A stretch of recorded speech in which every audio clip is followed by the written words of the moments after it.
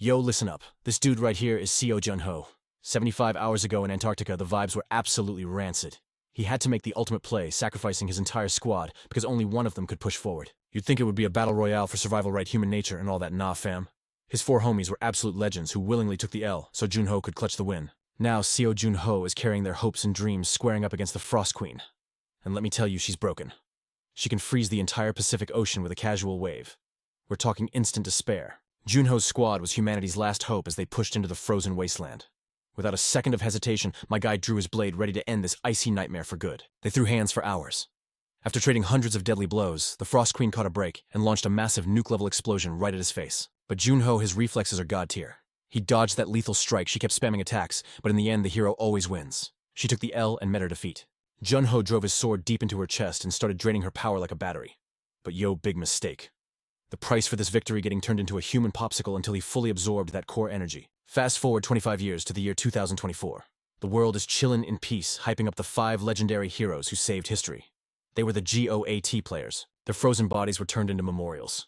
But suddenly, right in the middle of a livestream crack, Seo Jun-ho's hand moved. Some sharp-eyed kid in the crowd pointed it out immediately. Nobody believed it until Boom Jun-ho shattered that thick ice like glass and stepped out. Talk about a dramatic entrance. Turns out he finally finished absorbing the Frost Queen's juice. But reality check dude was running on 1% battery. He couldn't even move before passing out cold. The internet broke instantly. The legend awakens from slumber was trending everywhere. So, Sleeping Beauty finally wakes up after a 25-year nap. He regains consciousness in a hospital bed fresh out of the deep freeze. It's the return of the king. The association announced, "We gotta protect this hero's health at all costs." Donations for the Hero Memorial Fund hit an all-time high that day. People were losing it. Everyone's sharing hope, but Jun-ho. He's sitting there reading the news on a tablet, grimacing hard. 25 years. You gotta be kidding me. He tried to make a fist, but his hand was shaking like crazy.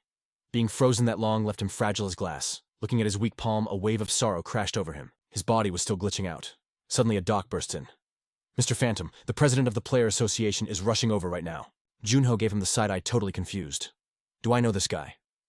He was about to say kick rocks because he hates interruptions from random NPCs. The doc swore they were tight, claiming the president calls him a close friend. Jun-ho bowed his head, getting emotional. Friends. Don't have many of those left. He thought of his fallen teammates and the feels hit hard. Thanks for the heads up. Guess I'll see who it is. At least the world changed for the better. That's what he and his squad fought for, a peaceful world. Pale as a ghost, Jun-ho stared out the window. "So what's the move now? I only know how to fight. Am I unemployed? Whatever." He shrugged and ripped off his mask. "Don't need this trash anymore." Suddenly panic. "Ah, Mr. Phantom." The doc was sweating bullets. "Why did you take off the mask, bro?" Jun-ho flashed a $1 million smile holding the mask up. "It's a peaceful world, right? Who needs heroes?" The doc just stood there, looking awkward as hell. "What's the deal?" Jun-ho asked. Before the doc could stutter an excuse, the door flew open and Shim Dio-gu walked in. Jun-ho's jaw dropped. After a second, he asked, "Wait, is that Dio-gu?" The medical staff burst out laughing. Dio-gu turned, beat red, cleared his throat, and yelled, "Hey, everyone out, private convo." Co Jun-ho, you look exactly the same. Jun-ho grinned, impressed. "Wow, the voice is definitely you." Then he pointed at Dio-gu's receding hairline. "See, I told you I knew you'd end up with that M-shaped bald spot." Dio-gu was speechless. "Is that seriously the first thing you say after 25 years? You savage little—" Dio-gu clutched his shiny head in embarrassment. Jun-ho laughed. "You really expected a hug, come on, man." "So?" "Even after 25 years, they haven't cured baldness." Annoyed, Dio-gu pulled up a chair. "You legitimately haven't changed a bit." Jun-ho sighed, realizing he was basically the same, just a little different now. Then the vibe switched. Jun-ho got serious. "Yeah, what was with the doc's reaction earlier? Why were they shocked I took off the mask? Shouldn't the war be over?" Dio-gu started stammering. Well, he had to spill the tea. 25 years ago, right when you stormed the Queen's lair, the system dropped a global message. Announcement, congratulations, the Frost Queen has been defeated. Dio-gu was hyping it up back then, thinking, Jun-ho, you beast. But the notifications didn't stop. Safe zones will now appear on Earth. Portals opening. Players were crying tears of joy, but hold up, joy was short-lived. Space elevator built to level 2. Now entering the frontline sector. People were outraged, screaming, "What kind of nonsense is this level 2? You mean the game isn't over?" The system was like, "Stay strong till the final level losers." Total chaos. Players' guilds and politicians held a massive emergency summit. After a long debate, they deployed a huge expedition team to the front lines. Level 2 was a gold mine, Dio-gu explained. New magic tech, infinite resources. Jun-ho cut him off, voice serious. "And that's why Earth is rich now," Dio-gu shouted. Jun-ho stayed icy. "I don't care about the cash. There are 10 levels total, right?" Tension in the room spiked instantly. Dio-gu nervously repeated 10 levels. Jun-ho did the math. "Me and the squad spent 5 years beating the Queen. It's been 25 years. We should be at level 7 by now. I know other players are trash compared to our team, Junho reasoned. That's why only 5 of us made it to Antarctica. But realistically, they should be around level 5. So spit it out. What level are we actually at? Deoku looked at the floor. Silence. Yo, Deoku, why are you quiet? Finally, he whispered, in 25 years, humanity has only cleared level 2. Dead silence. Junho froze eyes wide. He leaned back, messing up his hair in pure frustration. Deoku looked ready to cry, mumbling, I got nothing to say. Junho clenched his teeth and hissed. 25 years, and you moved an inch, he sat up sharply. After all that time, you're saying you're stuck on level 2. Maybe it sounds like an excuse, Deoku stammered. But there's a valid reason. Junho crossed his arms. Fine. I'll listen just for the laughs. Let's hear this ridiculous reason. Deoku bowed his head in sadness, then looked up hesitantly. The Frost Queen's core. Junho blinked full of questions. Deoku paused before dropping the bomb. Level 3 is a literal volcano zone. Nobody can survive the magma heat without the ice resistance from that core. Junho stammered. So, you guys haven't found the core yet? Deoku rubbed his head nervously. It's embarrassing, man. We searched every dungeon, every nest. But in 25 years, we never found it. Yo, check this out. CO Junho's face just went ghost white. He's mentally facepalming like, duh, you absolute moron, I already absorbed it. His buddy hits him with that ultra-warm smile, totally glowing like the morning sun. He's like, chill fam. Bad luck happens. We gotta vibe with it. But hey, if I mess up, you got my back too, right? Shim Deoku is straight up catching feelings. Tears are welling up in his eyes. He's like, for sure, bro. How could I not? But Junho, he's getting kinda confused by all this sudden drama. Junho is thinking, when do I tell him to dial down the feels? So he pulls a quick switcheroo to dodge the awkwardness. Yo, enough about that. How's life been treating you? Deoku gets all shy about it. Man, they must have yapped until the sun dipped below the horizon. Deoku finally realizes it's dark and asks, Yo, it's mad late. You hungry? You wanna grab some grub? Junho shakes his head and goes, soup is fine. Then he flashes a sign asking about the History Museum and the 5 Sleeping Heroes. Is that place officially hype yet? Deoku zones out for a sec, staring into space. Then he stands up. I'm hitting the first floor. The paparazzi are swarming down there. Let's roll together so I can cover you. Junho grins with a sneaky plan. Can't I just ghost through the side emergency exit? He promises to bounce right back to the hospital. Boom. He's off to the museum. Ding, the system sound chimes, signaling success. He creeps inside and freezes.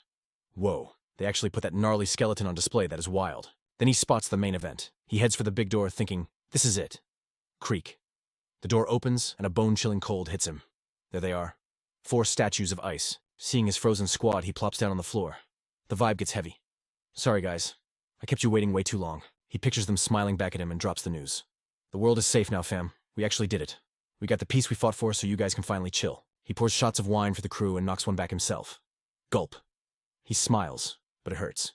Looking at the statues, he asks, this wine tastes way too sweet today, huh? Only silence and cold ice hit back. Junho snaps, ah, damn it. He stands up and starts wiping the dust off their frozen heads. Look at you guys all dirty and dusty. Suddenly BZZT, a system alert, jump scares him. He unlocked the ice skill but major fail, he is broke on mana. The unsealing failed and the info drop is absolutely insane. Wait, the skill. Says he can unseal them while frozen. He screams. Say what? Is this for real? Can he actually break the curse right now? He is thinking, I can bring the squad back. He starts smashing buttons on the system interface focused like a laser. Then shock face. What the heck? My magic stat is 18. Is this a joke? He scans the data lines like a hawk trying to figure out how to save his homies. It ain't gonna happen overnight, but yo, it is possible. Staring at that glowing screen, he catches a vibe. This is the key. The gears in his head start turning as he schemes up a master plan. Deoku always said S rank was the cap, but maybe Junho is the first to break it. He touches his chin, muttering, did I snag this loot after clapping the Frost Queen? Then he freezes. Hold up, all stats jump by 30 with every level on the space elevator. If he restarts his grind from floor 1, he won't just be strong, he'll be a god. Plus, he can rock the Frost Queen's powers. Now he reaches out a hand, hyping himself up. I'm gonna melt this ice and save everybody. He creates a fist and pounds the ice. Bam, pure determination. Just hang tight a little longer. Junho promises Tracy. I'm gonna bust you all out of there. Back at the hospital, a voice echoes. You wanna get back in the game? Junho replies, cool as ice. Why are you shocked you knew I would? So what's up with the rug on your head? Junho teases. Deoku fires back. Didn't you used to whine about wanting to retire? Junho hits him with the cold, hard truth. That was 25 years ago, bro. Deoku rubs his head looking super stressed. I don't think it's a good idea. Junho stares him down. Why are you blocking me? Stop explaining and spit it out. Deoku drops the D-word demons. Junho tenses up instantly. We're talking about players who went rogue killing folks just for kicks to satisfy their sick cravings. Those guys were straight up trash cancer of society, destroying cities, blowing stuff up like it's a movie. Junho asks, confused. Wait, they came back? They were suffocated back in the day, Deoku explains. We didn't have cameras everywhere on the second floor like we do now. No country could track them down. Now that you're gone, those creeps are probably throwing a party. Junho cuts him off. I think I get why you want me to stay retired, old man. Junho casually keeps munching his food. They still got beef with me, right? He imagines those demons sharpening their knives with wicked grins, hunting the specter. Dyaku's voice shakes with fear. They go psycho just thinking about killing you. Junho just shrugs. Oh, word. Dyaku snaps. Forget it. Just stay hidden. You gotta ditch the specter identity if you want to live. Come back as just Seo Junho. But Junho cuts in with a smirk. Nah, I gotta go back in there. Dyaku is stressing out. He sits on the bed asking, have you lost it? Nobody has cracked the lava zone on floor 3 yet. Junho chews his food and drops a bomb. What if I told you I got the cheat code? Dyaku literally jumps out of his chair. Say what? He checks his ears to make sure he heard that right. You have a way. Junho puts down his spoon gently. You said you needed the Frost Queen's core, right? Yeah, I ate it. Dyaku blinks. Huh. You ate the soup. Not the soup, genius. Junho shakes his head. Dyaku looks stunned, his face twisting up in horror. Not the Seoliongtang? Junho clarifies with a cringe face. Not the soup, I swallowed the core. He tries to explain. I didn't mean to snack on it, okay. I beat her, and it just zoomed into my body. What was I supposed to do? Dyaku grabs his shoulders and shakes him. Why are you like this? My blood pressure is spiking. Why are we friends? Anyway, I got ice skills now, Dyaku asks hoarsely. So you can beat the lava? Junho shrugs. Probably. Dyaku's face is still full of doubt. He looks suspicious. Is the real reason you're coming back because of your teammates? Junho answers short and sweet. Yeah. Dyaku pauses. That's solid. Dyaku gets serious. All right, I'll handle the doctors who saw your mug. You are the goat man. Junho pumps a fist. Let's go. Dyaku flops onto the bed, relieved. Least I can do? Then Junho adds, oh, by the way, my power is sealed. I'm level 1 again. Dyaku panics. Stats 2. Junho snaps his fingers playfully. Bingo, my blood pressure. Then he asks, can you hook me up with a rookie player license? Dyaku looks grim. Guilds run the show now, they're stronger than the association. Junho worries. So you can't do it. Dyaku grins. Nah, watch me. So here's the tea. The major guilds set up a new rule where you have to pass a public exam to get licensed. No shortcuts allowed. Dyaku just shrugged, totally helpless. Bro, my hands are tied, he complained. What a drag, Junho sighed. Yeah, it's stricter now. Dyaku admitted, emphasizing the change. But then he winked. Look at this as a golden opportunity to flex. He gestured wildly. Think about it, if I'm going to sponsor you, I need a legit reason to back it up. So how do we spin this narrative? Seo Junho asked, hype building in his voice. Oh man. The gears in his brain started turning. Basically, I just have to dominate this test so hard that every guild begs to sign me right. He sat up, game face on. All right, bet. I got this. Junho's voice cracked with anticipation, eager to throw down. Fast forward to the gleaming white guild building, and the testing area was absolutely popping. The main hall was massive and lit packed like sardines with hopefuls. An attendant handed Junho a card number 75. He winced internally, thinking about the entry fee. Damn, that cost a pretty penny. Please, chill here until your number is called, the attendant announced. SEO Junho scanned the room, silently vibing. The atmosphere surprisingly chill. No drama yet. Slouching in the waiting area, he told himself, just gotta wait for my turn to shine. But a little itch of curiosity hit him. Should I eavesdrop on the competition? Junho's gaze turned icy sharp. A powerful aura rippled out invisibly as a system window pinged. Skill Night Guard activated, boosting his hearing to superhuman levels. He closed his eyes, tuning into the whispers like a radio frequency. Yo, did you see the news? That ancient maze on floor 2. Dude, guess what? The examiner today is the chairman Dyaku himself. Haha, no pressure, right? If I fail today, that's 4 strikes for me. Seo Junho smirked, feeling cool as a cucumber. Suddenly, the first announcement flashed on the giant virtual screen. Junho looked up surprised. Oh, it's that glasses guy. The commentator looked passionate, arms crossed, tight. The fighting spirit is off the charts today, the analyst shouted. Look, the monsters are retreating out of pure fear. Junho watched closely, sighing. Man, that guy's gonna make it look way too easy. I'm low-key jealous. Junho stayed silent, eyes locked on the screen. Who could blame him? He analyzed the fight, noting the candidate used a lance perfect for keeping enemies out of your personal bubble. He exhaled, deep in thought. But here's the catch: when the enemy closes the gap, swinging a long pole is useless. Right on cue, the match ended. The council announced, candidate failed. Brutal. Junho thought calmly. So that's how the game is played. Inside the arena, the council called for number 75. One judge sighed. We're almost wrapped up. You could hear the disappointment in his voice. I'm not vibing with any of them today. Another judge frowned, clearly salty. None of them even meet the bare minimum stats. Chairman Dyaku decided to speedrun this. Send in the next guy. Seo Junho stepped into the entrance, walking with the swagger of a main character. The 4 council members and Chairman Dyaku widened their eyes, totally shook. Who is that? Someone whispered. Swordbow, throwing knives, daggers, even a spear. The judge gasped. Dude brought the entire armory with him. Another folded their arms, skeptical. He looks like a twig, though. Doesn't look like he can handle himself in a real brawl, she glared, piercing him with her eyes. Is he trying to cosplay the legendary Spectre or something? Dyaku frowned, stress levels rising. I told him to stand out and not start a circus. Dyaku thought, sweating bullets. Well, this is interesting, he said aloud, trying to play it cool. Internally, he was screaming, "Damn it, Junho, you're being too flashy." From the booth, a voice boomed, "Number 75, start." Junho spun around Bowen's sword equipped, giving a nod. The test began. A hollow note popped up: enemy dwarf. Height 130 centimeters. Weak but swarming. Boom, 20 dwarves spawned instantly. And they weren't low poly models. These things looked terrifyingly real with bulging veins. Damn, the graphics are insane. Junho grinned, absolutely thrilled. Finally, some action, he yelled. The dwarves bared their nasty teeth, eyes wide, as they rushed him from all four corners. They encircled Junho in seconds. He gripped his weapons, eyes locking in. It was go time. Whoosh! Junho's spear struck like lightning, piercing the front line. The hit dwarves pixelated and vanished instantly. Seeing their buddies get deleted, the rest of the mob went berserk. But Junho spotted the glitch in the matrix. They just keep respawning when I kill them. What's the point? He tossed the spear and whipped out 3 throwing knives. Time to switch up the meta. He turned his head, mumbling as enemies flanked him. "Get off me!" Junho shouted, annoyed. "These rats love the ambush strat." Seeing their crew drop, the goblins panicked and tried to scatter. "Running useless," he scoffed. "Reminds me of the guy who taught me archery," Junho thought. Just as the arrow left his string, he remembered the legend himself, Gilberto Green. Thwack.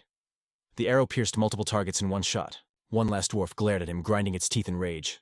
Seo Junho watched a charge, adrenaline pumping. Based on the flow, this guy has to be the final boss of the wave. He slowly drew his sword, every movement screaming, "Mastery!" Clang. The metallic ring echoed as the blade hit the ready stance. He stood tall, eyes steady. The dwarf screamed and rushed first. The sword tip scraped the floor, sparks flying. Junho unleashed a blade of light. He raised the weapon high, charging head-on like a maniac. A smirk played on his lips, pure, absolute confidence. Slash. The dwarf was cut down instantly, but 2 more dive-bombed from the sides. Another opened its mouth, screaming like a banshee and stomping the ground to throw him off. Junho tightened his grip. Not today. He spun like a top, swinging a counterattack as death rained from above. His eyes glowed crimson red. A mysterious, dangerous smile spread across his face. Junho slashed wildly, a hurricane of steel, shredding the entire group. He gasped for air, acting shocked. "Whoa!" A council member announced. "Number 75, SEO Junho. You pass. Congratulations." After the brawl, Junho sighed internally.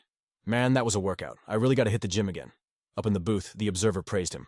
"Excellent work. I honestly have no words. That was clutch." A woman sat with crossed arms, looking deep in thought. "His innocent eyes fooled me. He's not just a cosplayer, he's the real deal."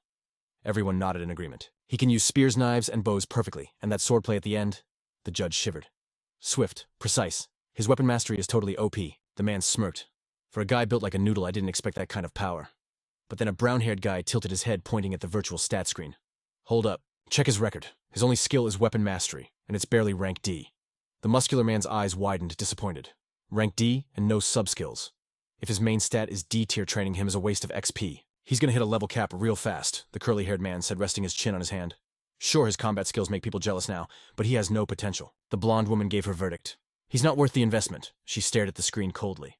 "Best to avoid the loss. Why choose hard mode when we can recruit easy talent?" Diokgu calculated silently. "Perfect. Recruiting him won't raise any red flags if they think he's trash," Diokgu thought. He elegantly sipped his tea. "I think we've reached a decision." He set his cup down, hiding a smile. "Too bad we had to fake his profile, though." Seo Junho's fake profile passed the check. Outside the guild hall, Diokgu closed his eyes, smiling with relief. Meanwhile, back at the office, Seo Junho was already sprawled on the sofa like a lazy cat. Yo, this web novel is crazy. Looking at the mess on the table, Diokgu felt a headache coming on. This player was a world-renowned hero, the legendary Spectre. And now he was just a couch potato. Diokgu tried to keep his cool. "Patience. I need patience. Lord, give me strength." Lost in his mantra, he heard Junho cheer loudly at his phone. "Yas, Seo, Junho." Diokgu spoke coldly, suppressing the urge to strangle him. Sweat beaded on his brow. "What are you reading?" Junho answered casually. "It's about a main character who's a priest, but he beats people up instead of healing." Diokgu looked puzzled. "Are you insane?" Then he sighed, his expression softening. "You never change, do you?" He sat down. "Sit up. I brought the gear you asked for." Diokgu asked cautiously. "Why you obsessing over unconquered gates, bro? You ain't planning to speedrun those at your current level, right?" Seo Junho cut him off cold. "That's exactly the plan. Don't even try to stop me." Diokgu's jaw dropped. "Yo, this guy is actually insane." "Say what?" Shim Diokgu's voice shook like a leaf in a storm. "You know what unconquered actually means, right?" Junho just turned and shrugged, totally unbothered. "Think I got amnesia or something." Then he broke it down. "These gates are absolutely stacked with monsters and traps that attack on sight. Some of these zones are so hardcore that players get deleted without leaving a trace." He got serious. "That's why those unrated maps are called unconquered gates. Basically, Junho noted, only demons can tank those spots. Diok-gu snapped back, warning him. Exactly. That's why it's a total death trap. Even the top-tier high-level players are banned from entering Gi. Newbies rush in for loot and end up straight up dead. He looked totally stressed out. And with your body stats currently nerfed like this, ain't this way too much for you? Junho smirked. Why the stress you forgot who the MVP is? Besides, aren't these unconquered gates a major pain in the neck for your guild? Diok-gu sighed defeated. You ain't wrong, he admitted. But I can't let my best homie walk into a meat grinder. Junho lowered his voice. Shim Diok-gu. He kept it 100. I know we're having a touching moment here, but I still gotta go. The potential gains are just too massive to ignore. Diok-gu blinked confused. Gains, he repeated slowly. The loot inside scales up over time. Gates that stay unconquered for years. They drop insane amounts of experience points. Junho threw out one final logic bomb. So you're risking it all just to power level a bit faster? Seo Junho answered calmly. Yup. Diok-gu shouted, panic rising. You forgot you already got a game over once. Can't you find a safer route? He looked down, voice cracking. Right now, my squad is waiting for me to break them out.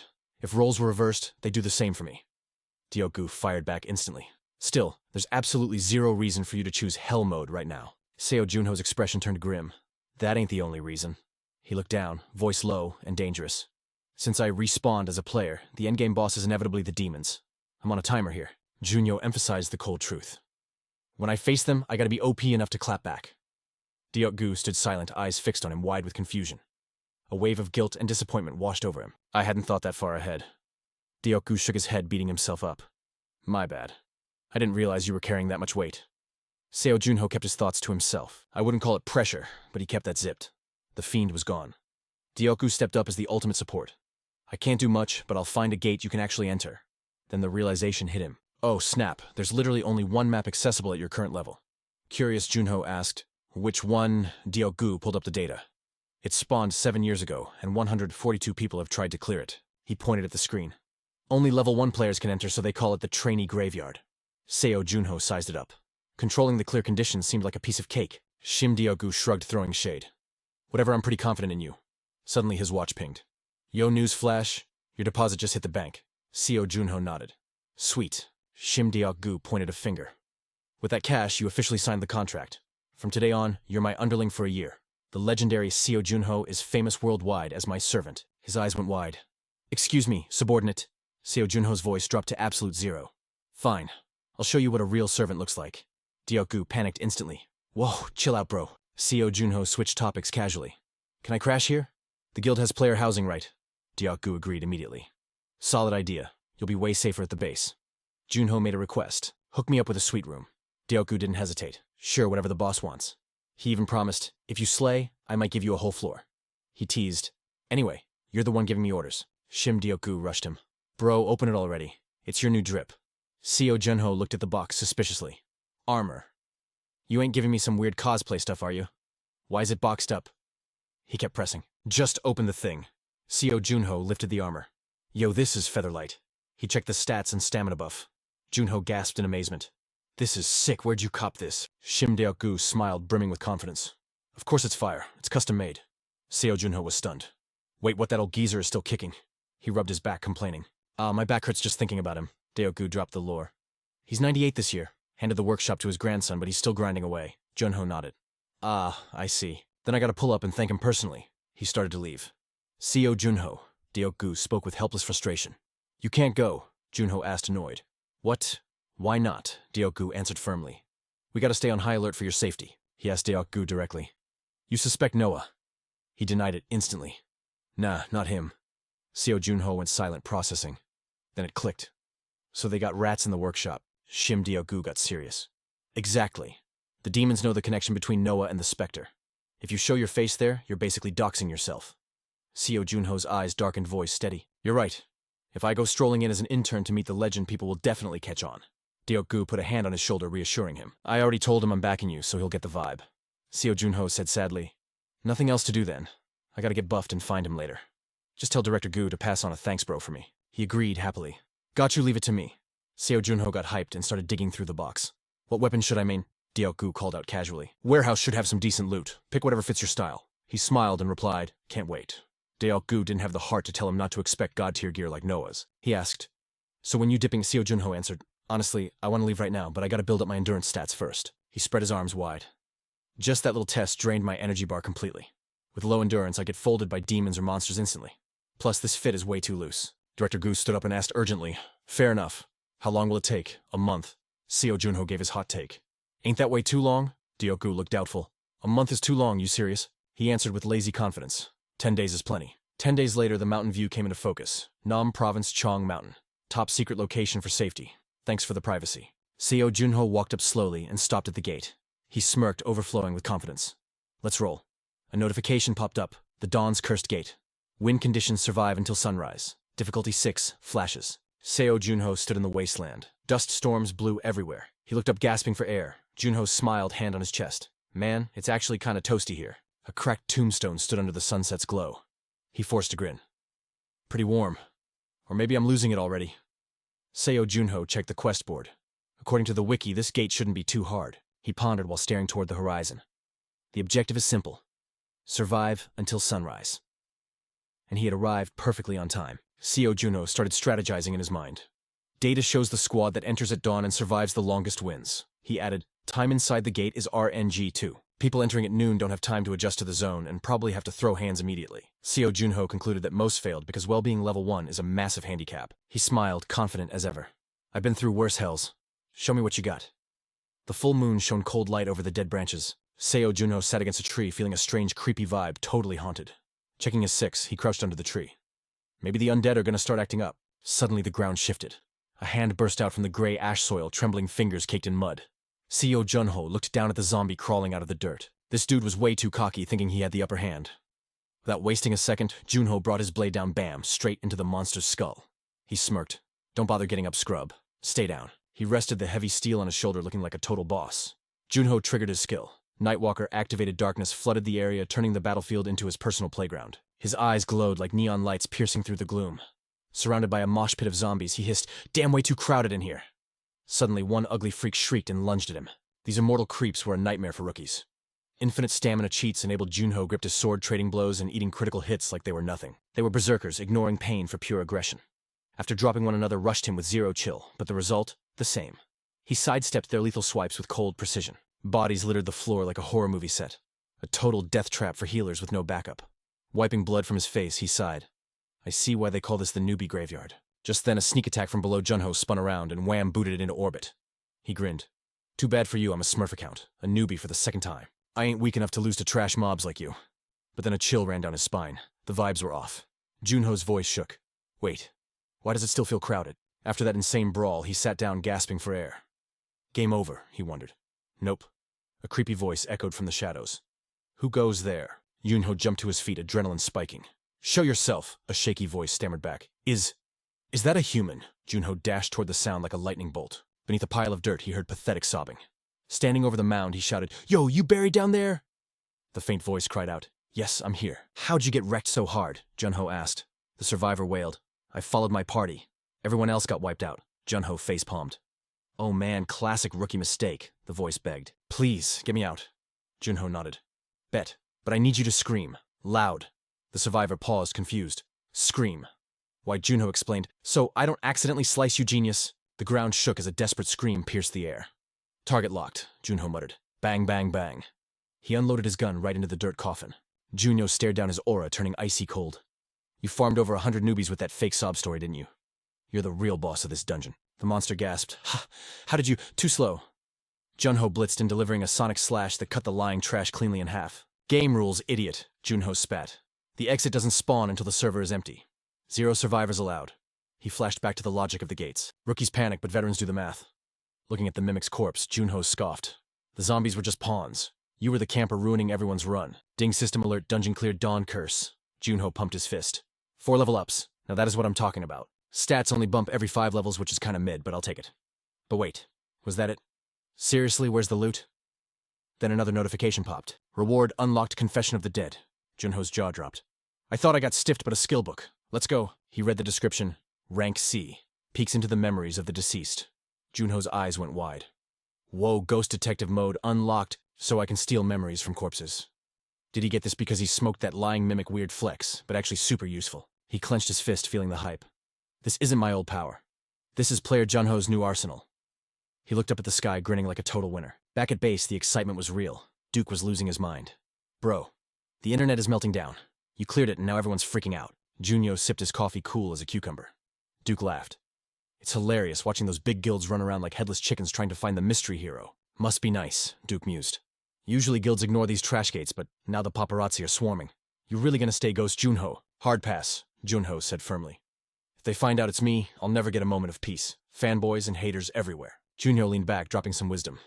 Duke, why do people simp for designer brands, even when it's just factory stuff? Duke shrugged. 'Cause it's expensive. Exactly. It's about exclusivity. Junho smirked. I'm not just a player anymore. I'm becoming a luxury brand. The legendary limited edition drop that nobody can get their hands on. That creates the hype. Duke raised an eyebrow. Everyone wants it, but nobody knows where to find it. So you're basically trolling the entire industry. Duke chuckled. Man, you are wild for that. You know it? Duke shook his head. Sometimes you're a real sadist. What's your blood type? S for savage? I can't hide forever, though. Junho tapped the table. The big brains will notice the pattern. Someone's clearing the impossible dungeons. They'll connect the dots. The reporters will chase the trail. Junho held his head high. I don't need to chase the spotlight. The spotlight chases me. Duke snorted. Since when do you care about looking cool? Junho blinked, feigning shock. Excuse me, I've always been the main character. Whatever. Hungry? Duke asked. Just ate, Junho replied. Eat more, you're scrawny. Cut to Junho, shaking muscles, screaming in the gym. One more rep. Sweat poured like rain as he pushed his limits, veins popping. Junho roared. Last one. Crash. He hit the floor, dead to the world. Ding's strength stat increased. Music to his ears. He lay there totally spent but satisfied. He chugged water like a lifeline leaning against the wall. Not bad for a workout. He wiped his face and checked the time. Time for business. He pulled up the holo screen. Next target, the Garden of Love. The OG unconquered dungeon of South Korea. Leave a dungeon too long and it explodes. An open gate scenario. Basically a ticking time bomb waiting to destroy everything. The government bounties are massive. Everyone tried to be a hero. The score dungeon 124, humans 0. They got desperate and hired a mercenary, Junho noted. A super rookie from India named Tusa. Kid's a sniper with a bow. Junho analyzed the data. He might even be better than the legendary Gilberto. This should be interesting. Yo, check it. CO Junho had to face the cold, hard facts. Tusa VC total fail. The whole squad lost hope trying to conquer the Love Garden. A superstar player, only 22 years old, just deleted from the server. Big sad. Hits you right in the feels, doesn't it? CO Junho thought about the tragedy and realized, that could have been his game over screen. Knowing the risks, he knew he had to stay woke. He flexed that he's been grinding gym levels like a beast to boost those power stats. Boom. Every stat except magic is popping over 30 now. He checked the scoreboard and nodded. Yeah, that's enough juice for now. CO Junho is officially maxed out for his level. But hold up. If a rising legend like Tusa got wrecked, there's gotta be some sus hidden boss lurking around. He put his thinking cap on. Can't catch a stray L out here. Got a plan for every crazy scenario. Time to flex. CO Junho stretched his arms, feeling loose, and whoosh. Icy blue magic lit up his hand. Frost skills unlocked, baby. He grinned like a kid in a candy store dying to test these bad boys in a real brawl. He stepped right into the Love Garden. SEO Junho checked the HUD and scoped out the vibe. Mission objective: murder everything that moves. He locked in, wondering what kind of freaky creeps were gonna pop out. But if a full squad of 4 got wiped, there's a trap card waiting. SEO Junho gripped his weapon-tight eyes, darting around like he's paranoid. He looked down at this massive maze, total death trap vibes. Yo, what's that? He decided to play it safe and skirt around the sketchy zone for now. Finding a chill spot, he leaned back and said, the Love crowd only parties at night, so I'ma just vibe for a bit. These monsters love the nightlife. I've been waiting forever.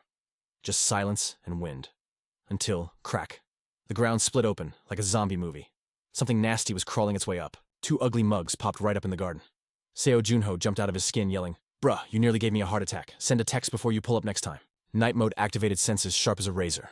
Seo Junho leaned against a pillar, acting all cool. Only 2 of your weak sauce. He smirked, hitting them with that classic main character trash talk. Suddenly the beast came for his neck. Seo Junho hit that dodge button, flipped into the air like an acrobat, and spun around. Spear locked and loaded, he thrust that bad boy with maximum effort. Eyes on fire, aiming for the kill shot bullseye. The spear sliced through that monster like hot butter. Absolute destruction. He stuck the landing like a pro. Grabbing his spear, he muttered, Get a load of this. Then his inner hype man chimed in. Sheesh, that Frost Queen buff is no joke. Wham! A sucker punch out of nowhere. His body stumbled, barely staying on his feet. Seo Junho frowned, looking salty. Yo, is this a whole raid wave or what? He scanned the block. Wow, just 2 more kinda disappointing. Dropping into a battle stance, Seo Junho went full Leroy Jenkins, charging in with his spear high. His moves were glitch fast. Bam, bam, bam, 3 baddies deleted before they could even blink. Spotted a creeper behind him.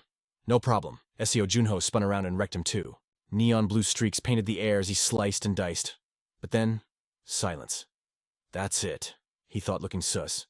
That was way too easy. When did this mob even link up? There should be at least double this amount. Sweat started dripping down his face. Don't tell me they have a respawn glitch. Suddenly roar. A sound so loud it shook his bones echoed from the void. Seo Junho grit his teeth and screamed, "Oh, come on, seriously!" He took off sprinting like he stole something, yelling, "How many of these freaks are there?" Enter the alpha beast, massive main eyes glowing like headlights. Seo Junho dodged by a pixel and spun for the counter. His hands lit up blue, unleashing a storm of razor-sharp energy blades. He threw up an ice wall block. The impact was insane, exploding into a fireworks show of blue glitter. The shield totally smashed to bits. But wait, he grabbed those broken shards and yeeted them back like throwing stars. While the beast flinched, Seo Junho swung his spear with god-tier power, wiping out a whole stack of enemies. Phew, he sighed. How many hours have I been grinding? He was drained but not out of the game yet. Still, something felt super sketchy. Seo Junho limped forward, deep in thought. If I'm struggling with S-rank hacks, a squad of 4 should have crushed this. He ran the numbers. Players have been trying to beat this level for 5 years straight. Some were absolute units. Tusa VC was a rookie prodigy. He analyzed the plays. That kid could have soloed half this dungeon. With a crew, should have been an easy clap. He kept sprinting, mind racing, while his spear unleashed a final blue energy wave. Slash. The system pinged. Why did Tusa fail? Then the notification popped up. You have conquered the Garden of Love. Seo Junho looked at the wrecked flower field and let out a huge breath. Whoosh. Felt like his soul almost left his body there. Hey, I'm alive, so we Gucci. He stood there talking to himself. Why did I even pull up here? This wasn't the plan. What is this place? Slowly, he walked into the spooky dark maze. Freeze frame. He looked up, shook.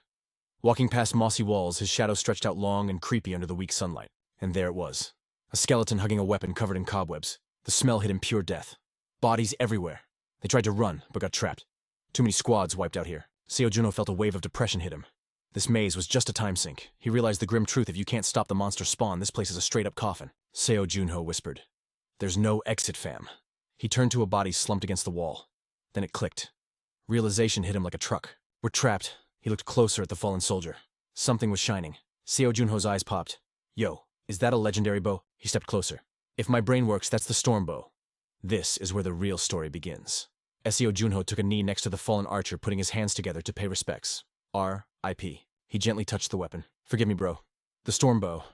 Legends say the arrows dance like butterflies when you shoot. They say it moves like the wind in a storm. Living up to the name, Seo Junho wondered, wait, didn't the Indian government loan this OP gear to Tusuf C? Is this him? He spotted a diary under the skeleton's hand. Seo Junho opened it up, super curious.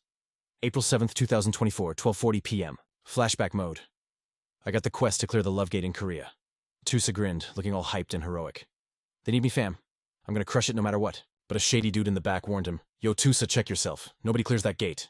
I'm telling you straight, you go in there, you ain't coming back. Tusa put a hand on his chest, all proud. The Koreans came all this way for my help, I can't leave him hanging. That's not Venu's style. He was set on it.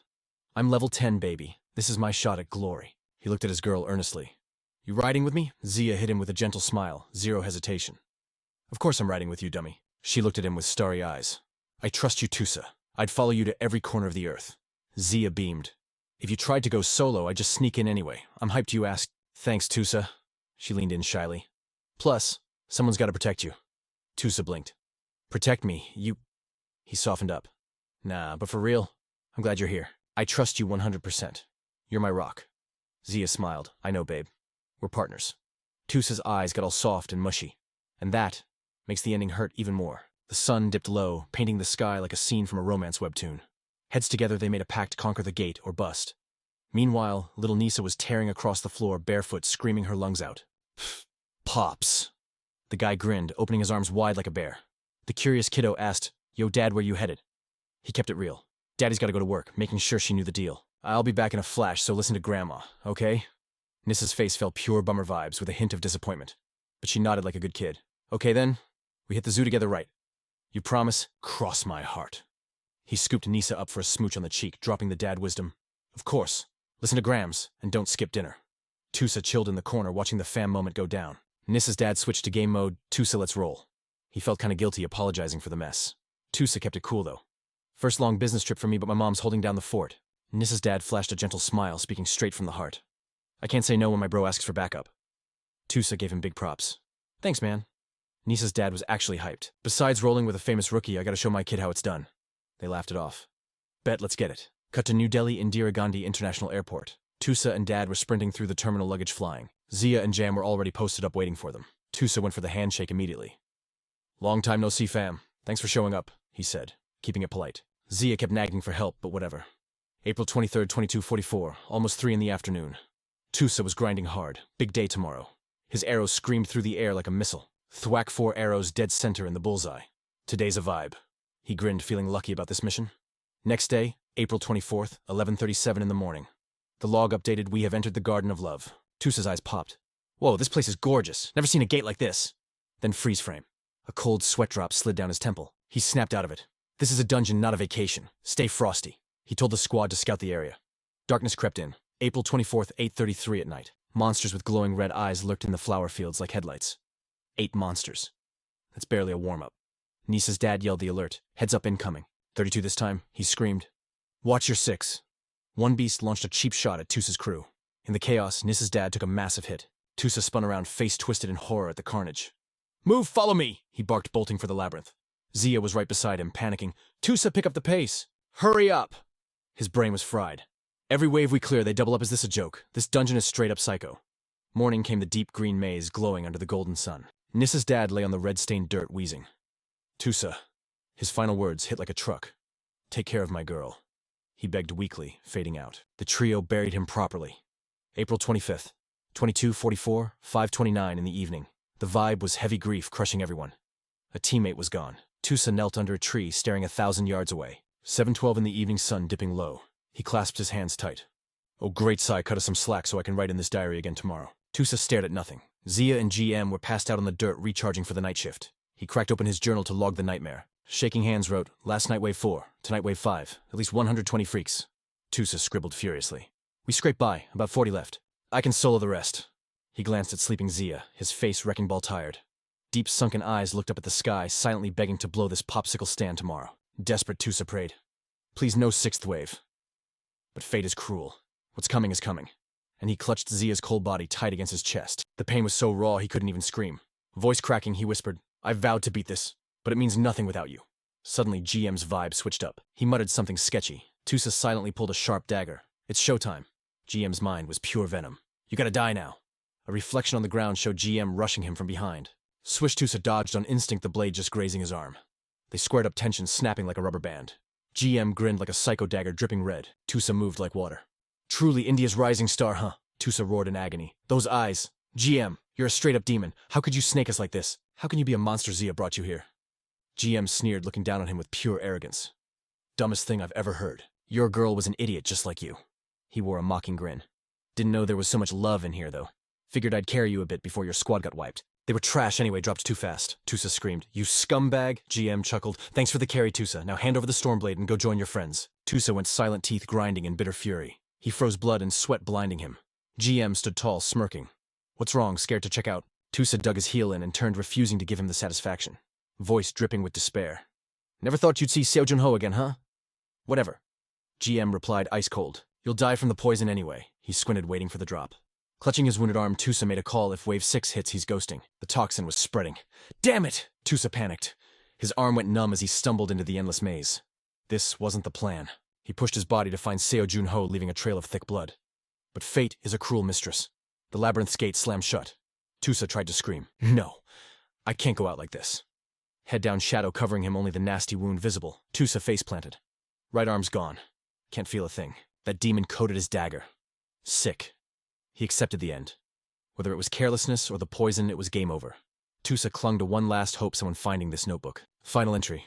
"Tell our families we're sorry." Seo Jun-ho finished reading, his eyes shaking with secondhand grief. He flipped the worn pages. "Is that it?" "Nope, a few more lines." Seo Jun-ho leaned in to read the shaky scribble at the end. "If the squad was alive, could we have clutched this?" he wrote bitter. "This is that demon's fault." You could feel the rage radiating off the page. "Damn those demons," he prayed. "Oh Shiva," Tusa knelt in spirit. "Let me merge with the eternal soul," breath fading. "Cast those sinners to hell. Someone, anyone, avenge this dying warrior." Seo Jun-ho went quiet, downloading the info. He spoke calmly, grateful. "I get it now." He broke it down. The love points scale with the player count. "I rolled up solo, so the count was low. Easy mode for me."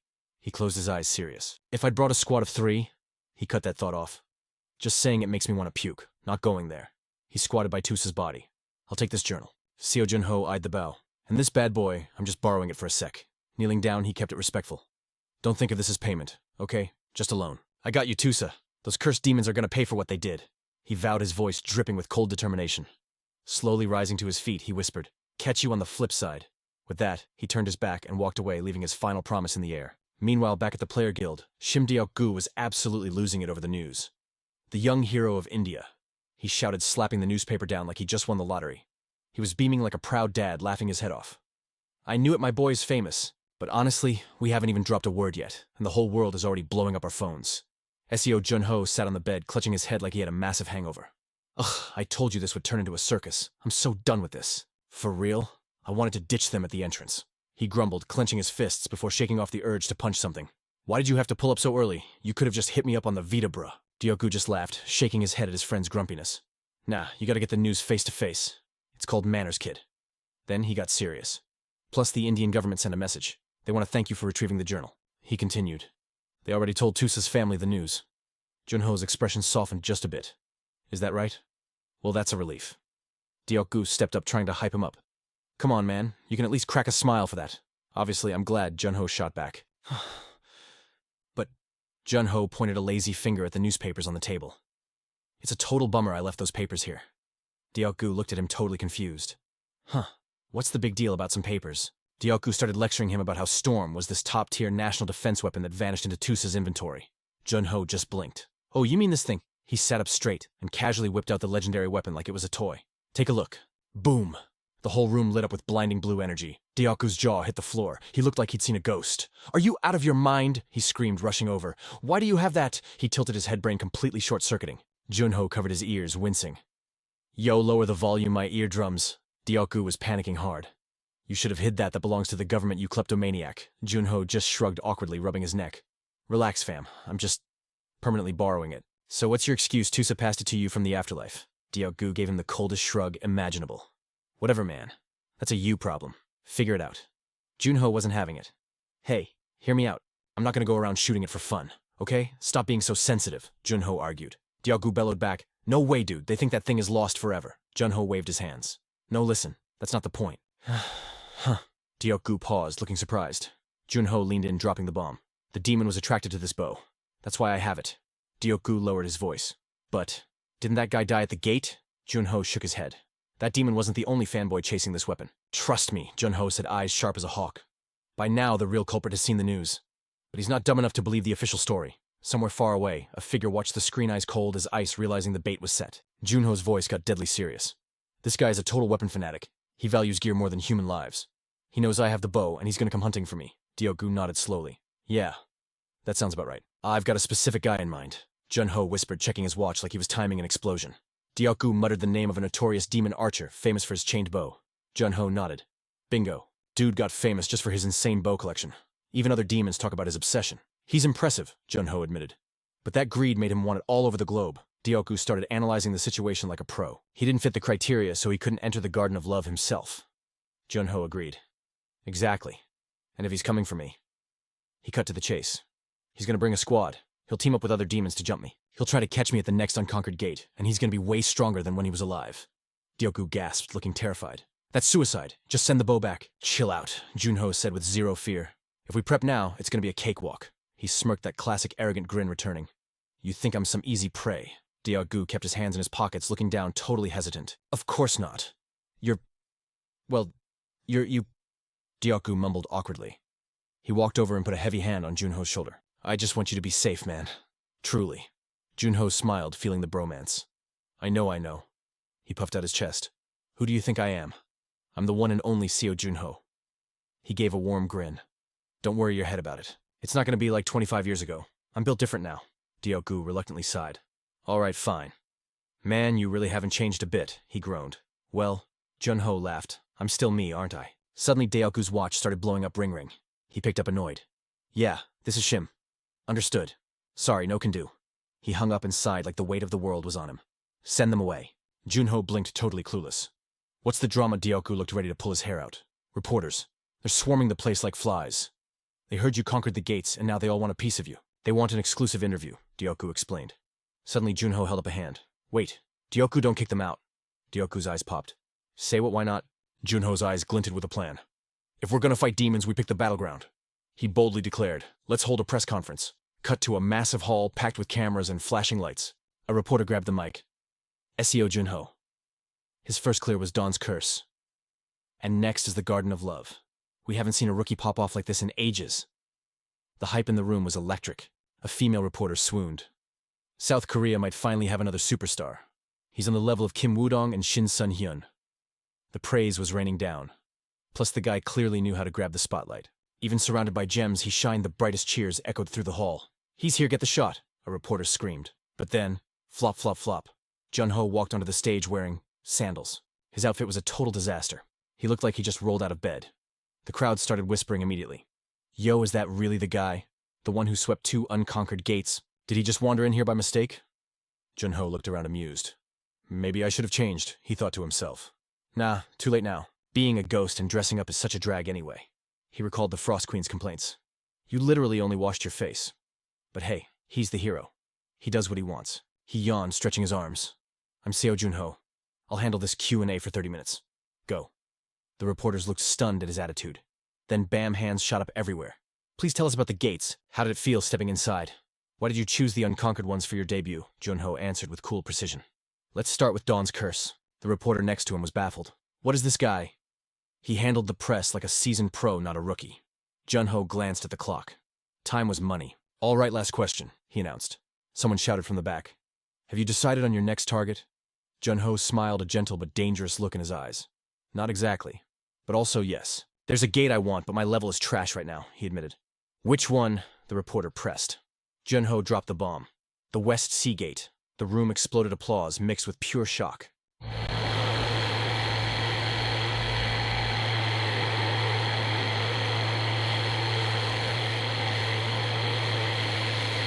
Camera flashes turned the room into a strobe light show. Seo Jun-ho, are you talking about the West Sea Gate? Questions fired like machine guns.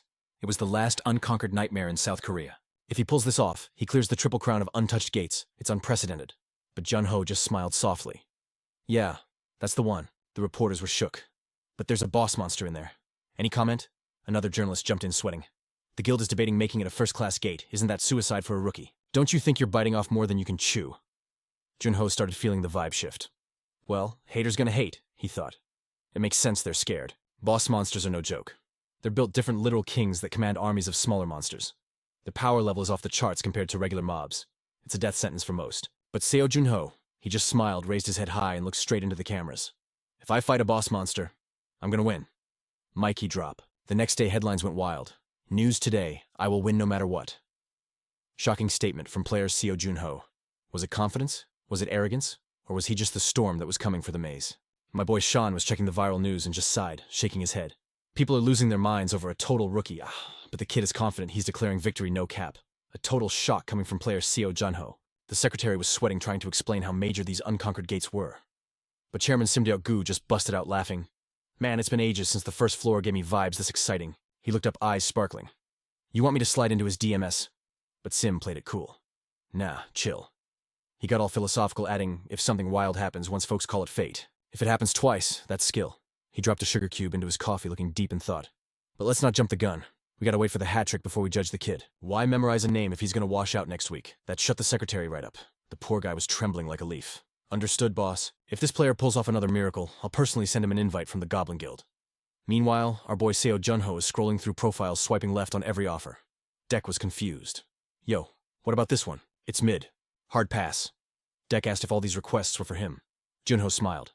"Yup, that press conference made me an instant celeb homie." Sim Deok-gu was frowning, scanning the jobs. "We need XP difficulty in the bag. Finding the Holy Trinity is tough." Suddenly Seo Jun-ho was like, "Let's just stop being picky and grab the last one, yeah." But Sim Deok-gu wasn't having it. "No way, your debut needs to be legendary." Then he slid a file over. "Check this. A father looking for a cure for his daughter's terminal illness." Sim Deok-gu dropped the bomb. "The key ingredient, a fox demon core." Seo Jun-ho froze. Fox Demon Dang, haven't heard that name in a hot minute. Flashbacks hit him like a truck. He almost got wrecked by one back in his rookie days. Dek tapped his watch to break the tension.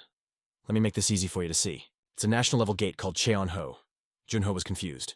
So, Dek pulled up the stats. Burning Sand Madness level request 5 to 15. Party size 30 people. Mission objective: wipe out all Fox Demons. Difficulty Nightmare. Sim Deok-gu explained it popped up 3 months ago and already clapped 7 whole teams. Seo Jun-ho started sweating. The level requirements are way tighter than the Fox Demon Gate I cleared as the Phantom. This is gonna be hardcore. But Sim just cracked up. "Bro, you're tripping. Player standards and gear stats are way buffed nowadays." "That's why I'm laughing. Modern players are trash compared to you, but I got faith in the OG." He pulled out a request. If you want to flex my skills, take this one. It's actually my buddy's commission. Junho raised an eyebrow. Your friend, the CEO of Mio Corp. Junho guessed it was the big boss, but Sim shook his head. Nah, it's his second son, Choi Pilho. Plot twist. Suddenly, knock knock, a lady in killer high heels strutted in. You rang chairman, Sim introduced her fast. Congrats, Miss Cha. Starting today, you're Junho's secretary and manager. He figured even a famous rookie looks suspicious if the chairman does all the grunt work for him. She stepped up. I'm Cha. Let's get this bread. Seo Junho kept it classy and shook her hand. For sure I'm counting on you. Sim Deoku hyped her up. I gotta go talk to the big wigs, so stick with Miss Cha. She's a total pro, so don't mess it up. She nodded all business. Thanks for the shout-out, sir. Sim waved them off. Go make me proud. The two of them hopped into the whip ready to roll. Cha got curious. Do you know about the Mio conglomerate? Junho nodded. Yeah, they're the top dogs in South Korea, right? Famous for being clean and protecting the royal family. They had the perfect life, until tragedy struck. The eldest daughter got hit with the 9-yin separation syndrome. It's a rare condition for people with too much yin energy. The only fix is blasting them with massive yang energy to keep them ticking. One cure is using a fox core. 29 years ago, the legendary Mr. Phantom proved it works. Her eyes lit up. OMG, I totally stand Mr. Phantom. Hearing that, Seo Junho awkwardly rubbed his nose. She caught him in the rearview mirror. Why is your face all red? Junho started stuttering. I'm just touched by the story, smooth save. The car pulled up and Junho stared at the gate. Man, this place hasn't changed a bit. Cha looked surprised. You been here before? He hesitated. Yeah, a lifetime ago. She went to announce them, but suddenly the door swung open. Are you the player Seo Junho? An older dude with a squad of bodyguards stepped out. He smiled warmly. Nice to meet you, I've been waiting. I'm Choi Pilho. Cha was shook. The VIP came out himself. Seo Junho was nervous. Yo, I'm honored you greeted me personally. But Pilho grabbed his hand like a lifeline. You're the hero stepping up to save us. I'm the one who's honored. Junho's eyes went wide. His hand was shaking, but it was because of the old man's overwhelming emotions. Tears started flowing. This is my only wish. Pilho bowed deeply, begging, please save my little girl from this nightmare. They went inside to talk business. Okay, straight talk. You need a fox core. Pilho nodded gravely. Yes. I saw a case in France where a patient fully recovered thanks to one. He smiled gently. I'll be up front. Commission fee 15 billion won. Plus unlimited gear and supplies. You name it, I got it. Cha's jaw hit the floor. That money is insane. But Junho went ice cold. Sorry, but I gotta pass. Say what? Cha screamed. Pilho panicked. 25 billion, 30 billion. Is it still not enough? Seo Junho put a hand up. Chill, I'm not asking for a raise. 10 billion is plenty. Cha and Pilho both looked confused. Wait, why less? Seo Junho dropped the lore. When Phantom took that job in France, he only asked for 100 million. The dad was ready to give up his whole empire, but Phantom said no. I'm the same. You never exploit a family desperate to save their own. That's the code. The sun was setting, painting the sky orange. Cha smiled. Thanks for the offer. I'll park the car. Go ahead. Junho kept it brief. Got it. Suddenly she asked, did you hear the rumors about the legendary Seo Junho and the chairman being besties? Our Junho froze. Do you believe that? People say the legendary Seo Junho is a cold machine. She shook her head. Nah, fake news. A hero like that has to have a heart of gold. Seo Junho looked at her surprised. You really think he's kind? She grinned. Totally. Especially after hearing what you just said. The legend watched his parents die. And you turned down billions to help a father. If he wasn't kind, he would have taken the money and run. A true hero knows the weight of tragedy and wouldn't wish that nightmare on anyone else. Junho let out a heavy, weary sigh. That kind of pain.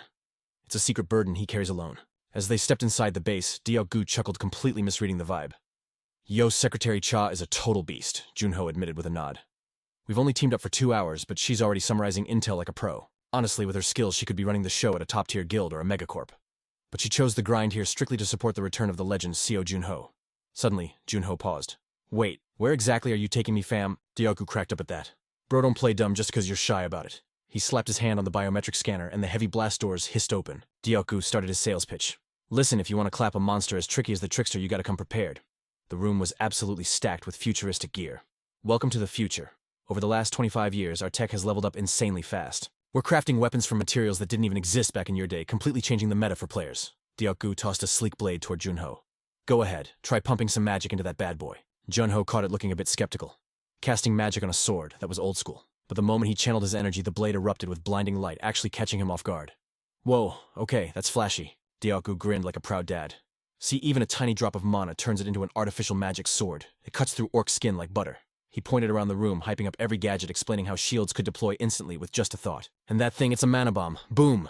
Junho looked unimpressed, twirling the high-tech blade. So is this the meta now? Players just rely on gear to carry them? Diao-gu hesitated, then gave a nervous shrug. I mean, yeah. High-tech weapons are super effective, so why work harder? Junho pressed him, eyes narrowing.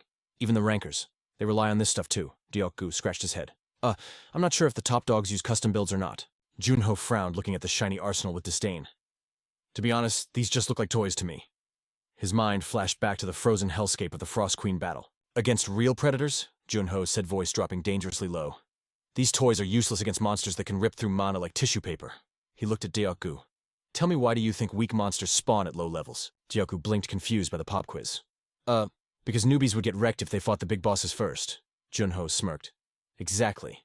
In that way, the system is actually pretty fair. Players gotta grind on mobs with similar stats to build real strength. That's how you survive the nightmare bosses later. Deokgu's eyes widened. So you think these gadgets are actually nerfing players by making them lazy? Bingo, Junho replied flatly. Then he chuckled, shaking his head. Players who only trust in tech will never reach the top tier. They'll hit a hard ceiling.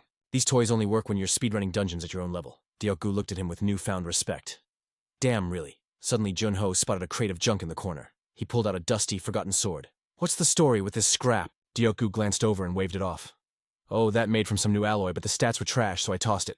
Junho didn't listen. He gripped the handle and flooded it with his overwhelming internal energy. The air screamed, a single swing unleashed a shockwave that rattled the entire armory. Deokgu's jaw hit the floor. Junho turned back, a mocking grin on his face. See? The world's gotten interesting, but this pile of junk is holding everyone back. Cut to the outside world, the sun is blazing, and the paparazzi are out in full force, lenses locked on one spot. Over there, a massive gate is crackling open. Inside a sleek van, Secretary Cha watched the chaos. Looks like the press is thirsty today, and the crowd is huge. Everyone is hyped for the Fox's core drop. Junho is leading a raid team of 27 people. Some are guild plants. But Junho? He's just chilling in the back, sipping hot tea like a boss. Junho murmured, genuinely surprised. This slaps. Is this lavender? Secretary Cha smiled brightly. You like it? Junho set the cup down gently. Save me some for when I get back. I'm gonna need it. Oh, and heads up, you gotta wake up early tomorrow. Cha blinked, confused. Early. Why? Junho flashed a confident $1 million smile. Because after I crush this dungeon today, my phone is going to blow up with requests. The second he stepped out of the van, the reporters swarmed him like zombies. Sekimiya Soanzio Junho. Is it true the Moho Corporation hired you directly? This is your first public raid. How do you feel? The Fox is a notorious boss. Do you really think a rookie can handle it? The nearby players watched with green-eyed jealousy. Look at him acting like the main character. It's sickening. Man, regular grinders like us always get pushed to the side for these geniuses. He's the hottest rookie in the game right now. Of course, the media is simping for him. The gossip continued. I bet it's all fake. No way that skinny dude cleared 2 uncleared gates solo. Totally sus. Look at his gear. It's trashed here. He's definitely hiding some OP items in his inventory. You really think he's going in with just that sword cap? Finally, the interviews wrapped up. All right, show's over, folks. Minyu Dong, the raid leader, shouted. All right, squad gear, check. Let's move. The atmosphere shifted instantly. A long line of hunters marched forward, stepping into the swirling vortex of the gate. It was go time. 11:28 a.m. The entrance to the scorching sand dune gate. The moment they landed, boots sank into burning sand. Ugh, are you kidding me? A desert map? How are we supposed to fight in this sauna? My stamina is already draining. Suddenly, Minyu Dong clapped his hands loudly. Yo, listen up, people. The confused crowd turned to look. Who's this loudmouth? Minyu flashed a cocky grin. Allow me to introduce myself. I'm Cha Minyu Dong from the 13th ranked guild in summer. Yeah, you heard me. Gasps rippled through the crowd. In summer, the elites are here. He held up a hand to calm the fanboys. Chill, chill. Look, we all know going solo in a place like this is a death wish. We don't want any friendly fire or loot stealing, right? So I've got a little business proposition for you guys. The players muttered. Proposition. What's the catch? Minyu held up one finger. 1 million won. Our guild will pay 1 million won to anyone who follows our orders during this raid. Then his eyes gleamed greedily. However, the Fox's core belongs to us. The crowd went wild. What? Are you crazy? You think 1 million buys a boss drop? You haven't even put down the 30 million deposit. How are you gonna snake the core without the guild's official backup? Minyu kept his cool, smiling like a shark. Hey, we're being generous here. If you hesitate, the offer drops to 500,000. Take it or leave it. That broke them. I'm in easy money. Me too. Hey Kim, let's just take the cash. Do we get free drinks too? While everyone sold their souls, Seo Junho just kept walking straight ahead. Minyu stared at his back, stunned. Hey, player Seo Junho, you're not joining the winning team. Junho glanced back, looking totally unbothered. Nah, I work better alone. Minyu was left speechless. The other players snickered. Told you the rumors were hype. People call him a genius, but look at his suicide mission. Captain, forget him. He's helpless out there. Minyu scoffed. Whatever. I don't care if a scrub dies. Minyu shouted. All right, lock and load. Let's move. Meanwhile, Junho trudged forward, the blazing desert sun beating down on him, totally unfazed. His mind was already dissecting the enemy. The Fox. A hybrid beast practically legendary. A boss that grows 9 tails after 1,000 years of cultivation. When all 9 tails pop, it ascends to become a celestial 9-tailed fox, a god among monsters. Every new tail means it can summon more minions. I don't know how many tails this specific boss has, so I need to find a vantage point ASAP. Suddenly, the ground rumbled beneath their feet. Minyu whipped out his sword. Contact front. Boom. A massive pillar of sand exploded from the ground. A pack of fiery foxes burst out screeching for blood. Minyu screamed, "Incoming enemy wave!" Then he tried to act cool. "Don't panic. Hold the line. Yo, Vice Captain. What's the head count?" The response came fast and loud. 30 strong, and boom. Just like that, the trap snapped shut. The squad didn't flinch. Weapons went up in anticipation. Minyu Dong barked the orders, and the boys unleashed the magic-casting spells like there was no tomorrow. 4 tech traps slammed down instantly, blasting waves of energy. One fox got too thirsty and zap. It convulsed like crazy, and the rest got fried right along with it. The crowd went wild, yelling, "Yo, is it actually working?" Minyu puffed his chest out, feeling like the man. "Take notes, rookies. This ain't your grandma's lame traps." He popped a shield and charged in like a tank. "That's floor 2 tech, baby." The vice captain hollered over the noise. "We already wiped out half the mob. Captain Tro, this is a cakewalk. We'll bag this fox in no time." He grinned, flexing hard. Less yapping, more slapping. Keep the damage up. But one dude in the back was totally stressing out. "I got a bad feeling about this. This is too easy." His buddy laughed him off. "Chill, bro. We're Summer Guild elites. We got this in the bag." Suddenly the lights went out. A massive shadow swallowed them up. "Huh." The loudmouth looked up confused. "Who turned out the lights?" Then his eyes popped out of his skull. A 9-tailed fox just spawned. He screamed like a banshee. "It's the 9-tailed fox." The beast stomped right on the defeated mob's blood, soaking the sand like a horror movie scene. The boss was ticked off. It roared at the sky, shaking the whole server with thunder. Ding system alert.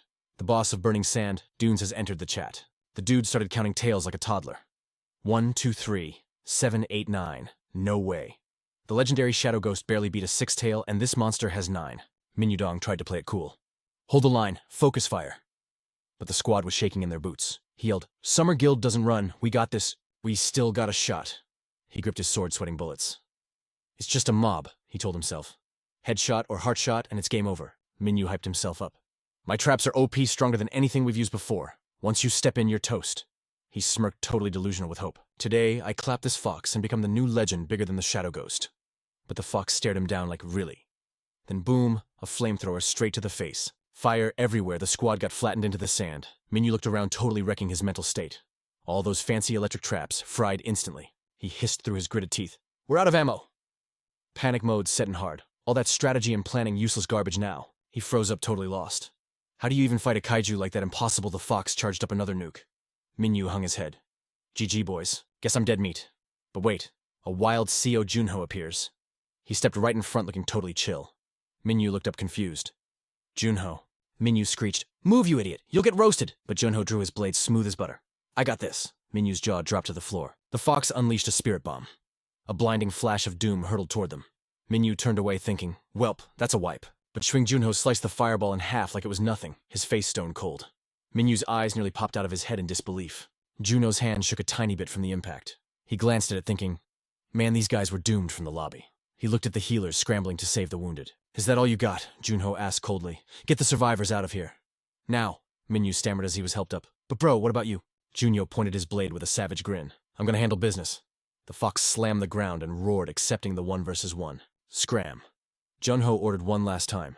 The squad didn't need to be told twice. "Let's bounce, Captain."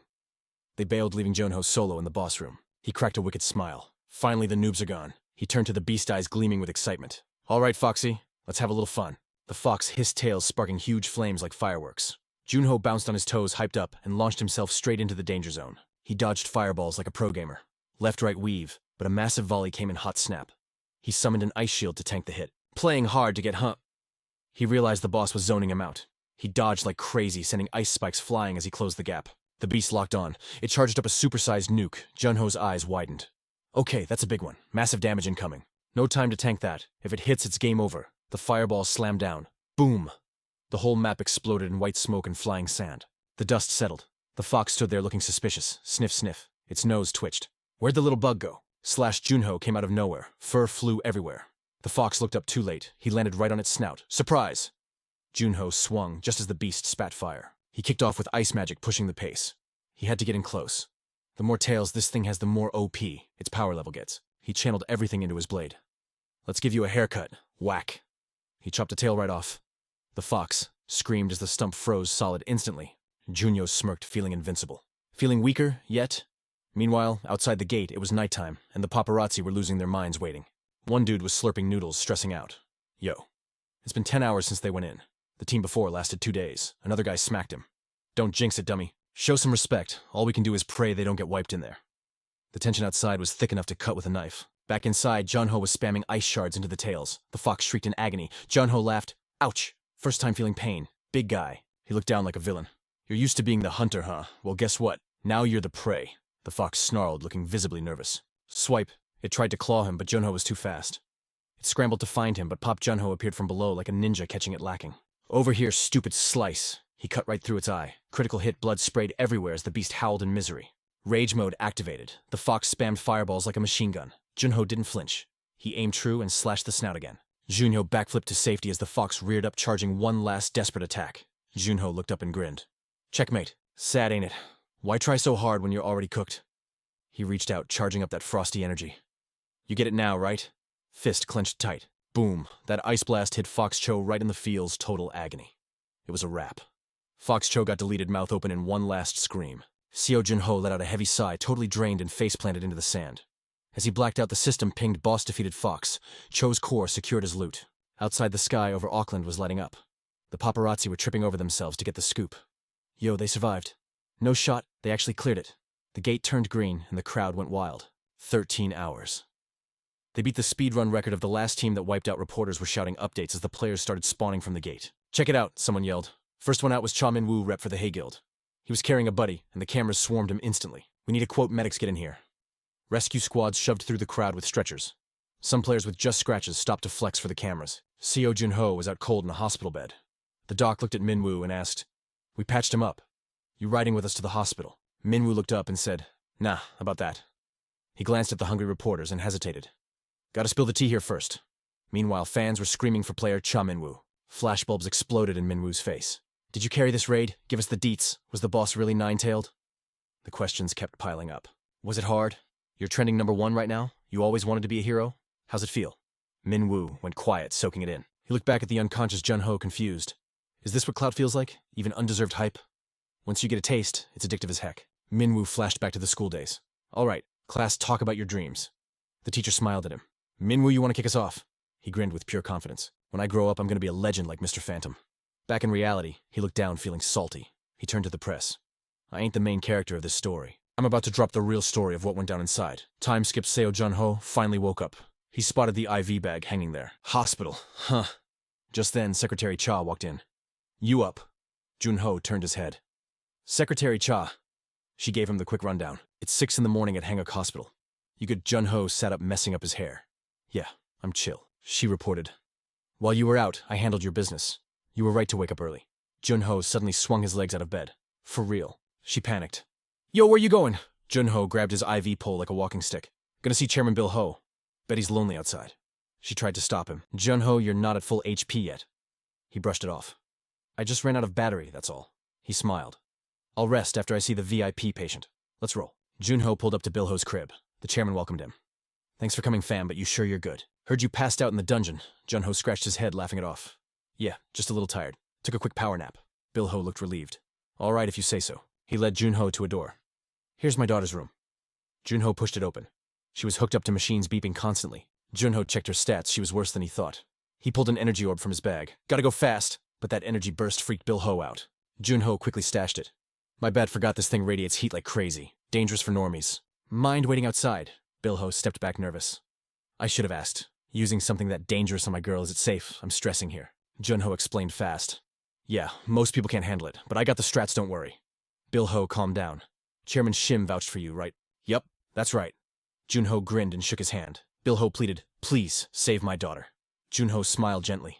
Won't take long. He went in and shut the door. Classic system mana transfer time. Jun-Ho approached the bed holding the fox core.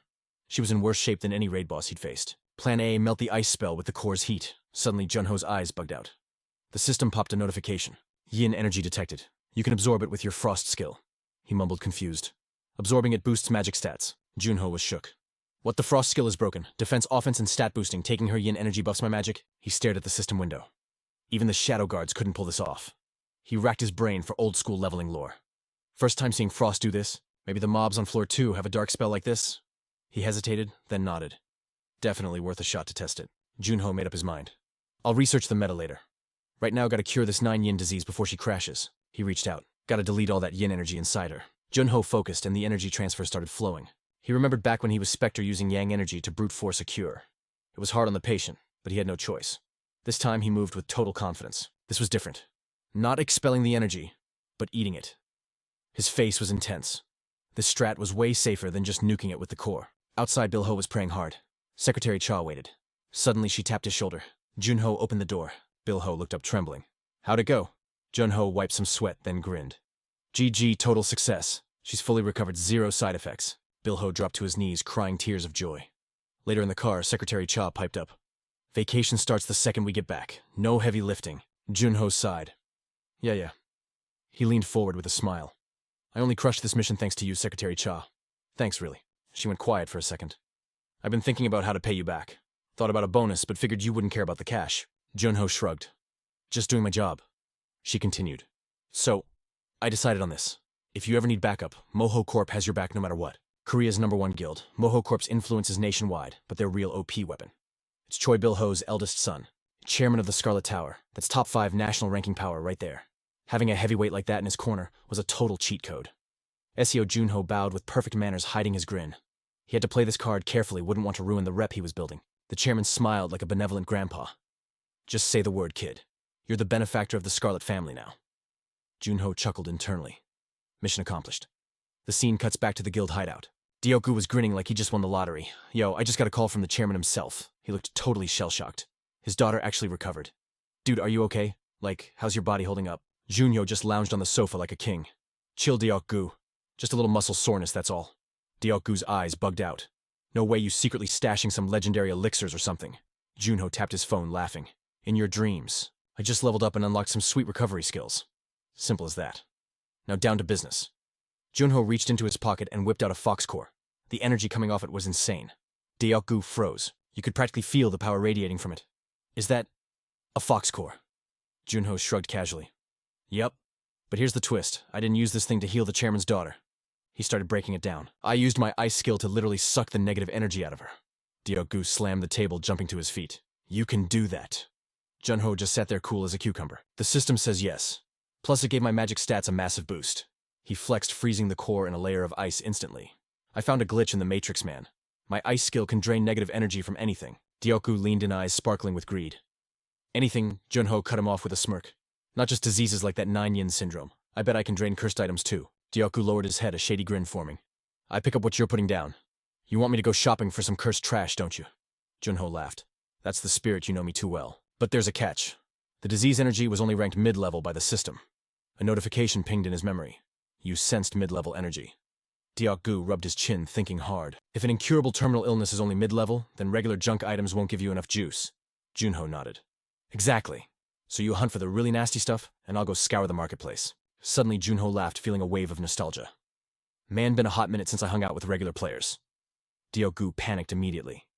Hey, don't go starting beef out there, all right? Junho jumped, acting offended. Wow, rude. Why does everyone think I'm going to cause trouble? The player market was the main hub for hunters worldwide. The entrance was always packed with newbies and loot. It was the #1 spot for trading intel. Since it was open to the public, it was swarming with people. Junho strolled through the crowd, calculating. How long to the Insadong branch? The streets were way more crowded than the old days. But looking closer, he sighed. Ever since the gates opened, regular folks were struggling just to survive. The whole vibe was kind of grim. But Junho smiled. It was good to be back in the mix. He focused on his mission. He wasn't here for street food. He needed the lantern market. Specifically the cinema, where a concert poster screamed, "Freeze, no one melts anymore." Junho prowled through the dark theater to find row 8 seat G10. This wasn't just a movie seat, it was a VIP warp point A, direct line straight to the shady side of town. He sat down calmly. The teleportation magic here was top-tier stuff. He remembered his old teammate Skaya complaining, unlimited energy and we still get motion sickness. Seriously, what a ripoff. He chuckled at the memory. I'd rather just fly myself. As the space around him warped, he made a silent wish to his missing friends. Hope I see you guys soon. Bam. In a split second, Junho landed in the underground city, the Black Market. This place was a whole different beast from the fancy mall upstairs. No VIP, invite no entry. It was like a pirate harbor where the shadiest players from around the globe came to do business. Suddenly a rough voice barked, "Hey kid, watch where you're looking." The crowd was buzzing with gossip. Yo, any news on the golden urn? Nah, and the guild is still hiding the dark shadow beast. Shady stuff? The black market was a lawless jungle. No guides, no rules. Normal society didn't exist down here. It was survival of the fittest. Whispers started spreading. Wait, is that Seo Junho? The guy who hasn't cleared a single gate yet. Tension started creeping up. Safety was definitely not guaranteed down here. Junho scanned the room, ready for action. He was confident, sure, but he knew the odds. The chances of running into someone who could actually hurt him, pretty much zero. He figured the real heavy hitters were already climbing the towers. The guys left down here just scrubs who couldn't handle the pressure of level 2. Junho felt like a shark in a goldfish tank. With the arrogance of a top ranker, he looked up coldly. Step aside. The two thugs tried to stand their ground, but his aura froze them in place. After a second, one of them flinched and scrambled out of the way. Junho raised an eyebrow, thinking, oh, they actually listened. He walked into the shop, and the owner's face lit up. Welcome, come in. The owner did a double take. Whoa, look who it is. The famous celebrity player. Everyone in Korea knew Junho's face by now. Junho kept it professional. I'm here to check out your artifacts. The owner pointed eagerly. Right this way, our best goods are on the corner shelf. Junho walked over his eyes, scanning the loot. Mentally, he was unimpressed. Decent. Valuable. But not what I need. The system pinged constantly. Low-tier cold energy, low-tier dark energy. Sure, even these trash items would boost his mana a little, but he was hungry for a main course. Suddenly, Junho's gaze turned sharp as a blade. Cut the act. I heard a rumor that an intern accidentally sold you some high-grade cursed gear. It's in the private room, isn't it? The owner looked like he'd been slapped. He slammed the table. That's a lie. Who told you that? Junho smirked with total confidence. Come on, I know everything. He could tell this guy was a terrible liar. Junho pulled out an item from his inventory. Tell you what, let me see the real stash. I'll buy some display junk and give you this as a tip. The owner groaned, defeated. Ugh, who keeps leaking my info? He punched a code into the wall. Click. Fine, get in there. The secret door slid open, revealing the shop's true treasures. Junho stepped in, analyzing everything instantly. Well preserved, but no dark attributes. That's rare. Suddenly his eyes locked onto something in the corner. Ooh, ice attribute. The owner panicked. Don't touch that. He was sweating bullets. That thing is cursed. It'll freeze anyone who touches it instantly. But Junho just slipped it on like a winter mitten. Silence. The owner's jaw hit the floor. This was the glove holding the Frost Queen's grudge. The system pinged bone-chilling aura can absorb enemies. Junho smiled softly. Mid-level aura. That matches the 9-yin condition perfectly. This was the jackpot. He felt the power humming. This should refill my mana tank nicely. Junho turned to the stunned owner. I'll take it. He paid up and left the guy looking like he'd seen a ghost. Next stop, counter number 3. The bartenders blinked surprised to see him. Even the other players stopped drinking to stare at the newcomer. Junho sat down like he owned the place. Teleport me to the instance market and get me a drink. The bartender wiped a glass nervously. Sure, boss. But the teleporter has a 10-minute cooldown. While he waited, he felt eyes burning into his back. Heavy footsteps approached. Hey, you. A thug stepped up, sneering down at him. Who invited the celebrity? Yo, isn't that the hotshot rookie Seo Junho? We've heard the rumors about you. The gang snickered, blocking his path. Talented junior, my foot. The veterans say you're gonna crash and burn real soon, kid. Junho didn't even flinch. He just kept sipping his drink, cool as a cucumber. If there's no rare loot in this black market, I'm dipping, he thought. Clout is everything for a player these days. Hey, I said I never heard of you, the thug barked. Your reputation is trash, pal. You think flexing your gate clears is gonna get you into a top guild dream on? That's the classic move for washouts bullying newbies for street cred. When Junho ignored him, the thug smashed a cup in rage. Hey, senior is talking to you. Don't you dare glare at me, you punk. The mob started hyping him up, shouting threats like a pack of hyenas. This lunatic is dead meat. We're gonna school you today, boy. You should be thanking us for paving the way, scrub. You hear me? The leader pointed at himself, puffing up his chest. If my body could talk, it would brag about 5 years of glory. That line was so cheesy, Junho literally burst out laughing. He doubled over, clutching his gut, shaking with laughter. The thugs froze, totally confused. What the hell is this guy crazy? Junho wiped a tear and smirked coldly. What's the drama for paving the way? He looked at them like they were bugs. That was the first generation's job, not yours. You guys are just street trash. He stood tall and fired back. You only got the guts to bully rookies, don't you? Putting your name in some garbage tabloid was your peak, wasn't it? The burn hit home. The thug's face went ghost pale before he started cursing. Junho cut him off. Quit barking like a dog. Come at me. He stood there unarmed, radiating pure confidence. I need to teach you pests a solid lesson so I can sleep at night. In a flash, the mob surrounded him. The crowd started whispering phones out. Is that really Seo Junho? The rising star. Yeah, but if he gets wrecked here, he's gonna be famous for all the wrong reasons. An old man shook his head. Bullying a newbie for clout pathetic losers. The thug leader just smirked, cracking his knuckles. Keep yapping, Gramps. After I'm done, everyone will know who the real boss is. He glared at Junho with a cocky grin. The guy who beat Foxworks is about to get crushed by the Gangnam Top 3. Suddenly, Junho turned to the vendor. Hey, how long until the teleporter opens? 4 minutes left, sir, the vendor stammered. Junho stepped forward, cracking his neck. 4 minutes. He flashed a savage grin. Perfect. That's plenty of time for a speed run. Mo Young Trang spun his scythe like a cheap action hero. I am Moyong Trang of the Gangnam Top 3. You should be honored to get beat by me. But Junho was just staring at a dagger he picked up. Just checking the balance, Junho muttered. He gave them a pitying look. Honestly, using a blade on 3 bugs like you feels like overkill. With a roar, Moyong charged. You bastard! Moyong swung with killing intent. Junho's eyes sharpened. He didn't panic. He just tilted his head, letting the blade whiz past him, and grabbed the sword mid-swing. He yanked Moyong forward, throwing him off balance. Before the thug could recover, Junho jabbed 2 fingers right into his face. Bam! The crowd gasped, jaws hitting the floor. In 2 moves, the legendary senior was face-planted on the concrete. Blood gushed from his nose. The thug in the hat started screaming, "Hey, idiot, you messed with the wrong crew." The second guy started sweating bullets. Can I even take him? Panic set in, and he threw a handful of darts. The speed was lethal, but Junho danced through them like he was in the Matrix. Bring it on! The third guy swung his sword wildly. But no matter how fast he attacked, Junho blocked everything effortlessly. A spectator in the back analyzed the fight with a grim face. He's supposed to be a rookie, but Junho moved like a veteran killer. Even pros hesitate, but this kid, he's a monster. One mistake, and you're dead. The spectator smirked. That's the difference between us and you. But he was dead wrong. The arrogant bullies were the ones getting schooled. The tables had completely turned. The thug was wide open. Junho stomped on his shoulder joint, crack. The guy screamed like a banshee as his arm bent the wrong way, shaking in pure agony. Junho turned his cold gaze to the last man standing. The thug's face went white as a sheet. What just happened? He looked at his buddies writhing on the ground in terror. Did he really just solo the Gangnam Top 3 desperate? The thug refused to quit. He unleashed a storm of darts, but Junho dodged every single one with terrifying grace. Junho moved like a phantom. Back in the Twilight era, I slaughtered demons by reading their breath, he thought. Compared to that, this guy is moving in slow motion. He weaved through the attacks and got right in the thug's face. The guy's eyes bugged out as Junho whispered, "Bro, your breathing is way too loud." Thwack. He pinned the thug's hand to the wall with the dagger. The guy blubbered in shock, totally paralyzed. Junho walked over to the leader Moyong, who was still eating dirt. "You too scared to even look at me now?" Junho asked, his voice dripping with ice. Moyong flinched, eyes wide with terror. Junho leaned in, terrifyingly calm. "Good choice. I wouldn't dare look my brother in the eye if I was as pathetic as you." Junho turned and walked away like a boss. Suddenly, the crowd erupted. "Victory! Did you see that?" Everyone cheered. "A rookie just dismantled 3 veterans. What a legend." Reporters were already scrambling. Seo Junho. But our MC just felt empty. This world is messed up, he thought. Nobody cares if you're hurt. They just worship whoever wins. Just then, the vendor waved. "Teleport ready. There are only 3 ways to survive this chaos," Junho mused. "Go crazy like them, turn off your heart, or live alone." With cold eyes, he stepped into the portal. Junho stretched lazily under the vast sky of Killerland.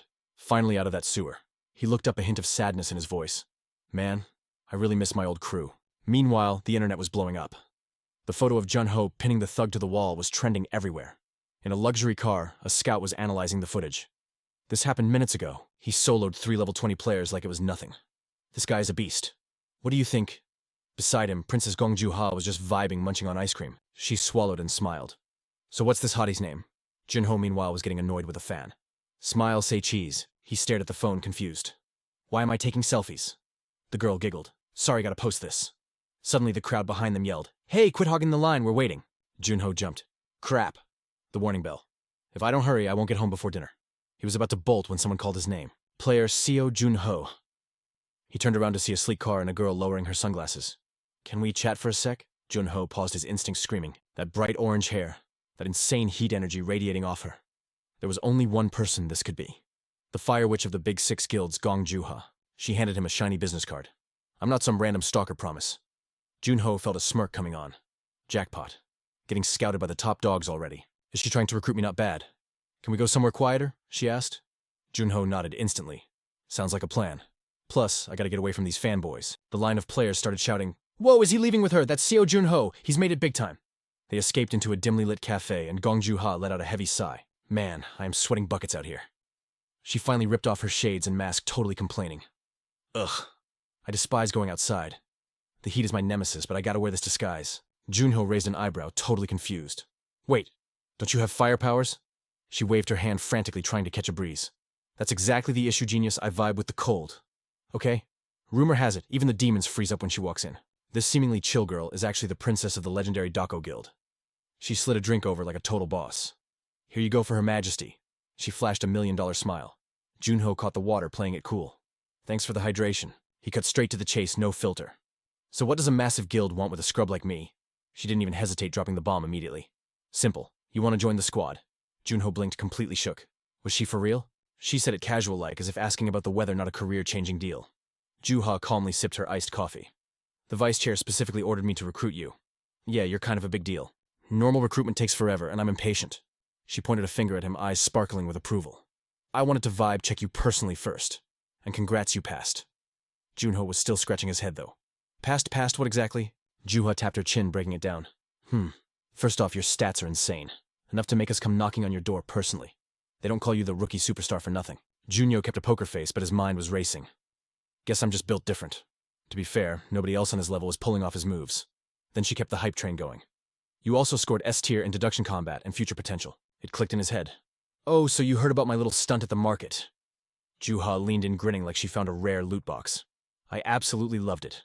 That was some main character energy right there. Your combat skills are top-notch. But I gotta verify one thing, fam. Is it true your main ability is just weapon mastery D rank? Junho set his coffee down without flinching. Yup.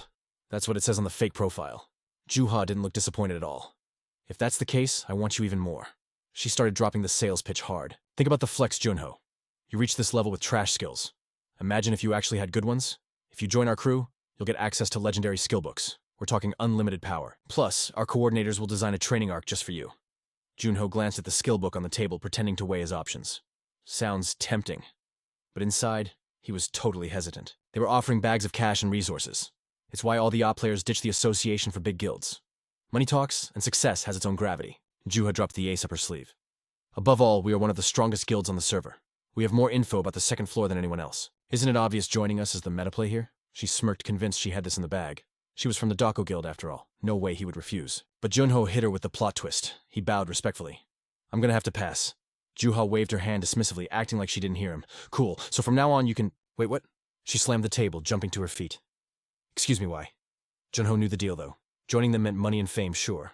But nothing in this world is free. Guild orders are absolute. He'd be grinding missions 24/7. It looks shiny now, but he'd end up a slave to the system. Juha stared at him, brain buffering. Hello. Are you seeing clearly? Don't you get what I'm offering? Junho leaned back, dropping some wisdom.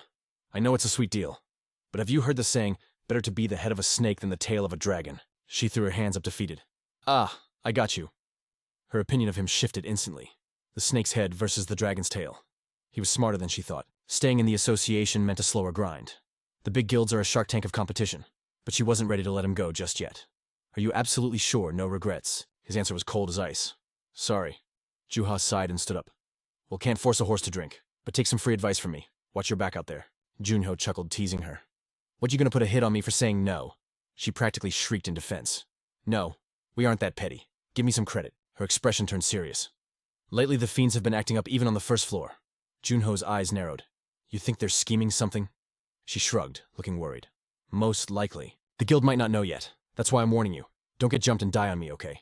That would be a huge waste. Junho looked at her and grinned. Thanks for the heads up. She waved as she walked away. Catch you later, Snakehead, sir. Junho smirked at the new nickname. Snakehead, huh?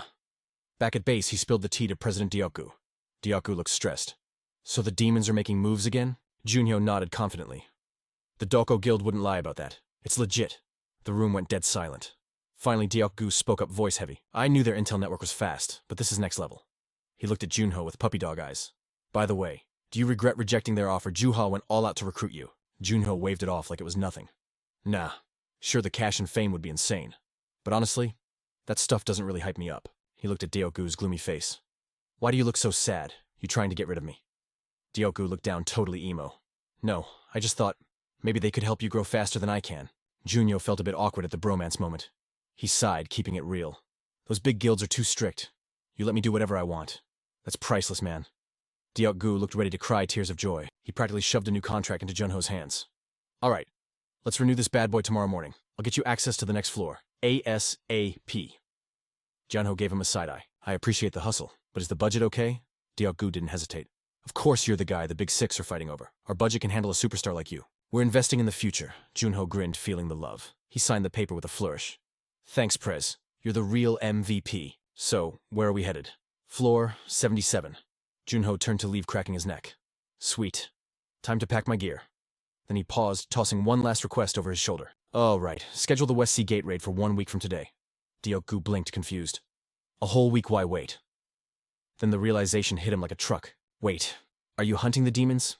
Junho just smiled, eyes cold. Bingo. You gotta set the bait and wait patiently. That's how you catch the monster fish.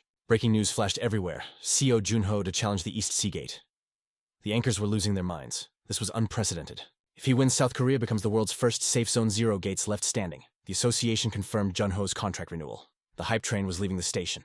Rumors flew that he rejected the massive Dako Guild to stay loyal. The association's rising star was betting it all on this one raid. The whole world held its breath. Meanwhile, in the shadows, a menacing figure named Signer sat in the darkness. "Get over here." A minion named Gope scurried in shaking. "You called Master." Signer looked at the intel, visibly annoyed. "That guy," he spoke with venom. "It has to be him. The one with the storm staff." Gope trembled in fear. "You mean the one who—" "Word is, the association president has him in his pocket." Signer's eyes glowed with malice. "He's hiding his strength. Anyone who could kill a watchdog would definitely be cautious." WF was like, "Yo, should I hit up the first floor?" But Exer shut that down real quick. "Nah, fam, we got 0 receipts yet. Beefing with the guild right now. Totally not worth the headache you feel." WF fired back instantly. "Then who we gonna use, bro?" An idea sparked. "If not floor 1, what about those Shadow Brothers we saved for the Vegas brawl? Those dudes are thirsty for power even for top-tier players." The boss made the call right there. "Send them to the East Sea Gate. I don't care if Seo Junho gets wiped out or not." Right after he spoke, he whipped his head around. Whoa. Something crazy happened in the distance. A whole mountain just cracked open. Murderous vibes filled the air, and Exer spun around, totally shook. "It's him. The Sword Saint is making his move." Exer clenched his fist, stressing out hard. He couldn't help but worry about Kim Wong, the legendary Sword Saint of the Nine Heavens. "Even with my bow, I can't touch this guy. If he wasn't there, that storm staff would be mine." In the dead silence, he raged. "He's totally trolling me." Exer hissed. "I'll be watching until your luck runs dry, Seo Junho." Meanwhile, our boy Junho looked up at the confusing info board and bit his lip. "For real, those American dudes? The Shadow Brothers joined as medics. That sus is distinct. I'll have Pops get the secretary to run a background check." Then something clicked in his brain. His eyes flashed, boom. A massive surge of power kicked in, then vanished. Standing in the mana zone, he thought, "Time to spread this juice over the ground and grind my magic stats." It's kinda sketch, but Skya Killilan's strat gives me the wildest EXP gains. The energy curled up like a little tail. Junho poked it, grinning like it was a puppy. But then, game face on. "Can't use the Shadow Guards here. This is the island of the Forgotten Dragon after all. Name says it all, the boss is definitely a dragon. We're talking S-tier endgame content here. To clear this dungeon, you gotta clap that unnamed dragon. Newbies would get insta-killed." Junho looked grim. "I've fought him before, but since I can't fly, it's a total mismatch. I gotta either ride him rodeo style or drag him to the dirt." Just then a notification pinged that made him pause. Info from C Nice that was fast. "Okay, Shadow Brothers. Vincent and Espa. American duo VIP escort specialists with over 200 wins, impressive. Their rare builds both awakened the Shadow skill." He pulled up their interview about why they crashed the East Sea Gate raid. Cameras flashing everywhere. "Why join the raid?" they asked. The brothers synced up. "We felt Junho's unshakable resolve." The press pushed, "So you guarantee a W?" Vincent laughed it off. "Call it fanboying. He pulls off miracles." Espa added with a grin. "We're just honored to carry his bags for Korea's last unconquered dungeon." Watching the clip, Junho chuckled. "Maybe I can exploit that." High above the island, birds were chillin', but down below, just a nasty, stinking swamp. Warning signs screamed, "Danger zone." Shimaku watched the feed. Local reporters are one thing, but international press. This raid is going viral worldwide. He was hyperventilating. "Yo, Junho, you sweating?" The main character replied, calm as a cucumber. "Oh yeah, terrified." Deck wasn't buying it. "Uh-huh." Lies. Suddenly, Junho jumped. "Ah, stupid game is stressing me out." Deck flipped. "I told you to upgrade that brick. That phone belongs in a museum." He chucked a paper roll at him. "Focus, dude. We got 500 million eyes watching this event." Junho shrugged. "I ain't distracted." "Bro, I clapped the Frost Queen. Why would I sweat some dragon that doesn't even have a name tag?" "Fair point," Deck admitted. "But those Shadow Brothers, they're the only other players and they deal with demons. That's bad news. I'm scared they'll backstab you." "My gut says abort mission." Junho kept it chill. "Relax, man. If they turn on me, I got a backup plan." Later, Vincent walked up all hype. "SEO Junho." Espa offered a handshake. "Big fans, dude." They got up in his personal space. "You cleared 2 legendary gates with that skinny frame, wild." Junho gave a polite smile. "Just doing my job." The guy scratched his head, acting shy.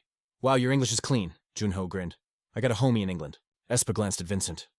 "Thought the translation app was lagging." Vincent smiled. "It's all good."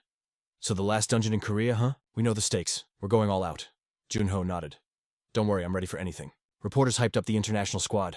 If they win, Korea becomes the ultimate safe zone. But when does a player truly feel the fear? It's that split second they step into the abyss, blind to the horrors waiting inside. Senses cranked to max volume. Tunnel vision is a killer. You focus on the front. Your back is wide open. Espa's face twisted into a smirk. "Now's our chance." But he froze. Vincent whispered, "Bro." Espa tensed up. "Wait." As Junho walked ahead, fear cold cocked the assassin. "Is he baiting us?" Junho glanced back with a dark look. Espa panic sweated. "Abort."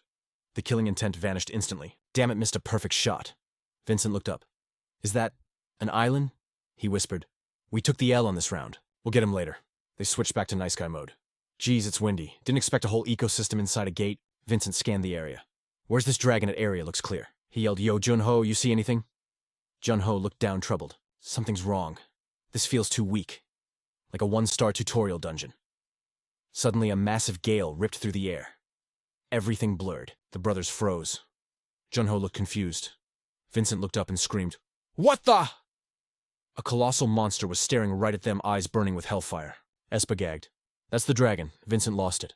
Look at the size of that thing. Junho just stayed calm. Target located. How do we even kill it? They turned to ask Junho, but he was gone. Panic mode engaged. Where'd that brat go? A voice laughed. You guys seriously couldn't sense me? A massive shadow swallowed them whole. The dragon roared, spitting sparks. The system announced the forgotten dragon had spawned. The beast lunged and screamed, Kaboom! Lightning blasted where they just stood. While Junho chilled in the corner, the pros were running for their lives. He stood there cool as a cucumber and dropped the bomb. Real talk, fam. You guys dealing with demons or what? Meanwhile, the dynamic duo was struggling hard. Issa muttered a curse, cutting off his dark power flow. Turning to Esfa, he screamed, Vincent, distract that dragon while I hunt down Seo Junho. His partner looked shook. Yo, you good rolling solo. Vincent snapped back with pure rage. Who do you think you're talking to? Just bring him to me. Vincent dipped out fast. Copy that, boss. Esfa faced the dragon Mamu, going full aggro mode. Those creeps are right over there. Vincent bolted, totally ticked off. Dang it. When was the last time we messed up this bad? If this ends up like the Las Vegas fiasco, we are completely toast. Suddenly he froze like a deer in headlights. Someone blocked his path. He gritted his teeth. This guy's energy was leaking everywhere. Vincent hollered, Yo, is someone there? Gripping his blade, he lied through his teeth. My bro is fighting a dragon, we need backup. Then swish. He took a cheap shot. Quit playing games and follow me. But his sword only sliced empty air. Panic started kicking in. Vincent looked down, sweating bullets. The trees cast wicked shadows everywhere. This was supposed to be his home turf for dark skills, but something felt off. The vibe was heavy, making him hesitate. What was this creepy feeling crawling up his spine? It was like the calm before a massive storm. The tension was off the charts. Darkness swallowed the space, leaving Vincent totally bamboozled. What the heck? Just a second ago, the guy's aura was loud and proud. Now it had completely ghosted him. Bam Seo Junho popped up right behind him. So the rumors are true. You really are playing for Team Evil. What a bummer. Vincent whipped around, stumbling back in shock. His mind raced. When did this guy get the drop on him? Vincent stuttered, trying to play it cool. Junho. What are you yapping about? Junho ripped off his mask. Dude, I'm speaking English here. You understand me perfectly. You're a villain. Drop the act. Vincent tried to shrug it off. Oh, brother. You're just salty because I attacked you right. I only did that because you backstabbed us first. Seo Junho looked at him, bored out of his mind. I gotta admit, that excuse is kinda solid. But shouldn't you have hidden those creepy red peepers? Only the dark crew rocks crimson eyes like that. Vincent slapped a hand over his face. He totally lost control. Nobody ever clocked me as a baddie before. Junho smirked. What's the matter? Can't keep a lid on your powers. That was the last straw. Vincent dropped the facade completely. You think you scare me? Junho laughed. If I got caught like that, I'd be embarrassed. He dropped his sword, letting dark energy explode. Demon tribes rarely show up in these gates. But if you waste one and chug its blood, boom, you join the dark side. It kills your feelings, turns you into a beast, and gives you crazy demonic mojo. Every time I use it, the rush is insane. Dark aura blazed around him. Vincent sneered. Let's see how you talk without legs. He hurled razor-sharp energy beams straight at Junho, but Seo Junho stood there like a statue. He didn't even flinch. He dipped his head face, hidden in shadow. Then, snap. He looked Vincent dead in the eye. Coldly, he unleashed his skill. Whoosh! Vincent's jaw hit the floor. Where'd he go? In a split second, the main character was already standing behind him. Junho spoke cool as ice. At first, I could only mask a little bit of my aura. Vincent was shaking. Everything went dead silent. Junho continued. But once I leveled up, I mastered the rest of my senses too. Sight, sound, smell. Even demon aura. So guess what happens next? Meanwhile, Mamu the dragon hovered high up. Esfa was fighting mad. Dang it, this lizard won't fly low enough. Suddenly bushes rustled behind him. Vincent burst out screaming like a banshee. Esfa glanced over, totally calm. Why are you back alone? Where's Seo Junho? Vincent panted. That dude is a freak. He knows our secret. I used magic, but he vanished. He's been smurfing this whole time. Esva frowned. Wait. If he's that cracked, how did you escape? Why would he let you go? Vincent screamed back. I'm telling the truth, Esva exploded. You absolute moron. You got played. He wants us split up, forget him and help me. I need you to nuke that void dragon while I keep it busy. Vincent blinked. What? Is it that tough? Esva nodded. Its tank ground attacks are useless, but it has one weak spot, the reverse scale. It grows the opposite way of the other scales. Vincent puffed out his chest. Say less. I'll use shadow teleport to get up there. But right then, Mamu swooped down. The dragon opened its maw and unleashed a massive lightning blast. Esva screamed, "Dodge it!" But the power was too insane, wiping out everything. Esva coughed up fresh blood. "Dang, my shadow soldiers got wiped." Vincent started panicking. "Hey!" His eyes glowed demonic red as he pointed. "Ignore me. Focus on your target." He hesitated for a split second, then grit his teeth. "Okay, let's do this." Vincent charged up a skill locking in on the dragon. He swung his arm, launching a shadowy blast straight at Mamu. Boom!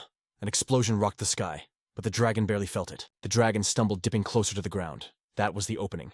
Using Shadow Step. Vincent teleported right onto Mamu's back, eyes burning with fury. He scanned the scales. "Where is it?" Moments later, he spotted the odd one out. "Gotcha!" Vincent scrambled up the dragon's spine toward the target. His hand shook as he grabbed the reverse scale. With a mighty yank, he ripped it off. "I did it!" But then, the air crackled with electricity. Vincent froze. "Wait. No way." Zap, a bolt of lightning slammed down, throwing Esva into confusion. Meanwhile, Seo Junho watched from the sidelines, looking bored. "Idiots!" Esva looked up. "What's happening?" A crispy Vincent plummeted from the sky. "Vincent!" Esva screamed. Vincent could barely speak through the pain. "It's over. We're totally screwed." Esva went pale. Mamu let out a furious roar, blasting more lightning right at them. Junho watched unimpressed. "That's what you get for messing with a rebellious dragon. Classic rookie mistake. You guys clearly never fought the Dragon Clan before. Rebellious dragons are walking rage-quit machines. If you threaten their lair, they go berserk mode instantly. Basically, you just poked the bear. Now someone has to deal with an enraged dragon." Seo Junho hummed, weighing his options. "Should I use that now?" He smirked. "Hey, demon boys, don't die on me yet. Hold aggro while I line up this shot." "Dang it!" Vincent gritted his teeth, panic setting in. "Shut up. You're distracting me." He was terrified. When would this nightmare end? Did this nameless dragon really have god-tier power? Suddenly trouble arrived. Thwack! An arrow flew at lightning speed, piercing straight into Mamu. The dragon screamed in agony. Esva blinked. "Was that?" Vincent? Panic filled the air. Esva clenched his fists, realizing the truth. "If Seo Junho dies, we're done for. Nobody can solo this dragon. We need a full party for this raid." He turned to Vincent with a dirty plan. "Listen, if Junho keeps drawing aggro, the dragon will target him. That's our chance to dip. Just hang in there." Seo Junho flashed a cocky grin from the backline. "Wow, look at you boys getting faster. You ain't even fighting back anymore, just focusing on me. Hate to break it to you, but that pipe dream of yours is officially cancelled. That oasis you see, total fake news. Just an illusion." Junho knocked another arrow, channeling his aura into the bowstring. The man was locked, loaded, and ready to ruin their whole day. Without skipping a beat, he let it fly. Junho drew, aimed, and fired like a machine. His power was off the charts, and he knew these shots were about to send that dragon straight to the afterlife. Meanwhile, Esva rushed up, screaming his head off. "Catch those hunting dogs, let's move." He was boiling with rage. "Damn it, Junho, why'd you stop?" But Junho just smirked. "Open your peeper's genius. Just watch the master at work." He sat there totally unbothered, teasing them. "Why play FPS games when you could be hunting?" Vincent lost his mind, screaming. "You crazy psycho. What are you doing chilling back there?" "You're the support. Do your job." Junho pointed calmly at the target. "I am shooting, bro. Look at the sky. Nothing flying there now. It's a no-fly zone." The two thugs started freaking out. That untouchable dragon just got swatted like a fly. The arrows didn't just hit. They absolutely wrecked Manmu twice. The beast crashed down, riddled with arrows. The thugs stared at the corpse jaws on the floor. They whipped their heads around, minds blown. No freaking way. Unbelievable. Isn't Seo Junho's main class a swordsman? Since when does he have aim? But Junho spoke up cool as ice. Pretty perfect, right? He stood there flexing his logic. The bow is called Stormmaker for a reason. High skill cap, insane power output. No wonder Kuno was obsessing over this gear. It all adds up now. The two thugs exchanged a nervous glance, their vibes switching instantly from aggro to desperate. "Hey buddy, we're all monster hunters here, right? Let's chat." Vincent put on a fake smile. "You know the drill. We're just weaklings following orders. I'll spill the tea on the signers, just let us slide." Junho didn't even blink. He hit them with the cold, hard truth. "Kick rocks. I don't negotiate with trash. He thought you guys saw my secret moves. No way you're walking out of here alive." Realizing the talk was over, Vincent snapped. "You planning to wipe us all out?" He screamed and charged at Junho with zero chill. His eyes were burning with determination, but in a split second, Junho deleted him. Vincent's lights went out before he even realized he was dead. "Wait, did he just glitch?" Esva screamed in terror from the back. Vincent had rushed in like a headless chicken, only knowing how to press the attack button, but the thug barely got close before he started shaking. Junho dodged the sloppy attack and clapped back instantly. He pierced right through the guy without mercy. The thug stared wide-eyed, muttering in shock. Why are you shaking?" Junho whispered a nightmare into his ear. "If you scumbags get a respawn in the next life, spend it repenting for your sins." Esva used his last breath to ask, "What's the plan?" Junho just shrugged casually. He turned his gaze to Manmu the dragon lying in a pool of its own blood. Walking across the cold battlefield, Junho approached the fallen beast. What was that look in its eyes? He raised his sword cold and professional. Manmu's lips twitched. "Goodbye." Junho swung the blade down a clean strike, embedding deep into Manmu's skull. The dragon's eyes stayed half open, life fading out like a dying battery. Manmu finally closed his eyes. Game over. The system chimed in with the victory music. You have defeated the nameless dragon. Junho nodded decisively. I'm definitely dying next if I don't play this right. But man was he satisfied. Finally got to test out that wicked new ability. Junho felt a surge of pride. This skill came straight from the dark side. The confession of the fallen. Junho sifted through the data stream demanding the memories of the deceased host. He commanded with the voice of a king. Confess now. The interface pinged with a fresh update. You have triggered Vincent's memory. The confession of the dead is live. He tapped his forehead, downloading Vincent's life story like a zip file. He grinned with excitement. So that's how the cookie crumbles. He swiped the holographic screen like he was browsing a streaming service, loving the system's features. Let's see what we got. Search mode on. Show me the latest drama. Vincent's memories started playing. Some guy was on the floor crying his eyes out. Why are you doing this to me? His desperate screams echoed as he got taken out along with a bunch of other poor souls. Total tragedy. I'll pay you everything. Please spare my dad, please. Watching this brutal scene, Junho felt a lump in his throat. We wiped these guys out way too easily for the crimes they committed. System filter search. Show me anything on the Monster Alliance. Instantly a clip popped up. A dude standing in front of a laundry shop opening the door to a room full of ancient washing machines. The messenger stood under a dim light holding an iron like a weapon, dropping orders to join the Rookie Korean Player Guild at East Harbor. Esfa asked about the auction in Las Vegas. The messenger shrugged it off. Why tell me I'm just the delivery guy? Junho hit the rewind button mentally. So that's their secret base. A laundromat classic villain move. He wondered, is this just one of their hideouts? Junho's voice held a hint of hesitation. Give me more intel. He kept scrolling through the footage. A voice from the screen cut in. Ha! Those guys are brothers. The mystery man spoke with ice in his veins. I like their aesthetic. He paused. I'll turn them into specimens on level 2. He promised I'll give you power that tops everyone else.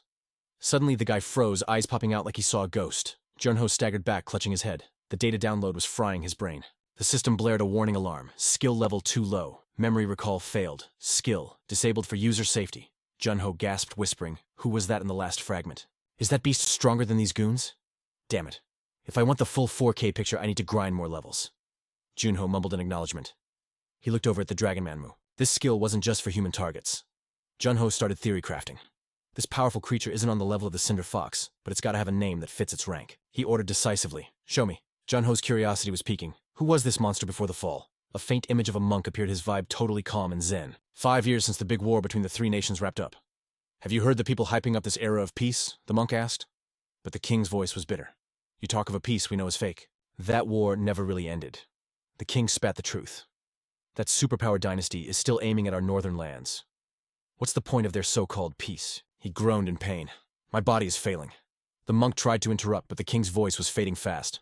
Biosa, do you know the legend of Vion, the divine dragon protecting the rich dynasty? He doubted that fairy tale, thinking it was just superstition. But it weighed on his soul.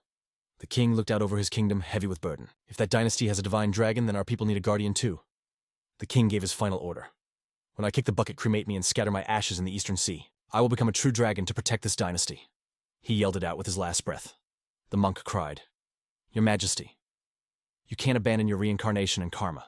But the king shared his burden. I lived too flashy in this life.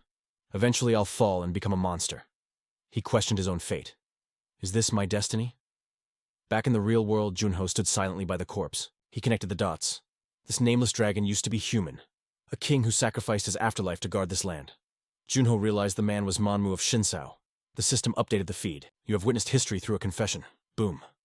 Skill level surged up. Junho felt a wave of guilt for killing his own ancestor. He kneeled, showing mad respect. Junho prayed sincerely for the land's safety, asking the spirit to finally rest.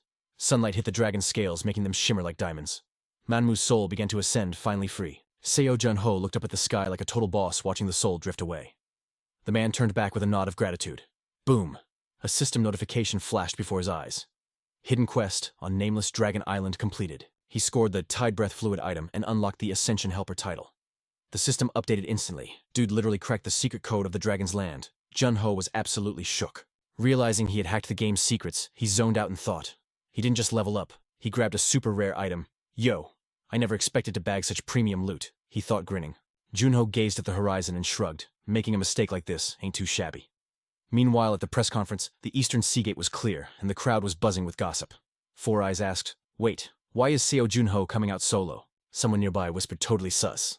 Does that mean the twin brothers got wasted?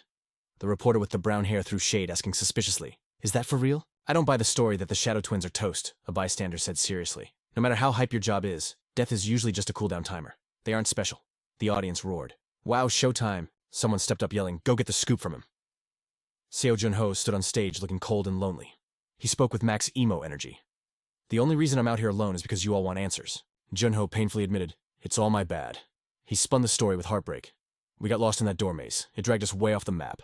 He choked up, fake sobbing like an Oscar winner. "When I finally found the exit," Junho recalled spitting the lie the nameless dragon had already wrecked the Shadow Twins. He engraved the fake regret into his heart. "If only I had speedrun it faster. I'll never forget them," he cried, expressing deep sorrow. Watching Junho's performance on a screen, Singer saw right through it.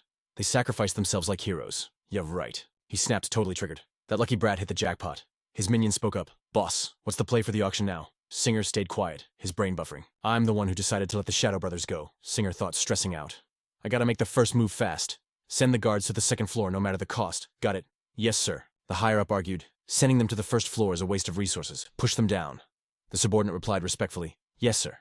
But then he hesitated. "But the CEO said..." Singer raised his voice.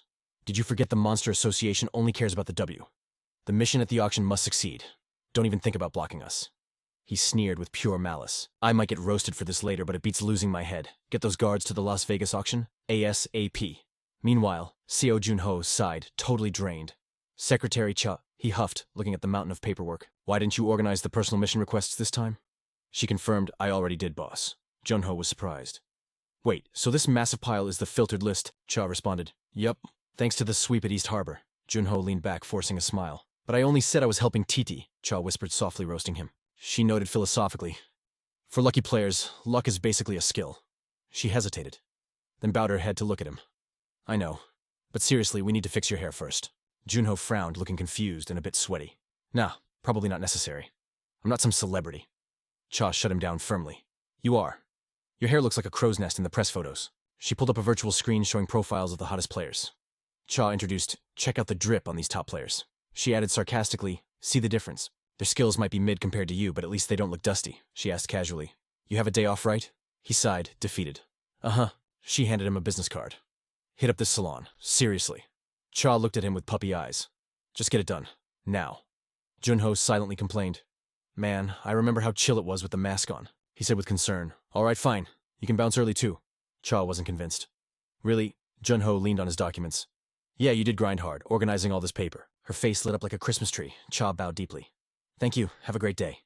She zoomed out but yelled back, "Don't forget to get your hair fixed, boss." Junho wiped sweat from his forehead. "She's so intense." He touched his hair and wondered, "Is it really that long?"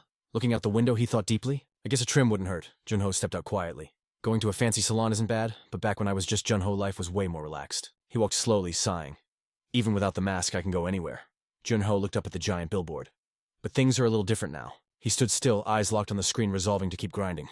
The small bell on the door jingled, signaling a customer. Junho looked around the room, disappointed. Empty, as usual. He slowly peeled the mask off his face. He pulled a book off the shelf. "Those guys are definitely plotting something shady." He smiled with satisfaction and hummed a tune. Finally, back at my sanctuary. Suddenly remembering something important, he ordered some instant noodles. Junho walked to the reading table, spotting a girl sitting there. Her back was turned, hair messy, slurping ramen while reading. Junho looked at the overflowing bowl, thinking, "Isn't it a bit much to devour novels like that?" Deep down, he realized it had been ages since he saw his teacher in a place like this. This person felt super familiar. No way. Could it be? He realized who it was and called out, "Secretary, Cha." Startled, Cha spit out her food. She stared at him, stammering, Seo, Junho." The clock showed 7:25. Junho sat calmly reading while sweat poured down Cha's face from pure embarrassment. Junho turned to her, speaking with determination. "Even if you glare at me, I ain't leaving." Her face was dead serious, eyes narrowed with suspicion. Cha angrily slammed the book on the table, cheeks bright red.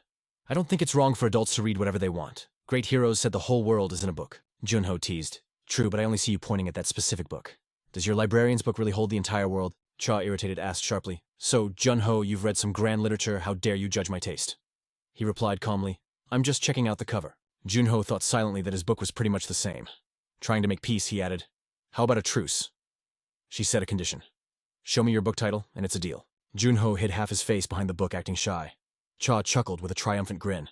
Suddenly the news blared. "Going to America." She pressed anxiously. "Are you going to that ceremony?" He slammed the book down, stretched and smiled brightly. "Not bad, actually pretty good." He glanced at Cha. "Has the librarian finished reading too?" She held her book with a radiant smile. "Yes, it was totally awesome." He looked at her warmly. "That's actually surprising." Cha blinked. You mean the fact that I came to a comic cafe? He laughed. Yeah, I heard you were super professional, so I thought this place was way off your radar. Cha lowered her gaze. Normally people think that. She shrugged casually. But I like it here. I can read freely without anyone bothering me. Cha excitedly shared. Plus, I prefer flipping real pages over digital screens. Junho spread his hands in agreement. So you love the smell of books too, right? She inhaled deeply, savoring the vibe. Yeah, that old book smell, absolute fire.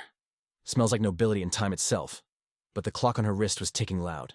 She stood up and said, Look at the time. I gotta bounce. Junho tried to be smooth and help. I can call a cab for you. She shut him down politely. Nah, I'm good. My crib is close. He waved. Catch you tomorrow then. Junho watched her go, admiring her hustle. Gotta stay sharp in this player association, he told himself. Suddenly, Diaoku flipped out. Yo, what's this about dipping to the States? He was totally pressed. Are you seriously gonna crash your brother's memorial? Seo Junho chilled on the sofa like a boss. Why would I pull up to that? Diaoku leaned in suspicious. Then why the Vegas trip? Junho dropped the bomb. Found the secret hideout for the Shadow Demons, fam. Diaoku shouted, For real. Diaoku was thirsty for tea. Where is it? Junho whispered. Top secret. Solo mission. Diaoku leaned back looking salty. Bro, I'm actually worried about this. Junho looked shook. Worried about me? Yeah. Then Diaoku rubbed his face exhausted. Psych. I'm worried for the demons. You're gonna clap them before we get any intel. Seo Junho flexed confidently. Relax, I'll bring the receipts back. Don't trip. Diaoku thought to himself. This guy's extra, but he actually knows his stuff. He leaned in. Fine. I'm riding with you on this. Need backup. Seo Junho smirked at the screen. I always need your help, homie. Just not for this trash. Crash. He dumped a massive pile of bones on the table. Diaoku pointed shook. What are those? Junho explained the loot. Dragon bones from the gear shop, baby? Used half already, he added. Tell the old blacksmith to forge me a heater with the rest. Diaoku checked his watch cool as a cucumber. Bet. I'll hit him up. Anything else? He asked for specs. Junho got all emotional voice cracking a bit. Just tell him. I want a sword like the ones from the good old days. Diaoku mentioned the old man hits 100 years old in 2 days. Does he even remember Junho wanted to send love? Tell him this for me too. He smirked over his shoulder. If he forgot me, it's time for him to retire. The room went silent, lit only by the faint blue neon from the city. Seo Junho crashed onto the soft bed and tapped his smartwatch interface. He DM'd her. Yo, Secretary Cha, can you switch my flight to Las Vegas? Make it tomorrow. She said yes, and he grinned like he won the lottery. Time to check the inventory loot. Let's see what we got. He tapped an item, a magical flute called Myriad Sparrow's Harmonics. It wipes away stress total chill vibes. But the system warned only 3 uses before it breaks. Junho scoffed. Only 3 charges, that's weak. But he knew the original owner was OP, a total legend.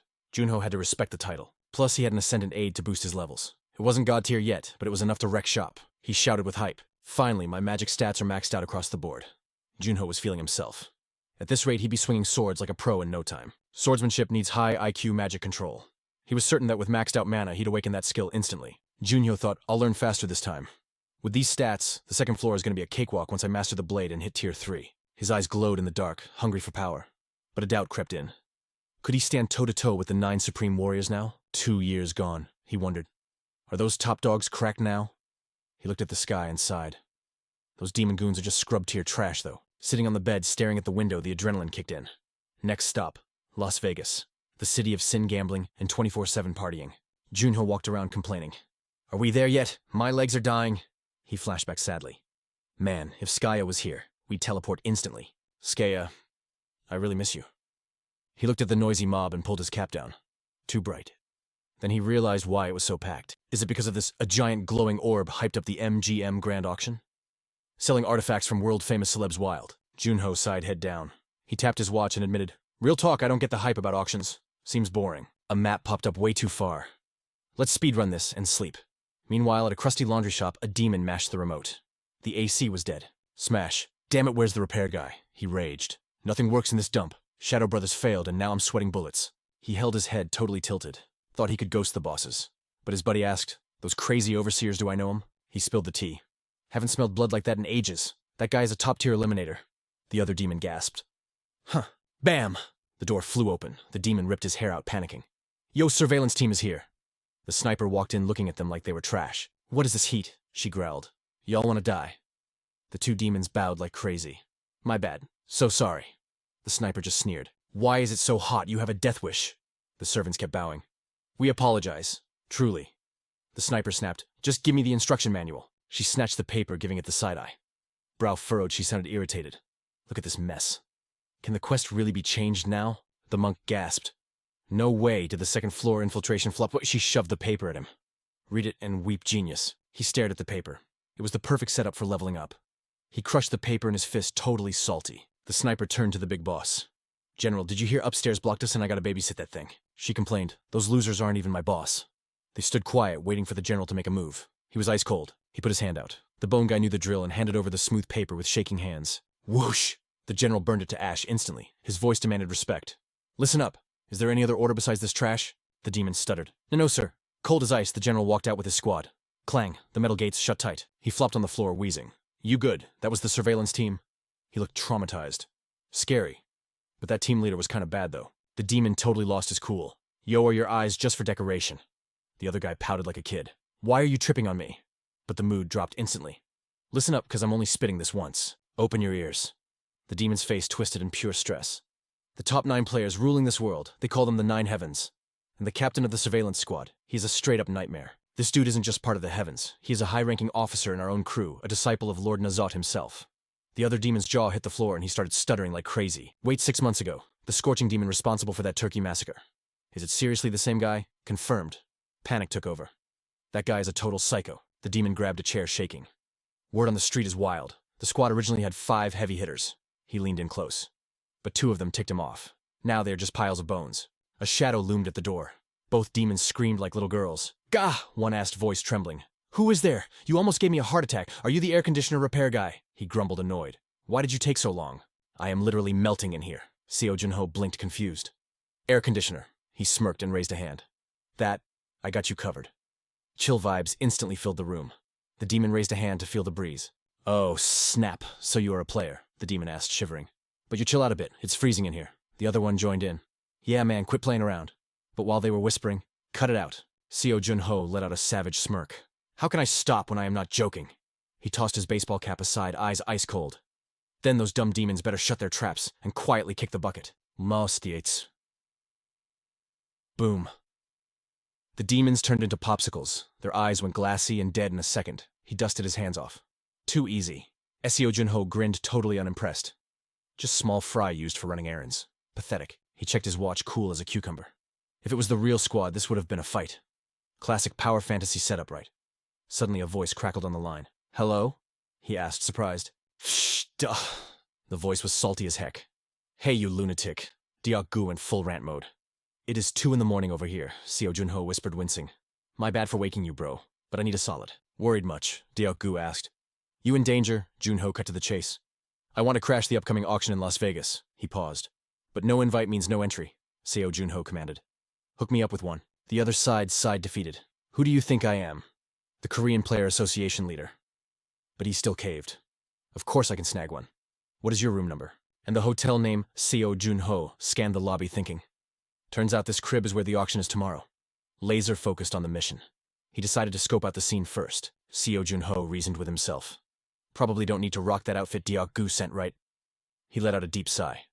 It is a premium silk suit from the Silk King, but still, even if it cost a fortune. He remembered Diok-gu's nagging. I sent the invite and the suit. We have to show these fools we are not soft. Junho rolled his eyes. Totally unnecessary. I am just here to watch the show. Classic underdog flagging, am I right? As the thought crossed his mind, Seo Junho looked up. Something caught his eye. Standing at the glorious casino entrance, he muttered, maybe just a quick peek. He breezed through security, but a voice boomed from behind. Hold up! He froze in surprise. Are you Seo Junho the player? Junho spun around, eyes narrowing. Sus. Who are you? Inho flashed a smile. We met back at the East Gate. I am Ha Inho from the Decab Guild. Ring a bell. Junho searched his memory. Oh, you are the guy who was next to Captain Gongju Ha. It clicked, Seo Junho thought to himself. The butler and the princess duo. Huh. Ha. Small world. He forced a smile, scratching his head. My bad. I did not recognize you earlier. Inho laughed, super chill. So what brings you all the way to Sin City? Seo Junho kept it 100. Here for tomorrow's auction, but rotting in the hotel sucks, so I am roaming. He flipped the script. How about you, Ha Inho? He puffed out his chest. On the grind. Our squad is handling security for the event. Then he got curious. Yo, were you planning to hit the casino? Junho nodded. Yeah, figured I would try my luck, but the alarm went nuts. Inho signaled him to follow. I got you, bro. I will sort that mess out. Stick with me. He explained the drama. The casino changed their rules recently. With the world going crazy, too many players used their powers to rob the house blind. Junho raised an eyebrow.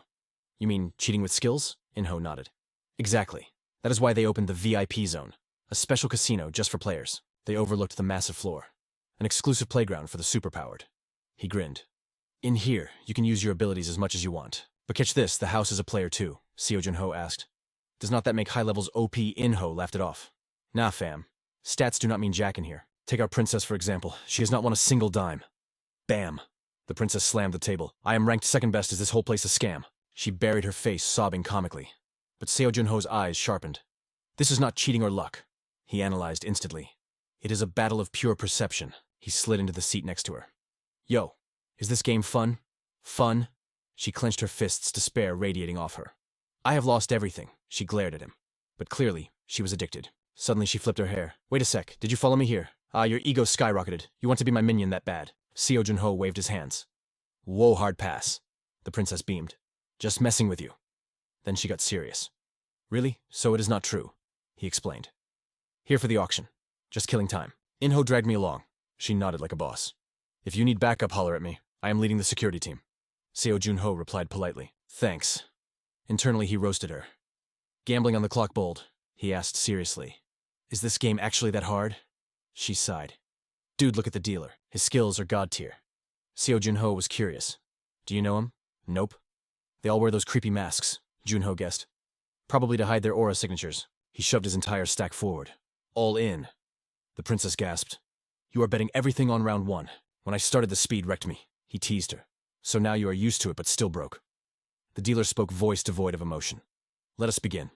Game on. His hands were a blur, shuffling the 3 bells with inhuman speed, faster and faster than total stillness. Please make your choice. The princess's eyes popped. I got it this time. She pointed at the left bell with zero doubt. It is definitely the left one. I saw it with my own eyes. She grinned, puffed up with pride. I am actually a pro at this now. Seo Junho dropped a truth bomb. I think Team Leader Gong should retire from gambling. She tilted her head, confused. Huh. Why not? He stayed quiet. He could not just tell her. She has absolutely zero talent for this. He slammed his chip down.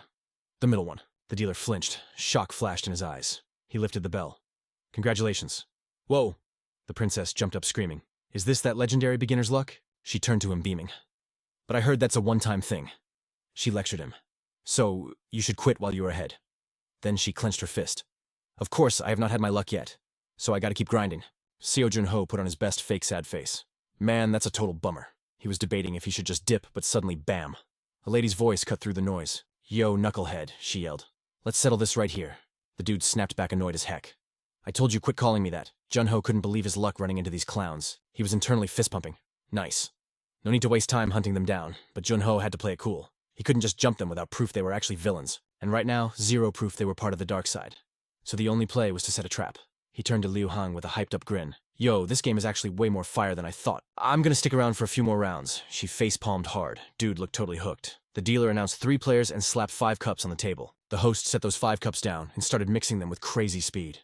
Sniper and Knucklehead were laser-focused. Then the dealer stepped back.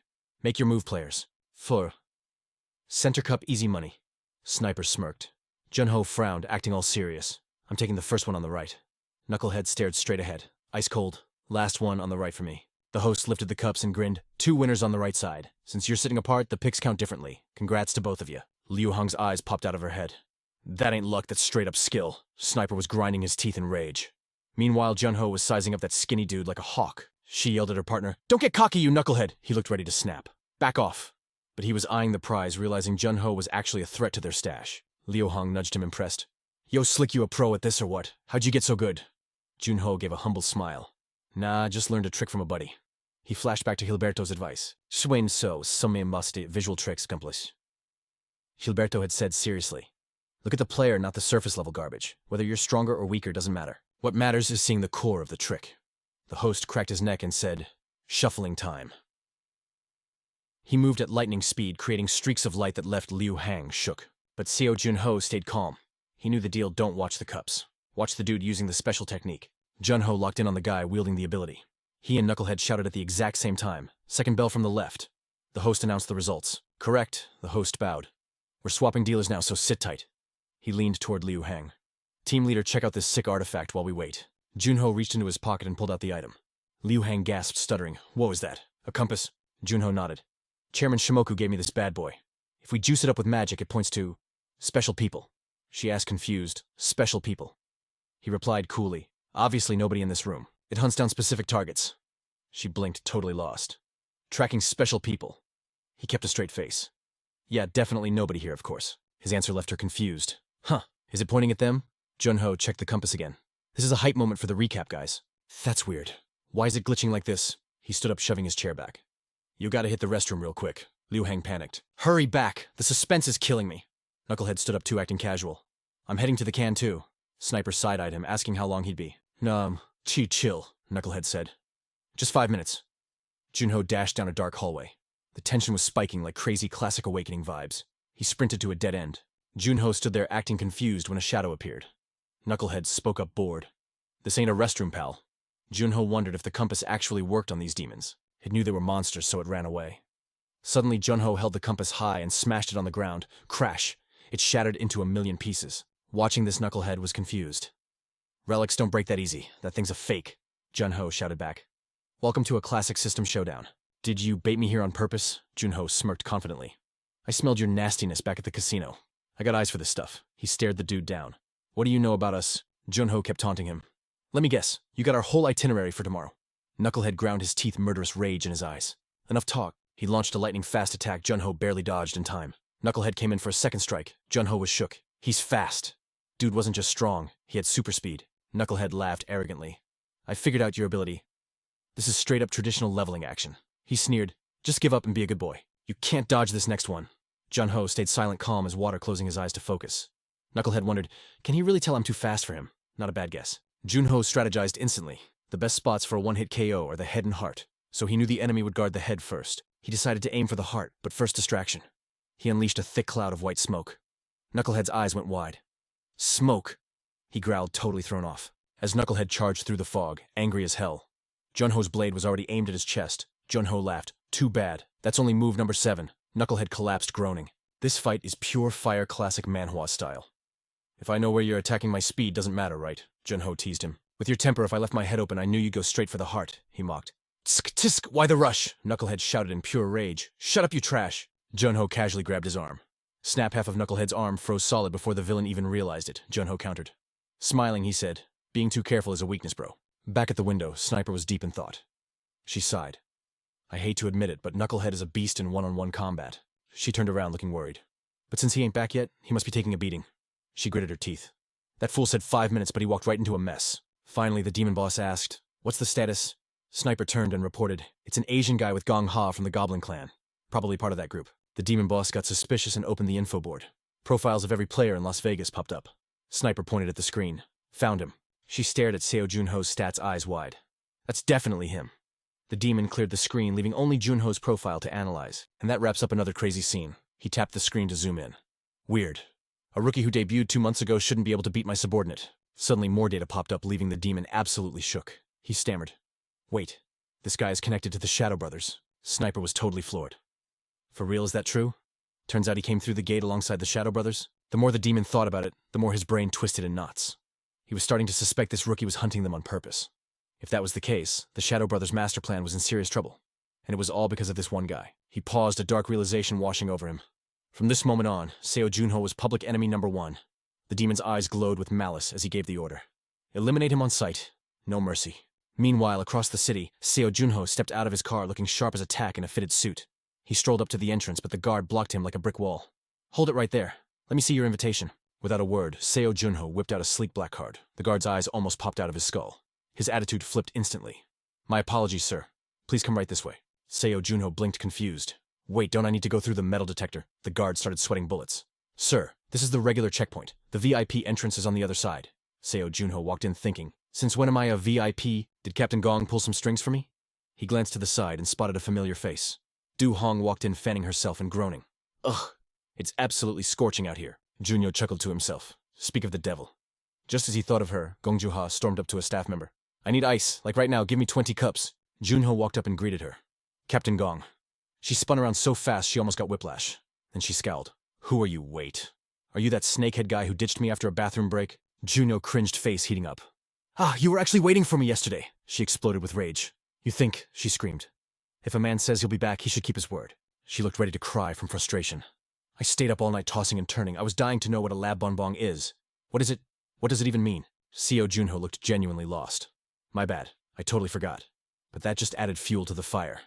Is sorry gonna fix my sleep schedule? She snapped. Junho sighed. Fine. I have no choice. Next time dinner is on me. Du Hong's mood flipped instantly. She pouted, flipping her hair. Fine. But it better be expensive. Junho let out a breath of relief. By the way, what are you lugging around in that box? Oh, this, she tapped the lid. Emergency survival kit, ice cream and cold drinks. Her expression suddenly turned serious. Listen, snakehead. Brace yourself. Once the auction starts, the heat and the drama is gonna last a long time. Junho nodded, analyzing her. Makes sense. You wield strong fire attributes, so your body temperature runs high. She didn't deny it. Yeah, I'm basically a walking furnace 24/7. She waved her hand dismissively. Anyway, go enjoy the show. I need to hunt down some iced tea. Junho nodded. All right. I'll head in first. As he walked away, he couldn't help but glance back. He really hoped for a peaceful moment with the captain. Meanwhile, Du Hong hauled her icebox inside, eyes sparkling. Whoa, this place is massive. She scanned the room. Look at those nosebleed seats way up there. That's high security. Is that right? She mumbled. Those spots are for royalty like the British Queen or French Guildmasters. Too much pressure. But down here, if things go south, I can bolt for the exit instantly. She checked her ticket. Seat of 14. Bingo. She sat down and smiled at her neighbor. Hi there, Sor. She froze solid. The guy next to her was CO Junho. Snakehead, she hissed, leaning in close. Dude, there are empty seats over there. The system assigns these spots strictly. You can't just crash here. CO Junho looked baffled. But, isn't this seat a 13? My invite says so? Du Hong snatched his ticket, her jaw dropping. What the heck? This is a VIP ticket. Her brain short-circuited. He got a better seat than me. He's a rookie. He debuted less than 2 months ago. She eyed him suspiciously, thoughts racing. Did he gamble his way to this ticket? CO Junho stared back. She scoffed. Okay, you're dressed nice, but I know you're broke. How did you score a VIP pass? Junho scratched his cheek awkwardly. The Guildmaster of Simu gave it to me. He even sent over the suit and handled the hotel. Suddenly, a light bulb went off in her head. Oh, I get it now. She laughed, looking impressed. So the chairman picked you, that's huge. A successor. CO Junho recoiled. Successor? No way. That's not it, he tried to explain. She cut him off. Hey, don't play dumb. You think I was born yesterday? That invite is for world leaders and power players only. It means you're here as the chairman's right-hand man, doesn't it? CO Junho scratched his head. Why was she grilling him like this? Denying it felt weird, so he just gave an awkward smile. I can already feel the pressure, he muttered. Inside, he was fuming. That old geezer set me up. He sent the clothes for this exact reason. I'm gonna wring his neck when I get back to Korea. Du Hong kept chatting. So, what's on your shopping list today? He shrugged. Haven't decided yet. She grinned. Me neither. Honestly, I'm just here to party. Then she struck a pose. But a true pro always executes their mission perfectly right. Junho stared at her blankly. She says that, but she definitely looks like she's just playing around. Ugh, dying of heat again, she whined. Junho smirked internally. Still, it's lucky she's here. I was planning to solo those goons, but let's be real.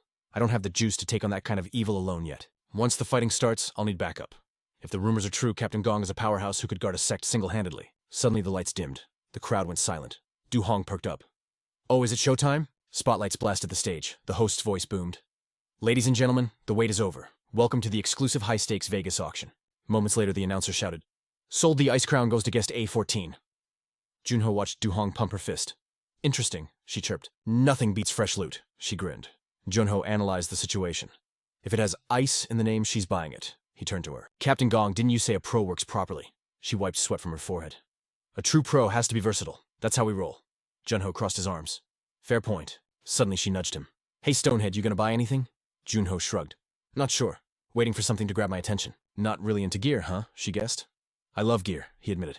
But in his mind, he thought, the problem is nothing here compares to the legendary equipment I used in my past life. So far, Junho said, I only bought one necklace. Du Hong raised an eyebrow. A necklace isn't that just for stamina recovery boring? Then she smirked. A gift for someone. Let me guess. A girlfriend. He narrowed his eyes. Shouldn't you ask if I'm even single first? She laughed. Okay. Your mom then. The air suddenly went cold. My mother passed away. Du Hong slapped her hands over her mouth, horrified. Oh my god, I'm shutting up now. Junho waved it off gently. Relax. It's a gift for my niece. Don't worry about it. Just then, the host raised his hands dramatically. And now, an item returning to the stage after a long hiatus. Veterans of our auction will recognize this enigma. The item appeared on screen. Lot 84. The mysterious orb. CO Junho froze. His heart slammed against his ribs. What is this feeling? My skills. They're reacting to it like a sixth sense going haywire. Is it resonating with that orb? Behind him, a man whispered to his buddy, "Ugh, that junk again. It's from the second gate. Useless." "Yeah, nobody's figured out what it does in 20 years. The other guy sneered. "Exactly. Some guy tried researching it a few years back and gave up. Now it's back on the block. Guess they finally realized it's trash." Some curious rando asked, "Yo, who actually bought this trash item?" Meanwhile, Seo Junho was just vibing, raising an eyebrow in silence. He stared at the control button in his hand, deep in thought, even though his keen intuition was screaming, "Sus, nothing bad had gone down yet." Should he risk it for the biscuit? Duke Hong caught him lacking and asked, "Yo, snakehead, you actually planning to cop that ball?" The auctioneer stepped up. "Item number 84, sold for $6,000. Seo Junho squinted, looking low-key obsessed, and replied, "Yeah." Then he dropped the bomb. "This auction is about to get spicy." The announcer kept the hype train moving, finally introducing auction item number 85. He revealed a supreme-grade magic orb straight out of an ancient dungeon on the second floor. Then the auctioneer shouted, "The breath of heaven!" Duke Hong's eyes practically sparkled at the treasure. "That is legit amazing," she gasped. "The amount of magic power in that thing is absolutely stacked. Word on the street is the energy radiating from this orb could power an entire city. Definitely not fake news." Seo Junho crossed his arms, wondering, "So what's the damage for a rock like that?" She hit the thinking pose. "The price tag is going to be astronomical." But then Duke Hong dropped some knowledge. "Actually, it depends on the numbers the big bosses want to throw around." Junho nodded, vibing with that logic. While Seo Junho was sweating the hefty price tag internally, Duke Hong's brows suddenly furrowed. She jumped to her feet like she just sat on a tack. Nearby, Seo Junho went full serious mode, thinking it was time to pull a heist. Suddenly, a bidder yelled out, "450 million, followed by another screaming, 470 million. The numbers were going to the moon. 500 million, 550 million. Then someone slapped down a 600 million bid, and right at that moment, the ceiling caved in directly on top of the auctioneer. He looked up just in time to see the roof crash down.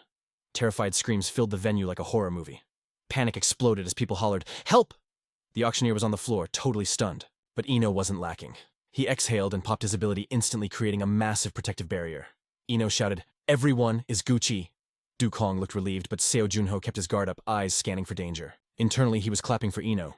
Erecting a shield that big in a split second, he thought, "That title, Guardian Knight, is definitely well earned." Sweating bullets, Duke Hong looked up with a worried face. Only demonic humans would pull a stunt this crazy. What the heck is that skeleton summoning? Seo Junho connected the dots immediately. Could it be the bone sorcerer, the psycho behind the massacre in Turkey? That dude's power level was definitely not basic. He figured if the organization wanted the intel, they'd have to share it. Duke Hong realized that scenario was highly probable after hearing him out. Then she went full commander mode. "Listen up, fam, prioritize getting the guests out. But if anyone stays, protect the loot." She pointed at Ino. "Ino, guard the breath of heaven orb, then go hunt down that bone freak." He saluted immediately. "You got it, Captain." She turned to grab her partner. "Snakehead, you help too." "But wait, empty air." Duke Hong growled, "What the heck? Where did that slippery guy go again?" "Same as last time, that guy is impossible." Suddenly a voice startled Duke Hong. "Hold up." A security guard tried to reassure the mob. "I know you're panicking, but keep it chill and move out in an orderly fashion." He yelled, "The shield is up, so everyone is temporarily safe." But the crowd was still chaotic. One participant barked back, "Save my foot!" He screamed, "It's already broken! Where's the safety? Get me out of here! Hurry!" The mob started shoving toward the doors, yelling, "Move it! Don't push, bro!" Meanwhile, Duke Hong stomped the floor, muttering, "These clowns are so annoying." She sighed, charged her hand with mana, and literally punched a hole through the stone wall ahead. After smashing a hole in the wall, she signaled everyone to yeet themselves through the shabby door nearby. Ino ran over, looking stressed. "Yo, this building isn't cheap. Who's paying for that wall?" Duke Hong snapped back. "In a life-or-death situation, being stingy just won't cut it." He chuckled nervously. "Okay, fair point. Wise words. When you write the complaint, don't put my name on it," she said with a dry smile. "That hurts my feelings." Suddenly, wham! A black hole appeared on the wall, and a bullet ripped out, tagging Ino right in the left shoulder. Duke Hong froze, watching the scene unfold in total shock. Ino took the hit and collapsed backward like a sack of potatoes. She screamed with Ino down the protective barrier, cracked and shattered into pixel dust. Duke Hong clenched her teeth, fury blazing in her eyes. "Oh, now I'm mad." Duke Hong spoke up. "I was trying to stall to charge my mana and reinforce the shield." Her face lit up with battle lust as she sneered. "You punks better not get in my way." The Bone Legion charged in boldly. She didn't back down an inch. With a fierce glare, she rushed them, unleashing a tsunami of energy that smashed through the wall and blasted everything outside. The Bone Legion was getting absolutely roasted by Duke Hong's fierce flames. A blinding yellow light pierced the darkness. From afar, a woman watched the scene totally in disbelief. "Impossible," the sniper whispered. "Is that really human ability?" Thoughts of the B-rank Fire Empress, one of the world's strongest players, floated through her mind. That mana awakening was a highlight reel moment. She did not want to face that force head-on. The sniper popped a bubblegum bubble, muttering, "Snipers are meant to snipe. I stay in my lane." Suddenly she saw the chaotic auction house through her scope. Duke Hong was soloing the Bone Legion like a boss. A classic leveling manhwa moment, and right beside Aino was the item Heaven's Breath. Seeing it, the sniper's excitement peaked. Target acquired. A small black hole appeared in her hand, and the auction item slowly emerged from the portal like magic. Smirking, she confirmed, "Gotcha, Heaven's Breath." Suddenly, a beep startled her. She answered her phone fast. "Yo, boss?" The voice asked if she secured the bag. Proudly, she replied, "Who else but me, of course." Her boss signaled, "Good job. Head to extraction point B." She chirped, "Understood." The sniper thought this mission was S-clap, but it was a pity she couldn't take out Seo Junho earlier. Then her eyes went wide when she spotted a figure whispering, "That's him running away. It's Seo Junho." Excitement spread across her face. She raised her gun to aim, smirking. "Lucky you aren't you," she whispered, amused. "It won't hurt much. One bullet is enough to blow your brains out." With that, the sniper fired straight into the black hole at her gun's muzzle. Multiple black holes popped up. One appeared right beside Seo Junho's temple, but he ducked instantly. The sniper gasped. "He missed," she thought. "I literally teleported the bullet to guarantee a hit. He can't possibly dodge them all." Determined, she gritted her teeth. This shot won't miss. 2 more black holes appeared directly over Seo Junho's head. Coldly, he looked up. With a wave of light, a loud boom erupted, knocking the bullets off course. She panicked, shouting, "That's ridiculous!" She clenched her jaw, thinking, even a sniper of my level missed. He's just a rookie. Suddenly, she noticed where he was headed. Energy started surging from the ground. Half of the sniper's body froze instantly. Shocked, she looked back to see a shadowy figure radiating death energy. Seo Junho's face was cold and disdainful. The sniper screamed in fury, You bastard!" "What are you doing?" He walked up calmly. "What else? You're completely frozen." Seo Junho coldly declared, "Your life is worthless now. Tonight you get deleted from this earth." Back inside, the building was totally lit, and I mean literally on fire. Flames were popping off everywhere, and shattered skulls covered the floor. Du Hong was losing her absolute mind, yelling, "It is scorching in here." Fire blazed in her hands as she screamed, "Why is it so freaking hot?" Do Hong tried to chill out. Deep breaths. "Once this mess is over, I'm finna relax at the Arctic." But suddenly a panicked shout killed the vibe. "Yo, princess, we got a major situation over here. The breath of heaven, it is gone, fam. We lost it." Lu Hang jumped like she had seen a ghost. The guy yelled, "Some rat must have swiped it while we were busy throwing hands. We are scanning the crowd for the suspect right now." Lu Hang grit her teeth. "Whoever dared to steal my loot is gonna have to step over my dead body." But suddenly a frantic voice cried out, "Boss, watch out!" Behind them, the squad was getting absolutely wrecked. Lu Hang spun around, sweating bullets, totally confused. Right then, heavy footsteps echoed. Thump, thump, thump. A whole army of skeletons decked out in iron armor rolled up on them. She scowled. What kind of freak show is this? Lu Hang and her crew were completely surrounded by these boneheads. Seeing those black bones gave her the creeps. Lu Hang looked back, thinking, my squad is elite handpicked for their skills. Maybe they are just gassed out from the last fight. That is why they are so weak right now. Suddenly her homie spoke up, dead serious. "Princess, this vibe is super sus." Lu Hang asked, "What is the tea?" He hesitated. "That gear those skeletons are rocking. It looks way too familiar." Lu Hang glanced back, confused. "Spit it out, bro. What do you mean?" He dropped the bomb. 3 years ago. Remember the second floor mission? The one that had everyone shaking. Lu Hang wiped the sweat off her face. "Yeah, those players infiltrated the second floor and ghosted without a trace. So what?" He furrowed his brow, connecting the dots. "So the drip, the fighting style. It is an exact match, fam. Those black skeletons, they are the missing players." The guy insisted. Lu Hang went silent, pure terror written all over her face. So these skeletons were her old allies. Suddenly the demon's plan clicked in her head. "I will ambush the auction and distract Gong Ye while the squad snatches the loot." The goons had followed orders perfectly. "Bet. We will meet at the Cheonho Hotel Room, Point B. Once we secure the bag, lay low and dodge any sweaty players. Meanwhile, Seo Junho checked the dead sniper." Nothing. Did their boss leave them in the dark, talk about toxic management? Then he hyped himself up. "I gotta read that skeletal wizard's mind." The intel confirmed it. The skeletons crashing the party were the fallen warriors from the Nazot raid. That meant Nazot's disciple, the demon, was pulling the strings. But that coward was hiding way off site, probably surrounded by 1,000,000 explosive traps. Attacking him head-on would be an instant game over. Seo Junho needed a back door. He spotted a smartwatch on the wrist and grinned. "Gotcha!" At the same time, magic circles lit up around the demon chilling in his lair. He checked the watch screen. Mission complete. But he felt eyes on him. Confused, the demon messaged back, "Where are the goods, bro?" The reply pinged, "Alley beside the hotel." The demon frowned. It ain't Seo Junho, and it ain't the spirit gang. So a third party was crashing the party. Annoyed, he snapped his fingers. Poof. Dark smoke carried him straight to the dim alley. He landed soft but froze when he saw a familiar organization mark. He sensed Major Mana nearby. His eyes locked on a trash bin. Sweet do not even have to hunt for it. He flipped the lid open, feeling lucky. Inside was a glowing treasure. The demon grinned. A high-level magic core. The breath of heaven. But then he paused. Wait. Why is this thing ice cold? The energy feels weak. Boom. The fake item exploded in his face. The demon stumbled back, totally confused by the scene. He grimaced, clutching his arm in agony. His arm was frozen solid. He grit his teeth, realizing he got played. A magical freezing trap. How did they track me? I gotta get out of here. Chill out. Literally. Defense first. He unleashed his aura, turning the ground beneath his feet into a soggy mess. Skulls popped out of the mud, followed by a whole squad of skeletons. The demon muttered, I hate wasting mana, but say hello to my little bone army. He smirked, thinking he was safe. Try getting through this. Suddenly a voice roasted him. Not bad, I guess. Seo Junho spoke calmly. Meanwhile, the Frost Queen noted, as long as he is not defenseless, it is fair game. Hearing the voice, the demon whipped around, but he was too slow. Seo Junho lunged, thrusting his sword deep. The demon coughed up a fountain of blood. In his shock, he thought, since when? The demon's brain short-circuited. Seo Junho had timed the cast perfectly from the start.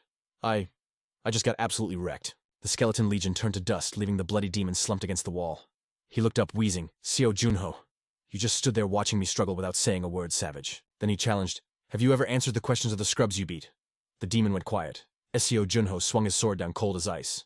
You do not get to ask questions, loser. Back at the auction, the image of a skull dissolving appeared. Du Hong's eyes popped out of her head. Someone shouted, yo, the skeletons are turning to dust. She looked up wondering, did the wizard rage quit? Or maybe Seo Junho actually clapped the demon. Suddenly a system interface popped up for Junho. Seo Junho squinted. He leveled up 2 tiers. Whoa, that guy was actually high tier. He realized, if I had not tricked him into that trap, I would have been toast. Then Seo Junho grabbed the demon's head. Time for a history lesson. Visions flooded in. Crowds appeared, voices echoing. Summoning, huh? That is a rare talent. I dig this system. The crowd continued. Haven't seen mana this dope in ages, be grateful, kid. Najad Hollow has his eye on you. The memory played on. You are the squad leader now. The man smirked. We are going to dominate this tower top to bottom. He started explaining the perks of reaching the 2nd floor, but Seo Junho frowned. Error. The system blocked the rest because his skill level was too low. The forced connection snapped. He sighed. Man, the stream cut out at the good part. All the juicy secrets are locked. He eyed the dead demon and thought, I saw enough fragments to know the truth, though. Then Seo Junho cursed under his breath. Freaking scumbags. Rage boiled inside him. Using orphans as weapons. And if the kids cannot handle the training, they get tossed out like trash. That is messed up. They treat these kids like merchandise. Seo Junho clenched his fist so hard his knuckles turned white. He was not done yet. He continued. One player from Amato Orphanage took down Turkey. I gotta wipe these monsters out before they ruin everything. He thought about Najad Hollow. Is he the big bad wolf from the Shadow's memories? Probably. He wasn't sure how deep the rabbit hole went. He kicked the corpse softly. Hey Najad, did you even care about your students? Probably not. He declared, just wait. I am pulling this whole organization out by the roots and sending them straight to hell. The next morning the sun was shining, but the mood was heavy. De Hong rubbed her temples, totally hungover from stress. Still nothing. Her partner shook his head. Nada. Can't find it. De Hong scowled, wondering, who the heck jacked Heaven's Breath and where did they go? Man, if we kept brawling a little longer, we could have tracked that magic signature down. Suddenly she snapped, yo, what's the time? Someone hollered back, it's 7. 00 in the freaking morning. Du Hong facepalmed hard. She was totally over it. She should be snoozing in a plush hotel bed right now. Suddenly, Inho piped up. Princess, you got a delivery. He handed over a box. Looks like a gift from someone. Du Hong blinked. Huh, a fan. He shrugged. Maybe. Hearing that, she flipped her hair with a cocky grin. Why are they so obsessed with me? I posted notices saying no gifts unless it's a signing event. Meanwhile, Inho was sweating bullets, looking super sus and mumbling about the contents. Du Hong caught his vibe and frowned. Is it something gross? He panicked. No shot, I checked it first. Then Inho got real. Honestly, my jaw hit the floor. Inside that box is actual Heaven's Breath. Du Hong's eyes popped out of her skull. She stuttered. No way.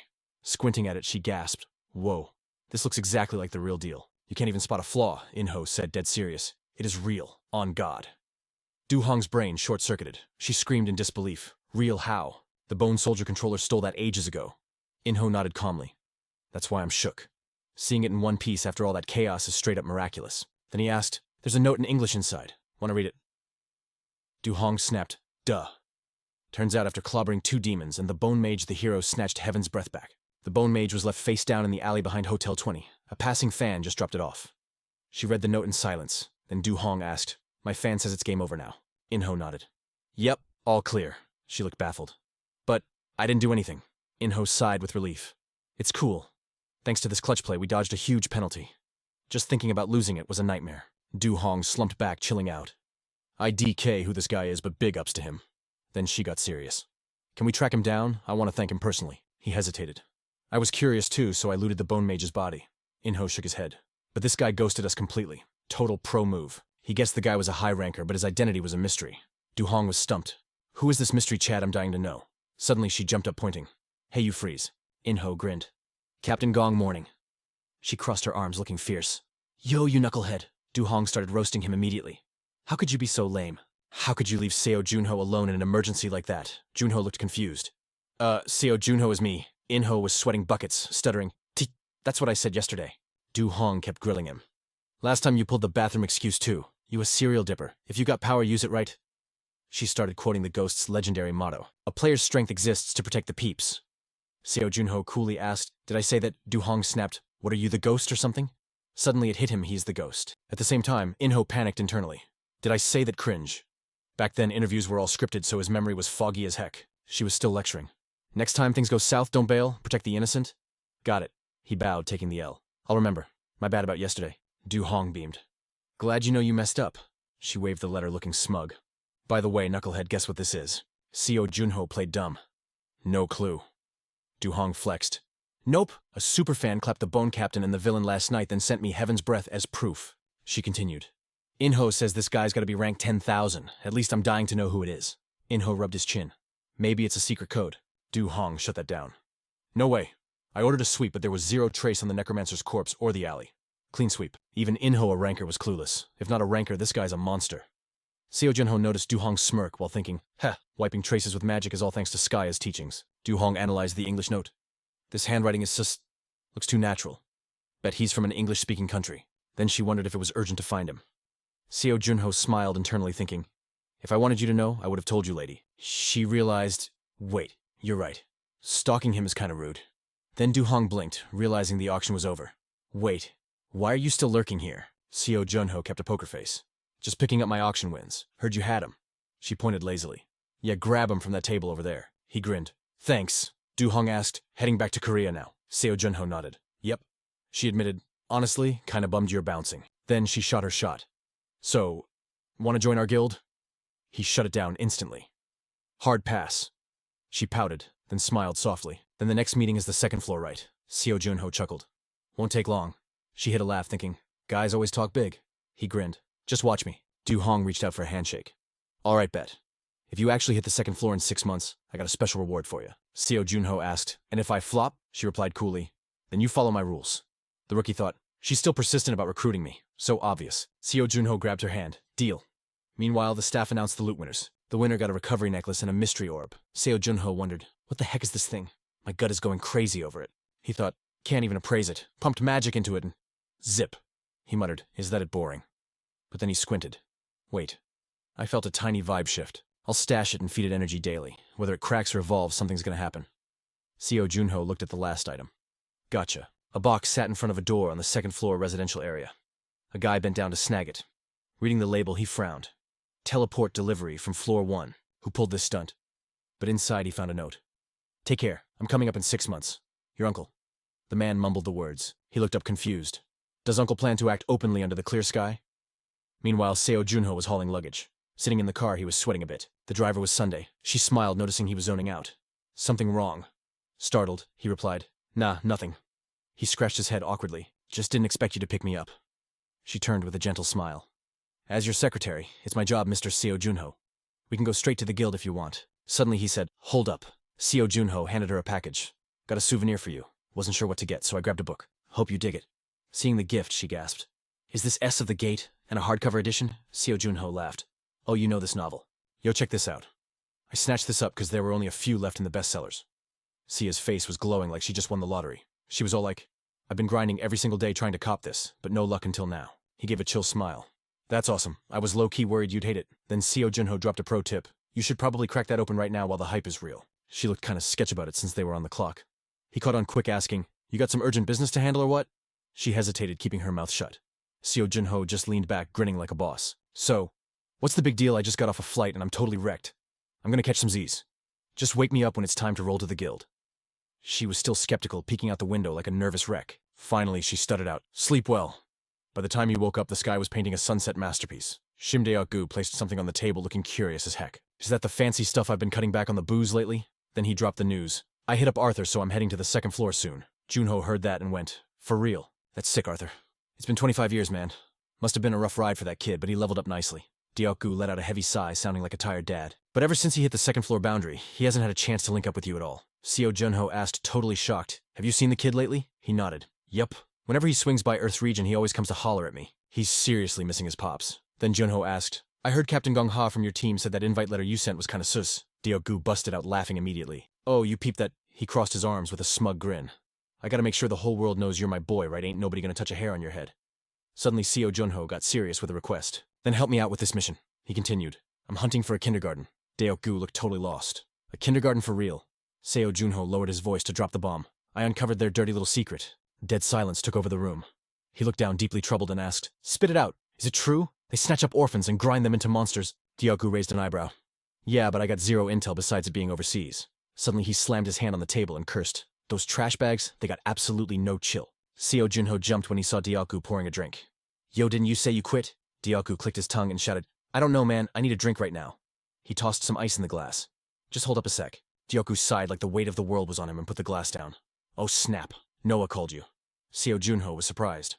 Noah, calling me? Diok-gu played with his glass. Before you dipped to America, you told him to craft a sword right. It drops tomorrow and he wants to hand-deliver it. Junho thought, with my rep now meeting him, ain't gonna be an issue. My name is big enough to take requests from the association now. Diok-gu suggested. Let's roll out early morning.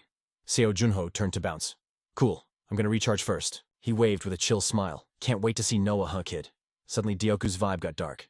Now we gotta do whatever it takes to win. Meanwhile, Seo Junho looked up and realized. It's been 25 years, but the vibe is exactly the same. Standing in front of a rusty old shop, he pushed the door open thinking, guess Noah's grandson is running the show now. Smiling, he thought to himself, I can hear that hammering already. Looks like the kid learned the ropes. Wonder how big that crybaby squad got. Clang, a massive hammer slammed down, echoing like crazy. A jacked arm with tan skin came into view. The buff dude turned around. Who goes there? Junho looked at him surprised. Is this Noah's grandson? What went down in the last 25 years? Banmoa saw the guest and gasped. Yo, you're the player Seo Junho, right? He added, the guild gave me a heads up you were coming. Follow me, boss. He walked ahead, glancing back at a glowing object on the table while showing Junho where to sit. Junho quietly guessed, Mr. Noah's gotta be upstairs. Suddenly a voice barked out. Damn it, the man grumbled in a low tone. Why is it so hard to track you down? Seo Junho grinned when he saw who it was. Long time no see, he smiled. Noah. An image of a grumpy old geezer appeared. Banmoa asked, totally confused. Wait, this ain't your first time meeting? Noah hesitated for a beat. That's facts. He signaled Banmoa to grab some tea for the guest. He looked a bit shook. You know, that thing. Noah suddenly got super serious. Don't make me say it twice. Seo Junho narrowed his eyes. The kid actually listens to you, huh? He just sighed because Seo Junho didn't know the struggle. Once he makes up his mind to ignore you, ain't nobody changing that. Then he pointed to the back. You must have roasted him hard for him to shape up. I saw him hammering earlier. His stamina is actually insane. Noah chuckled. Still got a lot to teach the rookie. Seo Junho laughed at that. Still awkward with the compliments, huh? Seo Junho shrugged with a grin. By the way, ain't you gonna welcome me back? Aren't you hyped? I didn't kick the bucket and came back alive? Noah immediately shouted, I'm thrilled. But then his eyes got all squinty. He grabbed Seo Junho's shoulder and said, I've been insulted enough for one lifetime. Hearing that, Seo Junho grinned. Thanks, man. Glad you haven't changed. Noah frowned, confused. Why would you do that? Seo Junho wiped some nervous sweat. How should I know? Noah squinted with curiosity. I heard rumors from the guild, but never the real tea on why you became a player again. Seo Junho raised an eyebrow, no escaping this one. Snap. A burst of energy exploded, dazzling Noah. His eyes went wide in total shock. Noah asked, For real? Is that the Frost Queen's power? Junho spoke calmly, flexing the strength he jacked from the Frost Queen. Can you bring the squad back to life? Seo Junho confirmed. Yeah. That's why I'm grinding to get better. He smiled. After all, we agreed to ride or die together.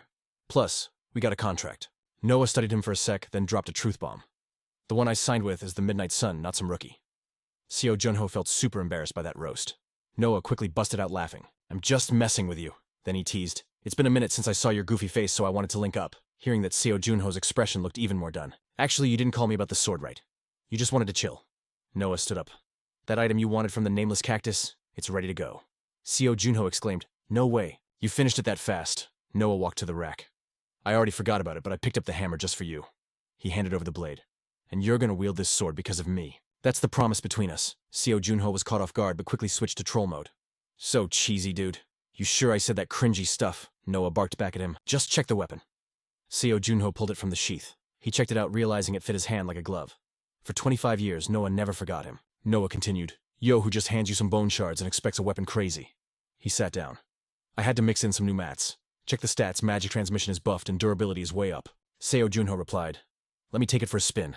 He immediately commanded the system evaluate. Ding, find the black dragon. Rank special. This thing is a tank, won't dull or rust. Wounds from this bad boy don't heal easy. A resilient hunter can even track an opponent once the blade tastes their blood. Seo Junho read the description feeling hyped on the inside. Now this is what a sword should look like, way better than the trash loot lying around the guild warehouse. He gave props. Your skills are still god tier, just like back in the day.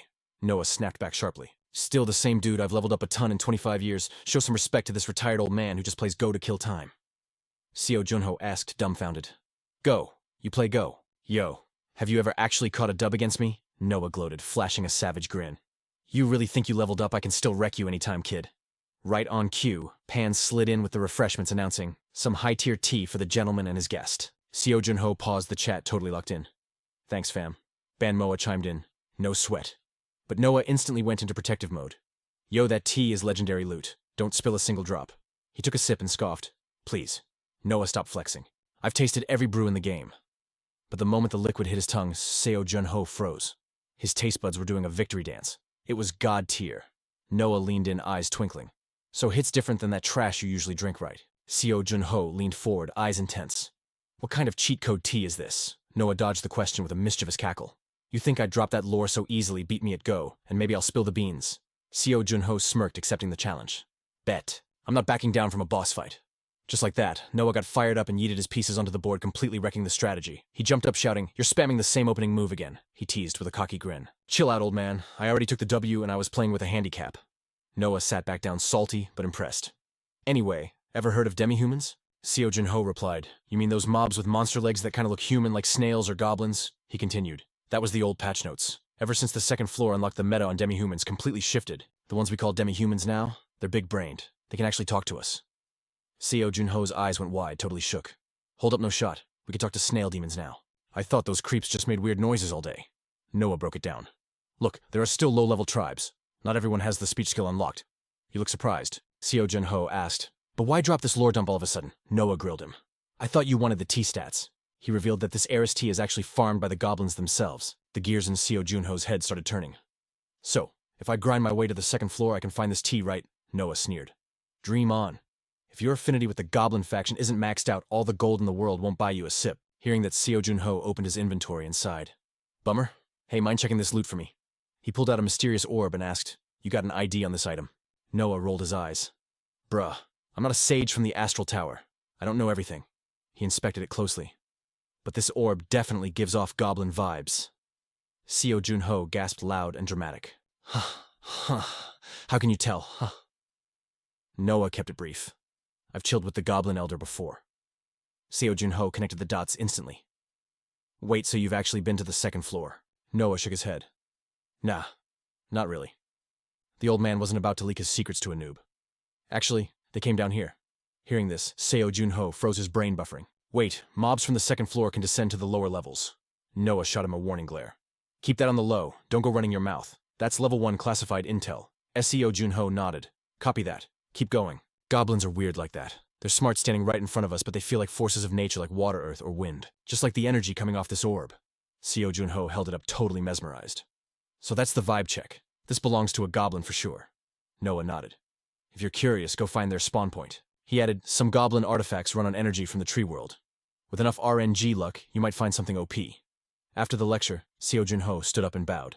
Thanks for the tips. I'll hit up the secretary to see how to find them. Seeing him get up, Noah looked a little bummed out. Leaving already? Noah grumbled, basically acting like a tsundere warning him not to stray too far. Seo Junho thought to himself, man, he always acts tough. Ban Moa, seeing Seo Junho head for the exit, called out, Don't catch feelings, he's just grumpy. He handed over a small box. Grandpa sucks at showing emotions. Full. So aware. Seo Junho chuckled. No worries, I speak his language. What's this? Ban Moa grinned. It's a gift. Seo Junho looked at the box, confused. You said your grandpa wanted me to have this. He never gives loot to outsiders. He must really rate you. Seo Junho smiled. Tell him I said thanks. Ban Moa was about to say something else. Yeah, but... then stopped and waved it off. No biggie. You'll figure it out soon. Seo Junho replied. I'll look into it. On the way back, he strategized with his partner who looked totally lost. Black goblins, she explained. Yeah, those traitors to the tree world. They're monsters that roll in packs. Their gates are a nightmare to raid. Seo Junho shared his intel. If we get lucky, we might snag the legendary Elysia herb in their village, right? She gave him props for the summary. The current Black Goblin Gate is in the primeval forest. You down for the raid? Seo Junho nodded. Yeah, let's focus on the main quest first. She pinged him a notification. You need to see this. The message said the Internal Guild was joining the raid on the primeval forest gate. Junho thought, the Internal Guild. That's the same squad we clashed with during the Fox Fireworks event. This mana recap details the thrilling dynamics of an awakening mana layered with intense system mana battles and leveling mana encounters. X continued, it's not just the guild. Top-tier players from the global server are logging in for this one. Junho jerked back, shouting, wait the entire world. What's the dungeon data? She broke it down. Location Grand Dam Dawn. Objective defeat the Dark Goblin Chief. Restriction. Only players between level 20 and 30 can enter. Also, the raid party is capped at 200 people.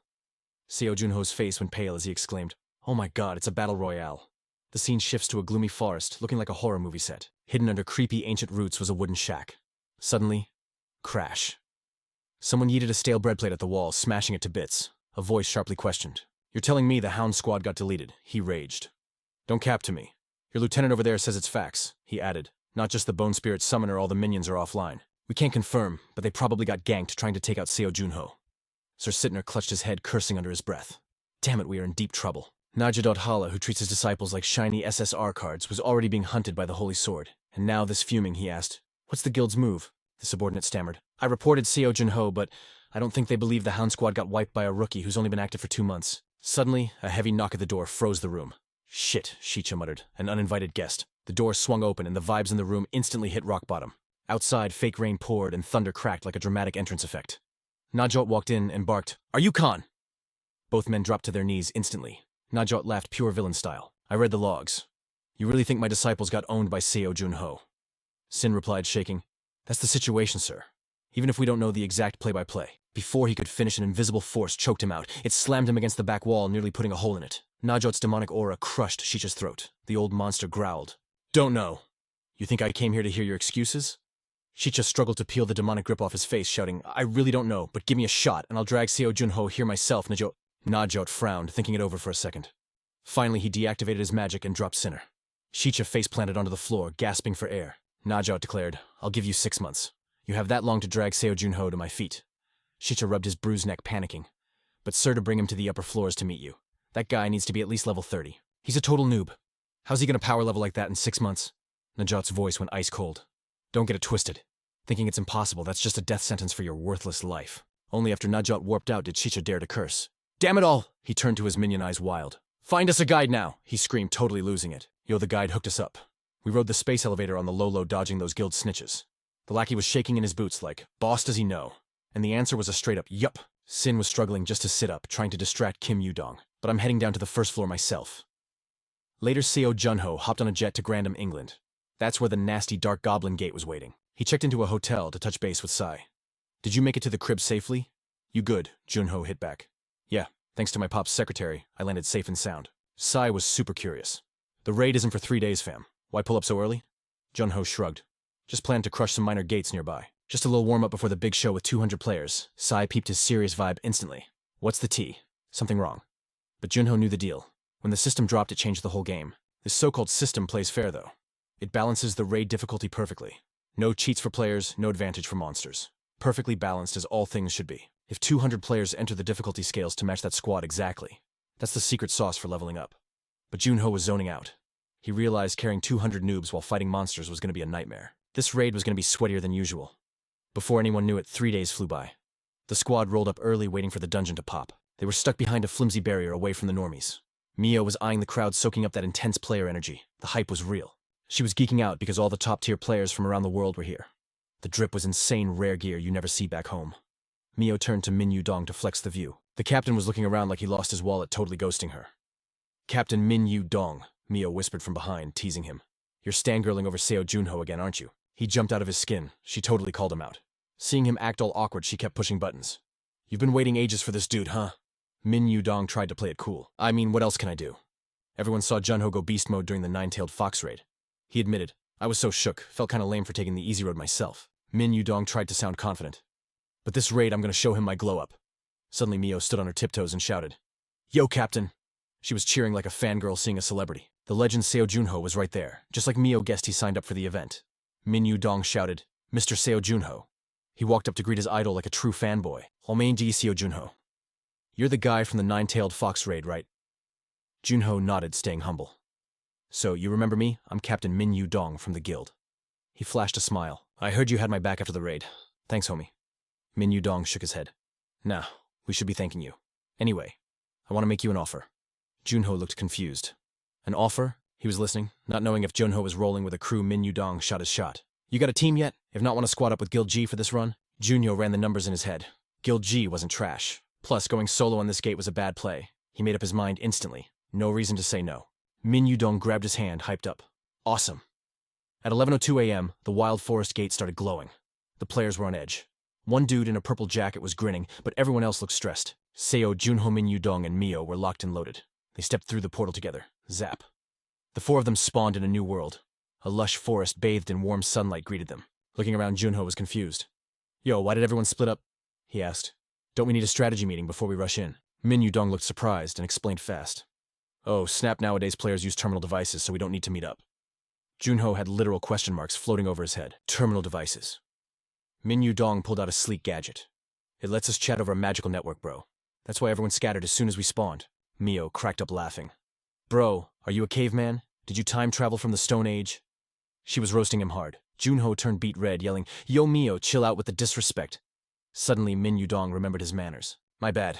Let me introduce the Guild G squad. He pointed them out.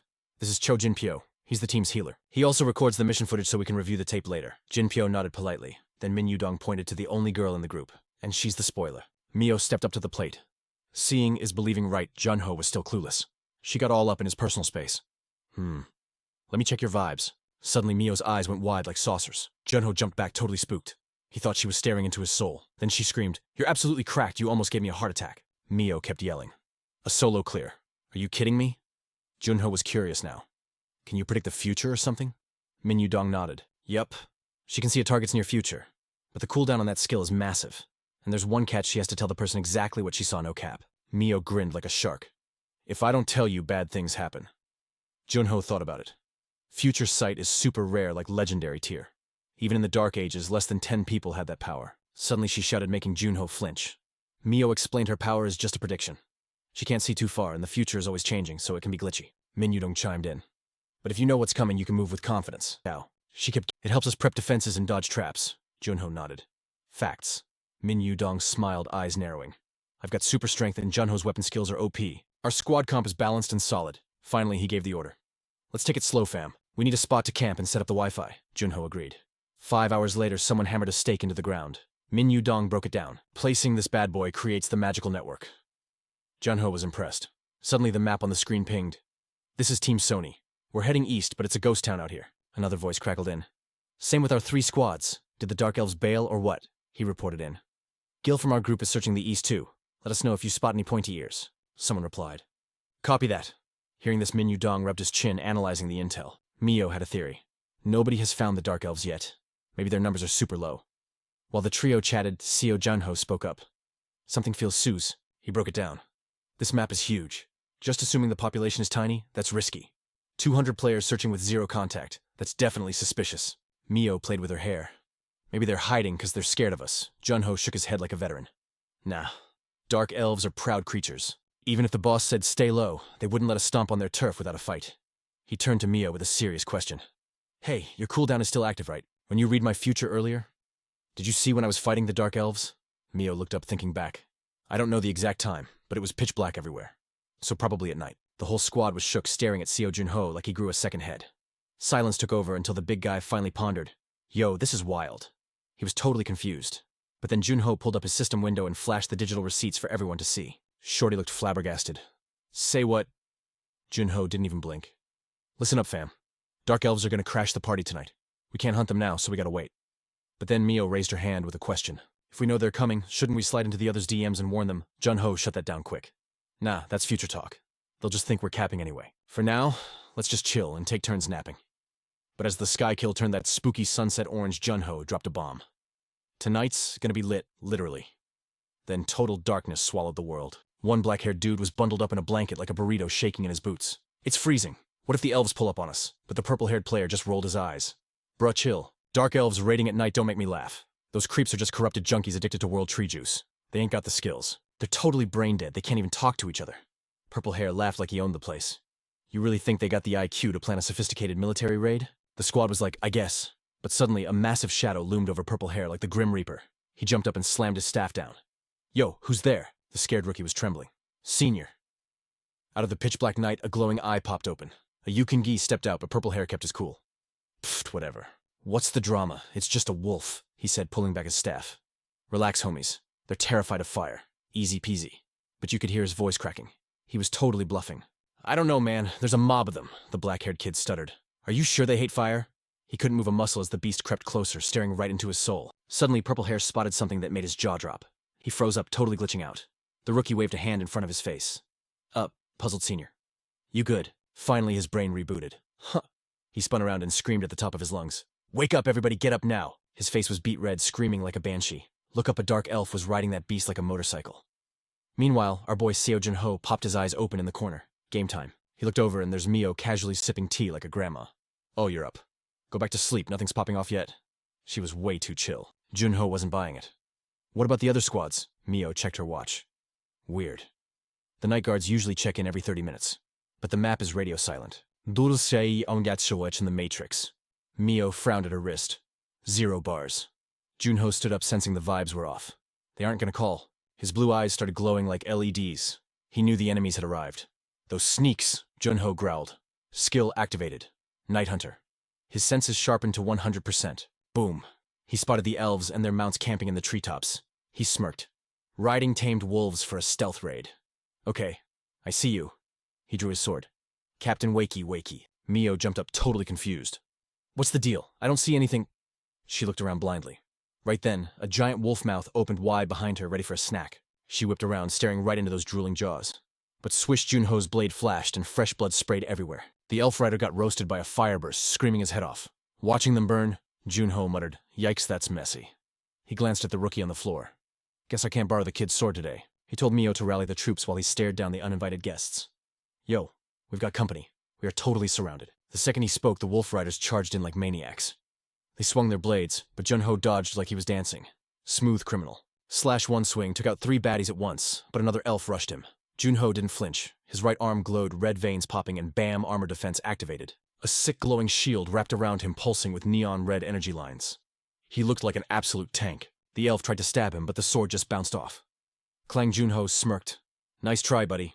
That's the power of the Black Dragon lineage. This armor is built different. This gear was light as a feather thanks to weight reduction magic. Plus, it blocked tracking from anyone under rank. Jun-ho slashed the elf in half, feeling absolutely hyped. He was loving this masterpiece, crafted by the legendary Pal.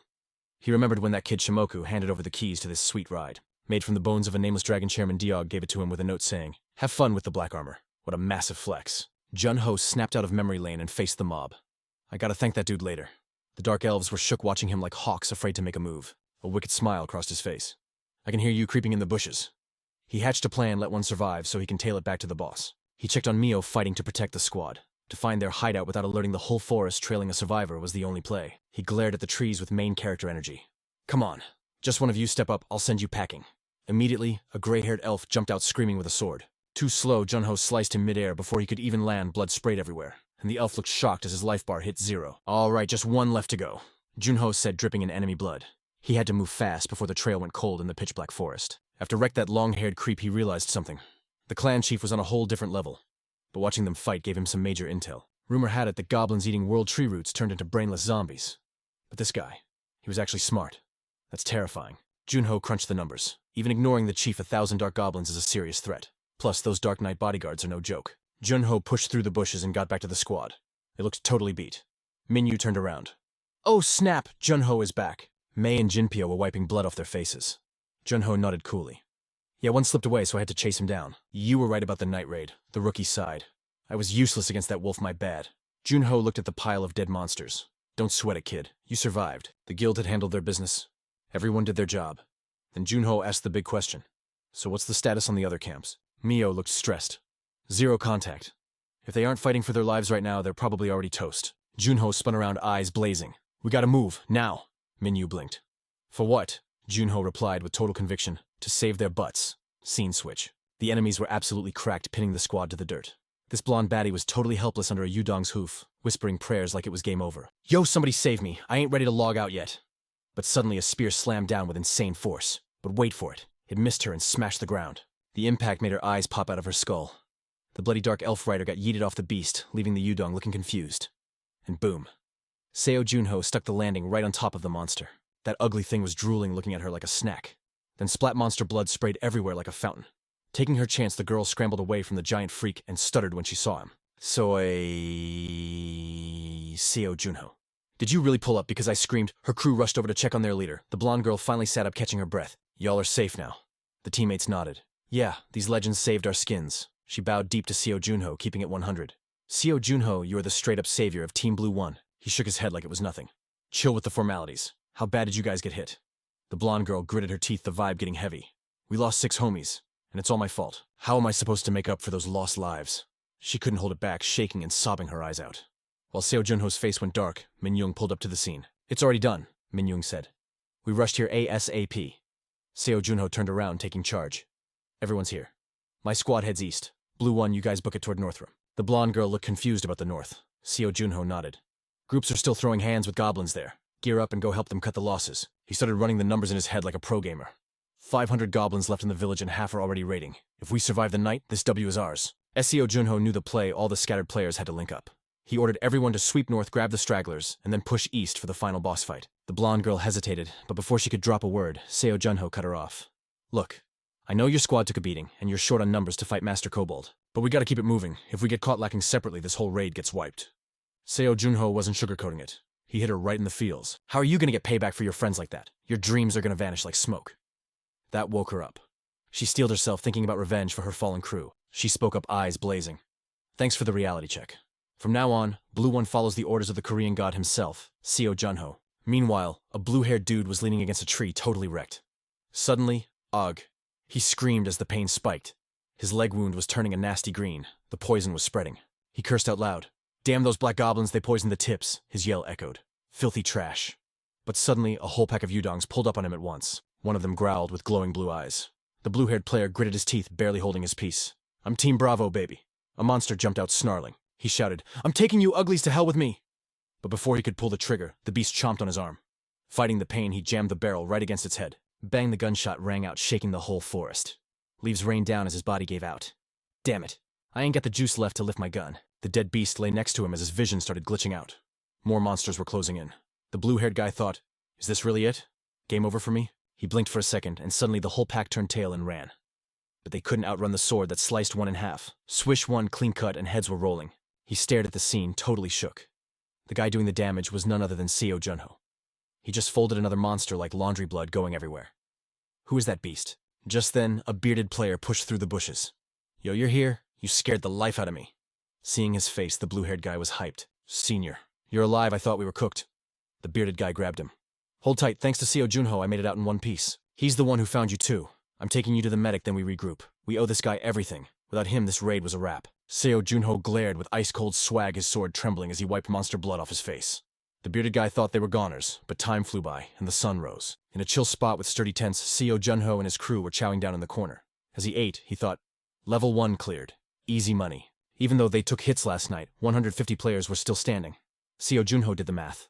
The black goblins lost half their army. They wouldn't dare come outside now. They're gonna turtle up, Seo Junho figured. So we gotta rush them. But there was drama, the bearded guy and the blonde girl were shouting at each other. The guy yelled, we gotta move now. But she clapped back. Protecting the squad comes first. We don't have a healer to fix this poison. We're just stalling. Nearby, someone was patching up the blue-haired guy.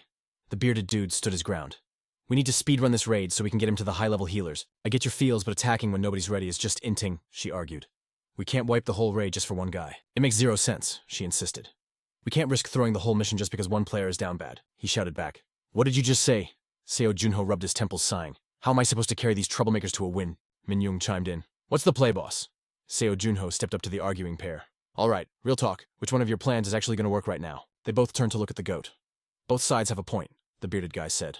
But Seo Junho dropped the bomb. I think rushing them right now is the meta play. The bearded guy pumped his fist. Let's go. But Seo Junho cut in. But listen, everyone has to be ready to sacrifice the whole army just to save one dude. The group gasped. He continued. I ain't saying it's pretty. But we have to strike now because the longer we wait, the harder this boss fight gets. The blonde girl frowned. Where are you getting this intel? Seo Junho replied. It's obvious if you paid attention to how those black demons move. He broke it down. You think camping will save us. After that ambush, you know this forest is hardcore mode. Seo Junho confirmed it. Those demons weren't just wild beasts. They moved like a disciplined army. That means there's a boss unit commanding them. His voice got serious. Something big is out there playing RTS with those demons. It's smart or scary enough to make them listen. That's why the night raid hit different.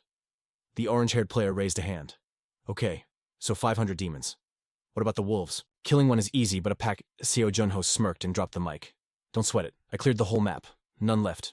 The group's jaws hit the floor. Say what? Yo, listen up, Seo Junho commanded the room. Remember that last rescue mission? Remember that wolf chasing the guy? That thing was tiny, basically a puppy. Which means... Junho grinned. The black demons are totally broke on manpower sending puppies to do a wolf's job. They can't pull off another massive raid like last night. The crew got hyped spirits lifting instantly, but he cut in. Don't get too comfy. No big raids, sure, but they'll definitely spam us with small attacks. Poison arrows at our tents, hit-and-run tactics. They'll try to starve us, wreck our sleep, and grind our numbers down. He looked up with a deadly serious glare. And right when we think we've won, that's when they'll jump us for real. The blonde player frowned hard. Dang, you make a solid point. He bowed his head in shame. My bad. I was just thinking about the loot, didn't think about us actually dying. The bearded dude waved it off. Nah, my bad too, bro. The vibe finally chilled out and Seo Junho let out a deep breath. Finally, we're acting like a real team. Suddenly, he spun on his heel. Yo, Mio. She looked up from her snacks. So, Junho said, come with me a sec. We're heading deeper into the woods. Mio rubbed her arms nervously. What's the deal? She shivered in the cold air. He asked, can you pop your clairvoyance skill? She nodded. Her big eyes started glowing with magic power. Looks like you found their base. Tomorrow, head east to wipe out the black demons. She saw the future battle. Just like you predicted, their army is running on fumes. Then Mio frowned deeply. But one guy. He's radiating insane dark energy. 5 fully geared knights are guarding him. Junho nodded. That's the clan leader and his elite black demon knights. Got it. I already checked the enemy stats, so that's old news. He nodded thanks. Go spill the tea to the rest of the crew. He had more questions but kept his mouth shut. Mio looked curious. But hey, Seo Junho. She hesitated. What is it? I feel something super icy coming from you. Is that your gear effect? Junho played it cool. Yeah, just a cold enchantment. Go back to camp. I need a sec. Okay, copy that. She walked off. He stood there like a statue lost in thought. Time to wrap up this system recap and get to the real action. Is the chief stronger than the data says? Junho summoned a tiny shard of ice, debating. Should he bust out the frost energy? The sun started peeking through the forest canopy. Cloak Guy reported in with fresh intel. Recon team found their HQ last night. The deputy chief and the Dark Elf Knight are totally real. The gate guards are basically brain-dead zombies just walking in circles. But inside, Dark Elves are lined up in battle formation, right around the chief's throne. The orange-haired player shouted, we gotta move. If we wait those zombie guards at the gate, we'll set up a formation too. Glasses Guy agreed with Junho. Blitz attack is the only play. We hit them now. Meanwhile, Seo Junho started stretching his arms silently. No talk, just pure focus. Silence fell over the group. Then he asked, y'all ready? The noobs were shook, but Minwee Dong just smiled. He knows exactly how Junho rolls. Shortly after everyone lined up, Dong Thon reported, minus the 147 injured, we're good to go. Everyone gripped their weapons. Killing intent was skyrocketing. Junho's eyes turned cold as steel. Let's ride. They marched into the gloom. A cold wind howled like a banshee. They stopped before some massive trees. Is this the Dark Elf village? Armor Guy dropped some lore. Dark elves are cursed by the sun. They dig underground bunkers like moles to hide. These are just the guard posts for the tunnels. Junho stopped at a huge stump with a wide cave mouth. Minwee Dong gasped. Only one entrance. The long-haired player was amazed. First time seeing a setup like this. The chief here is a smart cookie, Junho analyzed. One choke point makes defense super easy. But if we can't clear the mobs, we'll never reach the boss. Everyone frowned, sensing the danger. We move in now, he announced. Torches lit up the walls inside like a dungeon crawl. They marched down the long stairs. Suddenly Minwee sensed it. A massive horde, a huge throne sat at the top. The chief sitting pretty guarded by knights below. Their eyes were dead and vacant as they stood in line. Pink Hair whispered, man, I thought we'd be fighting in a cramped ant tunnel. The healer gasped. It's a whole stadium down here. That meant an all-out brawl was coming. They counted over 500 dark elves plus the big bad at the end. Looking closer, 5 armored knights stood guard. The lazy-looking dark elf on the throne looked down like they were bugs. The players were sweating bullets. Suddenly, Junho's voice rang out. Yo, this is great, isn't it? No traps, just a straight-up brawl. He grinned. Straightforward attacks work best here. Let's drop them one by one. Brown Hair cried out, Seo Junho, are you crazy? But Junho didn't care. A tribe chief this rich, gotta have elixirs right. That magic word changed everything, the crowd gasped. Elixirs, the legendary revival potions, Junho smirked. And usually loot gets shared based on battle contribution, right? Well, I'm just saying, silence, then chaos. Someone screamed, charge Iron Blade Squad, smash through. He glanced around, feeling the hype build. The dark elves stood like statues below. Just then, boom. A loud noise made the enemy snap to attention. White Hair gritted his teeth as the raid team hit like a hurricane, swords swinging, blood spraying everywhere. The epic system battle starts now, but the dark elves hit back hard. blocking strikes with confidence and laughing like maniacs. Steel clashed against steel in a wild symphony of violence. Seo Junho's aura exploded. Slash, one head flies instantly. Slice, another body cut in two. He was a whirlwind of death, making the players behind him scream in shock. What the heck? How is he that fast? Muttered the brown-haired swordsman. I heard he's a total newbie, Blackhair groaned. Dang, this is my limit, I can't keep up. On the flank, Minui Dong was tanking hard with his shield. Suddenly, a mob swarmed him, trying to blindside the tank. Whoosh! A sword slash wiped them all out instantly. Minui looked horrified as Junho appeared. Captain Minui, it gets hairy from here. You should fall back. Minui gasped for breath. Is he seriously going solo? That's suicide. But Minui replied coldly. I'm used to doing reckless stuff like this. His answer left Junho's jaw on the floor. Watching that lone figure's back, Minui whispered, I know. Wanting to fight on your level is just greedy right now. He looked sad but determined. The path ahead is still long. Minui turned away but added, next time I won't be dead weight. Hearing this, Seo Junho glanced back. He stared at that distant figure, thoughtful, then smiled. Already looking forward to it. Huh. Suddenly long, slender legs stepped into his view. Seo Junho looked up. It's the Dark Elf Sea Knight team, he noted. Yo, Black Knights. You guys look way tougher than those scrawny goblin scrubs, huh? Seo Junho powered up his armor. Yo, check the fit sharp claws and a blazing red sword. Okay, calm down, edgelord. These black demonic knights used to be high-tier elven guards before they totally flopped. They got the skills plus soul powers. Basically, they were invincible back in the day. But Seo Junho, he's looking at them like, bruh, you're washed. He hits them with the facts. Without your sugar daddy soul contracts, you're getting folded. My guy is confident he can solo the whole lobby. His ego is through the roof. Elven Kane goes full rage quit mode, screaming and swinging, but Junho hits the dodge button perfectly. The ground gets wrecked, but the main character is just chilling. Dust everywhere, the Dark Knight is sweating hard, trying to lock on. Junho moves like water, barely trying his eyes, already scouting the next play. Suddenly the Dark Elf pulls a spin move, energy explodes, ripping up the floor and sending rocks flying. Okay, that actually looked kinda cool, not gonna lie. Kunio knows one tap from that sword equals game over. But instead of being scared, he's grinning like he just pulled a rare card. He is absolutely hyped. Enemy swings down, but Junho is faster. Swoosh clean cut. Dark Elven's arm goes flying. Bro is shook. He starts screaming like a banshee. The arm hits the floor and Junho steps up, literally stomping on the dude's foot. Disrespect level 100 sword ready. He looks him in the eye like, where do you think you're going? Bam, two blades right through the chest. It's a fountain of red. The other mobs just stand there buffering, completely stunned. Junho shrugs, looking totally bored. Can't even dodge, that's an L. He wipes his hands like clap. But hold up, someone is screaming in the backline. The squad is struggling. Blue shirt guy gets skewered. Junho sees it and sighs. These noobs really need a carry, huh? Thwack. He fires an arrow to save the day. Brown-haired girl takes a hit and drops. Minyu Dong goes into panic mode, shouting for a medic. Yo, who's down? We need heal stat. The healer screams back. Hold your horses. I'm busy keeping this guy alive. It's chaos, bodies everywhere, and Minyu is losing his mind. Too many mobs, he yells. It's a mosh pit out here. Hat guy starts crunching numbers like a nerd. It's a 1v4 situation, guys. Correction, it's 100 of us versus 500 of them, and they're rotating players to save energy. That's cheating. Middle-aged dude is sweating buckets. We clapped 100, but we're gonna gas out. They need to keep pushing or it's wraps. Suddenly a growl echoes from behind. Even the dark elves look spooked. Hat guy notices them looking around nervously. The hunters become the hunted, you love to see it. They start booking it, screaming and running away. Middle-aged guy is confused. Are they rage quitting? Why are they retreating? Turns out the big bad is wrecking his own team. Friendly fire is on. He's slicing through dark elves like butter just to get to Junho Savage. Middle-aged guy drops his jaw. Bro is griefing his own teammates. Then he sees it. The elite knight is chasing Junho through the crowd. Oh snap, Hat guy realizes the play. Junho is kiting the boss into the mobs to break their formation. That's 200 IQ gameplay. He's not just setting a trap, he's feeding them to the beast. Middle-aged guy gets salty. Man, in here I thought I was the MVP today. Minyu Dong yells, stop crying, who cares about kill counts, we survive or we die. He goes full leader mode. Push now, wipe them out. The whole squad rushes in swords, swinging magic, blasting. Junho watches the chaos and smirks. Hard work, but hey, it pays the bills. Clang a sneak attack from behind. Junho blocks it with his forearm like a boss. He looks at the attacker. Bro really still chasing me. You're obsessed with me, it's kinda cringe. Junho's eyes go cold. Alright, playtime's over. Let's send you to the respawn screen. Up on the throne, the dark demon looks annoyed. He's watching his minions get farmed and he is not happy. Pathetic. You guys used to be gods. Look at you now. All he hears is screaming. To him, they aren't elves anymore, just ugly buggy glitches. Their glory days deleted history. Junho finishes off his guy splat. Blood everywhere. He looks around the messy battlefield. Okay, that was a lot of mobs. Even for me. The dark demon screams, losing his cool. Get these pests out of my face. Even nature spirits hate bugs, I guess. Wow, racist against your own kind, Junho taunts him. You know you look just like them, right? The boss stands up, grabbing his sword. That's it. You're done. Less talking, more dying human. Junho grips his blade, smiling like a maniac. Bring it on, you edgelord wannabe. The vibe checks are failing, deadly intent everywhere. The demon raises his sword and Junho freezes. Wait. I know that stance. It's the legendary elven-style harnessing nature glowing blue.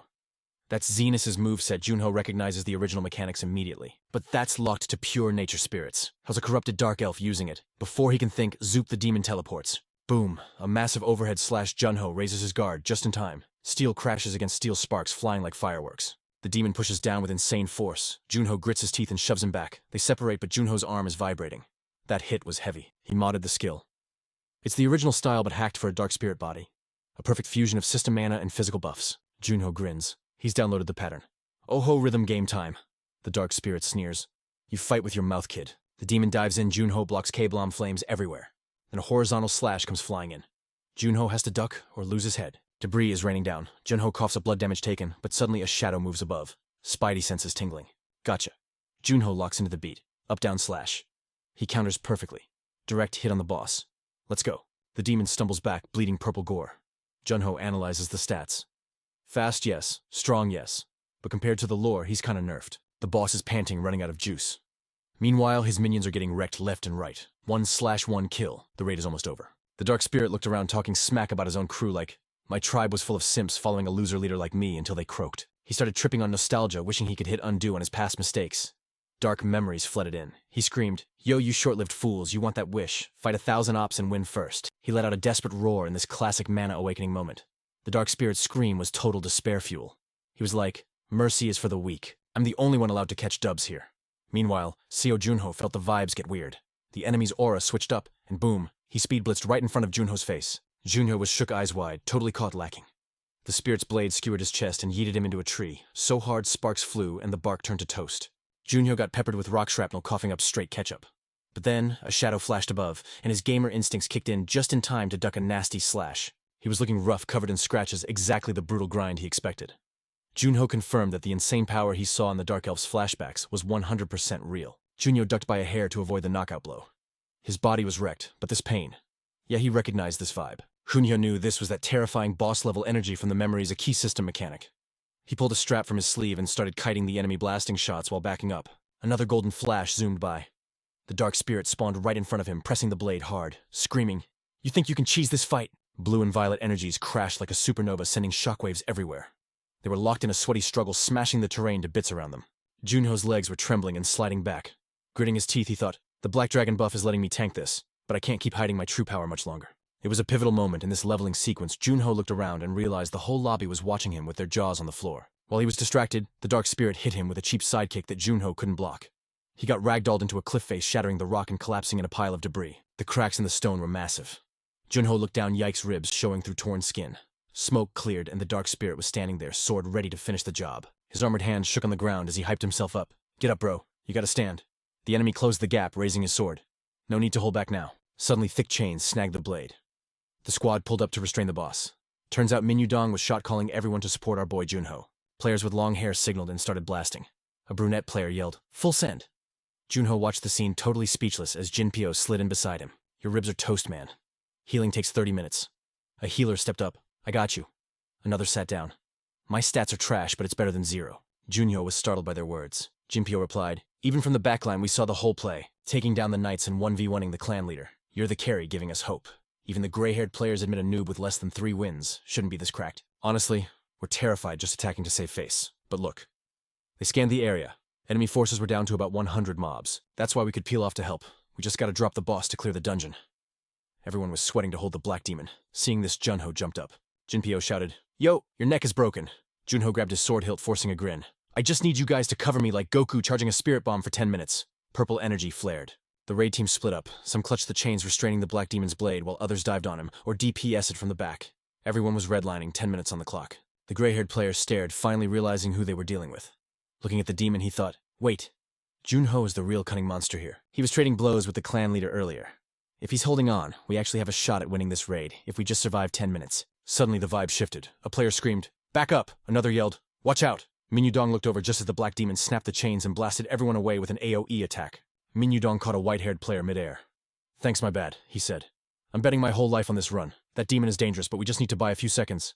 Even if I get clapped today, I'm keeping my pride." The white-haired player yelled to rally the squad, "Kill him." The black demon's face twisted in pure toxic rage. You pests stick like leeches. They charged again. The demon stood still, swinging his sword to drop 2 players. He dodged a sniper shot and thought, why am I nerfing myself? Get the wounded to the safe zone. A blonde tank raised his shield, shouting, push forward. Gritting his teeth, he thought, gotta drop him fast. Am I rushing the play? Even the black demon didn't get why they weren't scared. The purple glow behind them was bleaching into blinding white.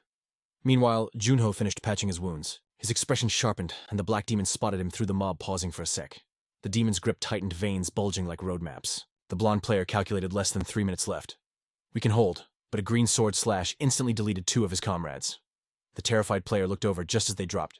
A black-haired player got slashed across the chest, and someone's weapon-shattered RNG was not on their side. Blood everywhere. The blonde player's face dropped. He realized the raid wasn't over yet. The black demon was on a rampage. This level 1 boss was strong as an entire army. Even if 100 elites died, it wouldn't matter as long as this guy was still breathing. A player hugged his head, trembling, unable to watch the squad get wiped.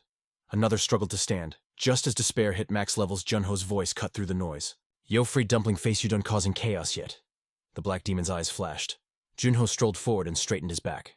Good work, fam. Thanks, everyone. Leave this clown to me. The black-haired player panicked. You good? The brunette chimed in. Let's jump him together. Junho dabbed. I'm Gucci. You guys handle the minions. I got a plan and my stats are hidden now. The black demon raised his sword to the sky, gritting his teeth. You trash, I'm deleting all of you. Suddenly, purple light exploded from Seo Junho dust, and rocks went airborne, blinding everyone. Min Yudong shouted, totally stressed. Junho, chill out. The smoke cleared. And in the middle of the crater, a purple orb stood totally still. The lobby was stunned. What the heck is that? Someone slammed the orb. Is this the boss's skill? Chayo Chayin, Junho, you alive? Sounds came from inside. Min Yudong looked up. It was Seo Junho's voice echoing out. That is definitely not my loadout. Yeah, I'm trapped seriously, he frowned. Is he caught in a bug? Min Yudong freaked out. Break that trap from the outside. Junho listened closely. Thank God the squad trusted him. The black demon finally piped up, totally freaking out. Yo, what is the deal with this barrier? He suddenly realized he wasn't alone. Bro, are you seriously hiding your true power level? Seo Junho just smirked. Chill out. I literally just showed you 1 skill. What is the drama? I am sitting on a whole stockpile of hidden heat. Suddenly, snowflakes started drifting down, dumping massive energy onto him. The glow was so blinding you would need shades just to look at it. Even the big bad boss looked confused beneath him. The floor turned to solid ice, and his sword got totally frosted over. What the heck is this? Black demon shouted. Then his spidey senses started tingling hard. He looked up and saw these gnarly ice daggers diving straight for his face. Not to mention they were wrapped in a creepy dark vibe. Junho's voice cut through the air. You know how bosses unlock new hacks when they respawn? Dark energy mixed with ice spikes, he asked. Welcome to Phase 2, baby. This is the real deal. Junho casually leaned back, resting a hand on the sword chilling on his shoulder. Whenever you monsters look down on us humans, you end up looking stupid like this. Black Demon breathed out a puff of cold mist, stuttering, you. Then boom, flashback time to before the raid started. We were back in the corridor with infinite doors. A loud voice echoed, Yo, Junho! Shimoku came running up panting. You done grinding already? That was crazy fast. You good man. You literally just woke up from a 25-year nap. Junho ignored him and mashed the button for the elevator. Cut the chatter. I gotta test out this sick new move, Bone Chill. He paused, then replied, Dude, your build was perfected in the Twilight era. You're still trying to upgrade. Junho sighed. Y'all got it twisted. I'm still full of glitches and bugs. Shimoku was totally speechless. Finally, he gave up. Alright, fine. So what is the game plan for this Bone Chill skill? Junho held up 3 fingers like a professor. First off, I'm breaking it down into a 3-step combo. He started explaining. Step 1 is field control, like when I trapped Black Demon in that freezer, he said. I terraform the map with ice to gain an advantage, drain their stamina bar, and clap them when they slip up. Yunyo tapped his chest with his sharp nails. Step 2 is tanking. I buff my armor defense with ice layers. It is a safety net for when my dodge rolls fail and I gotta eat a hit. Eyeing his ice spikes, he finished. And finally, huge DPS increase by infusing attacks with Bone Chill. Back in the fight, those icicles launched at Black Demon all at once. The demon dodged like a pro, and the spikes smashed the frozen floor into glitter. Junho did not even blink. He just casually drew his blade like he owned the place. Nightwatch style burns mana like crazy, but wrapping solid objects in Bone Chill's super efficient. Black Demon batted away the ice chunks thinking, this kid fights like a demon lord. Why hide that flex? Junho shrugged. I got my reasons, bro. Did you not sandbag your power level too? Black Demon got defensive. My power just toasts souls and borrows glitchy spirits for a sec. It is on a long cooldown. His skills were super mysterious. This is dangerous. He swung his sword with a massive energy burst, but against Junho, it was like throwing a pebble at a tank. Totally useless. The boss stared him down while Junho did some mental math. He guessed 10 minutes. Nah. 5 minutes is plenty, Junho declared. Black Demon tilted his head confused. 5 minutes for what kid? Hearing that, Junho flashed a wicked grin. Time to send you to the respawn screen. The ice under his feet started cracking like crazy. The black demon just lost it, laughing his head off. He mocked, "You are hilarious. You really think I am that weak?" But then dark energy started pouring off Junho. "Do not get it twisted, buddy. I am actually giving you props." Shadowy energy swallowed his whole body, leaving only his eyes glowing like headlights. "I respect you enough to go full try-hard mode and end this in 5 minutes." Watching the scene, Dark Demon's jaw dropped. "Is that Junho's sword pressure?" He panicked for a sec. "Wait, is that sword aura?" Then he tried to hype himself back up. "Nah, no way. Real sword aura at mastery level would be blazing way hotter. This kid is just pumping his weird demon juice into the blade." He was sure Junho's mana pool was too low for the real deal. But the vibes coming off that sword were terrifying. Dark Demon screamed, "What kind of broken cheat code skill is that?" Junho grinned. "Oh, this little trick." He flashed back about 27 or 29 years. "I was fighting this absolute unit of a boss called the Armored Turtle. Its shell was so buffed even sword aura could not scratch it. I was desperate, man. I really thought it was game over right there." Junho dug his heels in. "Facing death made me so mad. In that rage, I ditched the sword aura and unlocked this memory." Junho's body fueled the blade with dark energy, clashing the essence of night against the world. A mocking laugh echoed out from somewhere. "Not bad, kid. Out of all the chaotic, messy skills I have seen, that one is definitely S tier. But Darkness Yang style, Ramad Kali." Junho remembered naming it back then with a goofy smile. He swung the sword again, and suddenly the path to victory blew wide open. He unleashed a double combo Elder Sword Smash into life and dance. The forces crashed together, and Dark Demon's eyes bugged out. Layers of ice exploded everywhere. The boss face planted onto the frozen ground. Blood trickled from his mouth. Junho's 5-minute speedrun was dead on. The sword was already buried deep in the demon's chest. Junho asked, "Any last words, or are we done here?" Dark Demon pointed weakly at his neck. "Just kill me." Junho popped open his system menu. "Fine, I will delete you, but answer one question first." Junho pulled out a rock-looking thing. "You know what this drop is?" Dark Demon gasped. "Is that a spirit seed? Does that mean a spirit is going to spawn soon?" Hearing this, Junho sat down crisscross applesauce. "Wait, a spirit seed, seriously," the demon explained. "Wherever the world's mana is concentrated, a spirit gets born." Dark Demon ripped a necklace off and tossed it to Junho. "It is not much, but that bead has ancient tree energy. Pump mana into the egg with that, and it will hatch." Junho looked intrigued. Junho got greedy. "That is it. No legendary sword, no epic loot." The Dark Demon looked like he wanted to cry. "I cannot believe I got wrecked by a greedy human like you. Stop whining. If you are broke, just say so." Junho stood up and ripped his sword out. The demon whispered a final prayer. "O mighty world tree, if you are listening." He thought about the glory days. "Just let me fade out fast. Save my poor minions." The scene abruptly cut to a dark alleyway where someone was screaming, "Who is there? Is it you?" A kid got yeeted against a wall covered in blood and looking terrified. The attacker stomped on the boy's chest. "Who the heck are you supposed to be? You know whose turf this is." Meanwhile, back in the dungeon, Junho stood in silence. The Dark Demon leader was officially down for the count. He stared at the egg in his hand. "Is this legit?" He remembered that signing a contract with a spirit meant unlocking OP skills with 0 mana cost. "I used to be so jealous of guys with infinite mana," he admitted. But then his face lit up like a kid at Christmas. "So now I can finally get my own spirit contract, right?" He grinned ear to ear, holding the egg in one hand and the necklace in the other. "Spirits only bond with those who can handle the juice. This is definitely a dark spirit egg." Even though he was beat up, Junho daydreamed about chilling with a cool little spirit. It was going to be totally different this time. "Let's go." Junho crushed the dark elf's necklace in his fist. Bam! A dazzling blue light exploded out. He could feel the faint pulsing energy of the forest waking up. Seo Junho turned back to the mystery egg. If he pumped his mana into this bad boy and combined the two, the cracks on the shell would glow like a neon sign. Thrilled, he watched closely, waiting for the drop. Outside the barrier, the squad was low-key panicking.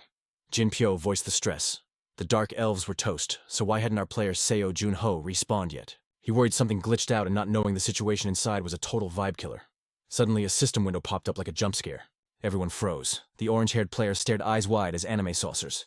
She stammered out the notification. "You have breached the ancient forest gate." "Wait, what?" "So me mighty success." Cheers erupted instantly. Player Seo Junho clapped the enemy. "We can finally go home." The brown-haired dude grinned like an idiot. "I seriously thought it was game over against that chief." "Real talk, we're only alive because Junho carried us." The player next to him nodded. "No cap. It's insane he could go toe-to-toe with the tribe chief solo." Min Yudong kept his eyes on the prize. He spotted the glitch, the barriers dropping. Then Seo Junho walked out looking like the main character at the end of an arc. But his face was dark. He looked totally wrecked compared to his usual cool self. Concerned, the whole squad rushed him. Seo Junho, the pink-haired girl, moved in to support him. "You look beat, you good, bro." He waved them off like a boss. Seo Junho replied, "I'm straight." He walked past them, a total lone wolf. To be fair, everyone else was running on empty too. The pink-haired guest saw that Seo Junho wasn't dying, but he definitely needed a health potion. Min Yudong watched him leave, wondering just how sweaty that boss fight was to drain him like that. The next day, the sky was HD quality, and the airplane cruised high above. The screen flashed, "Mission complete." But Junho just wearily slapped it off. "MVP status is exhausting, you feel me?" He sighed deep. "Fame is fleeting, man." Gazing out the window, Seo Junho muttered, I just pray the dark spirit hatching from this egg isn't a total greed monster. I have never resented the Frost Queen before. Speaking of the devil. The Frost Queen looked dazed, smushing her face against the window. She breathed on the glass and said, "Yo, human tech is actually wild. Flying without mana, that's some black magic," Seo Junho snapped. "Hey, zip it. I'm trying to have a monologue here," she clapped back instantly. "I'm the one talking. You're just brooding silently. What's your deal?" Internally. Seo Junho was freaking out. This chipified spirit used to be the monster who froze his squad and terrorized the server. How did the raid boss become his pet? He literally sent her to the Shadow Realm. Meanwhile, the Frost Queen was rambling about how cars are obsolete now that she can fly. "I guess I gave you enough time to buffer," he reminded her. "Bruh, I told you to hush." She spun around with zero chill. "Hey, were you eavesdropping on my internal narration again?" Seo Junho groaned, clutching his head. Where did this gremlin even spawn from? The Frost Queen crossed her arms and flexed. "I'm the best match for your mana, deal with it. We're basically soulmates because of your Frostbone stats." Seo Junho was not having it. "Don't make me laugh. I've been a Shadow main for 5 years. I've only used Frostbone skills for like 3 months. She stayed cool as a cucumber. Doesn't matter. The spirit from the egg was me. So stop being salty and just sign the contract already." Seo Junho raised a skeptical eyebrow. "Sign it after the mess you made." He was ready to throw hands verbally. The Frost Queen looked confused.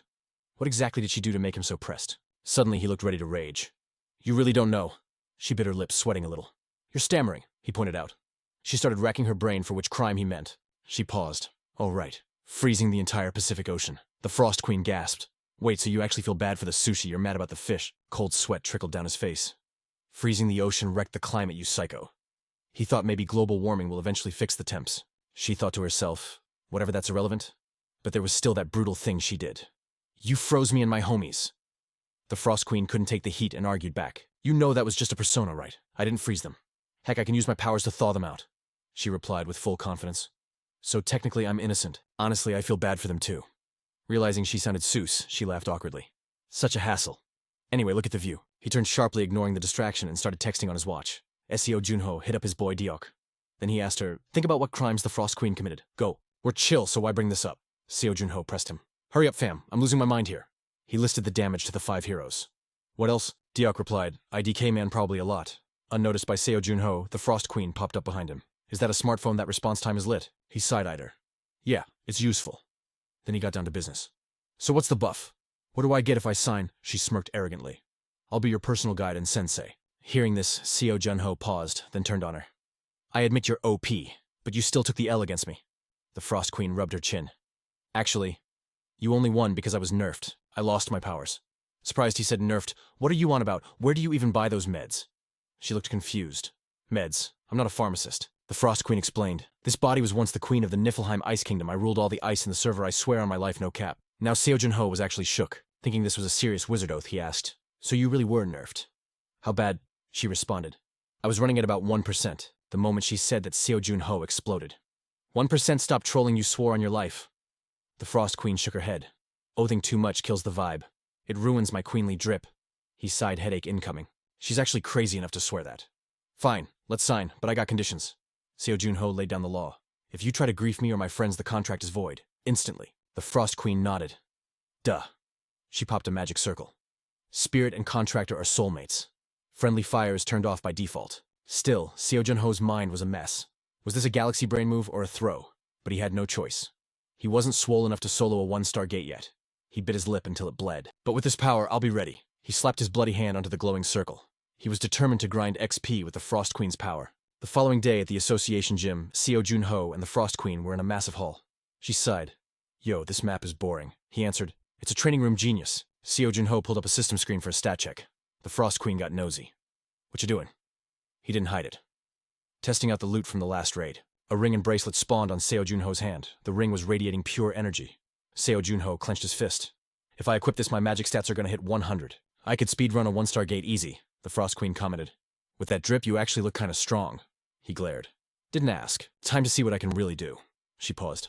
"Wait, aren't you the one who knows my stats better than anyone?" Seo Junho argued back.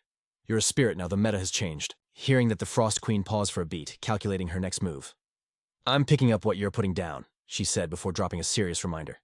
"But don't forget, you're the one who signed the dotted line with me. Since you inked the contract, you should know exactly how overpowered I really am. That's the only way my benefits kick in." She raised her tiny hand, and a spooky greenish-white aura started to flare up. The room temperature plunged as that familiar bone-chilling ice power manifested.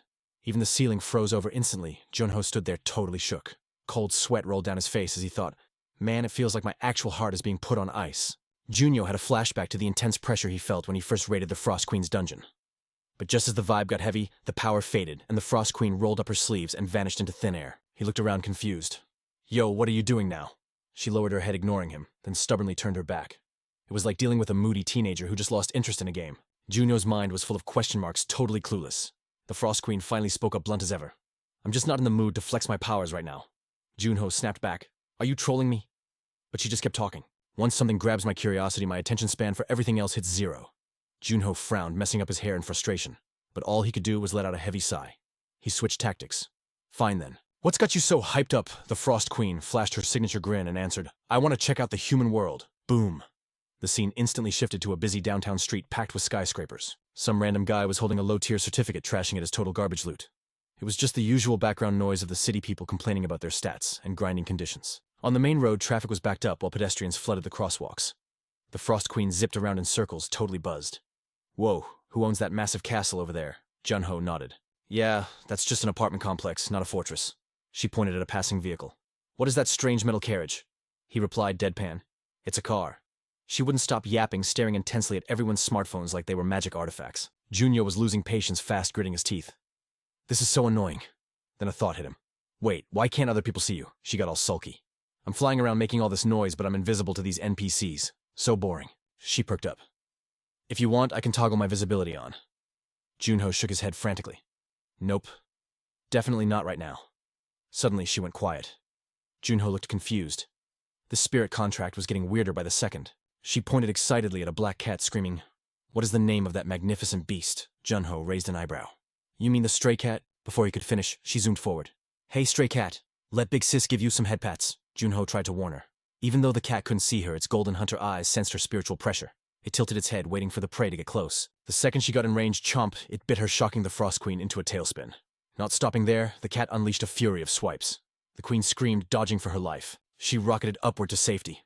Why is it acting so savage? The cat kept swiping at the air. She crash-landed onto Junho's hat, wheezing.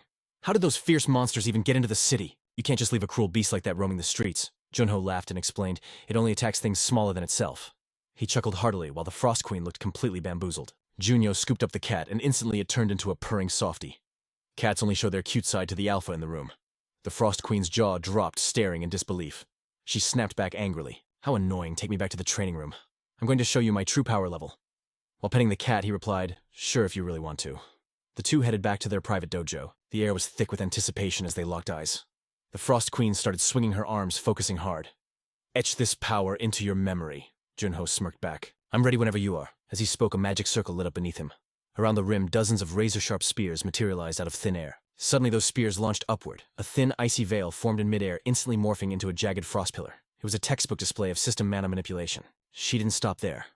A whole cluster of ice weapons spawned in the corner, swords, shields, guardians, an entire arsenal. It was honestly impressive. The room was overflowing with high-tier weaponry. He was confident he could solo a battlefield with this gear. Still, Junho kept his poker face, which made the Frost Queen explode. What? You only have not bad to say. She was fuming. Look closer. I'll prove that even if I'm nerfed after awakening, my power is still god tier. He confidently shot back. Everything you just spawned is stuff I can already craft myself. The Frost Queen refused to accept the roast. Nonsense. You did not just say that. Suddenly an ice weapon swooped past Junho, giving him a haircut. It startled him, but he analyzed the ice arms. Secretly, he admitted they were masterpiece quality delicate, but maximized for efficiency. It was unbelievable she made these in seconds. Honestly, with his current stats, he couldn't compete with that speed. But he kept his cool and said, my answer stands. Give me time and I can grind to this level too. I just need to level up. Junho added, what I'm hoping you can show me is a skill tree beyond my current limits. The Frost Queen tapped her chin, thinking. Something you can't do, huh? A light bulb went off in her head. She spun around, asking, could you be talking about this? Junho followed her gaze. When he saw it, his jaw hit the floor in total shock. Proudly, she sat cross-legged while he shouted, that's it, that is the meta. Junho couldn't keep it down and yelled, this is exactly the cheat code I wanted. Meanwhile, President Shim Deokgu was working upstairs. Deokgu muttered, sounds like he's training hard down there. But the shock was about to hit him too. Back in the room, Junho asked, okay, but do you know what the Frost Queen actually looks like? That question grabbed her attention. She stared at him, confused. He exclaimed, only 5 heroes in history have ever seen her. More precisely, he was the only one in the squad who had actually met the boss face to face. Junho was surprised she didn't know. Really, then there's no issue. Shim Deokgu walked in curious. What issue? Junho asked. She can reveal her true form now. Deokgu was seeing question marks. Who are you talking to, bro? Before he could finish, the Frost Queen manifested, making Deokgu's eyes pop out of his head. He screamed and dove behind a chair. Ghost monster. What the heck is that thing? Oh, she flew over to roast you clueless noob. Is this thing really your friend? Junho replied. Sorry, but yeah, I'm with you on that. Deokgu fired back. Any man would freak out if a demon popped up out of nowhere. The Frost Queen angrily repeated. Something like that, she growled. How dare you call me a thing? You've got guts mortal. Deokgu turned pale, trembling in his boots. Junho stepped in. All right, chill out. Stay away from my homie. You haven't forgotten the terms of our contract, right? The Frost Queen finally zipped it, stepping back. Still salty, she puffed out her cheeks like a chipmunk. If he insults me again, even if he's your boy, I'm throwing hands. Junho sighed and warned Deokgu. Listen up. The Queen here sees everyone on Earth as NPCs beneath her, so watch your mouth. Deokgu stammered, still overwhelmed. The Queen? Wait, if she's the Queen? Maybe he's just hallucinating. Okay, stay calm. Deokgu stared at the floating spirit. First of all, that's the Frost Queen. He frowned, looking at the tiny figure perched on Junho's shoulder. Junho repeated the lore about the awakened spirit egg he snagged at the Las Vegas auction and hatched with help from the tribe chief in the primeval forest. Deokgu confirmed. So the loot egg hatched into the Frost Queen. Finally, he nodded. I kinda get it. You hate the Frost Queen the most. As long as she's cool, I don't have to do anything. Junho said. She's gonna help me power level. She's crazy strong. Surprised? Junho asked. Really? What level is she right now? Deokgu explained that spirit levels depend on their strength, ranging from lower tiers to supreme ranks. Spirits usually announce their rank themselves. Hearing this, Junho turned to her. Yo, what's your level anyway? But the Frost Queen stayed silent, then awkwardly looked away. Suspicious. Yeah, she's supposed to be god tier, but something felt mad sus. The Frost Queen clapped back instantly. Yo, watch your mouth, peasant. Don't ask dumb questions. Deokgu, on the other hand, dude looked like a total NPC. He shrugged. I mean, she looks like a scrub-tier fairy, but she ain't scared of your aura at all. Bottom line, this kid is cracked. Next time I'm hitting a gate with some real heat. Junho just rubbed his chin. The ones I cleared were already sweaty enough, though. Wait, you want even more danger? Deokgu froze, a crazy thought hitting him. Bro, are you seriously gonna solo a 1-star gate? Junho nodded. The forest gate was 1 star, right? I've leveled up big time since then. I can totally solo that difficulty now. He tapped his watch like a boss. If you say you're ready, you're ready. But Earth only has 3 of those bad boys left. Deokgu started listing them off. South America. China. Then he just stopped dead. He stared at the screen like it grew legs. Yo, you good? You having a mental breakdown or something? Junho blinked, totally confused. Huh. If I have PTSD, it's literally your fault. The Frost Queen just tilted her head, clueless. Then, Junho dropped the bomb. The next target is Base C in Antarctica, the Winter Castle Gate. Later, Junho crashed at his crib. It was pitch black outside, lights out inside. Then Deokgu's voice blasted through the phone. Press conference is at 2 o'clock tomorrow. My secretary's gonna swoop you up. Copy that. Junho cracked open a cold soda, sipping while side-eyeing the Queen. You ain't gonna grub on anything, she puffed out her chest. I am a fairy and noble being who doesn't need basic human chow. She kept gazing out the window like a dramatic movie character. Junho smirked. For real, sweet saves me cash on groceries. He set down his drink. But you let me ask you something real quick. You know anything about the dimensional elevator? That thing is literally the source code of this messed up world. Junho's eyes got serious. If I crack that mystery, maybe I can beat this game for good. She went quiet, staring at the city lights. I got nothing. Zero clue. Junho got up shouting. Hey, you were a floor master, stop capping and spill the tea. The Frost Queen spun around. I really don't know. I swear on my icy soul, she sighed. I did know the secrets once, but after you wrecked me, my hard drive got wiped. If I try to think about it, it's just blank static. Junho sighed. Damn. The system really formatted her brain. That is cold-blooded. The Queen floated closer. Don't be a sad sack. Even without those memories. I'm still a genius, so I'll carry you later. Junho nodded. Fair point. But hold up, I got one more question. Usually fairies mooch mana off their master. But I don't feel any drain. Where's your juice coming from? She floated closer, looking annoyed. Are you for real? How can one human be this dense? We run off our master's mental stats, not mana. If your brain power tanks, I turn into a useless paperweight. If you burn out, I get yeeted back to the spirit world. Junho mulled it over. Makes sense. No way you get unlimited power without a price tag. Exactly like the stunt I pulled earlier. But listen, even with your talent, if you want to fight for real, you need a month of grinding. A whole month. Junho grinned. Watch me. I'll prove you wrong by the full moon. Time skip. The big day arrived. At a skyscraper downtown, a knuckle rapped on the door. Come on in. It was showtime. But the sight inside totally threw the secretary off. Junho was already dripping in style. Crisp shirt, sharp pants, tie on point. He shot her a cool look. She walked in stunned. Whoa, no pajamas today. I brought a suit, but you beat me to it. Junho chuckled. Hey, I clean up nice sometimes. He threw on his blazer and popped the cuffs. Check the fit. Looking fresh. She couldn't even speak, just gave a thumbs up. All right, let's roll. A bit later, the venue was absolutely mobbed. Lenses locked onto the stage. The press was buzzing like angry bees. One reporter whistled. Yo, check this turnout. It's only been 3 months, but the crowd doubled. The girl next to him nodded. Well, duh. His leveling speed is glitched here. A dude with black hair jumped in. I was there when he cleared the East Sea Gate. The aura coming off him straight up suffocating. He's a monster same league as the top rankers. The reporter lowered his voice. If he said he was soloing a 1-star gate today, I wouldn't even blink. The other reporters gasped. A silver-haired guy laughed. Bro, you're tripping. That's suicide. Another reporter scoffed. Stop glazing the guy, man. Hey, I'm just spitting facts. Suddenly, click-clack. Shiny dress shoes hit the stage. Spotlights killed the darkness. Every jaw dropped. Junho stood there in a bespoke suit looking like a movie star. Wait, where's his hunter gear? Flash, flash, flash. The room turned into a strobe light show. The MC grabbed the mic. We're starting now. Next question. Is Seo Junho attempting the trial cave? Junho nodded coolly. Bet on it. Clearing my schedule as we speak. The room went dead silent. The cynical reporter's brain stalled. That's the rookie grinder gate. But for a speedrunner like Junho skipping, it would be a massive waste of XP. She knew the deal. The trial cave up in the Tibet mountains. It's a gauntlet run stage after stage. Beat a level, get a choice. Double down and keep going, or cash out and leave. It's the only dungeon where you can rage quit safely. But thanks to the system, the rewards are top secret. No spoilers allowed. If everyone's thirsty to clear it, the loot must be insane. She typed furiously on her tablet. This was gold. She hit publish, just as Junho spoke again. Oh, and after the cave, I'm taking down the Winter Castle gate. Boom! Everyone forgot how to breathe. Win. Winter.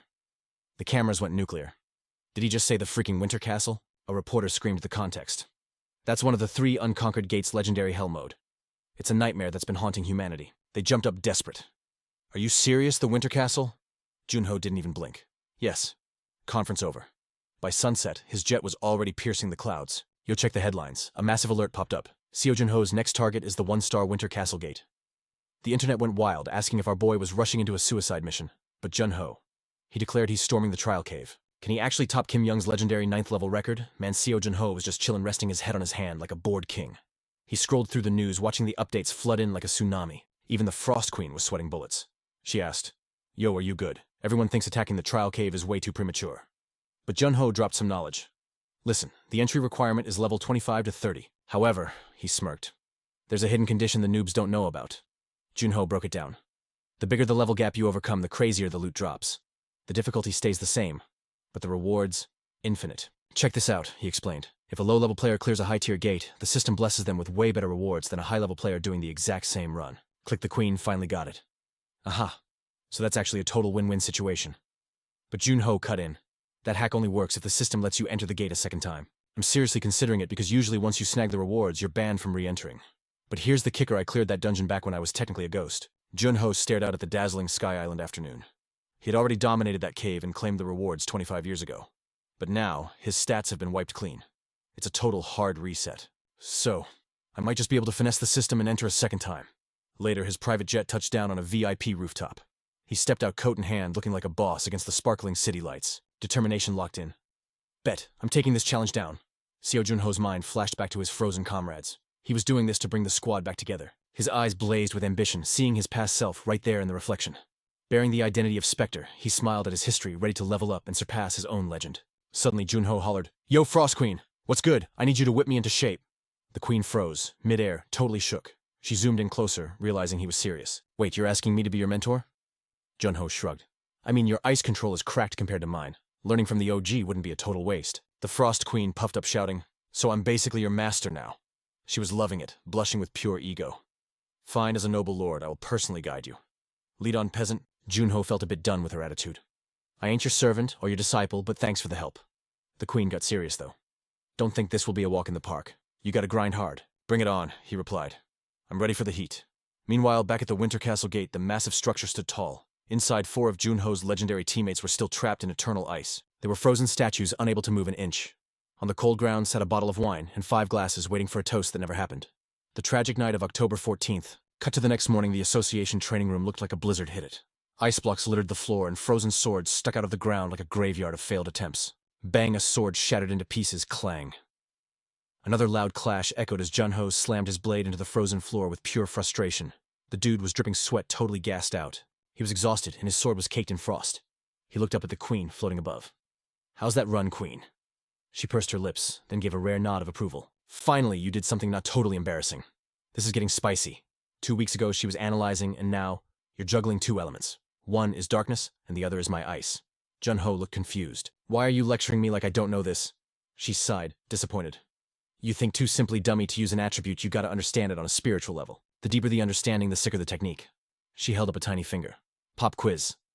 What is the true essence of darkness energy? He blinked, processing. Darkness energy. It's violence, pride, apathy, and pure hate. The Frost Queen nodded, satisfied with the answer. And ice energy. Junho answered without skipping a beat. Just that cold chill. Her face fell. Wrong. She started explaining like a teacher. Listen up, ice is cold, calm, and way more classy than other energies. It's the ultimate comprehensive energy. He nodded. Got it. So it's balanced. Exactly, she chirped. Darkness, fire, and wind are all about that DPS life but have trash defense. Water and earth tanks with no damage. The Frost Queen floated closer to Junho. That's why ice users used to dominate the solo queue in the arena back in the day, she smirked. Can you guess why? He flashed back to when she first spawned the ice weapon room. Time for school, she announced. I'll teach you how to wield the cold. Snap, the Frost Queen flicked her fingers. Before he could blink, she crafted a gorgeous razor-sharp sword out of thin air. Junho whistled. Okay, that is a seriously sharp blade. She beamed. Behold the cherished sword of the Ice Nation. Make a replica, she ordered. Then I'll teach you. Junho panicked. Hold up. I signed up for combat training, not arts and crafts. I don't want to be a blacksmith. The Queen kicked back on her ice throne like a boss. A true master excels at everything. If you can't handle this class, is dismissed. Junho's jaw dropped. Bro, that's so unfair. She ignored his whining completely. Fast forward a bit, Junho stood there gripping a makeshift ice sword, sighing in relief. All right, is this one legit? He raised it up. Let me see. She leaned in, squinted, and crack. She snapped it like a twig. Trash, she declared. Junho screamed internally. Again, she yelled back. Blade isn't sharp enough. Balance is whack. You call this a replica of a national treasure. It's an insult. Junho's face turned red, veins popping. He hung his head, voice raspy. That's the 50th one you broke. Despite the salt, Junho sat down to grind again, grumbling about how frustrating this was. But secretly, the Frost Queen was actually shook. Impressive. 34 minutes in, and he hit 64% synchronization. It reminded her of his power from 28 years ago. Is this guy even human? She worried she was creating a monster, but she smiled. She watched his progress in silence, then pointed out a tiny flaw. Right there. The blade tilt is off by 5 degrees. She was nitpicking, but she was having a blast. This was actually fun for her. Moments later, she stared at his latest creation. Okay, this one? It ain't bad. She stuttered, trying to keep her cool. Junho scratched his head. I gave it my all, fam. Do I pass? She seemed to ponder. Then smash. She kicked the sword into pieces again. Junho lost his mind. Why though? She giggled mischievously. Oh, that sword was pretty good. I only broke it because you look funny when you're mad. Seeing his soul leave his body, she flew over and patted his head. She saw the massive dark circles under his eyes. All right, that's a wrap on weapon training. You've been grinding for 2 days straight. Go catch some Z's before you collapse. She promised the real combat training would start after his nap. But Junho looked at her like she was sus. You capping. You just want to hurt me again, don't you? She snapped back. Keep talking, and I'll change my mind. Hearing that, he pointed a finger. Then his body just gave up. He hit the floor, murmuring, Don't bail on me. He was out cold before he finished the sentence. The Queen conjured a thick blanket and tucked him in. Talented and stubborn, she whispered. The gods really played favorites with this one. She just wanted to be strong enough to protect her crew this time. The next morning, a massive eagle screamed across the clear blue sky of Sky Island, wings spread wide, ready for the next arc. Welcome to the roof of the world, folks. The Tibetan Plateau was popping with tourists today. Boom. The entrance to the challenge cave just materialized. And check out Jampa sticking his tongue out. Yo, S-rank player. CO Junho is in the house. I'm Jampa, the boss of this zone. Welcome to the grind, the challenge cave. And chill fam, sticking out the tongue is just how they say sup in Tibet. He made sure to drop that knowledge early. The player association gave Jampa a heads up while the Frost Queen was yapping away in the background. Look at that, he's literally making faces at you. But Jampa didn't even blink. He just kept rolling with the script. So you want to flex your skills in the challenge cave. You think you're tough enough. Right on cue, a holographic screen popped up flashing the Hall of Fame. It was the leaderboard of legends who crushed this dungeon. SEO Junho took a peek and realized something wild. For 25 years, nobody has touched his high score. The king stays king. The specs dropped on the screen. Entry level 25 to 30. No squad limit, no round limit. Straight up infinite difficulty mode unlocked. Jampa dropped the truth bomb. Nobody knows what kind of nightmare fuel is waiting inside. Standing in the breeze like a total NPC, he threw out some blessings for a safe run. And then wham. The massive maw of the cave opened right in front of them. Seo Junho and the Frost Queen dove into the abyss darkness, swallowing them whole. Suddenly, a giant glowing gate lit up the void. Junho looked up, feeling all the feels. Damn, it's been 25 years. No hesitation, baby. Seo Junho stepped up like a boss. Let's roll. The Frost Queen was right on his heels. But then, snap, a bolt of lightning tore through the air out of nowhere. Boom. Thunder crashed as they touched the gate, scaring the living daylights out of them. A glitchy error message flashed red. Second entry detected. Authorization required. Seo Jun-ho froze. Say what? Even the Frost Queen was left speechless, totally shook. Before they could even reboot their brains, electricity went haywire. Dust was swirling like a mosh pit. And straight ahead, a massive black door looming in the giant chamber. Out steps a dude looking sharp in a suit and a tall hat. He tipped his hat with some swagger and introduced himself. I'm Gray, the manager of the first-level spatial elevator. Nice to meet you. Jun-ho's jaw dropped. Manager of level 1, does that make this guy a literal god? Gray adjusted his hat and laughed it off. Nah, fam. I'm just a humble servant running the showdown here. Jun-ho was confused. Managing the first level basically means running Earth right. That's god-tier status. Gray nodded. True, but I only control the stuff on this specific floor. I'm talking gates and monsters level 1 stuff. Even I have limits, he added. Then he smiled, genuinely hyped. It's been a hot minute since I saw an OG Yo Seo Jun-ho. Welcome back to the party. The shock was real on their faces. Seo Jun-ho took a beat before replying. Thanks. The Frost Queen was still rebooting. Hold up, you know who I am. Gray just chuckled. Of course. You're the Queen of Niflheim, the supreme ice boss herself. Intrigued, Jun-ho cut in. So what's the deal with this place? Meanwhile, Frost Queen was tripping. How did this guy have her stats? This is a virtual zone I whipped up, Gray explained. He flipped open a thick book like he was checking receipts. See, we got a tiny problem. He started reading the timestamp. 28 years, 7 months, 16 days, and 32 minutes ago. You already crushed the challenge cave, didn't you? Seo Jun-ho? The book had him caught in 4K pick ID number name, everything. Gray pressed him. You know the rules, homie? You can't loot the same dungeon twice. Changing your handle doesn't change your soul. Seo Jun-ho raised a hand. But what if I don't have any of that loot left? Gray looked confused. Say what now? Jun-ho kept it 100. I got 0 rewards left for my last run. Hearing that, Gray dipped his head, thinking hard, then snapped his eyes up to check if Jun-ho was capping. Instantly the vibe in the room got heavy. A massive pressure crushed down on them. Seo Jun-ho grit his teeth. Is this that manager power you were bragging about? Gray spoke up. Since you're broke, Jun-ho cut in. Technically the rules say I can enter. Gray held up a finger. That call is mine to make. Tap his cane hit the floor like a gavel. It ain't about breaking laws, he explained. It's about fairness. You already know the cheat codes. Letting you back in isn't fair to the noobs. Seo Jun-ho just stood there cool as a cucumber. Then crank up the difficulty. If it's harder for me, that makes it fair, right? Gray's face went dark mode. You sure you can handle that heat? Seo Jun-ho didn't blink. I'm ready to rock. Even Gray was intrigued. Can't tell if you're playing me or you're for real. Snap. Gray clicked his fingers. All right, you're entertaining me, so I'll allow it. The world started warping around them. Seo Jun-ho stayed on guard as Gray turned to bounce. Good luck, kid. Suddenly, the Frost Queen yelled out, Hold up! The door was already sliding open. You know way too much about me, she shouted. Tell me why my memory is wiped. Gray glanced back over his shoulder. Who knows, my lips are sealed. And with a cheeky grin, he vanished into thin air. The trippy space faded, bringing them back to the cave. Seo Jun-ho took a deep breath. Smell that damp air? We are definitely back in the trial cave. Frost Queen pouted. That guy is harder to read than a broken tablet. Jun-ho looked at her. So you really lost your memories? She puffed her cheeks, totally annoyed.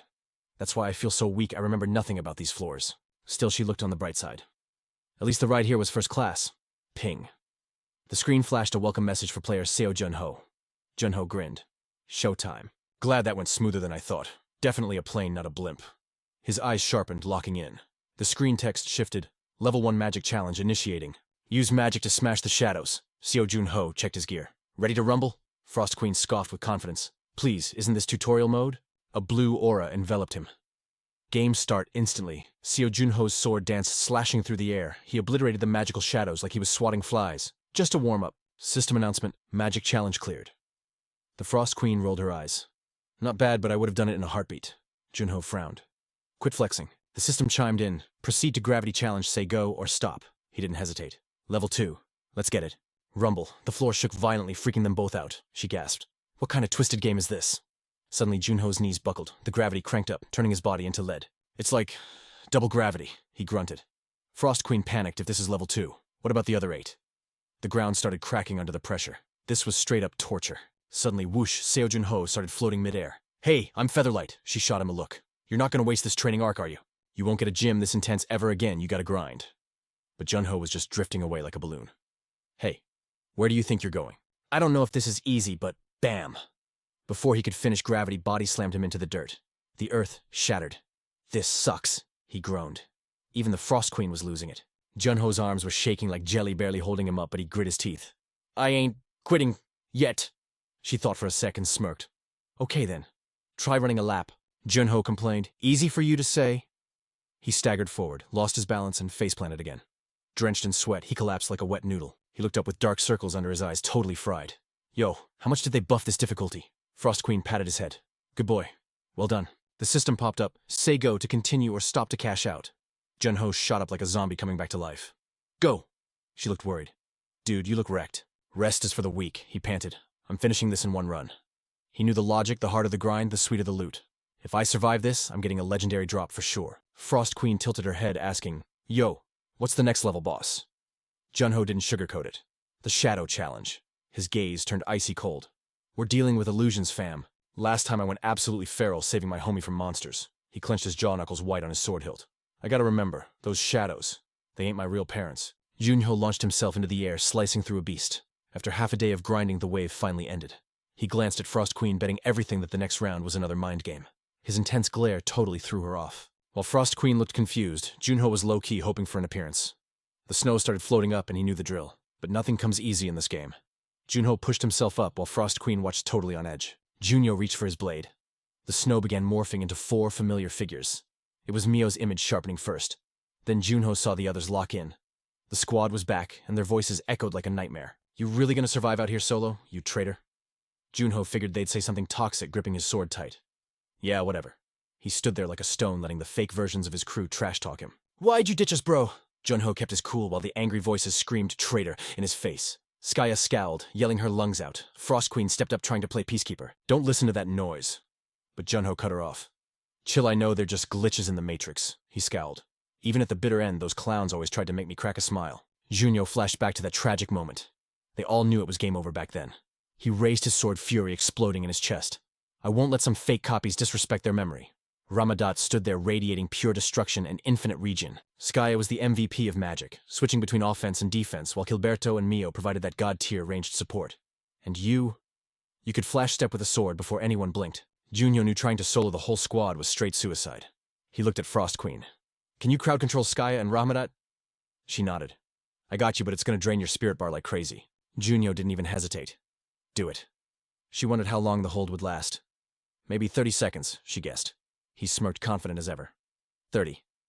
That's an eternity for me. The plan blitzed Gilberto and Mio first. They were glass cannons with weak defense. Junho charged. Frost Queen unleashed her power hands, glowing as she shouted, Arise, my icy minions! Wake up from the dirt and wreck these enemies! The quiet ice cracked like thunder, assembling into massive hulking warriors. Skaya yelled out, Incoming! Everyone scatter! What? Uvilvoiket. She whipped out her staff. The bear warriors rushed the team, but Skaya popped a magic circle, blocking them with a glowing shield. Suddenly, Junho felt the debuff hitting him hard. He gritted his teeth. Dang, my mana is tanking fast. Then boom! A giant foot slammed down, shaking the whole map. While Junho was stunned, Ramadat rushed him, weapon ready to smash. The big guy swung a massive fiery arm, screaming, Game over, kid! Frost Queen panicked, yelling, Freeze! A blast of arctic wind shot past Junho and slammed into Ramadat, turning him into a giant popsicle. She shouted, Don't worry about me. Just do your thing. Junho hyped her up. Nice play. Just hold that line. But right then, an attack exploded near his boots. It was Gilberto the sniper. He pulled his hat down low. Next shot's a headshot. Junho smirked, analyzing the threat. Even for a fake, that bullet felt way too real. He saw a crater blown into the ground. One hit would be an instant KO. Gilberto's finger was on the trigger, aim, locked dead on Junho. Glitch move. Junho vanished from the scope. Gilberto shouted, Where'd he go? Before he could react, dark energy swirled around him, swallowing him whole. He realized too late he was trapped. The darkness faded, revealing Junho right behind him. Savage strike. He swung his sword down. Gilberto yelled as his hat flew off, collapsing to the floor. Junho mentally fist-pumped. Whoa. Didn't think I'd land that combo twice. With the sniper down, the next target was locked. Mio screamed, You dare delete my comrades. Junho watched her silent and cold. He called out to her softly. She glared back, eyes burning with rage. Junho remembered she was the server's top swordswoman. Only a noob would challenge her skills. But Mio screamed, You're paying with your life for this! She rushed him like a berserker. Junho gritted his teeth, calculating. Her mental state was shaky after seeing Gilberto drop. That was his opening. Mio drew her blade mid-charge. She went for a horizontal slash, lethal intent. Junho gripped his hilt, waiting for that split-second frame advantage. He swung back, aiming for the counter. Mio took the hit and stumbled, dropping to one knee on the ice, while Junho stood tall. She clutched her chest, voice shaking. How could you do this to the fam? As she spoke, her body dissolved into light. Juno's eyes sharpened, brow furrowing. This entire challenge was straight-up nightmare fuel. Meanwhile, the ice warriors were cracking apart, but Skaya's shield. That thing was still at 100% HP. The ice-trapping Rahmadat was shattering, sending Frost Queen into a total panic. His hand broke free. From way back, Junho heard the sound of trouble. Terrified, he spun around. That sound. It meant the tank was loose. Ramadat stepped through the dust, shaking off ice shards like dandruff. He opened his mouth and mocked, "You really thought some chilly handcuffs would hold a beast like me?" Frost Queen nearly lost it. "A scam contract, I can't hold him anymore." Skaya shoved her mace forward, blue light flashing, and boom, the ice warriors shattered instantly. Shards flew everywhere, sending Frost Queen shrinking back in fear. A massive ice block crashed down, smashing the floor. Frost Queen curled up, waiting for the end. But then Junho's voice rang out like a hero. "Thanks for the assist, Queen." Hearing that, she snapped her head up. Junho had his shield up, guarding both of them, grinning like a maniac. "You did good, kid." But Ramadat, eyes blazing red, charged in like a freight train. He threw a haymaker at Junho, who tanked the fiery punch with his shield. Ramadat pressed his overwhelming strength, shouting, "Yo, kid, I'm just getting warmed up. You really think you can dodge me forever?" From the backline, Skaya pulled up, staff glowing as she summoned a storm of magic circles. Ramadat shouted while Skaya cast her spells, scolding him. "You idiot! I told you to stay in formation." Spells rained down on Junho, forcing him to jump around like a rabbit. Junho panted, "Damn, their synergy is too clean." It was the ultimate broken combo. He glanced at the hulking Ramadat perfect defense paired with Skaya's infinite range. Junho closed his eyes to strategize. He had to go full try-hard mode to beat this duo. Energy surged through his veins. Junho muttered a buff spell, fortifying his stats. Suddenly his eyes snapped open. Game on. Junho swung his sword, a decisive strike, catching Ramadat lacking. But the big guy just marveled at the wound. "Whoa, you actually cut through my chest armor." Even with a gash, he stayed chill, weirdly amused by the pain. His rugged hand balled into a fist.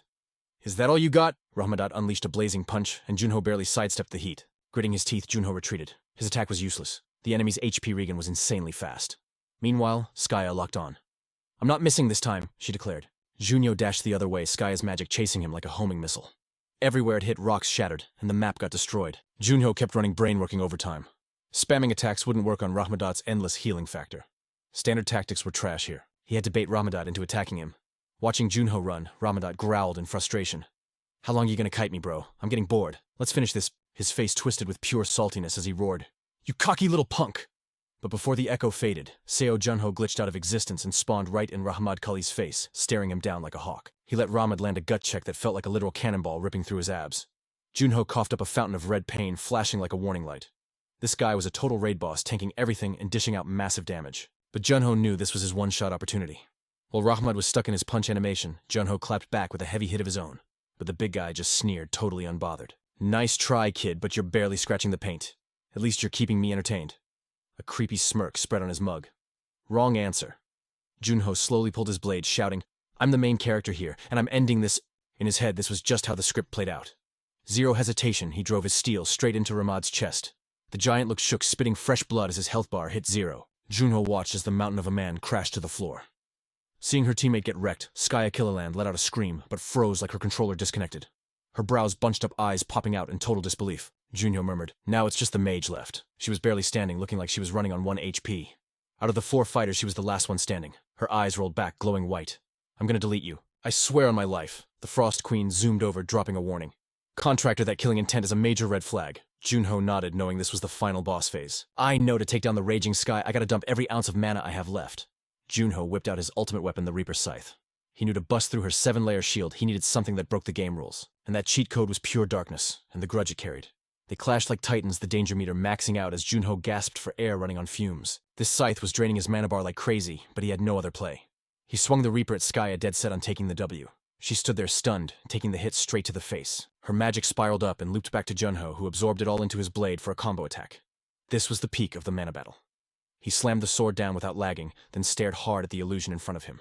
Relief washed over him as he realized she was just a ghost data file. Her avatar started fading out. Junho whispered to himself, "Man, if that was the real Skaya, I would have been clapped instantly." But the illusion of Skaya started crying real tears. Junho whispered, "We're gonna keep waiting for you, fam." Finally, she despawned completely, leaving nothing but a puff of blue smoke. The system immediately popped up a notification window. "You crushed the ghost challenge, but we ain't done yet. If you want to keep grinding to the next level, say advance." Frost Queen hovered nearby, pouting like a brat. Even though he cleared the stage, the vibes were still heavy. The system spammed the message again. "If you want to continue, say the magic word." Junho groaned. "Skip the dialogue, just advance." With a savage look in his eyes, he suddenly went limp. His eyelids fluttered, and the last thing he saw was a blurry Frost Queen. She was shaking him like a rag doll, yelling, "Wake up, dummy. The contract is fake." He finally cracked his eyes open, looking like a zombie with those dark circles. Frost Queen let out a huge sigh. "Bro, you were knocked out for 30 hours straight." "I thought you secured the win," Junho mumbled. "Slept less than I thought. Figured I'd be out for 2 days." She crossed her arms, sassy as ever. "That scythe move is OP. but the recoil is nasty. He nodded. Even if it's just a simulation, I looted 5 heroic spirits. The grind was totally worth it. Frost Queen was curious. How many boss rushes are left? He cracked his neck bones popping. No clue on the number. He added, but knowing the devs, it won't stop at level 10. The manager patched the difficulty, so it's all RNG now. She frowned. 6 more insane levels. Junho guessed that the deeper they went into the dungeon, the more toxic it would get. So far, these levels weren't exactly a walk in the park. How much longer can I keep this up? Seeing him doubt himself, Frost Queen looked worried. You good, fam? Meanwhile, Junho opened the shop menu and ordered some survival gear. While throwing on a fresh shirt, he listened to her yap. Those enemies were my old squad. Haven't seen them in ages. Junho replied, they were just NPCs, not the real deal. Suddenly, he scratched his head, feeling a bit bummed. Didn't get to see my parents this time, though. Hearing this, Frost Queen asked, totally shocked. Huh. Why would your parents spawn in the illusion? Junho answered flatly. Ask the system devs. They've been game over for a long time, right? The info hit her like a stun spell, freezing her in place. She trembled and looked down. My bad. Seriously. He replied, chill as ice. It's cool. It didn't happen yesterday. Frost Queen floated over and tapped his shoulder. Even the Ice Queen had a heart. My parents were deleted when I was 6, so I know that feel. Her words caught him off guard, his mouth hanging open a bit. After a beat, he finally spoke up. The saying, bad luck comes in waves, felt real as they walked up to the bright gate, the entrance to the safe zone. Standing in the damp cave, Junho shouted, start the 4th challenge, let's go. The system replied, loading assets. Instantly, the level 4 prompt flashed on the screen. Insomnia egg warning. Starting this quest bans you from sleeping for 10 days, he yelled to start the timer. A countdown appeared showing 240 hours. The clock started ticking. 249 hours, 59 minutes left. Level 4. Insomnia egg is live. Junho sat on a giant ice block looking miserable, staring at the HUD. Time remaining 219 hours. When the clock ticked down a bit more, Frost Queen muttered, over 20 hours gone, you still holding it together? He replied, stats are stable. Frost Queen handed him a snack. Your hunger bar must be low. Eat this. But he waved it off. Nah, being hungry keeps me from crashing. She suggested, how about a cold shower buff? 60 more hours dragged by as Junho sat there, brain-empty face on his knees. Frost Queen hovered close, nagging him. Contractor, don't you dare log off. He mumbled, yeah, but didn't lift his head. His eyes looked like raccoon rings from the fatigue. This ice pack is the only thing keeping me online. She cast a spell. Got it. A splash of freezing water hit his face instantly. By then, 98 hours had passed, leaving 142 hours on the clock. Junho slammed his head against a rock to reset his brain, staring at his reflection like it was a stranger. Feeling totally psychotic, his only thought was, I need to hit the hay. He side-eyed a soft mattress nearby. If I could just take a hot bath and lay down, maybe catch some Z's. Just as his eyelids started to shut, Frost Queen's voice blared like an alarm. Contractor, are you AFK while washing your face? Junho shook his head violently. No way! She crossed her arms, watching him like a hawk as the timer showed only 24 hours left. Frost Queen hyped him up. Push through last 24 hours. Junho nodded slowly, his brain buffering. Wait, remind me. What's the loot for this quest? After clearing level 9, she reminded him, Hero's Will and stats plus 10. Junho thought of Mio and Hilberto. That was a legendary reward worth all this suffering. This time I gotta reach level 9 no cap. Images of his squad flashed in his mind, fueling his drive to carry the team. Junho muttered like a madman. I promise I'm gonna save the whole crew. Frost Queen shouted, Contractor, you look like you just rebooted. Junho blinked, panicked, spinning around. Did I crash? Was I sleeping? Safe. See about sleeping. She pointed at the screen and shook her head. Nope, look, the timer hit 0, mission accomplished. Junho sat there totally stunned. His jaw dropped before he flopped sideways onto the ground. I caught the dub, he whispered. Frost Queen nodded. Yep, GG. Finally, a wave of victory washed over him as he checked out. Just then, the system chimed in with that sweet notification sound. You have completed the Insomnia Egg Challenge. Then came the usual prompt. Pass confirmed. To keep the grind going, say continue. To take the loot and bail, say stop. The next level, the taste trial. SEO Junho took a long pause, weighing his options. Continue. He knew this run was just getting started. I'll keep pushing after a quick breather. The next trials were brutal, pushing human senses to the breaking point. Taste, smell, sight, and hearing. The system nagged him again. Say, continue to ball, or stop to cash out.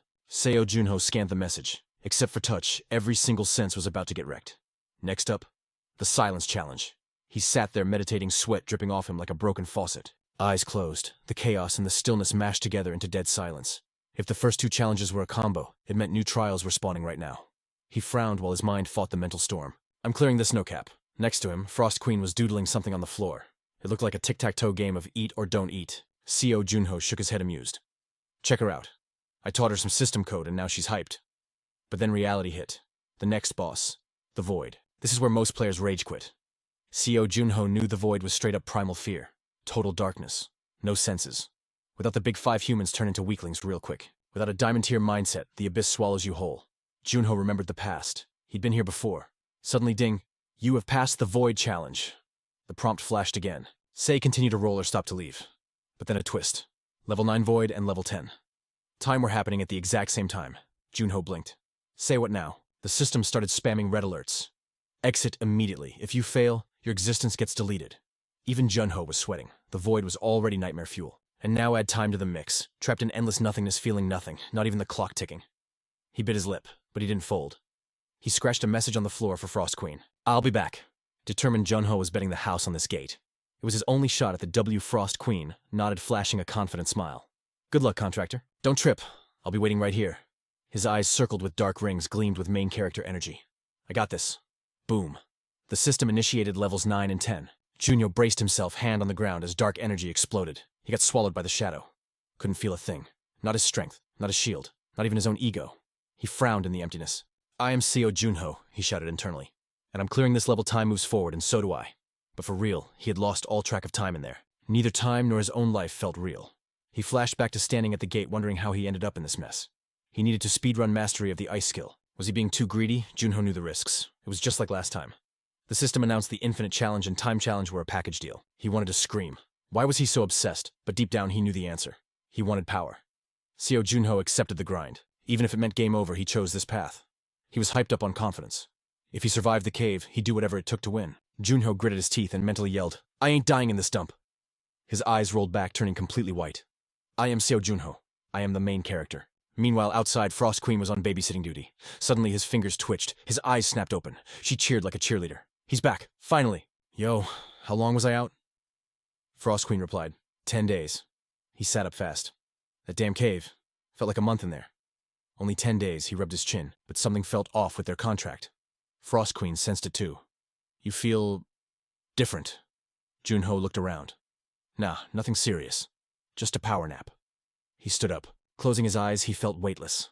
Let's check the stats. Powerful energy flooded his veins. He looked down, jaw-dropping. Magic loss rate 0%. Even in his prime, it was 3%. He ran the numbers. He was now matching Skya the magic genius with perfect control. Curious, Junho drew his sword. He planted his feet, eyes sharp. He swung the blade with everything he had. The slash cracked the cave walls like an eggshell, sending rocks crashing down. Dust clouded the room. When it settled, the cave looked twice as big. Frost Queen nodded, impressed. Okay, your aura is definitely swole now. He nodded. Perfection. Then the system dinged. Infinite and time challenges cleared. It started calculating the loot. Junho was ecstatic, waiting for that legendary drop. But nothing. He tapped the screen aggressively. Yo, system? You glitching? Where's my stuff? Why is it lagging? Frost Queen poked the screen too. Zap. A spark flew out. The system was salty. Don't rush me, still doing the math. Gray, the admin, chimed in. Understood. Frost Queen realized something. If the manager is involved, the rewards must be absolutely god tier. Finally, the text scrolled. Title, Bringer of Ice. Spring Assistant, Breaker of Limits. Intuition Mastery. Skill, Rank. B, no greater than Hero Insight. Power plus 20. Agility plus 20. Magic plus 20. He literally doubled his stats from the last level up. Suddenly he remembered something. Before entering, he asked to crank up the difficulty. Harder trials meant sweeter loot, right? The cave rewards effort. Gray knew this would happen. Was that admin clever or just trolling? Probably a bit of both. Junho leaned back. Gray totally set him up for success. And check this new title, the Timebreaker. Awarded to those who shatter their limits. The buff, every level up grants a random stat point. Insane. He looked at Frost Queen. Pinch me, chomp. Ow, okay, that hurt. So, this isn't a dream. Junho did the math. A 1-point boost sounds small, but by level 130, that's 100 free stat points. That is true progression. He imagined himself standing on a mountain peak while every other player was stuck in the mud way down below. The gap was only going to get wider. Frost Queen rolled her eyes at his monologue. Contractor, quit flexing and let's go. I'm bored. Junho turned around. Yeah, let's dip before I go crazy. Walking to the gate, he felt lucky despite the delay. Bingo was born in the wrong era, he joked. Frost Queen sighed. You're speaking gibberish again. Outside, the guard was stressing out. It had been a month. Was he dead? Suddenly, boom. A heavy pressure wave hit the crowd. Jaws hit the floor. The guard pointed, shaking. Master look. The leaderboard updated. SEO Junho level 10. First place. Everyone else was left in the dust. He checked the leaderboard, thinking a new legend was born. The names dropped and the stats were popping off. CO Junho was absolutely crushing it at level 10. 2 others were tied for second at level 9. We were hawk-eyeing Shin Hyun and Kim Wudong like crazy. But meanwhile, in a sketchy residential zone, kids were playing tag, while a cloaked figure vibed checked a random house. The dude walked up calm as a cucumber and knocked. The door flew open instantly. Proteus bowed down like a servant. "Honored to welcome the Lord to our humble crib." The man replied, "Long time no see, Zur. Yeah, this place looks totally dead." He chuckled darkly, because this wasn't a social call. "We're prepping for the second coming of the Celestial Demon." That news hit Zur like a truck. Celestial Demon. He shouted for Torres. With kids playing right there, Zur snapped, "Yo, how dare you drop his name around the runts?" Torres just smirked and snapped his fingers. "Chill out. Watch them freeze like soulless puppets right now. Not a single brat can escape my control." The scene went dead silent. The children lined up like robot soldiers. He said, "Feast your eyes on this." Zur frowned hard. The kids looked terrifying, but Torres was all smiles. "They're training to become straight-up demons, just like you, Lord Zur." Another snap echoed, and the kids bounced back to play mode. Then he swung the wide door open. "Step inside." Fast forward to the next day under a crisp blue sky, Rome, Italy. The place was dripping with tourists taking selfies. Frost Queen was hyping him up. "Look, contractor. They're praising you on TV. SEO Junho shut it down. Focus. Don't get distracted. We're here to hunt down and smash paradise. Let's hit the busy spots where Toe usually shows up." She asked, "Do we seriously have to search a foreign country?" Junho nodded. "It's the only way to figure out who this clown really is." CEO Junho sighed. "No other choice." Flashback to a few days ago. Diok-gu looked like he saw a ghost. "Heavens, my precious CEO Junho is here." Junho backed up, totally creeped out. "What's your deal?" "That's scary, bro." Diok-gu stepped closer. "Come here, let me hug you, son. After that dungeon trial, funding is raining on us if you aren't precious. Who is— Why did you call me Diok-gu?" The mood shifted instantly. Diok-gu cleared his throat. "Last time I dug into that orphanage you found in Paris." That statement caught Seo Junho off guard. Diok-gu explained that demonic necromancer raided an auction in the ruins. Tons of kids were being farmed to become demons. He clicked a button on the remote. Couldn't pin the exact location, but I found some juicy clues. A photo of Torres popped up on the screen. Diok-gu introduced him as a former level 2 player who retired ages ago. Junho frowned. Torres was smooth for a while, but his power tanked, so he quit. Pretty standard stuff. But his behavior after retiring. That's where it gets weird. Diok-gu clicked the remote again. The next photo showed Torres leading a squad of kids. Junho wondered, who are they? Diok-gu replied, kids captured by investigators purely by chance. Locals spotted him near Rome, but his crib totally off the grid. Occasionally he drags kids to the city center. That's the only lead we got. But something smells fishy here. The kids Torres drags around, the faces keep changing. Junho frowned, sensing the danger. If he's linked to the orphanage, isn't that too obvious? Diok-gu nodded. I was stuck on that too. So I dug through every crime report in Rome. He pulled up a chart. Take a look at these stats. Since Torres started showing up in the city, disappearances have been reported every single week. Seo Junho thought it over. This definitely needs a serious deep dive. Diok-gu added, he only hits the busy district once every 2 months, and that deadline is coming up fast. Finding Torres is priority number 1. Back in reality, Junho sat by a fountain finding absolutely nothing. Frost Queen tried to cheer him up. It's day 1. Don't be a downer. Let's wrap it up and crash. Seo Junho glanced up. Yeah, sounds like a plan. They strolled around chatting casually. Suddenly a kid with a hat pulled low bumped right into Seo Junho. Ah, my bad, the kid mumbled. Junho sighed, then snatched the boy's wrist. The boy struggled, instantly yelling, Yo, what's your problem? Seo Junho replied, What's my problem? Hand over the loot you just lifted. The boy froze, totally busted. This was Mao. Seo Junho's watch dropped out of his pocket. Mao looked annoyed. Tish thought you were an easy mark. What are you staring at? Want an apology? No, I'm serious. I'm debating whether to drag you to the cops or not. That thought horrified Mao. Junho leaned in close. You part of some gang or what? Mao shouted back. So what if I am? Junho nodded. All right then. While we're at it, you know this area. The boy got defensive. Cut to Mao inhaling food while Seo Junho watched, enjoying the chaotic vibe. Junho chuckled. Slow down, kid, or you'll bust a gut. Suddenly, Mao stopped eating. Junho asked, Still hungry? Mao shook his head. Nah, I'm stuffed. He quietly hugged the bread. It's just me who's full. Hearing this, Junho didn't hesitate. Yo, waiter, pack up everything on the menu for me. How many people in your crew? Mao answered obediently. 16. Junho told the waiter. 16 portions to go. Mao looked shy. Junho probed further. What about parents? No. Kids like me live together in a warehouse. Junho thought aloud. No adults watching you, so it's basically an unlicensed orphanage. Mao suddenly remembered something. Oh, a priest visits once a month. Junho was curious. A priest? Mao wasn't clear, but it was probably a bishop from the Vatican. He says he'll wash our sins and take us to heaven. Junho was shook. Heaven? Mao continued. The priest says we get school fresh clothes and 3 meals a day there. But then he sighed. I don't want to go to heaven. Mao's distrust gave Junho a chilling realization. He murmured, That gut feeling. That's what you feel when you're standing in front of true evil. Junho asked, Have you met the kids who left? Mao nodded. Haven't seen him, but the priest brings letters. They seem to be living the dream. Junho smiled, relieved on the surface. Must be good people then. When does this priest come back? Mao replied. In about 2 days. Why do you want to meet him? Junho cooked up a story instantly. Actually, I have a little brother I lost track of ages ago. Hoping I can get help finding him. Frost Queen whispered. That's a bold-faced lie. But Mao bought it. If it's for that, I'll hook you up with the priest. Junho instructed. Let me know the second he shows. I'll make sure you get paid fat stacks. Mao nodded. You got it. Time skipped to evening at the Vatican. The Grand Cathedral was looking massive and imposing. A priest walked down the hall with a lamp. This was Pope Francis XII. An unexpected visitor arrived at midnight. Francis looked into the shadows. Who goes there? The figure shifted smoothly, revealing a face that made the old man gasp. Are you, Francis? The young man wasn't sure as he spoke. The shadow demon Seo Junho was wearing his signature mask. The man rushed over. I heard you were recovering from injuries, Junho replied. Just lying down makes me tired. Great to see you after 25 years. Francis was genuinely hyped. I never expected to see you again. The old man's prayer seemed to pierce the sky. He bowed deep.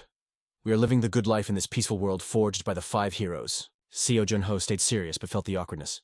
No way, don't bow. I just did my job. Suddenly he remembered the real reason for crashing this holy place. Francis had answers. Francis was pressing for answers. Yo, do you know of an orphanage called Heaven? Junho looked totally lost. He shook his head. Heaven, nah, never heard of it. But then a memory sparked. Didn't Marco mention something about the Vatican? Junho realized even the holy places might be running a scam. Rage flared up in his chest like wildfire. These fakers dressing up as priests just to kidnap kids, they were no better than straight-up villains. Disgusted, he turned to Bounce. Is that how it is? Well, if I don't know, I don't know. Sorry, Francis. Can't help you. Junho threw one leg over the windowsill to leave, but then ping. He remembered something crucial. Yo, heads up, Francis. A massive fire might pop off near Rome in a few days. Better have those fire trucks on standby. Francis blinked. A fire. But Junho didn't stick around to chat. All right, catch you later, Francis shouted after him, but the dude was already gone. By the time Francis hit the window, Junho had vanished into thin air. He always dips like a ninja cut to Marco's family crib, an old-school house hidden deep in the woods. Marco was being a total mom, saying, make sure you eat good. Okay. Junho stepped out briefly. I'll be right back. The little ones saluted obediently. Yes, sir. Inside the house, Junho stretched his limbs like a cat and sighed. Man, crashing here is the best. Feels absolutely awesome. Watching this, the young man frowned. Bro, you have a place to stay. Why are you crashing on our floor? Junho shrugged it off. Why not? It's comfy, it's fun, and the kiddos are super cute. Junho snatched off his glasses. Since we're both heading out, let's roll together. Marco hesitated. For real. But Junho flashed $1 million smile. Today, I'm counting on you, my #1 guide. They hit the rainy forest path side by side. Following close behind, the Frost Queen suddenly piped up. Contractor! The kid was moving with crazy light footsteps. Junho nodded in agreement. Yeah, I clocked that too. He slapped on his mask and shades to go incognito. Junho couldn't hold back the curiosity. Hey, you trying to become a player or something? Marco flinched like he'd been tased. He blushed hard and spun around. Whoa. How did you know that? Are you a player too? Junho grinned with pure swagger. At my level, I can tell just by looking at someone's walk. Marco coughed to hide the awkwardness and finally fessed up. Yeah, okay. I'm training to go pro. Junho warned him it wasn't a walk in the park, but the kid had fire in his eyes. We don't have parents to watch our backs. Marco thought about the little rugrats back home. This is the only way I can protect my family, he said seriously. Plus, the priest told me there's a player training camp in Paradise, and he'd hook me up. That info hit Junho like a ton of bricks. A player training camp. Even the Frost Queen heard that sketchiness. Contractor? Junho nodded internally. Yep, that's definitely a trap to lure in talented kids. Marco kept yapping. When the priest comes, I'm gonna go to Paradise to learn. Once I get that certificate, I can hit the gates and stack that paper. He was hyped. Someday, I'll be a legend, like the Frost Queen. Junho paused, deadpan. Isn't she like super dead? Just pretend you don't remember that part. Marco laughed it off nervously. Look, I've been through a lot, okay? Honestly, never even met her. Seeing the kid pout, Junho just sighed. This kid, man. They arrived at a narrow alley where rain was still dripping from the eaves. Marco pointed ahead. That way leads to the priest's church. But suddenly he froze in his tracks and went silent. He was staring at a girl walking away. Marco shouted, Anna! Junho raised an eyebrow. Anna, who's that? Marco explained loudly. She's family. 2 months ago she left for Paradise. Junho's eagle eyes scanned them instantly. He started crunching the numbers using her arrival date as a reference point. There had been non-stop reports of disappearances for a whole week straight. Junho pulled up the image Shindu sent and compared them side by side. Bingo. He got serious. Found it. Meanwhile, Marco lost his cool and went sprinting over. By Anna Munchen. Watching this scene, Torres asked, Anna, is this kid a friend of yours? She answered with eyes as empty as a doll's. He is the leader of my family from before. Torres ordered everyone to play nice. Anna nodded. Yes. Slowly the life returned to her eyes and she hugged him. Marco. It's been so long. The boy was thrilled. Anna, have you been doing well? Torres put on his fake nice guy mask. Hello, Marco. I've heard so much about you. Marco stuttered. Hello, sir. Torres pressed on. Did you leave the siblings and come alone? Suddenly Junho's voice sliced through the air like a blade. Finally caught you. He grabbed Marco, feigning anger. Hey kid, finish talking properly before you bolt. I thought I lost you. Torres smiled calmly, but his eyes were calculating. And who might this be? Torres wondered to himself. Sunglasses and a mask, is he hiding his face on purpose? Junho scratched his head and let out a goofy laugh. Oh right, my bad, forgot to introduce myself. I'm a traveler named Sonny. This kid here is my guide. Torres lowered his guard just a smidge. So you're Sonny, I'm Torres. He extended a hand. Pleased to meet you. Yeah, pleasure's all mine. But Junho's grip was like an iron vice dominating the handshake. Torres frowned. What the hell is this guy doing? Is he messing with me? He squeezed back. Your grip is strong. Are you a gamer? Junho scratched his head shyly. How did you know I'm a level 27 player? Hearing this, Torres ground his teeth. Level 27. Definitely one of those annoying pests I'd rather avoid. While Torres was plotting, Junho turned to Marco. Hey, are you from the Garden of Eden? This shook Torres to his core, but Marco just nodded innocently. Yeah, I've met that man and the pastor before. Torres cut in fast. Wait. He looked puzzled and dangerous. You said you're a traveler. How do you know about the Garden of Eden? His brow furrowed menacingly. Actually, Junho suddenly spun around and burst into fake tears. I'm looking for my long-lost brother from 15 years ago. The Frost Queen rolled her eyes. Here we go again. But Torres seemed to buy the act. Junho kept rambling. I've been searching everywhere for news about my bro and heard about this Garden of Eden place. So, pretty please, can I see the list of people who've been there? The man found a slick excuse to refuse. Unfortunately, our orphanage doesn't have any children older than 15. Suddenly, Torres had a dark thought. No, if I let this guy go, he might leak info about the garden to the outside world. So he pivoted. No problem. Actually, let's all go there together. Torres figured keeping an eye on him was safer. I'm glad to help you. Anna looked at Marco too. You're coming, right? Marco nodded vigorously. Sure, everyone's been missing you back home. Junho played his role to perfection. Oh, Torres, thank you so much. They arrived at a lavish church complex. The place was massive. Marco was blushing with excitement. Is all this really the Garden of Eden's campus? Torres laughed loudly. Yes, it's quite large, isn't it? He approached a woman with flaming red hair. Hello, director. She nodded back. Greetings, teacher. This lady was the boss of the orphanage. They acted casual, just passing by. But as they split up, Torres whispered a command. Check if anyone is sneaking behind us. The director obeyed, heading straight to lock the large gate and secure the massive building. Junho, playing the curious tourist, asked, Is this building for living? He was told it held rooms, classrooms, and the chapel. Then Torres pointed to a nearby door. This lecture hall is where the kids train to become players. Marco peeked inside eagerly. But what he saw was chilling kids holding swords, drilling with eyes so empty they looked like zombies. Torres suggested, Let's go take a closer look. As he walked, a goon whispered that the coast was clear. Torres replied coldly, Thank you. Suddenly, he clapped his hands loud enough to echo. All right, I just had a brilliant idea. He called Sonny over. All eyes turned to him. Torres' vibe shifted. He looked dangerous now, like a high-level predator.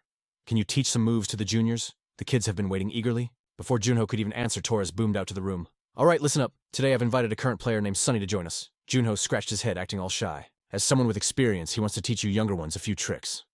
The assistant teachers circled in. The principal led the way, followed by a squad of kids gripping real swords. Facing Junho and Marco was a mob of adults and armed children. Marco gently tugged his hand, whispering, Hey, why does this feel so strange? Junho smirked. Kid, you're actually quite perceptive. Yo, check the eyes. Every single kid was glowing red like they were possessed. Even the principal's squad was rocking those creepy fiery peepers. Maka jumped back, screaming, Their eyes! Look at their eyes! Shaking like a leaf, she looked to Torres for answers. The guy just sneered. Peep those eyes closely. That's the receipt proving they're demon beasts now. Mask off, truth out. He looked straight up demonic, talking about the Garden of Eden. He asked, Did you feed those kids demon blood? Torres didn't even cap. You saw it yourself. Nobody turns into a beast without the juice. He went full psycho mode. They said no at first, so I smoked a few as an example. The rest drank it up real quick while crying. Hearing that, Mal's soul just shattered. He hit the dirt, gasping for air. Tears were flowing as he looked over at his little siblings, Anna and Lin. His little bros, Leo and Du Hong too. He realized he had zero clue what went down. They fought back crying, but he was the one who forced them to go. Maka ground her teeth, screaming, You're worse than a rabid animal! He threw a haymaker, but the principal blocked it instantly, letting Torres watch her land a punch right in Marco's gut. Marco's face twisted up in pain. Bam! He coughed up fresh blood and dropped like a sack of potatoes, totally unable to fight back. Torres just pointed and laughed at the poor kid. Total disrespect. MANHWA was shaking all over, but she forced herself up, fist trembling. "You dirtbags," she yelled with everything she had. "One day the Shadow Guardian is going to make you pay." Torres just sighed.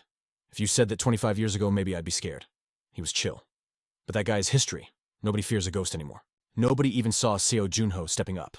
Marco was losing hope again, tears blinding him. Junho stood tall in front of him, letting his shades hit the floor. Real players keep moving even when they lose everything. A phantom mask materialized in Seo Junho's hand. It was about to go down. If you want to face a boss-level threat, you gotta grip your weapon tight. He slapped the mask on. "You ain't a player yet, kid, so this time I got your back." Boom, the Shadow Guardian had arrived. Maka was dazed, staring at the guy's back. Why was he wearing that legendary mask? It felt like a dream. Why would a legend save a nobody like her? But if it was real? Marco cried out, "Please save my brothers and sisters." Torres wasn't buying it. He turned to his goons, laughing. "Is that supposed to be the Shadow Demon?" The black-haired dude cracked up. "Makes sense." This guy Sonny stepped up like he was in a movie, pointing at Seo Junho's chest. "If you're the real deal, my head comes off in 5 seconds, right?" He clapped back instantly. "I don't need 5 seconds." The beast panicked. "What, you cocky brat?" A sword slashed out in a blink. The beast's red eyes flickered and went dead. He dropped to his knees, drained. Seo Junho just walked past him like he was nothing. The principal's group dropped their jaws. "What the heck?" They screamed in horror. "It's the Shadow Guardian that's real power." Torres backed into a corner barking orders. "Don't just stand there gawking. Get him. Kill him." The squad rushed in. Torres gritted his teeth. "Is it really him? The Shadow Demon?" He started tapping his watch like crazy. "Nah, probably just a copycat with mad skills. But he played me acting like a normie this whole time. That was dangerous. But if he's got that Demon Palace sword, this is bad news." On the battlefield, a whole army of demon soldiers charged straight at them. Seo Junho stood there cool as ice. He raised a hand and snap. A beast rose from the shadows, growling like a monster truck, and it wasn't solo. The shadows hunted the soldiers down. The bad guys turned to run. The gray-haired demon was losing it. One snap and he wrecked us. "No way! Forget fighting, fall back." They scattered, trying to dodge the shadow beasts. Seo Junho watched, looking bored. Are they calling for backup, or just running? What a waste. He stood there, sensing the vibe. Their power was up since 25 years ago, but his training stats 0% loss, baby. "My power has no ceiling right now." A demon in white tried to dip, but Seo Junho just stood in the corner, eyes sharp, watching everything go down. Torres was shaking in his boots. The so-called demon hunter looked totally beaten. The legend of the 100 demons. It was real.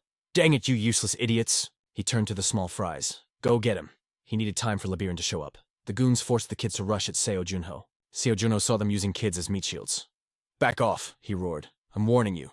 He blasted power upwards, shaking the whole area. Screams filled the air. The darkness swallowed everything up. Torres was scared speechless. He didn't think Seo Junho would go that hard. The dude was ruthless. Damn it, I knew they were trash. Torres sprinted like a maniac, praying for that bastard Labirin to arrive. He was running for his life. Suddenly Torres tripped hard. He slammed into the ground. "I can't fall here." He sat up panicking, not realizing his leg was drenched in red. He looked back and, whoa, his foot was gone, severed clean off. He screamed his head off while Seo Junho walked up slowly like a reaper. "I got a question," Seo Junho said, looking down. "Ever think about how those kids felt when you forced them?" Torres nodded fast. Yeah, totally." "Oh, really?" Hearing that, Seo Junho unleashed a wave of dark energy. Black blades whipped out, slicing him up. "Now, if you die, it's fair game." Torres coughed up a fountain of blood, begging for help. But a shadow hand appeared right behind him. He grabbed Torres' head and smashed it into the dirt. He ripped his mask off, shouting, "Give back the lives you stole." Flashback time. Back in the day, Torres was hyped on that demon blood. "If I get this power, I can crush everyone who looked down on me." He stared at the blood like it was gold. Finally my turn. His face was twisted with greed. Back in reality, Seo Junho and the Frost Queen were checking the system screen. Seo Junho dropped the truth bomb. "You didn't grind for skills. You just got jealous and turned into a monster." The Frost Queen looked over. "So was his sob story, the injustice you talked about." Seo Junho shook his head. "Nah." He pointed at the screen.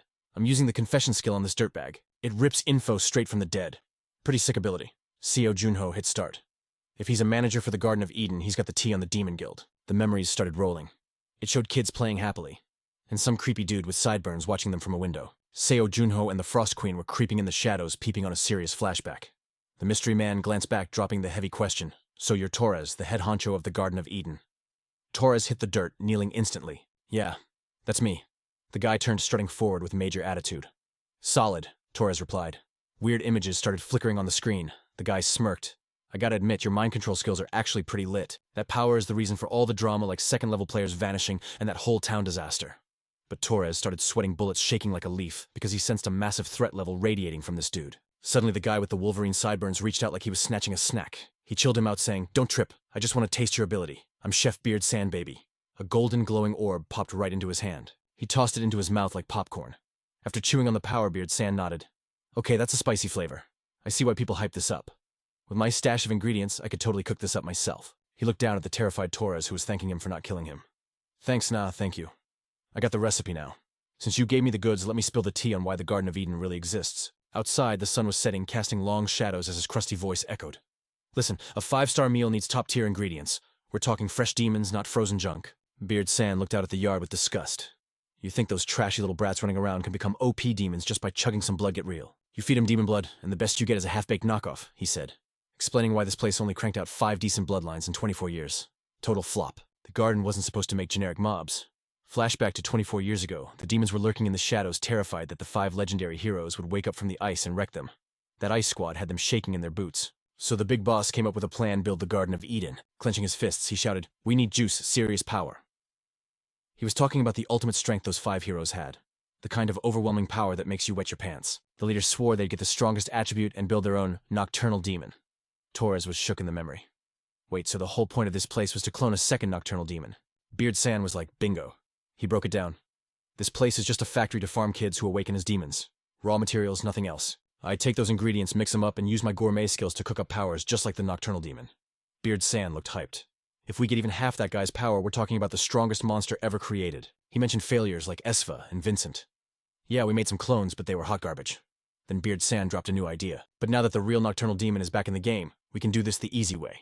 His eyes got super creepy. I'm heading back to floor 2 to wait for that guy. Everything's falling into place perfectly. I can't wait for the showdown. Back in reality at the church, Junho snapped out of it. Torres' body was leaking dark energy. Junho's hands were shaking. The reason they tortured all those kids. Seo Junho grabbed his face, mind blown. It was all to build a copycat of him, a second nocturnal demon. He stood in front of the cracked wall, staring at the screen, mumbling. You're telling me they kidnapped and mutated all those innocent kids just to make a second Seo Junho? As he said it, his heart just sank. Junho remembered the kids drinking that nasty blood. Thousands of them forcibly turned into ghouls. He pictured them getting drilled by demon masters and clenched his fists so hard his knuckles turned white. It was all because of him. Furious, Seo Junho yeeted his dark mask onto the ground, smashing it into a million pieces. Frost Queen floated over trying to chill him out. Champion, stop, this ain't your fault. He hesitated. I know. But... Seo Junho grabbed his face, grinding his teeth. I can't stop feeling guilty. Once a player goes ghoul, there's no reset button. They're gone forever. I know that better than anyone. Visions of innocent kids twisting into monsters replayed in his head. Seo Junho swore right then and there to end this nightmare cycle personally. The scene cut back to the training room. Mo was shaking everyone like a frantic alarm clock. Anna, Leo. Get up, yo, wake up. He grabbed Leo. Why is everyone passed out? Come on. Just then, Seo Junho kicked the big door open and walked in. Mo shouted, Thank God big bro Junho carry Anna. But nobody else moved. Yo, did they have brain damage or something? We gotta get them to the ER stat. Then it hit her. Tears started flowing like a waterfall. Right. The ghoul blood. We gotta drain it out. Seo Junho stood there silent, holding back the feels, his voice shaking. Even if we drain it, do you think they'll ever be normal again? Mo couldn't stop crying, looking up with puppy dog eyes, begging, Please, just save my fam. Junho could only pat her head, apologizing. Sorry, kid. He explained softly that it was a no-go. I get how you feel, but this is why society dumps ghouls in the trash. Seo Junho dropped the hard truth. If a normal human drinks that junk, 2 things happen. They die, or they go full monster mode. Suddenly a voice shouted, Brother! They whipped around. Mo screamed, Anna, you good. The other kids were waking up too. Big bro, she cried, looking super happy. Leo, me too. Is everyone okay? Mo hugged Anna tight. Thank heavens I thought you were goner, she whispered. But wait. Something was sus. Anna's eyes were bloodshot and creepy as heck. I love you so much, Mo. But why do I want to eat you? She spread her hand, revealing razor-sharp claws, ready to slice him up. Before Mo could process the betrayal, Anna lunged. But a strong hand grabbed Mo's collar. Yoink Seo Junho yanked him out of the way, dodging the swipe. He knew the deal ghouls are violent, bloodthirsty killing machines by nature. Driven by the instinct to murder, he looked at Anna's twisted, vein-popping face. Those who drank the blood were transforming. Seo Junho frowned, feeling totally helpless and sorry for them. Dark energy swirled around Anna as she went berserk. A black shadow popped up and suddenly ding. The system announced it detected a tiny bit of demonic energy. Seo Junho froze. Wait, what did the system just say? I can use Night Watch Guard skills to absorb dark energy? He started thinking. So I can suck up this dark energy like eating ice cream for a sore throat. But right then, Anna was wrapped in dark chains, screaming in pain, trapped in the circle. Seo Junho was still skeptical. No way. I've never heard of a watchguard with that kind of hack. Suddenly he remembered what Master A said, if you give ghoul blood to a non-human, they only go half-demon. He shook his head. Then Junho realized, since they aren't fully human, the mutation isn't complete. There's still a chance to save these kids. A small pair of legs stepped up behind him. Someone called out his name. Junho spun around. It was little Mo trying to look tough.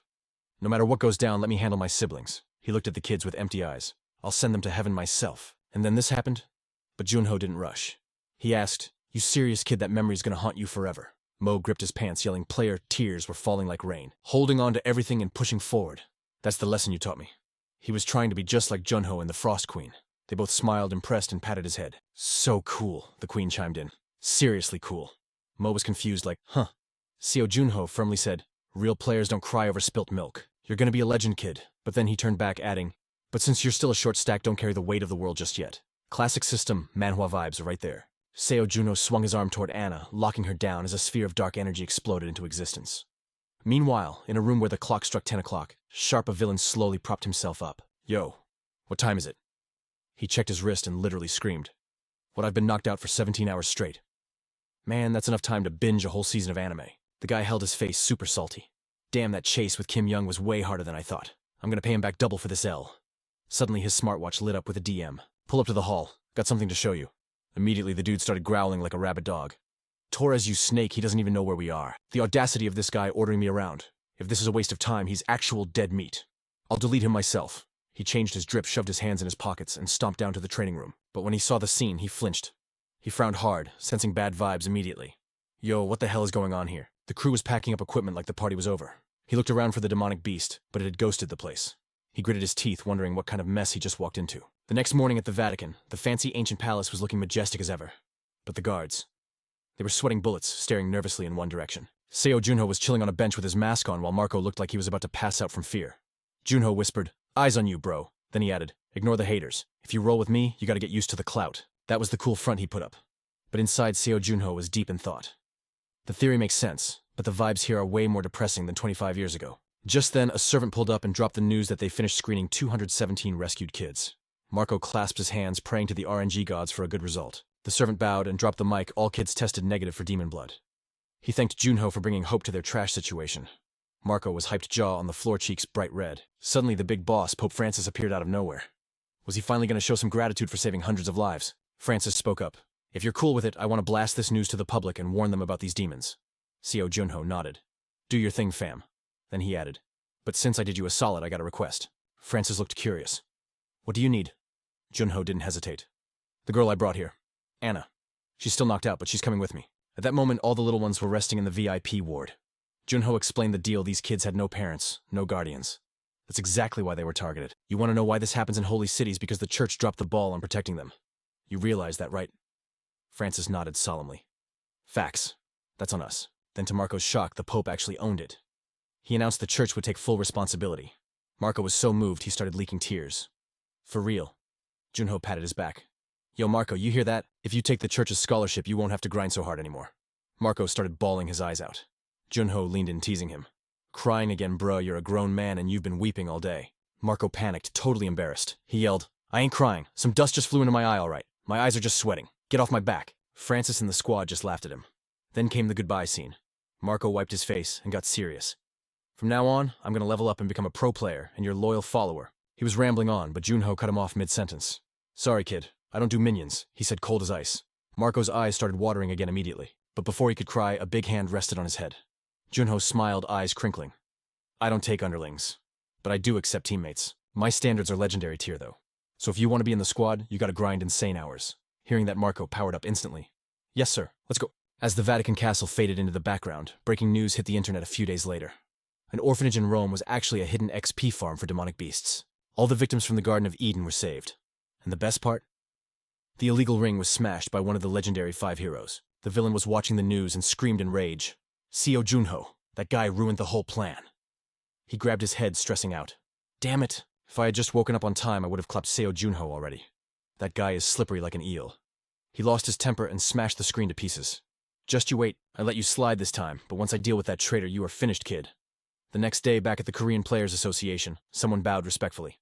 "Welcome back, King Seo Junho." Seo Junho nodded coolly behind his mask. "Thanks for the hard work." Suddenly, loud noises from the balcony caught his ear. "Yo, why is it so rowdy out there?" Curious, he walked toward the noise. He stepped out, squinting at the sun. And boom.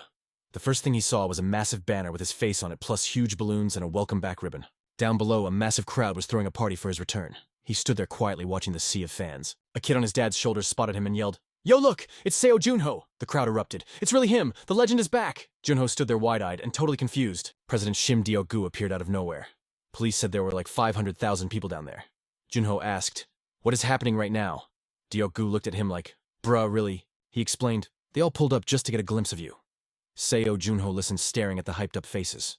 The fans were just grateful their hero had respawned. Junho went silent, unsure how to react to all this love. A coordinator stepped in. "Mr. SEO, I'll escort you inside." Everyone was buzzing with excitement. "Thank you for coming back." A guy with spiky hair shouted, "You the GOAT, Seo Junho." Junho walked down the path, his eyes sharpening as he thought to himself, "Someday, I want my old squad to see a view like this." Dio-gu leaned in. "By the way, I set up that press conference you asked for." Junho looked puzzled. "Just a hunch. But this conference isn't just about announcing you're teaming up with the association, is it?" Dio-gu asked how he felt and took off his own mask. Junho got serious. "Dio-gu, remember when I first awakened?" Dio-gu frowned. "When you first woke up, the world was chill back then. You guys were holding it down? I thought we'd finally get that peaceful ending we wanted." Seo Junho clutched his mask. "Yeah, but looking closer, that was a lie. While the 5 heroes were AFK, the fiends started running wild, bullying the weak. 25 years ago, they weren't this bold." Dio-gu replied, "That's because the 5 heroes were born to stop them. But now you're carrying that burden solo." Junho nodded. "I know my stats aren't what they used to be. At first I thought if I just got my strength back and revived my homies it'd be enough." He choked up a little. "But reality is harsh, man.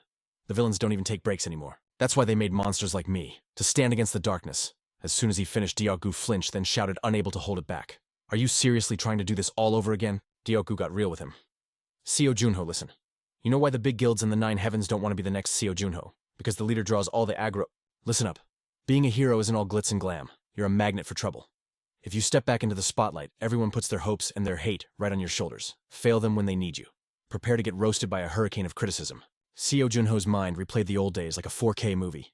His squad calling out his name. He just smirked back then. "Sorry I'm late, guys." But deep down, he knew. They did their part. It's their turn to sleep now. He let out a heavy sigh. "Man, I didn't sign up for this heavy lifting. This right here. This is that peak leveling struggle. The weight of the crown is heavy, folks, especially in a system universe. This brutal. But here's the kicker. I am the last man standing. Everyone else is gone. My skills are a bit rusty, but I have still got that main character clout." Then boom, the Frost Queen pops up. "A fake contract, humph. You have got guts, kid. I will give you that." Junho just bowed his head like, yeah. Looking back, it was a total mess. No happy endings there. Just the faces of those orphans and the burning rage of Mao Shimoku haunting his dreams. Like seriously, can't a guy catch a break? Someone finally walked up and slapped his shoulder. "Don't be a wimp. Do what you gotta do." "So what is the move now, boss?" Even with doubts clouding his mind, he made the call. "Crank that volume to the max. Make sure everyone on the second floor hears Seo Junho's voice." Time skipped forward, and boom. It is press conference day. The main event is live. The place was packed tighter than a subway car at rush hour, reporters everywhere, including that 4-eyed squad captain looking dead serious. Fanboys and fangirls who worshipped Junho were all over the place. Inho was rocking those dark shades like a celebrity. The big shots, oh yeah. The vice presidents and captains of the Secret Six were in the house. Top-tier rankers filled the room. You could smell the tension a throwdown was brewing. Seeing his silent neighbor, he poked the princess. "Hey, you good?" Da Hong just lost it. She was geeking out, laughing like a maniac because she was seeing a real-life legend. Inho was stressing out, crying, "Yo, chill, keep it together." The host grabbed the mic. "Heads up, Spectre and Chairman Dio-gu are entering the building." The doors swung open, and there he was, Seo Junho, dripping with that icy cool main character energy. He strutted straight to his throne. Dio-gu trailed behind like a bodyguard. Flash cameras went crazy. He snagged the mic, and Dio-gu dropped the beat. "This press conference is officially live. One question only. Make it count." Hands shot up faster than a rocket. He pointed at one lucky guy. "You. Go." The reporter stood up. "Yo. Everyone knows Spectre has been a popsicle for almost 24 years. Is this fake news? Some conspiracy theory?" Then he dropped the bomb. "Can you prove right now that you are actually the real deal?" The curly-haired dude who interviewed him before was like, "Is this guy tripping?" Another reporter whispered, "Prove it, is he insane?" But Junho, he didn't even flinch. Stone cold. He just slapped his hand on the table and stood up. "Bet. I will draw my blade if you want to show." Schwing. He unleashed the sword. The pressure in the room hit like a gravity hammer. The glasses-wearing captain gasped, "Holy smokes, light sword." The pink-haired captain's jaw hit the floor. The blue-haired captain was vibing, totally hyped up.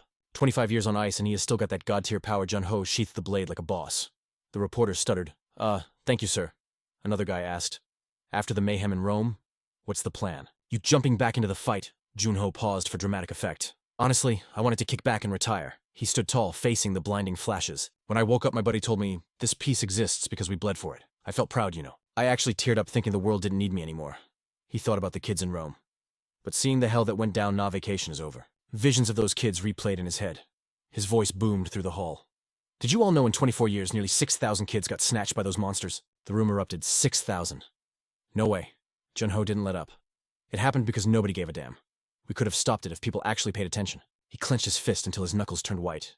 Players Guild squad up. We are ending this. He swore those demons would never rise again. Even Da Hong and In-Ho looked shook. Dead silence. You could hear a pin drop. Even the cameraman forgot to breathe. Jun-Ho spoke up one last time.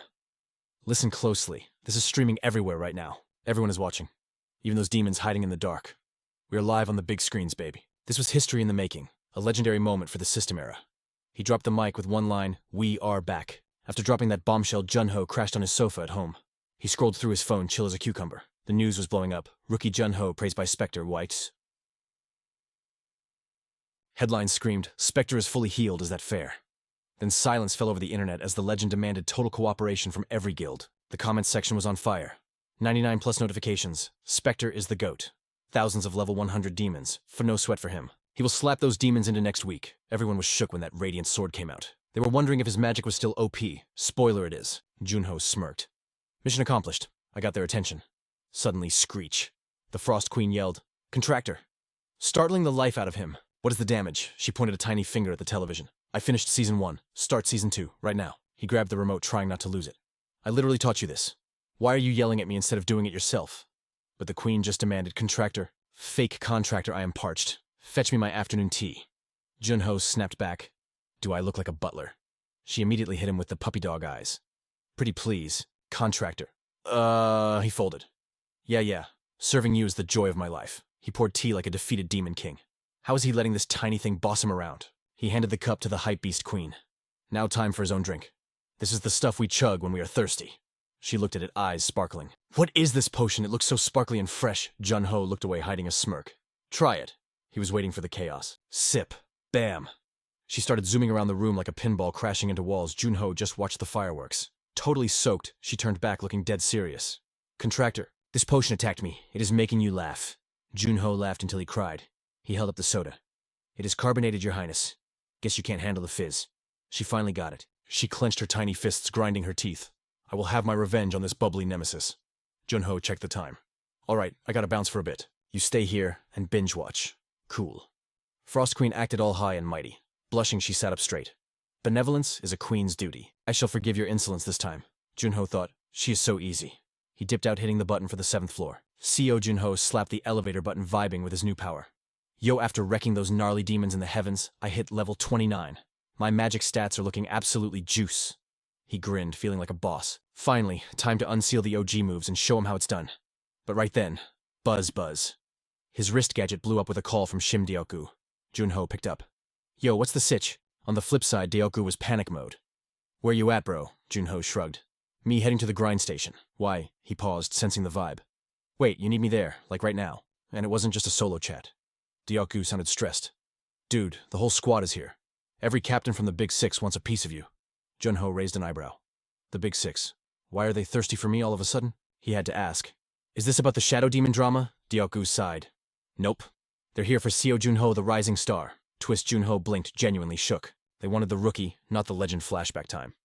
He remembered their faces at the press conference. Those high-tier players showed up way too fast, like they were speedrunning the event. They weren't just early. They were practically camping the spawn point. Jun-Ho realized these guys had been lurking on the first floor, desperate to draft him before anyone else could. Thinking it over, he asked, "Can't you just kick him out?" Deoku rubbed his temples, totally done. "I wish, but these guys are violent toddlers. They'd rather burn the toy than let someone else play with it." Jun-Ho smirked. If they wanted to play hardball, he was game. "All right, if they're going to be like that, I've got a little scheme to finesse the whole lot of them." Meanwhile, the captains were sitting in the lounge looking dead serious. Then, stomp, Jun-Ho strutted in with main character energy. Sup what wind blew the mighty captains into this dusty old dump. The pink-haired Queen Gongjuha crossed her arms. "Cut the sass. We're here to recruit the beast who ranked first in the challenge dungeon. Name your price." Jun-Ho glanced around. "And the rest of you?" The glasses guy nodded.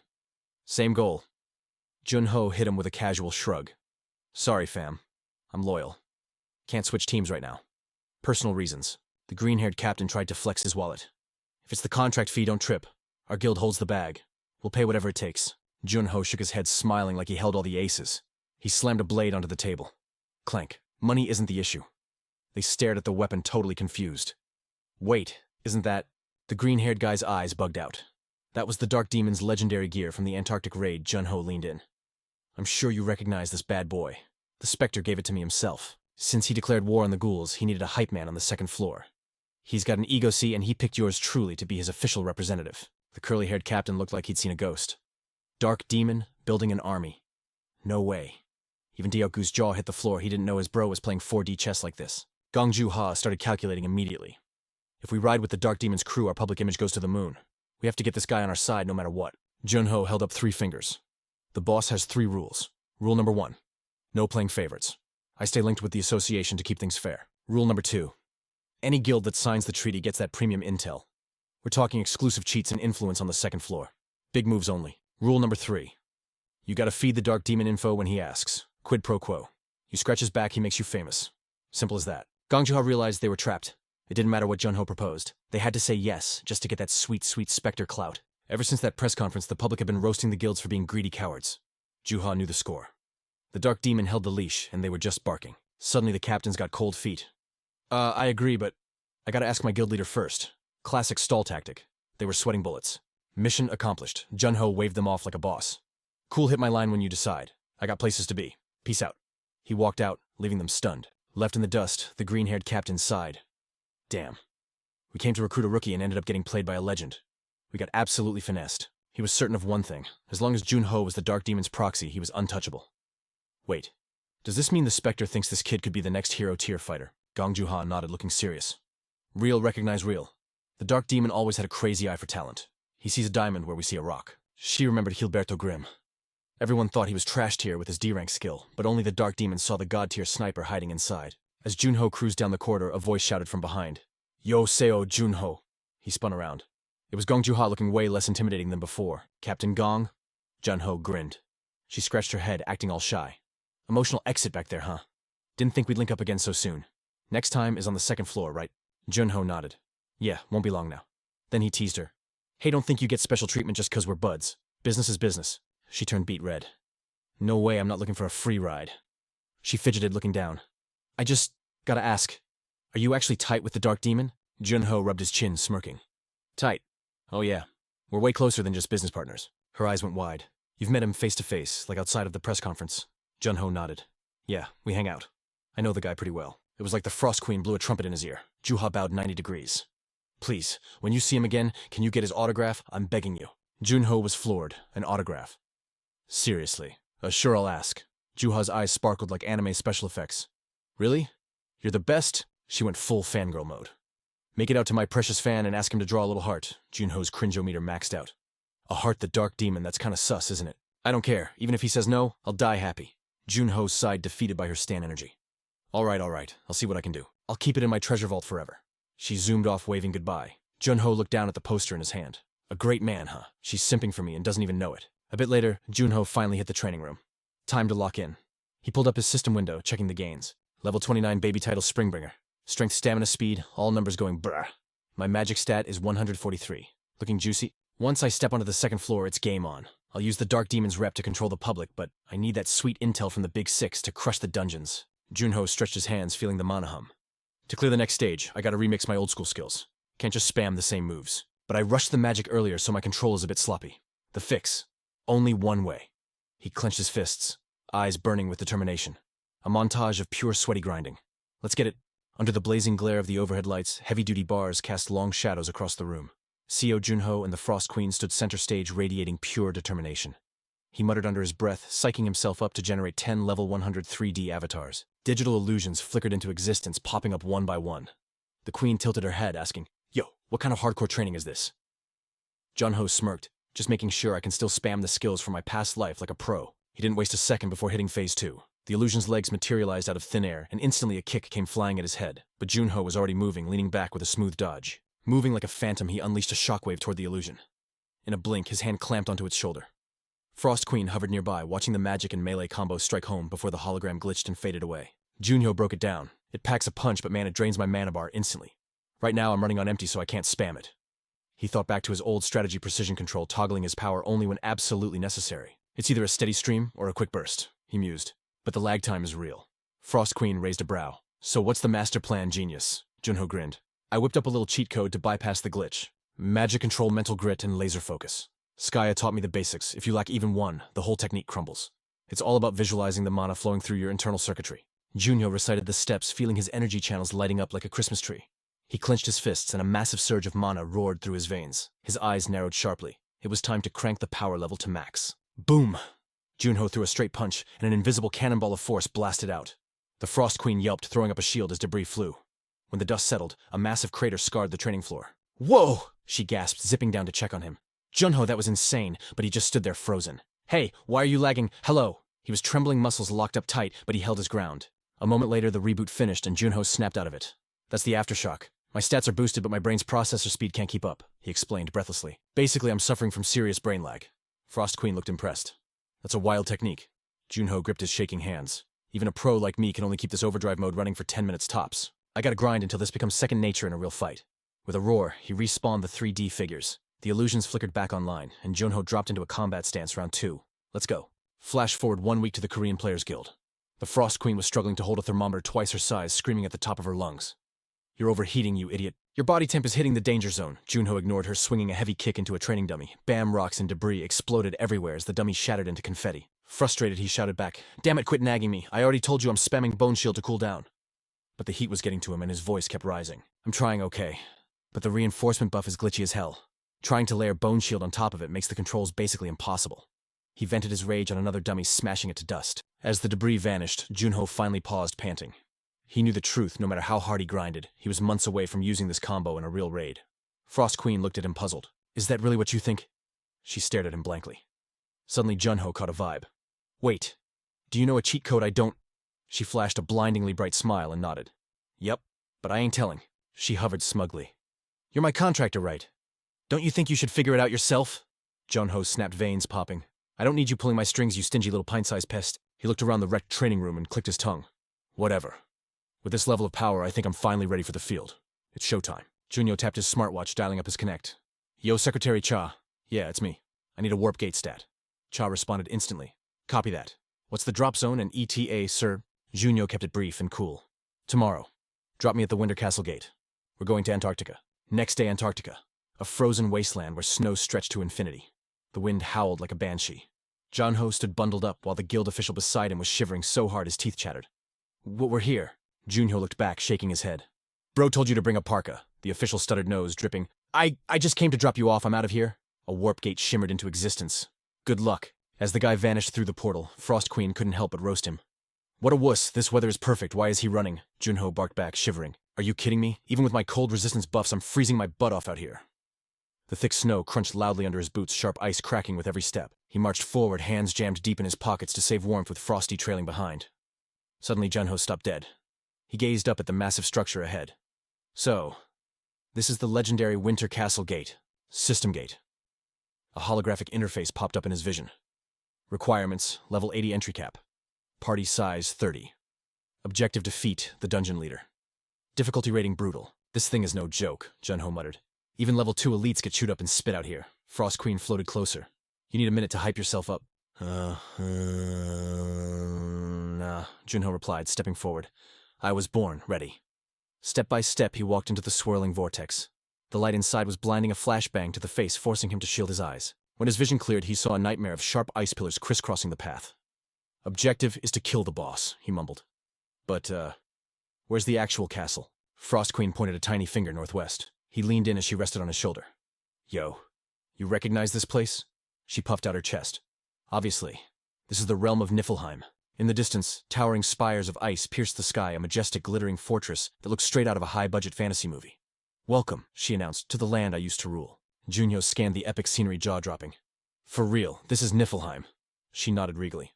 100% my turf, but I don't get how the gate is still active when I already rage-quit this place. Guess we'll find out when we raid it, Junho said, curiosity piqued. More importantly, you got any intel on the castle layout's mob spawns? She looked confused. Intel? You know who's running the show now. How many guards secret loot rooms? Frost Queen snapped, offended. Are you seriously asking me to leak classified national secrets? Junho gave a sly, manipulative smirk. Wow, I'm hurt. I thought we were partners. Our destinies are bound forever. Remember, ride or die. She wasn't expecting the guilt trip. Frost Queen shrieked, flustered. Okay, fine, I'll tell you. Just stop using that creepy voice, it's gross. Junho exhaled, satisfied. C should have just spilled the beans earlier. She flew back, keeping her distance. Remember the gate where you first found me? Junho nodded. The Queen's Nest. Vividly, like I could ever forget that trauma. Why, she explained. The final labyrinth is there. My original plan was to summon all my knights to that spot for a last stand. Junho paused. Wait, so the knights we wrecked on the first floor weren't the whole army? She shook her head. Nope. That was just the appetizer. I couldn't warp the entire Niflheim force there. Juno's eyes widened. So that means... Frost Queen cut in. If my memory serves, the Imperial faction had about 27,000 troops, though the numbers probably dropped a bit since I left. 27,000. Are you insane? Junho muttered. That's an army, not a dungeon party. She shrugged. Relax. The only real threat here is probably Kid. Junho blinked.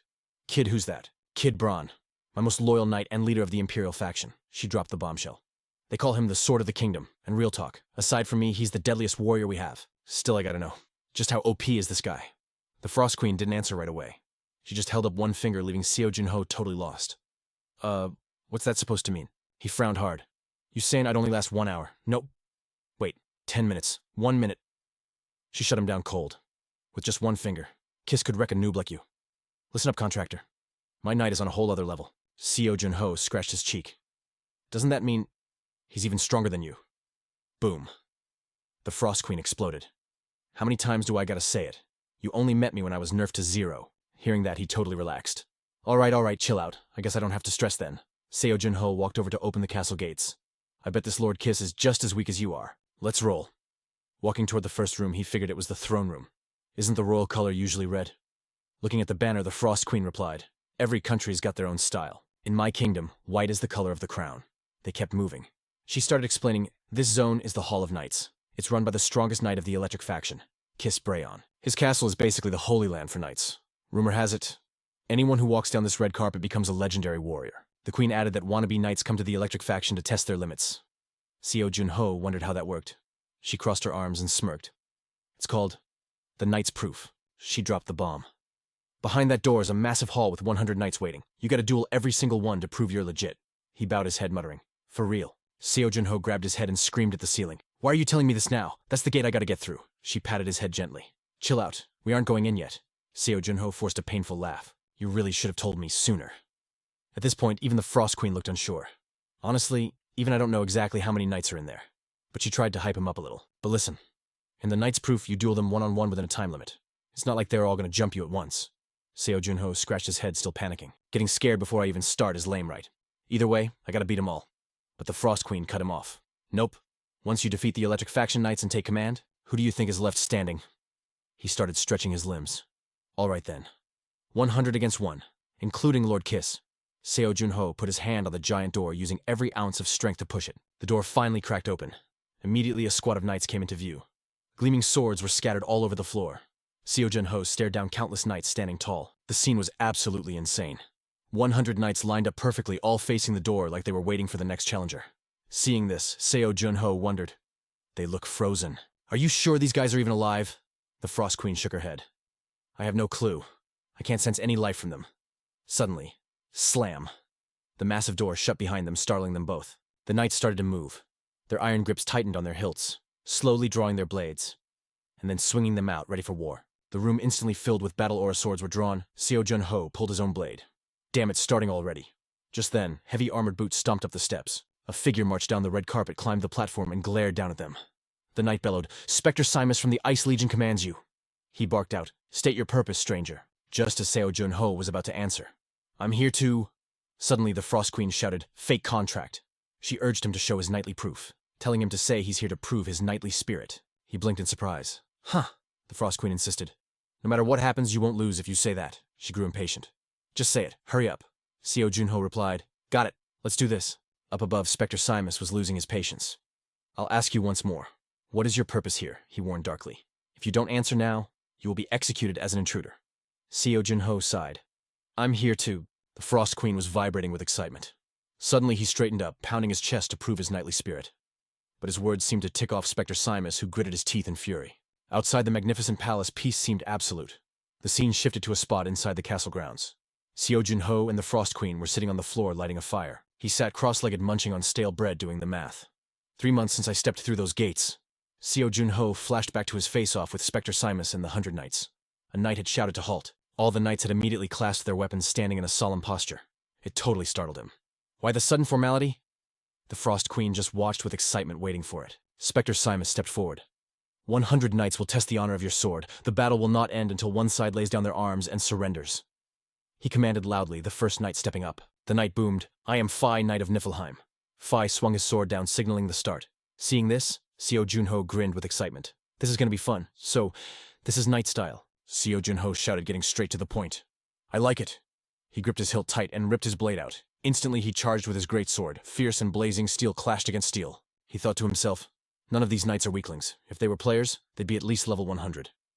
As they danced in battle, Seo Junho stayed sharp, watching every move. Even though they didn't have special powers like players, their combat skills were near perfect. He kept attacking, downloading each knight's unique techniques. Honestly, they might be even more dangerous than actual players. Back to reality. Seo Junho's muscles were screaming in pain as he stubbornly nibbled on his dry bread. He looked totally wrecked. He never imagined the radiant sword skill could be so versatile. The Frost Queen asked, confused, what do you mean? Seo Junho explained how players usually just spam one type of aura. They pump energy into the blade to make a flame-like aura. But the Knights of the Winter Palace, they use spinning light like a drill tip. Some even shape it like spears. Basically, they use tons of light energy variations. Suddenly he got curious. Does Niflheim have player systems too? She shrugged. Of course not. Seo Junho realized, that means we can't check their stats or anything. The Frost Queen nodded. He added, Knights don't have cheat codes or skills. They reach high ranks through grinding physical training and magic their whole lives. Truly persistent. She asked the fake contractor. Do you understand why your weapon acts that way when you use the radiant sword? Seo Junho reached out. It's not that deep. To light up the blade, I just pour some energy into the sword and wrap it around the metal. But the Frost Queen knew better. Knights aren't bound by their weapons. The most important thing is the pride in their hearts. Knights find a weapon they master, then shape the light energy to match their fighting style perfectly. Seo Junho gazed at the small window, mumbling. Must be nice for them. Thanks to my master-level weapon mastery, I can use anything. I just picked the sword because it's familiar. I never really thought about which weapon actually suits me best. He was puzzled. I can't be like them since I already have my own radiant sword style, right? The Frost Queen fired back immediately. Of course not, she explained with a metaphor. You're like a bottle filled with pure water. What happens if you add something else to it? Seo Junho answered. It changes color. The Frost Queen raised her finger excitedly. Exactly. You can still use it to hold anything you want. That is your current state contractor. He slammed his hand on his thigh. All right, that's going to be the target for this gate, she asked curiously. The target? Junho made up his mind. He would master the weapons and create a brand new radiant sword. That's how he spent 3 grueling months. And now, it was time to face the challenge again. He stepped up and kicked open that massive palace door like he owned the place. The second Seo Junho walked in, the system went crazy. Alert. The Wandering Knight is here. Get ready to rumble. The knight was gripping his sword tight, raising it high for a vibe check. He screamed, come get some... Then he just stood there, menacingly reading the wind like a pro. Junho dipped his head, cool as ice. He thought, I ain't the same noob I was yesterday. Boom. He swung back. Their swords crashed with explosive force, sending dust flying everywhere. When the smoke cleared, that giant sword was toasted with cracks. Junho walked out totally unscathed. But inside he was shaking. He thought, man, I barely grounded that shockwave. It stung like crazy, but he stomped the ground and launched himself up. I totally stole that move. It's mine now. Junho came down with a savage slash. A massive sword aura blasted straight at Phi. The crowd gasped. Yo, that's Phi's signature move. Damn, this kid copies skills fast. Junho smirked, looking cheeky. Sharing is caring, right, bro? Clang. Another brutal exchange, but the fatigue hit him hard, and he collapsed to the floor, totally gassed. Suddenly a dude walked up. It was the Wandering Knight saying, you got skills, kid. Junho turned around, and whoa, it was the legendary Spectre Simus. Simus reached out a hand, super chill. What's the name, young blood? Junho slowly lifted his arm and dapped him up. Seo Junho. Remember it. Simus nodded like, respect. Seo Junho? Sick name. I won't forget it. He admitted Junho was the most savage rookie he'd ever seen. Then he slapped a shiny badge into Junho's hand. What's this loot? Junho asked. An honor badge, Simus explained. Proof that you've got the spirit of a real warrior. Then he dropped the bombshell. Holders of this badge get a VIP meeting with the castle lord. Junho clenched his fist, pumped up. Phi waved a silent goodbye. Game respects game. Later, guys, Junho waved to the night crew. Thanks for the warm-up. He spun around and headed back to that heavy door. He stepped into the next chamber, and whoa, the vibe check failed instantly. The pressure in here was heavy enough to crush bones. Junho frowned. Yo, something wicked is definitely in here. He looked up at the massive throne. Dark aura was leaking off Kiss Bremen, the castle lord, hiding in the shadows. But the Frost Queen. She was tearing up seeing her old knight. She shouted at the boss, look at that killer intent, Kiss is still a beast. She hyped him up. The strongest warrior in Niflheim. No caps on me. Junho and the Queen stood there while Kiss stood up to size them up. She whispered, "This guy is the goat of the realm. This is gonna be tough." Kiss opened one eye. Creepy. "He looks just as OP as the rumors say." Kiss pulled his sword. Frost Queen gasped. He knows you're a player." That glare was straight up murder. Junho nodded. "Figured. Let's dance then." Kiss spun his sword like a helicopter. Junho drew his blade. Kiss's eyes were glowing like LEDs. It's go time. They charged. Boom! Metal screamed against metal sword. Auras were flying everywhere like fireworks. Junho pulled back for a heavy swing. Gritting his teeth, he went dual-wield mode. He threw two swords and lunged. Kiss's eyes flashed. He dodged everything like he was in the Matrix. 0 scratches. Junho was getting salty. Damn it. Every attack was blocked with 0 effort. Junho stood there muttering. Magic power started surging from his feet like rocket fuel. Frost Queen panicked. "Hey, don't use that glitchy skill." Junho cut her off. "I gotta go all out. How long can I hold this boost?" She checked the stats. 1 minute and 2 seconds. That's it. He gritted his teeth. Plenty of time. "Start the countdown." He grabbed his spear and charged. He was spamming attacks, every angle, every position. But Kiss was a brick wall. Junho tried to crush him with the spear, but Kiss countered with raw power. Suddenly, Junho's spidey senses tingled danger. Boom! A massive energy blast exploded. Smoke and dust blinded everything. Frost Queen screamed, "Contractor!" The smoke cleared. Junho was pinned to the wall. He looked at his spear. It was totally wrecked. The gear difference was unfair, but Junho moved fast, dropping to the ground. He swapped to a sword instantly. Kiss was stalking him, stepping closer, menacingly. Suddenly, a creepy bone cage surrounded them. Junho covered his nose. "What's this funky smell?" "It's the arsenic bone skill," Queen warned. "Nasty stuff." "This barrier is a trap," she yelled. Junho's vision blurred. He couldn't see Kiss at all, defending against invisible attacks. That's impossible. He looked around furious. He couldn't see past 1 meter. The Queen counted down. 42. 41. 40. Junho gripped his sword until his knuckles turned white. Time was the real enemy now. He cut the magic boost. Trapped in the bone cage, blind as a bat. He felt a burning gaze on his neck. Where is he? Suddenly Kiss teleported behind him. Slash. Junho ducked just in time. The energy blade shaved a few hairs off his head. He backflipped to safety. Junho charged again. Not missing this time. He whacked Kiss's armor, nothing. Then Kiss's giant hand grabbed his throat. Shucks. Ak! Junho spat blood. Bam! Kiss slammed him into the wall. A giant sword came down to skewer him. Junho tilted his head at the last microsecond. Even Kiss was shook by those reflexes. Frost Queen popped up screaming, "Take this!" She launched an ice attack straight at the boss. Kiss spun and leaped back. He dodged the ice shards like a pro. He glared at them. Junho struggled to stand up. Damn. Can't let him keep comboing me. He straightened up, magic swirling around him. "Why not ambush him?" Queen asked. "Nah," Junho said. "He'd smell me coming a mile away." He chugged a potion and poured it on his wound. Junho was sweating bullets. This is the worst-case scenario for real. His brain was foggy from the cooldown. He glared at the bone wall and the smoke. Outmatched in stats and terrain, Kiss really stacked the deck. Junho muttered, "Time to flip the script." Kiss stood still, analyzing the fog. He was hunting Junho inside the barrier. The pressure was suffocating. He was close. Suddenly Kiss saw a shadow. "Found you!" He lunged and swung, swish. Junho vanished into thin air. Kiss looked confused. "What the?" Suddenly his sword froze over the ground beneath him, turned into an ice rink. It was a trap, but a simple trap shouldn't work on a boss, right? Junho's voice cut through the fog. "You ever see a frostbone being made? It's simple science, bro. Steam plus cold equals ice." Kiss's eyes widened. Droplets were freezing instantly. Kiss panicked. "I gotta back up now," Seo Junho screamed. "Too little too late, bro." As Keith tried to swing, Junho charged in and boom, the whole room got flash frozen. The blade turned into a popsicle and Keith himself was iced solid. Junho stared down the frozen night, his grip on the hilt tight enough to crush steel. Meanwhile, the Frost Queen just stood there silent as the grave waiting for the beat to drop. Wham! Junho lunged, burying his sword deep into Keith's icy chest. The ice started cracking like crazy, but Junho frowned. No shot. The blade was stuck tight inside the dude. He stared blankly. This guy wasn't dead yet. Suddenly, Keith turned his frozen gaze toward the Frost Queen. Junho nudged her like, "Yo, he's calling you, aren't you gonna step up?" But the Queen hesitated. "I ain't worthy," she whispered. Real talk, she felt guilty. A queen is supposed to protect her squad, but she couldn't save the knights of the Winter Castle. What's the play here? Junho wondered. The Queen gently touched Keith's frozen armor, murmuring, "Remember this defeat." Then she just broke down crying with no reply. Right in the feels, man. Ding, the system finally chimed in. Winter Castle mission cleared. But wait, there's more. It dropped a sweet loot item, the weapon storage key. Let's go. HP, fully restored, check. Stats boosted, double check. He even completed the hidden Knight's Glory mission, and his weapon mastery leveled up. Junho grinned at the screen.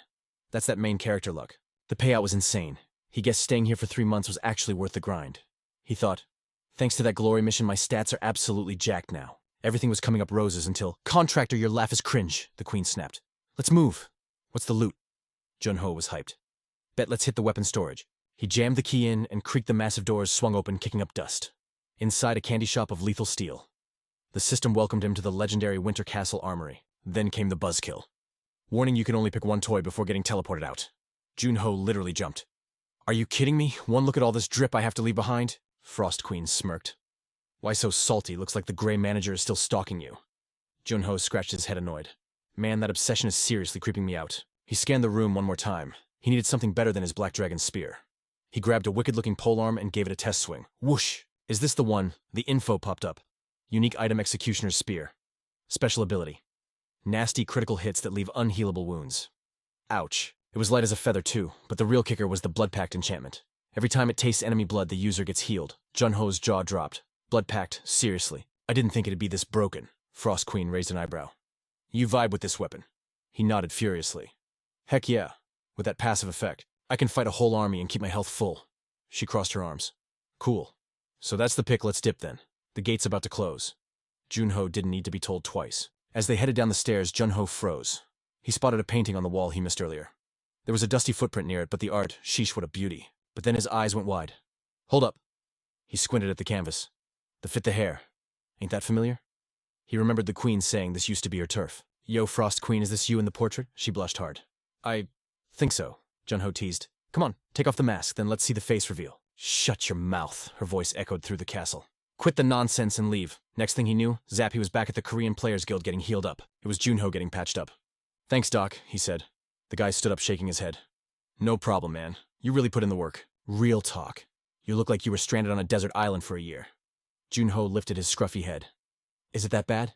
Do I really look that crusty?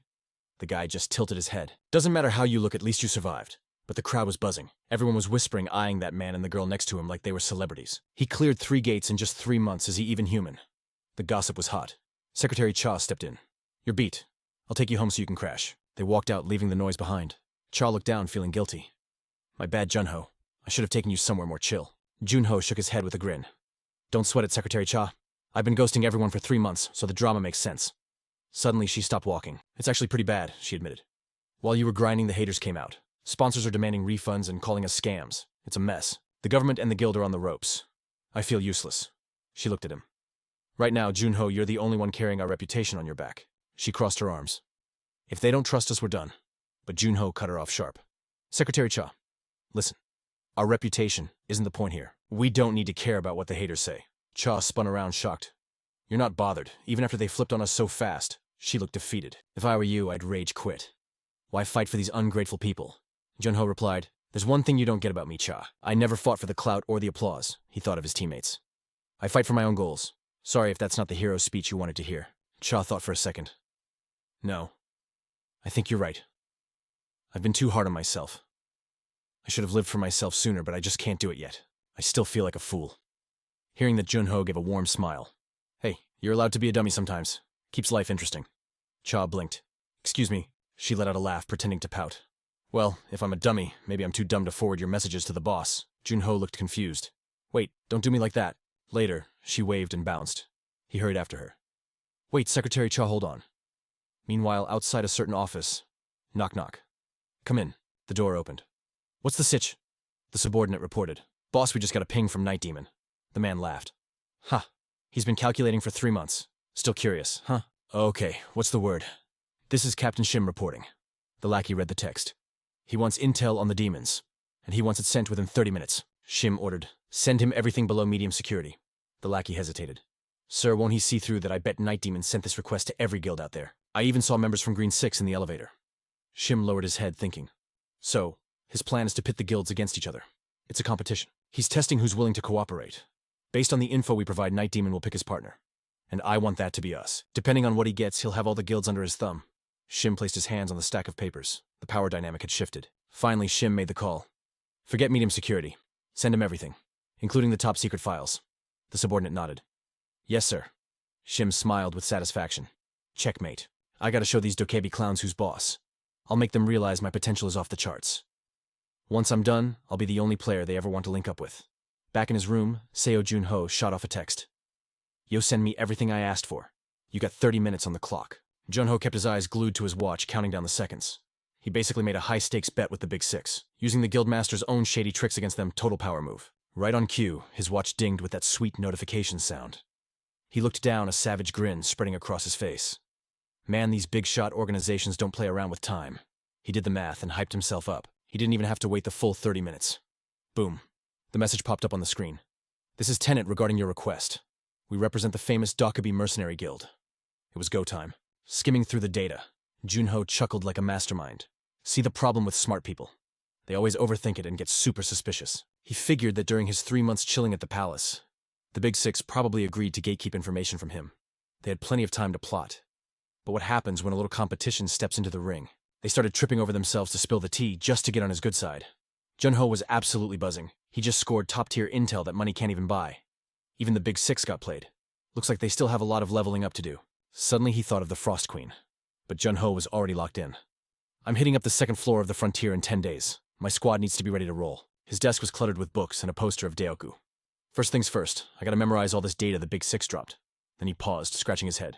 Wait, why does it feel like I'm the only one grinding here? Right next to him, the Frost Queen was just vibing, munching on cookies like a snack queen. Feeling his salty stare, she spun around fast. What's good, Junho? Junho gritted his teeth. She's literally having a party while I'm doing all the heavy lifting. But the Frost Queen put on her serious face and yelled, I am absorbing modern culture. Respect the process, Junho deadpanned. Bro, she is definitely just playing hooky. Junho started calculating the grind. It's gonna take me at least 4 days to speed read all this. On the table lay a cheat sheet about the Monster Hunters Guild. Dockaby, the engine behind the Ruben Empire's power. He read up on Tenet City surveys and the history of the Rodin religion. The Galaxian forces fighting monsters on the edge. The Labyrinth. The most bourgeois noble families, and the celestial aristocrats. He also researched the massive Ruben Empire.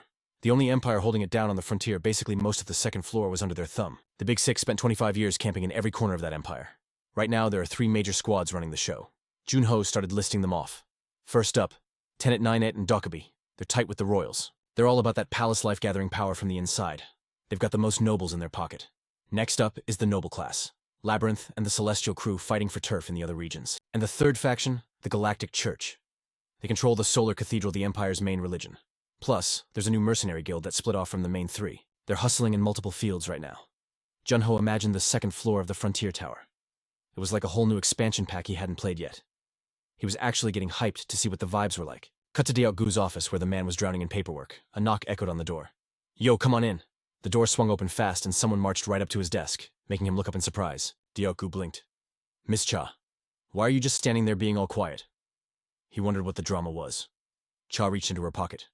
I'm here because we need to have a serious talk. She slammed a letter down on the desk. Daogu glanced at it. She didn't hesitate. This is my resignation letter. I'm out. Daogu was shook. This wasn't a spur-of-the-moment thing, was it? Can I ask why? Cha crossed her hands calmly. Do you remember my first day here? Daogu nodded. Of course, fam. Flashback time. Years ago, there was a legendary healer in Tron, a district on the second floor. Everyone called her the Saint. She spent her whole life saving scrubs and pros alike. But when she hit rock bottom, nobody helped her, except for one absolute unit. That Saint was Cha, and her savior, Daogu himself. She never forgot that kindness. I respect you just as much as I respect the Nether Demon. You were the only one who had my back when I was down bad. But then she thought about Junho's words. I want to keep working here, really. But after chopping it up with Seo Junho, I remembered who I am. She placed a hand over her heart and shouted out the passion that used to fuel her soul. Hearing that Daogu could only smile. Congratulations. He was genuinely happy for her. Finally, she found her own lane again. Cha bowed. Thanks, boss. Can I return this magic ring on my last day? Daogu nodded. For sure. But then his tone switched up. Welcome back. Cha Seun, the legendary player, had reawakened. But a few moments later, Daogu's face went dark as he got some crazy news. Wait, you made the Big Six fight amongst themselves. Junho snapped his fingers like a boss. Yup. And here's all the loot I gathered from the chaos. Daogu couldn't believe his eyes. How did you even pull that off, you mad lad? Junho threw the info up on the screen. Daogu stared at it, intense as heck. Then he let out a deep sigh, feeling a bit salty. Man, I thought our guild was catching up. But we've still got a long way to go. Junho just grinned. Hey, isn't that just extra motivation? Daogu nodded. Facts. One day we're gonna surpass them all. But then he wondered. So what has our guild actually been doing on the second floor? Junho broke it down. Recruiting players and fixing our info network. We've been expanding our turf in the frontier. Daogu knew the struggle was real. It's hard to catch up to dudes who have been grinding there for 25 years. They control all the prime loot spots while we're stuck in the noob zones. Then Junho asked something wild. What if the guild plays a major role in a huge battle? Daogu stood up tall. You think that's easy? I'm trying my best here. Who knows? Junho shrugged. Then he dropped the bomb on Daogu. I'm heading to the second floor in 1 week. Dioku's eyes popped out of his head, but he eventually nodded. All right, he muttered, feeling low-key guilty. I feel bad, man. If our guild had more clout, we could carry you better on the second floor. Junho wasn't hearing that nonsense. Bro, you've already saved me 1,000,000 times. He remembered everything Dioku did. Thanks to him, Junho got a fresh identity and got his player status verified instantly. Plus the gear, the crib, and everything else, Junho smiled. I couldn't ask for a better homie. Dioku covered his eyes as manly tears streamed down his face. Thanks, man. Meanwhile, early morning at a zoo in India, amidst the crowd of tourists. A little boy with starry eyes was zooming around screaming, "Look, a tiger!" Behind him, his dad was carrying a younger sibling laughing. Yo, slow down, kiddo, don't trip. But in a quiet corner, a young girl was watching the whole scene silently. Standing by the lion's cage, her eyes shimmering with sadness. Nissa gripped a necklace tight in her hand. An older woman walked up and smiled. Nissa, why don't you get closer? Go check it out. Looking at the pendant with a photo of her and her dad. Nissa whispered, I'm good. Standing here is enough. Hearing this, the woman looked at her with pure love. She sighed softly and sat down next to her. Nissa, I feel you. She paused. I know your dad is always watching over us, even if we can't see him anymore. The girl's eyes started to water. The woman hugged Nissa tight. Your dad is definitely watching, no doubt about it. She let go and patted Nissa's head. He would totally want you to be living your best life. Suddenly, Nissa reached out and touched the woman's face. Squinting into the morning sun, she smiled. I think Dad would want you to be happy too, Grandma. Nissa's eyes went wide as she pictured her dad in her mind. The woman held Nissa's hand, smiling through the tears. Of course, sweetie. Nissa grabbed the little girl's hand and said, All right, let's bounce, Grandma. Yeah, that night at the Players Guild. Junho looked surprised. Wait, is that Secretary She was totally caught off guard. She jumped and stuttered. Oh snap, it's Seo Junho. Yo, so at that moment, Seo Junho slid up like a ghost, all concerned, like, Yo, why you still grinding at this ungodly hour? Shawty froze up, her voice, shaken like a leaf. Oh, just, helping the big boss sort some paperwork. Junho wasn't vibing with that answer.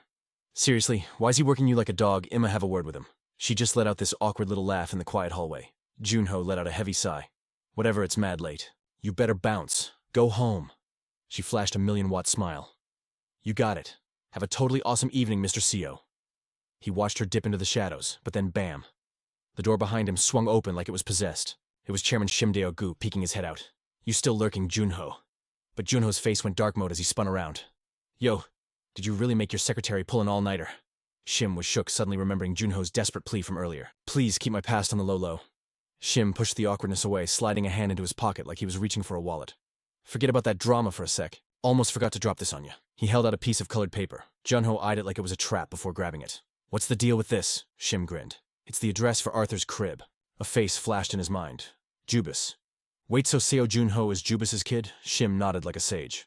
You gotta find him, bro. Help him get his act together. Junho shifted, looking mad uncomfortable and staring at the wall. You think he even remembers a scrub like me? The elevator dinged as it hit the floor. Shim spun around quick fast. Hold up, I got questions. You planning to roll up on him looking like a grim reaper? The doors slid shut on Shim's panicked face. Junho just smirked, glancing back. Imma, chew on that later. Peace out. The whole building was glowing softly like a beacon in the dead of night. Mask on stealth mode activated. Junho stepped out and scoped the area cautiously. Man, my stomach is growling like a beast. Gotta grab some grub later. Cool as a cucumber, he strolled away into the darkness. But he wasn't alone. High up in the dark, a cape fluttered in the night breeze.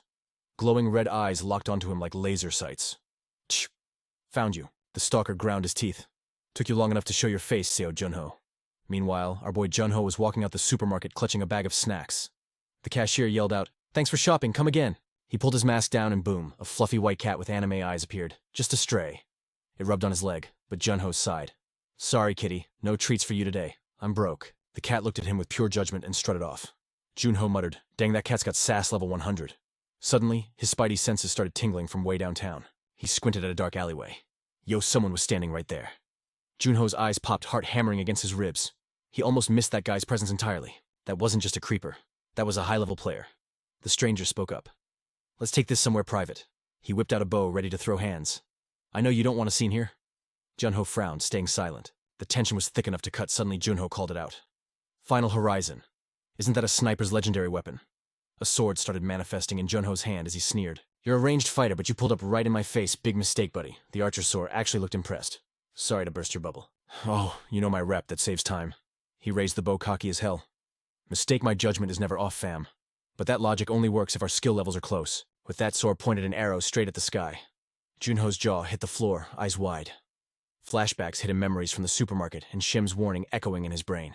Come quietly while I'm being nice. Junho stood there stunned as the archer gritted his teeth threateningly. Unless you want everyone in this neighborhood deleted. Zap. Just like that, they warped to a clearing deep in the woods. Sor clenched his fist. Props to you for not running away like a chicken. You got real guts. Shadows danced over his icy face. He held up 2 fingers. Since you're brave, I'll give you 2 options. Choose wisely. Option 1. Wear these magic sealing cuffs and come with me. Junho narrowed his eyes, a little smirk playing on his lips. Hard pass. What's behind door number 2? Sor's grin turned savage dark energy exploding around him. I chop off your legs and drag you along like a dog. His pupils glowed with terrifying golden light. Junho's mind raced. The pressure was insane, just his aura felt heavy as lead. Sor stood there with his magic-infused bow, the tension skyrocketing in this epic awakening battle scene. This is that classic MANHWA moment where things go from 0 to 100 real quick. And this guy, he's a level 100 monster named Sor. Thinking this, Junho suddenly spoke up.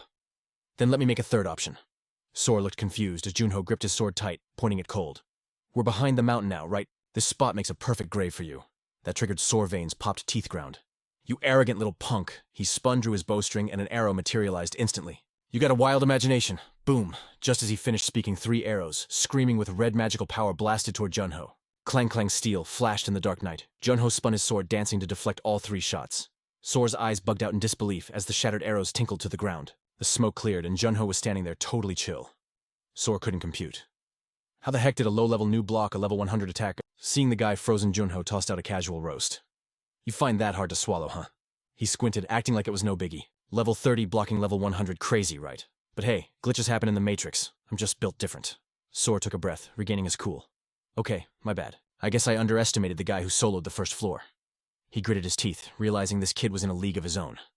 No rookie should be this cracked. If he hits the 2nd floor, he's gonna be unstoppable. The more Sor thought about it, the more fire blazed in his eyes. Hunyo's aura was surging now. Could this kid actually rival the legendary 9 origins one day?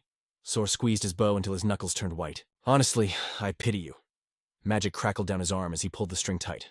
This is the end of the road for you. Fire magic gathered in his palm. I'm gonna rip you to shreds. Fissure arrow. Whoosh. A storm of magic arrows unleashed. Junho was shook, barely leaping up in time to dodge the barrage. But wait, Junho's pupils shrank in terror. Did those things just pull a U-turn? He looked up. The arrows were zigzagging like heat-seeking missiles, creating a cage of death. He's remote controlling them with mana. Seeing Junho hesitate, Sor went full maniac mode. Welcome to my sea of arrows. A massive bolt ripped through the wind, slamming into the ground where Junho just was kaboom. A massive crater scarred the earth. Cold sweat dripped down Junho's face. That destruction came from just one arrow. The air was thick with magic. It wasn't just steering. Sor's mana had saturated the whole zone. There was nowhere to hide. Junho was literally swimming in a death trap trapped in the sea of arrows. If I get pinned down, it's game over. Suddenly, blue aura exploded around Junho. He cranked his speed up to the max. High above Killerland, the sky was screaming red. Suddenly, a sharp light flashed. Junho's eyes went ice cold as he frowned. He didn't flinch. He just swung his blade and sent a massive, brilliant slash tearing through the air. Exnor's eyes bugged out, pupils shrinking in terror. He watched his mana-infused arrow get closer to Junho's blade with pure worry. That wasn't just a stick. It was packed with explosive magical power. Bam! At the same time, Junho unleashed a combo of precise strikes, slicing through that arrow's sea like butter. Exnor stood there looking stupid. He was getting beat by a level 30 player. No way. The battlefield turned into a dusty mess of chaos. Exnor yelled out, "Okay, real talk, I'm actually pretty shocked you dodged that. Not bad, kid." He sized Junho up, magical energy blazing around him like a bonfire. Exnor did a silent check. This guy ain't no luck-driven rookie. Good thing I caught him now. He's gonna take everything I've got to put down. Thinking this, he grinned like a maniac, eyes popping out of his skull. Boom. His magical power flared up again, wild and hungry. Exnor growled, looking ready to feast. Sheesh no, he growled harshly. I'm done playing nice. A massive wave of mana exploded outwards, swallowing the entire ground before vanishing into thin air. Spooky stuff. The pressure dropped and Junho paused. What the heck is going on? The chaotic energy just went silent. Way too silent. It felt like the calm before a hurricane. Exnor's face got super grim. He pulled out a single arrow this time. You should feel honored, kid. He gripped that bow like he was trying to crush it. Exnor pulled back with serious force. Time to say, night-night for real. As he shouted, his mana twisted into the shape of a giant roaring dragon. He let it fly. The mana dragon ripped through the sky jaws open, screaming straight for Junho's head. Junho didn't run. He took it head on. Boom, an explosion rocked the ground. Exnor started grinning, but then his jaw hit the floor.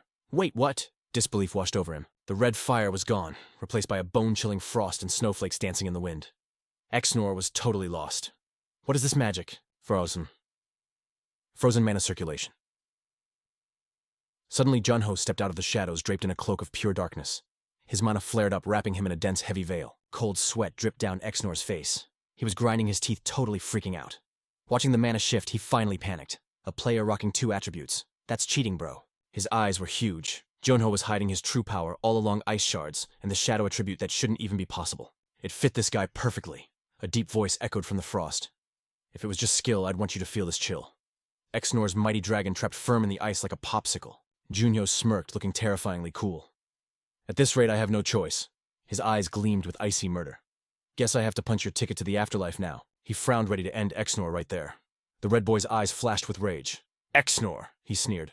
I didn't think you'd be this chill. Fine, I'll pry that mouth open myself. Saying this, he opened his inventory and a fresh arrow materialized in his palm. Suddenly, swirling vortexes popped up in the air, an entire firing squad locking on target. Exnor spread his arms like he owned the place. Leave this to me. Invisible bows materialized, launching blazing red arrows straight up into the sky. End your life with this chaos arrow storm. Junho lowered his head, gathering his strength. His aura surged. He was ready to clap back. Waiting any longer meant death. He had to close the gap and slice Exnor's throat before the rain came down. He stomped the ground and launched himself forward. I'm getting close and finishing this. Junho tore through the air like a bullet. Exnor waved his hand, unleashing the entire arrow hell at once, jumping right into the death trap, The crowd watched intently.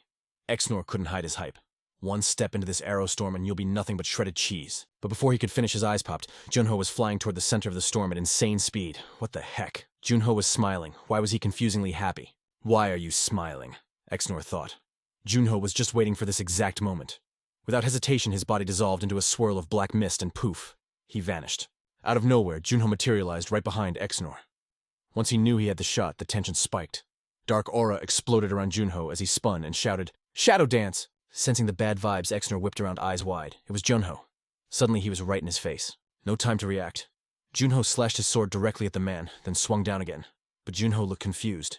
How did this guy react so fast all of a sudden? Clang-sharp claws burst out of Exnor's hand, blocking the blade with a nasty metallic screech. Junho jumped back, gasping for air. You gotta be kidding me, he thought. That's a healing factor cut him, and he just stitches himself back together. Thinking about the healing cuts, Junho figured it out. This dude definitely chugged some demon blood. But a human body can't handle that raw power. Most people water it down, Junho analyzed. But some psychos want the full power and drink the pure concentrated stuff. The wild image of Exnor clicked. Usually that kills you instantly, but the few who survive, they reincarnate as demons themselves. On the ground, Exnor stepped forward slowly as his claws vanished. Lucky for me, Junho thought. He didn't use that earlier, so it must have a cooldown limit. He walked through the demon energy arrows loaded behind him. I made a promise, kid. This time I'm really sending you to the other world. He pressed his bleeding hand to the ground. Junho spotted a weakness. Suddenly Junho quipped, "The other world. We just met. What a pity." The demonic power flared up like crazy. Exnor lowered his voice. Of course, put on these magic seal cuffs and I might let you live. Junho thought for a second, then let out a cold, mocking laugh. Shut your trap, you bastard. Exnor was so ticked off he almost laughed. He tapped his own neck. You want to kill me? Come aim right here. Got it. His feet trembled, but Junho stomped down hard, launching himself into the air again. Instantly, a wall of arrows shot out to meet him. In the center, Exnor stood there, arms crossed like a boss. Looks like you really don't care about living, huh? Arrows pierced Junho's body, but he ignored them and kept charging, slicing every single one. His head throbbed with pain. Thwack, an arrow buried itself in his calf. Red blood sprayed everywhere. Junho gritted his teeth and ripped that sucker right out. Focus, he told himself. The arrows were thinning out. Junho swung his sword in beautiful waves, shattering everything in his path. Stay locked in, Junho. Seeing this, Exnor's face went ghost pale. He clenched his teeth. Did you break all my arrows? His fist shook at his side. He knew it, his stamina was hitting rock bottom. Yo, did this clown really think he could stop the main character with just that? Junho looked up, rushing through that arrow storm like a bulldozer. Go die! The cold light in his eyes blazed with savage intensity. Slice and dice, baby. A flurry of flashes lit up the air, wrecking every single arrow in sight. Junho gritted his teeth, stepping right into the danger zone, the enemy's blade just inches from his neck. The baddie finally reacted. Exor charged in, eyes popping out of his skull, swinging wildly at empty air. You crazy psycho, he screamed, clamping his hand around Junho's throat in a death grip. He squeezed tight, forcing Junho to cough up gross black blood. The dude was hyping himself up, shouting, Finally I won! G! But joke's on him. Junho's body suddenly exploded into black smoke. The smoke swirled and formed the real Junho right behind him, whispering like a ghost. That was just a shadow, you fool. The villain's bloodshot eyes went wide as dark, creepy smoke wrapped around him. Slash one clean hit across the chest, blood sprayed like a fountain. Schechner's eyes bugged out as he collapsed, coughing up his life points while the shadow smoke trailed off Junho like a legendary cape. The villain's face twisted in agony as he struggled to stand. How is this possible? He turned his head only to catch the icy, merciless glare of Seo Junho staring him down. Junho commanded, "Dinner time, clean up this mess." Boom. He summoned the spirit demons. Black energy exploded out, forming two glowing-eyed shadow beasts. Schechner flinched, absolutely terrified. "I get it now," the villain screamed, seeing Junho wrapped in that dense demonic aura. The ghostly silhouette merged with him. "You're the night demon, the enemy of all demonkind." His eyes bulged as he pointed a trembling finger. "You bastard! You fooled everyone! What's your real game?" Seo Junho looked down with a stone-cold poker face. "My purpose?" He dropped his voice to a scary whisper. "A dead man walking doesn't need the deets." His face was emotionless, cold as ice. "Talking about my goals to a no-name scrub like you? Yeah, I don't think so." The demonic aura flared up like wildfire. Invisible knives charged forward, shredding the villain's body in a horror show. His screams echoed through the mountains like a banshee. And silence. Just a thick pool of blood left on the ground. Meanwhile, on TV, a drama was playing where a crying boy and girl hugged.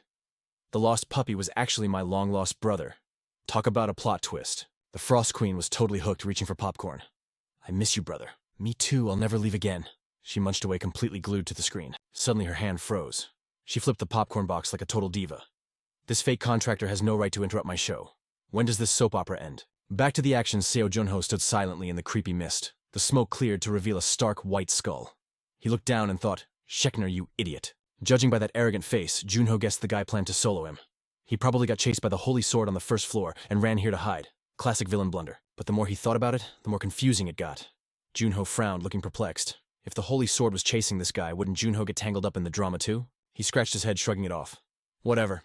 I couldn't get much info from his memories, but it's better than nothing. We ball. He saw a flashback of dudes in black cloaks at a spooky castle, the demon servant church on the second floor. The info from the villain's memories matched the guild records perfectly. Seo Junho nodded, thinking this intel was enough to tackle the second floor. Suddenly, Ding, a status window popped up showing a confession from Servant C. At first, he was sus. Then he shouted, "Yo, I can see hidden stuff now." But immediately the system warned him that memory reading was on cooldown. Talk about a nerf. He waved his hand, grumbling. "Figures. Nothing comes easy in this game." Spotting the heavenly edge bow on the ground, he bent down. "Finders keepers, I'll take this loot and head back." Freeze frame. His whole body locked up. Holding the bow, he felt a massive pressure crushing him from above. He looked up as a shadowy figure stepped out of the dust. Dramatic entrance alert. Are they here already? The dust settled, and no way. It was Kim Yudong, the seventh son of the Holy Sword. Seo Junho couldn't hide his shock. In the memories, this guy was on the second floor. How did he speedrun to this spot? That's insane. Yudong instantly drew his sword, looking ready to brawl. "Bet you didn't expect me, huh?" Junho stood there stunned. Yudong's voice rang out.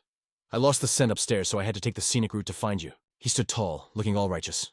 "But you still stink like a villain. That demon stench is radiating off you. I won't let you escape this time, Schechner." Hearing that name, Seo Junho was speechless. He looked at the bow in his hands and facepalms internally. Awkward. He thinks I'm the bad guy because I'm holding his weapon. Junho frantically waved his hand. "Yo, dude, chill, big misunderstanding." But before he could finish, Xing Yudong attacked. The blade flashed past Junho, leaving him shook. Cold sweat trickled down his cheek. That was way too close. Yudong shouted, "Save the lies, I'm not falling for your cunning tricks again." Yudong's face went dark, holy aura exploding around him.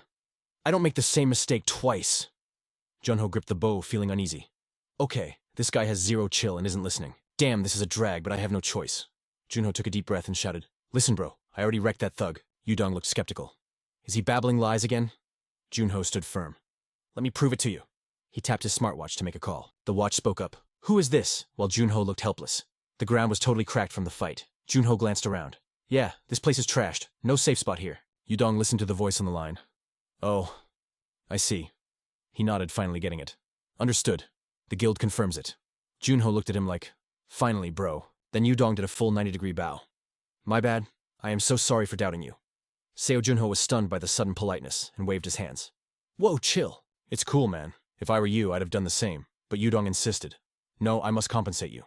Come here for a sec." He poured a strange liquid on Junho's small scratch. The wound vanished instantly. Junho was wide-eyed. Yudong explained, "Just a little elixir. He said it helps heal wounds like it was nothing." Junho touched his cheek amazed. "Bro, you used a legendary elixir on a paper cut." Yudong shook his head. "Don't sweat it." A literal halo appeared over his head. "I'm just taking responsibility." Junho couldn't believe it. Do honest Boy Scouts like this still exist? Then Yudong got curious. He stepped closer and asked, "Hey, I know you're strong, Seo Junho. You break records, but how does a level 30 scrub clear the Klex dungeon?" Junho smirked. "I'll spill the tea on how I beat the boss, but I got one condition. If you agree to my terms, I'll tell you." Yudong nodded fast. "Deal. Say it." So Junho started explaining his strat. Standing up, he dropped the bomb. "Report this as Kim Yudong's kill, not mine. Keep my skills on the down low." He added, "And hey, Sword Saint, You owe me one all right. Bro didn't even hesitate. He was straight up like, I got your back. But then Yudong gave him the death stare. Just one thing, if you ever go rogue and start hurting people, I'm taking you down. Seo Juno flashed a chill smile, promising he'd never break bad. Then boom. He unleashed his ice magic, freezing the whole place solid. The Spectre's secret was finally out. We're on the same team now, his eyes seemed to say. Check this out. Yudong was shook. He watched Junho target the dungeon's weak point with total precision. Even S-rank skills looked weak compared to this. Junho dropped a truth bomb. This is the key the association used to hide me and boost me to the 3rd floor. He let out a helpless sigh. Crazy you understand this, man. But you keep this on the down low from the fiends. Yudong drew his blade. You already know I will. Whoosh! He slashed the air 3 times, making Junho flinch. I know the deal, Yudong said. Suddenly, the giant ice block behind Junho shattered into glitter. Sheathing his sword like a boss, Yudong grinned. Yo, Junho, I just clapped that boss Cal sign like an hour ago. Junho nodded wearily. Yeah, I heard. Outside was pitch black, but city lights flickered nearby. Junho stumbled inside, totally drained. Shower. Sleep. Now. Then, bam. A giant Frost Queen face popped up. Gah! You trying to give me a heart attack? Junho yelled. Frost Queen wasn't having it. Do you have any idea what time it is? Junho checked the clock. 1 in the morning, she snapped. Thought you were just chilling with the homies. Junho kicked off his kicks and trudged upstairs. I was. But drama happened. Frost Queen looked confused. Next time curfew is early? Junho scratched his head. All right. But then she spotted something sus. Dude was covered in scratches. You look wrecked, she whispered. Junho ignored her, raiding the fridge. What went down? She pressed. He cracked a beer. Just a little tussle. Frost Queen floated over, munching popcorn like it was a movie. Spill the tea. Who was it? Junho sighed. Ran into this gnarly ghoul. He's a ghoul, Junho explained, popping the tab on his drink. But this guy, he was way stronger than that scrub we fought before. Frost Queen's eyes went wide. Wait, hold up. I thought you were with friends. Junho tilted his head back, downing the cold brew. I was. Said bye to the squad, left the store, and boom, ran right into him. Junho suddenly paused. Frost Queen tilted her head. Yo, what's wrong? Junho looked super serious. The world is huge, man. There are monsters out there way tougher than I thought. Giant ice spikes flashed in his memory. Ever since he broke out of the ice, he's been rushing to save his OG crew. He remembered the gloomy castle and seeing Yudong standing tall. Meeting Yudong was a wake-up call. Players have leveled up like crazy over the last 25 years. The 2nd floor is just the warm-up zone. Now I get why they call them the 9 heavens, Junho thought. Yudong's sword skills were straight up god tier, remembering that Junho got all shy. Oh, can I get your digits? Yudong was chill about it. For sure. Junho smiled. That guy is a total saint. Frost Queen squinted at him. Why'd you stop talking? You're leaving me on a cliffhanger here. Junho looked down. It's nothing. He clenched his fist tight. I just gotta grind harder. A circle of lights appeared in his mind. There were 8 other legends as cracked as Yudong out there, and one of them is the main villain. Demon King Nazar. That dude is bad news, master of the dark arts. The bone-cursed sorcerer who sent that chain demon after me. An image of a mountain rising from the sea flashed by. Since Junho knew the 1st floor, he got cocky. I thought I was good, but the 2nd floor is a whole new beast. Suddenly, Frost Queen patted his head. Listen up. Junho looked up stunned. You're gonna crush it, she smiled warmly. You always do right. Junho blushed, totally caught off guard. Whoa, where's this coming from? Why are you being so nice? Frost Queen sighed. 'Cause you look like a sad puppy. Junho puffed out his chest. Pff, obviously I'll win. I'm the living legend, baby. Frost Queen facepalmed. And the ego returns. Suddenly Junho looked up. Oh snap, I gotta bounce early tomorrow. Really? What's the plan? Asked the queen. Junho smirked. Got some homies I need to say peace out to before we hit the 2nd floor. Meanwhile, back at base, a lady was screaming at Yudong. Answer me, dummy, Yudong finally mumbled. What? She spun around. Did you forget the mission? Or did the sun fry your brain after just a few months? No way I forgot, Yudong said firmly. She narrowed her eyes. Right, the Saint Clan never forgets. So, she held out her hand. Hand it over. Where's the skybow? Yudong looked at the floor and stayed zip-lipped. Chu slammed her chest. Ugh, so frustrating. You beat the chain demon, right? It's all over the news. Yudong nodded. Yeah, I clapped him. So where's the loot? She yelled. That was the whole point. Don't tell me he was too strong. Yudong crossed his arms, flexing slightly. Not even close. His aura was tiny. I could have crushed him like a bug whenever I wanted. He remembered walking up slowly and seeing Junho standing there holding the bow. Rookie player Seo Junho had actually finished the boss. Yudong thought, since he got the final hit, the loot belongs to him. That's just fair. Plus, I made a bet with him, Yudong told himself. Out loud, he admitted, I just got a little reckless. He looked serious, acting like he took the boss out before reaching the bow. Chu's face turned beet red. Oh, Mr. Perfect Knight, she mocked. She lost it. You keep making these mistakes. Did you get hit in the head or something? Yudong stayed chill. Nah, I'm good. Chu grabbed her head, groaning. Great, this mission is a total flop. Nothing we can do now. I'll report it myself, Yudong said coldly. My bad. Chu snapped, "Stop apologizing, I'm sick of hearing it." Then she paused. "What's the real reason? Stop capping." Yudong looked down and gave a soft smile. "I understand now." Chu gasped. "What the heck, I've never seen you smile like that." Lu Hang dropped his voice to a whisper, keeping the suspense high. "I might have missed out on the heavenly bow, but I snagged something way better." Chi's eyes popped open, totally suspicious. "All right, spit it out. What is it?" Lu Hong just stared out the window like a dramatic movie character. The room was dead silent under the bright Killerland sky. Sunlight blasted through the glass, spotlighting the white birds cruising by outside. With a mysterious smirk, Lu Hang dropped 2 words that changed everything. The future. The next morning, the sun hit the massive building like a spotlight. The doors swung open, and Seo Junho made his entrance. He paused, letting out a shaky breath as the scene hit him. His squad was right there, still frozen like statues in a museum. Junho whispered, "Yo guys, long time no see." Then he locked eyes with the holographic status window. Junho muttered, "Same old glitch, huh?" The system alert flashed in his face. Unseal failed. Mana points too low. Junho shoved his hands in his pockets and stepped closer, trying to play it cool. "I can't say nothing's changed, but hey, we're making baby steps here." He spun around to face the Frost Queen, making her jump. "Am I right, or am I right?" The Frost Queen hesitated, knowing he wasn't wrong. Junho tilted his head, looking confused. "What's the vibe shift? Why the long face?" Then it clicked. Was she tripping on guilt? Her lips pressed into a thin line. Cold sweat was practically raining off her. Junho sighed, shaking his head as he looked back at his crew. "Just tell me they're still breathing and we're good." The Frost Queen looked up, totally lost for words. Staring at the girl's frozen face, the Frost Queen finally snapped back. "Of course they're alive. But to break the seal, we need to level up majorly." That was all Junho needed to hear. Bet," he said, staring at them for one last second before turning around with zero hesitation. "Let's roll."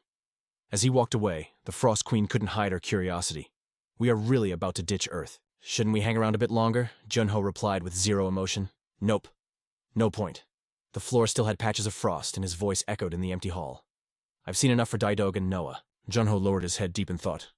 "I can't do them dirty like that." He flashed back to the good old days, the whole squad feasting and laughing. He muttered softly, "Not until I can look them in the eye properly. We can wait a little longer." He cracked a gentle smile, promising it wouldn't be a forever thing. Soon the plane's engines roared and they took off, leaving the city and his memories in the rearview mirror. Later on, at the Pacific Artificial Island, Junho finally touched down. He stretched his limbs out, groaning. Man, he almost missed this flight entirely. He thought back to playing Go with Noah, telling the old man he had a plane to catch. But Noah kept pleading, 5 more minutes. Junho complained, "Why drag me here just to play board games for 7 hours? That dude's stamina is a cheat code." Just as he placed a stone, Noah had dropped some wisdom. "I'll hold down the fort and stay healthy, just waiting for you to come back." He gave Junho that look. "If it's you, I know you'll crush it anywhere." Suddenly the Frost Queen came zooming over, hype levels at max. "Is this really an island made by humans?" Junho stayed chill. "Yup, all built with human tech, baby." The Frost Queen was geeking out over Earth's technology. They stood in front of a massive structure and Junho grinned. "Looks like we found the space elevator." The Frost Queen peeked behind him, whispering, "I feel like we're being watched by literally everyone." Junho didn't even blink. Totally predicted that. Suddenly a voice cut through the noise. "Player Seo Junho, right?" A guard stepped up holding a clipboard. "The guild let me know you were dropping by. I'll give you the grand tour. Listen up. The second floor is serious business." A hologram of a flag popped up. "Once you step onto the second floor of Frontier, you are in the Lun Empire's turf. The nobles there have crazy power, so do not, I repeat, do not start beef with them." The image switched to a shady guy in a black hat surrounded by treasure looking like a total villain. "Also, Frontier is crawling with demon races, so watch your back. They love preying on weak players."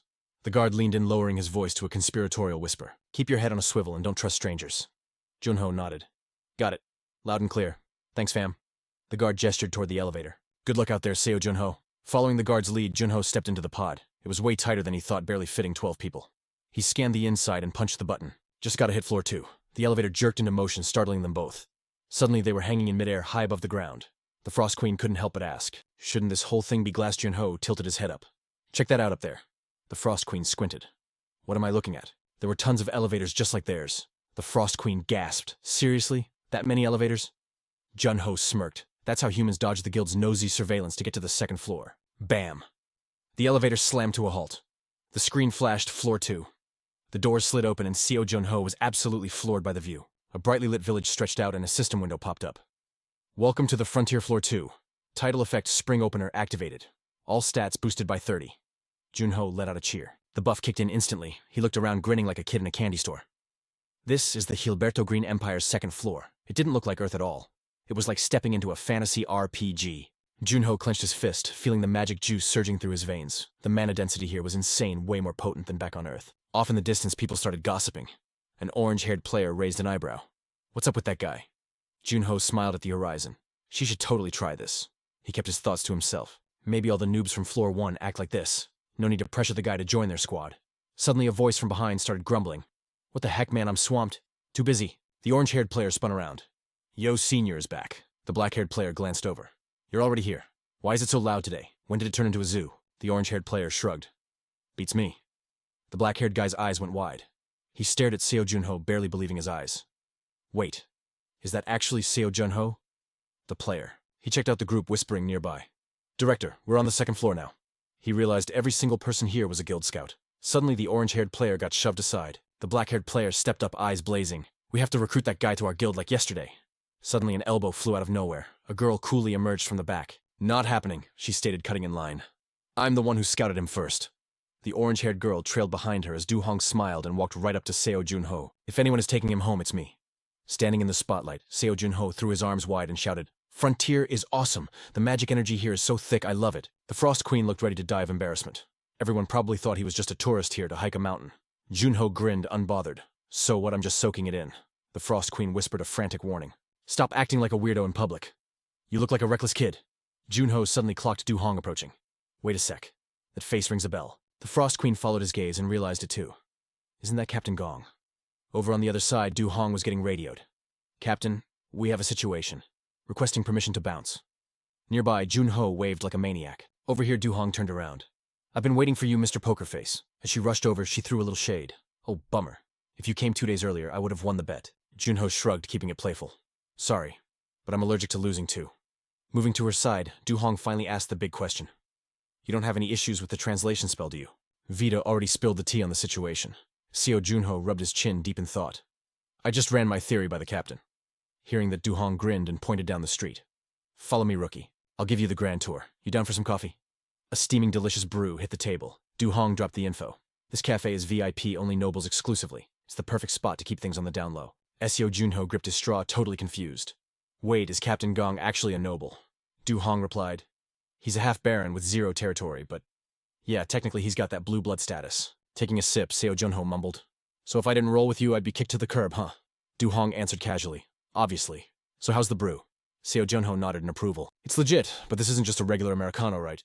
Du Hong smiled, resting her chin on her hand, dropping the bombshell that they were on a 90-day timer. Sunlight bounced off the walls as Du Hong added, if you grind hard on missions, the insurance guild will hook you up with an official ID card. Seo Junho gasped. No way for real. Du Hong stood up. You done, let's bounce. She flashed a gentle smile. One last tip and listen up.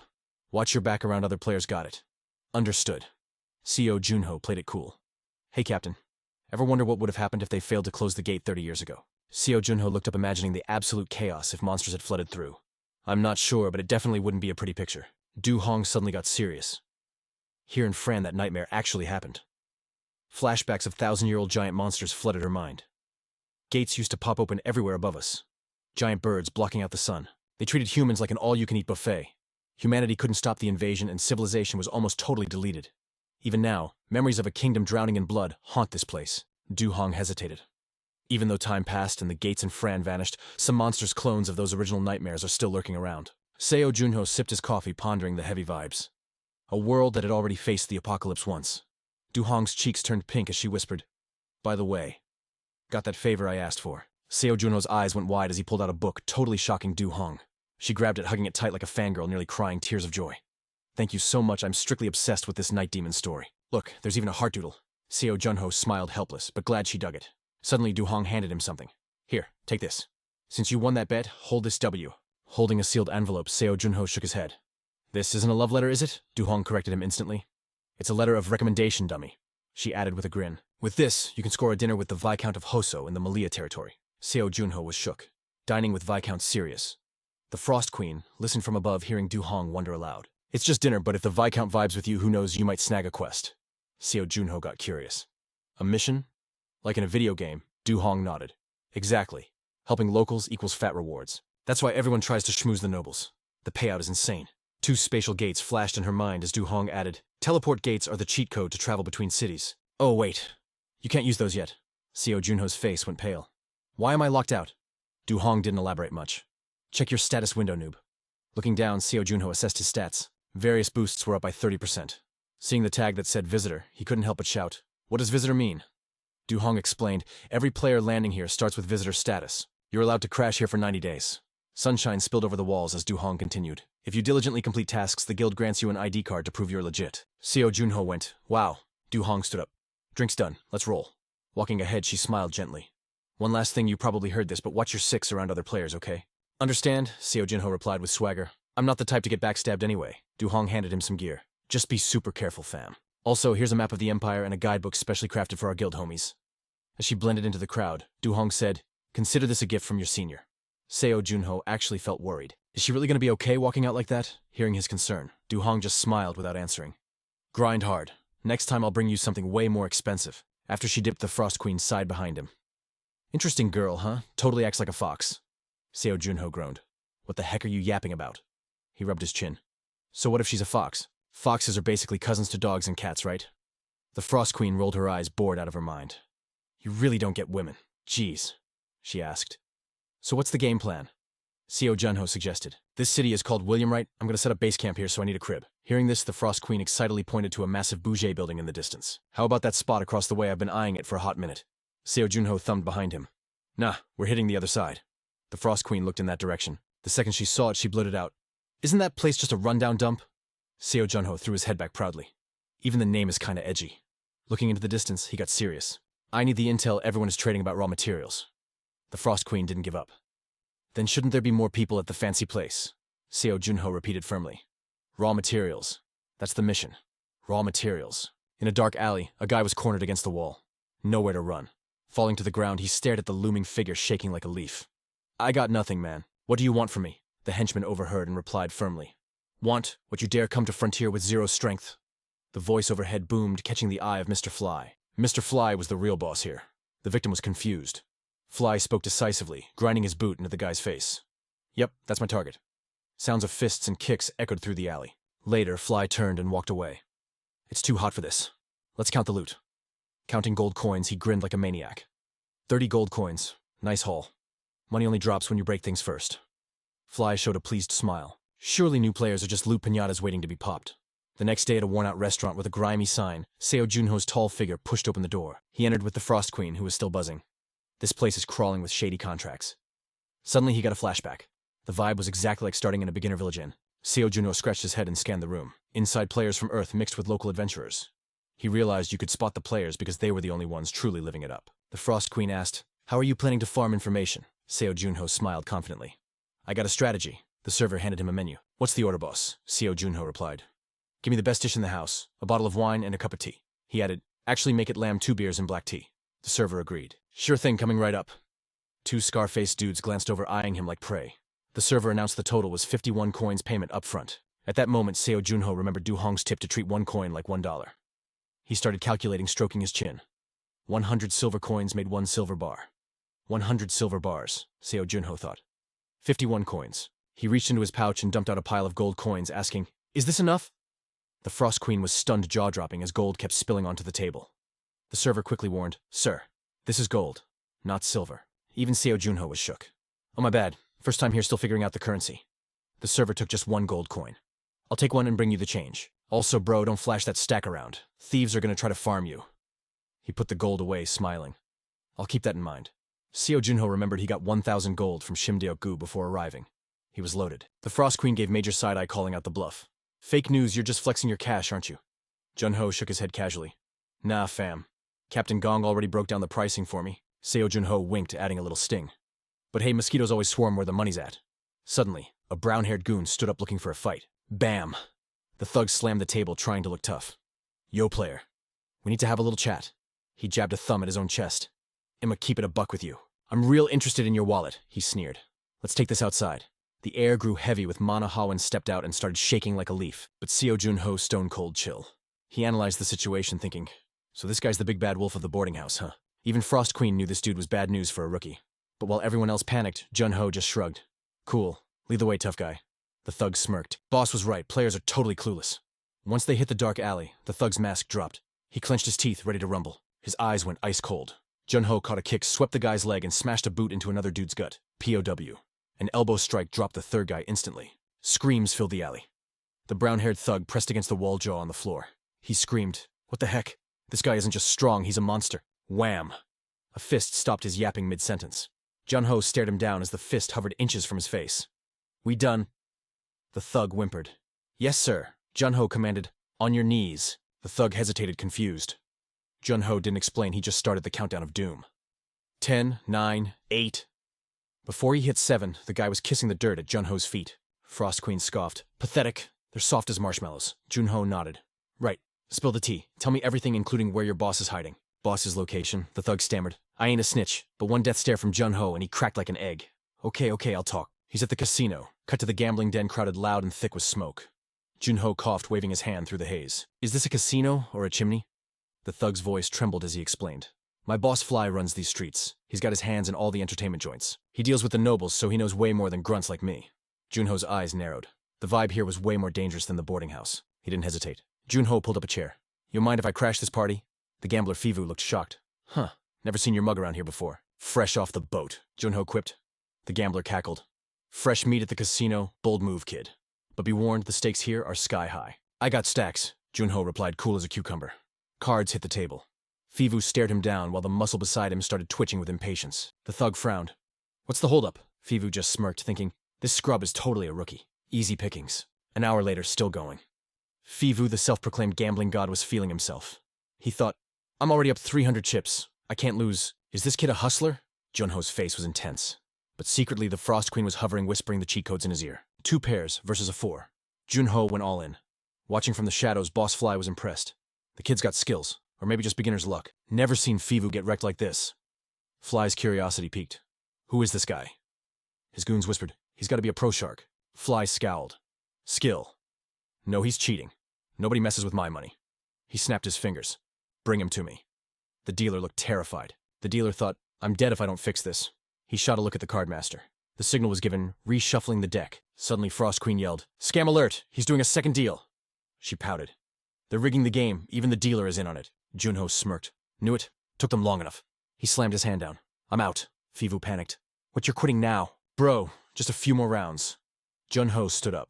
Nah, I won too much. I'm scared I'll lose it all if I stay. He played the innocent act perfectly. Suddenly a goon blocked his path.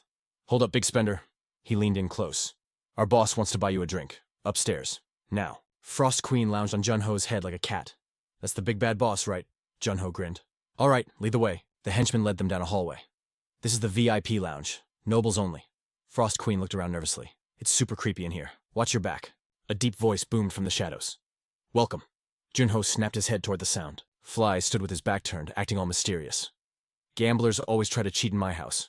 Know why I let them? He turned slowly. Because I always get my money back. Fly smirked. And you're quite the celebrity player.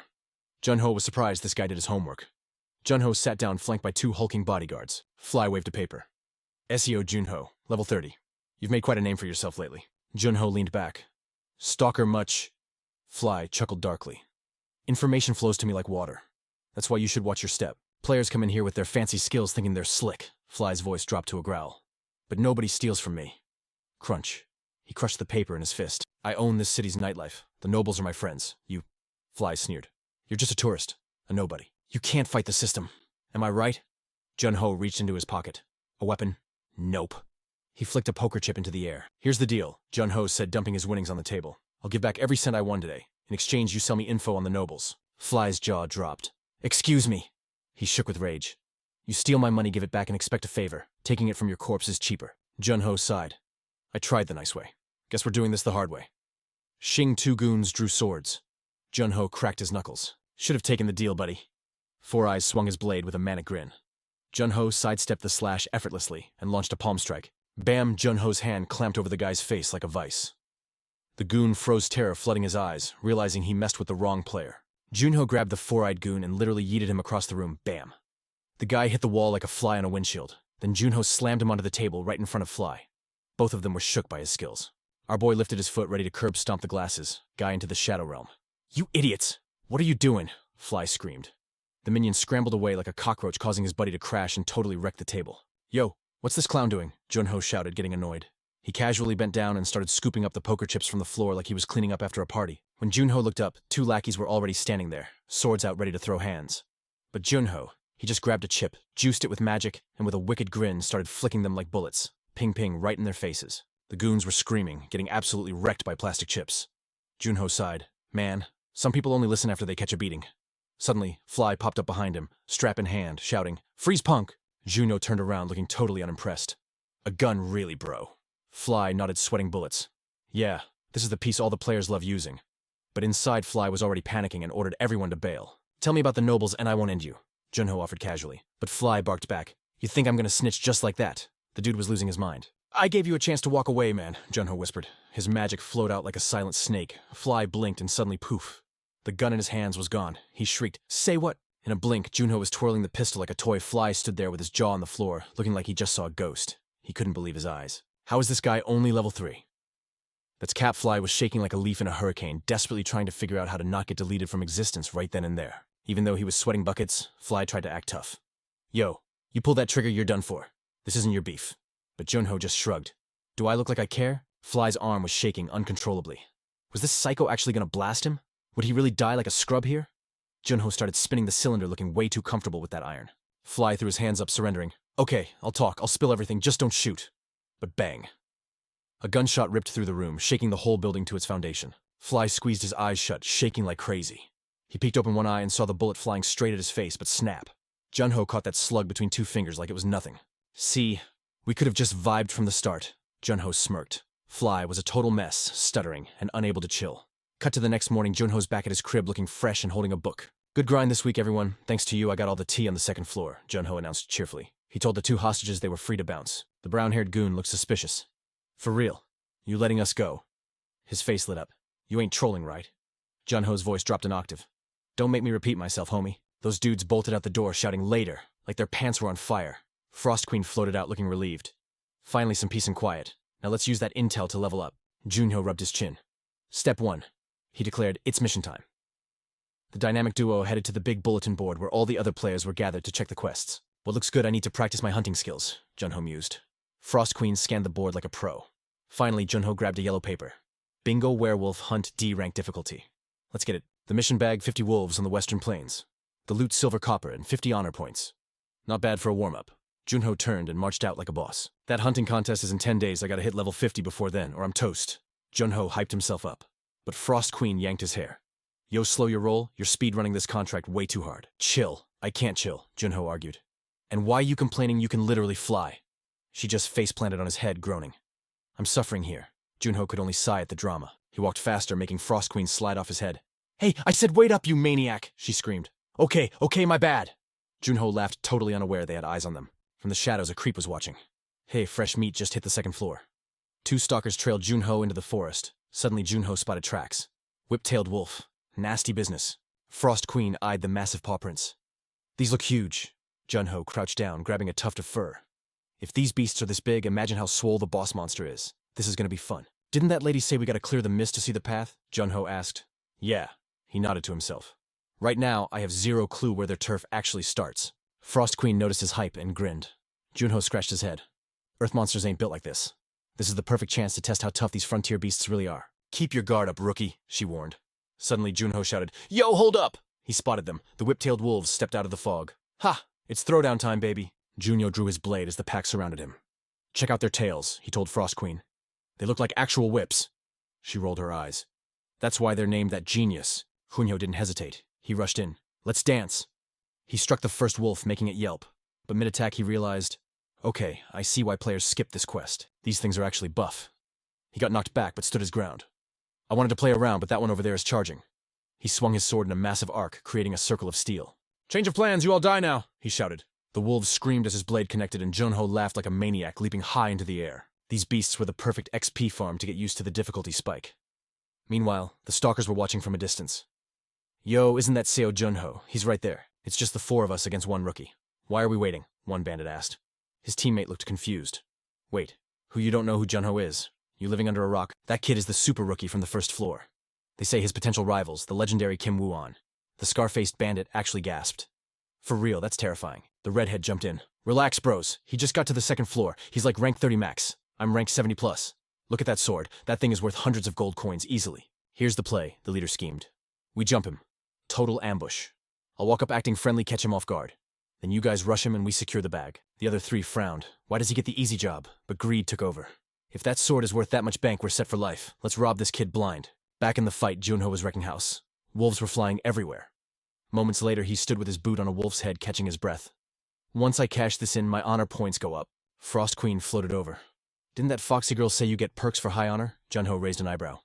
Why do you keep calling Commander Gong a fox? She's legit. Whatever.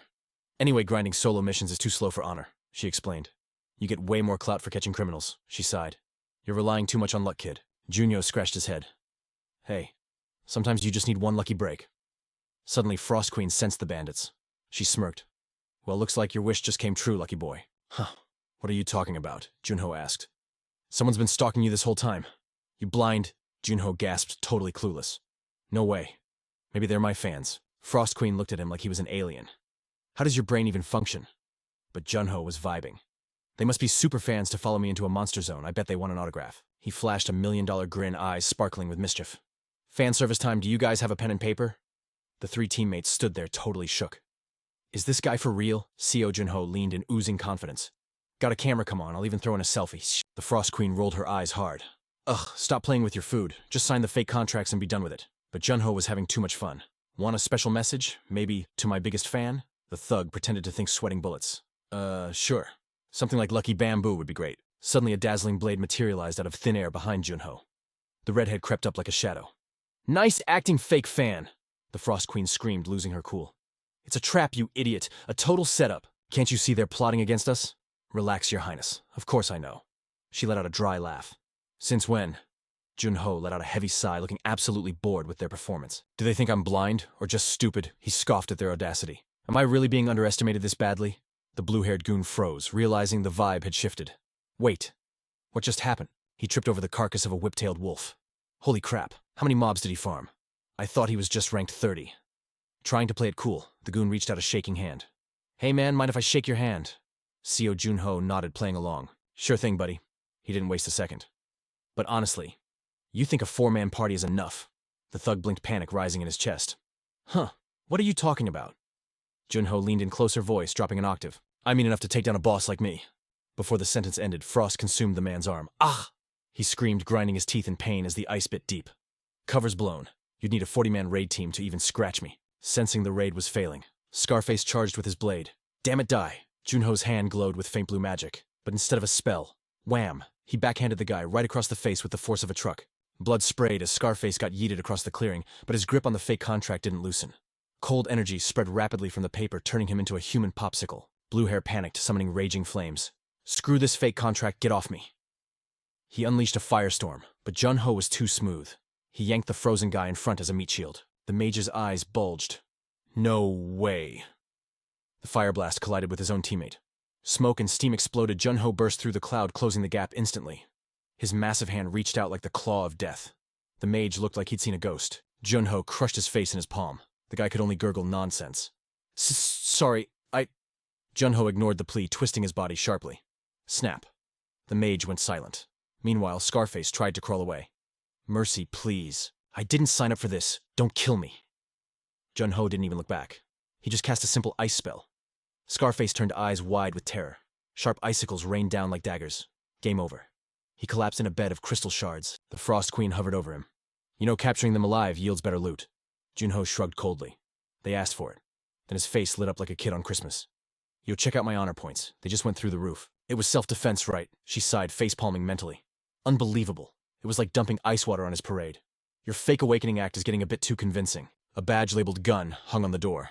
Seo Junho strutted into the tavern. The guild staffer looked up startled. Then recognition dawned on his face.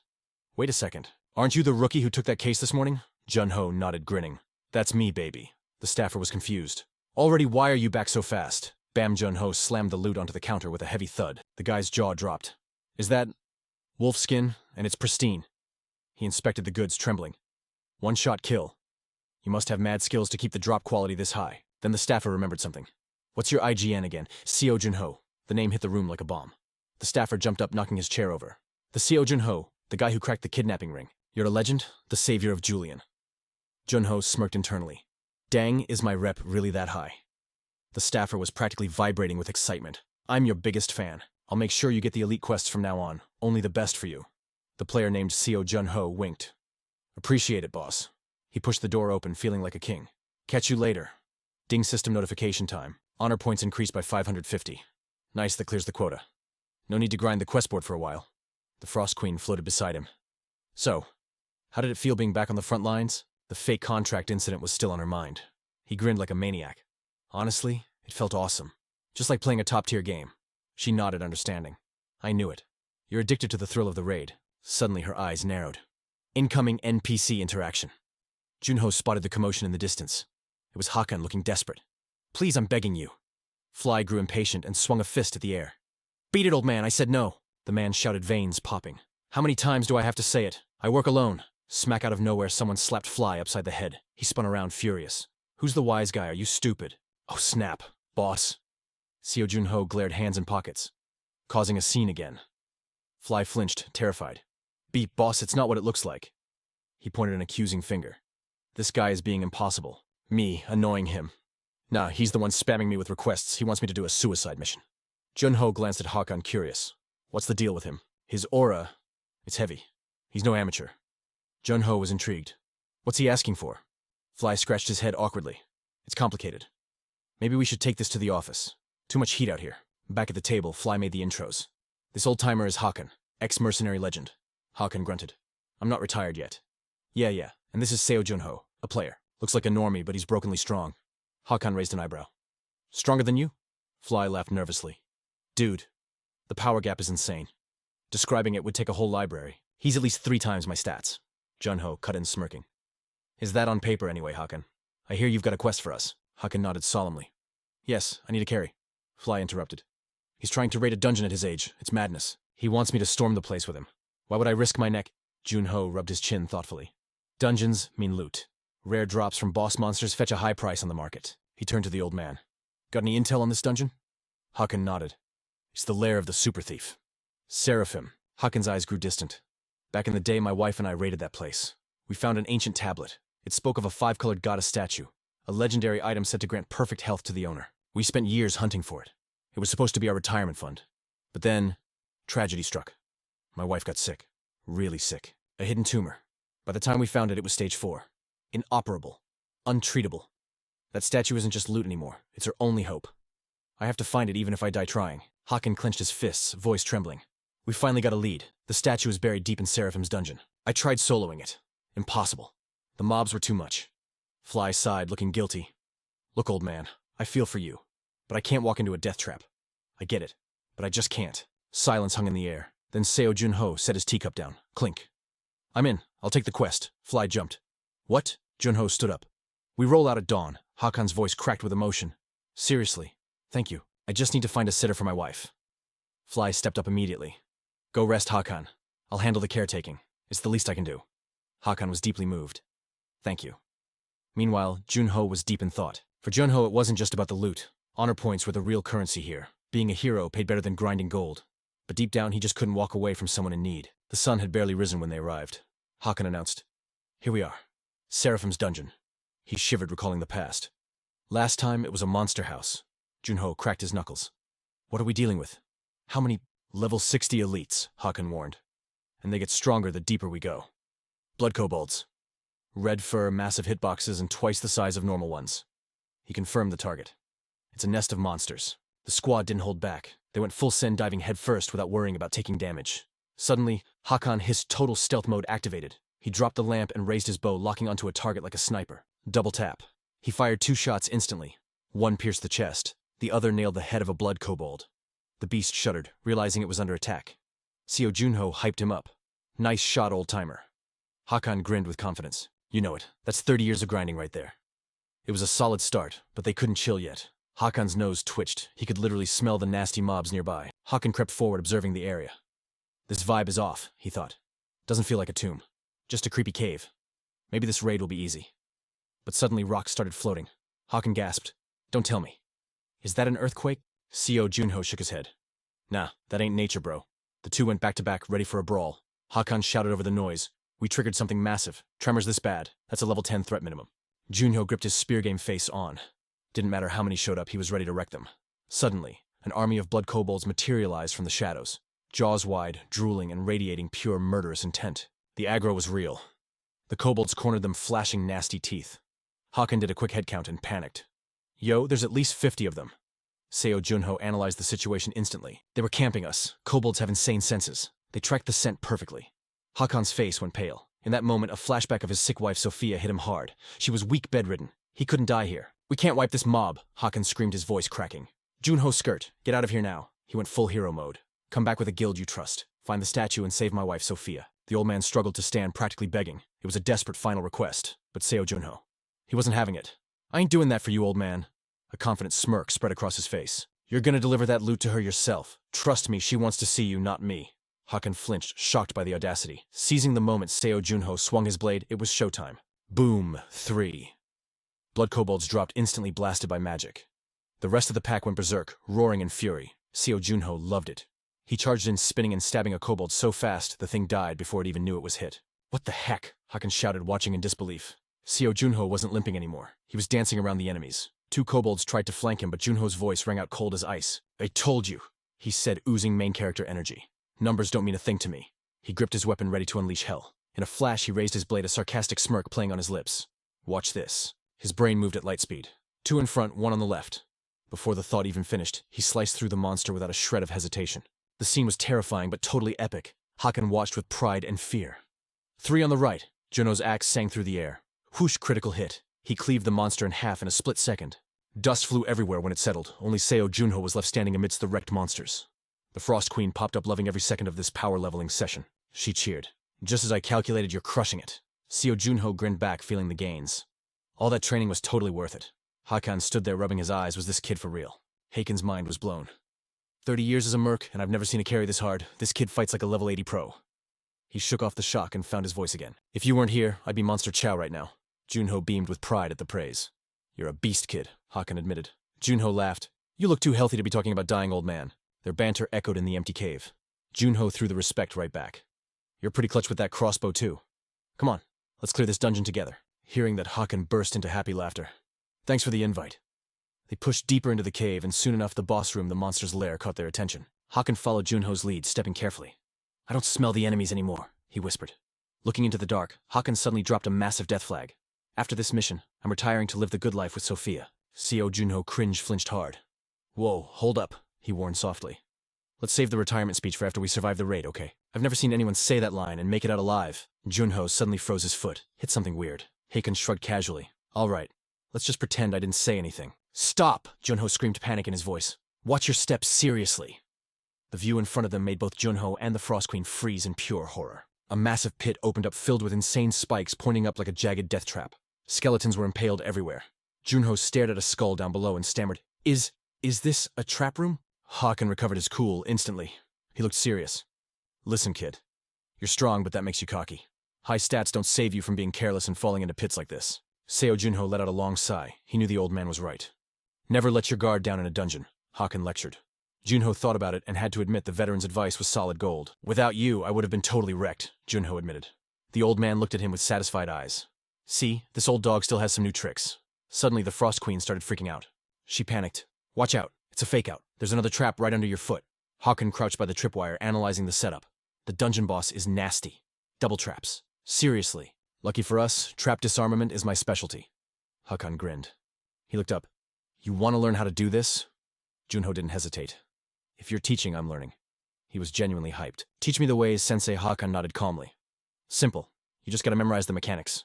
He pointed to 2 rusty nails and started the tutorial. Look, if we rig the trap this way, even if the rope snaps, the nail holds the trigger, get it? Just as Junho looked up to check, Hakan cut the rope below. Snap.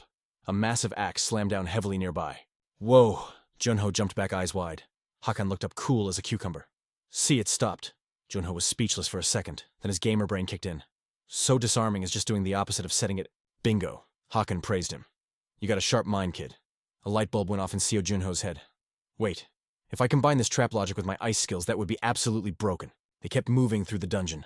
Not long after Hakan put his hand on a heavy door. Lantern in one hand, he leaned in and stepped into the unknown. Suddenly, Hakan's eyes lit up like Christmas lights. Finally! He shouted, pure joy in his voice. He stared at the glowing object ahead, shaking with excitement. The 5-colored goddess statue. We did it? We actually did it? There, it was the angel statue sitting on top of a pile of gold loot. Seo Junho gave him a fist bump emotionally. Great job, Hakan. But then he went back to his cool, stoic mode. Hakan shook his head. No way, kid. This is all thanks to you. Junho hoped the legends were true for Sophia's sake. But his gut feeling, it was screaming. Things are never this simple in a dungeon, he thought. He frowned, scanning the room. No way it's this easy. There's a catch. I just know it. Hakan was mesmerized by the statue practically crying. He started whispering to the air. Sophia, if only you could see this. The statue stood on a black coffin surrounded by gold. Hakan couldn't hold it back anymore, shouting to the heavens. I'm coming home, Sophia. I'm bringing the cure. Suddenly, Seo Junho's eyes snapped open. Danger sense tingling off the charts. He gripped his weapon and sprinted toward Hakan, shouting in pure panic. So, move, Hakan. But the old man was too stunned to react, totally unaware of the shadow lurking right behind him. Seo Junho roared. There's a monster right there. Seo Junho didn't wait for a reply. He launched himself forward, thrusting his spear with everything he had at the hidden beast. But the monster was fast. It dodged the attack with terrifying skill. The beast stomped the yard with a roar that shook the concrete. A massive wolf demon stood there, eyes dripping with pure killing intent. It was the Ironblood Cob, a nasty fused demon level 83, and leaking blood aura. Junho knew this thing was someone's twisted science project. Junho wasn't fazed, though. He smirked and shouted, "Come get some stupid..." Then he dashed in like a bolt of lightning, ready to throw hands. Is the Fiend Association pulling strings here? The second his blade bit into flesh, that iron-blooded mutt howled in agony. The beast caught the blade with its bloody mitts like sticky syrup. Junho gritted his teeth, gave a disgust face, and ripped his weapon free just as a system window popped up. Bleeding and blood throttle activated. The monster looked ready to rage, but the system wasn't done. Stamina, mana, and recovery just skyrocketed by 600%. Junho whipped out his handgun with zero chill. Muzzle flash lit up his eyes as he popped shots right into its chest, grinning like a total devil. He unleashed a full clip of lead. The glowing bullets lit up the wolf's ugly mug. It tried to swipe him, but Junho was bobbing and weaving like a pro boxer. He eyed the monster, trying to aggro him. Junho's face got serious as he thought, "Oh, you want to throw hands up close?" His fist clenched tight. Bet, let's dance. He caught it with a nasty hook to the jaw, jumped sky high and delivered a kick that sent the beast crashing into the dirt. Junho looked down, unimpressed. You're tankier than you look, huh? He dove in with a flurry of kicks, mounted the monster, and prepped a shadow fist finisher. The monster's face got absolutely wrecked, but Junho didn't let up. He was mashing that wolf's head until it was practically glued to the floor. Junho roared, "Let's see your HP bar drop." His fist came down like thunder, smashing the skull. He screamed, "How long you gonna last, tough guy?" He kept grinding its face into the pavement until the eyes glazed over. KO Junho stumbled up, totally gassed out and barely staying on his feet. Hakan ran over, panicking. "Yo, Junho, you good?" Junho just flopped on the ground, spreading his arms as his armor dissolved into mist. He cracked a joke. Stats are not, a monster's a monster. Suddenly, Hakan started shouting, his body burning up like a human torch. "What the heck?" The Frost Queen floated up, smirking like she knew something. Junho waved it off. Gucci happens all the time. Then ding, system notification. Level up achieved. Hakan was still stressing, helping Junho sit. "Drink some water, bro." Junho flashed a bright smile. "Thanks, homie." He gulped the water down and dropped some wisdom. Forget the mobs, taking out the boss gives way more XP and loot anyway. The system board lit up +3 to all stats, nice. He looked at Hakan. "Yo, go claim that lord's treasure. It's all yours." Hakan froze. "Wait, for real." Hakan stood up, staring at the golden glow. He was shaking. The legendary loot was finally within grabbing range. Hakan grinned at the goddess statue. "You take the rest, man. This statue is the only drop I need." Junho looked at the pile. "If you insist." Suddenly a jewel popped up. A gem. Junho grabbed it and told the system to run a quick scan. Info-loaded spirit gem. Basically a protein bar for spirits. Junho got hyped and called out, "Yo, Frost Queen, found some snacks for you. We get back, you're eating this." She crossed her legs in midair, total diva mode. "Pass." "I don't want it." Junho was confused. "But it's for gains, you'll get buff." She scoffed. "I'm a queen, not a rock-eater who eats stones, you weirdo. I survive on tea and classiness." Hakan interrupted the comedy routine. "We got the goods, wanna bounce?" Junho nodded, but kept thinking. If she's that picky, how do I level her up later back at Hakan's crib under the twilight? Sophia was in bed, glowing with holy vibes. She held the statue Hakan secured. Turns out the multicolored heavenly god statue wasn't just a myth, it was the real deal. Sophia smiled, whispering to Hakan about the holy light inside. Hakan was over the moon. "That's right, babe. We're back to the good old days." She spoke from the soul. "Thank you, my love." Meanwhile, Junho and Fly were posted up at the door, watching the wholesome scene. Junho grinned, teasing the mercenary. "You really dropped some serious coin on her recovery, huh?" Fly looked confused. "Huh. I saw you hired caretakers and bought top-tier herbs. Didn't know you had a soft side." Fly scratched his face, acting all awkward. "Well, they helped me out back in the day. Just paying my debts." Hakan walked over to Junho, voice soft. "Look, Junho, my wife's health bar is actually filling up. The legend was legit. She's weak, but happy."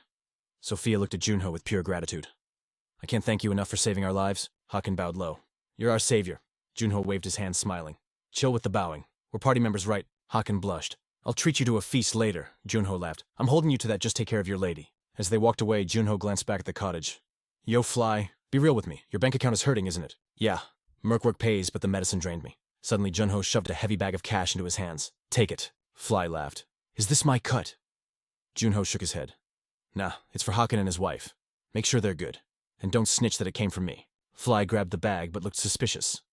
Okay. But why are you flexing so hard for us? Junho just shrugged. No big reason. You guys seem like solid people, I just want you to win. Then he smirked. Why you think I'm trying to scam you? The sun set over the Empire. Fly laughed. Doubt you nah. When it comes to cash, you're the most legit guy I know. Night fell. Junho was half asleep when the system board started spamming him. Residents of Galen think you're the GOAT. Reputation, plus 10. 10 grocery stores are now your fans. Reputation, plus 5. The captain regrets ghosting you. Reputation, plus 10. He was famous. Seo Junho was totally trippin'. What in the world is happening? He sat on his bed, eyes glued to the system board as the data stream went wild. Seo Junho, level 43, title Pioneer, strength 157, stamina 160, agility 157, magic 189, reputation 170. He rubbed his chin, muttering to the empty room. Looks like my street cred shot up thanks to yesterday's chaos. A sly grin spread across his face. Overnight, his reputation had smashed past 1,000. That was the golden ticket to the noble tier shop. He immediately slammed a cake onto the table and shouted, Yo, Frost Queen, I got a special snack for you. Hearing the call of sugar, the Frost Queen floated over to vibe with the cake. Hovering in midair, she peeped his expression, smiling suspiciously. What is this? The contractor looks way too happy today. What's the catch? Seo Junho kept his cool.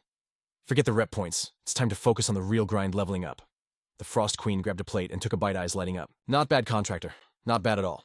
She munched away, making happy little noises. Seo Junho teased her with a fake smile. Why the weird face? Does it taste trash? The Frost Queen grabbed her cheeks, an aura of pure hype exploding around her. No, it is absolute perfection. Seo Junho let out a breath he didn't know he was holding. Oh, thank God. Suddenly she hopped onto the table, hyping up the fluffy cake and fresh fruit. This is delicious, contractor. Seeing the little diva so happy, Seo Junho laughed inside. Yeah, eat up. He couldn't help but remember the secret ingredient. He had crushed a dungeon gem into powder and sprinkled it on top. Expensive, but effective. While he thought there was no other way to please such a picky eater, the Frost Queen stuffed her face, shouting, Finally, you understand my refined taste. Seo Junho silently high-fived himself. Calculated. He turned back to the system board to check the patch notes. Time to do some recon on monsters that use magic power. If there's any intel on the community boards, I gotta find it. But then Seo Junho gasped. Why is everything locked down? The bulletin board. The news board. All grayed out. He grabbed a cup of water, realizing the grim reality. Man, I need more method points to unlock this stuff. The Frost Queen heard his whispers and asked, Contractor, what are these method points? Between bites of cake, he broke it down. It's short for player points. Digital cash for the second floor. We stack them up through community posts and theory crafting, he sighed. There's a ton of ways to farm reputation and points up here. Seo Junho stared at the board brain working overtime. But I can't spend all day posting on forums just to farm currency. Scene switch. Gongju Ha was chilling on her sofa, legs crossed. A notification pinged. Hello, this is Gongju Ha. She smiled, picking up the call. Hello, sir. How can I help you? He kept it polite. Sorry to bug you, but can I ask a favor? She kept the friendly vibe. Of course. What's up? Junho got straight to the point. I need to farm method points fast. You got any pro tips? Cut back to Junho's room. He was still scrolling through the system, listening to Juha's voice. If it were me, I'd hit up the video board, she said. He repeated it. The video board. Ironically, the system was already highlighting his monster hunting clips. Yeah, hunting vids and boss raids are trending right now. More views equal more points. He nodded, getting the picture. So, I can level up and get rich at the same time. Thanks for the intel, Juha politely asked. Anything else? That's when he threw the curveball. Have you ever heard of monsters using high-level magic? Silence on the other end. She sat up, totally shook. A monster using high-tier magic, sorry, never heard of it. She didn't sound like she was lying. Why ask that all of a sudden? Seo Junho played it off. Just curious. Thanks for the help. He hung up and shot a look at the Frost Queen. Looks like even Captain Gong is clueless. The Queen pointed a finger at him, scolding. You gullible contractor. Maybe she's just playing dumb. She crossed her arms, confused by his reaction. I'm not ruling that out. He sipped his coffee, explaining his theory to the floating spirit. The big 6 guilds might know, but they could be keeping a lid on it. His expression turned icy cold. But honestly, I think the big 6, including Captain Gong, are actually in the dark on this one. Seo Junho thought back to the monster he fought in the dungeon 25 years ago. Since the borders opened, nobody had reported magic-using beasts. There was only one explanation. These things were a new spawn. Suddenly, Seo Junho stood up, looking out at the gloomy weather. He whispered to the Frost Queen, We can't waste another second. Boom. Lightning tore through the sky. She looked at him. You mean we're going hunting right now? Seo Junho nodded. Yeah. The rain means it's going to be a restless night. His voice dropped an octave, full of resolve. I need to get stronger, fast. Cut to the hunting grounds near Julin. Seo Junho marched into the dense forest. Remember the plan. This time we tag team, the Frost Queen's voice chirped happily. I've been waiting for this. He glanced at her, teasing. So think you can solo the swamp slime mission? The Frost Queen pointed at herself, offended. Me do all the work. Seo Junho's voice was calm, but firm. Exactly. A challenge flickered in his eyes. Let's see what kind of power you're packing. Her reply echoed in the air. Oh, challenge accepted. Several slimes bobbed on the murky water. Do you need anything from the black market? She paused, thinking hard. What do I need? She floated closer. A guardian's power runs on the contractor's mental mana. Just stay focused and don't pass out on me. A smirk tugged at his lips. If that's all, consider it done. She sat down on his shoulder, ready for action. Anyway, contractor, watch closely. This is my hunting style. A terrifying chill started to radiate from her small body. It's about to get snowy in here. They were surrounded by a horde of creepy, crawling slimes. Seo Junho scanned the mob. First time seeing this many swamp slimes. It's kinda gross, not gonna lie. He flicked his finger. Snap. Frost Queen, you good? Don't underestimate me. Whoosh. The entire swamp instantly turned into a frozen wasteland. Even the slimes turned into statues. The freezing wind howled, locking everything in stasis. Seo Junho watched in awe as the Frost Queen clapped her hands, her smile blinding. But wait, there's more. Massive ice blocks materialized and crushed the monsters flat. Dusting off her hands, she asked proudly, "That is the power of a guardian." How about that? He looked at the destruction, slightly annoyed. Impressive, but way too messy. He reminded her of the objective.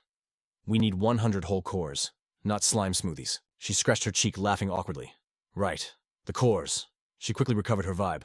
Okay, next spot. Let's show them our real moves. Seo Junho added a warning. And don't smash the loot this time. The hunt continued, tension rising with every step deeper into the swamp. A silent army of slimes trailed behind them. Perched on Seo Junho's head, the Frost Queen smiled and snapped her fingers again. Watch and learn, boy. In a heartbeat, the mob froze solid. This time she summoned sharp ice arrows. Crack. The arrows pierced the enemies with surgical precision and flew back into her quiver. Seo Junho gathered the pristine shards, amazed. She cleared the whole map perfectly. His lips curved up. This was true power. Her ice spear game was tight, fast, and accurate. But our main character wasn't totally sold. He dropped some truth bombs, saying the projectile speed was still dragging a bit. Peeping the wrecked slimes scattered on the floor, the Frost Queen looked kinda bummed out, like she felt totally useless in the fight. Seo Junho wasn't having that sad vibe. He poked her cheek and hyped her up. Don't trip, shorty. Your support skills are actually cracked. From now on, you're on official backup duty. Then he dropped a new strat. What about the ice golem? He couldn't check its stats during the last brawl because things got too chaotic. That idea instantly fixed her mood. Its power level actually, legit boom. Huge chunks of ice materialized out of nowhere. Staring at the massive unit in front of him, Junho whispered, "Dang, that boy is thick." He had to ask the big questions. Can these icy heavy hitters move on their own? Like, do they have a brain? The Frost Queen snapped back with the answer. They got 0 IQ, basically just moving rocks. She giggled, dropping the knowledge. In a real scrap, the boss has to drive them manually like a remote control car. Hunyo gave her a skeptical look. Can you really multitask spells and pilot the golem? She puffed up her chest, flexing her title. Excuse me, I am the Frost Queen of Niflheim. I put the whole world on ice. Being a spirit now is a downgrade, but I still got it. Junho smirked, throwing down the gauntlet. Bet. Let's go clap some slimes and see what you got. The grind didn't stop until the sun started dipping. Golden hour hit the swamp, while jagged ice spikes erupted from the dirt like crazy. They filled a jar with glowing slime cores. 100% completion. The loot was secured. Junho flopped on the ground, dishing out the props. Good work, Queenie. But she looked deep in her feelings. Like she said the golems were dumb as bricks. If only they had the smarts of a kindergartner, they'd be OP. The ice giant melted away as he spoke. Today's training was a total win, way better than expected. Now she could tank and fight alongside her summons. Junho's eyes flashed with a scheming light. He needed to prep his loadout before hitting the city. She tilted her head, all confused. Isn't grinding levels enough? He stood up like a boss in the sunset. That was plan A. But since you popped off today, I'm switching lanes. I got a new target locked in. The Sun Cup tournament. A cocky grin spread across his face, lighting up his eyes. I was gonna aim for a participation trophy just to get noticed. But now, I'm gonna wreck everyone and take the crown. His mind was already drifting back to town. First step hit level 50 while training the Golem squad. Suddenly the Queen's eyes sparkled at the mention of snacks. Yo, does that mean donuts today? Hard work deserves a sugar rush, right? He headed for the door, shutting that down. You shove your face. I gotta link up with someone. She didn't even care, waving him off. Stay safe or whatever. She stuffed her cheeks like a chipmunk. This tastes way better than last time. Little did she know Junho had spiked it with double the spirit stones. Junyo cruised through the city checking his notes. He was hunting for Kinney, one of Fly's debtors. She wasn't just broke. She was an alchemist. This girl was legendary for crafting god-tier elixirs that no one on Earth could match. Players basically worshipped these potion masters as apothecaries. He scanned the intel, trying to jog his memory. A fallen noble turned genius alchemist. Her rep was so insane even Junho was curious. Jill. A city hiding plenty of secrets. He didn't have all the deets, but this smelled like a golden ticket. He pulled up to a creepy antique house and froze. Is this really the spot? He looked around the sketchy crib. It looked less like a home and more like a haunted house from a horror movie. He tried the bell, but that thing was busted ages ago. So he started banging on the gate. Yo, anybody home? Finally, a voice shouted from inside. He kept yelling until a curtain moved upstairs. Bingo, she's in there, and she looked totally annoyed. She didn't say a word, so Junho just waved like a goofball. The rusty gate creaked open, revealing a lady with an empty wine bottle. Who the heck are you? She leaned back, looking hungover and lazy. What's the deal? Why are you stalking me? Junho didn't skip a beat and kept it smooth. I swung by Fly's spot before coming here. Hearing that name, she groaned. Ugh, what a headache. But then she raised an eyebrow, interested. Just come in, but look, I'm broke. I can't pay the interest. Junho put his hands in his pockets, chill as ice. Relax, I ain't here to break your kneecaps for cash. She froze, putting down her bottle. Actually, I can wipe your entire debt. He dropped her nickname to get her attention. The sharp alchemist. Junho took a seat on a dusty chair, grinning. I need your brain, not your money. I heard your alchemy game is S tier. She flopped down and shut him down instantly. Hard pass. I'm exhausted. Even with the rejection, Junho kept his cool. She didn't even listen to the offer before downing the last drop of wine. You ain't here for basic health potions, are you? Alchemists aren't factories. Before she could finish her rant, he whipped out a glowing yellow orb. We're artists, Junho cut through the noise, showing off the goods. It was the core of the mystical flamehorn. Super rare loot that nobody can get. He smirked, knowing he had the leverage. I need a potion made from this bad boy. Seeing her face, he teased her. Unless you can't handle it. She knocked over her wineglass in shock. Usually I don't fall for cheap taunts, but seeing that legendary item, her eyes practically caught fire. I can't let that slide. She pointed at the orb, deadly serious. You want a custom brew with that, don't you? He tapped his temple. Yep. Something to juice up my magic stats. Is that too hard for you? She crossed her legs and grinned like a shark. I never said I couldn't do it. The core reflected in her safety goggles. But it's gonna cost you. Big time. Clear my debt plus 50 gold coins. She grabbed the core with tweezers, whispering. Not bad at all. She marched toward the basement. Come back in 5 days. The cellar door slammed shut, leaving only her voice echoing. 5 days is all I need. He stared at the door, doing the math. That potion would boost him straight to level 50. Cut to the Frost Queen, passed out cold. He walked over and ruthlessly yanked the blanket off her. Wakey, wakey. She jumped up, totally salty about the rude awakening. Junho didn't care about her mood. Keep eating cake and sleeping and you'll turn into a chubby ghost. He just shrugged off her glare. Seriously, lay off the snacks or you're gonna get hefty. But the Frost Queen wasn't stressing about her complexion anymore. Right then, Junho dropped the bomb with zero chill. It's time to hunt. Shorty was shook and her bad mood hit the brakes. Say what? She asked in disbelief. Who goes grinding at midnight, bro? He just scratched his head, flashing that mysterious main character smirk, and boom, we're talking face to face with a massive bear looking for a snack. Junho was looking dead serious, bending down to tighten his gear. Listen up, Queenie. Our targets for the next 3 days are... He laid it out slow and steady. Objective 1. We hit level 50. No sleep till we ding. Objective 2. We gotta sync up our combat rhythm perfectly. Hearing that the Frost Queen's ears perked up immediately, she was definitely intrigued by the hustle. For the last one, he grinned like he had a secret cheat code. We seek methods by going viral on the community video board. She blinked, totally confused. Huh. A video. The logic just wasn't clicking for her. But wait, wouldn't live streaming spill the beans on his secret OP skills? Junho was way ahead of her. Chill. I'm keeping the ultimate moves in the vault for the first video. So, we're... never roaring. Seeing the beast roar like a freight train, Seo Junho calmly instructed, That's why you're on camera duty. The monster lunged with razor claws, but flash a streak of silver steel pierced right through its body. 1 shot, 1 kill. The blade buried deep and the beast dropped instantly. Junho whipped around to his camerawoman. Did you catch that epic moment? She hovered over, floating like a lazy balloon, and replied, Check the replay yourself. Junho watched the clip, nodding like, Not bad. But Queenie. She started roasting him immediately for being a lame content creator. You call that content, you gotta give the viewers drama. Even if it's fake, you need to make them feel something. Junho didn't get mad, though. He knew she was spitting facts. You're right. The entertainment value is basically 0, he admitted. But don't trip, I've got a master plan brewing. She pointed at the monster's corpse, fuming. You one-shotted the poor guy. How is that a strategy? That's just bullying. Junho shrugged helplessly. Hey, slaying is literally all I know. Frost Queen kept ranting, throwing pure shade at his director skills. We'll never get likes with this trash footage. But suddenly, the vibe shifted. A terrifying presence overshadowed her complaints. All right, pause the drama, monster incoming. We'll fix the vlog later. She nodded, shifting into battle mode. Content creation comes second, survival comes first. The beast's eyes flared up and a roar shook the forest floor. Its pupils turned a blinding gold total boss mode activation. You ready? A freezing aura exploded from the Frost Queen. Let's wreck this thing. The Thunder Emperor beast charged straight at them. Crackling with lightning energy, the beast aimed to fry Seo Junho in a single strike. She screamed, her whole body glowing like a supernova. The key was synchronization. Junho gritted his teeth, eyes locked on the target. Just read my mind. In a split second, he vanished, glitching in and out of reality with god-tier speed. His sword slashed in a deadly blur. But the Thunder Emperor wasn't a scrub. It kept coming. It caught Junho off guard, but bam. An ice shield materialized instantly. Talk about perfect timing.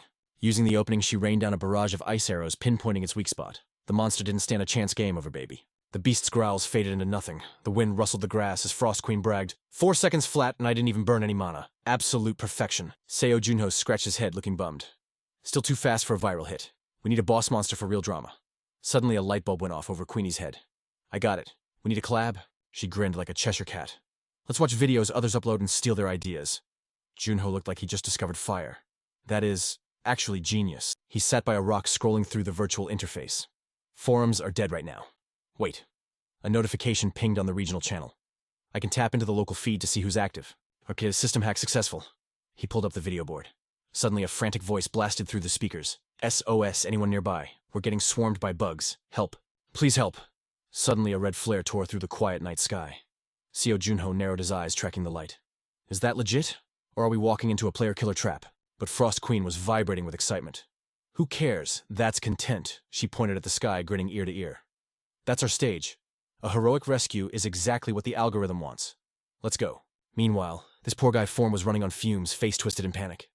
Oh snap. The Thunder Emperor's eyes glowed, a demonic blue jaws, unhinged like a nightmare ready to swallow him whole. It wasn't just one, a whole pack was on their heels. The group sprinted for their lives. One guy screamed, "They're glued to us, these things just won't quit." He looked at his teammate holding the flare gun.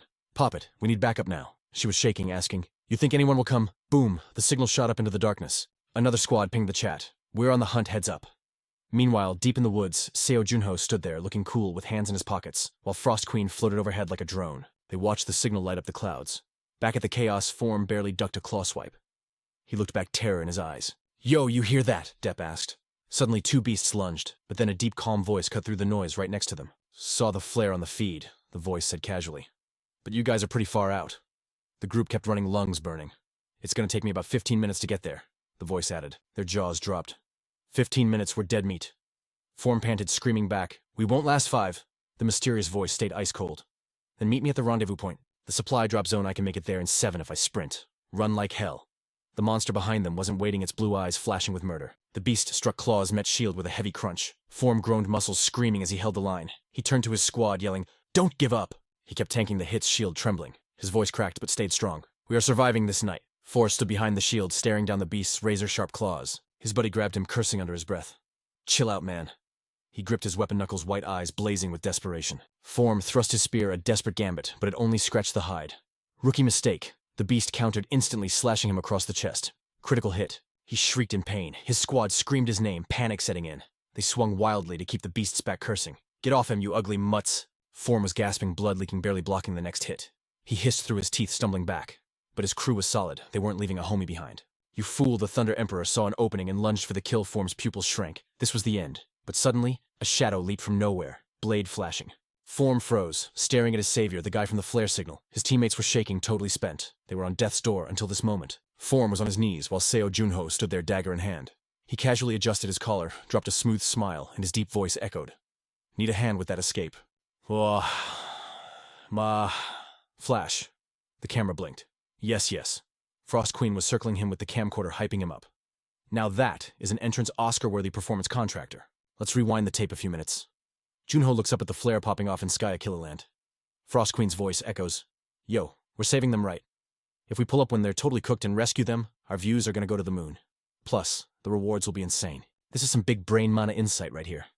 Seo Junho looked up and wondered, but why would a pro hunter like Seo Junho be struggling on a night hunt that doesn't add up? She answered her own question immediately. Maybe they're recruiting players just to jump them. She floated in the air, pointing at the signal. That's gotta be the only reason, right? Her sweet voice rang out under the spooky lights of the kill zone. Even if this rescue mission is a trap, we can just clap those hunters ourselves. Seo Junho grinned with pure confidence. Either way, it's a win for us. He hyped up Frost Queen. You're the real mastermind behind this operation. Flash forward to now the Thunder Emperor swings it, raises a paw to guard its face, while Junho, clutching his knife, thinks fast. I can't leak too much of my power on the livestream. His face got serious as he calculated the odds, but he knew he couldn't look like a total noob either. He had to balance his drip carefully. Frost Queen suddenly turned into a film director holding a clapperboard and stroking her chin. What about fighting them with just a knife? That would be peak content. Give it a shot. Junho gripped the handle tight and stared down the beast. He stayed in character and replied, You got it, director. Two of the teammates dragged their buddy to safety while the other held the line. His voice was calm and collected. Usually players don't go hunting with just a shank. There's zero benefit, only risk. The beast swung at him in a rage. But if I solo a bear with only a knife, the viewers are going to lose their minds. He dodged the strike like a ghost, spun around, and buried the knife deep into the Thunder Emperor's gut. Seo Junho ripped the blade out, hopped up and slashed it again. After the cut, he stuck the landing perfectly still, gripping the knife like a boss. Blood sprayed from the monster's wound. Frost Queen was flying around with the camera catching every angle and warned him, "Another fake contract scrub is incoming." He glanced over and smirked. "Then let's roll." Two more Thunder Emperors roared over their fallen homie. Form's group stared in total shock. Who is this guy? Even standing in front of a giant monster, Seo Junho had zero fear. He spun once. I showed them the speed. Now it's time to show the power. He charged in. The beast's eyes glowed with savage hate, flashing sharp teeth as it growled. Seo Junho swung claws and knife blades crashed together. His feet were planted like roots as he thrust the knife straight at the beast. Boom. He stabbed right through its claw. His voice boomed with pride. "Only a few of my boys can hit this hard." His knife sliced clean through the sharp claws, sending blood flying. "But they can't do it with style like me." The beast growled, looking at its severed claw in disbelief. Spotting the opening, Seo Junho gripped the handle tighter, eyes cold.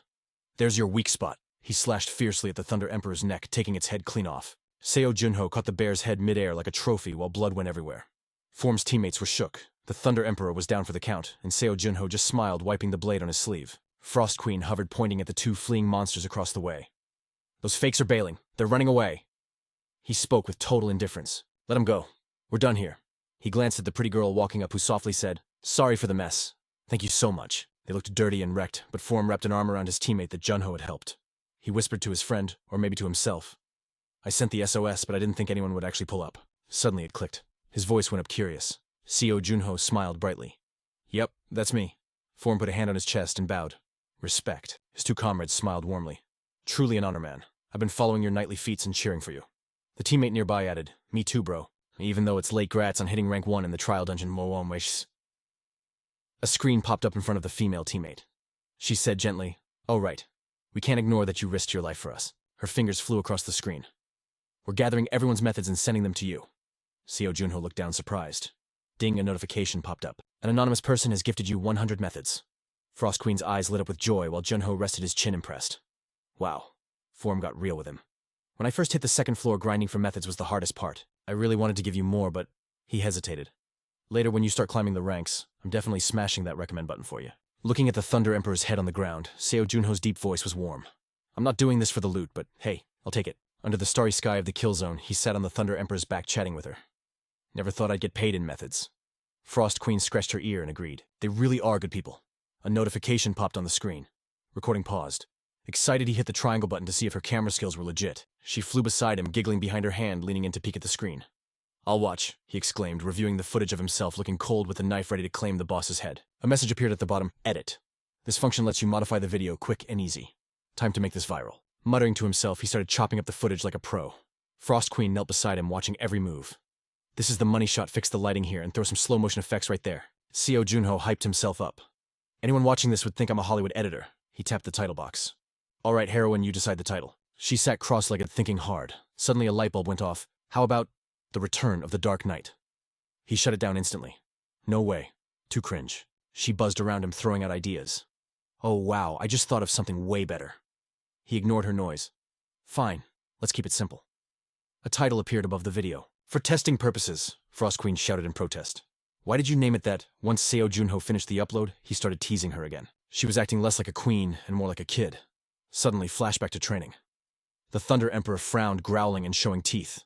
Junho grabbed its leg and pinned its back, slamming it into the dirt. An ice sword pierced its body. That surprised him. He leaned back, looking up at the creature, and slipped a hand into his pocket. "Okay, Frost Queen, I see you." "Well done." She hovered in the air, arms crossed and proud. "Heroine is leveling up." He analyzed the play. Of the 3 plans we made, freezing the Thunder Emperor mid-attack was the play. Those claws were inches away. 2 plans down. Synchronization at level 50. She leaned on his shoulders, suddenly remembering something. "When are you going to check the comments on the test video?" He sat on a rock hand on the screen. "Right. You want a snack first, or you want to see the results?" She passed on the food. She needed to know. "Let's watch the video first. I'm super curious about Heroine's results." Frost Queen stared at the screen intensely while Seo Junho navigated. Suddenly, he shouted in surprise. "Of course it's not real-time ranking." The video showed 175,985 views and 4,870 likes. His voice shook. "Wait, is that good? Did we just blow up?" Meh. it's pretty mid. Frost Queen nodded in agreement. Totally. But honestly, most other videos are flopping with barely a few hundred views. They both leaned in close. The points racking up on the screen had her voice trembling with hype. You bagged nearly 3,000 points, right? The screen flashed 1,760 points received, and get this, donation methods totaled 1,153, kaching. She hopped around like a joyful bunny, even conjured an ice trophy to flex. We are definitely big time now. He shared her vibe eyes glued to the monitor. Check the comments section, fam. Text lines started popping up on the display. Yo, is that Seo Junho the Dark Knight? Dude is totally milking his fame. Okay, but his movement is like butter. Freaking unbelievable. This guy is the GOAT absolutely cracked. He is seriously built different. Hitting number 1 on the Magic leaderboard isn't just RNG, right? BTW, anyone got the ID on him? Gotta be at least level 50 to wreck shop like that. Slapping dungeon bears like they're low-level goblins. He's level 50 now, maybe even 80. The 2 SEO Junho members were still locked in. His fingers swiped lightly, scanning the fan wars below. They've been back less than a year, and they're breaking the internet, climbing the real-time rankings with just one vid. Is he actually that OP? Pfft. Classic system manual highlight. I could do that. Why'd the last 2 monsters get deleted off screen? Frost Queen spawned a bowl of popcorn out of thin air, munching happily while reading the salty drama. Looks like he's still stuck in amateur hour. Weird, though nobody can actually catch him. Seo Junho tapped his index finger on his forehead, deep in thought over the chat log. Guess I missed a spot. Next time I'm taking the mic. Ha. Rocking Noah's workshop gear and a golden handheld cannon. Isn't that just pay to win at his level? So, if you had Noah's armor, you think you could pull that off? He read the hate comments in silence. Anyone could do that. Frost Queen sat on his shoulder knees, pulled up. Humans really be tripping over nothing. Earthlings always beefing over trivial stuff. Huh, zero self-respect. Suddenly he dropped a bomb. Siri. The vibe shifted instantly. He turned dangerously intense, making her gasp and jump back. Looks like I gotta show him real skills in the Comet tournament. His voice dropped an octave. So nobody can doubt me ever again. The screen showed Seo Junho in demon mode, sword in hand, absolutely cooking in a fight scene. In another room, the 2 Duhong members watched Jaws on the floor. Amazing. Picking me as his agent was a big brain move, huh? She let out a massive sigh of relief. Finally, I won't be treated like a clown. But then a thought hit her. Wait, what about Snake? Did Seo Junho get boosted by him? Inho looked confused at the random question. Huh, why that's out of nowhere. She watched the combat footage closely. I saw every move, but that sword technique, it's kinda sus. Looks familiar. He thought for a second. Well, if you want to learn, you grind swordsmanship. Why would you just pick up a technique skill? She leaned forward with a confident smirk. Facts. I guess you're right. The 2 Duhong members stayed glued to the screen. The monster Ra Hung appeared. Sharp claws, glowing eyes, showing off jagged teeth like a nightmare. Besides, he asked how to get that technique a few days ago. Her voice was soft but sure. Nothing to worry about now. On screen, Seo Junho reached out his hand. Boom. Real-time ranking check 4th place. Meanwhile, a hand rested on a skull. In a dark, creepy vibe check. Nazet sat on his throne like a boss skull armrests and all. Below him, a hooded minion reported in. Nazet, I found Seo Junho's spawn point at the inn. The minion asked respectfully. Should I drag him here? Sharp gaze. Deep thought. Low voice. Nah, this place isn't ready. Still sitting, he gave orders to the shadow standing before him. City is crawling with snitches. Just camp him. We move when he slips up. The minion gave a small nod. Roger that. Understood. Watching his vid. His stats look decent. A hint of hesitation in his voice. A level 90 should be enough to clap him. But the Lord squeezed the skull-tight crunch. Silence. The minion spoke up again. Just in case, I'll tag along. After thinking it over, the order came down. Fine. Squad up. Both of you. The minion's red eyes flashed under the hood. So the whole crew goes. Those red eyes blazed with fury. The Lord slammed the point home. That rat escaped us 3 times. 3. Flashback 3. Dead men crossed his mind. His voice was ice cold. Kwang Shishner was your boss. So you better avenge him properly, you hear? The subordinate in the shadows bowed, voice distorted. Thank you, sir. Nazet rested his chin on his hand, closing his eyes. Half his face in sunlight, half in total darkness. The minion's voice echoed one last time. But if he somehow survives this time, the image of Seo Junho flashed in Nazet's mind. He opened one eye, glowing bright red in the dark, menacing energy overload. Nazet laughed like a maniac. Then I'll handle him myself. Morning sun hit the window. New day, new grind. Frost Queen was still knocked out on her tiny mattress, ignoring the morning light completely. Seo Junho looked at her sleeping on a pile of toilet paper. Man, I gotta buy her a real bed. Can't believe she's using TP as a mattress. My bad. He stepped out of the room. All right, time for Seo Junho to shine. Hands on hips, looking up. Let's go hunt the Primarch. He looked at the long line ahead and sighed. Damn it. This queue is infinite. Players were chatting about the loot. Heard if we carry hard enough, we meet the nobles. Suddenly, someone in the crowd pointed him out. Yo, look over there. Isn't that him? The guy from the viral combat video? All eyes snapped to Seo Junho instantly. Whispers exploded everywhere. The man topping the search charts, Seo Junho, the Dark Knight. He walked forward, ignoring the celebrity gossip. Currently the hottest rookie in the game. The plaza was packed, literally overflowing. Not just players, but adventurers too. The news board updated the head count instantly. As expected, the board was popping off with event info. Need more intel. Gotta exchange updates. But for quest details, this board is clutch. Form heard the buzz and looked up in surprise. He walked right up to Seo Junho. Hold up. You player Seo Junho. Junho kept a poker face. That's me. Hearing that Seo Junho turned on the charm. Wow, what a crazy coincidence. Haha. I'm MC captain of the guard team. The knights won't shut up about you. Form smiled, giving a thumbs up. With your skills, you're gonna carry this hunt. Don't waste time loitering here. Come with me. I'll intro you to the commander. Seo Junho accepted the VIP pass instantly. Thanks, man. Form stepped aside. Right this way. They headed straight for the arena. Weber was already on stage. Players below were whispering like crazy. So, the entrance exam is happening here. Form led him to the meeting spot. He patted his shoulder. Commander Fia. This is the pro player I met. Say hello. It was Commander Fivia of the Night Squad. Seo Junho bowed respectfully. It's an honor. I'm player Seo Junho. Fivia looked surprised but curious. You look pretty buff. He stepped closer, sizing up Junho's power level. What level you rocking, bro? He pointed a finger at himself. I'm sitting at level 50. Fee tried to sound cool, but deep down he was salty. Level 50 ain't exactly top-tier material. Fee broke it down for the new guy. Look, the Lord ain't trying to see a bloodbath today. We gotta vet the skills first, so nobody dies a pointless death. Quality control, you know. He thumbed toward the peanut gallery. Yo, Seo Junho, go chill on the bench for a sec. Junho didn't argue, moving to the stands like a ghost. Just step up when your number's called. Up ahead, a bunch of tin cans were whispering about the competition. We're up against Ilian's Knights. Those dudes are legit scary.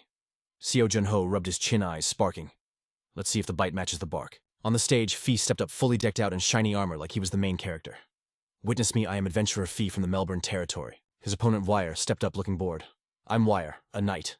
He saw Fee's gear and raised an eyebrow at his own weapon. You sure you're cool fighting against a wooden sword? Wire didn't wait for an answer. He swung the wooden stick to warm up and started dancing. Fee charged in like a raging bull, kicking up a massive dust storm. Here I come. Boom! The spear thrust straight at Wire, packing enough force to shatter a rock. But that wooden sword, not even a scratch. Fee's face twisted, totally shook. How was that stick not kindling? His jaw hit the floor. The spear was inches from Wire's face. Not bad spirit, Wire smirked. Then whack! He slapped the spear right out of Fee's hands before he could blink. Before Fee could even process the loss, the wooden blade was pressed against his throat. Eliminated, Wire said ice cold. The crowd next to Junho gasped. That speed was ungodly. Seo Junho sat there, mouth hanging open. Is the difficulty setting broken? Feels like a level 30 wall. Fee did the walk of shame off the stage. Is this really the standard for frontline fodder? Suddenly a mountain of a man stood up in front of Junho. It was Shim Dio-gu. I am player Shim Dio-gu, he bellowed. Every head in the stadium snapped around to look. Eyes widened in recognition. Wait, isn't that... Wire looked surprised. The old man. He's still kicking. He noticed Dio-gu's empty hands. You fighting raw. No weapon. None needed. Dio-gu replied, solid as a rock. All right then, Wire shrugged. Let's rock. Seo Junho leaned forward, analyzing every pixel of this matchup from the stands. Dio-gu clenched his fists until the knuckles turned white. Channeling that inner beast, he exploded off his heels, launching a haymaker straight at Wire's wooden blade. He pulled the punch back and reloaded instantly. Wire actually had to backstep to dodge the pressure. Dio-gu was grinding his teeth, looking like he wanted to send Wire to the Shadow Realm right now. Wire leaned back, dodging like he was in the Matrix. The crowd started whispering, the toxicity rising. Isn't that the famous talentless guy? The eternal noob? Yeah, started at 16 and hasn't leveled up since. Wire ducked another swing effortlessly. The trash talk got louder. Dude trained for decades just to be mid. Zero skills. Bam! Wire drove a knee straight into Dio-gu's gut. The crowd kept running their mouths, bringing up the MC. Hard work is a joke compared to talent. Just look at Seo Junho. Junho shot to the top instantly. They laughed, pointing fingers. Why does this old dude even try? I heard he's doing it for revenge or something. Dio-gu hit the dirt face, twisted in agony. Ghouls. His family got wiped by them. He gasped for air, drowning in grief. Seo Junho heard the whispers. Revenge. Ghouls. It all clicked. But Dio-gu stood up, bleeding and beaten but not broken. He threw another punch, screaming out his soul. The man was dripping sweat, running on pure rage. I don't care. He was stubborn as a mule, ignoring all logic. Fine. Wire sighed.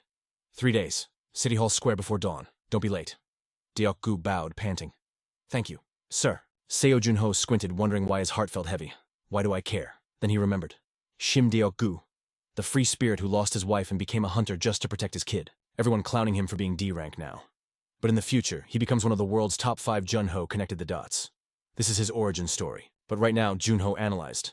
He's trash compared to the pros. If talent was 0 to 10, Diok-gu is a 0.5. Junho walked past him as the announcer shouted, "Next victim, step up." The murmurs made Diok-gu look back. "Yo, ain't that the thunderstorm guy? The viral video dude. It's him. I knew he'd show up." The opponent introduced himself again. "I'm Wire, a knight." Junho kept it short. "Let's dance." The player trembled as Wire swung his sword. Diok-gu watched, eyes glued to the stage. Seo Junho closed the distance slow and menacing. "Lock in." His brows furrowed. He raised the wooden sword, and Wire dodged left, predictable. "Gotcha." In a blink, Junho snatched the opponent's collar. With a burst of raw power, he shoved the knight backward. Wire hit the ground, face red with total embarrassment. "Enough, you pass," a voice boomed, saving the knight's pride. Junho let out a breath. "Easy money." He looked at the official. "So, plaza in 3 days. You bet. See you there." Diok-gu smiled, closing his eyes. Junho glanced back one last time. Scene switch. Gentle sunlight hit the room where the Frost Queen was napping. Wakey, wakey. Frost Queen sat up, rubbing her eyes. "Ugh, is it morning already?" Junho grinned. "How's the new crib?" She stretched like a cat. Not impressed. Just a bed. Seriously, I'm a queen." Junho chuckled. "Better than the ice block, right?" Ping, a system notification popped up on the screen about Diok-gu. "Sole survivor. Family wiped by demons." The text was brutal. Seo Junho frowned, reading the stats. He worked so hard, but his ranking was still stuck in the mud. Why hasn't he leveled up in 16 years? Frost Queen peeked at the screen. Looks like a hopeless case." Junho admitted. "That's the guy I saw at the test." She looked curious. "Do these idiots realize that mocking someone for trying their best is trash behavior?" Junho nodded. "Facts. True warriors respect the grind. Let's check the build. Level 50. Title Springbringer. Stats power 174. Magic power. Almost 1200 reputation is popping too. Hunting like a maniac paid off." Junho did the math. "Once my magic power hits 200, I might just stand a chance." The goal awakened his frozen squad. His eyes burned with fire. Knock knock. Someone was at the door. He opened it up. "Took you long enough? You good?" "You look like a zombie," Junho asked. "Making this was hell." Zasha groaned. "But is it done? Please. I'm a genius alchemist. Of course it's done. This bad boy will boost your mental stats. A literal brainroid." She handed it over. "But be careful. The ingredients you gave me, too OP. Don't chug it. Your brain might fry." Did Junho listen? Nope. Gulp. He downed it like water, ignoring the red flags. Power up or bust. Instantly his face went ghost white. Gasp. The bottle smashed on the floor. Zasha freaked out. "Bro, are you crazy? I told you to sip it." She tried to touch him but recoiled. Hiss. Even his skin was burning hot. "You're gonna cook yourself alive." Frost Queen was putting in overtime, pumping mana to cool him down like a portable AC. The place ahead looked like a total war zone, and all she could hear was someone wheezing hard in the silence. Shim Diok-gu groaned, feeling like he had one foot in the grave. "Yo. Is it brick outside or just me?" He suddenly remembered. "Right. Did I just get knocked out by a rock?" He had to bail. Diok-gu mustered every ounce of strength to escape. After a while, he clawed his way back to the surface like a zombie. The moment he popped out, he started coughing up dust. "Dang, it's freezing!" he yelled out. "Yo, anybody else still breathing out here?" Frost Queen watched Diok-gu sweating bullets while other players started popping out of the rubble like whack-a-moles. He looked up, totally sus. Wait, didn't the landslide wipe everyone? Suddenly a sharp noise pierced the air from the hill. 2 bodies dropped right in front of him. Jump scare alert. Diok-gu stared at the corpses, realizing some absolute maniac must have been throwing hands nearby. I gotta join the party." Diok-gu pushed himself up, beast mode activated. The closer he got, the louder the sounds of an epic beatdown became. He crested the hill and saw a mountain of monster bodies. Seo Junho was down there relentlessly battling the mob solo. Diok-gu's eyes nearly popped out of his skull in disbelief. Player Seo Junho was on a rampage, swinging his sword with godlike power and slicing a bloodthirsty spider in half. He didn't even pause before rocking another monster's jaw. Those things were howling for mercy. The more he fought, the more Junho's eyes glowed with icy rage. Diok-gu stood there totally flabbergasted. "No shot. Has he been holding it down all by himself?" he whispered, completely shook. Diok-gu gripped his weapon tight. Suddenly a sneaky bloodthirsty spider tried to jump Junho from behind. A scream rang out. Player Seo. Junho was caught slipping. Diok-gu dashed in like a linebacker and decked the spider. He pinned that ugly thing down and started raining punches relentlessly. Junho glanced over, smirking. "Good looks, bro." Diok-gu smiled back. "Nah, thank you for holding the line like a boss." Seo Junho sighed, looking wiped out. "What about the rest of the squad? Did the other players make it?" Diok-gu stammered. Suddenly a loud voice boomed out. "You ugly spiders trying to pull a fast one, planning to Zerg rush us, huh?" The rest of the crew finally started climbing up. When they saw the scene, their jaws hit the floor. One guy clapped all those monsters solo. He stood there like a statue surrounded by hundreds of dead spiders. "Loot is great, but you gotta survive to spend it." The other players approached, totally amazed. "That dude is built different. He's way stronger than the whole attack team combined. Man, that guy is cracked.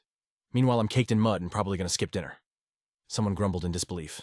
"Wait a sec. Are those even more bloodthirsty spiders pulling up? Perfect time to grind some XP. Hey, quit acting scary and stick close to the tank. Don't make me laugh." You're the one who needs a babysitter. Don't drag me down. Co Junho sighed deeply at their yapping. Gear up, boys. They charged forward as one unit. On the other side, the bloodthirsty spiders went full feral mode. The leader shouted, "Attack team, follow my lead, wipe them out immediately." The brawl got nasty fast. One spider actually started giving orders to the front line. Deep in the swarm, a red-eyed creeper watched as two spiders opened their mouths to charge up a beam attack. But before they could fire, two warriors sliced their heads clean off. Not on my watch. A deafening explosion shook Seo Junho. Thanks, almost got ganked by those spiders, he said. Dioku chuckled. Please, even if I chilled, you would have reacted in time. Clenching his fists, Dioku said, You better get going. Seo Junho looked confused. Go where? Dioku answered like a boss. To the Spider Lord's lair, obviously. I have every right to KS the boss first. Seo Junho nodded. We'll handle the trash mobs here. Saying that he sprinted ahead, Frost Queen floated by his ear asking, Yo, how's the headache? You must have burned a lot of mana waking those sleepyheads. Seo Junho smiled faintly. I'm chill. That fancy medicine hits different. Hearing this, she laughed heartily. Anyway, eyes on the prize, I still have to roast you later. He thought quietly that even though he didn't want to try hard, her words got him hyped to finish this fight. A noise turned heads, and the others looked back smiling. All eyes were glued to Seo Junho. He remembered the gaze cast from the hilltop. Finally out of your little dog cage, huh? The bloodthirsty spider growled. This thing was fully armored. The Lord leapt into the stratosphere and slammed down like a meteor right where Junho stood roaring in rage. Seo Junho raised his sword ready to dance. The Spider Lord charged like a freight train. Junho bent slightly, blocking the massive blow with just one hand. Using the momentum, he swung back fiercely, putting a crack in the Lord's armor. The monster didn't even flinch. Seo Junho pressed on, spamming attacks relentlessly. The Spider Lord crossed its arms to tank the hits, then swiped with its claws. Junho weaved the attack and delivered a nasty kick right to the Lord's face. Seo Junho frowned, sensing a vibe shift. He flipped backward to dodge a power blow, creating distance. He furrowed his brows, analyzing the enemy pattern. Channeling power into his legs, he dashed in and grabbed the Lord's fur tight, winding up a strike. The creature growled, knowing it was about to get wrecked. As Seo Junho plunged his sword into the Lord's dome, the pain made it go berserk. But Junho gritted his teeth, tanking the immense pressure radiating off the beast. Roaring at the sky, it violently yeeted Seo Junho away. The nearby fighters turned to look at the commotion. Junho's eyes sharpened as he scanned the area. He was boxed in by walls on all four sides. The Spider Lord surged forward, dripping with killing intent. Junho wondered, how did a single mage widow pull off a landslide this massive? He realized this being wielded magic. But the energy felt way darker than normal mana. The Lord's eyes flashed as it opened its foul mouth and lunged. After a quick check, Junho noticed his magic sword was dissolving. The buff was fading fast. He needed to land one critical hit to end this. Readying his stance, Junho backpedaled, dodging strikes left and right. A direct punch came flying in, but he slipped it easily, narrowing his eyes as he looked up at the beast. He swung horizontally to parry, but the boss charged again, unyielding. The ground shattered beneath its force. Seo Junho moved like the wind. In a flash, he was airborne right above the Spider Lord. The monster cast a spell, launching a barrage of rocks straight at Junho's face. Focusing all his strength into the short sword, Junho slammed down. Boom! The explosion flattened the Spider Lord, but the shockwave sent Junho flying hard into the stone wall. Ignoring the pain, Junho's eyes blazed with determination. The Lord lunged with a desperate punch. Junho shut his eyes, bracing as the fist nearly grazed his handsome face. Suddenly, he moved like water to dodge, using the momentum. Seo Junho slipped behind it like a ghost and plunged his sword deep into its back. The Lord growled and turned eyes wide with terror. Junho poured every ounce of strength into one final legendary strike. After a moment, the monster charred black and collapsed in a heap. The surrounding walls began to crumble. Frost Queen rushed over worried. You good? I told you not to go try hard mode. Seo Junho stood firm. Frost Queen watched him, totally vibe-checked and confused. Yo, what's the holdup? She knew he had the Blood Widow Lord's skills on lock, but last time, total fail. But right now, Seo Junho reached out and memories flooded in like a glitch in the Matrix. The Blood Widow Lord wasn't just some random mob. It was born to be the Alpha. That beast expanded its turf daily, swallowing other tribes and building a straight-up spider empire. It was peaceful, until human voices crashed the party. No way another Alpha exists. Two figures stepped up, radiating main character energy. Their eyes locked like predators ready to throw down. Cue the tragic backstory music. The flashback snapped shut, leaving Seo Junho in deep thought. He closed his eyes, locking onto his target while the system chimed in with that sweet mana recap sound. His mind flashed with images of a savage demon on a rampage. Realization hit him like a truck. These monsters were way above his pay grade. Even stronger than the Conser. The demon snarled, I ain't got all day. The half-masked creep flashed a crimson gem. Look at this beauty pup, your favorite snack. Bam! He slammed the stone down with zero chill eyes, cold as ice. I'm jamming this right into your heart so you never forget me. The Blood Widow Lord's body convulsed, shaking like an earthquake. It bit down and let out a roar that shook the heavens, eyes glowing red. It was fully possessed by the dark side. Boom. Awakening complete. It bowed down like a loyal servant. Watching from the shadows, a ghoul whispered, Is that really a Blood Widow Lord? Another ghoul chimed in, Yo, looks like we skipped the tutorial and went straight to the boss fight. His squad panicked. The other teams are crushing it, we gotta step up our game. Hearing this, the Blood Widow Lord's eyes blazed with pure fury. Why are they all up in my business trying to sabotage me? The leader hissed. Keep this on the down low. Don't let the guild master find out. How's the experiment? The half-masked ghoul tapped the monster's nose. Its stats are through the roof, no berserk mode, and its IQ just leveled up. He barked an order.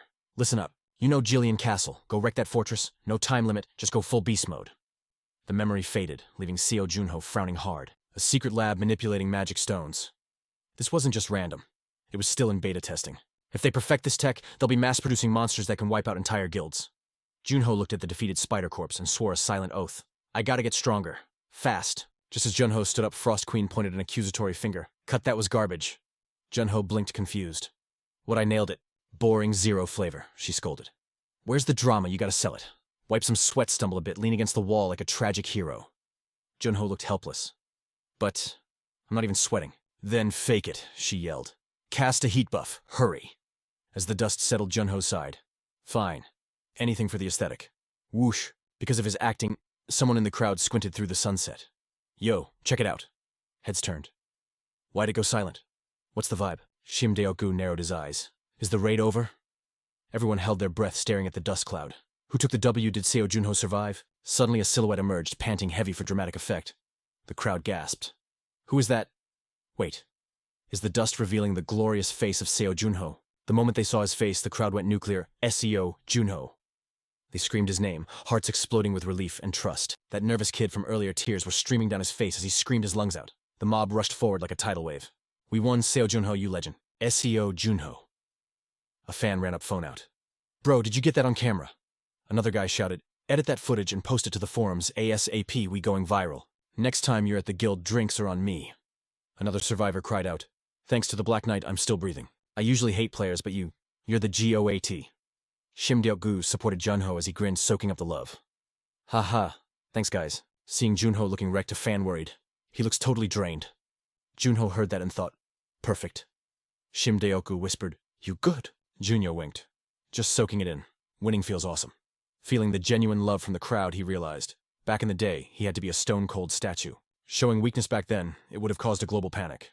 But now, under this warm sunset, he finally understood it was okay to lean on his squad. A hand reached out to shake his.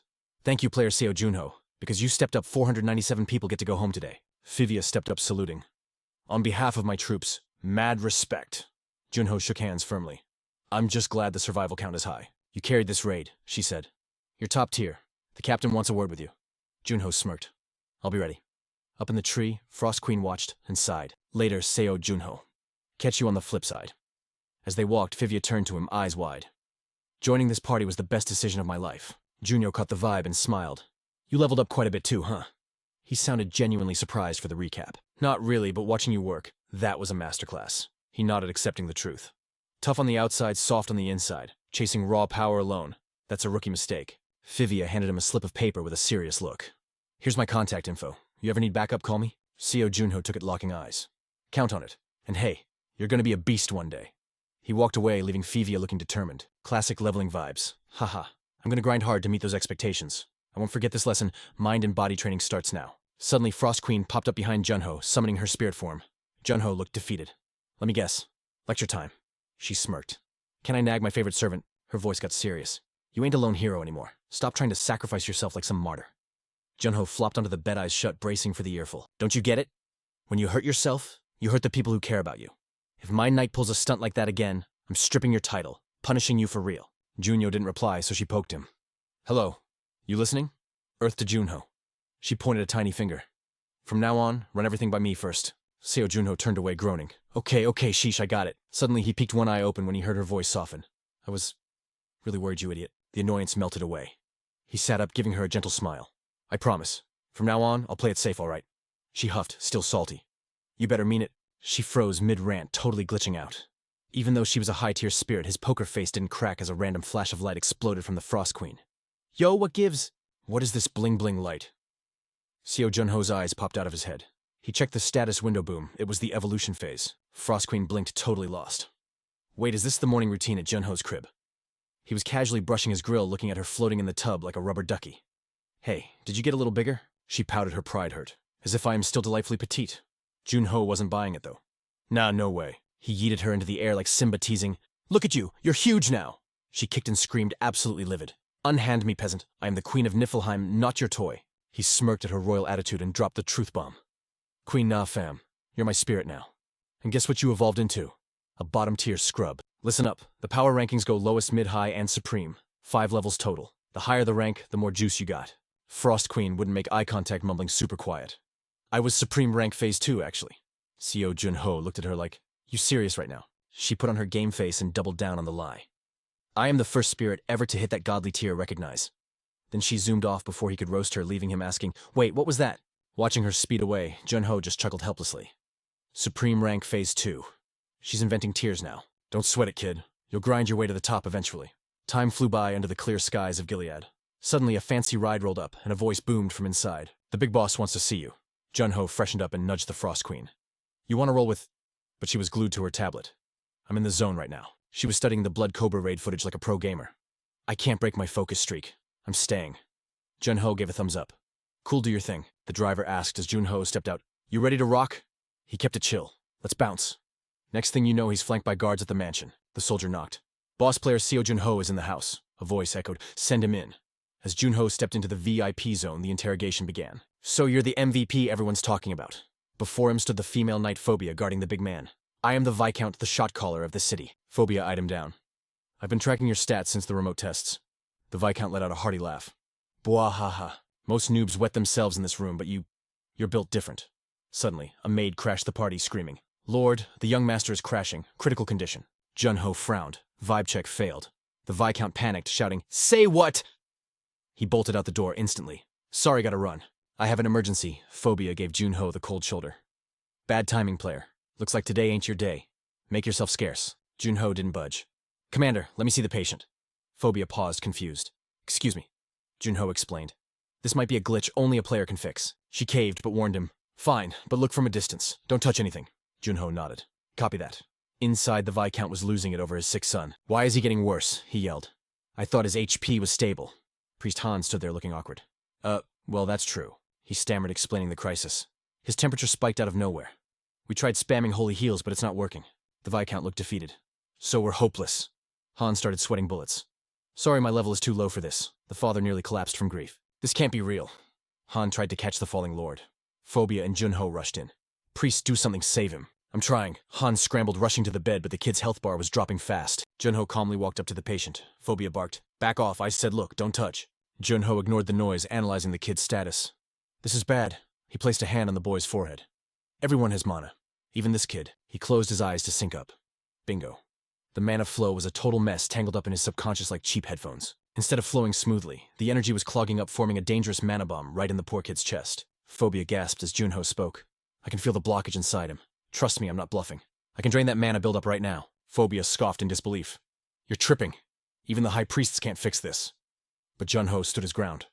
I said I can feel it. I'm not playing games, he said seriously. I can break that sphere apart. The guard wasn't buying it.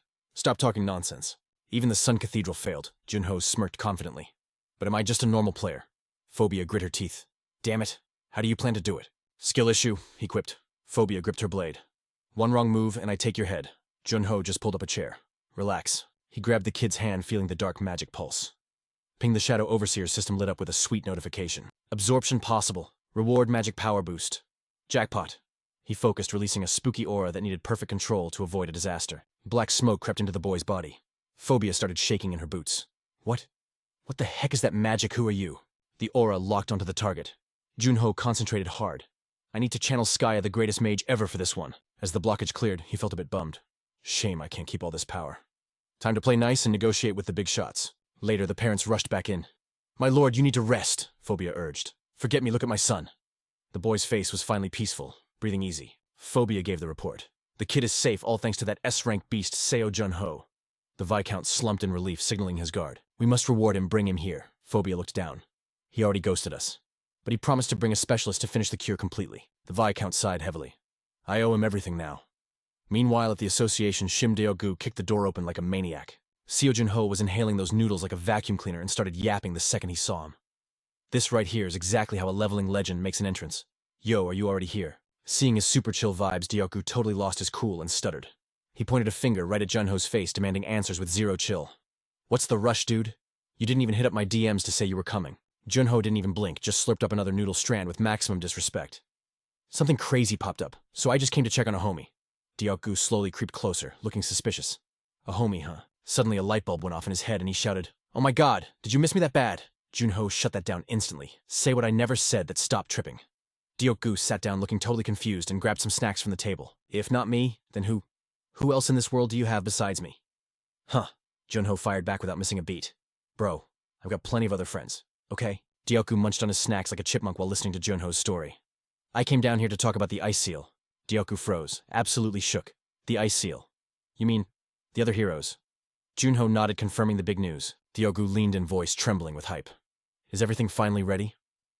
You could practically feel the excitement radiating off him. Finally, the legendary squad from the past is going to team up with you again. Junho kept it cool and replied, "We'll just have to wait and see." Suddenly, his expression turned icy cold. By the way, any tea from the Frontier Guild? After an intense pause while they polished off the food, Diaoku suddenly screamed, "Magic stones! Those demons are plotting something shady again." Junho dropped the info with terrifying calmness. Yeah, they've already leveled up their plans. I crushed their little scheme this time, but if they squat up, nothing will stop them. Hearing the update, Diaoku panicked. They're gonna start taming monsters, even the super buff ones. If they pull that off, it's game over for us. Junho frowned, looking serious. Then leak some info to the guild members. I can't carry this match alone. I don't even know if they're awake enough to notice yet. He stared out the window at the towering skyscrapers. Diaoku agreed instantly. Bet. I'll let them know, especially since Julian's kid is caught up in this mess. But wait, when you said magic stones could be planted in people.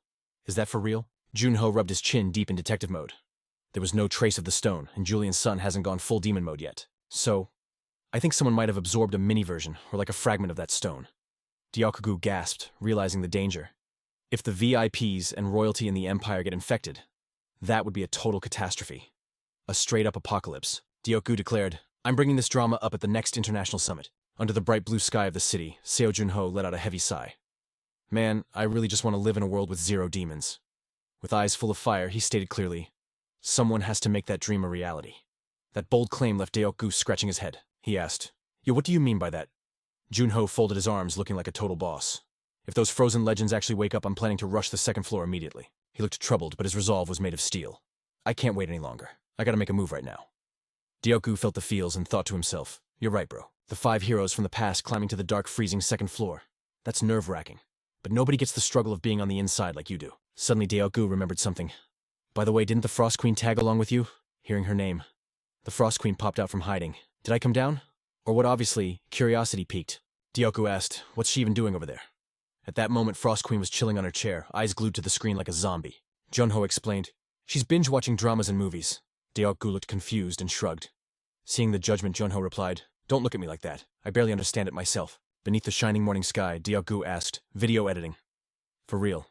"Whoa, you got skills like that?" Frost Queen answered, super hyped. "Heck yeah, I even got a promotion yesterday." Time flew by and the sky turned a warm, cozy orange.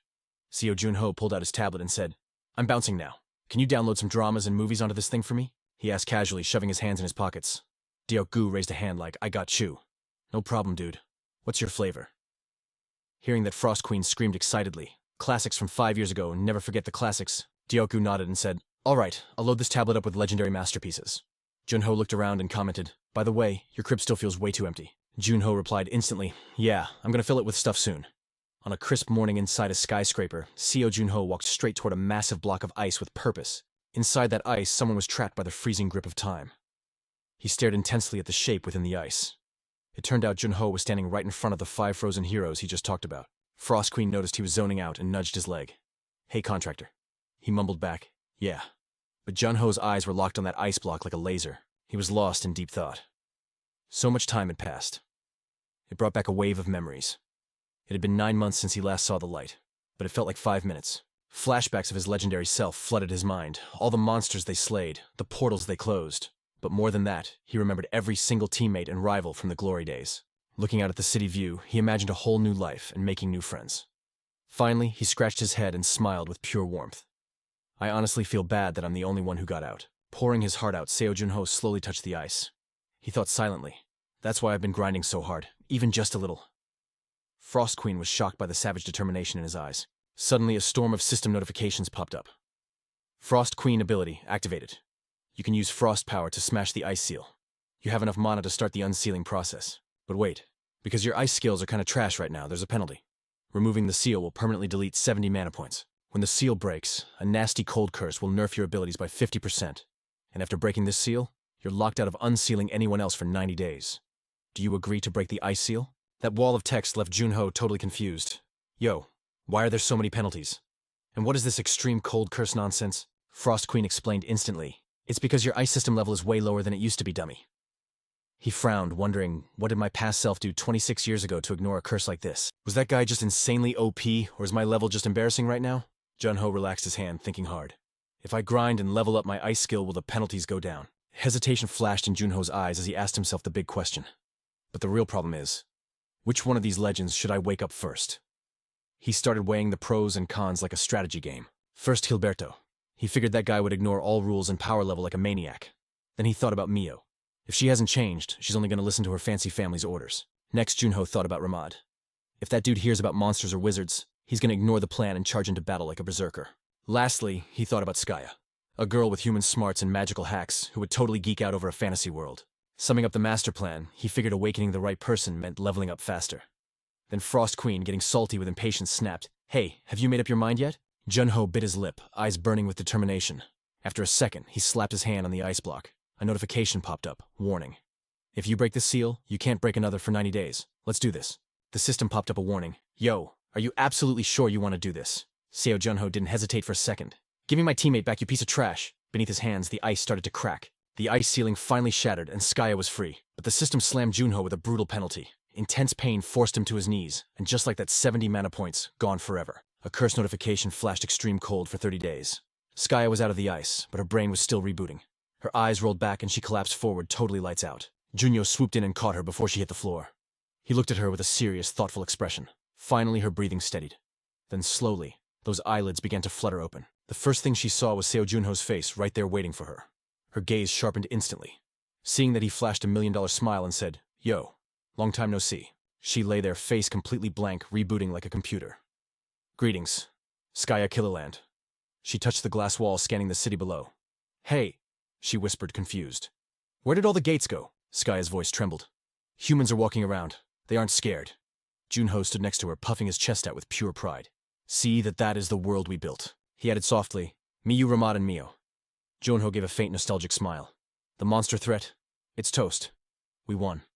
That hit her hard, and she fell into a deep silence. He leaned in teasingly. "Aw, are you crying?"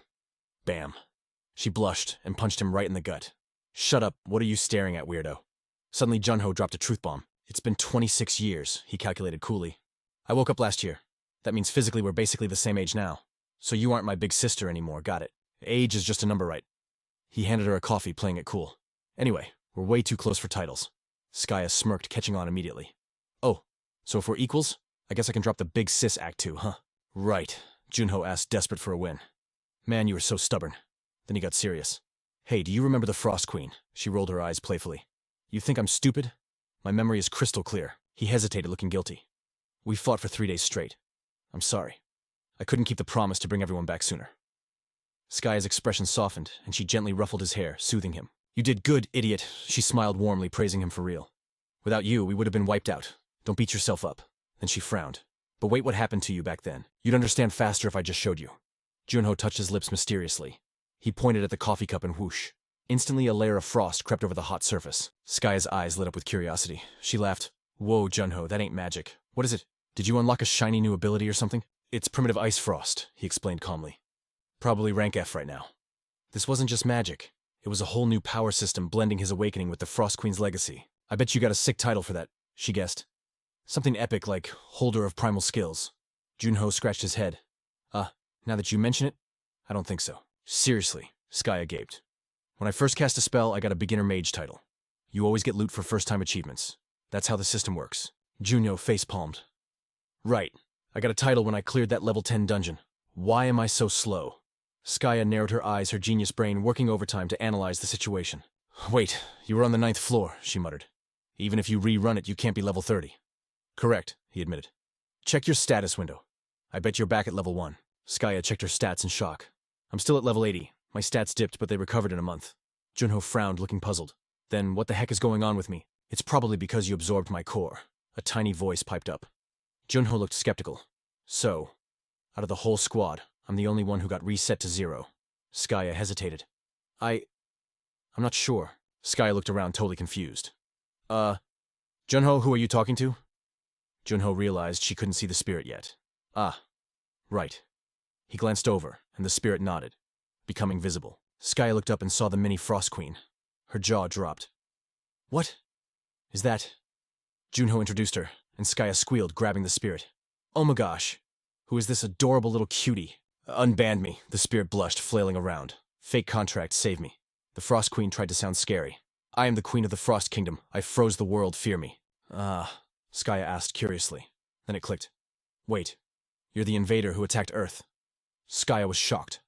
So it's really you, Frost Queen. She let go and bowed her head respectfully. I'm sorry, Skaya said sincerely. My greed for magic caused a lot of damage. The Frost Queen huffed but didn't attack. Fine. I don't hold grudges. I accept your apology, human. Skaya leaned in with a grin. In return, can I study you sometime? Just to satisfy my curiosity? The Queen nodded with dignity. Very well. A queen must take responsibility for her mistakes. I'll do my best to help, the Frost Queen declared. Suddenly, a booming voice echoed from the entrance. Is that player Seo Junho? When did you get back? As they walked out, people started whispering. Who's the hottie next to him? She looks just like Skaya Killerland.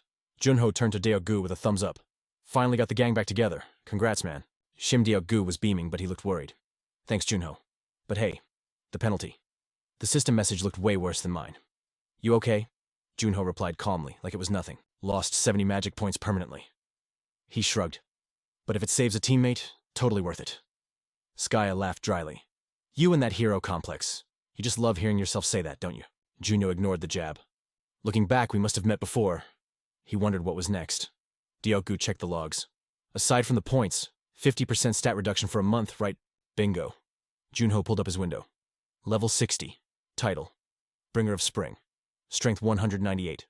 Endurance 187. Speed 184. Magic 149. Reputation 1220. He rubbed his chin.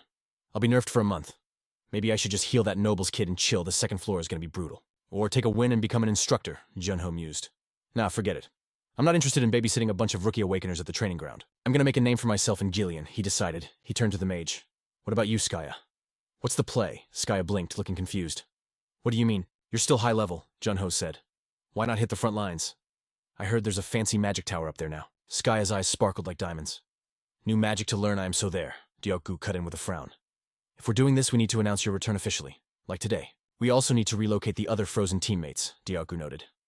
Way ahead of you, Junho smirked. Already done.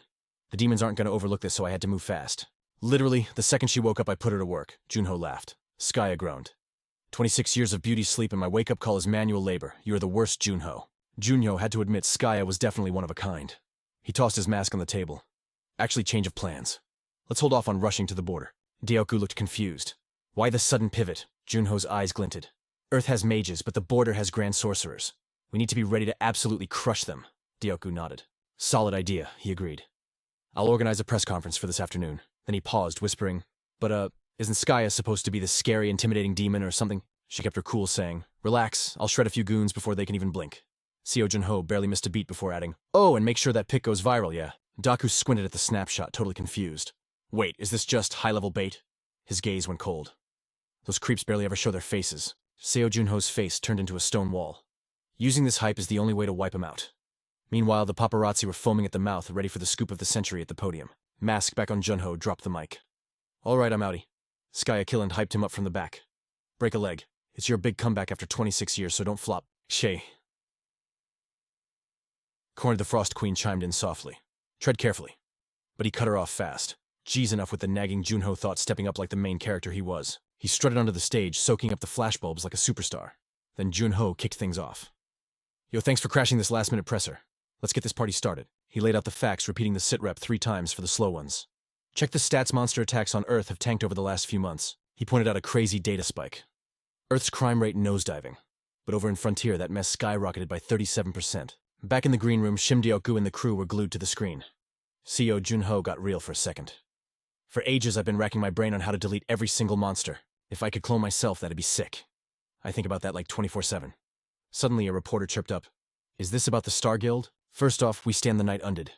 So did you find a fix for your stress? Jun-Ho nodded straight-faced. Yup. Then he dropped the truth bomb with zero fear. Since I can't clone myself, I found a heavy hitter on my level. He gestured grandly. I don't do subtle, so meet my partner in crime, a legendary sorcerer. Before he could finish, a voice boomed. Hey, quit hogging the spotlight. Skya Killen burst onto the stage, practically glowing. It's me, ya girl, Skya Killen. The internet instantly broke.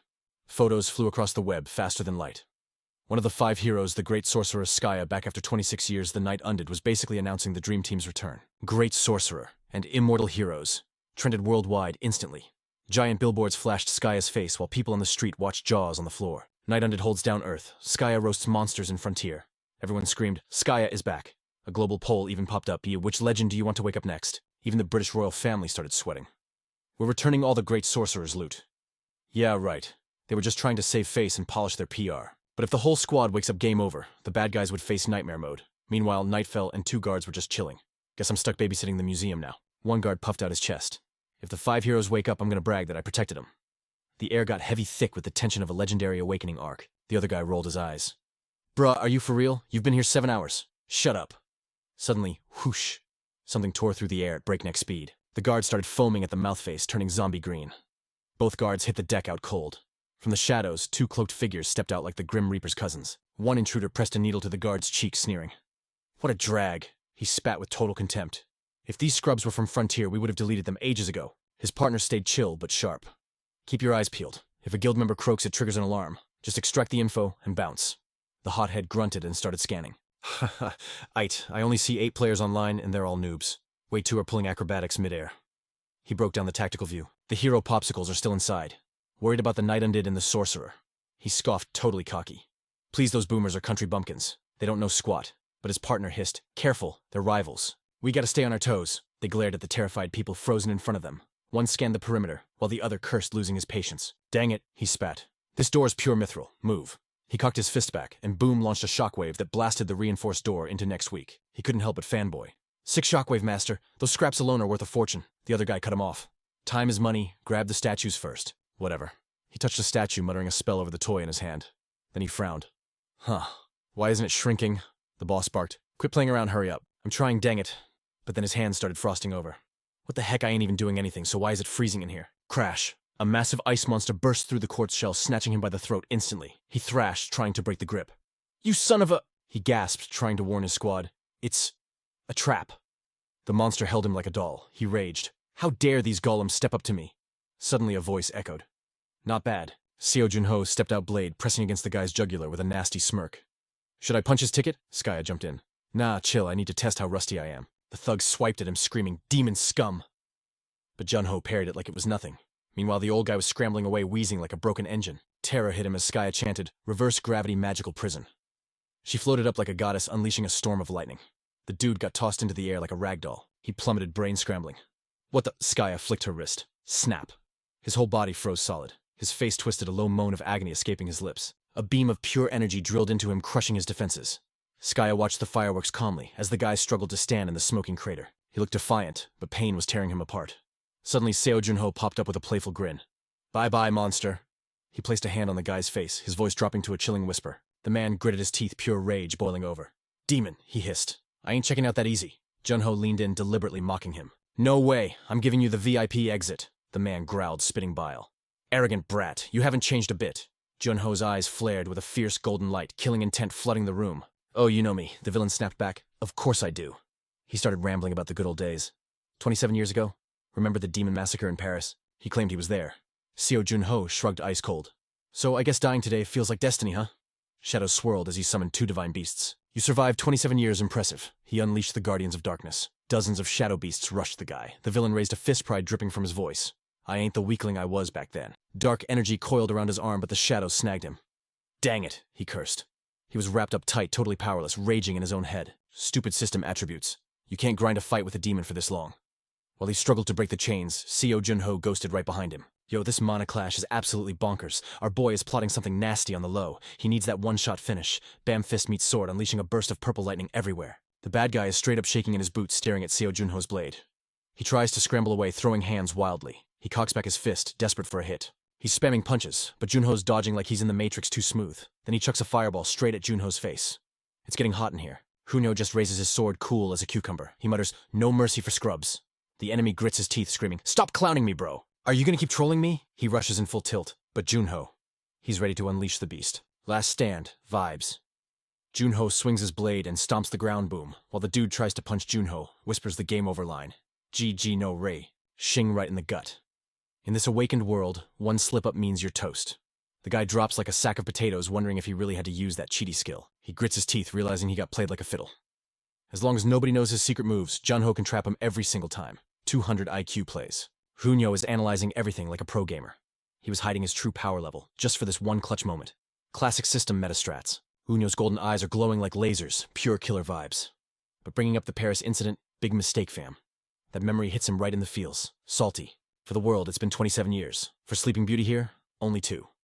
Junho snaps his fingers snap and realizes, oh, snap, that's a real person. A red blast flies in, but yoink icy hands grab it instantly. The dude is confused as heck, like, ice golems, seriously. Is this the Archmage's AoE spell? He can't believe his eyes. Nah, this is sus. It's gotta be demon hacks. Junho looks like a straight-up raid boss right now. Seeing Junho looking all majestic brings back memories from way back in the day. Back when Skaya the legend herself was waiting in the sunset like a movie scene. Reunion time? Skaya smiles, all curious. Yo, it's you. Where's the other guy? Junho's like, caught him, downloaded his brain. Easy clap. Wait, how Junho flexes. Used my confession skill, obviously. Turns out the dude was an OG player from 30 years ago. That's ancient history, fam. We love some deep lore in this leveling game. Skaya is shook. No way, that skill is broken. Then she flips the script. Okay, changed my mind. Junho's confused. Say what? Skaya grins with a genius idea. Forget the old plan. I'm gonna hunt demons and feed them to you for XP. I'm carrying you, bro. Junho feels kinda cringe getting carried, but she insists. Just sit back, read memories, and farm XP safely. It's too dangerous for you out there, squishy. Junho admits she's got a point. He's nerfed right now and can't spam his ult. He tries to worry about her, but she shuts him down instantly. Chill, you've been solo grinding for 10 months. Skaya gets emotional. Let's duo queue this. When the rest of the squad gets back, you just play bait like the good old days. Junho smirks. Hey, I was busy carrying y'all. What do you mean, bait? Skaya just laughs, roasting him right back. You only hit me up when you need heals or DPS, huh? She sighs. Anyway, help this noble kid first. Ding system alert. Welcome to floor 2, baby. The doors open and whoa. It's a straight-up fairy tale castle. The NPCs are buzzing. It's got magic and engineering. This map is sick. Skaya is geeking out hard. Think of the science. But Junho switches to roleplay mode, bowing low. At your service, Lady Skaya. Acting skills, 100. I'm just the bodyguard for the VIP. Skaya catches on fast acting all shy. Oh, very well then, my good sir. She flips her hair, puppy eyes activated. Protect me, okay? The crowd goes wild. Yo, isn't that the Archmage? The rumors were real. She's back. Skaya is hopping around like a kid splashing in the fountain. This place is lit. Imagine the loot and lore we can find here. Someone mentions the magic tower. Junho drops some info. I heard the Tower Lord is OP Knight Commander Archbishop, basically the strongest dude around. The noble guy frowns, side-eyeing Junho. Is this your +1? Can she actually fix our young master? Or is she capping? Junho grins. Fam, this is Skaya Killerland. One of the 5 heroes. The noble freezes. Wait, the Skaya. Even Junho is surprised by the reaction. You know her, Junho asks. The guy is shaking. Bro, everyone knows the 5 heroes bards sing about your squad in every tavern. Hunyo thinks, are we really that famous, dang? Skaya lands gracefully, smiling like a queen. Honored to meet you. The knight introduces himself. I'm Fivia. Magic ripples in the air. Fancy Skaya wipes a tear. Wow, I get more love here than back on Earth. You guys are the best. Take me to the patient. Fivia announces her to the Viscount. My lord, it's the legendary Skaya. The Viscount runs over hype as heck to meet a VIP. Sorry, our crib is small, but make yourself at home. Skaya is polite.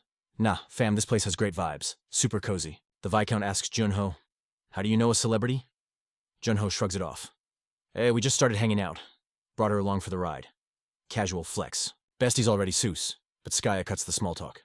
Where's the sick kid? Let's get to business. The mom calls out, same as sweetie time for heals, but the kid is glued to his book, totally ignoring her. Zero chill. Junho steps up. Yo kid, remember me? Uncle Junho. Simus looks up all polite. Oh hey, you're that guy, right? Sorry I ghosted you earlier, I passed out. Junho pats his head. No worries, little dude. Let's fix those glitchy magic veins of yours. The kid smiles. Please save me, snaps Skaya, knocks him out instantly with magic sleep. Aw, he's adorable, she coos. Junho looks worried, but Skaya is confident. Relax, bro. I got this. Give me 20 minutes and he'll be good as new. Let's cook. She puts her hands on his chest. Bam, she can see right inside. She locates the heart and dives in with her mana. Surgical precision. Skaya is focused. Blue energy flows through the kid's veins. Beads of sweat drop, and boom, done. She pants. He's stable, mission accomplished. Seo Junho pumped his fist. That is awesome. Skaya was actually beaming like a genuine human smile. Man, it feels amazing to finally help someone again. The Viscount rubbed his hands together, stress lines deep on his forehead. My son? He always dreamed of slinging spells like a pro mage. He said taking a trip down memory lane. If he hadn't gotten sick, he'd be at the Royal Magic Academy right now. He looked super nervous. Hey, Grand Mage. Can my boy still chase his dream? Is there a chance? Skaya didn't sugarcoat it. Sorry, Pops, but that's a hard no. Magic circuits aren't like sweatpants. Once they're stretched out, they don't snap back to normal. His life is safe, but magic, that ship has sailed. The Viscount looked confused, so Junho stepped in. It's all because of that nasty dread fiend. Straight up, Junho confirmed instantly. The energy I pulled out of him totally demonic, zero doubt about it. The Viscount lost it. I have no shame left, he yelled. Skaya, please smash that monster that ruined my son's life. Avenge him. I'm asking as a father. He was beating himself up. I'm so pathetic. I couldn't even protect his future. After seeing him break down, Skaya finally nodded. Fine. I'll take the job, she announced like a boss. I'm gonna wreck the fiend that messed up Noble Julian and wipe their whole crew off the map. Here's 100 gold and 1,000 rep points. The Viscount handed them a book. Take this as thanks for saving my boy. Boom system notification popped up instantly. It was a skill book. This bad boy enhances passive abilities to rank B and toughens up magic circuits continuously. Serious loot. Junyo tried to be nice, handing it to Skaya. You need this more to get strong, right? But she swatted it away. Bro, are you crazy? You're the one who needs to get swole. Your power is gonna double. Double Junho was totally lost. Skaya sighed. Think about it, genius. Give me your hand. She grabbed his wrist to check his pulse like a doctor. Your circuits are tanky now. You won't leak mana anymore. She got serious. Hey, remember what I told you about how I learned magic? She pointed at a model floating above them. Let me break it down friendly neighbor style. Think of a gaming PC. You know how you can overclock the CPU to make it go beast mode. It clicked for Junho. Oh yeah. Overclocking is like forcing your mana to go into overdrive. Then he paused. Wait, why am I talking like a stiff? We're literally the same age, he realized, remembering her advice. Right. You said I needed sturdy circuits to handle the flow. Plus one more thing to make it work. Bingo, she cheered. Congrats, you got both conditions down. But hey, I'm still your senior, so respect the rank. She grinned, leaving Junho totally confused. Wait, I have both. He was scratching his head. I know I got the sturdy veins and the skill book. But what's the missing piece? You need a coolant dummy? She snapped. If you overclock without cooling, your veins explode and your brain melts. Ice is the perfect fix. I've tried it, but normal ice isn't enough when I go full power, she smirked. Seriously, how would you survive without a big brain sister like me? Listen, it's not your skin that needs ice, it's the mana inside. You need an energy source that keeps your core freezing cold while you burn hot. It's risky, but if you pull it off, you'll be faster and stronger than any buff could make you. She stood up looking proud. Ball is in your court. Do the math and you'll figure it out. Junho blinked. Where you going? Adventure time, she chirped. I said I'd travel after I healed him. Dude, you said you'd chill for a few days, Junho argued. Skaya winked. Psych, I changed my mind. Plus, we gotta hunt those demons. He saw something shiny. What's that? Skaya tossed it to him. Lucky coin. Keeps the bad vibes away. Mostly. By the way, she teased. Has your little ice queen come back from the spirit realm? I want to go visit that place eventually. Give her space, Junho said quickly. Spirits need privacy too, Skaya shrugged. Fine, I'll think about it after I turn those fish demons into sushi. As she bounced, Frost Queen popped out. Is that mage okay? She's super intense. Junho sighed. Yeah, she always pushes herself to the limit. I'm worried, he thought. I've been soloing for a year, so she probably feels like she has to carry the team now. She's giving 110% for me. She's just the type to pay back a favor double, Junho realized. He thought about his frozen squad. He had to get stronger. I gotta level up fast. If I want to keep up with her, I need to master overclocking ASAP. No more dragging the team down. The morning sun hit the city, making it shine like pure gold. Later, Banmoa stared at the black lump. Yo, Junho, is that your black armor? Yup, Junho admitted. He looked at the scraps on the table. Think you can fix it? Ban was blunt. Fix it, bro, it's toast. Literally garbage. We need to make a fresh one, Ban said helplessly. This thing is shattered. It has less durability than a wet paper towel. Sorry for roasting your gear, Ban added. It's cool, Junho said. That armor saved my life a bunch of times. If you can forge a new one, let's do it. For real, Ban perked up. You trust me? Junho nodded. Yeah, man, I've been waiting for this. Ban was practically vibrating with excitement. Okay, but I need materials. Can you get some mithril? Ban muttered. Junho thought for a sec. Mithril? Where would I? Oh wait, that door I smashed earlier? That thing was solid mithril. I got you, Junho said confidently. Ban's jaw dropped when he saw the stash. No way, dude. How do you have so much? He stared at the pile, stroking his chin. Is it enough? Junho asked. Enough? It's too much. Ban started plotting. I'm gonna mix it up, Ban explained. Blend it, Junho asked. Yeah. Originally I was just gonna coat the joints using dragon bone. But with this stash I'm gonna grind the dragon bone and melt the mithril to make the ultimate composite alloy. Just then, someone walked in. Yo learned to knock, Ban yelled, but his eyes were glued to the metal. I can't believe I'm seeing this much mithril. He grinned at the guest. Long time no see. It was Noah. Is mithril rare now? Ban laughed. Rare, I haven't seen a haul like this in 10 years. Yo, finding mithril these days is like finding a needle in a haystack. Noah shot Junho a suspicious side-eye. Wait, you actually want me to recast the armor, you serious? Leave it to my grandson, MANHWA chimed in. Make sure you don't mess it up. Noah tried to act grumpy, but the old man was secretly stoked. Hey, you gonna help craft this or what? Humi nah, forget that. He tried to play it cool. I ain't free. Noah was loving the attention, but he kept playing hard to get. Me free, as if, bro, if I take this order, I'll be booked for a whole century. Noah sighed like a drama queen. Junho looked bummed. For real. So even if I begged, you couldn't do it. Suddenly a voice from the back called Cap. He hasn't taken a single order yet. Busted. Noah flipped the script instantly. Quit standing there. Get the molds ready. We're doing this. Noah spun around. Hey, did you see that guy? Did he help Skykillerland awaken yet? Junho kept his answer short. Noah got salty immediately. Ch. That dude never bothers to visit his elders. He only shows his face when he needs something. Noah sighed. Whatever let him walk his own path. He gripped Junho's shoulder like a proud grandpa. You're doing good, kid. If your gear breaks, bring it straight to me. You've been grinding hard. Noah was giving him major props. You've done some legendary stuff. But Junho cut him off. Save the praise, old man. I ain't done yet. I got a long way to go. Noah looked at him with a knowing smirk. Who knows, maybe you're the one who's gonna save the whole squad. Bet on it. I got this. Junho zoned out, lost in thought. Finding real ones who got your back like that? That's rare loot in this world. The morning sun hit the horizon looking epic.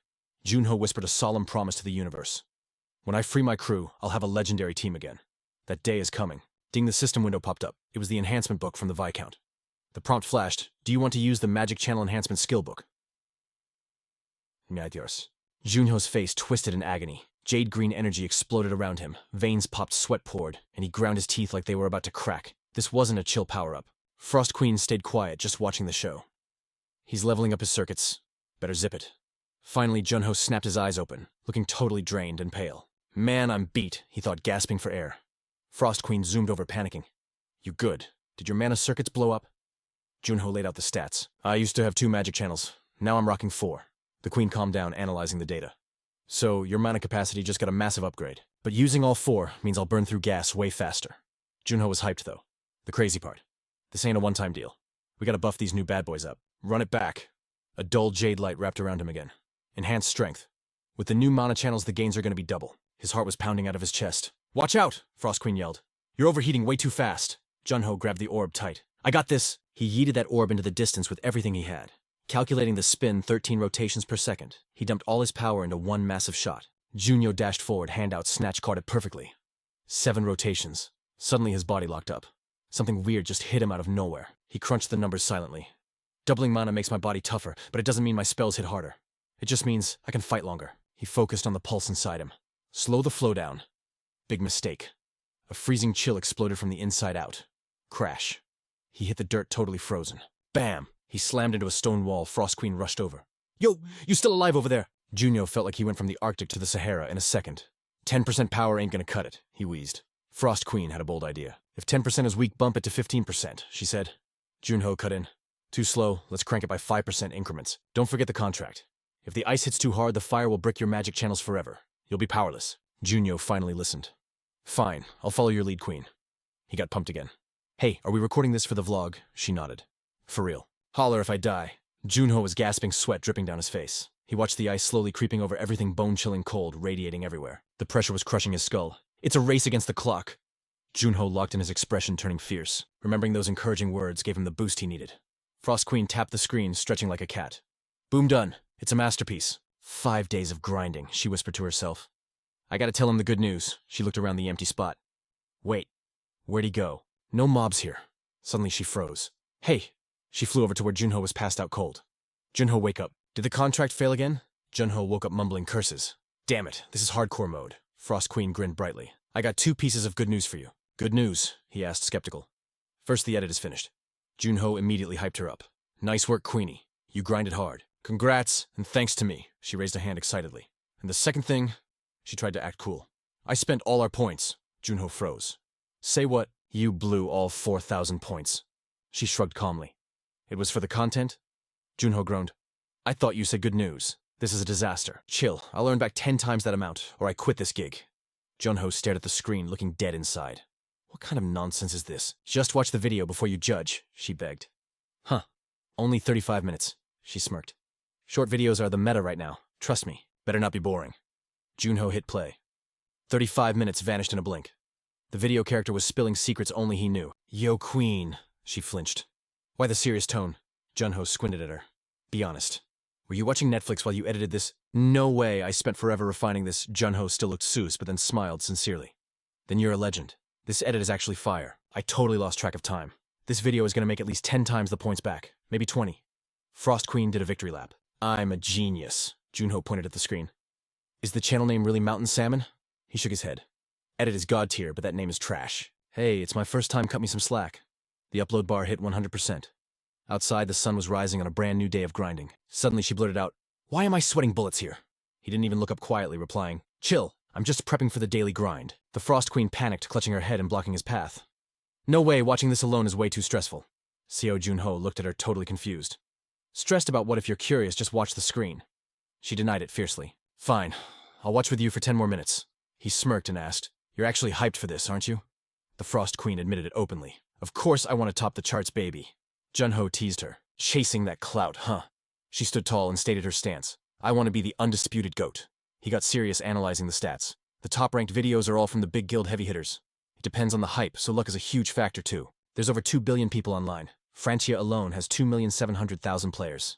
Seo Junho flashed back to a video he studied earlier, thinking, the all-time GOAT is the Goblin Guild's giant monster hunt. That thing hit 123,500,000 views. Frost Queen gasped, totally shook. Then a notification from Skya Killerland popped up on the screen, piquing Junho's curiosity. Yo, a DM from Skya, the secret guild spirit herself. Why is she sliding into my messages? He paused. Wait a sec. What is this stats page? He shouted in shock. She has 4 million followers. Seo Junho stared at the screen, disbelieving. Even for a former hero, gaining 1,400,000 followers in a single week, that's actually broken. Frost Queen floated nearby, roasting him. And you have 7,000. Cute. He snapped back. So would I actually make content? She did absolutely nothing and still bagged 1.4 million subs. Frost Queen asked, genuinely puzzled. Really, she did nothing. Seo Junho looked skeptical. What is all this trash? He looked at a pile of digital badges and muttered, Mine exploration 26 years later. That sounds weak. He shouted, offended. What the heck is this content? And that tongue-out selfie, she educated Junho like a pro. That's the meta dude. Girls do that to farm likes for being cute.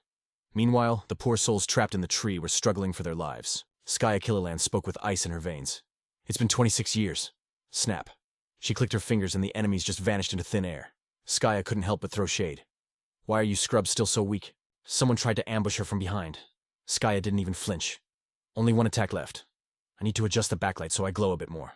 He raised his sword, a blue aura flaring to life. He shouted, mimicking Junho's spear technique. He praised her enthusiastically.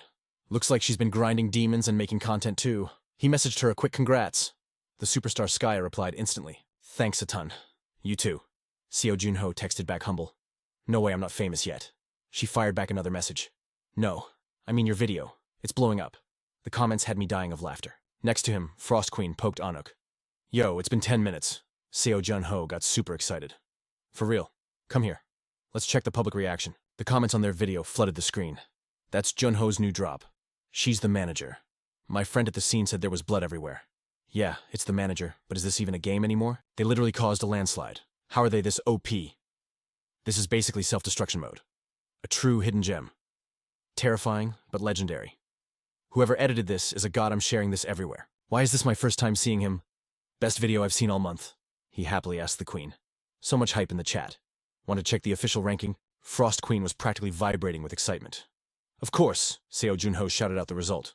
43rd place. He tried to comfort her. 43rd is insane for an indie channel. We aren't even backed by a guild. She muttered, clearly salty. I was hoping for top 10. The total earnings flashed 38,747 methods. Junho calculated immediately. Almost 40 grand. That's some serious cash, Frost Queen stammered. I don't know about the money. He kept reassuring her. Looks like we'll hit 8 million views easy. No worries about the method points. Hearing the potential fame, she finally brightened up. Success really makes the tea taste sweeter. She sighed happily. But Seo Junho thought quietly, no, I need more cash to buy those spirit stones. Suddenly a voice rang out. It was him, right? We're hunting him down. Only then did the Big Six guilds start scrambling, desperate for clues about the new rookie. Very good. Guildmaster Dong Ha calmly clipped his nails and ordered, bring me the dossier you prepared. He voiced his suspicions. It's weird. Grew up in an orphanage, average grades, then suddenly becomes a player connected to a VIP. Even he feels his backstory is too generic, right? He speculated darkly. Yeah, looks like a guild covered his tracks with a fake file. Did you dig up anything else? The subordinate answered. Sorry, boss. Chairman Diok-gu arranged a total cover-up. Dong-ha asked suddenly. He turned us down before, didn't he? The subordinate nodded. Exactly. He said, it's better to be the snake's head than the dragon's tail. Dong-ha chuckled. Sounds like they're best buddies. He ordered, tell the woman to recruit him again. Maybe next time I'll raid a dungeon and drag him along. Dong-ha fell into deep thought. He says he wants to be the snake's head. He remembered Junho's vibe and concluded, but inside that kid thinks he's the dragon. Dong-ha got excited. Some things you only get after deep meditation. If he teams up with us, we'll be unstoppable. The candle burned bright against the cold air. Seo Junho was gasping for breath, totally exhausted. Another week had passed, and the view count held steady. The bar was cut in half, slowly getting covered in frost. He struggled to stay on his knees. Seo Junho frowned, forcing himself to endure the pain. He checked the data on the screen, his mind racing. Even after a week, the audience retention was rock solid. Seo Junho proudly announced the bag. Final earnings 42,250 methods. Congrats, you earned just enough points to stay in the game. Frost Queen teased him playfully. Oh, are you worried about me? She asked shyly. I knew this would happen. How's the training grind? He replied, helpless. I can hold the enhancement for at least 40 minutes now. Frost Queen looked at him, totally stunned. What exactly happened in here? Seo Junho's face darkened, sweat streaming down, disappointment in his voice. But I can't break the 42-minute mark. It's brutal keeping my stats at 46% while buffed. She asked carefully, isn't that enough though? He shook his head. I know I can push it further. Plus, I got nothing to lose. Isn't it better to just keep grinding? Frost Queen agreed. You're not wrong. Suddenly, she pouted, her mood shifting darker. Frost Queen warned him. This sounds pretty bad, doesn't it? Seo Junho instructed. Gates open. Just go in. Skya Killerland stepped up and asked straight out. Want me to read this guy's memories for intel? Mwish. He quietly answered. Yeah, let's see what he knows. After a moment, Seo Junho made his final call. Too bad he's just a low-ranked scrub who knows nothing, she asked curiously. I thought he was around level 120. Why is everyone here so weak? Seo Junho reassured her. It's just been a long time since you had a real fight. Feeling overwhelmed by the normies, Skya asked about his condition. Setting that aside, how's your body holding up? He answered honestly.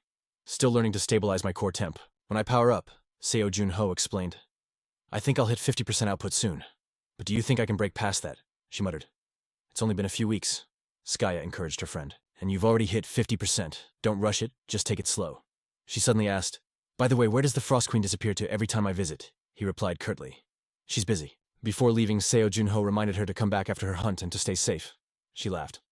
Are you my mom or what? He sighed, defeated. Every time I worry about you, you get salty. A servant respectfully approached them. Hello, player Seo Junho. Lord Namuk wants to discuss the reward for capturing the ball demons. Please follow me. Skya couldn't help teasing him. Someone's getting famous. Seo Junho looked puzzled. I thought that skill book was the reward. The Viscount's voice echoed out. Spectre Simus is finally awake and vibing. Even the Viscount's wifey joined the chat. That's right. Junho is the absolute MVP for saving that kid. Simus sat down chill as a cucumber and hit him with, Yo, it's a legit honor to meet you, fam. How you holding up? Spectre Seamus was beaming with gratitude. I'm living my best life right now, he admitted, totally hyped. All thanks to you, big boss. Lately I've been sleeping like a log. Watch me. I'm gonna be a legendary lord just like my pops. That's a goal I can definitely smash, Seo Junho confirmed, hyping up Spectre Simus. No doubt you're gonna be the GOAT of lords. Fia chimed in nervously from the back. My bad for ghosting you until now. Honestly, I heard you were grinding in your room non-stop, so I didn't want to ruin your flow. He quickly explained. I was just leveling up on my own. Junho was shook hearing that training in that tiny shoebox. From now on, hit up the gym here, the Viscount suggested. My lord, I heard players move in silence with their skills. High-key secretive stuff. If you're down, I'll give you the keys to my private training dojo. Seo Junho accepted that invite with zero hesitation. For real, since you're offering, I'm not saying no to those upgrades. He told himself, there is literally no reason to fumble this bag right. Then the Viscount got straight to the point. Player Seo Junho, you probably heard the tea, but I summoned you to drop a reward for stopping that massacre caused by those ex-girlfriends. Seo Junho looked confused. Wait, I thought you already paid me. The Viscount cleared that up instantly. Nah, fam. That was just the recovery fee for Spectre Simus. He handed him a box. The Viscount said, crack it open. Seo Junho was super curious about the loot. What's the drop, Baron? What we got? The Viscount replied calmly. Nothing too flashy, just a god-tier elixir. It's called the Ice Pomegranate. This bad boy grows in the northern snow plains and only drops once every 100 years. Junho asked again. Are you sure you want to gift me something this OP? The Viscount poured out his thanks to Seo Junho. Without you, I'd be cancelled, labeled incompetent, and blamed for hundreds of deaths. Plus, you literally fixed my son. He kept going, getting emotional. Just take it. You earned this W. Thanks for everything. Junho didn't wait. He grabbed his sword and dashed out like a lightning bolt. Eyes locked on the prize. Long Thumb, or whatever the system calls it, analyzed the stats after he chugged the Ice Pomegranate. All stats boosted by 10 points, magic power up by 15. A crazy, vibrant blue aura exploded around him. 42%. 43%. The Frost Queen asked, Is that enough juice for the contract warrior? How's the drip feeling? This belt was cracked, it boosted body control, and gave his magical detection a major buff. Even if you get clapped on the battlefield, this belt is going to save your bacon. Seo Junho remembered the DM Noah sent him. Please don't break it. I'm tired of doing this pro bono. Also, the armor is called white armor. But if you trash it, just bring it back and I'll fix it myself. Seo Junho was praising the craftsmanship. Looks like he really grinded on this one, huh? He was vibing with the name and giving it props. Since the material is so rare, crafting it must have been a nightmare. The name White Armor sounds pretty fire. But the queen was munching cookies and roasting him. Those guys have trash naming sense. Seo Junho clapped back immediately with the sarcasm. Coming from you, that's rich. I don't expect better from someone whose name sounds like a random username. The Frost Queen got salty and defended herself. Excuse me, what did you just say? I thought you said salmon, or something that is my nickname. The belt started glowing and shooting off sparks of electricity. His whole body lit up. He looked absolutely majestic in that armor. 44%. Seo Junho thought, now I can circulate magic inside me 24 times a second with these stats. I'm about to speedrun this dungeon and clear everything with 60% speed. As Seo Junho charged toward his final target. He started recalculating his build. Balanced stats at 63% body temp at 37 degrees Celsius. Seo Junho stared intensely at the frost on his sword. He decided the chill would fade in 3 days. It's time to finish what I started in Gillian. Someone reported, the target has left the base. Goof muttered under his breath while Seo Junho moved onto the northern gate field. He cursed, totally heated. After a painful month and a half, he finally came out of his cave. What a troll. An underling asked, Yo, what about Skyland? Nino answered fast. 3 weeks ago, Junho escorted her to Gillian. Siso broke down Skyland's movements. I stalked her socials. She's currently in the Oolong Forest way out in the east. Geography means nothing to a grand mage, though, he stated calmly. Doesn't matter. We're gonna clap Seo Junho before she even notices something is sus. Goof ordered. I've waited long enough. Let the hunt begin. With those words, the final gank operation started. Seo Junho moved forward, hyped to finally go on a raid. He felt nostalgic remembering the good old days. It's been a hot minute since I hunted the Blood Kobold. The Frost Queen ran the numbers and said, yeah, about 1.5 months, fam. Looking at the whip-tailed wolves ahead, Seo Junho wasn't sweating it. He thought, let's see how I do with 0 buffs. Seo Junho smoothly dodged their attacks like he was dancing. Grabbing one's tail, he silently judged them. Looks like you guys got nerfed hard. Gritting his teeth eyes sharp, he looked at the beast confidently. I got this. How strong can a mob be? Flexing all his strength until his face turned red veins popping as he activated his power. Let's try a spin move. He yeeted the whip-tailed wolf into the air before it could even react. Seo Junho raised his fist, disgusted by its laggy speed, and landed a critical punch to its gut, sending the wolf flying across the map. All right, beta test complete. Seo Junho and the Frost Queen jumped down, looking ready to catch a body. By the way, you're the first mobs I've hunted since spawning here, and I still haven't finished the prelude mission. You guys have terrible RNG luck. He chopped the wood, evenly splitting the logs perfectly in half. Siso watched from the bushes, peeping how Seo Junho handled things. Dude has a total hero complex. If he sees a noob struggling, he can't walk away. He suggested a strat. I'm gonna use that glitch against him. Nino picked the perfect camping spot for the ambush. Both agreed. Bet. He said he'd stay behind to coordinate the team. Stay woke, Goof ordered. You two move out. He complied instantly. Roger that, boss. Suddenly he asked, what about Seo? Goof thought, Seo Junho, you're just the bait, not the loot. My real goal is finding the St. Golden Moon. Goof judged coldly. For someone as ruthless as you? Exo said, you're pretty lucky, but I guarantee your luck runs out today. Meanwhile over here, Seo Junho was casually chatting. My stats dropped by 50% last month, but why do I feel buffed today? Maybe because I was grinding so hard. My strength definitely leveled up. She suggested, instead of farming monsters, why don't you try PvPing some demons? He answered quick, no matter how many demons there are, they aren't bots. Where on earth would I find them around here? The Frost Queen mischievously pointed ahead. If you want answers, demons might be chilling in that wooden house. Weird vibes happen around here. Seo Junho hesitated. That place, he pointed to a rope and analyzed it. Frost Queen, sorry, but nah. Look, no monster traps here. Hunters and mercs use this cheap gear. Mages wouldn't be caught dead buying this. Suddenly she called out to Seo Junho. Fake contract, that smell. You ordered the Frost Queen to investigate. It's bloody. I smell it too. Frost Queen, scout the area. She obeyed immediately. Leave it to me, boss. After a second, she came running back with the tea.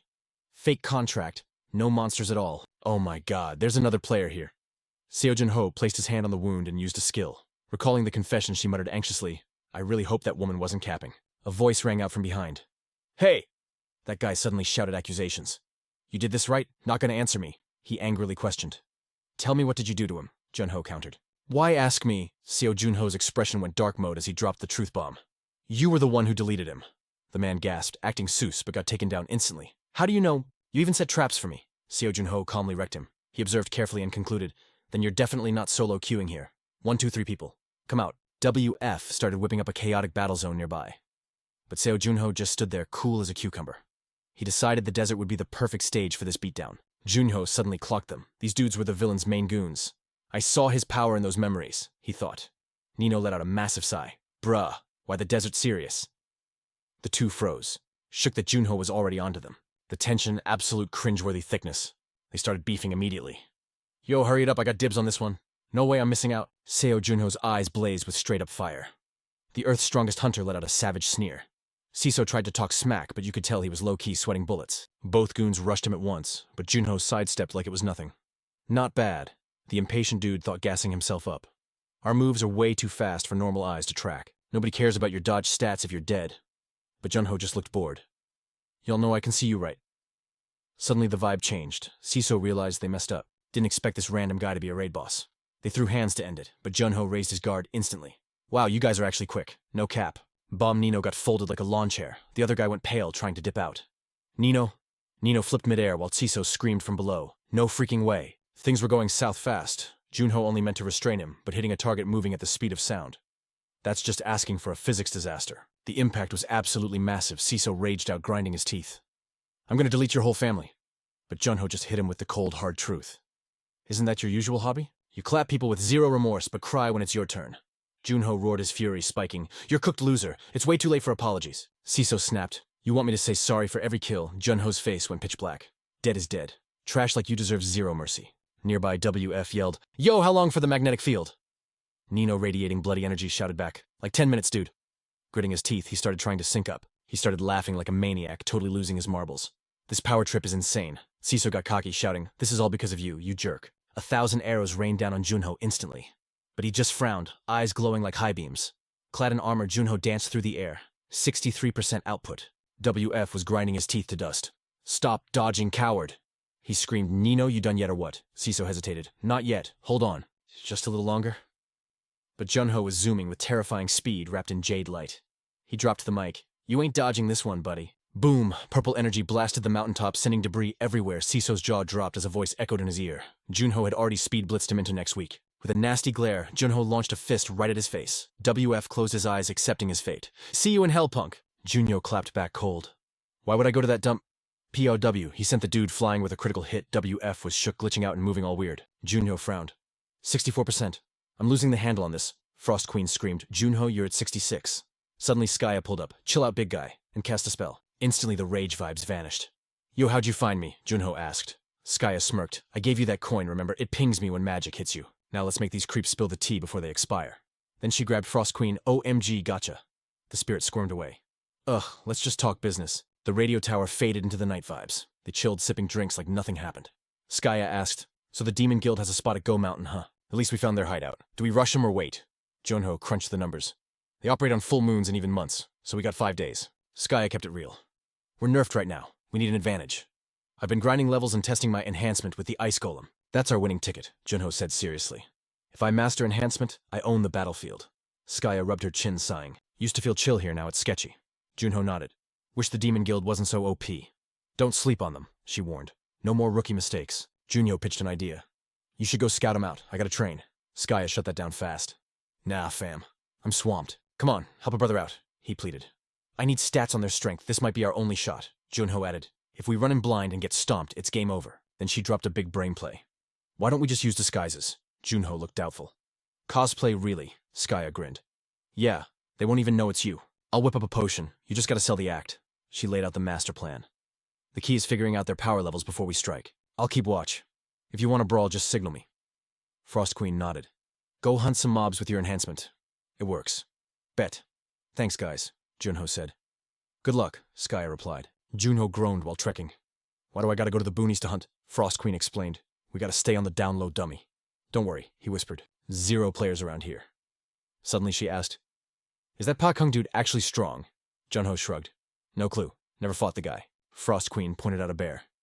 Yo, check that out, she whispered. Looks like that thing is made of straight-up steel. Junho analyzed it. With my buffs, I could bag it easy. But he paused. Nah, I need to stabilize my power first. Focus, Junho. Focus. Frost Queen panicked. Uh-oh, it saw you.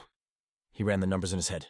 Using enhancement on a beast I can't control super risky. The giant monster roared and lunged at him. Junho dropped into a stance. Control the speed. Don't go overboard, he reminded himself. He stared in shock. Is this really just a mountain beast?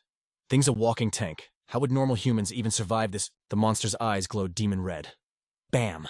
It swatted Junho away with a steel paw. You can't tank that, Frost Queen screamed. It's too strong. He stabbed his sword into the ground to break. Jade light flared around him. I know, can't match its muscle. Gotta be light on my feet. Huno's eyes flashed in the dark. He moved with crackling velocity. Every step left a sick trail of blue neon light. Slash. He cut into the monster, making it howl. Junho watched closely, prepping the next combo. Gotta go faster, he told himself. Suddenly the beast collapsed. Huh, no way! One shot! Frost Queen flew over fuming.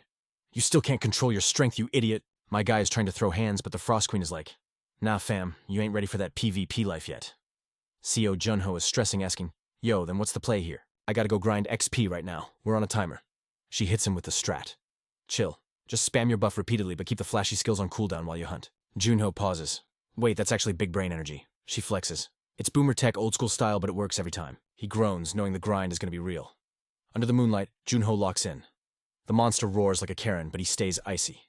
He reads the movements and bam, sword goes up. Flashy lights everywhere. He slices and dices like a master chef taking that beast apart. Junho thinks, I got this buff control on lock at 15%. Ding level 65 baby Frost Queen points up at the sky. Yo, look alive. It's time to link up with Skaya. She's tripping. Your disguise is gonna glitch soon, right? Don't be sus. Junho's cool as a cucumber. Bet. I got you.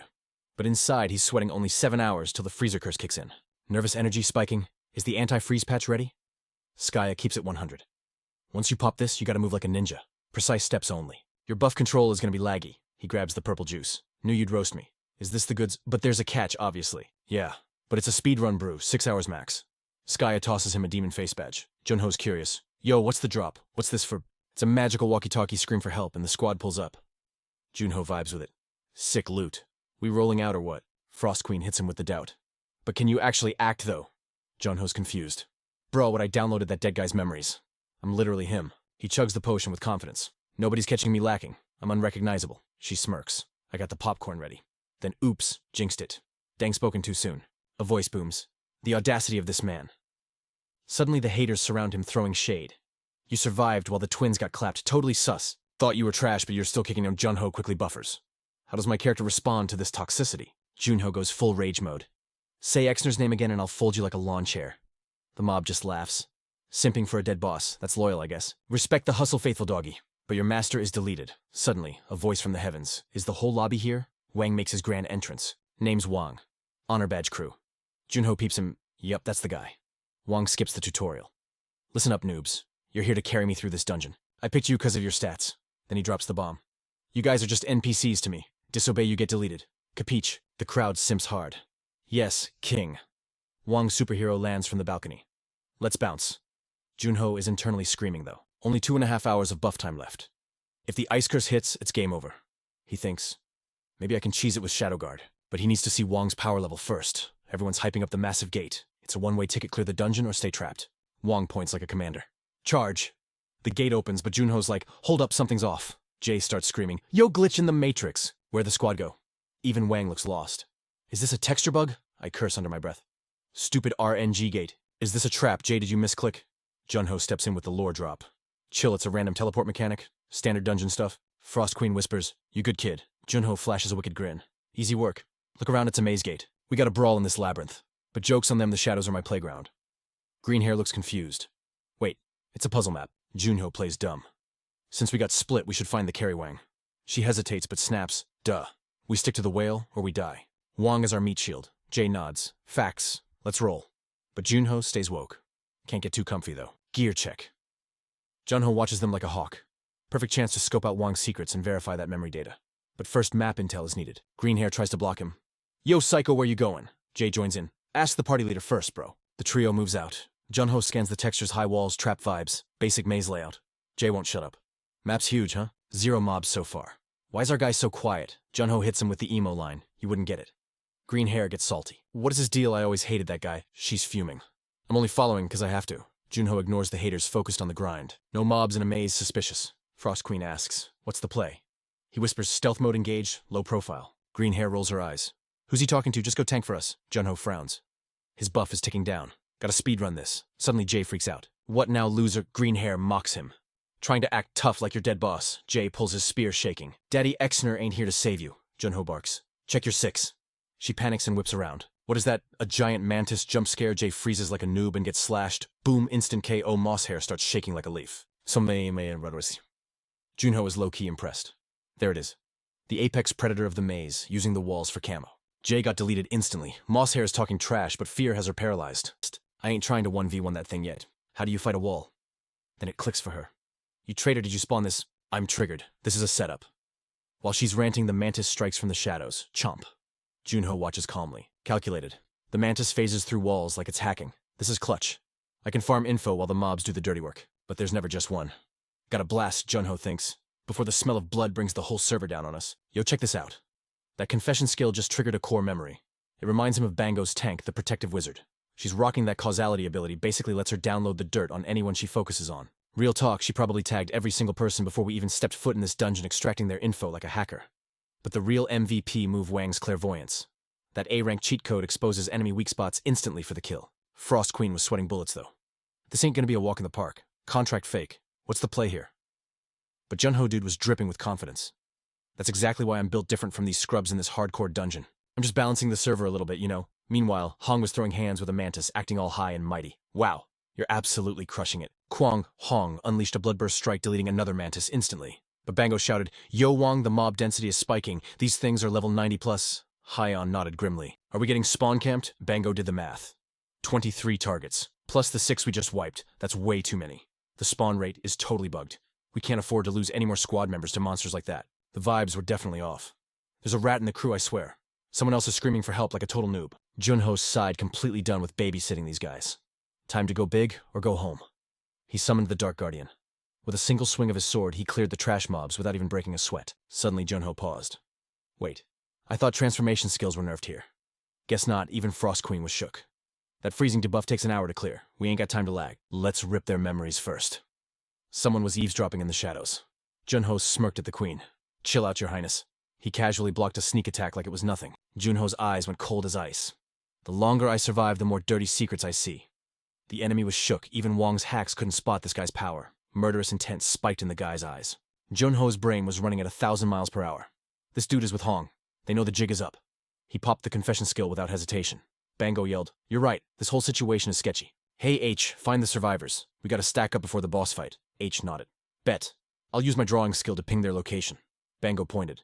Sounds you're up next. Easy money. My instinct guidance will lead us straight to H. But Junho didn't account for this variable.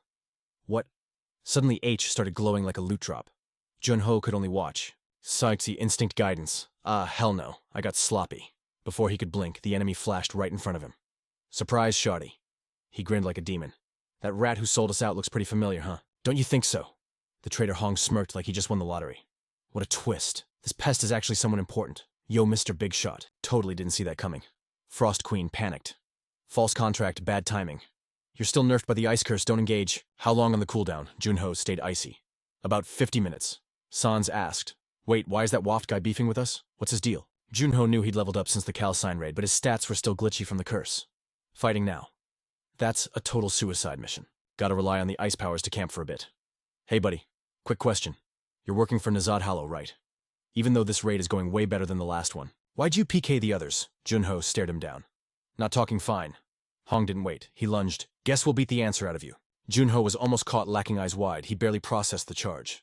Hong was moving like a speed hacker. Junho swung his blade, barely parrying the ambush. Oh, you actually blocked that. Hong was sus. Since when does a scrub have those reflexes? Is this guy a Smurf account? Hong was zigzagging like crazy, making it hard to track him. Junho was wheezing. This guy's stats were higher than expected. One wrong move, and it's game over. Hey, mister. The enemy smirked. G shouted, Wang, back off. This boss is mine to solo. Bango stepped in. All right, don't feed, Frost Queen whispered. Speed ain't enough without power, Junho grunted. I know. Suddenly Sans gasped. That move, that Spectre's signature ult, the one that made him a legend. The enemy's eyes lit up. So the rumors about the otherworldly battlefield are true. He scanned Junho like he was appraising an item. I always wondered why the commander wanted you so bad. The enemy was fanboying now. Let's dance then. Junho was confused. The commander wants my power, new lore unlocked. He didn't hesitate. Boom! Summoned a pack of wolves instantly. But the enemy wasn't impressed. Controlling dark energy in a domain expansion is cool, but it's useless here. And he wasn't lying. He deleted the wolves in a split second. Junho was shook. Hong closed the distance instantly. Now I get it. With your hacks, building a second Dark Legion is totally doable. Frost Queen screamed. Dodge. It's a trap. Jun-Ho fought back hard. Hong gasped. You have ice powers too. Then he laughed. Doesn't matter. I can shatter that shield like glass. You're playing right into my hand. Jun-Ho was getting diffed. Frost Queen watched in horror as he got ragdolled. False contract. Jun-Ho was surprised, but his buff spiked by 30%. He refused to tap out. The clash was insane, sparks flying everywhere. Jun-Ho dumped his entire mana bar into one attack, but the enemy just tanked it like it was nothing. Hong saw an opening, bam. A nasty uppercut caught Jun-Ho off guard. Stunned, Jun-Ho looked up at the ceiling. What the heck, did he just punch a hole through the map? The enemy was mind blown. Wait, this isn't the battlefield dimension? Are you the real Seo Jun-Ho? He was totally confused. Is this a clone jutsu? I don't get it. He's a spy, but how does he have Watchdog's power? Wait, are we still in the real world right now? System alert status, unstable dissolver. A activated, the ice curse vanished. Cooldown reduced by 1 hour. The enemy panicked. What the hell, this guy has the memories. Only Jun-Ho knows the tech, and he can replicate the battlefield. He connected the dots. Nobody knew he was a spy, but this guy's build is way more legendary than some random scrub. Hong realized he creates ice and darkness. Seo Jun-Ho stepped up, aura flaring. You tired yet? He smirked. Nah, I'm just getting sharp. The enemy scoffed. He charged in like a madman. I won't end you quickly, but Jun-Ho calm as a cucumber. Bam, a jaw-shattering counterstrike. System message curse duration. Ended. All stats restored. It's go time. Seo Jun-Ho threw a punch that carried the weight of a truck. Straight to the face, Hong went flying into a pillar. Coughing up blood, Hong thought, this speed. It's like a max-level protagonist. But Jun-Ho was already charging the next hit. Once again, Hong barely dodged a nuke of a punch. Gritting his teeth, he winded up his own haymaker. Pure adrenaline. He swung, but Seo Jun-Ho teleported behind him like, nothing personnel, kid. Hong stomped the ground to break and then unleashed a combo.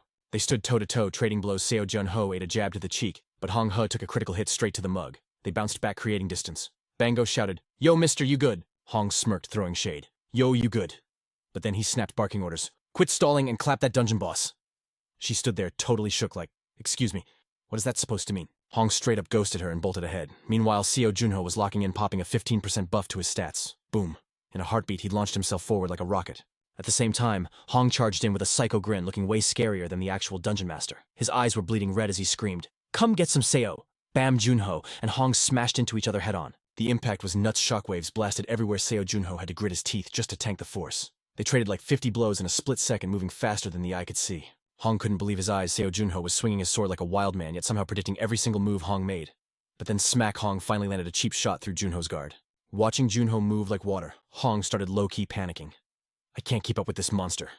He was raging hard inside, desperate for a way to stop him. The answer, ice him out with a freezing skill. Instantly, Hong turned into a human popsicle. A solid block of ice. Seo Jun-Ho didn't waste a second, seizing the moment to end it. He shattered the ice, and every flying shard signaled that Hong was totally wrecked. Hong gasped out his last ounce of strength. Smooth as butter, the sound of Seo Jun-Ho clicking his sword back into its sheath echoed in the silence. The fight was done. He stood there feeling the aftershocks fade behind him. The explosion faded into the background, blurring his silhouette.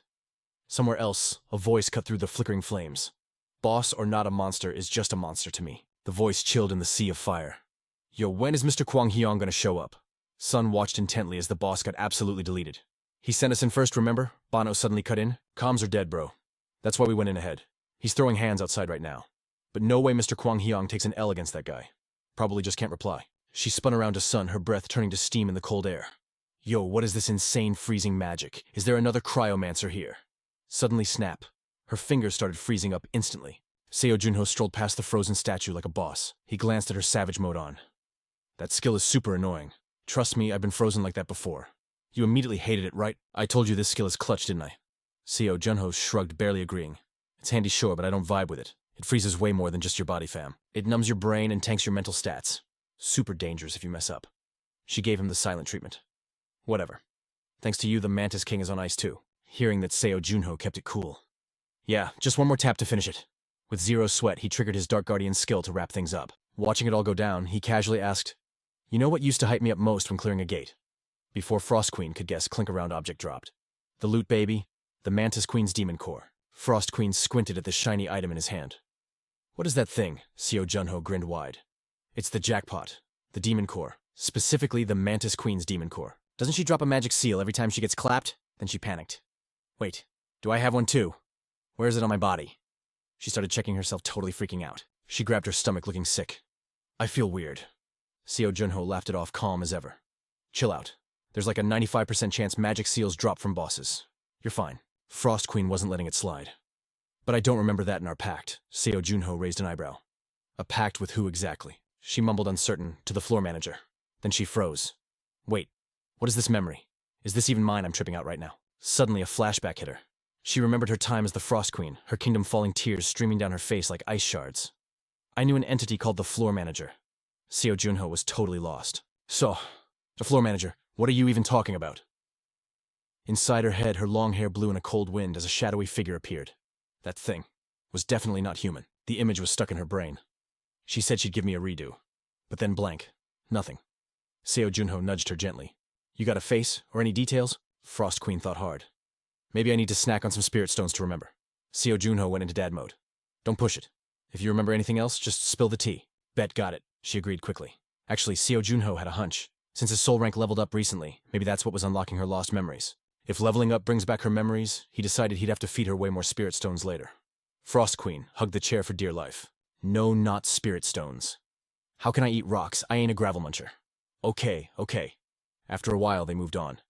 Yo, is this the treasure stash? They found the treasure chesting system says you obtained 100 gold coins. Seo Junho let out a huge breath. 100 gold, that's like 1 billion won. We're rich, baby. Frost Queen eyed the other item suspiciously. Is that a skill book? Looks sus. System confirmed it. A C-grade skill book called Shadow Passage. It lets you ghost through walls for 1 minute. Seo Junho nodded. Ah, so this is the mantis bug's special move. She admitted it was super OP for assassinations. Suddenly a screen popped up. The system found a higher level ability with the same vibe, his S-rank skill, Dark Guard. Abilities can be fused. You want to combine Shadow Passage and Dark Guard. The system was offering a serious upgrade right there. If you say yes, the weak skill gets absorbed by the strong one. Seo Junho whispered, Ability Fusion. The system broke it down. It depends on the S-rank skill's effects. The fusion buffs the main skill. Seo Junho put his hands in his pockets looking cool. So, in other words, Shadow Passage gets deleted. But I can still use shadow moves through Dark Guard. Frost Queen nodded. So it's literally all gain, no pain. Seo Junho didn't wait. Accepted. Ding fusion complete. She felt a weird vibe coming off him. Whoa, that's definitely some otherworldly energy right there. Meanwhile, Seo Junho popped Dark Guard. Darkness rolled off him like smoke. Frost Queen tilted her head. Looks the same as usual, fam. Seo Junho smirked. Nope, the energy is flowing differently. Just wait. Suddenly, the shadows crawled up Seo Junho's face. He completely melted into the darkness. Inside, Seo Junho was hyped. It works. The shadow slithered around like a snake. Frost Queen was freaking out. Yo, fake pact, are you okay? You just became literal darkness. The shadow spun into a vortex, and Seo Junho stepped out of the black mist looking fresher than ever. Oh man, that feels incredible. This is some lost ancient technique stuff. Who knew I could pull this off? I'm so happy I could actually cry right now. Later outside the mountains, Skaya was drilling into the ground like a maniac when a voice echoed. Skaya. Seo Junho walked up. What in the world are you doing here? Skaya sighed huge relief on her face. Seo Junho. You're safe. Did you handle everything? He flashed a grin. Of course it's done. But seriously, what was with the digging? She kept it chill. I was gonna bust into that dungeon and save your butt, simple as that. Junho grinned at her calm flex. But then Skaya got curious. Yo, what's the deal with our icy majesty? Did she poof back to the spirit realm? Junho pointed at his head like, nah fam. She's literally catching Z's on my noggin right now. Skaya was absolutely shook. A spirit that naps, that's wild. I gotta study that. Later they kicked back by the campfire, spilling the tea on the 7 powers. Junho didn't hold back. Yeah, the intel is all in their memories. He broke it down from top to bottom. The Mage Guild cooked up 7 bad dudes that scared even the big shots. Small squads, but absolute nightmares in a fight. His voice was steady as he listed the sins: arrogance, despair, rage, calmness, greed, laziness, and the final creep, envy. 7 bosses running the Mage Guild with these sins as their living weapons. That king I stomped, he used to run the arrogance crew. Skaya jumped in. Each sin has a mission right. He nodded. Bingo. That's why I couldn't find squat on the magical prison. Junyo dropped fresh intel. Arrogance is planning a raid at Fort Upper in 2 months. Skaya knew instantly this wasn't going to be some small-time brawl. He chuckled. You look hyped. It's going to be way harder than you think. Skaya grinned. That's just how I like it. Bring the pain. Then she switched gears. Anyway, solid work. I'm bouncing to the Goblin Guild. Skaya didn't wait for permission. She just dropped the bomb herself. Their guildmaster hit me up. Junho asked, can I tag along? Skaya's eyes went soft. Nah, it's just a quick chat. Don't sweat it. And just like that, she dipped. I'll text you if things get spicy. Junho had told her to stay safe. Suddenly, ding, the system popped up right in his face. He checked the inbox. Who is it, Captain Gong Hanop? Junho did a double take at the sender. Yo, this is Kim Yudong. Got a sec, I need a solid. Junho never thought he'd see a DM from him. The legendary Sword Saint Kim Yudong asking for help. Junho hit back, "You really the sword saint?" The reply came with a laugh. "Yeah, but I smell a catfish. Only a poser would brag like that. A real legend doesn't beg." Junho wasn't buying it. If it was night, maybe I'd be drunk enough to believe this. Should he ask for receipts? Suddenly another ping came through. A pic loaded and Junho's jaw dropped. Whoa, it's legit. Dude's sword handwriting is fire, but his selfie game total trash. He typed back fast. "Thanks for the proof, but why hit me up?" Frosty was still snoozing while Junho waited. He muttered, "Left on red. Maybe he's busy." Finally a photo message. "Let's link up and talk." The lag was killing Junho. Dude typed so slow. He almost lost his cool and snapped back. Boom scene switched to a snowy mountain. Frost Queen whispered, "Contractor, where the heck are we?" Junho bundled up, replied, "The frozen lands of Bram. With my cold-resistant sea, it's not too bad." But she looked off shivering like crazy. Junho got suspicious. "You ain't the real Frost Queen, are you?" Before she could clap back, they arrived. "No, I just woke up." Junho ignored the sass and gently knocked on the door. Door swings open. "Long time no see." Yudong smiled warmly. "You must be freezing, come get cozy." By the fire, the sword saint got straight to business. "Here's the deal." He dropped the topic out of nowhere. "SEO Junho, you know anything about the dwarves?" Junho kept it 100. "Heard of them, never seen them." Then Yudong dropped a bomb. "They're crashing in caves in Bram Gorge." Junho was totally shook. "Living in Bram Gorge. That cold is no joke." Yudong nodded. "Caves ain't enough, but their tech keeps them from turning into popsicles." Yudong laughed. "They're fierce love boos and stubborn as mules." Junho thought for a sec. "Don't they migrate in tribes sometimes?" "Exactly. They do a massive move every few centuries, and right now they're heading for the frozen gorge." Yudong grabbed his jacket. "I'm helping him out, but we hit a snag." His face got serious. "Hello Gorge is basically a prison now." Junho frowned. Thought the sword saint could solo anything. But Yudong had a reason. "The problem is the boss monster, the Frost Queen. Her cold aura is too OP for me to get close." Junho thought, "My resistance is only C rank." But he smirked. "I'll lend a hand. The dwarves and I got your back." Just then the little Frost Queen munching snacks piped up. "Do I get the loot for beating her?" Yudong didn't hesitate. "Of course, I won't steal your thunder." She paused mid-chew. "Wait, you can understand me," he explained calmly. "Learn spirit talk from the elves." Frost Queen waved her hands. "Nah, your spirit power is actually cracked." Yudong grinned at the praise. His smile made her blush. Weird feeling. But enough chit-chat.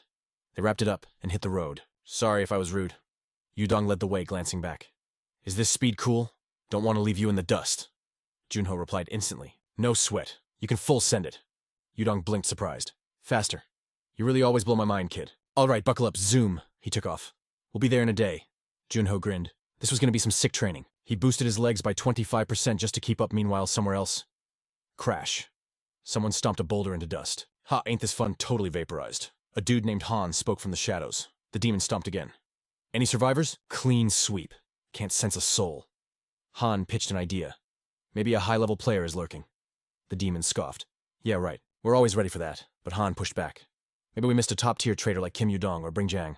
The demon paused. "Speaking of, Skaya's trail went cold too. Poof, gone." He shrugged. "But the 5 great heroes are just washed-up legends." But the voice from the void got dark. "You haven't seen them in action. You ain't qualified to judge." That shut him up. "Finish the investigation and get back here. Don't be stupid." The demon bowed. "Got it, boss." But his face twisted with madness. "Man, I'm itching to kill something. Time to mess around a bit, but suddenly, whoosh. We touched down in the frozen wastelands. Welcome to the icy crib of the White Dwarf clan." Yudong gave the grand tour, and Seo Junho dude was shook. Totally speechless. This place didn't match the wiki page at all. He had never actually seen a dwarf in real life before, right? He had to double-check that fact. Straight facts. Junho did his research, but the textbooks were trash. Before the gates popped up, his only reference was fantasy movies and pixel art. Yudong clocked the confusion immediately. "You get me?" Junho finally asked the million-dollar question. "So what do these dwarves actually look like?" Yudong smirked, keeping the spoilers to himself.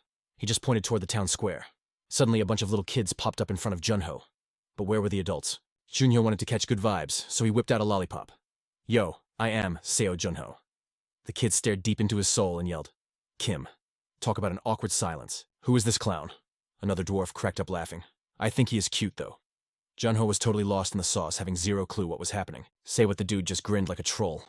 Junho turned around completely bamboozled. "Did I mess up?" Finally, Yudong dropped the bomb. "My bad, let me introduce you properly. This is the chief of the White Dwarf clan." Junho's brain short-circuited. No beard, and that squeaky voice. Those movie tropes are straight lies, bro. Yudong flexed the stats. That kid, he is over 250 years old. Junho instantly felt like a total noob. "I am only 51. I cannot compete with that experience level." Soon after the squad headed for Hamu Mountain, the path got sketchy real fast. Suddenly, Junho's senses tingled. The only good thing here is the Icy Queen. Everything else is just frostbite central. Yudong spotted it too, a snow monster chilling right ahead. It was hanging off the cliff face flashback time. Back in the briefing room, the chief dropped some lore. Everyone knows what elves and orcs look like, but nobody knows about dwarf hair. Why? Because compared to our lifespan, humans are just babies. But one rumor is actually legit, Junho guessed immediately. Is it the agility stat? The chief cleared her throat. Bingo. We build legendary kingdoms on fertile lands, but this frozen valley. It is my hometown, but the loot is running dry. We gotta move. But then, a boss monster called the Frost Queen crashed the party. She took over Hamu Valley right after we finished building. Kim Yudong could not clear the quest because he was not allowed to wreck the map. Back to business, he asked for the intel on the boss. She scratched her chin. We do not know her moveset, but we will hook you up with gear. The chief put all her bets on them. Our clan's survival is on you, fam. Think of it as an epic quest reward. Survive, and I will craft you a weapon myself. Junho grinned. Cannot promise a win, but I promise I will make it back alive. Back to reality. They were staring down the beast in Hamu Valley. It is a Kanti, and it is holding its ground. Liu Hong's face went stone cold, making Junho wonder. What is the play here? But Liu Hong did not waste breath on words. His eyes locked onto the target with killer intent. Sword drawn. It is go time. Boom! Liu Hang launched himself into the sky. His eyes glowed with pure aggression. He swung his blade straight at the monster's neck. Junho read the play instantly. He summoned his own weapon to jump in. But before he could even twitch, a flurry of deadly strikes sliced through the air. Critical hit. The snow monster exploded into a bloody fireworks show. Junho knew Liu Hang was overpowered. But a one-shot kill. That is insane speed. Liu Hang did not even break a sweat. Like he just swatted a fly. Done. Let's roll. Junho gripped his sword, feeling useless. Guess I did not need to carry, huh? All handled. They pushed through the blizzard. Liu Hang pinged the map. We are getting close to the Dwarf Valley. Liu Hang stopped and looked back. You playing solo today? From here on out, it is all you, buddy. The path ahead was a nightmare of jagged rocks and ice. Junho checked the scenery, fixing his drip. So the valley is hidden in that storm. Liu Hang nodded. You know it. He flashed a smile. Correct. Junho smiled back. Thanks for the carry to the checkpoint. Liu Hang grinned. Good luck, kid. No fear, Junho charged straight into the whiteout. The snow got deeper, stacking up to his waist. Just when the grind was getting annoying, he saw it. A massive temple rising from the ice. Junho shoved the heavy doors open. Snow crashed down around him. Welcome to Hamu Valley. He shook off the cold and scoped the area. No joke, it looked like a sci-fi dwarf city. High-tech ancient civilization vibes. Totally legit. Ding, system alert. You have entered the Frost Queen's dungeon. Meanwhile, his own Frost Queen spirit was shivering. The silence in here was straight up creepy. She popped out of the ice, raging hard. I thought we were gonna die. Junho looked at her like she was crazy. Aren't you supposed to be the Queen of Cold? What is with the attitude? Suddenly, a ghostly voice screamed, No, stay back. Come closer and you die. Two spirits hovered nearby, spitting curses. The Frost Queen panicked and hid behind Junho like a scared cat. Hey, you got a strategy for this? Can we win? Maybe we should bail. They said we were gonna die. Junho ignored her drama. He lit a flare and smacked it against the ice. Chill out. Since when is a Frost Queen scared of another Frost Queen? Whoosh! The flare lit up the darkness. She was still shaking in her boots. No way more flares popped off, lighting up the whole room. She tugged on Junho's sleeve. Shut up and let's go. If you are scared, stay close to Papa. But the spirit circled closer. Her face went pale. She was shrinking with pure terror. Oh my god, don't you know what a death omen goddess is? Junho descended the dark stairs, totally unbothered. It is just a noisy ghost whining about the afterlife. She screamed back. Exactly. They say if you hear her cry, it is game over. Vengeful spirits evolve into death omens. Junho paused. Okay, maybe the joke was a bit too real. The Frost Queen's voice got all sad. But all she wants is someone to listen to her story. Junho tuned in while she ranted. She has been haunting this place for centuries. He felt a wave of relief. Lucky break. She is not the main boss. The Shadow Guardians are the real nightmare fuel. They devour souls. Compared to them, she is just a mob, not worth the mana. The Frost Queen felt a little braver hearing that. Junho kept walking while she spilled the lore. A centuries-old ghost. Whatever. He was just glad she was not the main target. Soul-stealing guardians. Now that is something to actually worry about. She wasn't the main target, and hearing that gave the Frost Queen a little confidence boost. Oh, you're packing dark light too. So what's the game plan, tough guy? Seo Junho's face turned stone cold. He answered with zero hesitation. Simple. Anything that pops up gets wrecked. Touch my stuff and you're swimming with the fishes. But right as he finished flexing, a savage laugh cut through the air, totally killing the Frost Queen's vibe. A slender girl in a lush green dress appeared. Blue eyes, piercing face full of cunning. It was the death goddess herself. Where did she even get those ice shards? Junho thought, noticing she was shaking but still acting bold. Doesn't matter. I'm taking her down. The Frost Queen warned him. Careful. She doesn't have a physical body. Then I'll just pierce her with magic. Seo Junho clapped back bitterly. Don't be dumb. But right then, the goddess let out a shrill scream. Whether from fear or getting hit, the Frost Queen started foaming at the mouth and face planted on the ground. Total comedy gold. Only Seo Junho kept his cool. Charging straight at her, he thought, dark energy is the ultimate cheat code. It bypasses all barriers and hits the target directly. He shaped the dark matter into a giant hand, snatching the death goddess by the head. He locked it down tight so she couldn't say a word, then slammed her into the dirt, planning to delete her from existence like it was nothing. The other ghosts were shook stiff as boards and too scared to move. Suddenly, the goddess choked out, "Why? Aren't you frozen?" The two ghosts just hovered around Junho, totally confused. Ready to summon his shadow guardians for the execution, he snapped back. "I'm sick of all this ice. Time to ditch the stress. Rest now, Frost Queen." But hearing that name, the death goddess freaked out. Seo Junho immediately noticed the vibe switch. She slowly whispered, "I am not the Frost Queen." Junho was shook. The system's mana revelation had just dropped a massive plot twist. The scene fades back to a flashback of time way back in the day. A flickering fire struggles to stay lit. A shivering little girl asks the person beside her, "Sis, when are mom and dad coming home?" The older sister holds her two siblings tight, whispering, "Soon." Turns out they're stuck halfway up Hammyo Mountain, surrounded by snow 24/7 and pitch-black darkness. The little girl lies in her sister's lap, her voice breaking with sorrow. Did the Frost Queen take mom and dad away? The older sister tries to comfort her with dry lips. No. They just have a lot of customers, so they're running late. Let's wait a bit longer, okay? The fragile girl nods, but her energy is fading fast. But sis, I'm so sleepy. Her sister shakes her gently, begging, "You gotta stay awake. We have to wait for mom and dad to take us out to eat." The little one replies weakly, "But I can't hold on anymore. Don't let me sleep." In the pitch-black void of his mind, a mysterious voice boomed. "You are an entity from another dimension." Bam! Consciousness slammed back into his frame like a freight train. Lee Sung-min snapped his eyes open. He was smack in the middle of a chill village surrounded by lush green mountains. A random dude stood there scratching his head like he was lost. "Oh, where do I even start with this? Yo, I know you're tripping, but chill out and listen." Sung-min frantically patted down his own body, checking for injuries. The guy Min-jun barked at him. "I said chill. Why are you stripping all of a sudden, weirdo?" Min-jun dropped the serious act. "Welcome to Eria, kid. This is a land of savage swordsmanship, insane magic, and endless demons.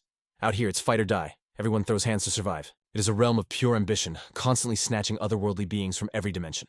He pointed to the ancient towns sprawled out below. "And that right there, that is the starting line for all you summoned noobs. Genevis, the city of beginnings." Min-jun hit him with a curious look.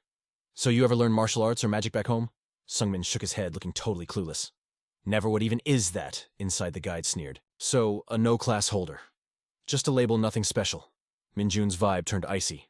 "Follow me. I will break it down on the way. What is the name?" "Lee Sung-min." The guide repeated it. "Sung-min, huh? Look, I can't just leave a newbie hanging. You gotta be starving, right? Let's grab some grub while we chat. I will give you the full rundown on the world of Eria." The air felt warm and friendly. Sung-min whispered a shy, "Thanks, mister." Min-jun waved it off like a cool big bro. "No stress." Seeing the kid was thirsty, he tossed him a water bottle. "Here, chug this." Sung-min grabbed it. "Thanks, broth." But Min-jun cut him off sharp. "Save the thanks." Before the sentence even finished, Sung-min was chugging. He swished the water around. And the second Min-jun turned his back. Splat. Sung-min spat the entire mouthful right into the dude's face. Min-jun shrieked in agony. "Oh, my eyes, you little psycho, what are you doing?" Sung-min dropped the innocent act instantly, his face going cold. Man pretending to be a naive kid is exhausting. This is paralysis poison from a specter spirit, ain't it? He spat the last drops onto the dirt. Colorless, tasteless. But that nasty stench gives it away. It swells your tongue the second it hits. But if it hits the eyes, the swelling is way worse. He dumped the rest of the bottle on the screaming scammer. "You lure in innocent newbies just to sell them off as slaves, don't you? Scumbag!" Min-jun flailed blindly. "How you bastard, aren't you a new summon?" Sung-min grabbed him, lifting the guy like a rag doll. "Oh, I was just summoned. I am definitely a no class." He dropped the man, and Boom delivered a crushing kick straight to the gut. Sung-min eyed the dagger poking out of the guy's pocket. His voice dropped to sub-zero. "However, I also got 13 years of survival experience in this hellhole." Faster than a blink, he snatched the blade and raised it high. Sung-min glared down with cold, dead eyes. "You forgot the first rule of Eria: never trust anyone. Slash." The blade descended, blood sprayed into the air like a fountain. He sneered. "What a trash world." Checking the system, reward disappointment hit him hard. 100,000 area gold and a rusty dagger. That is it. Despite the complaining, his hands moved lightning fast to loot the corpse. Better than zip, I guess. He squeezed his scrawny arms. "No internal energy, zero muscle mass. I really have returned to being a 13-year-old squirt. The exact moment I was first summoned." His mind drifted to the miracle item that caused this. It had to be that stone. Memories flooded back like a tsunami. Lee Sung-min, 27 years old. A C-rank mercenary. A summon with a totally pathetic existence, barely scraping by just to survive one more miserable day in Eria. Zero talent. No background. The peak was just a dream he could never touch. Desperate to escape his suffocating reality, he grabbed a 1 in a million shot. He discovered an uncharted dungeon. After paying a price in blood and tears, Sung-min found the ultimate prize, a treasure chest. He popped it open, trembling with infinite hope. But inside was just a single ugly rock. He carried it blindly, having no clue of its true power. Until it activated, The Regression Stone. Time reversal 13 years, Sungmin mused. I saw that system message right before I croaked. The legendary Regression Stone, an item that flips the bird to the laws of time. His heart hammered in his chest. So what about my stats? He snapped open the status window. Name Lee Sungmin. Class none. Skills none. Rage bubbled up instantly. Nothing changed. My stats are exactly the same garbage as the first time I came to Eria. What's the point of regressing? He took a breath. Wait. I still got the memories. 13 years of walkthroughs and cheat codes. And as a no class, there are special paths only I can take. With a master plan locked in, he arrived at a secluded building, the Bone Setting Institute. Sungmin recalled the hierarchy of this messed up world. You got mages nuking stuff and martial artists breaking rocks, but the majority, they're like him. The no-class scrubs. Basically, they are blank sheets of paper. They can learn anything and get those sweet special growth bonuses. It sounds dope on the surface, but in reality, they are nothing more than bottom feeders in the brutal ecosystem of Eria. Without power, you ain't nothing but trash. In the savage world of Eria, a man without skills was just a walking corpse waiting to rot. He used to be a no-class wretch, a bottom-feeding C-rank mercenary. For 13 long years, he swallowed insults and lived a life of total misery. In the end, death clapped him. A pathetic end to a pathetic life. But the doctor offered him a lifeline. Do you want me to reconstruct your bones? Sungmin nodded without hesitation. This time, failure wasn't on the menu. He would claw his way to absolute power no matter the price. Stepping out of the clinic, the system blew up with notifications. You have acquired the low-rank martial bone. You have acquired the true heaven cultivation method. A wicked smirk tugged at his lips. Perfect.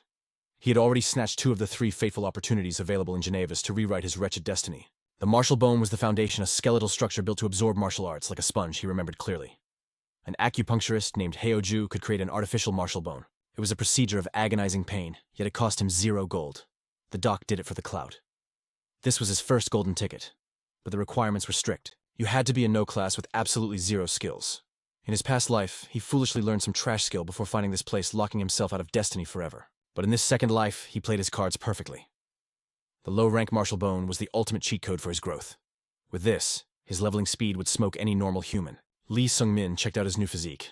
Sadly, that brilliant doctor would soon get wiped out in an accident, meaning almost nobody else would ever grab this miracle. Now armed with the martial bone and the growth buffs of a no-class, his rise to the top would be swift and brutal. The second opportunity lay in the manual. He just bagged the true heaven cultivation method. It was a technique to gather internal energy. The absolute fuel for power cultivation methods were ranked by how stable the juice was and how fast you could stack it up. Sungmin racked his brain, pinpointing the exact spot of the hidden treasure. In his previous run, he settled for some mediocre second-rate technique.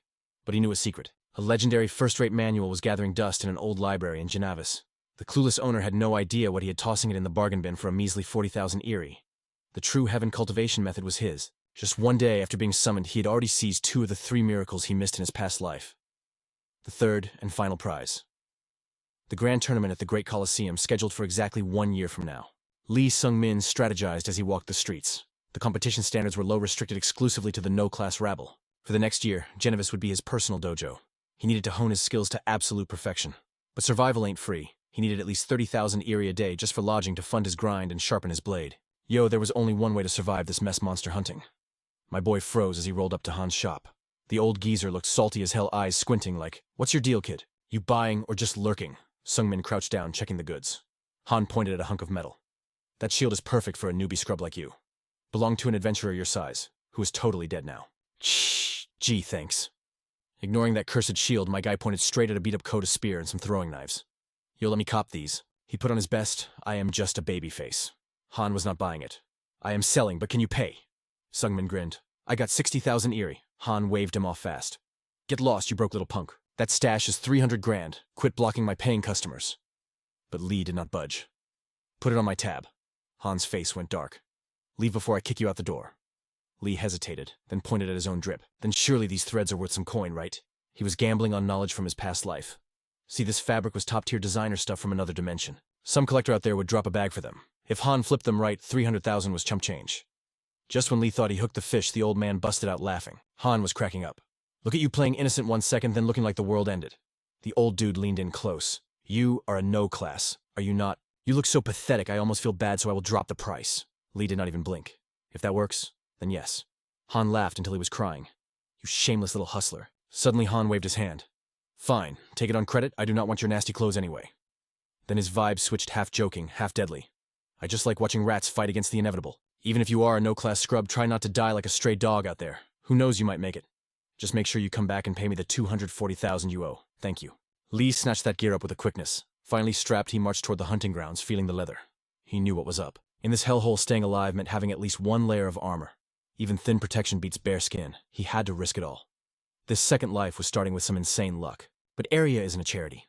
Was the old man fattening him up just to rob him later? Paranoia keeps you alive in these streets. He had to stay frosty. Lee ventured deep into the sticks, finding a spot with 0 people.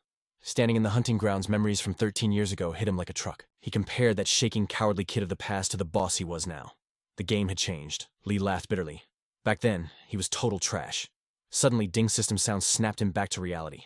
System notifications went crazy. You have regained the light footwork technique. You have regained the iron bone strengthening art. You have regained the stone palm. You have regained the soul-chasing spear.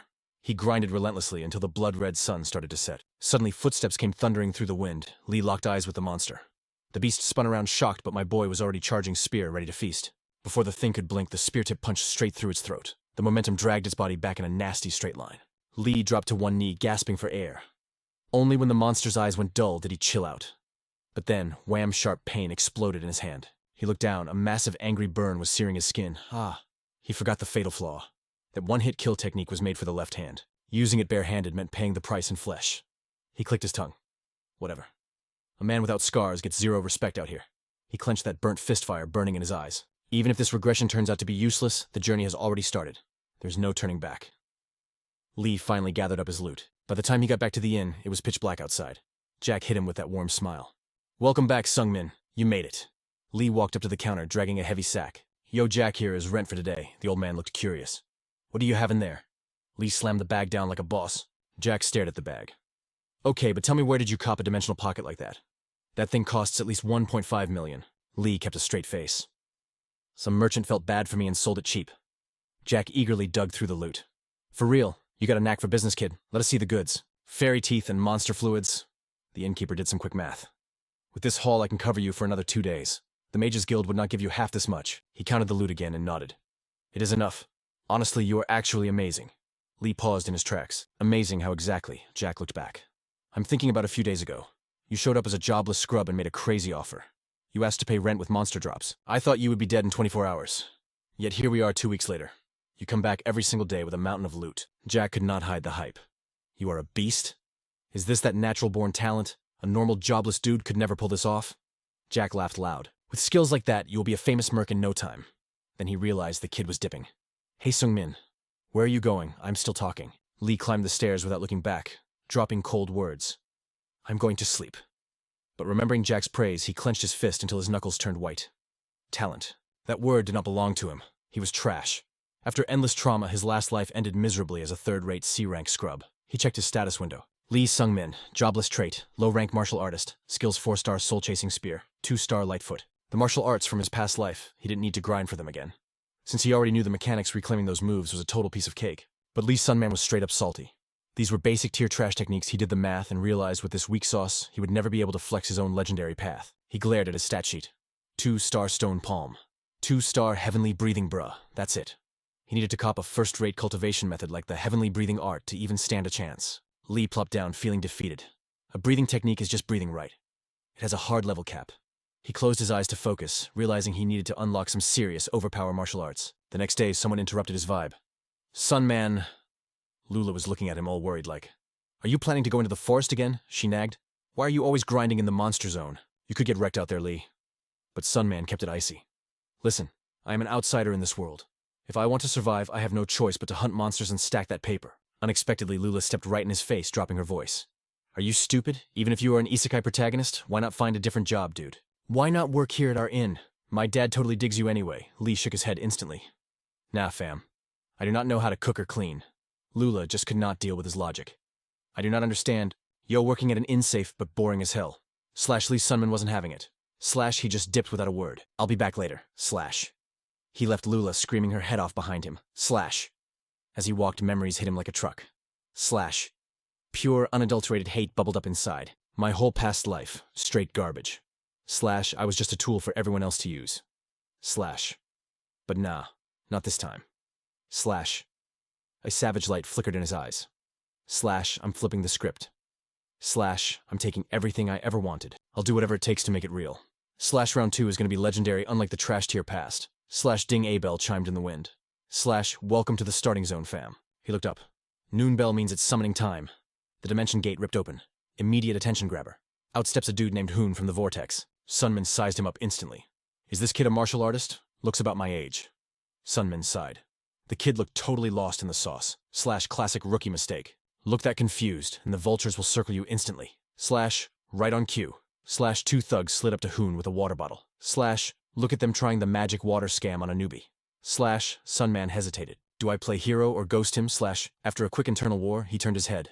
Slash, not my circus, not my monkeys. Slash, he turned to bail. Slash, thud, slash, he face planted right into a wall of muscle. Slash, Sunman rubbed his head dizzy. Slash, whoops my bad. He looked up and, yikes. Slash, old frenemy alert. It's Minoon. Slash, the thug smirked murder vibes leaking from his eyes. Slash, yo brat, think you just broke my collarbone. Before Sunman could even explain, slash, bam, slash, out a fist right to the face. Slash, he flew back like 10 meters. Slash. The crowd gasped, forming a circle for the show. Slash, Minoon waved his hands like a fake angel. Slash, chill guys, we're best buddies. This idiot broke my bone. Just teaching him a lesson on how to pay his debts. Nothing to see here. The crowd sensed trouble. They understood the assignment. They scattered like roaches. June yelled from the back. Yo, big bro, what's popping over there? Minen laughed like a villain. He broke my collarbone, so I'm gonna shatter his entire skeleton. Sunman grit his teeth and stepped back. Slash, same gang. Just my luck. Slash, and that clumsy punch. Slash, definitely a martial arts technique. Slash that bastard. Slash, June shouted again. Slash, wait, wasn't it your ribs that hurt? Big brother slash Minen stepped up with a nasty grin. Slash, is that so? Slash, guess I'll just break both his legs then. Slash, Sunman's danger sense exploded. Slash, this guy. He's a third-rate warrior. You can tell a warrior's rank just by how they move. Slash, third-rate is basically the bottom of the barrel. Slash, even a potato could reach that rank eventually. Slash, but me, I'm reverse evolving here. I ain't even third-rate yet. Slash, crap. This is bad. Slash, he ran the numbers. Slash, can't 1v1 this guy. Slash, and in this savage town, slash, nobody's gonna save me. Sunman yelled desperately at Hoon. Yo, don't drink that. It's perilous poison. Hoon froze, locking eyes with him. Sunman grit his teeth and prayed to the RNG gods. Kid's young, so I can't expect to carry. But he looks like he's from the Murim world. Maybe he's got hands. Hoon immediately poured that Seuss water on the ground. On the other side, Minen was already in his face, whispering threats with a pretty boy smile. You messed up, kid? You're perfect merchandise for nobles with weird tastes. As soon as he said it, slash, Minen's leg whipped out like a whip. Slash, Sunman panicked. Slash, no way I'm ending it here. Slash, not by a scrub like him. Slash, faster than thought. Light step technique activates. Slash, he dodged to the side. Slash, the thug struck nothing but air. Slash, counterattack time. Iron skin technique. Slash, his elbow slammed into Minoon's ribs like a hammer. The lackey screamed, big brother. But Sunman went full combo mode. Stone-crushing palm. Blows rained down like a storm. Minen got pushed back, but then he just laughed. Cute tricks, bro. Slash, Minoon stood up. Slash, not a single scratch on him.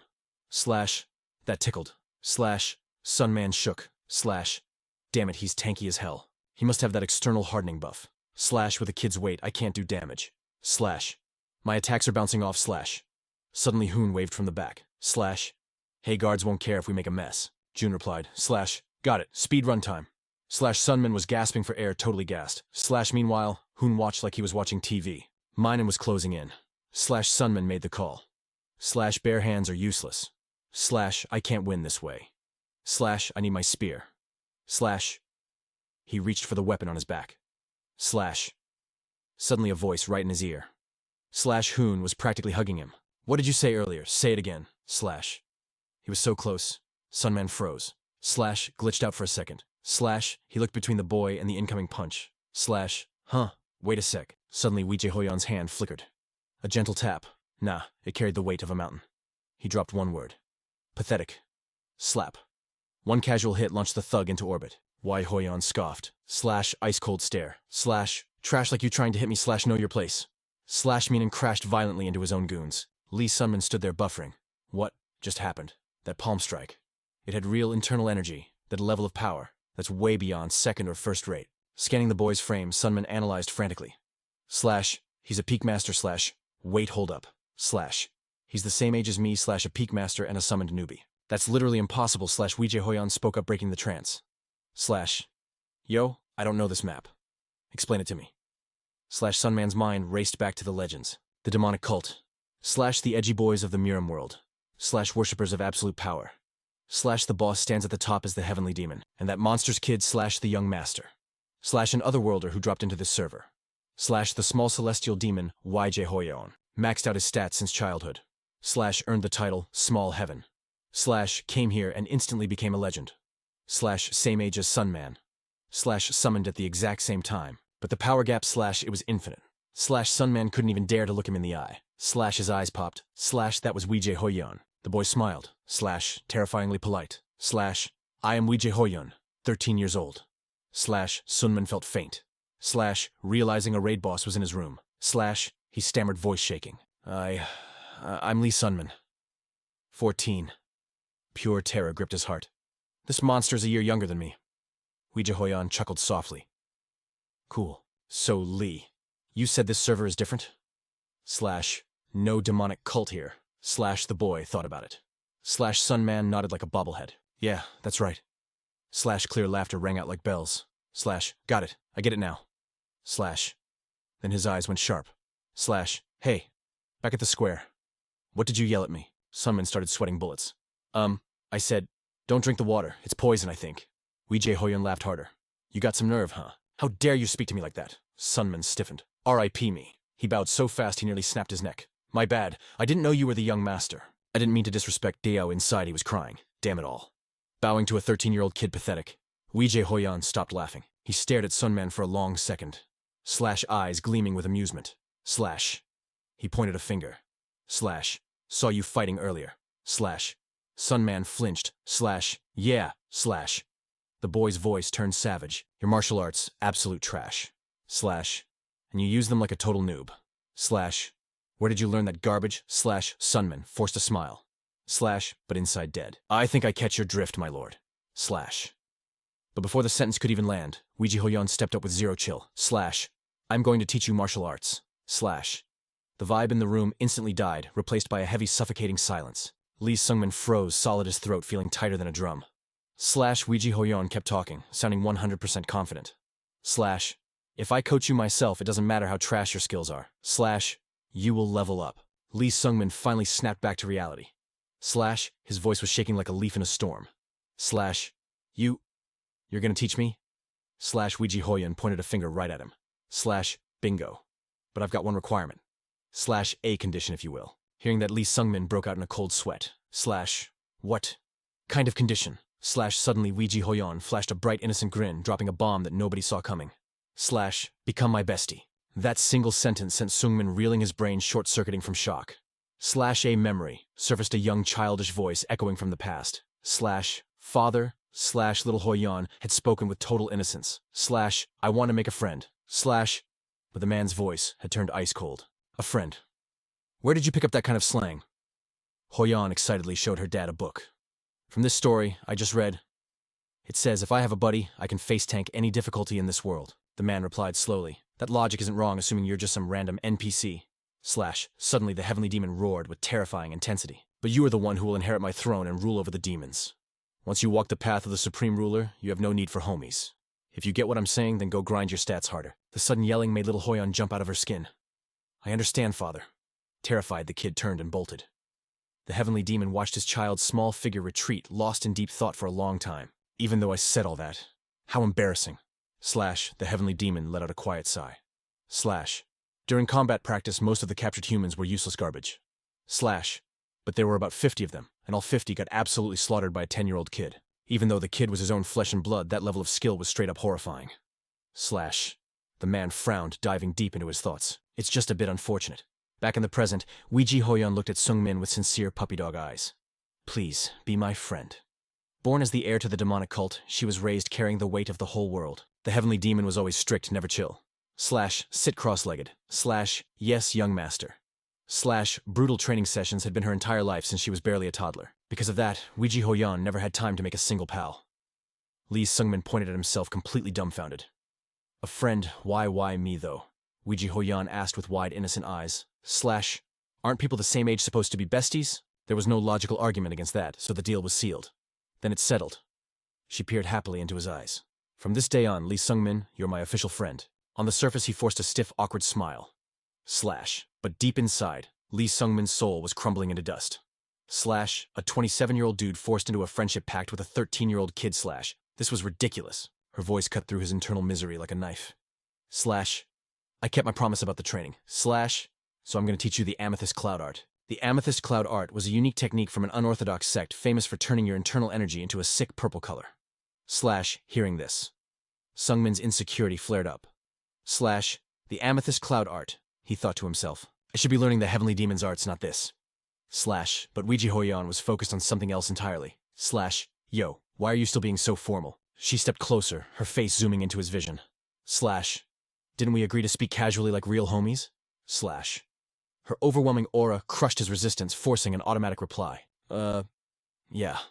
Seeing him fall in line, her mood instantly lit up. She spoke with brutal honesty. The heavenly demon art I use is reserved strictly for the sect leader and the direct bloodline. That's why I can't teach that one to you. However, you won't regret learning the Amethyst Cloud Art. It's a top-tier skill, seriously. She looked at him, eyes sparkling with expectation. What do you say? The scene shifted to the hunting grounds. Sungmin touched the old scar on his face. It had already been a month since that crazy day. By a twist of fate, he had been grinding the Amethyst Cloud Art under her guidance for 4 weeks. Slash. With more time, he knew he could become an absolute unit. Slash. Now piles of monster corpses lay scattered around his feet like loot. Sungmin wiped the blood from his cheek deep in thought. Slash, his martial arts level was hovering between third-rate and second-rate. Slash. Compared to his previous life, this was a legendary speedrun. Yet, he imagined Weiji Hoyan appearing right there. Her mocking laughter ringing in his ears. Is this all you can do even with my coaching? You truly have zero talent. Sungmin grit his teeth, shaking the phantom voice away. Shut up. Slash. But in that instant, his spidey senses screamed of a new presence. Slash. Should I grab the loot from the kill? Slash. His pupils constricted violently. Slash. He leaped into the air just as a massive shadow crashed down. A giant monster emerged from the gloom. Slash. He landed softly, gripping his spear tight. Lee Sungmin's mind racing. Slash. What the heck is that slash? If I had been lacking, I'd be dead meat right now. He stared down the ferocious beast heart pounding against his ribs like a drum solo. Slash. An ogre. Slash. His eyes darted around, scanning the perimeter. Slash. His gut told him it was riding solo. Slash. But could he be sure? Confirming the beast was alone, he wasted no time. Slash. He unleashed the Amethyst Cloud Art, driving a palm strike straight into its chest. Slash. The ogre took heavy damage, blood spraying into the air like crimson rain. Seizing the opening, Lee Sungmin delivered the fatal blow right then and there. Pride swelled in his chest. Killing an ogre is basically easy mode for me now, but the phantom voice of Hoyan returned to troll him. Are you proud just because you killed a single ogre, lame? His blood boiled in annoyance. Slash. Quiet. Slash. He knelt to inspect the corpse, doubt creeping into his mind. Ogres don't usually spawn in this region. So where did this guy come from? Suddenly a voice spoke from behind him. You've got impressive skills for such a young warrior. Seeing a man approaching, Lee Sungmin immediately raised his guard. Slash. He demanded, Who are you? Slash. The man clasped his hands politely. Slash. Sorry for crashing the party. Slash. I am Yun Harang.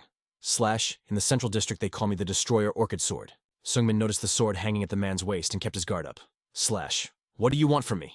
Slash. Yun Harang looked slightly awkward. Slash. Well, about that. He pointed to the dead monster. Slash.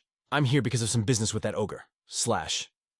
Eventually, Lee Sungmin returned to town alongside the stranger. Slash. Sangryong looked him up and down, shock written all over his face. Isn't this kid too young? Yun Harang immediately jumped in with the hype. I witnessed his combat with my own eyes. He might be young, but his skills are legit formidable. He's going to be a huge asset to the team. Wang Pei spoke in a low, gravelly tone. If Warrior Yun vouches for him, then I'm cool with it. I am the Black Feather Dagger. Then, a woman cut in. Slash. Who are you calling woman? I am Renea. I studied magic at the Velis Academy. She looked him dead in the eye. Do you know anything about the gig you're about to take? Sungmin hesitated. Slash. Yeah, a little bit. Seeing his confusion, Renee broke it down. Slash. Recently, a horde of demons has been building a new ogre village in this sector. Slash. There have been tons of reports about attacks on nearby settlements. Slash. They're even staging marching slaughters. Yun Harang took over the explanation. Slash. Therefore, the mercenary guild has posted a bounty of 20 million arrows for anyone who can wipe out the ogre village. If we include the loot drops, the total profit will be around 35 million arrows. Slash. Sungmin asked the million-dollar question. Slash. How do we split the reward? Slash. Yun Harang replied instantly. Slash. We divide the cash equally among all party members. Slash. He fell silent, calculating the numbers. Slash. That means I'd bag about 7 million arrows. Slash. A mission of this scale basically never happens. Slash. The problem is, can I trust these randoms? Looking at Yun Harang's smiling face, anxiety gnawed at him. Slash. But thinking of that massive payout, he made his choice. Slash. All right, I'm in. Slash. Hearing this. Yun Harang embraced him with excitement. You made the right call, warrior / things are gonna go so much smoother with you on the squad, / But remembering how coldly I was cast aside in the past, / I suppose I should thank you for the harsh lesson. Haryong leaned in close, keeping his voice on the low. He threw some major shade at the dudes across from us. Yo, those two total scrubs. Zero class, just straight up stubborn idiots. Hey, Mr. Warrior, you repping a martial arts sect? Lee Sunung-min just shrugged it off casually. Meh, something like that. Meanwhile, Renea hit the porters with a fake nice smile. Total snake move. Could you scoot to the market and cop some apples? The poor guys nodded completely clueless. Harang broke it down for me. They are basically pack mules carrying our heavy gear. Their paycheck, literal table scraps. We watched them bounce, looking sad as hell. Harang waved a hand like they were trash. Forget those losers. We're diving deep into the woods, baby. Liangmen got straight to the point. How many ogres are we talking? Is the village infested? Sung Ryang did the math cold-blooded style.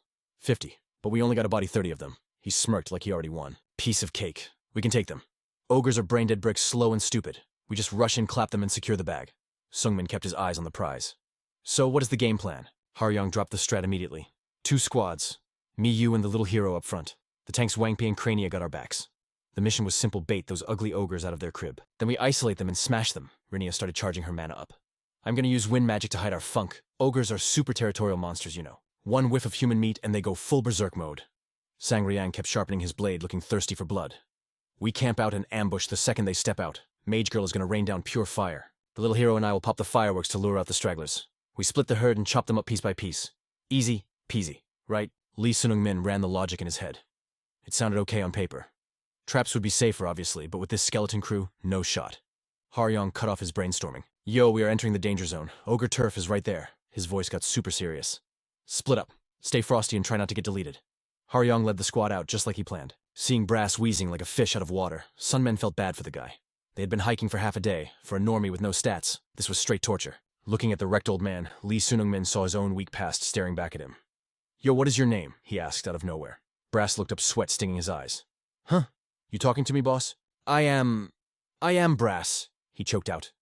Lee Sunung-min stopped and got real with him. Listen up, Brass. When the ogres swarm us, I cannot promise I can save your skin.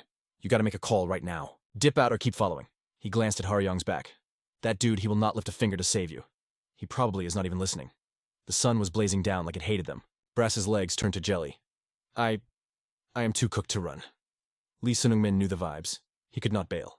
The Mercenary Guild's penalty for quitting was way worse than dying. Sunmen knew that better than anyone. He did what he could. All right then, brace yourself. Your life is on you now.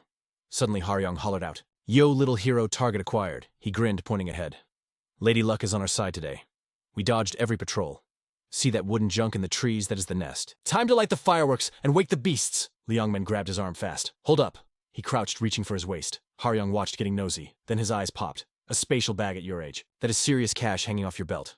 Where did a kid like you cop that? Sunmen played it cool. Just got lucky, I guess. Haryong stared, calculating the loot. I see. But what are you grabbing? Sunung-min poured water onto the dirt, mixing up some thick mud. If we slather this on, it hides our human scent. Hyong clocked the genius immediately. Okay, that is actually big brain energy. You got survival skills way beyond your years, little hero. Lee Sunung-min was already rolling in the muck. My master taught me good, her smirked sounding fake as hell. Sounds like a legendary sensei. Sunman stood up looking like a swamp monster. For sure. You should do it too, Sir Hero. Haryong did not argue and dropped down to get dirty. That is when Brass piped up. Do I need to? Lee's young men cut him off. We are out of mud here. I will find another spot for you. But boom. The signal flare shot into the sky. The village went crazy with roars as the ogres caught a whiff. Haryong turned around looking absolutely wicked. I just had a galaxy brain idea, little hero. Before Sunman could even blink, the trap was sprung. Why do we not let the baggage boy take point? His voice got nasty. Think about it. If we send the stubborn old guy to draw aggro, we can clap them from the shadows easily, right? Brass went ghost pale, shaking like a leaf. Sir, please, I am gonna die. He was stuttering hard. Haryong stepped up, eyes totally dead. Chill, old man. You will not die instantly. He leaned in with a creepy whisper. But if you do not move, I might just end you myself. Seeing Brass shaking, he started laughing like a psycho. Relax, Gramps. You know I am just trolling, right? Suddenly Lee Sunung-min stood up. Hyon raised a brow. What is the move, warrior? Sunman's voice was ice cold. I will take point. Unless you got beef with that. Hyon thought for a second, then nodded. Nope. Be my guest. Sunman did a quick head count. 13 dungeon ghouls. One was already shish kebabbed on his spear. He swung that weapon in a crazy arc. Blood sprayed everywhere, make that 12. Another ghoul got turned into hamburger meat. 11 left. He was attacking with zero mercy, but his head was messing with him. Can I really pull this off? No? Do I have to do this? He glanced at Brass, who was frozen stiff. There was no logic to saving him. Was it useless pity, or just sympathy? They were not homies. They had no bond, but he still helped Brass escape. A bitter truth connected them, they were both classless. The bottom of the barrel in this cruel world. Sweat dripped down his back as he faced the mob. He charged forward with reckless bravery. Magic is power. Is that the rule? Nah, he knew the truth. The world runs on ugly, simple rules. He remembered the trash talk Ouija Hun drilled into him. No matter how much I teach you, it is useless. You really are a clown. 0 talent, 0 brain cells. I will teach you one thing, so burn it into your thick skull. Just remember how to hold a spear. Lehman gritted his teeth, the memory fueling his strike. Stab from a distance, he told himself. I am gonna level up. With a roar, he unleashed the 3-stage soul spear. The tip ripped through the wind, hitting the ghouls like lightning. He was a one-man army mowing them down like grass. Bodies were stacking up as he fought his way to Brass. The old porter was on the ground shaking as a ghoul lunged at him. Brass squeezed his eyes shut, waiting for the end. But when he peeked, the ghoul was skewered. Lee Sunung-min stood there gasping for air. With Hyung jumping in, the rest got deleted. Silence fell over the forest. Hyung sliced the ear off a corpse. Hyung tallied the score. That makes 13. Solid loot run today. Thanks to you, kid. I grabbed the ears for quest proof. The other squad should be done by now, too. He stuffed the bloody trophies into a sack and yeeted it at Brass. Yo, porter, guard that with your life. The old man bowed his head. Yes, sir. Hyun clapped his hands. Time to link up with the others. Lehman nodded and followed. As they passed, a shaky voice hit his ears. Thank you. Brass whispered it before rushing after Hyung. Leungman paused for a heartbeat, watching the old man fade into the shadows. Night was creeping in. Sangryong was sitting on a rock, whining like a baby. What is taking them so long? They should have been here ages ago. Seeing the squad pop out, he shouted, Oh, finally, did you guys handle your business? We finished ages ago. Look at you guys, covered in filth. Must have been a struggle, huh? His voice was dripping with shade. Ugly and weak. Horyong chuckled softly. Struggle all you want. Thanks to our little warrior here, this was a total cakewalk. Horyong's eyes darted to Wangpa, his tone turning icy cold. Actually, the real party starts now. Lee Sungmin's face dropped instantly. Too late. In a flash, a dagger slammed right into Renia's chest. Her eyes went wide, totally shook. Death hit her so fast she couldn't even scream. Game over. The killer was Wangpa. She was frozen in terror, never realizing Horyong had already drawn his sword right behind her. Horyong swung down to finish the job, but Klang Lee Sungmin's spear blocked the strike. Horyong snarled. Back off! Suddenly a memory smacked into Lee Sungmin's brain. He'd seen this snake move before. Move it, trash! You want that paycheck? Then hustle those feet. The sun was brutal in that memory. Back then, he was just like Brass, a lowly porter lugging heavy gear, keeping his mouth shut and following orders. But that day, the plaza was packed tight. Someone yelled, Yo, haven't you seen this? It's an execution. For real. He was curious, so the whole squad stopped to watch. Some guy watched from the back with a twisted grin. That dude is hardcore. Heard he's a mercenary from Murim. Wiped his own team just to hog the loot. Too bad he got busted. Now he's toast. In his past life, Lee Sungmin had stared at the prisoner. Is that right? And guess what? That prisoner was the same dude standing in front of him right now. Horyong smirked. You got moves, little brother. Your reflexes are insane. Like you knew exactly I was gonna swing. Horyong had zero clue. Of course he knew. He watched this dude get executed in his past life. Even though it was 13 years ago, the memory was HD clear. Horyong gritted his teeth, his ego exploding. Doesn't matter, though. I saw you wreck those dungeon ghouls. You got skills for a kid, but against a boss like me, you're zero.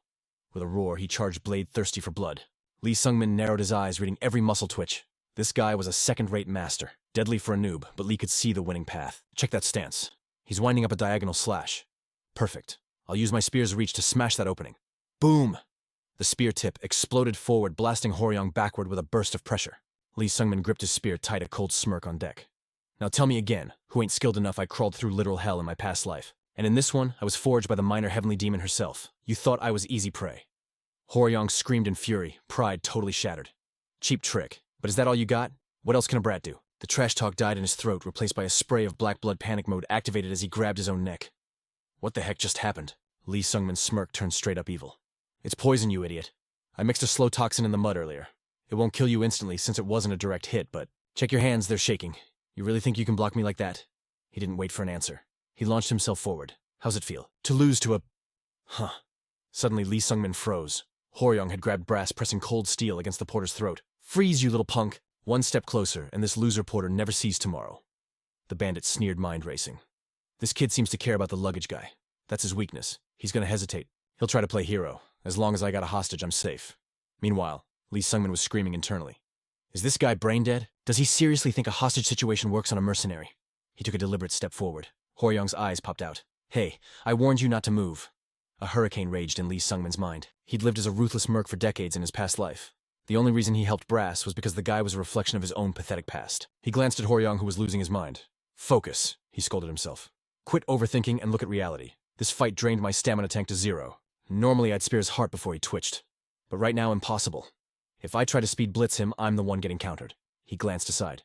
Sangri was locked in a duel with Wang Pa. Can't rely on backup, and who knows when the poison wears off. Gotta save strength in case Sangri falls. Lee Sungmin hardened his resolve. No time to waste. He had no choice. Suddenly, Brass smiled a painful, bitter look. The porter slammed his body backward with suicidal force. Horyong stumbled, balance totally wrecked. Brass tackled him, gripping the blade with bare hands to keep it off his neck. Lee Sungmin watched in horror, but the power gap was too huge. Horyong pinned the old man to the dirt instantly. You filthy worm, a trash porter dares to rebel. Screaming in rage, Horyong drove his sword deep into Brass's ribs. He twisted the blade. I told you to freeze. His words got cut off by a shadow looming over him. Lee Sungmin stood there, face darker than the abyss itself. Terror washed over Horyong. Wait, warrior, listen to me. The spear plunged down, no mercy, game over. Nearby, the battle noise stopped as Sangri finished off Wang Pa. Sangri turned around. In that moment, a heavy gloom seemed to swallow Lee Sungmin whole. Nobody could see the cracks forming in his heart. Looking at Brass's motionless body, grief pierced his soul. He tried to change fate, but in the end, he only rewrote how the execution happened. We delivered the heads of Horyong and Wang Pa to the guild. Sangri and I split the 35 million bounty plus the loot we scavenged. Hoyan's eyes lit up the second Lee Sungmin walked in. Yo, you're back, she asked, actually sounding curious. Little late today, aren't you? Lee sighed, totally drained. Yeah, I need the cash. Too tired to change, he collapsed onto the bed, staring blankly at the ceiling. His mind drifted back to the bloody scene. If I had a little more gas in the tank, if I was just a bit faster, Brass wouldn't have died. Damn it, I swore no regrets this time. You killed someone, didn't you? The sudden question made him freeze. Hoyan looked down from the top bunk. How'd you know? She tapped her nose lightly. I can smell the blood clinging to you. Lee Sungmin stayed quiet for a beat before finally spilling. It was a second-rate master. Tried to kill me, but I flipped the script. Hoyan squinted. You're hiding something, huh? Her gaze drilled right through him. What exactly aren't you telling me? Lee shot up from the bed, trying to keep his cool. Hoyan, what are you talking about? Why would I hide anything? Is it weird that a nobody like me beat a second-rate guy? Hoyan waved her hand. Nah. Since you learned my secret arts, catching a dub is definitely possible. She looked him dead in the eye, super serious. You're special. Slowly, she started dropping some lore about her past. When I was wandering the streets, I tried hard to get this world. I saw a lot of messed up stuff. Watching the wretched lives of the jobless struggling at the bottom. Remembering a guy eating trash, her voice got cold and real. Most of them are broke, which makes sense. Humans don't hesitate to crush a bug under their heel. But those same humans freeze up if asked to kill a small animal. Hoyan sat up straight, locking onto Lee Sungmin like a predator trapping its prey. But you were built different. Day one, the day you got summoned, you marched straight into the monster forest to hunt. Lee Sungmin frowned, playing dumb. Is that so weird? If I hadn't made that move, I'd be dead meat by morning. Hoon grinned sharp as a blade. Logically, yeah. But what about the other bums you think they sat out because they didn't know the score? Nah, fam. They knew the deal perfectly. They just didn't have the guts to ice someone for their own survival. Even if you ignore the whole classless loser status. Can a fresh 14-year-old really pull off a hit like that on day one? He tried to cap. I just adapt fast, bro. Hoon let out a dark chuckle. You're good at dodging, but that ain't gonna fly. Let me hit you with fact number 2. Lee Sungmin looked up sweating bullets, but Hoon wasn't done cooking him. Here's the harsh truth. You got absolutely 0 talent. If I dropped 10 knowledge bombs, you'd barely catch 3. Am I lying? Seeing his salty face, she snapped, eyes on me. Don't look away. Here's the glitch. You've only held a spear for 2 months. Yet your moves are scary precise. A total noob with your trash potential should be tripping over his own laces. But you move like a vet. 0 rookie slips. How does a guy with 0 cheats master martial arts in just 60 days? Hoon got up in his grill voice intense. Who are you really? Lee shot up his aura, turning grim. I don't know what you're yapping about. Hoon's voice dropped to sub-zero. Listen up, homie. I hate being played. The silence was suffocating as they had to stare down, neither one blinking an inch. Lee's brain was doing donuts. Everyone's got a secret to guard.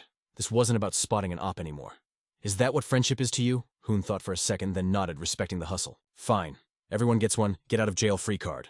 Even me. She pitched a deal, eyes twinkling like mischief. You spill your tea, and I'll spill mine. Lee shook his head fast. Nah, I'm good. Don't need to know.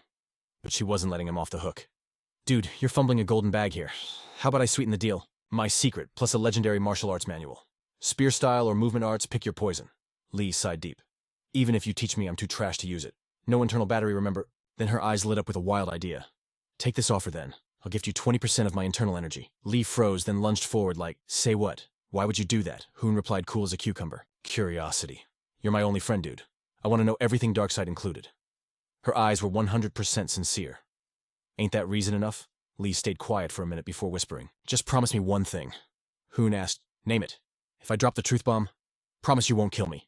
Hoon nodded instantly. Isn't that obvious? Why on earth would I flatline my own homie? She scratched her head. Since we're trading truths, I'll start. I'm actually a girl. Hoon yanked her hair tie, letting silky locks flow down like a shampoo commercial. Lee's eyes popped out of his skull. This was way off his bingo card. Hoon spoke like it was nothing. Why the face? My dad forced this role on me for the sex sake. Only a dude can take the throne as the demonic cult leader. He wanted me on that path, so I've been LARPing as a boy my whole life. Seeing Lee glitching out, she continued. I've lived this lie so long, nobody suspects a thing. That's my secret. Your turn. Lee put a hand up. Hold up. Let me process this tea, he stammered. Starting tomorrow, we gotta sleep in separate rooms, right? Hoon blinked, clueless. Why? Lee took a deep breath, clutching his courage. I am a regressor. Hoon's pupils snapped wide. She yelled, Quit talking trash. They debated all night long. Finally, Hoon sat back, thinking hard. So you're claiming you died and respawned in the past. Sounds totally nuts, but I believe you. It explains why you acted so weird in the Central Zone.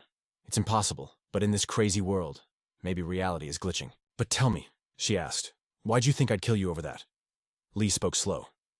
Physically I'm 14, but mentally I'm 27.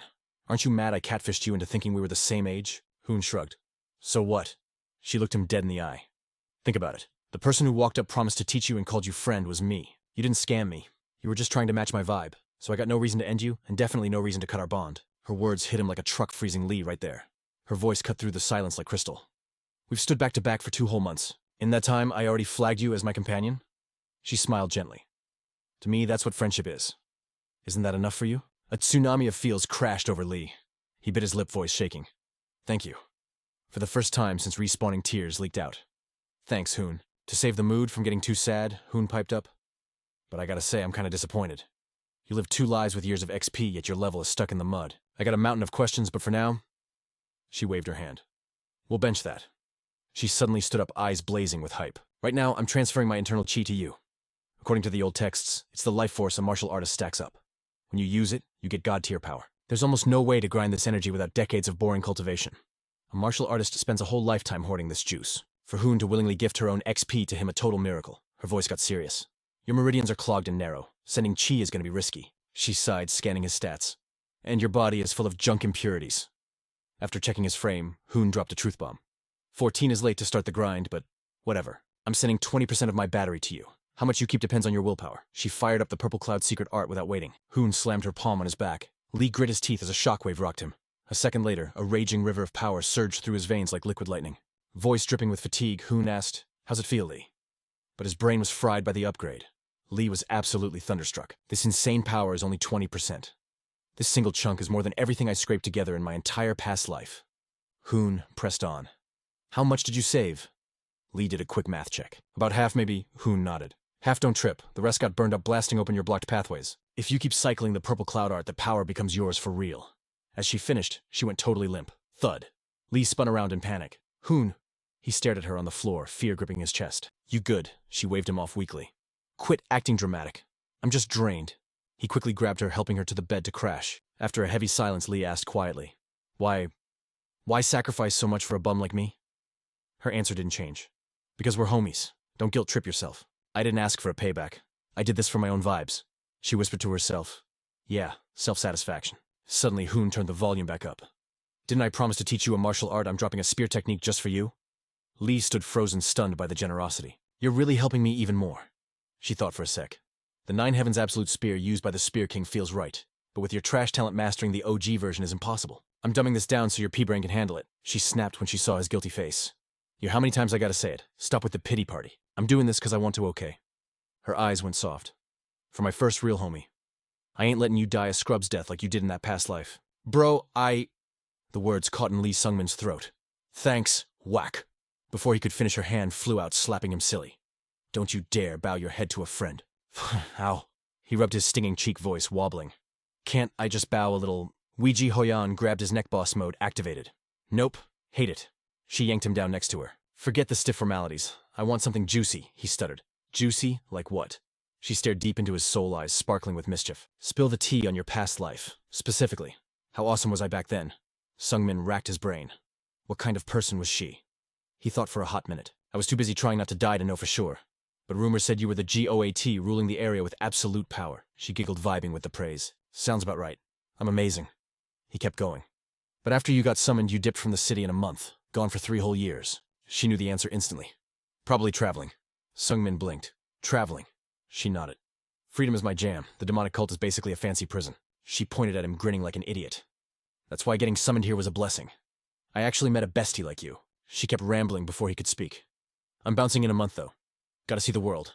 But first, I'm gonna drill the Nine Heavens absolute spear into your skull. But what about you? She tilted her head, locking eyes with him. Hey, Lee Sungmin. What kind of life are you trying to build this time around? The question hit him like a truck. What do I want? Memories of being trashed, despair, and failure flooded his mind. He whispered, just a life better than the last one. Weiji Hoyun rested her chin on her hand, totally unimpressed. Wow, vague much. Don't you have, like, actual goals? Sungmin's mind went blank. I don't know. She sighed. Whatever. Figure it out and get back to me. Suddenly she popped up, eyes glowing. Wait, go back to your past life, spill everything. Sungmin scratched his ears, sweating buckets. Honestly, it's boring. She cut him off. Bet you were a total scumbag, she teased. While he fumed, his inner thoughts drifted to darker places. He'd spent that whole life rotting in the city of Genghis. Did I have friends back then? The answer was a cold, hard no. Zero. Zilch. She was his first real connection. They spent the whole night yapping about nothing until the sun came up. Time was flying way too fast. 1 month later, Weiji Hoyun's voice rang out. All right, Lee Sungmin, front and center. Show me what you got from these 30 days. His chest tightened. This was it. The final goodbye. Fire lit up his eyes and he roared. I'm coming at you with everything I've got. She smirked. Duh, you think you'd survive going easy on me with those weak skills? That stung, but she wasn't wrong. Sungmin screamed and charged at the boss. Weiji Hoyun held up 2 fingers. I'll give you a 20-move handicap. Go wild before I smack back. He gripped his spear 0 to 60 in a heartbeat. 20 moves. How do I start? He remembered her teachings. The Nine Skies spear was the play, specifically the Lee Sungmin Special Edition. He hated the cringe name, but she was so proud. I modded it just for you so it needs your name, dummy. He tried to fight the embarrassing title back then, but now he knew every inch of it.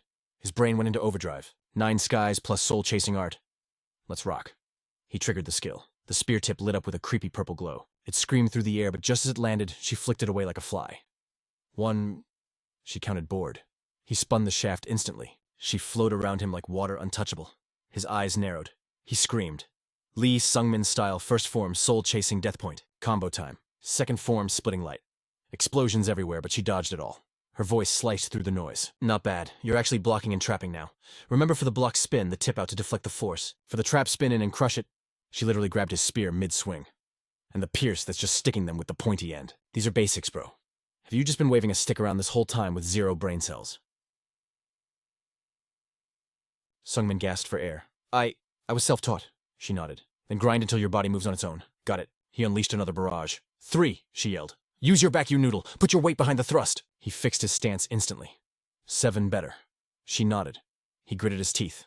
Damn it, is the gap seriously this huge? Even with her energy boosting him to second rate, she was blocking him with one hand. That demonic aura. She was a total monster. A true transcendent master. Seeing him freeze, she stepped up.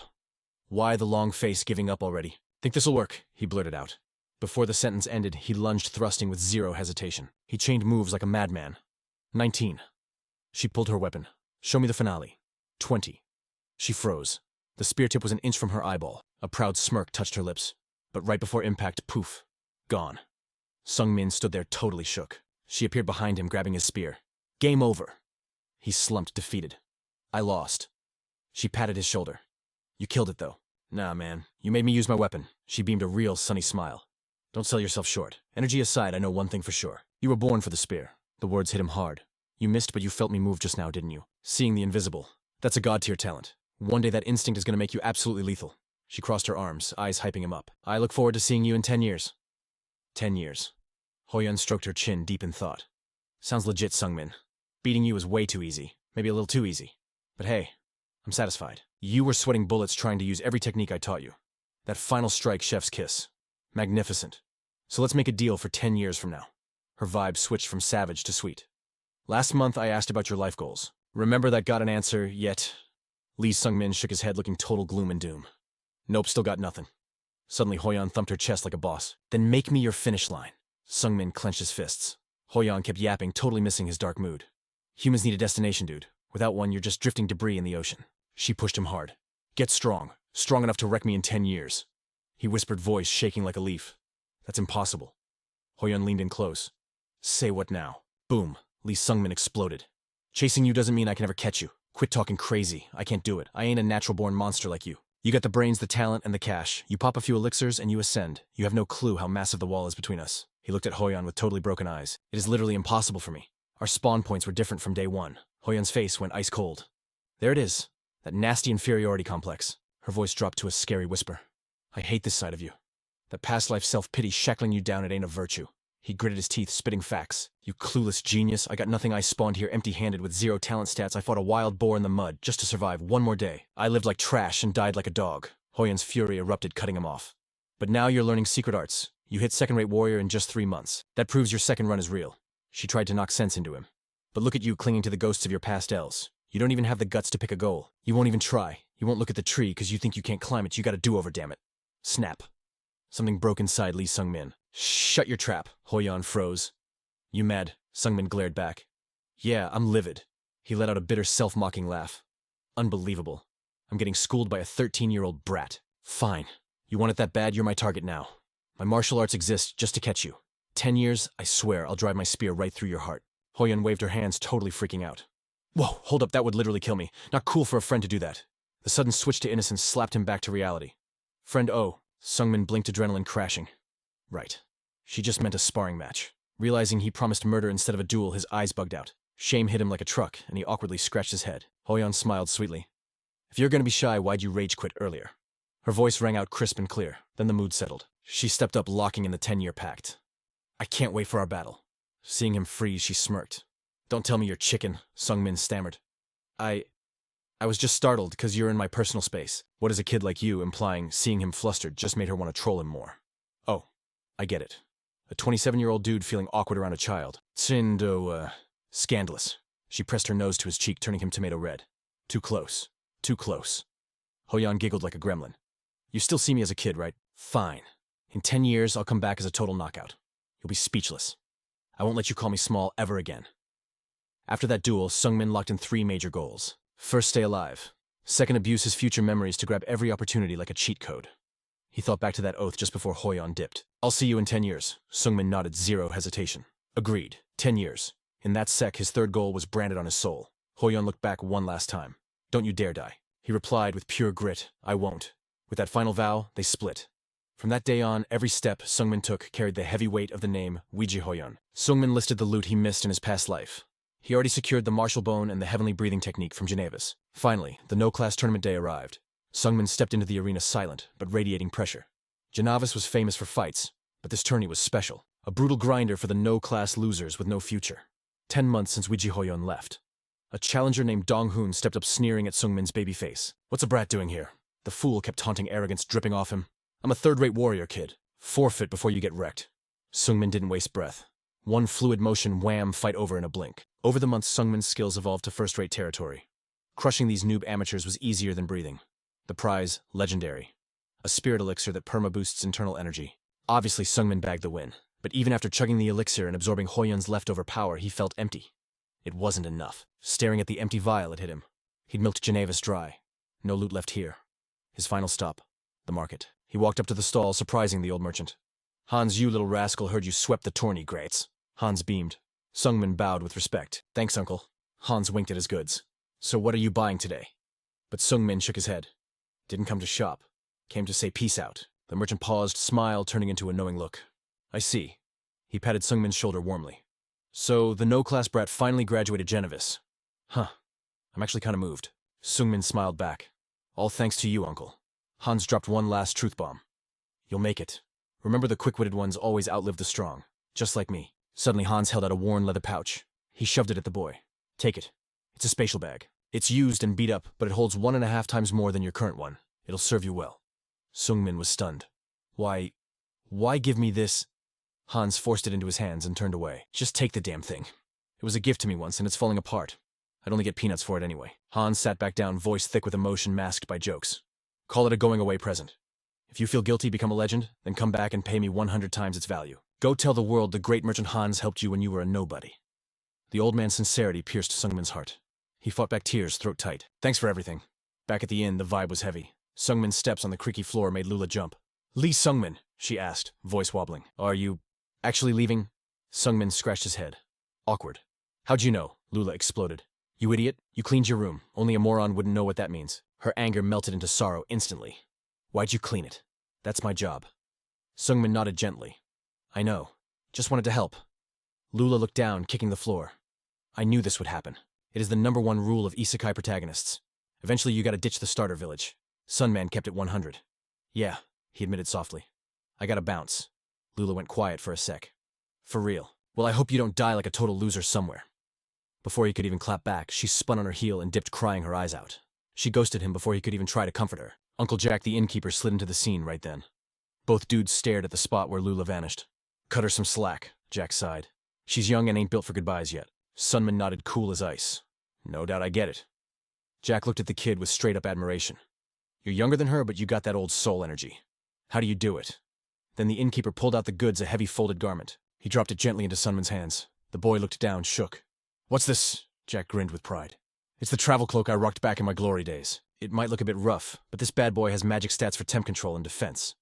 Sunman held the fabric like it was the Holy Grail. This was legendary loot. Thanks, Uncle Jack. I don't even know what to say. It's a little oversized for you right now, Jack advised. Get it tailored at the next town. He pulled the boy into a bear hug, eyes shining. You're gonna do big things. You're the goat of all the no-class warriors I've ever hosted. Tears were welling up in the old man's eyes, but he forced a bright smile. Stay dangerous, kid. After saying peace out to Jack, Lee Sunman began his long trek out of the town that had been his home base. Suddenly he froze. Someone was screaming his name from behind. He whipped around to see Lula sprinting like her life depended on it, clutching her knees, gasping for air. Her hair was a wreck and tears were streaming down her face. She looked up, eyes red and puffy. Yo, she shouted, her voice shaking. I take it back. Sunman tilted his head, confused. Take what back? Lula wiped her face aggressively. That stuff I said earlier about you dying miserably. She choked out a sob. Just don't die, okay? Sunman couldn't help but ask. Did you really run all this way just to tell me that? Lula avoided his gaze, shouting her final wish to the wind. If you're gonna leave, then live a long life. Don't you dare get deleted. And if it gets too hard, just come back home. Sunman smiled. A true warm smile. He nodded. Bet. I promise. Thanks, Lula. Lula lowered her head, her voice barely a whisper. I know this sounds crazy, but somewhere along the way, I couldn't keep my eyes off you. She gripped her skirt till her knuckles turned white, pouring her heart out. I don't even get it myself, but in those little fleeting moments, I realized I caught feelings. Like serious feelings. Lee Sunman stared at her, stunned into silence. Finally, he found his voice. I see. My bad. Lula took the rejection with a brave smile. Just promise me one thing. Don't die. He stepped closer, his voice soft but steady as a rock. I'm invincible. I promise. She buried her face in her hands, crying uncontrollably. Okay.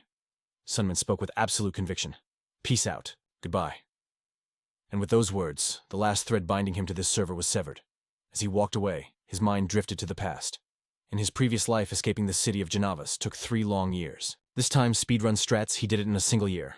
Even without his childhood memories, this New Game Plus had gifted him priceless moments he'd never forget. He glanced back at the fading silhouette of the town. Would he ever return? The warning echoed in his ears like a curse.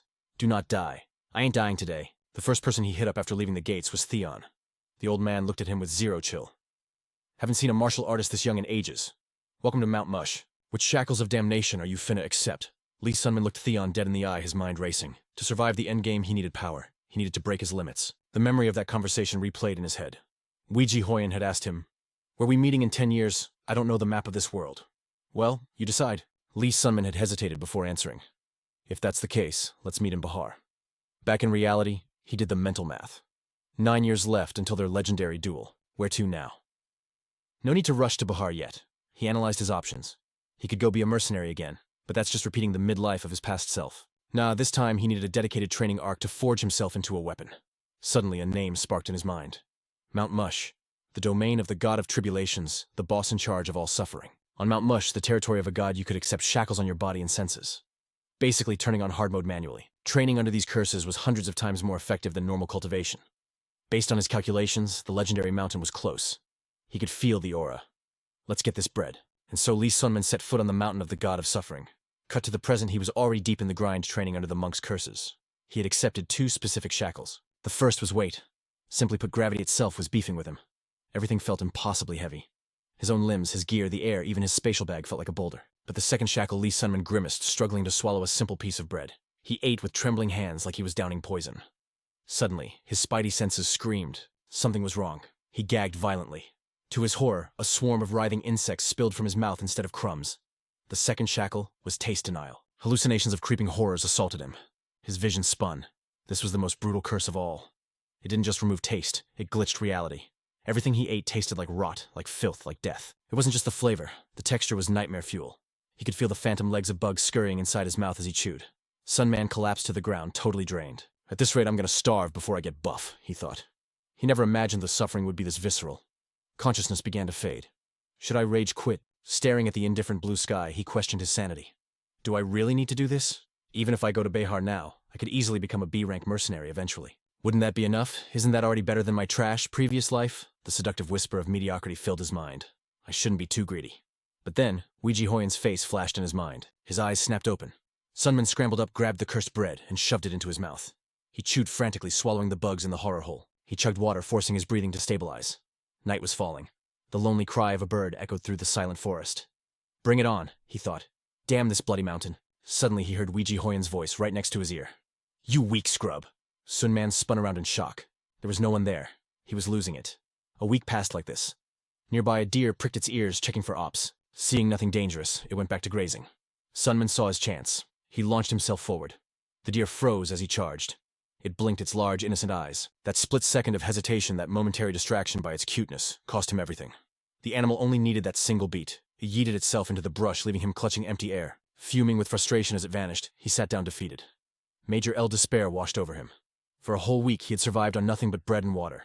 His body was screaming for protein. The reality of the mountain set in. You had to provide your own loot here, clothing, food, shelter, all while crippled by the shackles.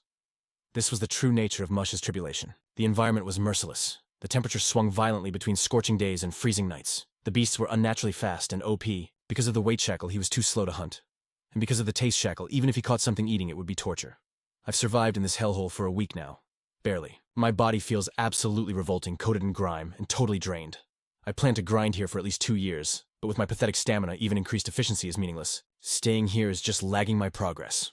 Clack. A pebble rolls to his feet, breaking his focus. Lee looks up instantly. A silhouette stands there menacingly. A girl waving her hand, instinct scream, red flag. He shifts into a fighting stance. Who is this? Lee's mind races, analyzing the threat. A woman here. Then he remembers the golden rule of Mount Mush. Practitioners are forbidden from PvP. The tension leaves his shoulders. He asks again, Who are you? Bexo points to the seal on her neck and makes a sharp X with her hands. He realizes immediately. A chat ban.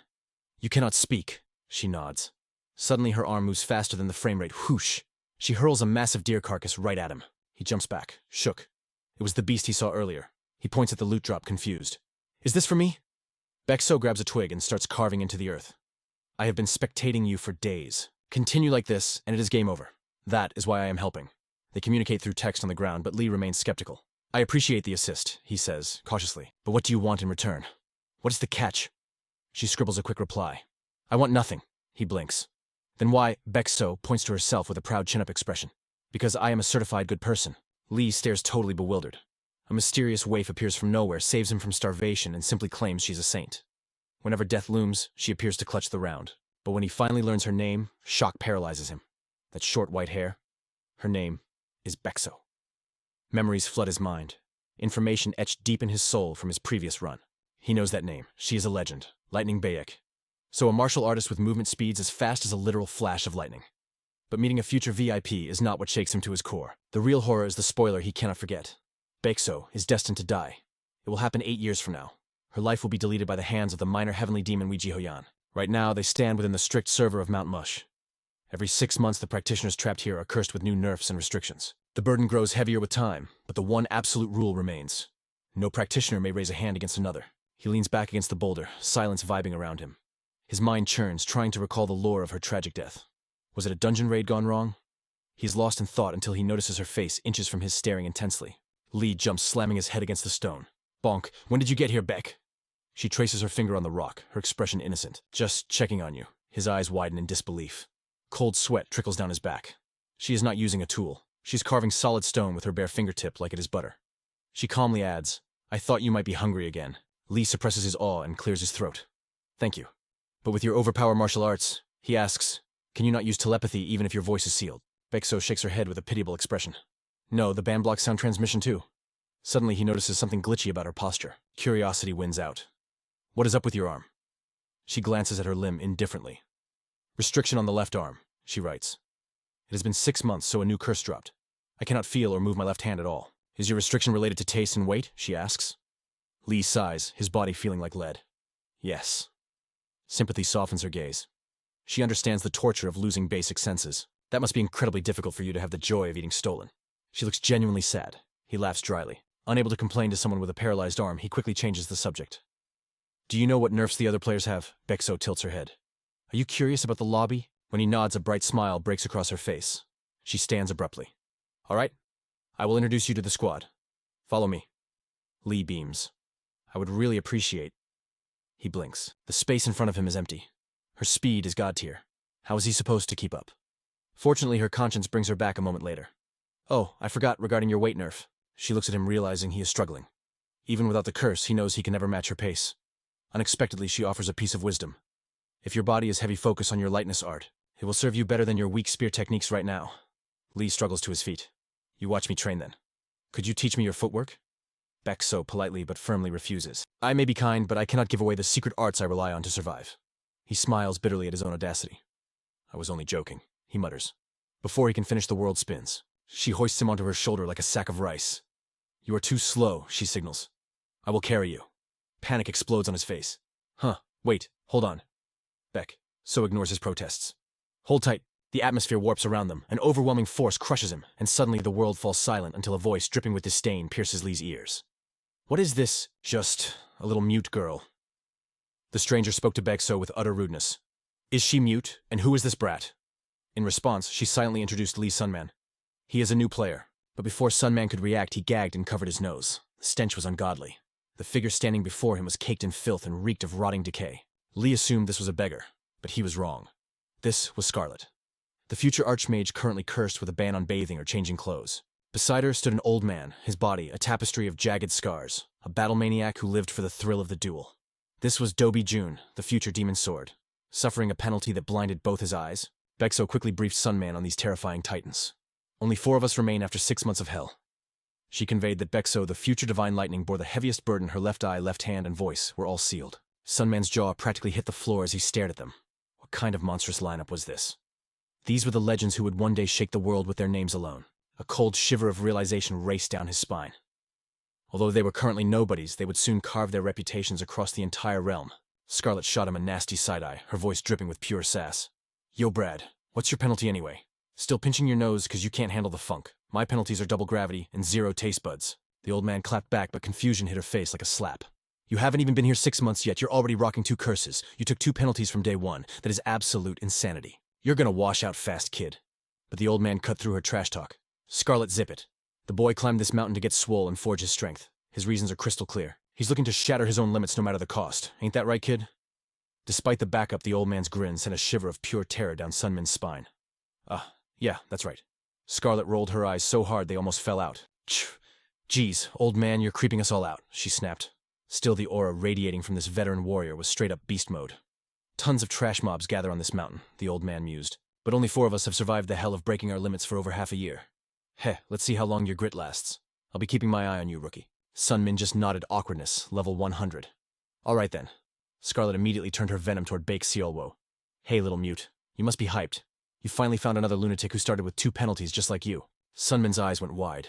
The quiet guy also started with double penalties on easy mode.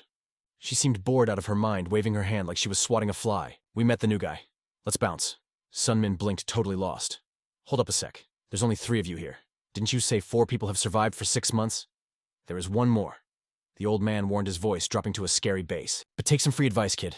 Do not go looking for Flam. Sunmin subconsciously muttered the name. Flam. Even the battle-crazy old man seemed wary of this guy. He was straight-up bad news. Even Scarlet, whose mouth usually ran like a motor, stayed quiet. Their fear only fed the demon of curiosity growing inside Lee Sunmin's gut. 1 month later, deep in the silence of the Dream Forest sun, Min swung his spear with relentless grindset energy. He checked his stats as he got used to the mountain. The penalties were evolving. His body felt heavy as lead, and the food tasted like straight poison. Yet his ego swelled up. I'm leveling up. After 4 months of hellish training, his purple cloud art had finally hit the 3rd star. For someone with his trash-tier bone structure, this speed was a literal miracle. Slash, 3 strikes scarred the tree bark in a blink. Sunmin's moves were cleaner, sharper, and way deadlier. He hyped himself up again. This mountain is a living nightmare, but every drop of sweat is worth the XP. By day, I spam the 9 heaven spear technique. By night, I cultivate the purple cloud art. The gravity on his limbs was crushing, and the hunger was driving him mad. But he didn't waste a single millisecond. With every step, his bones felt like they were gonna snap, and his muscles screamed in agony. Yet he swung the spear again. Sunmin gritted his teeth. Gotta endure. This is the path I chose. He paused to check his gains one more time. My body's bulked up. These clothes are way too tight now.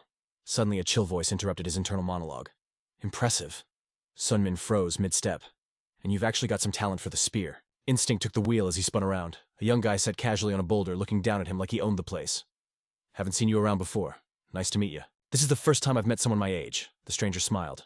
I'm Flam. The name hit Sun Min like a literal thunderbolt. His face went rigid with tension. Flam, on the other hand, was totally relaxed. What's your name? The warnings from the squad echoed in his brain. Scarlet's voice replayed in his memory. Have you ever met a true genius? A monster who doesn't even need to grind someone who laps everyone else as easily as breathing. Even Bexiel Wo had warned him with rare seriousness. Do not meet Flam. Looking at him will only make you depressed. But destiny is a troll. The monster Flam was right in front of him. Seeing Sun Min stiff as a board, a playful spark lit up Flam's eyes.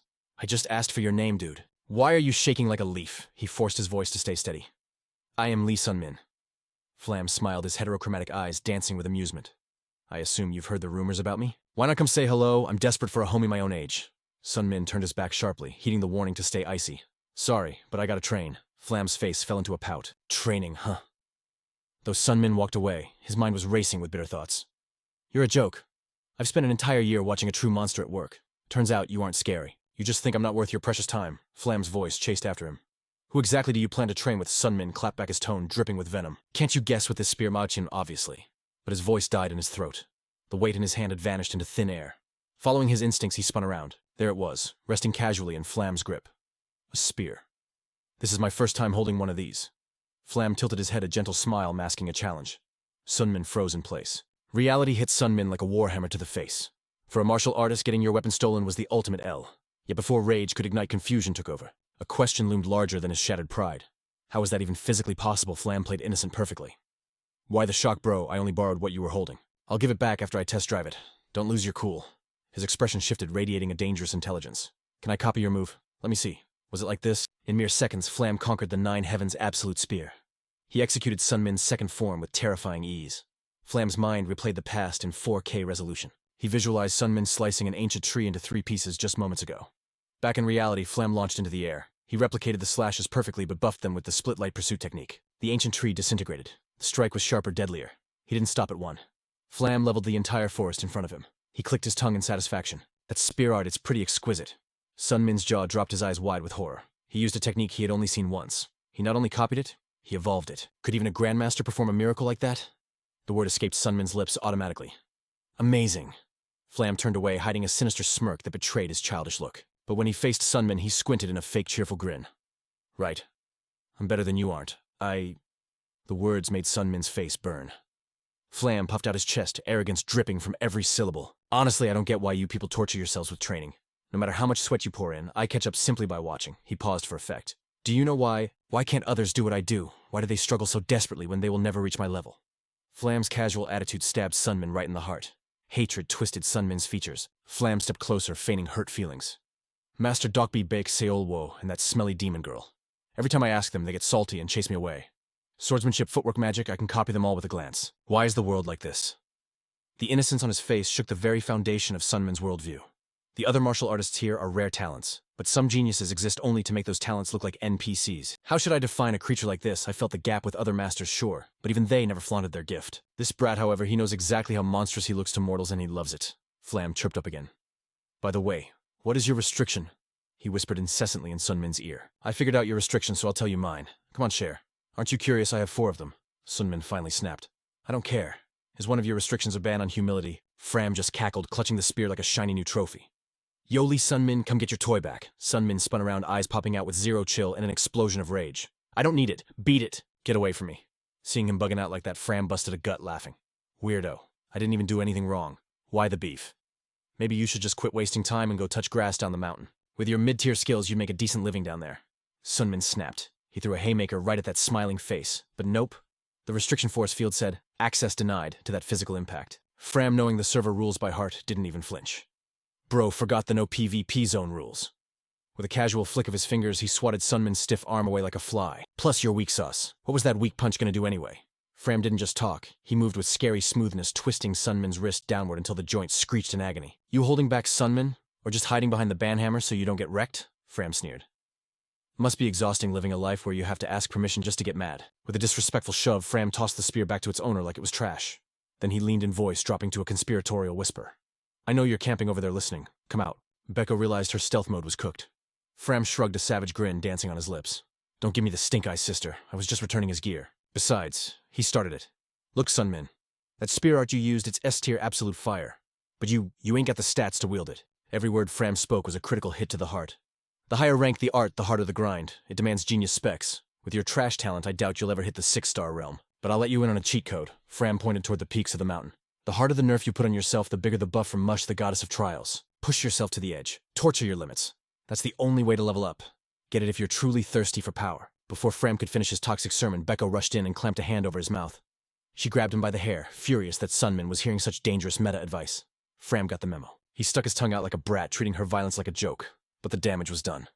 Sunmin gritted his teeth and yeeted himself into the forest. Becco tried to shout, but the mountain's auto-mod choked her words instantly. She coughed helplessly, watching him vanish. Sunmin ran, but he couldn't outrun the word echoing in his skull. Talent. He bit his lips so hard blood trickled down his chin. Fram's words weren't just an insult. They were a virus implanted in his mind. He stopped deep in the woods and screamed, Mush! It wasn't enough. He threw his head back, chest heaving, and roared with every ounce of his soul. Goddess Mush! A creepy otherworldly voice whispered from behind him. Speak, mortal. Sunmin gripped his bleeding spear knuckles white, his resolve harder than diamond. I want to add a restriction. Instantly, the sunlight deleted itself. The forest got swallowed by a trippy, dreamlike darkness. The sudden glitch in reality made Sunmin's eyes water. His throat was dry as dust. Where am I? A few paces away floated a small figure, hair so long it trailed on the invisible floor. A troll smile curled on her lips. This is my domain. Nice to meet you, human. I am Mush. Sunmin wiped the blood and tears from his face. His mind raced. He was standing before a dev. He stammered. You are Mush. The goddess floated in the air, kicking her legs like a bored kid. You screamed my name like you were calling a puppy. Zero respect, so let's skip the intros, she hummed. You want to add another restriction? Sunmin nodded without hesitation. Yes. Mush's starry eyes scanned him, weighing the invisible chains already binding his soul.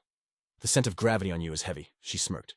You can barely handle your current debuffs, and yet you want to stack more? Sunmin hesitated for a single frame, then answered, I got this. Mush's voice dropped, filled with hidden meaning. Is that so? Is this courage coming from the fact that you already respawned once? Sunmin froze. He stared into her eyes, which swirled with galaxies. How do you know that?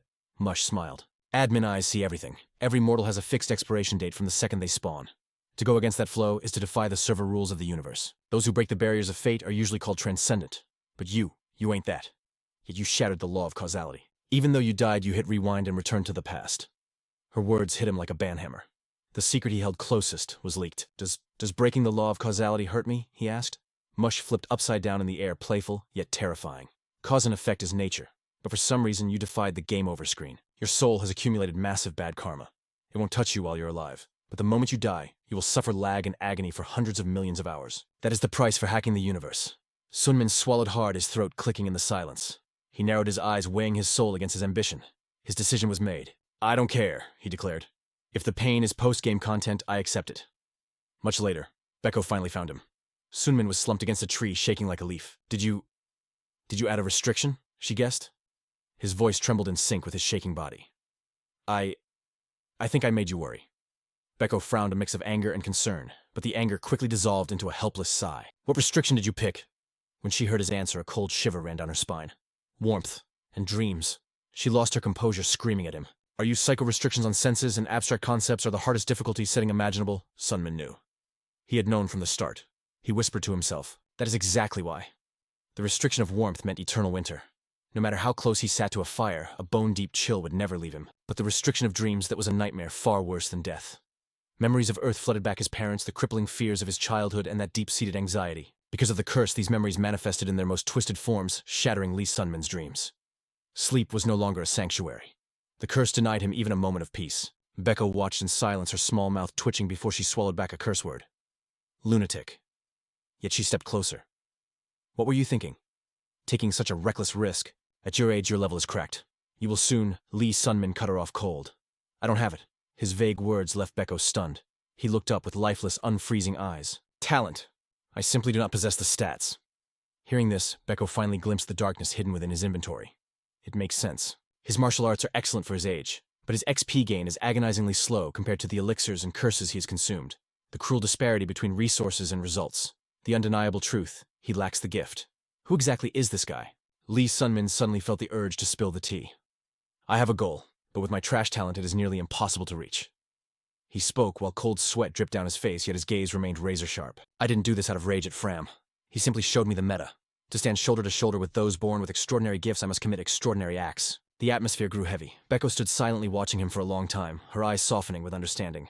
Meanwhile, Lee Sunmin bit his lip, his resolve hardening into absolute steel. A cheeky grin lights up Bayek Sogo's face like she just heard the best joke ever. She squats down, getting right in Lee Sunmin's grill. Looks like you're shooting for the stars, kid, she teases, sticking her tongue out. Total playful vibes. Real talk, though, I feel you. My dream is to be the absolute GOAT of this world. Just like that, the heavy atmosphere vanishes. Sungmin relaxes, dropping his guard and returning to his usual chill self. Bayek Sogo gets all hyped up, digging into the archives. Yo, didn't you beg me to teach you some fancy footwork way back? Sungmin slowly stands up, rubbing the back of his neck awkwardly. I was just capping back then. But Sogo's face goes dead serious. I'm gonna teach you. For real. Sungmin gasps, looking completely shook. Say what? Sogo cuts the chatter and whips out this old beat-up book. This right here, the Shadowless Spirit Step. It's not just a move, it's a top-tier secret art. This is literally everything I know about movement. The manual is called Shadowless Spirit Step. Sungmin cracks that bad boy open immediately. His eyes bug out. He can't believe what he's seeing. This skill is S-tier loot. We're talking the same legendary level as the Violet Mist Art and the Nine Heaven Spear. Because this item is worth a fortune, Sungmin is totally confused. Why drop this epic loot on a noob? Why hook me up with this? Sogo shrugs, acting all cool. Dunno. If you get clapped, you get clapped. But you don't seem like a quitter. From now on, you better call me Big Sis. She drops that line and just flops down next to him on the dirt. Is she pitying him? Seeing Sungmin looking like a deer in headlights, she cracks up. That laugh. Yeah, she's definitely messing with him. Sogo finishes her thought with a grin. It's 'cause I'm a saint, obviously. Sungmin grumbles, totally done with her attitude. Bruh, are you serious? But after that day, Sungmin adds a broken new skill to his loadout. System alert. Ding, you have acquired the Shadowless Spirit Step. Status window open. Lee Sungmin. Classless. Low rank. Skills on deck, Violet Mist. Art, 3-star 9 Heavens. Spear 2-star. Iron Skin 8-star. And the freshly copped Shadowless Spirit Step 1-star. But suddenly, a flashback hits him like a truck. Core memory unlocked. The days Ouija Hoyan tutored him. It was a grind. Day and night drilling the 9 Heaven Spear until it was basically muscle memory. First form Soul. Chasing Spear. Ouija Hoyan didn't even flinch. She watched him with eyes like lasers before lazily raising a hand. Blocked. Effortlessly. Sungmin gritted his teeth, refusing to back down. He wasn't about to catch an L today. He switched up the flow, pulling back and driving a knee straight for her ribs. Useless. He drew the spear again, channeling every ounce of his aura. 9 Heavens Absolute Spear, Sungmin style. 5th form, Fatal Lightning. Ouija Hoyan stood there like a statue, letting him tire himself out with useless attacks. She didn't need to do much. She just needed one flash step. Boom! In a split second, she snapped both of Sungmin's arms like they were dry twigs. While he stared blankly at his broken limbs, Ouija Hoyan dropped the harshest truth bomb. I'm disappointed in you, Sungmin. 10 years of hellish grinding, and this is it. Teaching you was a massive fail. Looks like all that hope and effort was a total waste of time. Her voice was colder than liquid nitrogen. You don't need this trash anymore. I'm bouncing and I'm taking back everything I gave you. Ouija Hoyan's palm struck out, slamming into Sungmin's lower stomach. The impact was devastating. Her red eyes flashed with killer vibes. I've destroyed your energy center. Your martial arts career is officially cooked. Later, Sungmin. He panicked, reaching out desperately to grab her fading shadow. Wait! Hoyan. His body felt like a Lego set about to crumble. One touch, and he'd shatter. Sungmin screamed in pure agony. Stop! I can still fight. I'm not done yet. Ouija Hoyan, the demon of his nightmares, vanished. Snap back to reality. Sungmin wakes up gasping for air, shaking like a leaf. He bolts upright, clutching his chest, a groan ripping from his throat. He tries to get a grip, staring at his trembling hands. Just a dream. It was just a nightmare. His heart rate slowly drops from a techno beat to a normal rhythm, and he lets out a huge sigh. Thank the heavens. Suddenly, Scarlet pops up behind him with a troll face. So, who's the shoddy? She wouldn't let it slide. Startled, he whipped his head around. Is she your girlfriend or something? Not bad. Is she a kid too? Word on the street is you got slapped with 2 more penalties. Come on, spill the tea. As Scarlet leaned in, a smell worse than a dumpster fire assaulted his nose. It was unholy. Ignoring all boundaries, she pried his eyelids open to inspect him. Yo, you really took the dream penalty. You're actually insane. Sungmin struggled to keep it together, his eyes watering from her nuclear body odor. Scarlet, totally oblivious, exhaled right in his face. Heard you took the warmth restriction too. You only picked the hardcore modes. You're gonna be dead meat soon. Finally, reaching his limit, Sungmin jerked back and dry-heaved, startling Scarlet. What's your deal? You sick or something? The blind sword Dako arrived just in time to save the day. It is because you are standing inside his personal bubble. That's cap. I'm just trying to help. She pouted. But even the legendary swordsman looked terrified of her stench. Do not breathe in my direction. Sungmin watched them bicker, totally confused. The future Archmage Scarlet and the demon sword Doko. The squad is literally right in front of him. Sungmin stumbled to his feet. My bad body's feeling weak. Why are you guys here? Scarlet's face lit up like a Christmas tree. We came to help Sogo kept begging us to pull up. She glared at the mute girl who was pinching her nose shut. Hey, if you want my help, quit blocking your nose. Hearing this, Sungmin felt all the feels. Big sis Sogo really looked out for him. Scarlet's voice cut through the moment, bubbling with hype. That's why I went shopping, bam. She snapped her fingers, showing off 4 magic scrolls. Even us otherworlders can learn magic with these cheats. It's super convenient. First, let's start with this spell. After Scarlet finished dumping a whole textbook of magic theory on him, it was the swordsman's turn to step up. Dako stepped forward, looking like a tank with his sword.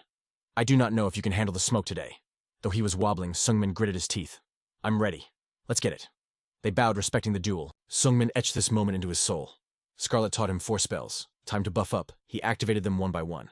First spell, mind cleansing. Mind cleansing. It scrubbed his spirit clean of those nasty nightmares. The darkness in his eyes cleared up, replaced by a laser-focused gaze. Immediately he cast the next buff. Second spell, augmentation. Strength and speed boost. With a surge of power, Sungmin grabbed his spear and lunged. It was the only way to counter the heavy weight penalty dragging him down. But as the sky turned golden, he face-planted into the dirt, gasping. KO third, spell stamina recovery. Thanks to this potion in spell form, Sungmin managed to force his broken body to sit up. It restored energy, but spamming it drained your actual life force. Push it too far and it's game over. But to survive this hellish training, no choice. Dako looked down at him and sighed. In the end, you couldn't even last 100 seconds against this blind old man. Sungmin clenched his jaw. Run it back. Next time, I'll do better. Suddenly, he started shaking violently. His body froze up like an ice cube. Dako noticed the glitch immediately. Is it the warmth restriction? The old master's fingers moved at light speed, scanning Sungmin's body to find the issue. He hit specific pressure points with surgical aim. Instantly, the blood started pumping again. Dako pulled back as the shivering stopped. You good kid. Sungmin bowed his head, showing mad respect. Yeah, thanks. Demon Sword Dako manipulated his pressure points to jumpstart his metabolism. It's the only way to not freeze to death from the penalty. Job done. The old master turned to bounce. I'm out. Take care of yourself. It's hard to find a sparring partner on this mountain. Sungmin kept his respect levels high until the end. Thank you. He let out a long, shaky breath. If not for the squad, he would have been deleted long ago. The world went quiet and peaceful. He laid back on the earth, deep in his thoughts. Since my regression, the vibes have been way too good. And honestly, it was freaking me out. The more he thought about it, the more sus it felt. Then he bolted up. Boom! The realization hit him like a lightning strike. Hold up, is this even for real? It feels totally staged. Folks have been acting way too friendly since I respawned. Eria was never this chill before. It's a complete 180 from his past life. A creepy chill shot down his spine. What the heck is going on out there? Suddenly Scarlet burst from the forest, her voice slicing through the silence like a blade. She knew exactly who was pulling up. Old Man Do. What's up, kiddo? She shot him a death glare. Listen, Gramps, the second we leave this mountain, I'm roasting you alive. Why so savage just because I haven't hit the showers in a few days? You just got back from training the rookie, didn't you? The old man nodded, actually giving some props for once. He's a slow learner, but he's leveling up bit by bit. Scarlet smirked. You're getting awfully attached to the guy, huh? For an old monster obsessed with martial arts, this soft side was wildly out of character. I was merely asked to help, wasn't I? He clapped back calmly. And you? You crafted magic scrolls just because someone asked nicely. What are you trying to say? The smirk was instantly wiped from her face. She stared daggers at the tension between them getting thick enough to cut with a knife. Scarlet hesitated for a long beat, struggling to find the right words. I honestly don't know why. But the moment I saw him, I just couldn't bring myself to ghost him. While the vibes shifted nearby, Sunman was tweaking, engulfed in a pitch-black aura that screamed villain energy. Then he just flipped the switch to chill mode, like, nah, don't overthink it. I'm just abusing the RNG in this life, he told himself. Time zoomed past like water down a drain. 6 months later, that purple haze still covered the mountain where Sunman was grinding XP solo. Look at his hands and those blue gauntlets shaking like crazy. That wasn't fear, fam. That was the result of pure, unadulterated muscle failure from the daily grind. Sunman was training like a demon on pre-workout huffing-puffing, pushing his stats way past the max limit. But today he finally hit the wall. My boy face-planted into the dirt, slamming the ground and gasping for oxygen like a fish out of water. Sweat was pouring off him like a broken faucet, turning the floor into a puddle. He looked up with zero drip hair, looking absolutely wrecked. But his eyes locked in with that savage fire. Then boom, Flem spawned in out of nowhere, just like day one. Yo, little bug. 6 months ago I thought you'd rage quit. But you're still here a whole year later. Flam hit him with that innocent smile, but Sunman gave him zero energy. The prodigy got way too close for comfort. Bro, you ghosting me. Why you acting brand new just 'cause it's been a minute since we talked? Then it clicked for Flam. Oh, you took the silence nerf after the 6-month mark. You really picked the easiest setting, huh? Guess there's nobody to yap to up here anyway. Flam kept yapping, filling the air with endless noise. I thought you'd pick a hardcore challenge, but guess you ain't got the guts for that. Flam's mouth snapped shut instantly when Sunman's spear slashed the air. No warning, Flam looked shook for a split second before going into full analysis mode. Check this out. He's a totally different player from 6 months ago. The parries the blocks clean as heck. He actually mastered Bogo's footwork and integrated it perfectly. Flam checked the stats with a critical eye rubbing his chin. Not bad. Even a buggy noob can get somewhere if they crawl hard enough. But let's be real. Flam's voice dropped low. Is this all the power you got after 5 whole nerfs? Despite the roast sessions, Sunman kept that stone face strong, ignoring him completely. Flam stopped smiling. He stared at Sunman's back like, excuse me. When Sunman swung again for a strike, Flam caught the spear shaft like it was nothing. The vibe got toxic real quick. Why you ignoring me, bro? Don't blame the game mechanics. I know you can read my lips perfectly fine. Sunman finally spoke between ragged breaths. Don't you have a life or something? That triggered Flam instantly. His eyes flashed with pure menace. That attitude ain't gonna fly. I'm the main character here. I can look down on you. Flam flexed. Sunman just smirked, loving the drama. Okay, and you gonna crash out and kill me. Weren't you the one preaching about the no PvP rule? Boom. The second he said it, Flam used Sunman's own spear to gut check him right in the stomach. Sunman hit the dirt hard. Flam started clapping and laughing like a toxic gamer. Look at you crawling on the floor because you really are just a bug. Sunman struggled up pain, waking up his brain. I see. So indirect damage is a glitch in the rules, huh? Flam taunted. And look at you. You can't even do this, can you? The spear tip started glowing with that premium blue aura. Sunman froze. That's Sword Kai. The mark of a max-level player. Putting internal energy into the weapon for that legendary damage buff. Flam yeeted the spear aside. How long for you to unlock this 5 years 10 now? He answered his own question savagely.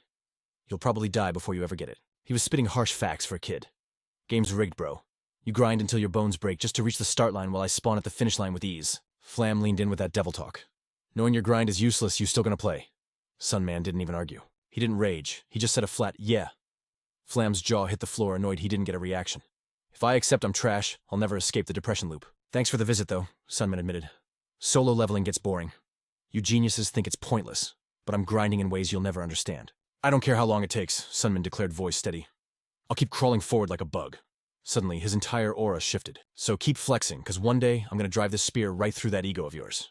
Sunman pointed a shaky but determined finger right at his face. Fueled by pure resolve, he jammed the spear deep into an ironwood tree effortlessly. Flam noticed the energy inside. Sunman turned kinda dark and ominous. Flam actually looked interested now. If you can stab like that, I actually can't wait. The day you finally cry and quit. Sunman clapped back instantly. Keep dreaming, bozo. Time marched on. Another month flew by. Lee Sunman had been training for exactly 1 year. The system popped up. Pick a new restriction player. Sunman didn't hesitate for a second. Sense of hearing. Boom. He just chose one of the hardest difficulty settings possible. Suddenly his ears were besieged by straight-up nightmare noises. Sounds so crazy they threatened to delete his sanity. The weight of the debuffs was crushing him. Even though death was breathing down his neck 24/7, he never stopped swinging. The grind was agonizingly boring. Parry, thrust, block, finish. Repeat. He unleashed the Nine Heavens absolute spear mixed with that ghost step footwork. Clashing hard against Dajun, the guy who inherited Bogo's moveset. Scarlet looked totally unimpressed. She just raised an eyebrow like, okay, and what do you want me to do about it? But as Sunman leveled up, the cost was high. Body felt like lead food, tasted like cardboard, and his dreams turned into violent horror movies. Bone-deep chills and voices in his head constantly. But hey, at least the suffering drowned out Flam, who still showed up to troll him occasionally. Watching the guy yap away, Sunman just stared with dead eyes like, what is blood talking about? Moving slow as a snail, Sunman kept evolving. Suddenly, swish. He got yanked out of reality and thrown back into that trippy mystical dimension. He whispered into the void. Realm of Mercy. Why summon me now? I still got time before the next nerf drops.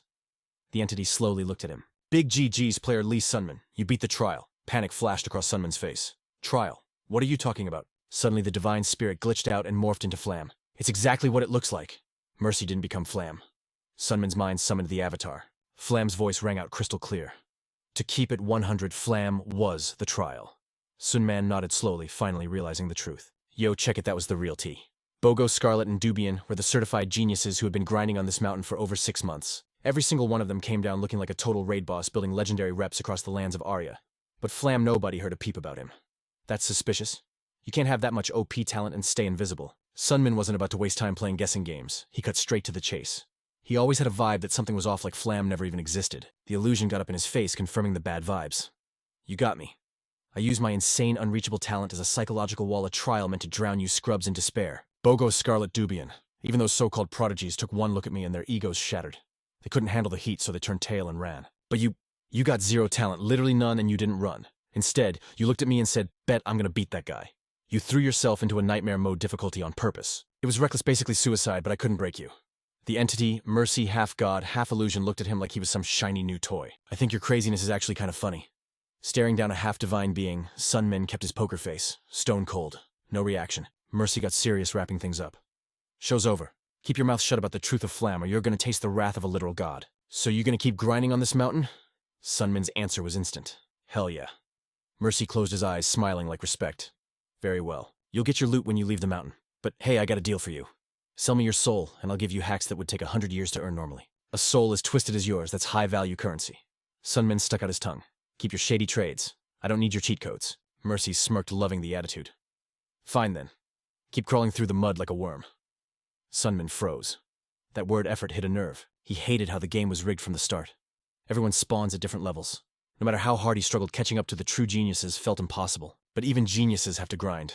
What he hated were the people who slacked off and said, I just didn't try hard enough to save their egos. And deep down, he was starving for that grind. Because in his past life, he used being a loser as a shield. He hid behind it so he never had to actually go all in. Suddenly a random question flipped the script. How have you been living lately? Sunmin thought back. He couldn't use his humble background as a crutch anymore. No more excuses. The safety net was gone. The only way was forward. For the first time, Lee Sunmin was actually fighting with everything he had, struggling till the bitter end. Slowly, he started to vibe with the concept of hard work. Mercy turned around, pretending to talk to the air. Just talking to myself here. There are no coincidences in Eria. Causality is absolute. Everything happens for a reason. Why did Eria summon travelers from other dimensions? Why give them OP skills and buffs? For what? Sunmin stood there confused. Is this dude for real? He's definitely subtweeting me right now. It means he's forbidden from spilling the beans directly, but he's desperate to drop the lore. Then silence. Sunmin's gut started twisting with anxiety. The god finally dropped the biggest puzzle piece. If you're back, it means a calamity is incoming. Destiny needs you on the front lines when it goes down. If you return, you better be ready to prove you deserve this second life. Above him, the stars linked up into a constellation lighting up the void. Mush let out a sigh of relief. All right, that's settled. Suddenly, boom. His eyes went wide with rage. He threw his hand up, blocking an invisible attack. Stop. This is my house, back off unless you want to get deleted. Even the entity behind the dimensional glass knew to quit. The cracks in the barrier slammed shut. Sunmin was just standing there like, what just happened? He couldn't even process the cosmic beef he just witnessed. Mush finally remembered the kid was there. Go home. You don't have time to waste, go finish your hell training. Whoosh! He yeeted Sunmin back into the void. But the god's hand was shaking. A seed of doubt started sprouting. Wait, can he actually stop that destiny? Fast forward a few days. The sixth restriction dropped sense of smell. Total nightmare. The funk rising from Scarlet's unwashed hair hit Sunmin like a physical slap to the face. She glared at him. What you looking at, you scrub? You want to die. As Sunmin suffered in silence, a gentle voice floated in. He immediately regretted picking the nose nerf. He turned around. It was Bexiol. He called out instinctively. The senior sister broke it down for him. The harder the restriction, the bigger the power-up. Aside from puking his guts out a few times, Sunmin toughed it out. I'm good, really. Bexiol's new restrictions were taste and hearing. She was wrecked. Compared to before, this was a living hell. Bexiol looked like a zombie with those dark circles, but she was looking at him with pity. Sunmin realized the torture she'd been through. Sealing your senses was way scarier than he thought. He let out a dry laugh. Bexiol got serious. I got something to tell you. I'm bouncing from this mountain soon. She stared him down to make sure he believed her. Sunmin took a second to reboot his brain. Truth is, Bexiol didn't suffer as much because she was a legit martial arts prodigy. 2 years on this mountain. Yeah, she definitely leveled up. Sunmin asked slowly. So you're really leaving? She nodded. Yep. Then she paused. What about you? Sunmin kept it real. I'm staying. Gotta grind a bit longer. She looked super bummed out. Sunmin decided to break the ice. Will we link up again? She didn't hesitate. Yes, I will definitely see you again. Her gloomy face lit up with a soft smile. She studied Sunmin's face. Been a year since we met. The kid from back then is as tall as me now. If I leave now, this idiot might die. She knew he'd keep accepting deadly restrictions and pushing past his limits. I haven't even finished teaching him the shadowless spirit technique. She wanted to stay, but Sunmin read the room. He raised his head like a boss. I'll be fine. I survived this long cause of you, senior sister. I can carry the weight now. You got your own path right. I can't hold you back. Seriously. Thank you. I'd be dead without you. Bexiol beamed like an angel. Then she stepped up and pulled Sunmin into a tight hug, patting his head. It was his first time being this close to a girl. His eyes popped out, face turning bright red. His heart was doing drum solos against his ribs. Finally, he relaxed, resting his head on her shoulder. Time stopped. The purple flowers were popping off, breathing straight life into that dead-looking mountain. After a few minutes of heavy silence, Bexiol finally stepped back. She had one last hype speech for him. You're gonna crush it. Seriously, you're the most resilient guy I've ever met. He looked at her totally confused and asked, What's that supposed to mean? She broke it down for him. You don't crash out. But Sungmin denied it immediately. Nah, that ain't it. I've hit rock bottom a million times. I just dragged myself back up every single time. Baek Seol's face didn't twitch. Exactly. That makes you even more of a legend. I gave up trying to beat Wee Ji-hoon the second I saw him. Then she dropped the title she only used for her main man. Junior brother. Her final order came with a blinding smile. Don't you dare die on me. Sungmin didn't hesitate. I'm never punching that ticket. And just like that, she vanished. The rest of the squad, Dojun and Scarlet, headed down the mountain too. Everyone he knew had officially dipped. It had been a minute since he felt this kind of solo vibe. In his past life, he was paranoid, never trusting a single soul. But now, Sungmin knew the truth: humans can't survive riding solo. Without the crew, he would have been dust ages ago. That isolation hit different, making him look up at the sky. But he wasn't crying about it. He smiled, embracing the grind. Something deep inside his heart just leveled up. That invisible wall smashed. In that split second, the foul stench, the crushing pressure, the noise, it all deleted. A rush of pure freedom hit him. And man, it felt like it was going to last forever. The whole view switched up. When he changed, the world changed with him. Summer rolled in and the cicadas started screaming their lungs out. 7 years on the clock. That's when Baek Seol is destined to face that boss monster Wee Ji-hoon in the dungeon. And in that darkness, she's going to get wrecked. Sungmin ignited a fire in his soul, turning his gratitude into one singular mission. He was going to save Baek Seol. He was going to rewrite the whole script. He pushed his body to the breaking point, grinding day and night, no breaks. Today his eyes locked onto a single cicada. His spear flashed forward, lethal, fast, savage, but it stopped just short. A 1 millimeter gap between cold steel and life. The second Sungmin relaxed his grip, the bug flapped its wings and ghosted. Just to vibe for one short summer, a cicada larva suffers in the dirt for 10 years. But Sungmin, he only had 7. Doubt started creeping into his brain. In 7 years, how much XP could he really gain? Would it be enough to slap destiny in the face? No. He had to make it enough. Even as his martial arts skills climbed the charts daily, the harsh truth was staring him down. He was still weak sauce. The hunger for power was eating him alive, ramping up the intensity with every sunrise. He ghosted sleep, using those hours to swing his spear until his muscles were literally screaming for mercy. Then came the next handicap. His mind flashed back to a chat with Master Doko. The secret to moving like a boss, even when you can't see, there's no secret sauce. You just sharpen the other senses. You memorize the map until it's tattooed on your soul. Those words became his new command. He voluntarily shut his own vision down. Boom. The world plunged into absolute suffocating darkness. In that void, the only lifeline Sungmin had was his sense of touch. A week of stumbling around like a noob passed before he could finally move inch by painful inch. The only thing waiting for him in that abyss was a wall of deafening noise assaulting his super-sensitive ears. Eventually that chaotic noise morphed into the rhythmic, maddening beat of the cicadas. Wrapped in that endless bug drone, Sungmin lost all track of time. He just kept swinging that spear over and over again. His body went into autopilot, busting out martial arts moves on instinct. In that darkness, he started feeling like a larva waiting to hatch. But what does a larva actually want? Did he want to be a cicada, crawl out of the mud, scream at the world for a hot second, and then fade away? Nah, fam. That wasn't his lane. What was his endgame? Why did he get this respawn? Why did he come back? The season spun without him seeing a thing. He could only feel the vibe shift in the wind temperature against his skin. Yet Sungmin's routine remained brokenly simple. Just swinging that spear into the empty void. As the season cycled, the darkness stopped being an op and became his home turf. Time slipped away like sand. Finally, Sungmin stepped back into the mystical zone, calling out to the boss of this realm. Mush popped up, eyes wide as saucers. The weak kid from back in the day gone. Standing there was a hulking unit of a man with a deep, mature voice. He was ready to end the trial. Mush summoned a soft purple glow, washing it over Sungmin's battered body. The young man opened his hand, staring at it like he was seeing for the first time. Mush tilted her head. Yo, how's it feel to have your senses back after chilling in the void? He replied, voice barely a whisper. It's a vibe.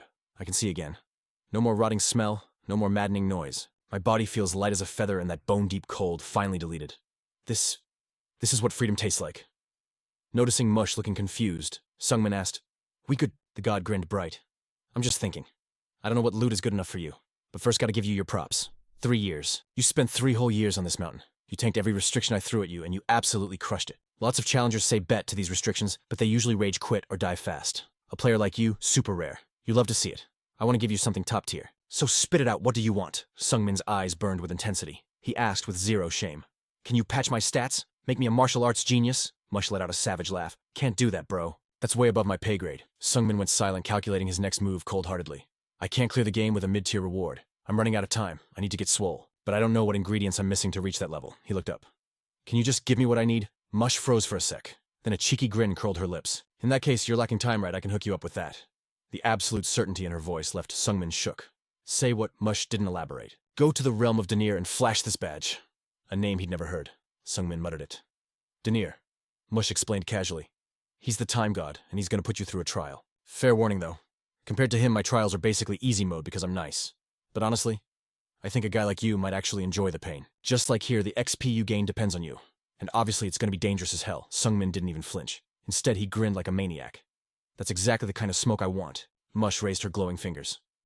That wraps up the reward for the trial of Plum. Now for reward number 2, a little gift for your 3 years of insane grinding. Sungmin was stunned by the god's generosity. You're actually hooking me up? Mush spoke like it was obvious. Gods aren't stingy, my guy. The loot wasn't done yet. Your second reward is an invite. I'm offering you a spot in the mysterious organization Erewhon. A dude with serious drip bowed low voice, dripping with professional courtesy. Pleasure to meet you. I'm Neville, a broker for the crew known as Erewhon. Turning to the deity, Neville asked, Lord Mush, is this the rookie you want to draft? Mush gave a quick silent nod. Understood, Neville replied, but his tone suddenly got apologetic. However, no disrespect, but this human ain't got the stats to join our ranks. Mush scoffed immediately. Excuse me. Open your eyes and check the scoreboard again. Neville paused, scanning the guy, then bowed his head as the realization hit him. Heavens, my bad, total heartfelt apologies. Taking a closer look, the guy's stats are actually legit. I was a fool to judge him just because his martial rank was trashed here. Lee Sungmin gritted his teeth, his ego taking a hit from the broker's shade. Excuse me, he snapped. With my skills at this age, I'd be treated like a king anywhere else. Yet you're saying I'm not good enough? Just what kind of insane operation are you running here? Neville's smile didn't twitch. Erewhon is no basic guild. We're the ultimate plug dedicated to making our clients' wildest dreams come true. Commissions, auctions, intel, we got the whole package. Sungmin's ears perked up instantly at the word auctions. Do you guys sell elixirs and secret martial arts manuals? Neville snapped his fingers with zero effort. Boom! A holographic interface popped up showing off a legendary loot haul. Sungmin's jaw hit the floor. No freaking way. You're selling the Shaolin Great Recovery Pill. But that price tag is astronomical. And wait, is that the legendary Plum Blossom sword art? Neville just kept chillin' with that graceful posture. This is just a sneak peek of the goods Erewhon has to offer. We deal in all kinds of rare artifacts. Seems like you're hooked. Sungmin glanced up at the god. Are you a member of this club too? Mercy just shrugged. Of course, I swipe my card here all the time. Sungmin's mind was racing. An intermediary group that counts a literal god as a customer. Just who the hell are these guys? Neville reached out, sensing the vibe shift. So, what's the verdict, Lee Sungmin? Are you going to join the squad? Sungmin clicked his tongue.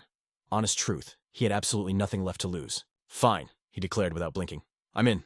Before he could even finish the sentence, Neville pulled a contract out of thin air. Sign here, fam, and drop a thumbprint right there. The broker guided him smoothly. Excellent. You are now officially part of the Erewhon crew. We'll hit you up when business calls. But Neville wasn't done yet. Snap. Another finger click. And one final freebie. In a blink, Sungmin's nasty rags and messy hair were deleted, replaced by a fresh turtleneck and a sharp, clean cut. A little grooming service. Neville beamed. Mercy nodded, checking out the drip. Much better. I hated that mop on your head. You looked like a cheap knockoff of me. Formalities done, Neville bowed again. I'm gonna bounce now. Holler if you need anything. And poof, he vanished into thin air. Mercy turned to Sungmin. So, how do you like the loot, digging it? Sungmin nodded earnestly. I do. Thanks. Mercy let out a soft chuckle. Still talking so casually to a god, you should be hyped. Joining Erewhon is a miracle most mortals only dream of. You should be throwing a party. So what's your next move? I'm heading to Bahanger. Mercy paused, a weird look crossing his face. Do what you want, but don't forget what I told you about my chat with myself. Sungmin turned to dip. The god's cryptic warning echoed in his brain. Regression always happens for a reason. There are no coincidences in this world. That's what she said. But what did it actually mean? He thought back to the crazy twists of his past life. Meeting the boss, Ouija Hoyon getting help from the Silent Spear, was that really just RNG? If not, who was playing the game? He shook his head violently. Enough. Overthinking this will only drive me crazy. 3 years had flown by since then. 3 years of grinding on the mountain, pushing him to the peak realm. Coming down the peaks, he slaughtered a pack of monsters as a warm-up, pulling back his spear with smooth style. My physical stats are only 18, he muttered to himself. To the outside world, hitting peak realm at this age makes me a prodigy, but I know the real score. This isn't talent. It's the result of cheat items and pure desperation. He looked ahead. I've still got a long grind ahead of me. I'm gonna cross paths with those legends again. And when I do, I gotta be strong enough to stand on their level. He picked up the pace, his resolve hardening like steel. Destination Bahanger. Objective, become a mercenary. A confident smirk played on his lips. Bahanger was where his legend would actually start. Rumors spoke of the magic armor Daphne hidden in a dark wizard's dungeon nearby. A C-rank merc is destined to find it, and its stats are broken. Even trash-tier mercenaries could break their limits and become peak realm masters in a heartbeat. A fire lit up in Sungmin's chest. If a peak realm master claimed that armor, they wouldn't just be strong, they'd become a supreme martial master. As the campfire crackled, he scarfed down his rations. Part of him wanted to keep grinding at Mount Mush. But destiny doesn't wait. He couldn't let this golden opportunity slip through his fingers. The clock was ticking. Within 6 months, that dark mage's dungeon would be completely wiped off the map.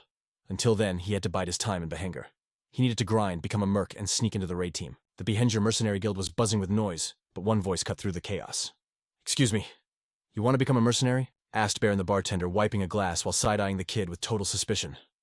"Why are you spilling your guts to a bartender like me, kid?"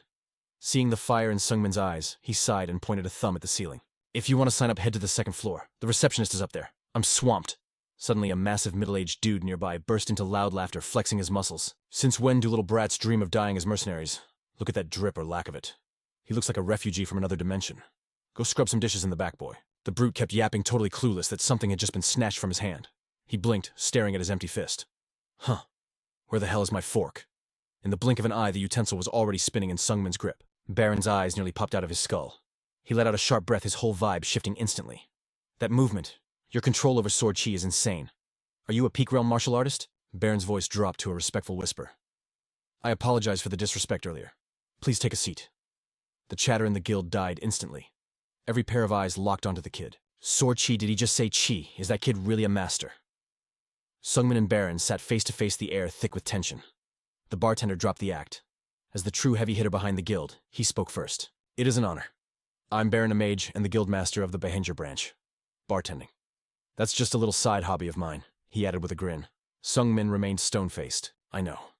That's exactly why I came to you. This wasn't just any random guild in his past life. This was the spawn point where his mercenary legend truly began." Looking around, he could see the ghosts of his past superimposed over the faces of the present. When Sungmin stayed quiet, Baron cleared his throat, breaking the awkward silence. "Listen, kid, usually if a top-tier beast knocks on our door, we hand them an S-rank badge, no questions asked. But look at you. You're young green and fresh off the mountain.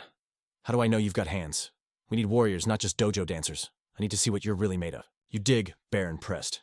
But Sungmin's comeback was razor-sharp. "Yes." Unshaken by the shade, Baron slapped a stack of yellow papers on the desk. "Bet. I've got the perfect mission for you. I'm putting a babysitter on you, an S-rank mercenary, just in case you fold. Keep it simple, clear the job, and I'll personally certify you as an S-rank mercenary. Does that sound fair?" The pact was sealed in blood and ink. The very next sunrise marked the start of Sunman's new grind. Deep in the woods, a rugged voice shattered the peace. "Yo, cat, got your tongue? You always this mute." Sunman ignored the chatterbox, focused on the mission. His eyes scanned the canopy like a hawk. Yeah, I guess. Years of solo leveling on Mount Mush had wrecked his social stats, and he felt a little cringe at his own awkwardness. His partner flashed a grin, showing all his teeth. "Bro, you're drier than the desert. When you snatched that fork back at the guild, I thought you had game. If you're this stiff, how do you expect to pull any ladies?" Sunman stayed stone-faced, but that cold, mysterious vibe, it only leveled up his handsomeness. Loot scoffed secretly, admitting the kid had a blinding aura about him. Well, whatever. With a pretty face like that, I guess you'll be an idol anyway. This chatterbox was Loot, an S-rank veteran who was a total legend back in the day. Sungmin had never spoken to him, but now fate decided this loudmouth would be the one judging his skills. Maybe he was trying to mentor the rookie, but honestly, Loot just loved the sound of his own voice. "So got any questions for the pro?" A cocky smirk played on Loot's rugged face. "Tell me, kid, have you ever thrown hands with an ogre?" Sungmin froze, muscles locking up.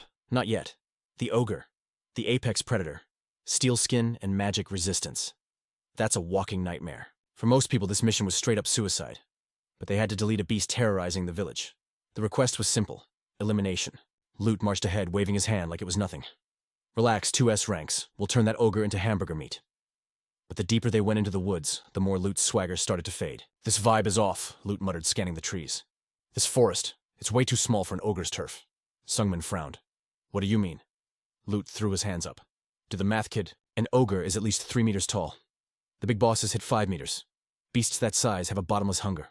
There isn't enough food here to last a week, let alone run a territory." Suddenly, Sungmin's face went dark. The air turned ice cold. "Wait, Loot." The veteran stopped, annoyed. "What now?" He followed the boy's gaze and saw a scene straight out of a horror movie. The mangled wreckage of a deer floated in a pool of red sludge. Loot gagged, covering his nose. "Ugh, that smell, is that seriously what's left of a deer?" Sungmin hesitated, unsure of what he was seeing. Loot crouched, low eyes narrowing as he analyzed the kill. To rip a living body apart like this. Only an ogre has that kind of brute force, but Sungmin sensed the glitch in the matrix instantly. No bite marks, no signs of feeding.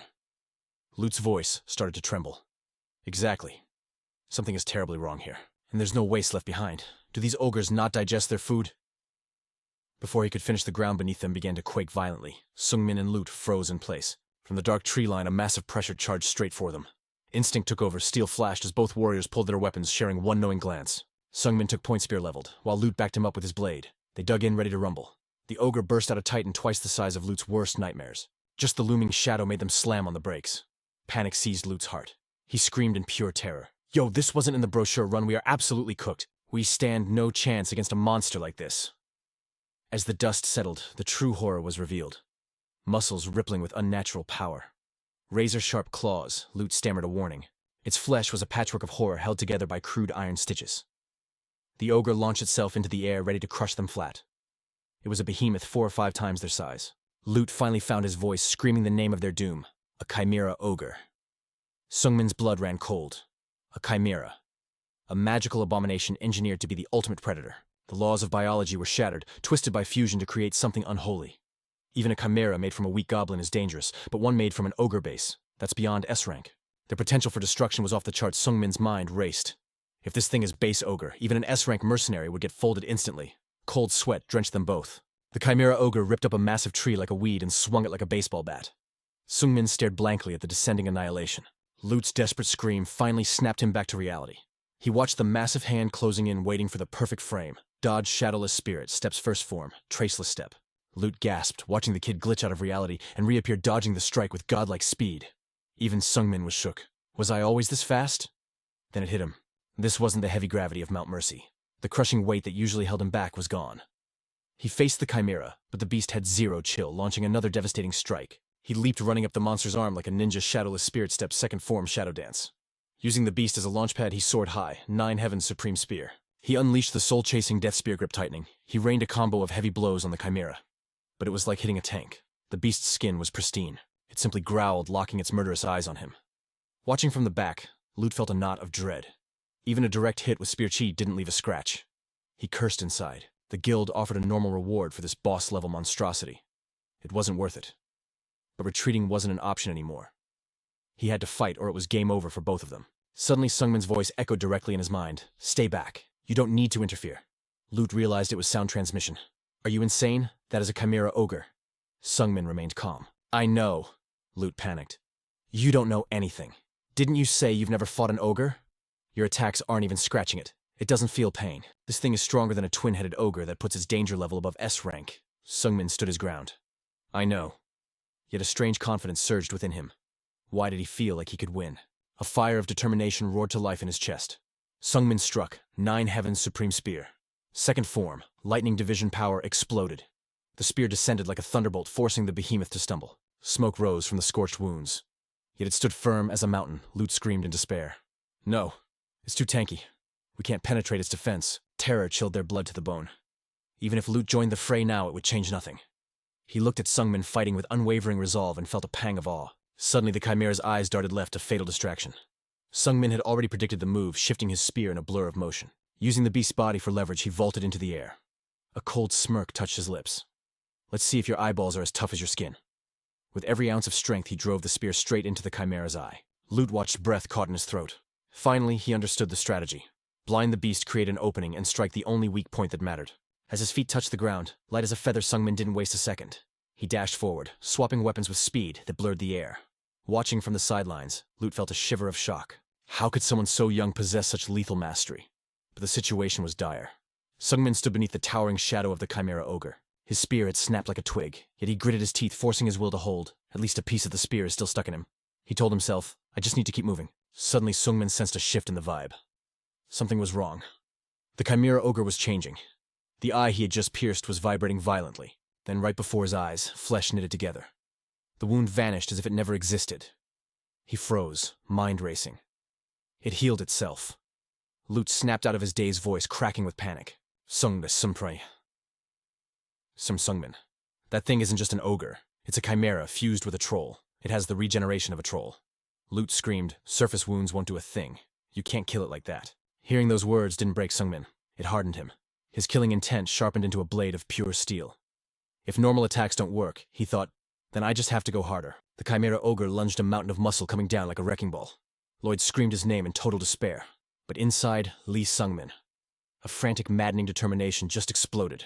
Memories of Master Ouijihoyon flashed through his mind, jump-starting his spirit like a car battery. He had unfinished business, fam. Staring down that ferocious beast, he made a vow to his own soul. I ain't dying here.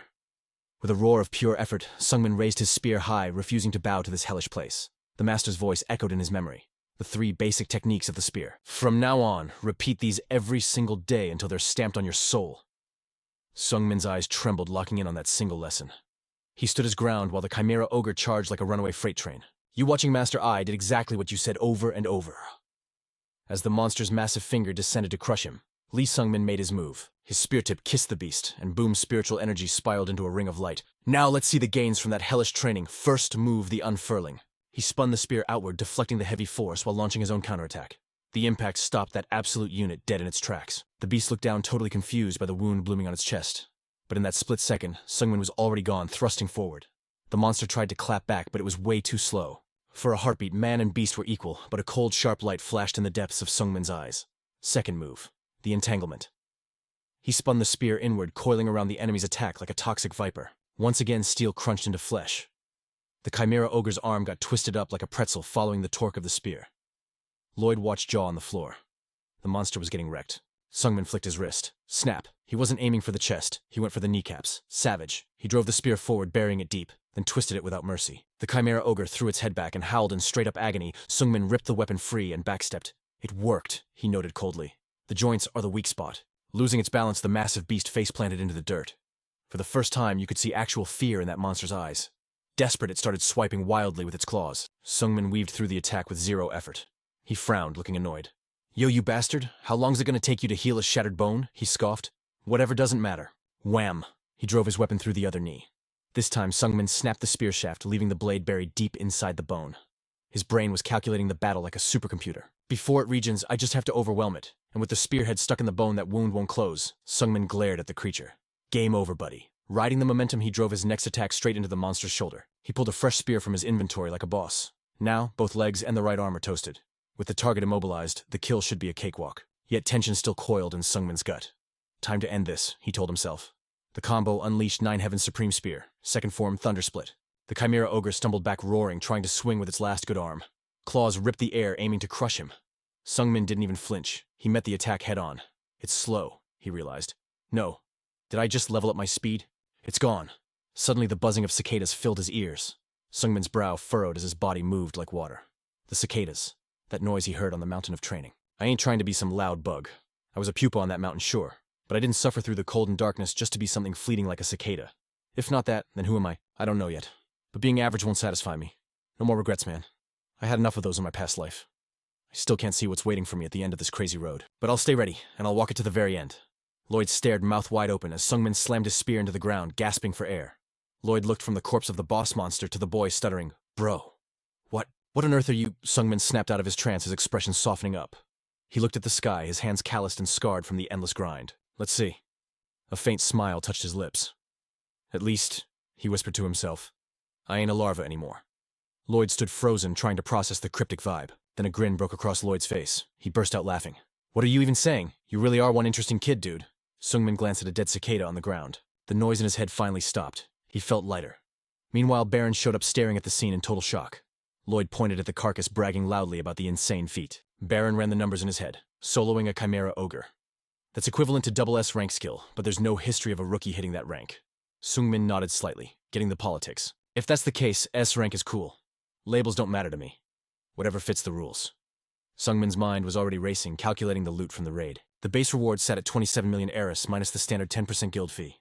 Now, clutching the S-rank mercenary badge, electricity crackled through his thoughts as he plotted his next move on this chessboard of destiny. The Chimera Ogre's corpse went to the mercenary guild for research. For this, Ruth bowed low, offering the 20 million Eris bonus with trembling hands. Total respect. Yo, you should take it all, Ruth insisted, his voice thick with humility. I just stood there watching. I didn't do jack to help take down that calamity. Sungmin nodded, securing the bag. Thanks. That makes 47 million Eris total. Cool as a cucumber, he turned to leave his fingers dancing over a cold coin as he walked. 47 million. The number felt unreal, a weightless fortune in his palm. Memories of his past life clawed at him, a life where he traded blood and soul for a measly 1 million, or even 120,000. He pocketed the coin, letting the weight of his new reality settle in. What could truly change with this cash? How should he flex this power? His gaze hardened as the master plan crystallized. Without hesitation, Sungmin pulled his trusty spear from his dimensional pocket. Meanwhile, in a shadow chamber somewhere else, Guildmaster Baron crossed his arms, sounding skeptical. So, what's the verdict? Ruth replied instantly. It's way more than just okay, sir. Ruth tapped his temple. Seeing is believing. Words can't describe that monster's vibe. Baron nodded solemnly and fired up the memory transfer spell. Ruth's POV flooded Baron's mind. The guildmaster gasped, eyes popping out in sheer disbelief. Confirmed. This isn't just S-rank power. Ruth, standing nearby, grumbled his vindication. I told you, bro. We should have just slapped the double S rank on him immediately. Why are we stalling? Baron rubbed his chin, still reeling from the highlight reel. I gotta petition the higher-ups. This is too big for me to decide alone. To think. From a jobless nobody to a supreme master in just 4 years. While the guildmasters questioned reality, Sungmin stood alone in a quiet alley. He knew exactly what he needed. Neville, he whispered.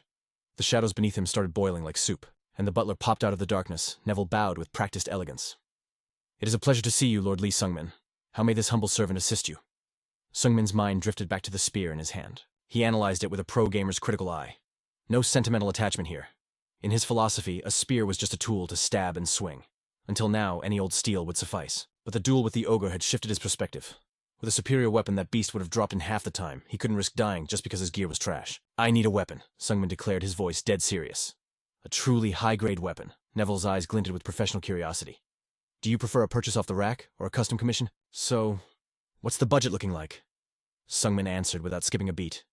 47 million Eris. Boom. Neville's smile didn't crack, but the room temperature definitely dropped a few degrees. That budget isn't exactly spacious, is it?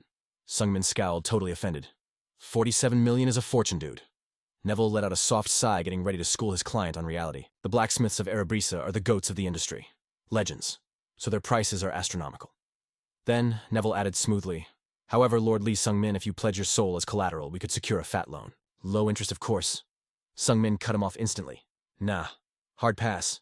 No soul debts. Can I at least see the goods first? Neville waved a hand, popping up a holographic menu in the air. Actually, there's a master available for a private consult right now. You want to meet him? Before Sungmin could answer, Neville snapped his fingers. Snap reality literally ripped open. A beam of light sliced a portal right in front of Sungmin. Neville faded back into the shadows like a ghost. I'll be right back. Sungmin nodded. Got it. He stared at the rift tearing through space. Just a broker, yet he wields this level of power. What kind of OP organization is Erebrisa? Suddenly a sharp voice cut through his awe. What are you gawking at? Oh, it's a kid.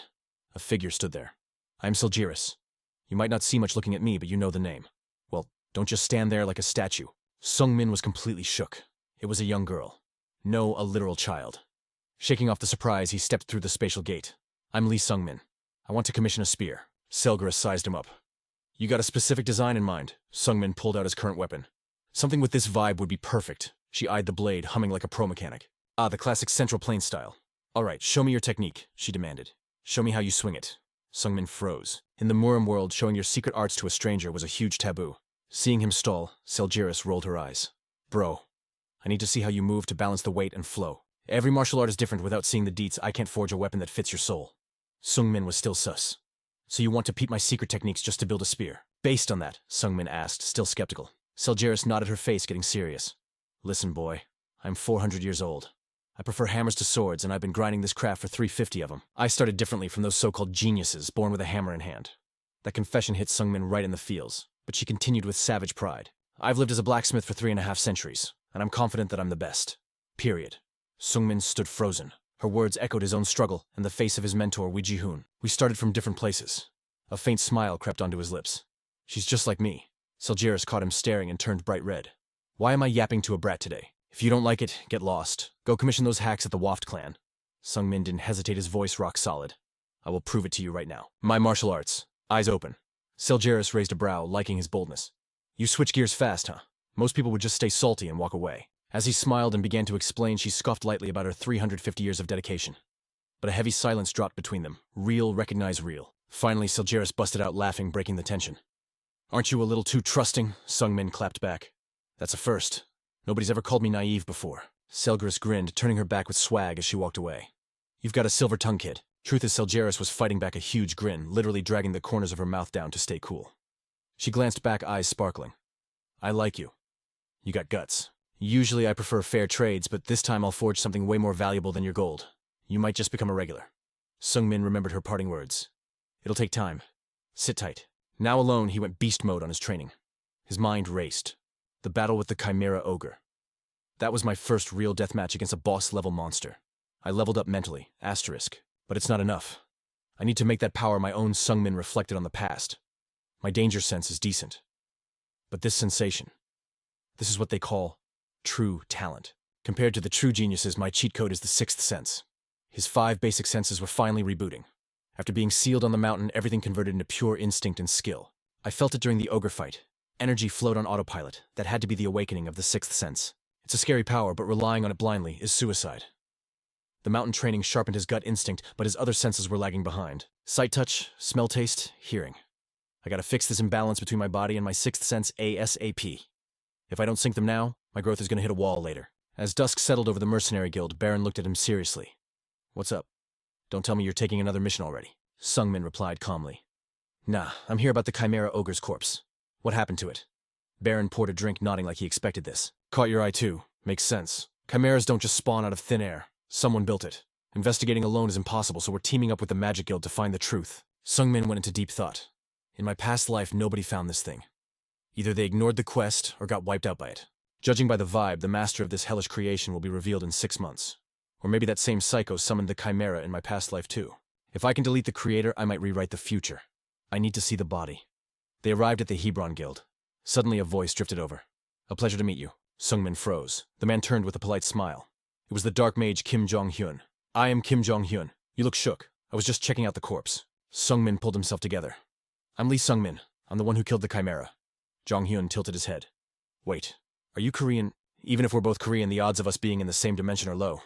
Tell me, did gates appear in your world? Sungmin frowned, confused. Gates? What are you talking about? Jong-hyun narrowed his eyes. Portals that connect dimensions leading to monster invasions. Ah, I see. You come from a different Earth than I do. Still, it's dope to meet a fellow Korean. It's been forever. He smiled. But that's not the only reason I'm happy. Sungmin asked warily. What's that supposed to mean? Jong-hyun waved a hand with a bright grin. Nothing but why are you here? Sungmin frowned. I wanted to see the Chimera. The future just jumped the tracks. I need intel on the enemy's next move. Jong-hyun's tone got mysterious. You should tell me what you found. It's hard to analyze a dead mess. This Chimera got nuked with high-level magic. The dark mage who made this is no scrub. He's at the level of a grand mage. And look at the stitching. He starved it just to test its stats. Sungmin felt a chill. So that's why it didn't eat. It just tore them apart for fun. Jong-hyun continued his dark analysis. Since we're both hunting this mage, let's cut the small talk. We gotta see what kind of sick, twisted experiment requires this level of cruelty. But hey, I'm guessing you aren't here for a magical theory lesson. Sungmin wasn't buying it. His eyes went sharp like daggers slicing through the lies. Don't play games with me, bro. That ain't what you were gonna say. You aren't smiling about some theory. Dong-hyun just shrugged ice cold and totally unbothered. Nothing crazy, just that your law of causality. It's completely jacked up.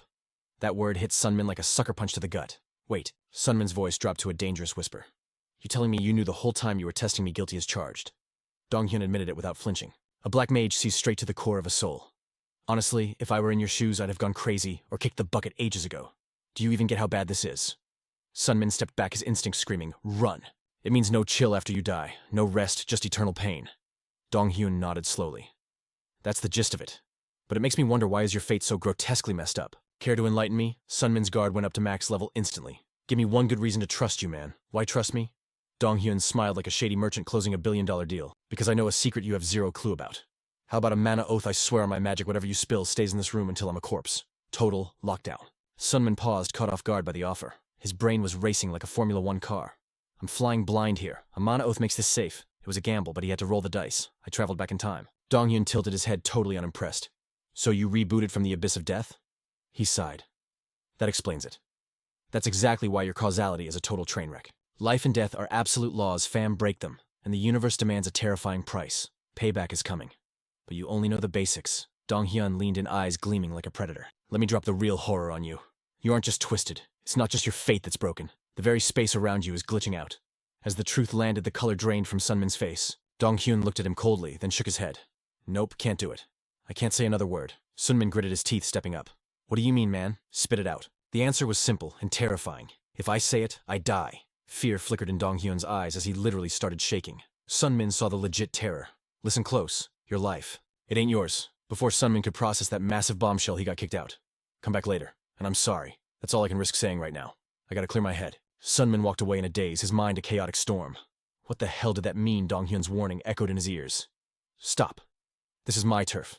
Back off unless you want us both deleted. The mystery just got deeper. Suddenly a voice cut through his thoughts. Sunmin spun around. Scarlet was there beaming at him with a million-watt smile. Well, if it ain't the brat from the mountain. Long time no see, you sprouted up like a weed. Sunman stared blankly. Do I know you? Oof, that was the wrong answer. Rage flared in her eyes. You forgot me. I am the great Scarlet Lear. The one who taught you the ABCs of magic. The audacity. Sunman searched his memories. The Scarlet he knew looked totally different. Wait, did the forbidden aging curse hit her? Silence stretched between them. Don't you dare lie to me. Wham. Her fist connected squarely with his jaw. That pain was an instant memory trigger. Sunman rubbed his cheek. Ow. It really has been a while, Lady Scarlet. She smirked, satisfied. Right. Good to see you kicking. So did you become a mage? Yet Sunman shook his head. Nah, just handling some personal business. Scarlet's eyes narrowed as she peeked at the door behind him. What business? Don't tell me it involves that lunatic Kim Dong-hyun. Sunman blinked, surprised. You know him? Scarlet lost her cool entirely. Know him? All black mages are weird, but he's a special breed of psychopath. He's totally lost his marbles. Do yourself a favor, stay away from that guy. Handle your biz, but watch your back. He's dangerous. Sunman bowed slightly. I'll keep that in mind. Thanks, sis. Her expression softened into a real smile. Whatever. I'm just glad to run into you. I got places to be, but swing by later. Don't be a stranger. My lab is on the 3rd floor. I got that premium tea waiting. If you get bored, come visit. Sunman stood rooted to the spot, waving like a robot as she left. First, the black mage, now Scarlet. It felt surreal. Why is everyone treating me with such strange goodwill today? Is there something written on my face, or is it something else entirely? The corridor fell silent again. Sunman frowned. I just don't know. My mind is too cluttered. Fate death glitches. It's too much. He shook his head. Focus on the grind, one step at a time. Quest two-headed troll subjugation. Difficulty 2 stars. Reward 50 million. As he approached the gathering point, a familiar figure waved. Yo, we meet again. It was Lude. Sunman recognized him instantly. Right. He was on the raid team for the last troll hunt. Lude puffed out his chest. Watch closely, man. I'm gonna show everyone my true power this time. Sunman nodded, a faint smile playing on his lips. I'm counting on you, bro. Another connection forged. If this second life taught him anything, it was this. No human is an island. He couldn't survive this server alone. I used to push everyone away, building walls around my soul. But Lude, he was different. A companion worth keeping by my side. Traveling together finally brought a flicker of warmth to my cold, battle-scarred heart. 3 months vanished in the blink of an eye. A heavy pouch hit the table. This commission was a beast. Your share is 50 million. Sunman offered a satisfied smile. Thanks. Lude snatched his share instantly. Drinks on me. Let's get wasted. But the broker Baron had a different look in his eyes. Someone requested a meeting with you, Baron announced. Sunman paused. Who? Lude groaned. Forget them. The tavern is calling my name. Baron dropped the name like a bomb. The guildmaster of the Iron Mercenaries. January. The air in the room froze instantly. You know him, don't you? Baron asked. Sunman's mind raced. Know him in this world? You'd have to be dead not to know him. The Iron Mercenary Guild. A massive crew commanding over 100 elite warriors. One of the 3 legendary SS rankers in Behanger. The master of the 100-step divine fist. My idol. He was the legend I aspired to be. Thick smoke curled around a rugged face as the boss spoke. Pleasure to meet you, Lee Sung-min. Right. Jan's voice was pure gravel and authority. Heard you started as a no-class, just like me. That connection meant everything. Like me, he had nothing. Yet he defied fate to become an absolute master. Standing right there, it was the pinnacle of strength I chased for so long. Jan studied him closely. 18 years old and a no-class. He shook his head in disbelief. This world chews up people like us and spits them out. Yet here you are standing tall among the strong. You got a gift, kid. But let's cut to the chase. I want you in the Iron Mercenaries. Taking down that chimera ogre, that wasn't luck. Your rep is spreading like wildfire. Join me. I'll give you double S rank immediately. Hell, I'll even make you the Vice Guild Master. Sunman stood frozen, overwhelmed. Jan smirked and pulled something from his coat. Take a look at this before you decide.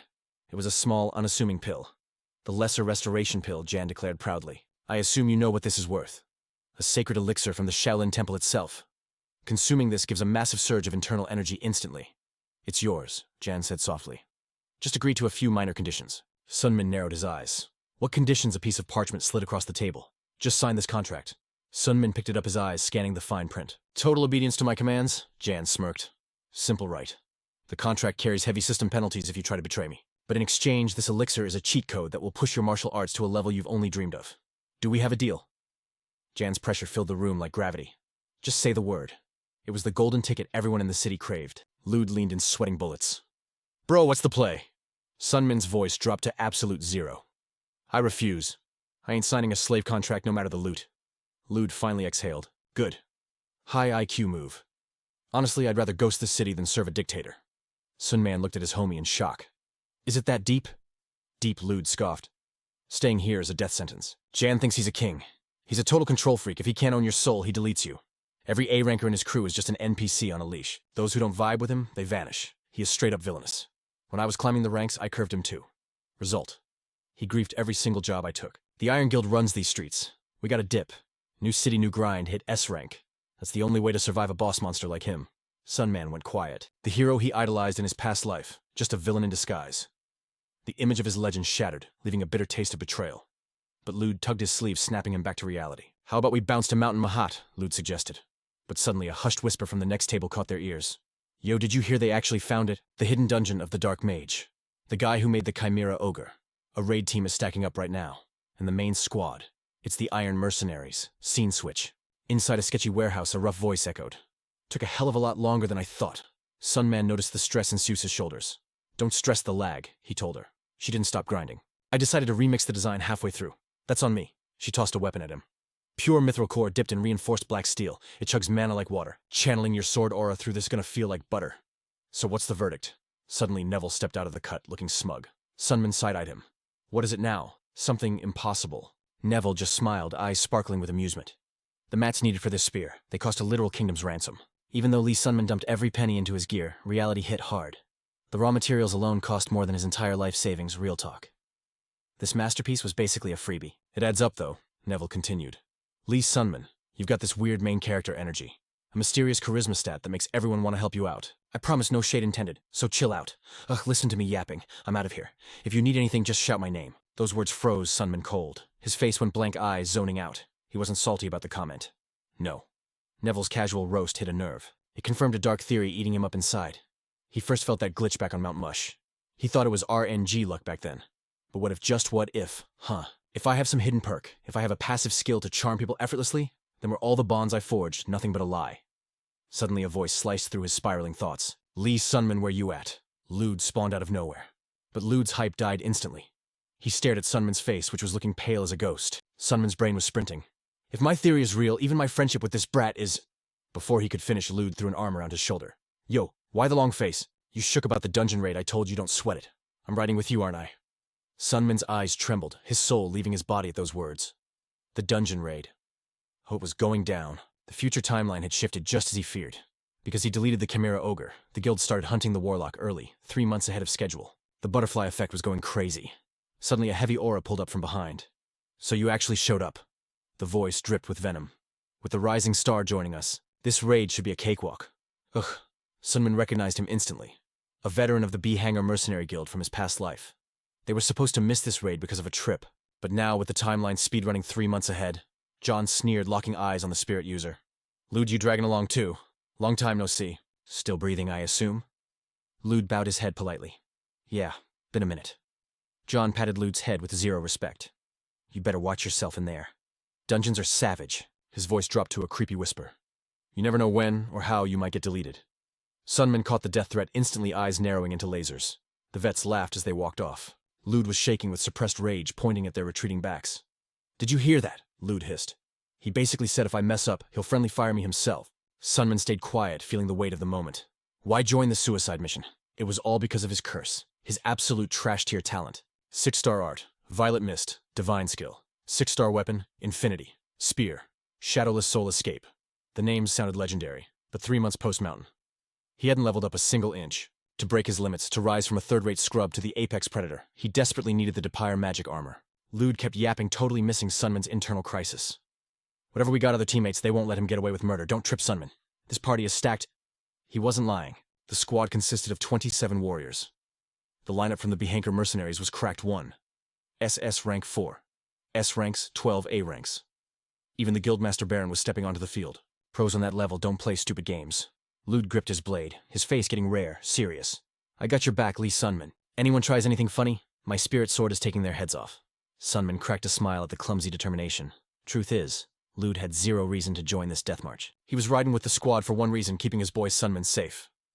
A wave of gratitude hit him, especially since he knew Lewd absolutely hated those behind-her guild scrubs. Sunman almost flinched, but nah, he locked in instantly. Then Guildmaster Baron's voice boomed like thunder. Yo, everybody listen up while we prep. The Bear and Mercs are busting into the Warlock's dungeon right now. We're walking into the unknown, but don't trip.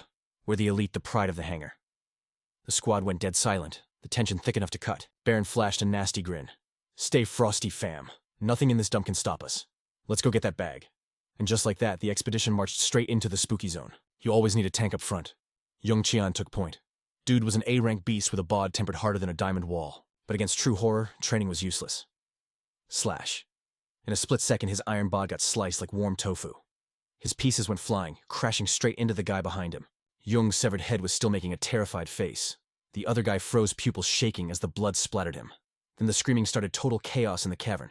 Baron spun around, eyes popping out of his head. Monsters flooded out of the shadows, swarming him from everywhere. It was about to be a long, messy night as the lights revealed a straight-up nightmare. Everyone started losing their minds, but John clenched his fist, sounding straight-up demonic. From the start, this raid was a one-way ticket to hell. A giant beast tried to step up, but John was moving faster than sight. Boom, one punch, and the monster's chest exploded. Sunman couldn't believe his eyes. That was the 100-step divine fist. John wiped the blood off and laughed. Trash mobs. Don't test me. Sunman crunched the numbers fast. He's too OP. If we fight amongst ourselves now, we're all cooked. He shoved the doubt down and clapped a monster trying to bite his face off. But deep down, Sunman was freaking out. This whole setup was mad sus. In his past life, this dungeon was an empty husk. No chimera freaks anywhere. Seeing them now meant only one thing. The Dungeon Master is actually home right now. A chill ran down his spine. This was all wrong. Their allies were dropping like flies, bodies scattered everywhere like broken toys. John shouted over the carnage. We're getting wiped out here. Can we even keep going? Baron squinted at him. Weird. How come your squad hasn't taken a scratch? John smirked, acting all high and mighty. Skill issue, bro. My boys are just better. Lut, clutching a nasty wound, glared from the sidelines. He was absolutely fuming. That Snake John was only shielding his own crew. He was holding the line like a boss, sure, but his selfish attitude was total trash. Sunman started doing the math. Even the A-rank hunter Jong Miss was struggling hard, only an hour in, and 11 homies were already dead. For the survivors, it was looking real bleak. Only a single A-rank player was left who wasn't part of John's clique. Lut dragged his bloody self forward. Yo, my lady? The coast is clear, you can chill now. He turned to Sunman, feeling gloomy. Hey, why does she look at me like I'm a monster? Moon screamed, totally losing it. Guildmaster, look at this mess. What now? Her hand shook as she pointed at the damage. The team is basically deleted. Baron looked down at her with dead cold eyes. He just sighed. My bad, but I can't stop death. It is what it is. But hey, the triple S rank carries are still breathing right. We can still catch this dub. Her jaw dropped at how cold he was. But I'm only A rank, she cried. Baron shrugged. If you're scared, go home, though good luck surviving the walk back alone. Moon looked back into the dark and shivered. Baron softened up a tiny bit. Just stick to me like glue. The leftovers pushed deeper into the cave. Mio yelled, Stay woke! Ujin frowned, getting suspicious. Were those monsters just stalling for time? Yang Jie was confused too. Does the boss know we're here? Did he dip? The chat started whispering. Makes sense. That mob density was glitchy. Using full force to buy time to escape big brain play. Baron shut them down fast. Zip it. Stop guessing until we know for sure. Yes, sir. Understood. Wait, what's that? A huge structure appeared in the dark. A door. He cast a scan spell. No traps, just a door. Sunman stared hard. The heavy doors creaked open to show a massive library. Sho took point, scanning the room. Looks empty, fam. Just dusty old shelves. Baron gave the order. No traps here either. Spread out and loot. Sunman froze a memory, hitting him like a lightning bolt. Hanu's drunken rambling echoed in his head. Bro, I swear I touched some books and clicked secret door. That's how I got the legendary loot. Lut had just rolled his eyes back then. He always capped when he was wasted. But the details were matching up perfectly. The walk, the door, the library. Sunman narrowed his eyes. Is this actually real? He walked up to the shelf, heart thumping. Click. The mechanism triggered. A dark staircase appeared. He looked down, totally certain. The magic armor blueprints are down there. Suddenly a voice froze his blood. Yo, secret passage. John stepped out of the shadows. What are you sniffing around for? You got a nose for treasure, huh? Sunman played it cool. Nothing, just tripped over it. John smiled like a shark eyeing a snack. Relax, I actually like you. Then bam. He threw a lethal punch right at Sunman's dome. Sunman weaved that hit instantly. John's eyes lit up with twisted hype. You dodged, ha. Now I want your potential even more. That's exactly why you gotta go. Gotta delete you now. With talent like that, you might actually pass me one day. Baron's distracted by my boys, so nobody's coming to save you. Nobody to stop me. Suddenly, Lut roared from behind. There's a witness right here, punk! John looked back annoyed. Lut, my goons were supposed to seal the door. Lut raised his weapon, crackling with soul sword energy. John just nodded. Ah, I see. Lut spat on the ground. I knew it. You looked at us like lunch. Finally showing your true colors, huh? Sunman was shook. Lut, how'd you get here? If you die, he cleans me up next, Lut shouted. John sighed and grabbed Lut like he weighed nothing. With a cruel laugh, he yeeted Lut straight into the dark pit. John cracked his neck aura, exploding everywhere. You bugs think you can beat me. Sunman's eyes narrowed, calculating the odds. Winning here impossible. But if I team up with the others, maybe we survive.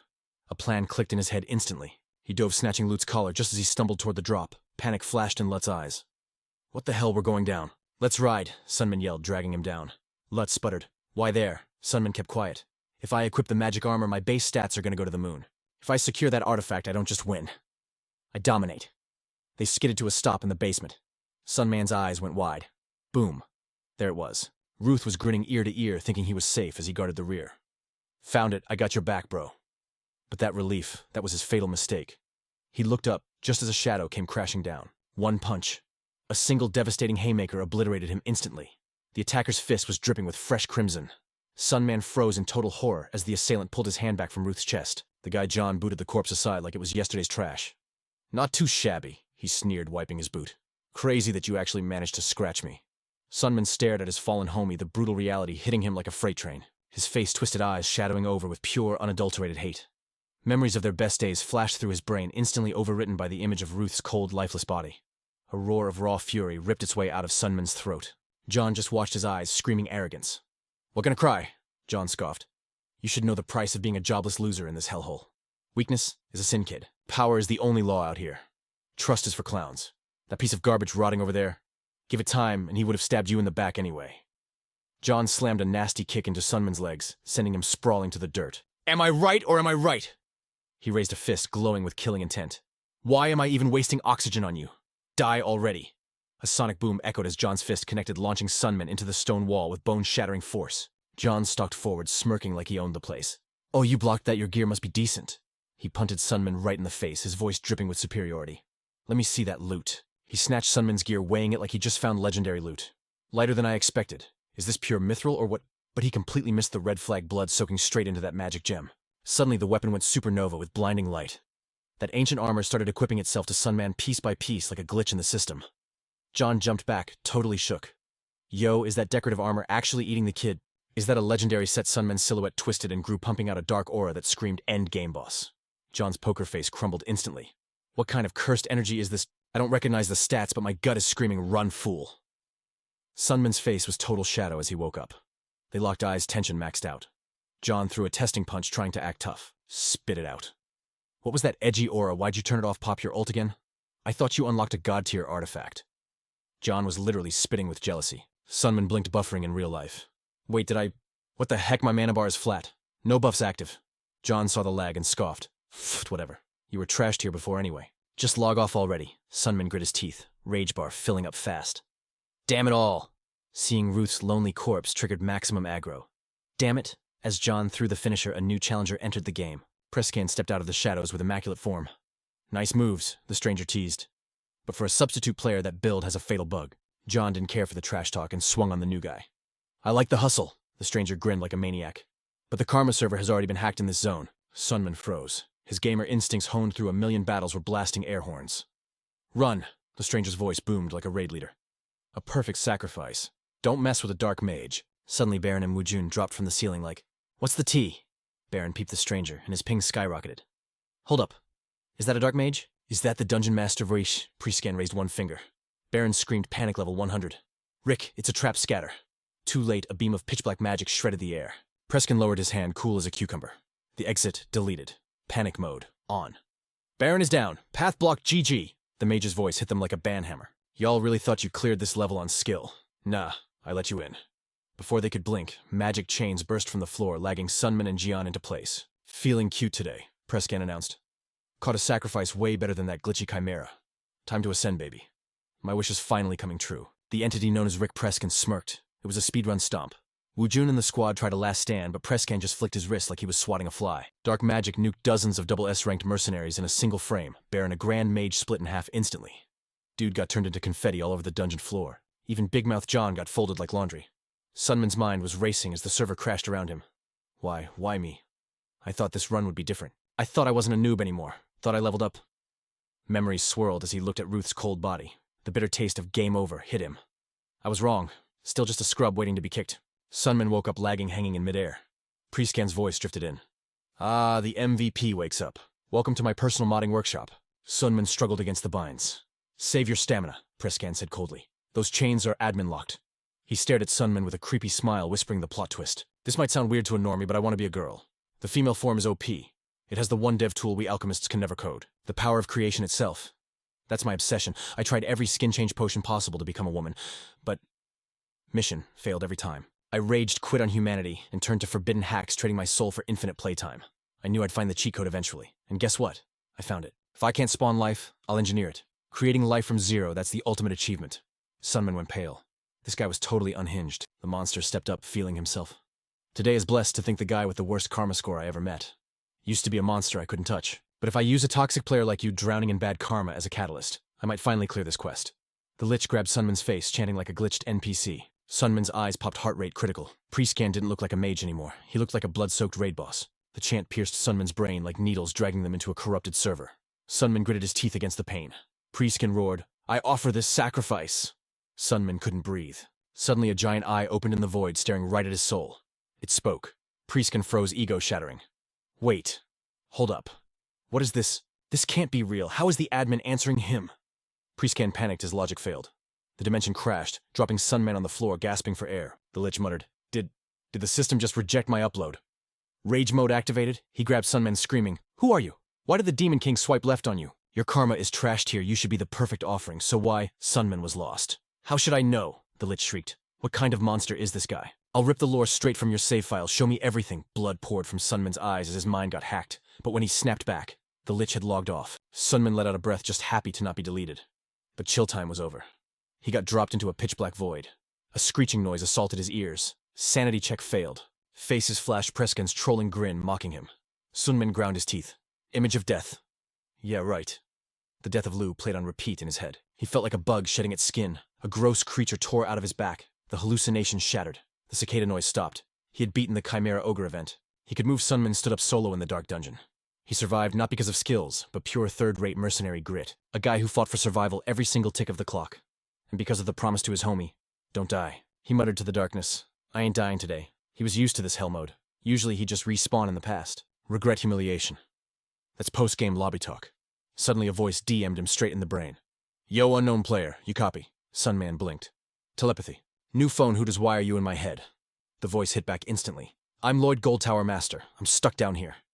Memories from his past life unlocked. Sunman thought, "Wait, Lloyd, that guy ghosted in my past life.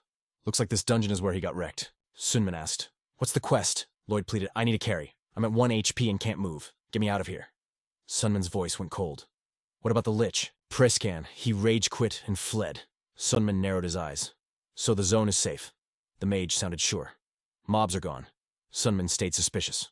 "How do I know you ain't trolling?" The Tower Master immediately swore a desperate oath. "I swear on my mana core. If I'm lying, may I lose my magic forever. But if you save me, I'll hook you up with a handsome reward." Sunman paused for a few seconds, running the numbers in his head. "Fine," he whispered. He stepped into the dark cavern. Lloyd called out, "Thank fortune you arrived in time. I'm Lloyd the Gold Tower Master. I tried to reach out the second I heard a ruckus in the dungeon. I'm truly lucky." Sunman scanned the area, clocking the devastation of a massive boss battle. Suddenly, his body froze up. The blood in his veins turned to absolute ice. He stared at a corpse on the ground. "Lloyd, what went down here?" The mage dismissed it with a wave. "That doesn't matter right now. Hurry up and help me. I'll give you the deets later." Sunman looked up and sighed deeply. "What do you need me to do?" Lloyd pointed forward with urgent panic. "Get me out of this dungeon." Following the fingers, Sunman saw a black heart still beating ominously in the dark. Lloyd commanded, "Destroy that thing." Sunman approached, totally confused. "A heart? What the hell is this?" Lloyd sounded flustered. "I don't know either. It was created by Prescan. It is extremely dangerous. I must destroy it." Sunman raised his weapon, his voice low. "Understood."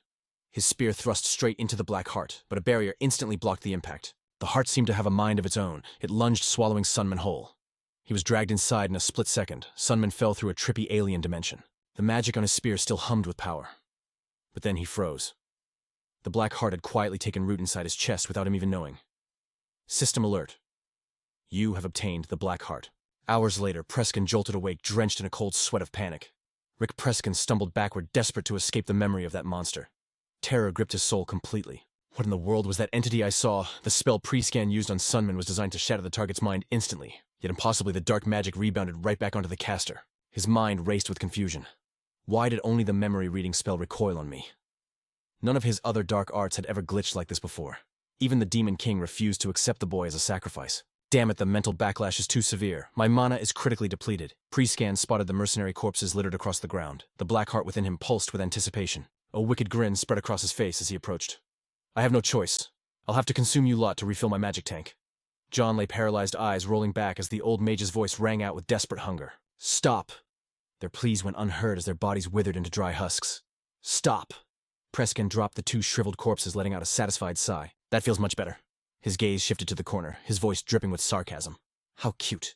You think pretending to sleep will save you? John bit his lip, stifling a scream of terror. Pre-scan hoisted him into the air by his neck. Oh, you broke free from my binding spell already. What a sturdy specimen. John trembled in his grip. Are you going to turn me into a husk like them? Preskin chuckled darkly. No. You seem useful, so I'll keep you alive for now.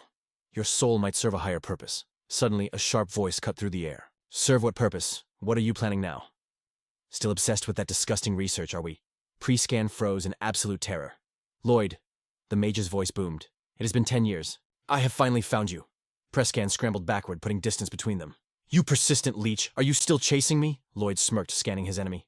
Indeed, but you look terrible. Suffering from a heavy injury. Perhaps perfect timing. This makes things easier. First, I'll crush your physical body, and then I'll take my time searching for it, the life vessel. It is the treasure containing Rick's very soul. As long as it remains safe, death cannot touch him. John rushed toward his savior, eyes wide with hope.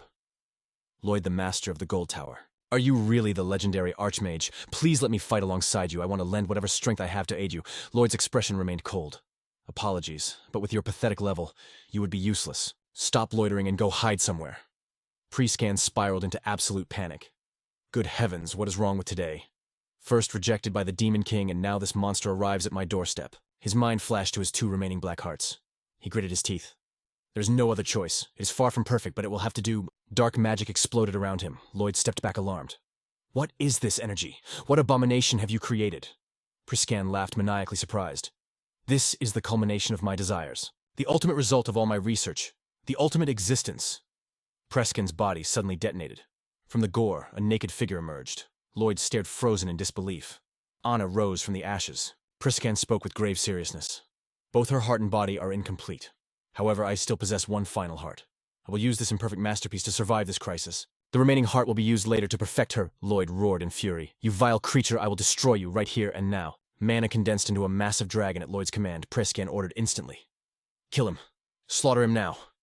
Lloyd hurled the mana dragon forward. Anna stood motionless. As the magic struck her, it simply shattered into nothingness. Lloyd gasped in shock.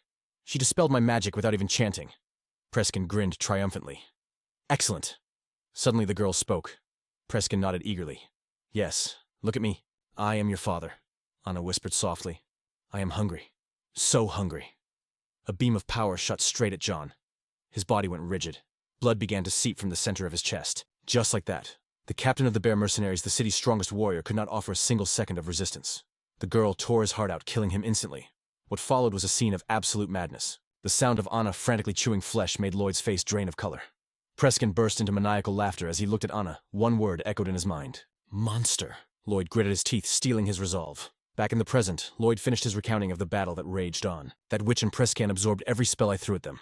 Eventually, I could no longer hold my ground. I had to flee. Critically injured and drained of mana, I had no choice but to abandon the Black Heart and go into hiding. That is the truth of what happened. Once again, I owe you my life. I apologize for passing out immediately after entrusting everything to you. He recalled the dark artifact. Lloyd drops the tough guy act and chills out. Yo, thanks for smashing that nasty Black Heart for real. Sungmin replies like a total Zen master. Just doing my job, fam. But inside, my guy is absolutely screaming in panic. What kind of cursed nonsense is living in my gut right now? Lloyd stands tall, flexing that big boss energy. I'll grant you one wish, kid. Name it, and if I can do it, I got you. Sungmin's thinking, is this a vibe check from the Archmage? Seems sus. He decides to play his cards close to the vest. Nah, I'm good for now. I'll cash in that favor later. He looks at the Archmage, keeping a straight face to hide the sweat. Because if that monster knew Sungmin actually ate the Black Heart, bro would get deleted from existence instantly. Priscon, the Dark Magic Tower's head, Honcho, a warlock on death row for breaking the ultimate rules. And his executioner, none other than the Gold Tower Master Lloyd himself. After hunting him for 10 years, Priscon finally got caught in the trap.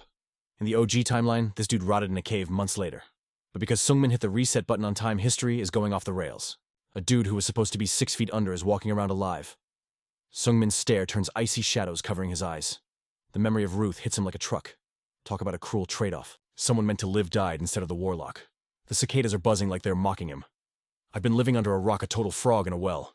He thinks feeling salty. In my own little bubble, I actually tripped and thought I was special. Slash. But to the real heavy hitters, slash, I was just mob trash. Slash, easily wrecked, easily deleted.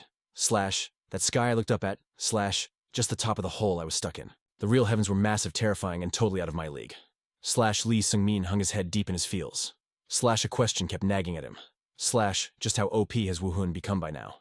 I gotta face the facts. Slash, I'm nothing but a little bug. Slash, didn't I already learn this the hard way at Mount Mush? Slash, but I ain't gonna snap. Slash, I won't waste time crying over my lack of skills. Even if I have to crawl through the mud, I'll grind until I level up into a butterfly. Slash, lost in his hustle mindset, he walked down the lonely road.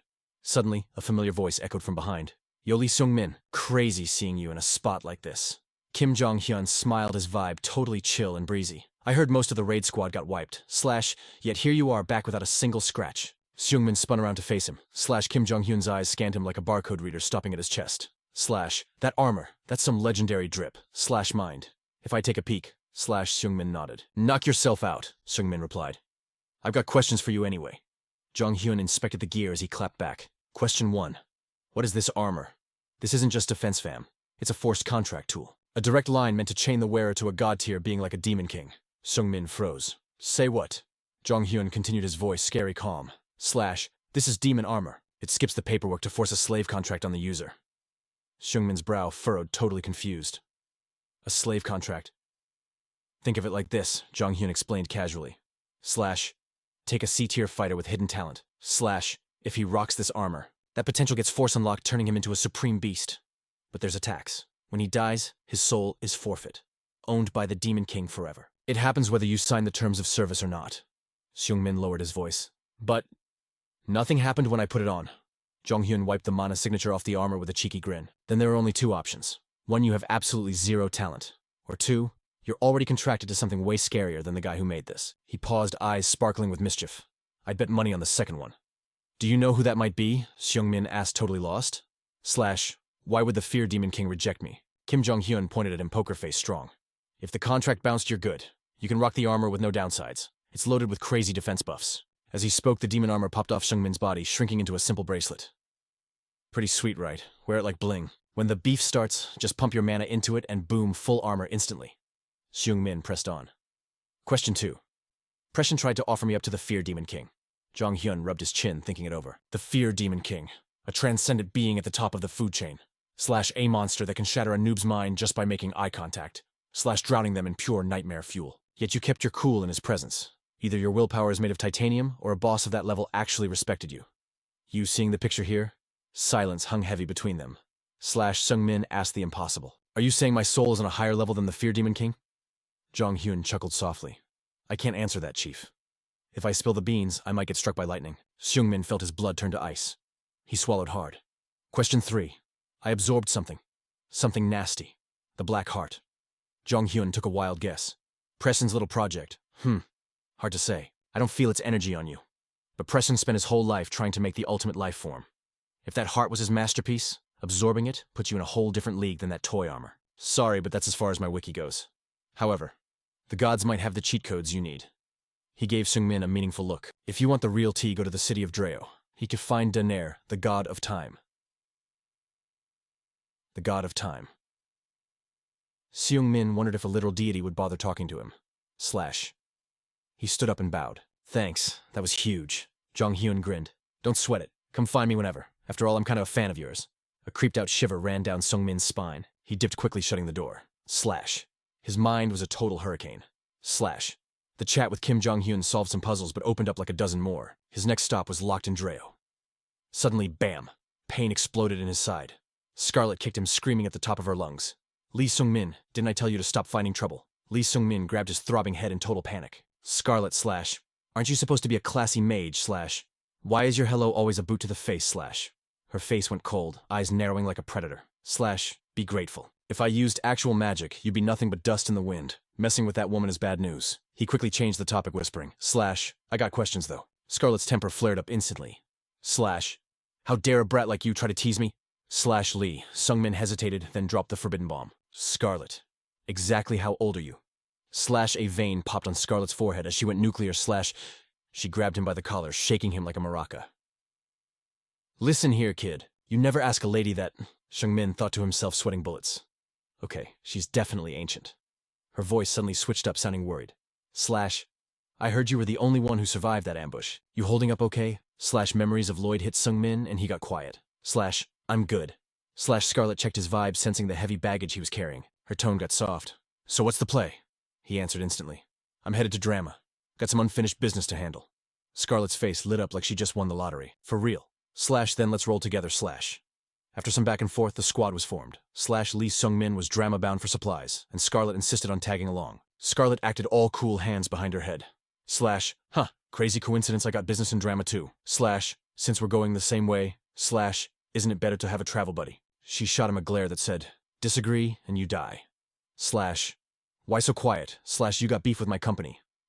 Under Scarlet's killer gaze, he flinched and stuttered. No way. I'm actually stoked about it. Cold sweat dripped down Lee Sungmin's back.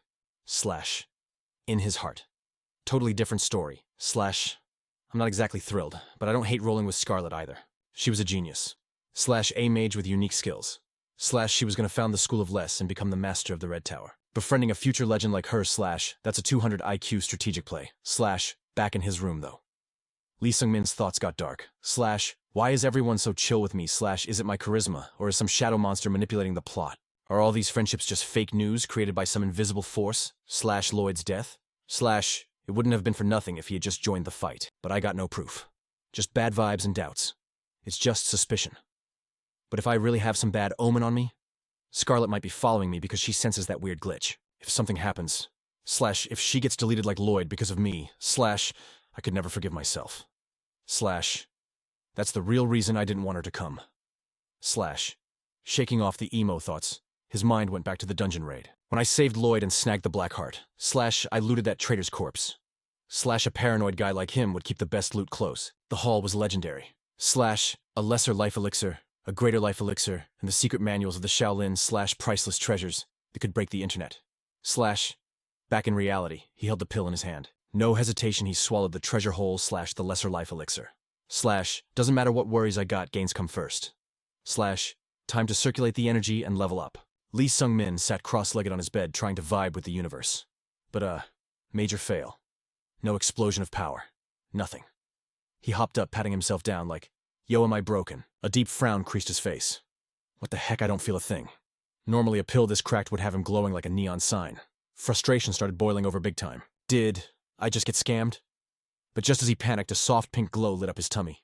Seeing his gut shine like a disco ball, Lee Sungmin stared down, totally shook. Then boom, the truth hit him like a truck. His internal energy wasn't just rising, it was multiplying like crazy. That lesser life elixir, 100% legit, baby. Usually energy spills out like a messy drink, and you gotta sweat to catch it. But Lee Sungmin froze his brain doing flips. I didn't do jack, I didn't even circulate a single breath. Yet his body slurped up every drop of energy. He looked at his arm, now buzzing with raw power. Logic says even geniuses only catch a fraction of this stuff. But I think I just inhaled the whole thing without wasting a drop. A chill ran down his spine. What is happening? His mind raced straight to that creepy black heart he'd absorbed. His eyes locked onto the last box. The greater life elixir. Lee Sungmin decided to go full send. He grabbed the stronger pill and tossed it down the hatch. Wham! A wave of energy way crazier than before smashed into him. But again, physics took a holiday. I can take it all. The lesser and the greater, pill devoured. Completely. My energy levels are basically rivaling a peak realm master now. He thought of that ancient predatory organ thumping in his chest. How is this perfect absorption even real? Is this the black heart being greedy? Who knows, but the gains are undeniable. The struggle of his weak internal energy solved in a single night.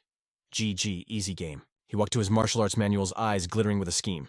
He had to test this new power. Ping An idea sparked. The next day, he linked up with Scarlet to talk travel plans. She raised an eyebrow at his pitch. You want to bail on Drama and go to Bremen instead. Lee Sungmin nodded hard, bowing with zero chill. Destiny was calling and he had to answer. Guess we gotta split up here. My bad. His voice was dead serious. Scarlet pressed him, totally confused.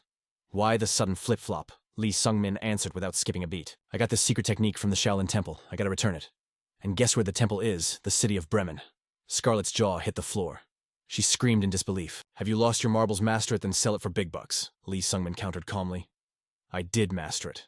But selling the 100 moves divine art impossible, fam. The streets are flooded with fake manuals. Getting a fair price would be a total nightmare. He scratched his head, grinning like a goofy kid caught in a lie. That is why I'm going to return it and snag a reward instead. The logic was solid. Scarlet realized she had 0 arguments left. She sighed, crossing her arms like a pouting teen. So that's why you can't roll with me. Lee Sung-min nodded. He assumed she was heading to drama, but before he could speak, Scarlet cut him off, eyes sparkling with mischief. Actually, I got business in Bremen too. Lee Sung-min froze, brain buffering at the coincidence. Huh. Seeing his blank face, Scarlet spilled the tea on her real plans. Okay, business is a stretch. I just want to see the world city life ain't the vibe. I like mountain training better. I'll settle down somewhere pretty when I'm done. Lee Sung-min stared at her, totally speechless. Then he remembered her scruffy hobo looking past and let out a savage little smirk. You planning to go back to your wild, stinky days? Scarlet's face went tomato red. I'm gonna bathe, okay? But before he could dip, she snatched his shoulder. So we're travel buddies, right? Before he could say a word, she grabbed his head and forced him to nod like a bobblehead. Oh look, you're nodding. Can't take it back now. She finally let go. As Lee Sung-min crouched there dizzy from the shaking, Scarlet beamed. It is decided then, road trip. Lee Sung-min sighed, totally defeated. I still need to prep. Can we dip in a week? Scarlet's face lit up. Yes, perfect. I need a week to pack my stuff too. Lee Sung-min could only cope silently. Fine, stay positive, he told himself. Having a chat buddy isn't the worst, and rolling as a duo is way safer than being solo. Scene switched deep in a creepy dark forest. Anna walked alone barefoot in a purple dress. Suddenly she froze. Standing right in front of her, Lee Sung-min and Scarlet. The three locked eyes. Recognizing Anna instantly, Lee Sung-min stepped up to shield Scarlet. Anna raised her hand, dark magic swirling at her fingertips like a nightmare. Her voice was ice cold. Ever since I met you.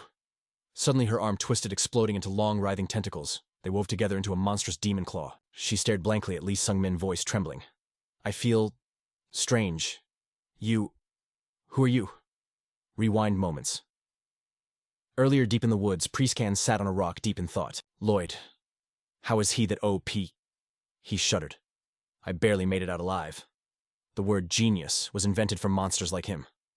Priestkin glanced at Anna huddled in the corner. If I hadn't awakened you in time, I would have been toast. He looked at her. Hey, brat. When she stayed quiet, he yelled, Yo, kid! On the second shout, Anna finally turned her creepy gaze to him. The girl was sitting in the dirt, chewing on something. Priestcan frowned. My control is trash. I woke her up too fast. And what is she munching on? Anna shot him a glare so cold his soul froze. No, chill. She can't hurt me. The seal of obedience is holding tight. Priestcan walked over, wiping her mouth like a parent. You remember the plan, right? Just go back to where you first woke up and grab my heart. Anna just sat there staring blankly. Hello, soul in there. Priestcan got nervous. You can do this right. Make it quick. Finally, he pointed and barked. Fine. Just go fetch it. At his command, Anna bolted like a rocket. She ran so desperately her shoes flew right off her feet, left in the dust. Priestcan watched her vanish, totally confused. Where the heck is she going? Is she just roaming? But Anna wasn't lost. As she ran, she felt a magnetic pull. Father said, go that way. But I feel something. A strange presence calling her. My heart. It's pounding. This feeling is so alien. It's suffocating. Her instincts dragged her straight to Lee Sung-min, and boom, fate brought them to that standoff. You. Who are you? Anna's monster arm lashed out, but Lee Sung-min stood frozen, eyes wide, paralyzed by shock. Seeing the death blow coming, Scarlet screamed, You idiot! Why are you just standing there? With a burst of adrenaline, she unleashed her magic. Desperate to block the hit, boom! A thunderous explosion shook the earth. Lee Sung-min stumbled back, barely staying on his feet as the shockwave rippled out. Anna's monster arm was engulfed in Scarlet's crimson flames, forcing the beast to back off. Seeing him dazed, Scarlet screamed through the smoke. Wake up, moron! Do you have a death wish? Lee Sung-min gritted his teeth, clutching his chest in sudden agony. I'm sorry, my heart, it just... Staring at the terrifying form of Anna, Scarlet couldn't help but ask, what in the actual hell is that thing? But Sung-min was ghosting her. His brain was spiraling into absolute chaos. Is that Priestkin's chimera? The literal monster Lloyd warned him about? Why is it popping up here of all places? Did it come back to snatch the heart? PTSD hit him like a truck. Scion got deleted in a microsecond. Even the Archmage Lloyd barely survived that vibe check. And back then, Lloyd had to run the fade against both the Chimera and Preskin at the same time. Sung-min clenched his fist till his knuckles turned white. He booted up his magic armor, but doubt was creeping in like a shadow. Can I actually pull this off? A vision of Scarlet getting sliced and diced flashed through his mind. Nah, I gotta lock in! With a savage roar, he entered battle mode and yeeted himself straight at Anne. But this girl was moving different. She effortlessly zigzagged through Sung-min's combo, dodging every single strike. Stamina drained instantly, sweat dripping as he gasped for air. She caught him lacking. Anne unleashed her long tentacles, snatching him up and hoisting him into the sky. Sung-min desperately hacked at the tentacles, binding him, his brain racing to download the enemy's moves while hanging in midair. This girl is broken. Her attacks defy all logic and her physical stats are leagues above the Chimera Ogre. The spear trembled in his grip. If I don't buff my internal energy with the cultivation technique right now, I am cooked. Thank God I asked Sela to nerf the weight on this armor. It's the only reason I'm fast enough to stay alive. Seeing Sung-min frozen like a statue, Scarlet shouted a warning while charging a spell. Get out of the way, you scrub! Scarlet unleashed a tsunami of firepower directly at Anne. The girl raised a tentacle arm to block, but the limb got instantly toasted by the blaze. Anne grimaced her face, twisting as she ate that scorching pain. Scarlet kept weaving her complex combos. Hurts, don't it? That's got a sting I can tell you have high magic resistance. She stared at the burning limb, the flames refusing to chill as they chewed away at her flesh. Scarlet smirked like a boss. While you might be able to tank most standard magic, my spells are built different. A look of pure arrogance crossed her face as she schooled the monster on her superiority. Standard resistance is trash against me. I've hacked the formula to create my own secret sauce. If you don't want to turn into a pile of ash, you better behave. But before she could finish flexing, an attack came flying. Sung Min leapt in just in time, tackling Scarlet out of the air to clutch the save. They crashed onto the ground, watching the spot where Scarlet was hovering get deleted from existence. Smoke rose from the destruction. Sung Min panted. Shall we call this me paying you back for earlier? Scarlet nodded, dusting herself off. Bet, we're even. Suddenly Sung Min froze. A terrifying realization hit him. Wait a second. No way. He stared at Anne's stance. Doesn't that look exactly like the 100-step divine fist? He recalled Lloyd's words. The chimera ate hearts. Don't tell me. Can it download the martial arts of everyone it devours? What a goddamn nightmare. Sungmin gritted his teeth and engaged Anne again, but no matter how hard he tried, he couldn't land a single clean hit. Anne lunged with a sudden slash. Sungmin barely managed to raise his spear in a desperate block. I can't block this sword and I can't counterattack. But suddenly Anne paused. She leaned in close, her voice chilling. I asked you a question. Why are you ghosting me? In a split second, Anne's vibe completely shifted. The air grew heavy with explosive rage. She glared daggers at Sungmin. Who the hell are you? Her killing intent was so OP that Sungmin found himself paralyzed with fear. Boom! A massive fireball roared toward them, interrupting the interrogation. Sungmin threw himself to the side to escape the blast. It was Scarlet coming in clutch. Strange crimson runes swirled around her body as she channeled her power. Anne's face was scorched black from the sneak attack. Scarlet scoffed. You should thank your lucky stars that I'm here to crash the party. Scarlet pointed a provocative finger at the monster, a cocky grin on her lips. You big mad, if you're so salty, why don't you try and kill me? The taunt worked perfectly. Anne's eyes bulged with fury, teeth grinding as she glared at the mage. She prepared to lunge, but suddenly magical hands erupted from the earth, clamping tight around her ankles. Scarlet's trap had sprung. Seeing the girl stuck, Scarlet walked back and forth, mocking her trapped opponent. Now Sungmin seized the opening, charging in for the execution. But sensing fatal danger, Anne leaped upwards, eyes locked onto him. She jumped by severing her own feet. Sungmin watched in horror as she escaped the trap by mutilating herself. Did she really just slice off her own limbs? Anne spun in the air and landed gracefully. But the horror wasn't over. As her feet touched the ground, flesh and bone knitted together instantly. Her legs had fully regenerated. Sungmin and Scarlet stood frozen. Total shock. The two warriors watched in disbelief as the impossible happened right before their eyes. The legs Anne had just severed were growing back instantly. Why do I feel like this is a nightmare? Scarlet scratched her head furiously, her frustration boiling over. What in the hell is this monster? Even the flesh I incinerated is healing seamlessly. Troublesome. Sungmin stood by her side, his voice flat as he echoed her thoughts. Big troublesome. You're only realizing how bad this is now. Scarlet twirled a lock of her hair, mind racing for solution. Regeneration this OP defies nature, but it must have a cost. There's always a limit. I sensed it during our clash. If we coordinate our attacks, we got this. We must inflict heavy catastrophic damage relentlessly if we force her to heal constantly. Her mana will hit rock bottom. That is our path to the dub. But Anne had heard every word. A chilling, sinister smile crept across the little girl's face. In a heartbeat, the vibe shifted. She unleashed a devastating storm of pink magic targeting Scarlet and Sungmin, directly witnessing such terrifying power. Scarlet's expression darkened. I take back what I said earlier. Anne slipped into a state of frenzy. Scarlet's voice trembled. Just how bottomless is that mana reserve? We are cooked. Before the words could settle, the girl's tentacles lashed out, aiming straight for Sungmin. The impact was brutal. Struck by Anne's overwhelming force, Sungmin was sent skidding across the dirt. He collapsed, groaning in pure agony. Blood trickled down his forehead, blinding him. A guttural roar of pain tore from his throat. Scarlet watched him crawl on the ground, panic rising in her chest. Yo, are you all right? Silence answered her. She screamed louder, desperation taking over. Don't you dare die on me. Do you hear me, you idiot?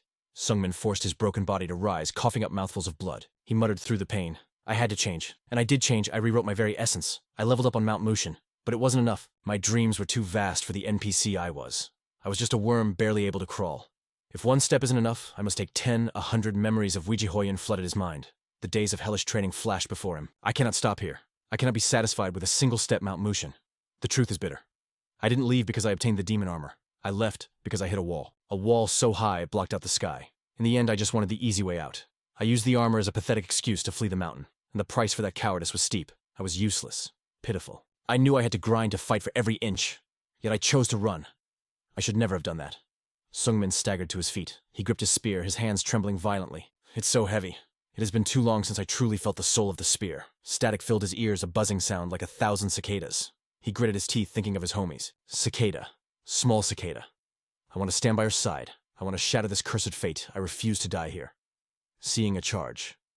Scarlet dived out of harm's way, but Lee Sung-min stood rooted to the spot, totally lost in the storm of his own conviction. A grand dream for a lowly worm.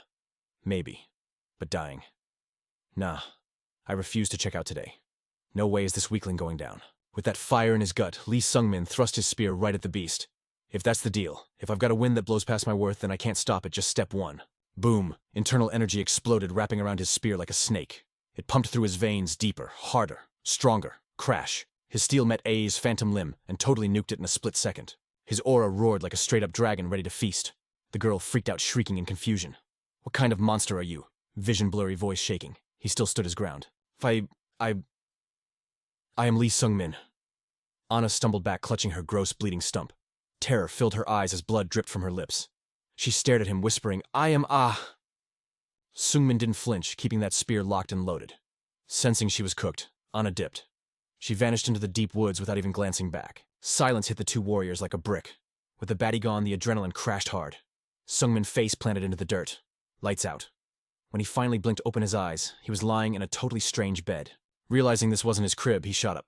Scarlet was chilling nearby, nose buried in a book. He croaked out, Where am I? Scarlet didn't even look up. Oh, Sleeping Beauty is finally up. She slammed the book shut and stared him down. Miracle you're not a corpse. You were out cold for 3 whole days. We're in a nearby village. I hired a doc and patched your wounds with some potions. How's the bod feel? Sung-min looked down at his hands. He flexed his fingers, testing the joints. I can move freely. Actually feels great. Wham! Suddenly Scarlet stood up and booted him right in the ribs. Her voice went high.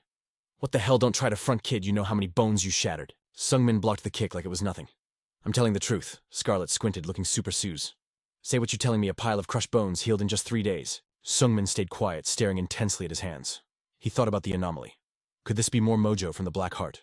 Seeing him zip his lips, Scarlet took off her glasses and let out a massive sigh. You're holding out on me, aren't you? Just what exactly was that little monster back there? You definitely know something. When he still refused to spill, she leaned in until they were nose to nose, spelling it out. If you know the truth, spit it out. Stop keeping secrets. Seeing her nag him relentlessly, Sung-min realized there was no escape.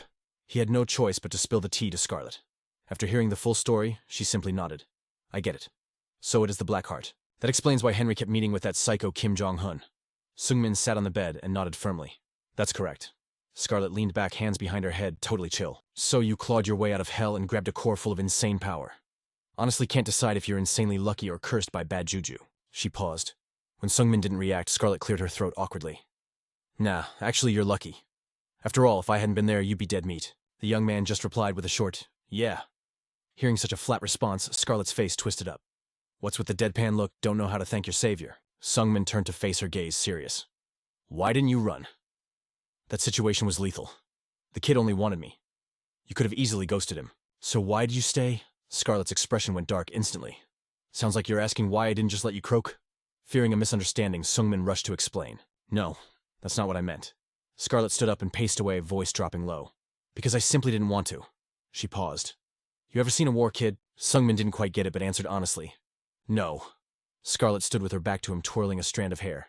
Figured as much. When I was young, back when I was a super cute kid, unlike the charming beauty I am now, a war suddenly popped off.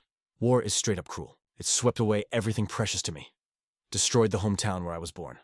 Scarlet pictured the rubble and ash of her childhood. She continued softly. Along with everyone who mattered to me.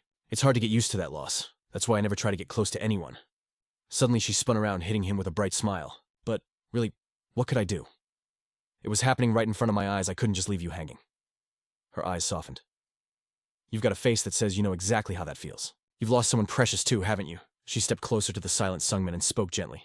Stop stressing over useless stuff. I ain't dying that easily. I survived a war in this messed up world. I'm incredibly lucky. Sung-min recalled the monstrous arm of awe and attack that nearly vaporized her while she stood frozen. Didn't you almost get deleted just now? Scarlet fired back immediately.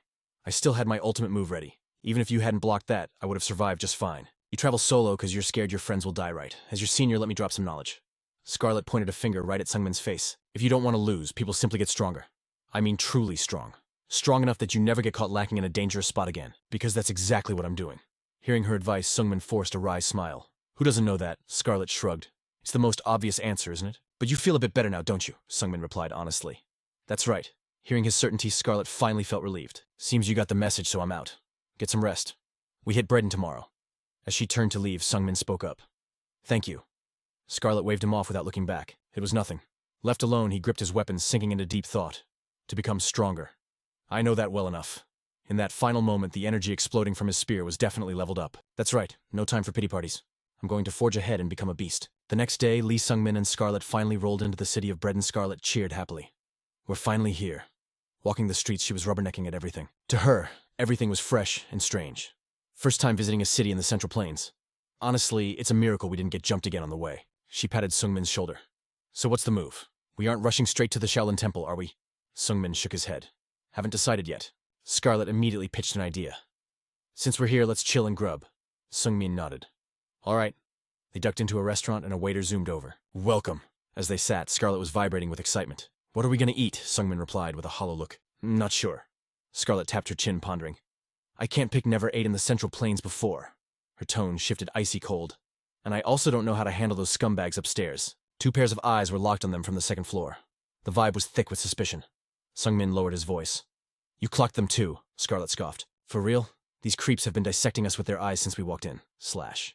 Her expression darkened annoyance, written all over her face. Slash. How could I not feel it? What is their deal? It's seriously ticking me off. Sunmin dropped a grim truth bomb. My bad. It's probably because of me. Slash Scarlet blinked totally confused. Say what? Slash Sunmin realized he had to break down the mechanics of his power. See, when a martial artist hits the peak realm, they go through a return to origin, a total body glow-up.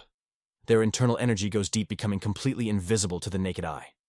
Scarlet's eyes lit up as the realization finally clicked. Even though Sunmin had the overwhelming juice to be a peak master, he hadn't fully ascended yet. He met one condition but lacked the control to keep a lid on it. Scarlet snapped out of her daze and smirked. So basically your leaking power is acting like a porch light for annoying moths. Slash. But her voice carried a little too far. Slash. Upstairs, a goon slammed his hand on the table. Slash. Who you callin' a moth? The thug Sun Ung peered over the railing with a gross, lecherous grin. Slash. He winked at Scarlet. Pretty face, but that mouth needs soap. Slash. Playing hard to get. You think roasting me makes you hotter. Scarlet looked at him like he was absolute trash. Slash. What are you yapping about, you brain-dead moron? Slash. Did you eat a bowl of stupid for breakfast? Slash. The punk laughed it off, slicking back his hair. Every rose has its thorns, baby. Slash. Scarlet literally gagged. Gross. Shut up, Slash. Have you been reading too many trashy romance novels? Slash. She pointed an accusatory finger right at him. Slash. I'm begging you. Just shut your trap and eat. Hearing your voice makes me want to end you right here. I'm barely holding back. Veins popped on the thug's neck.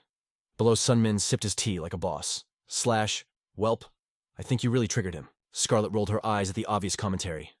You think, slash asterisk clang asterisk steel rang out as the punk drew his blade face bright red with rage. Slash. I'll give you one chance to take that back. Scarlet stood her ground.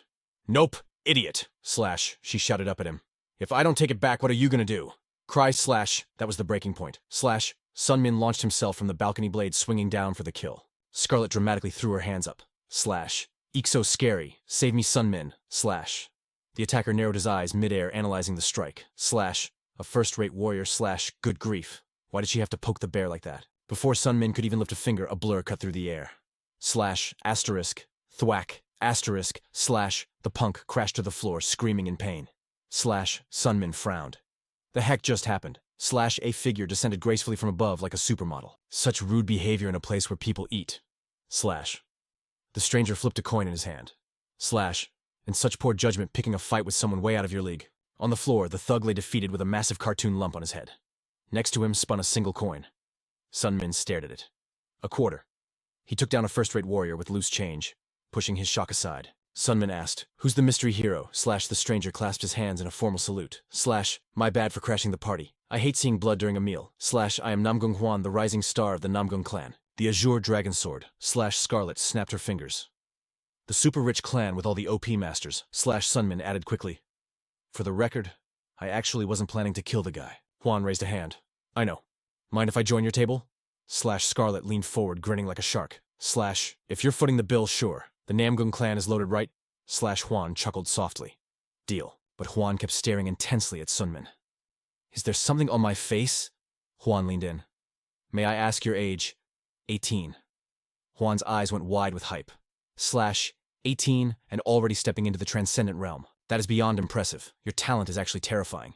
You gotta be him. The little heavenly demon. You'd spuffed. Sunmin sprayed his water everywhere. Slash, he lowered his head wanting to die of embarrassment. Across the table, Scarlet's face went pitch black at the mention of that name. Slash Juan continued totally missing the vibe check. Slash, don't deny it. With that level of skill, who else could you be? Lee Sun-min ignored the awkwardness, his eyes locking intensely onto the man. Slash, do you actually know the little heavenly demon? Slash beside him.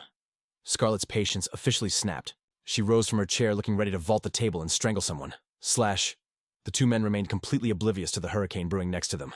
Slash Juan replied with casual ease. Oh, he's super famous. Only 3 masters in the Blood Heavenly Demon's turf hold that title. Slash the Blood Heavenly Demon, the Crazy Heavenly Demon, and the Little Heavenly Demon. Because of the name, people assume he's softer than the other two. But that's a fatal mistake. Before he could finish, a shadow loomed. Scarlet launched herself into the air and axe-kicked Lee Sun-min right in the skull. Her face was a mask of pure purple rage. Witnessing the sudden violence, cold sweat trickled down Juan's neck as he stammered. So, you aren't the Little Heavenly Demon. Rumors say the demon is a woman. Or maybe someone your age with scary kung fu. Who are you really? Lee Sun-min lifted his head, a fresh goose egg throbbing on his scalp, and answered calmly. Slash, I am Lee Sun-min. Hearing the unfamiliar name, Juan bowed slightly. Forgive my rudeness. Never heard of you before. Sun-min cut him off, urgency in his voice. More importantly, do you have any dirt on the Little Heavenly Demon? Slash Juan shook his head slowly. Slash, I only know the basics. If you want the deep lore, you gotta hit the streets. Info is scarce. Word is he's exceptionally cruel. But putting that aside, Slash, I have a request. Fight me one-on-one right now. Slash, Sun-min and Scarlet froze. Their voices overlapped in confusion. A duel. Slash Juan smiled with innocent charm. Slash, no bad vibes.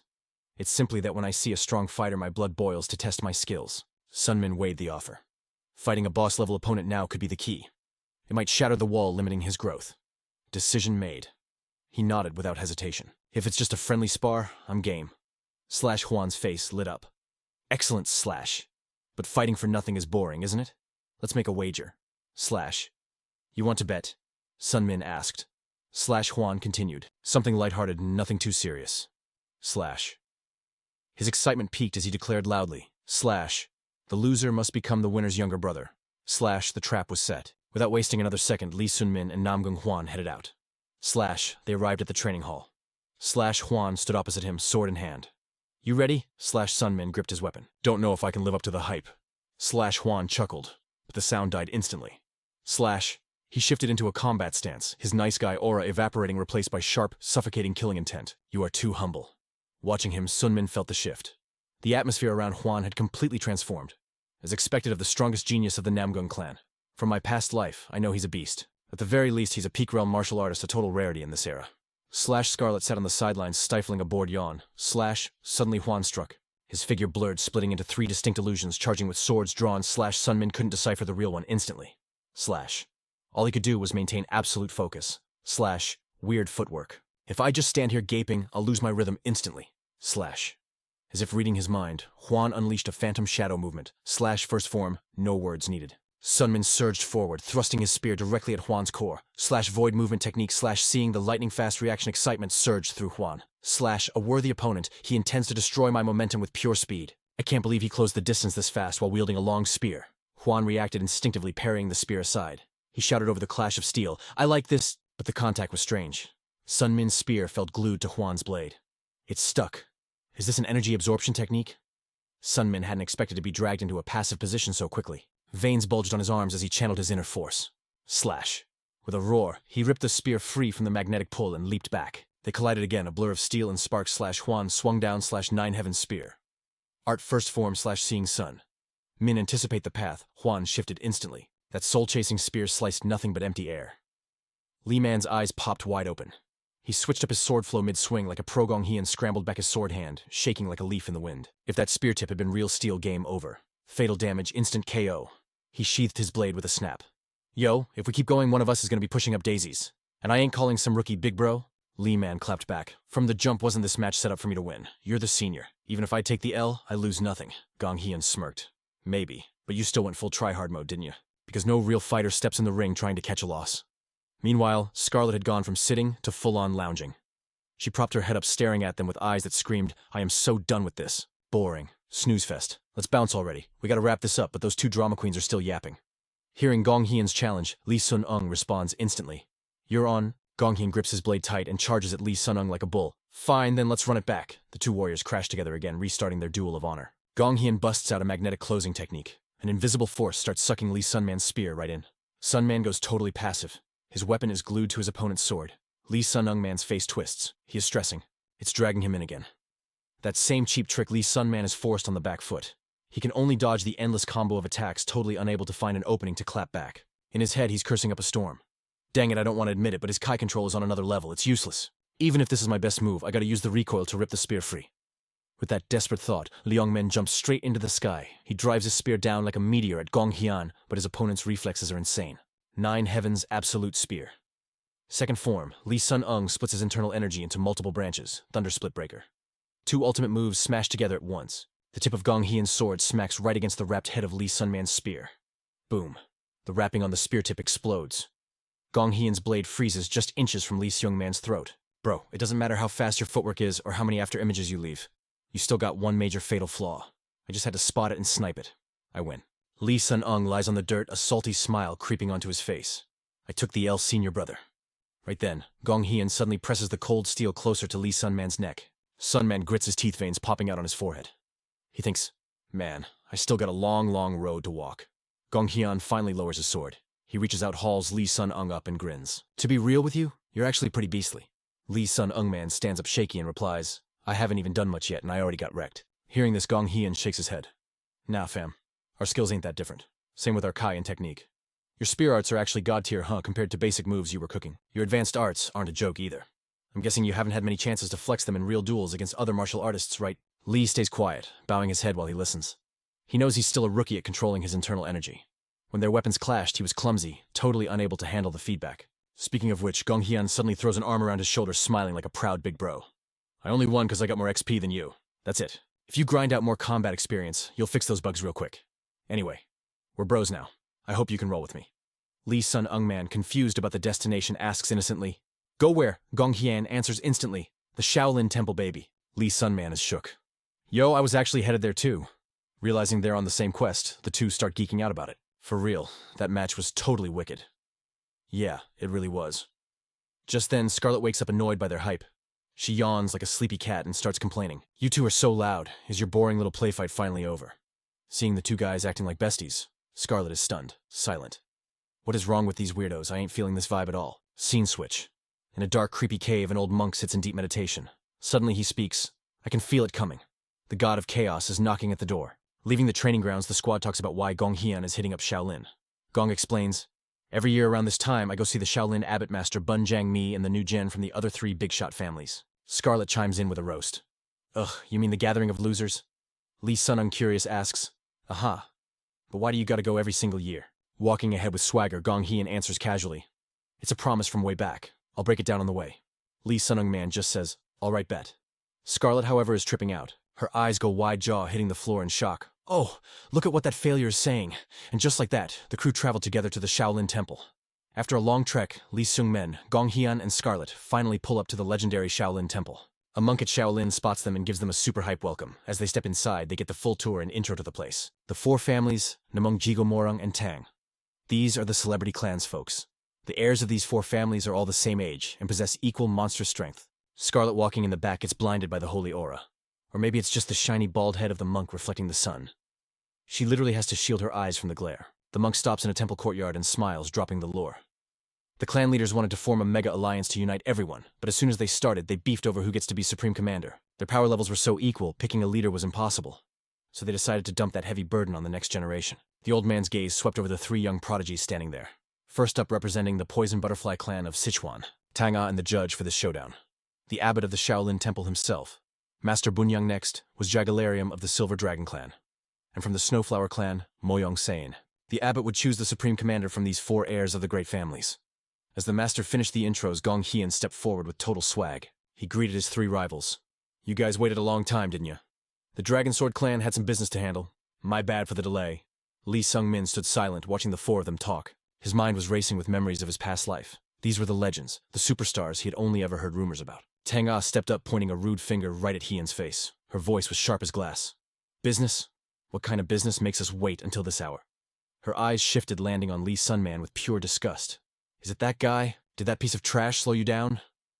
Looking at him, she figured that was the only excuse. Hearing his bro get roasted, Hian's face went dark. He snapped back instantly. Hey, who you calling that guy? Are your eyes just for decoration or what? Tang A's temper flared at the disrespect. She glared at Li Sun Ung with burning fury. What, you dare talk to me like that? Before she could throw hands, Haiyan stepped in. He draped a heavy arm around Li Sun Ung's shoulders like a shield. Listen closely, my sworn brother here. He is a swordsman knocking on the door of the Peak Realm, and get this, he ain't even 20 yet. Tang A froze, her arrogance shattering into pieces. She gasped in total disbelief. Your brother. A swordsman of that level is your brother. Li. Sun Ung listened to the chat and suddenly the puzzle pieces clicked. I see now, he thought. If he claims a sworn brother who reached the Peak Realm at 18, it boosts his own rep among the 4 stars. He's flexing me for clout. The reality check hit the squad like a freight train. Tong Ajigal and Mo Young were staring daggers, totally shook and exhausted. But Lee Sungmin. He just ghosted their drama and whispered to Heo Wan. So, you want me to play sidekick to your main character energy? Is that the gig? Heo Wan whispered back, his voice dripping with sarcasm. Bingo. You already hit the level cap, right? Being my bro costs 0 XP. Besides, that's the only reason you tagged along, isn't it? Sungmin let out a sigh heavy enough to sink a ship. Fine, whatever.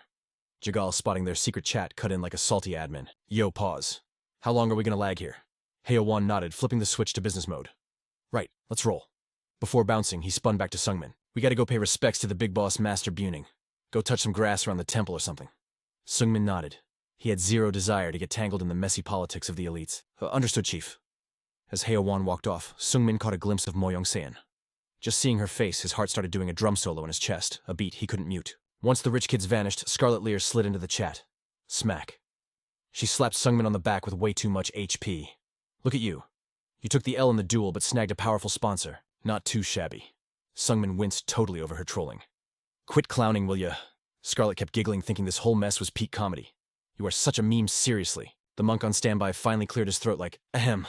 Follow me, please. We've got grub ready. Scarlet nodded, hype levels rising. Oh, snap. I hope this temple food actually slaps. Cut to a chill guest room. A narrator's voice dropped in. I see. Scarlet and Sungmin are having dinner. Staring at the table full of greens, Scarlet made a face. So, temple food is literally just salad, huh? Where's the beef? Sungmin replied in monotone. It's a Buddhist temple genius. Scarlet grabbed a veggie, chewing like a critic. Okay, wait. This is actually fire without the meat. But Sungmin was zoning out. His brain was on another server. Gotta return that loot I took from John and head back to Dreamo. Suddenly, the door slid open. A young monk bowed. Sorry to crash the party. The abbot wants a word with you. Sungmin's eyes went wide. The abbot. He wants to see me. Following the monk toward a hidden cave, Sungmin's mind was spinning. The abbot is Master Buning, the legendary guy the 4 VIPs went to meet. Why is he summoning a scrub like me? Confusion intensifies. The monk led him to the entrance, bowed, and poofed, leaving Sungmin alone with his chaotic thoughts. I have 0 intel on Master Bunyang. Even in my past life run, I never heard rumors about him. He stepped into the dark, groping for clues. But I do know his gamer tag. In the dim light, the figure appeared. The eccentric Buddha, silver-bearded and intense-looking, like he could x-ray Sungmin's soul. I get it now? So you're the one the god of chaos is fanboying over? Sungmin froze. That sentence was gibberish. Are you? The god of chaos. What are you even saying? The old abbot's voice boomed with OP energy. You're a glitch in the system, an immortal existence that breaks the game logic. Sungmin's curiosity was blazing hotter than his fear. He pressed the old man. Can you speak English, please? But Abbot Bunyang ignored the request, dropping a cryptic warning instead. Impossible. If I spoiled the ending for you, I'd ascend to godhood instantly. As the abbot spoke, a nightmare flashed in Sungmin's brain.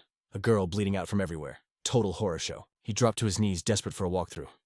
Then tell me, where do I find the answer? Suddenly, the temperature in the cave dropped to sub-zero. Sungmin started shivering like crazy. What is this vibe? A thick white fog spawned out of nowhere. It swirled around them, deleting the world in a wash of white. The abbot stared daggers at Sungmin, dropping the main quest. Go north. 5 years from now. In the land of permafrost, you'll meet the NPC destined to change the game. The abbot flashed like a strobe light, then dimmed. A creepy chill ran down Sungmin's spine. He had to ask. Earlier you cut me off. Told me not to ask. The old man burst into laughter. LOL. That wasn't me talking, bro. That was the other soul crashing in this body. I remember Zip.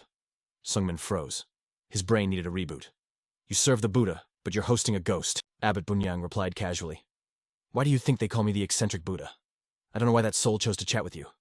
But I assume you got your answer. Enough of that. You here to return the manual you swiped? Sungmin placed the secret manual on the ground. Seeing this, the abbot smirked, returning stolen goods, hoping for a reward. Huh. His plan busted. Sungmin could only offer a cringy, guilty smile. Abbot Bunyang tossed a round item at him.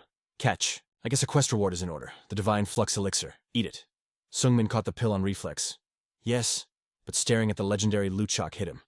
Wait a sec. The divine flux elixir. You'd trade this priceless item for a basic manual. Bunyang's face went stone cold. I gave it to you, yet you're still salty. Take the win. You act exactly how Weiji Hoyon described. Hearing that name, Sungmin's mood went dark mode. Who did you just mention? Bunyang shrugged. You heard me the first time. Losing his cool, Sungmin lunged at the old man. Weiji Hoyon. Was he here? The abbot stayed chill. I wonder. Sungmin cut him off, desperate. Please, spill the tea. The old abbot grinned. If you really want to know... Whoosh. A shadow loomed behind Sungmin. A young monk built like a tank appeared. Beat my disciple Jihawk. The Shaolin successor said nothing. Sungmin wasted zero time and went full aggro. Fists flew, aura clashed, but seconds later, Sungmin was face-planting the floor, gasping for air. The young monk stood there, barely sweating. Sungmin looked up, his ego crushed. Another L. In his mind, he saw Weiji Hoyon's pitying eyes. It seems you do nothing but lose years of grinding same trash results. Scarlet would definitely roast him if she saw this. He felt pathetic, unable to clap back at the voice in his head. Even against Weiji Hoyon, I managed to land a few hits. But this Jihawk guy, he toyed with me like a noob. I've never even heard his username before. Who is he? Past life, or this one he's a ghost? Abbot Bunyang turned to his student. What's the report card say? The young monk hesitated, but duty called. To be honest, he's trash in almost every stat. Jihawk frowned, looking down at the scrub on the floor. He lacks XP. Even with S-tier skills, he can't use them right. Sungmin struggled to sit up, forcing himself to listen to the roast session. His mana control is toddler level. He has huge power, but no way to tame it. The abbot stood up, leaning on his cane. He placed a hand on Sungmin's head. The chi inside you is a total mess. Chaos. Bunyang kept his hand firm. A bugged build like yours is super rare. Let me show you. Sungmin flinched. Yo, what are you doing? Stay still, you brat. The abbot strapped his cane to Sungmin's leg. Done. He grinned. Now try to walk.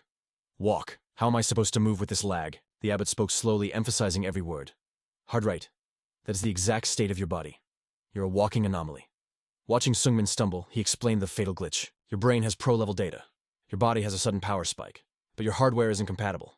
The Ren and Du meridians are totally blocked. Your knowledge is vast. Your chi is massive. But trapped in a blocked body, it's all useless. The truth sank in. My energy spiked from the elixir. My skills came from the battle with my rival. But I can't use any of it, asterisk. Lee Sungmin totally wiped out. He face-planted right toward Jihawk, but the monk sidestepped like it was nothing. The abbot kept lecturing without missing a beat, dropping wisdom about legs being too long or whatever. Sungmin looked up, his face covered in dirt, looking absolutely pathetic. So what's the play here? The abbot stood there like a towering giant, hands behind his back. Simple. We gotta clear your Ren and Du meridians first. Only then will your chi flow like a river. Only then can you actually throw hands. Sungmin didn't hesitate, his voice desperate for a cheat code. Wait, I gotta rebuild my whole body from scratch. The old abbot just smiled, chill as a cucumber. For us, popping those meridians open is literal child's play. The abbot turned to his star pupil with a new mission. Jihawk, you're on babysitting duty starting now. Teach this kid what real martial arts looks like. Jihawk bowed respectfully. You got it, master. Then the abbot looked back at Sungmin, and the vibe got super heavy. If we don't fix this, your internal energy is gonna go haywire within 10 years. As a monk, I can't just watch a dude explode from chi deviation. That term hung in the air like a bad smell. Chi deviation. Those words hit Sungmin like a truck echoing in his brain. But then Abbot Bonjong dropped the bomb.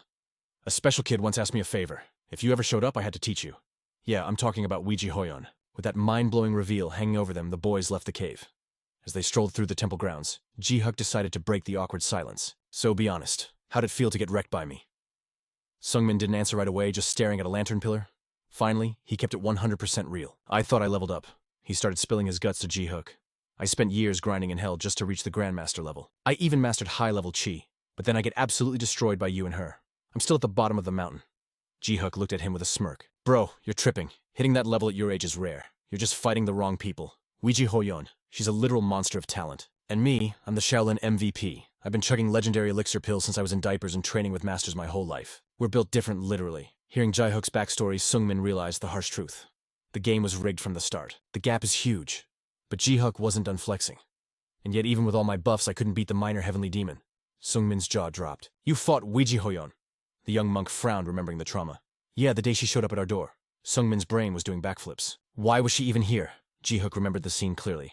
She just stood there and said, I want to see Shaolin, like a tourist. She was just 17, acting all cocky, but nobody could say anything. Her aura was insane. The air itself was bowing down to her. And the duel, it rocked my world. I got stumped way harder than I stumped you today.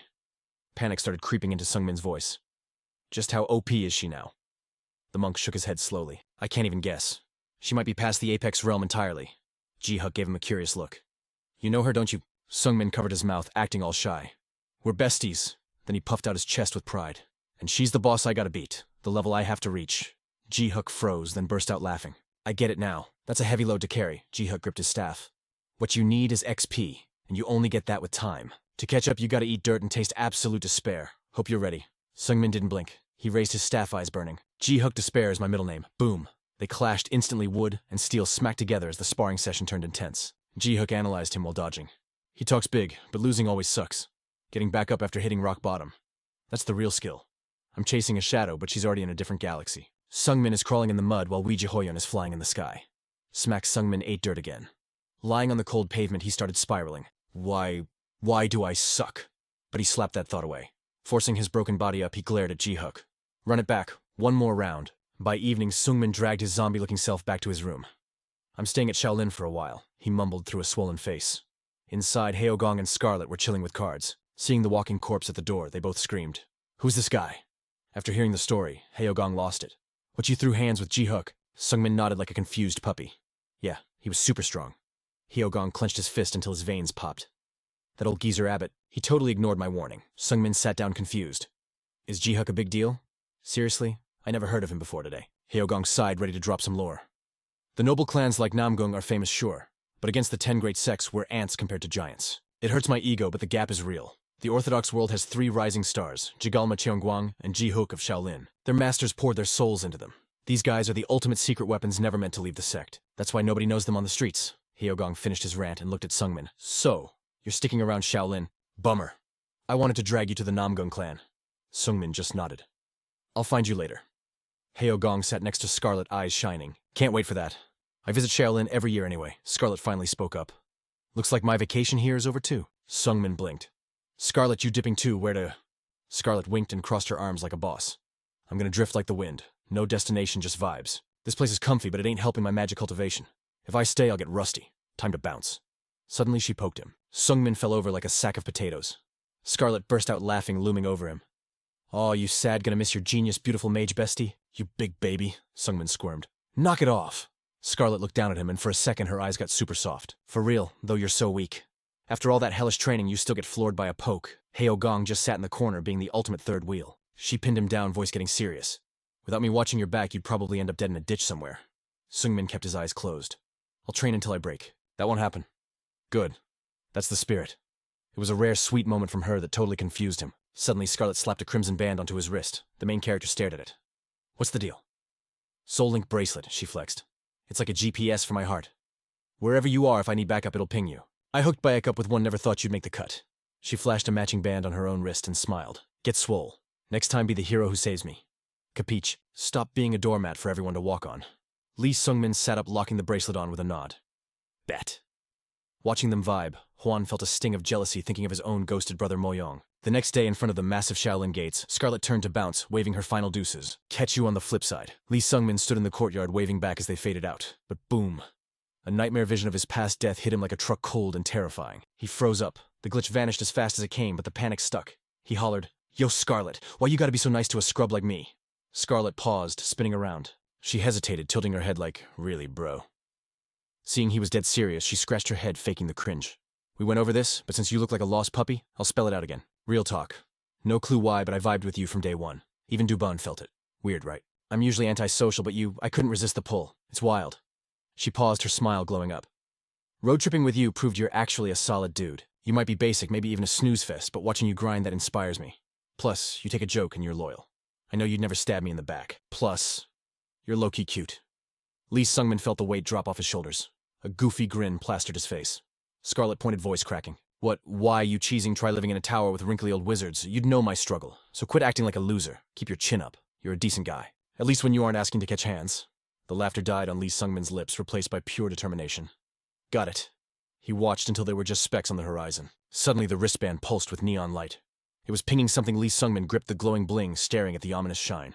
With the crew gone, he moved with zero hesitation. He marched straight into the maw of a dark, silent cave. There he stripped off the heavy armor and laid his spear on a cold slab like a funeral. His hand lingered on the steel one last time. In this sanctuary, he swore an oath no more relying on OP gear. These belong to the old me, he thought. Cheat codes for a coward. I'm leaving my weak mindset and these crutches right here in the dark. Without looking back, he ditched his greatest weapons to play on hard mode. Walking away, his mind replayed Master Bulguang's heavy words from yesterday. 5 years from now in the land of eternal frost. You're destined to meet a VIP. 5 years. The pact with Ouija Hoyon was set for 6 years. But the dungeon intel was clear. Bek Sogo and the minor heavenly demon would clash in 5. He returned to the temple gripping a basic wooden stick. The staff was light, but his resolve weighed a ton. His thoughts spun like a hurricane. The VIP in the prophecy had to be Bek Sogo. But I'm on a 5-year timer, he realized. How high can I level up before that day? Ouija Hyok stood waiting in the yard, aura chill but stance lethal. Seeing the main character empty-handed, the monk raised an eyebrow. You ditched the spear and the ghost armor, huh? What gives Lee Sungmin offered a bitter smirk. That gear, it doesn't fit the man I am today. Ouija Hyok nodded slowly. Looks like you found your answer. He pointed his own wooden staff forward. Martial arts is just body mechanics, but the true admin of the body is the heart. The heart hacks the flesh and turns it into pure energy. That's the Shaolin secret sauce. Witness the real deal. Feel it with your soul. The air snapped as they clashed. Lee Sungmin swung with savage fury. Yet inside his head, that phantom cicada buzzing wouldn't quit the noise of being stuck at a low level.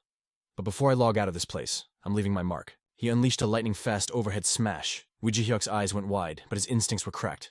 He shifted back, barely dodging the crit. So foam sick footwork. Ouija Hyok praised guard still up. I can feel the desperation in your moves.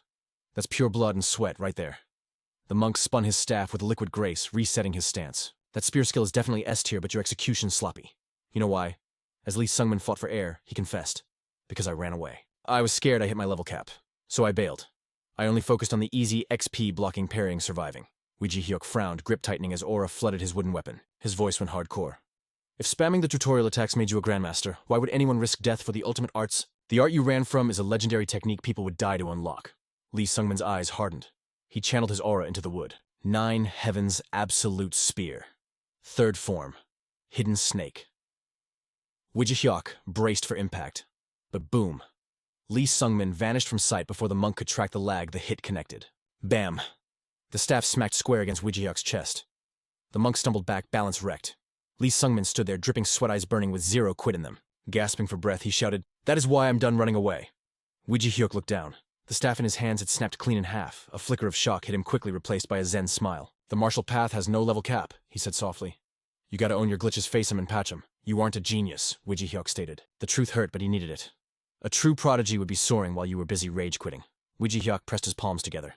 You might feel hopeless, but don't let the despair drown you. If you can't fly, sprint. If you can't sprint, walk.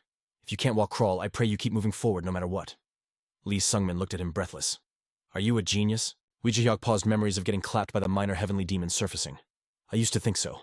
But after facing that monster, I learned the truth. I couldn't fly, but through agonizing heart cultivation, I finally learned to leave the ground.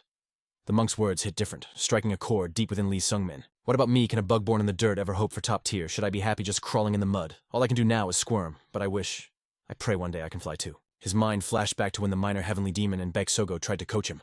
They were terrible teachers. They only saw the world from the peak of Talent Mountain. They couldn't explain the climb up. Walking beside Ouija Hyok, it clicked. This monk was the real MVP teacher, because he was forged by countless L's and hard lessons. The image of Ouija Hyok's serious face stuck with him as the monk dropped one last gem. You need to go out and touch grass, experience the real world. Thoughts raced through his mind. His opponent was a prodigy who mastered all 72 Shaolin supreme arts. Together they clashed using 72 different builds and styles. After an endless cycle of testing every weapon in the game, the moment of truth arrived. Now steel would scream against steel. Lee Sungmin charged in. But the monk intercepted him with a devastating bare-handed slap to the face. Blood sprayed from Lee Sungmin's mouth like a fountain. Joka just smirked, dropping a cold reality check. Your senses are a total hot mess, dude. The only thing that leveled up is your 6th sense but the other 5 still pathetically weak. Once again, Joka blocked the sharp blade with bare hands, continuing the brutal lesson. You still don't get the flow of internal energy you gotta grind until it's second nature. Your perception is full of glitches and that's exactly why you need to break your limits. Lee Sungmin was running on fumes, body screaming in agony as he death-gripped his weapon. The realization of his own weakness hit like a semi-truck but this time, no, running away. He'd been training in the 9 Heavens Supreme Art, but he wasn't following the standard walkthrough. He tried to hack the flow of internal energy, but it was a jagged nightmare road. Instead, he switched focus to maxing out his 5 physical senses. Finally, he spotted the bug in the system disrupting his balance. It was a total lack of comprehension. With every failure, he went harder. 4 seasons cycled through. Yet he couldn't land a single W against Joka. That monk was a literal monster built different by the masters. He was the living embodiment of Shaolin. I'm gonna see the true Shaolin. I'm gonna experience it all. Time flowed like a river. By day he threw hands with Joka. By night he climbed the mountain peak to cultivate solo. One fateful night, Sungmin stood on a jagged cliff, staring into the void.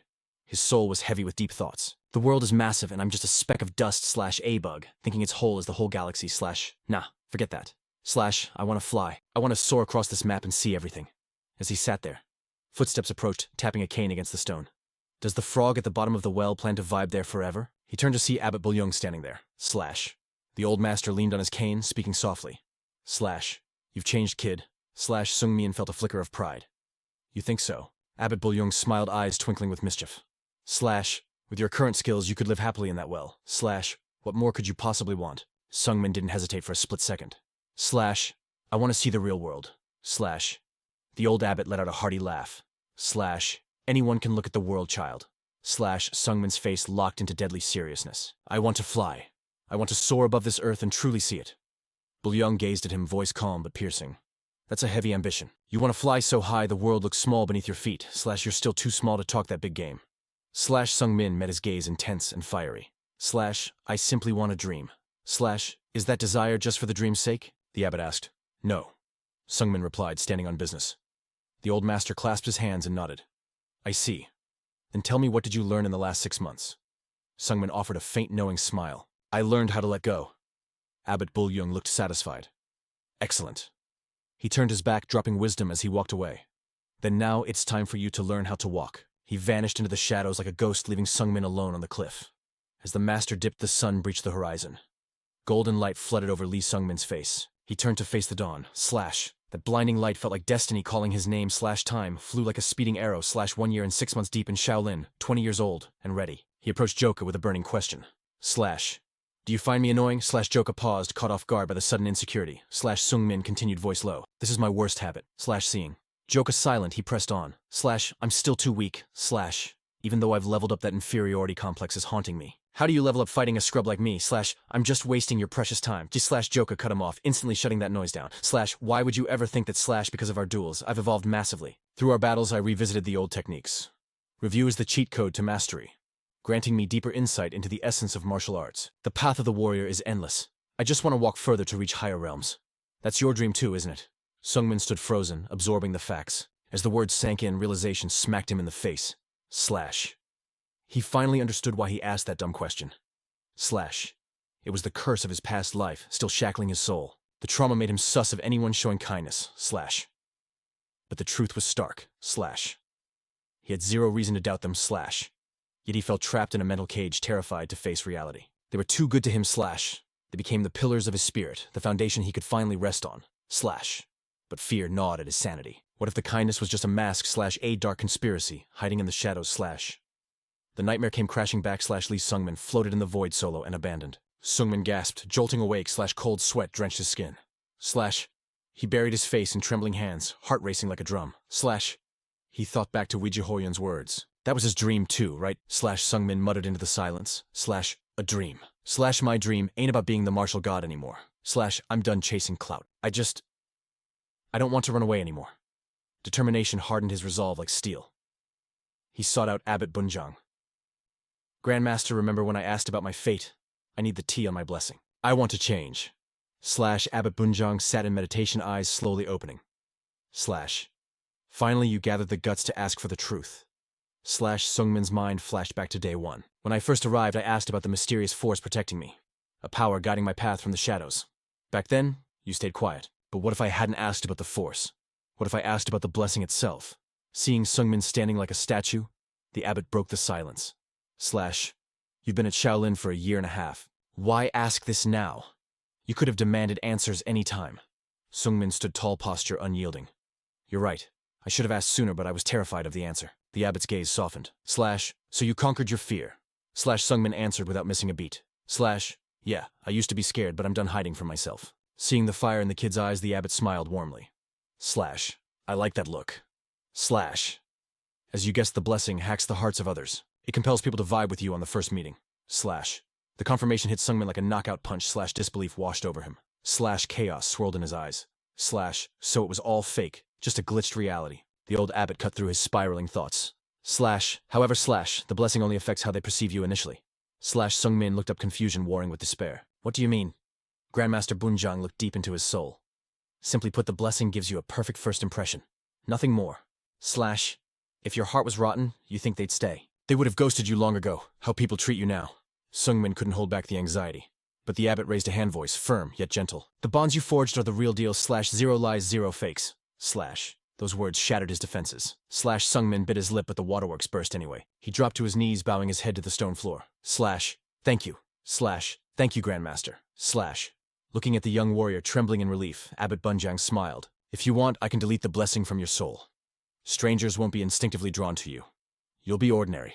If you want those raw, authentic connections from the start, I can grant you that freedom. Sungmin wiped his tears and looked up, eyes burning with determination. Yeah. Help a brother out. Scene shift.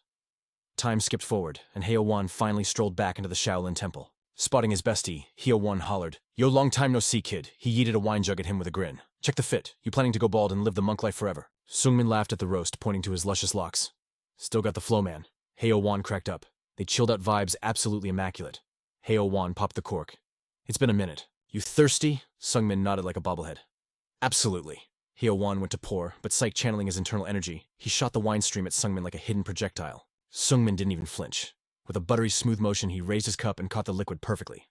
"Show off much?" Seeing those insane reflexes, Heo-wan whistled. "You leveled up big time." Sungmin held the cup, posing like a grandmaster. "You too, bro." Heo-wan grinned, actually proud. "Congrats on hitting the peak realm. Welcome to the club." Then Heo-wan dropped the tea. Lady Moyong got hitched to Jaggle. Sungmin frowned, buffering for a second. "Who?" Then click. He flashed back to Heo-wan, crying his eyes out over that girl. They clinked cups. Heo-wan let out a dramatic sigh. "She said she hated arrogant dudes like me." Sungmin smirked. "Well, she clearly has trash taste." Heo-wan chugged his wine. "To get over her, I grinded XP day and night like a maniac. Became a martial arts god, but still took an L in romance. Sounds rough, right?" Heo-wan shoved his empty cup at Sungmin for a refill. "I'm still salty. What about you? Is living in this dusty old temple actually lit?" Sungmin poured the wine, thinking it over. After a beat of silence, he looked his homie in the eye. "Yeah, I'm actually happy." Heo-wan scanned him, sensing the vibe shift. "You changed.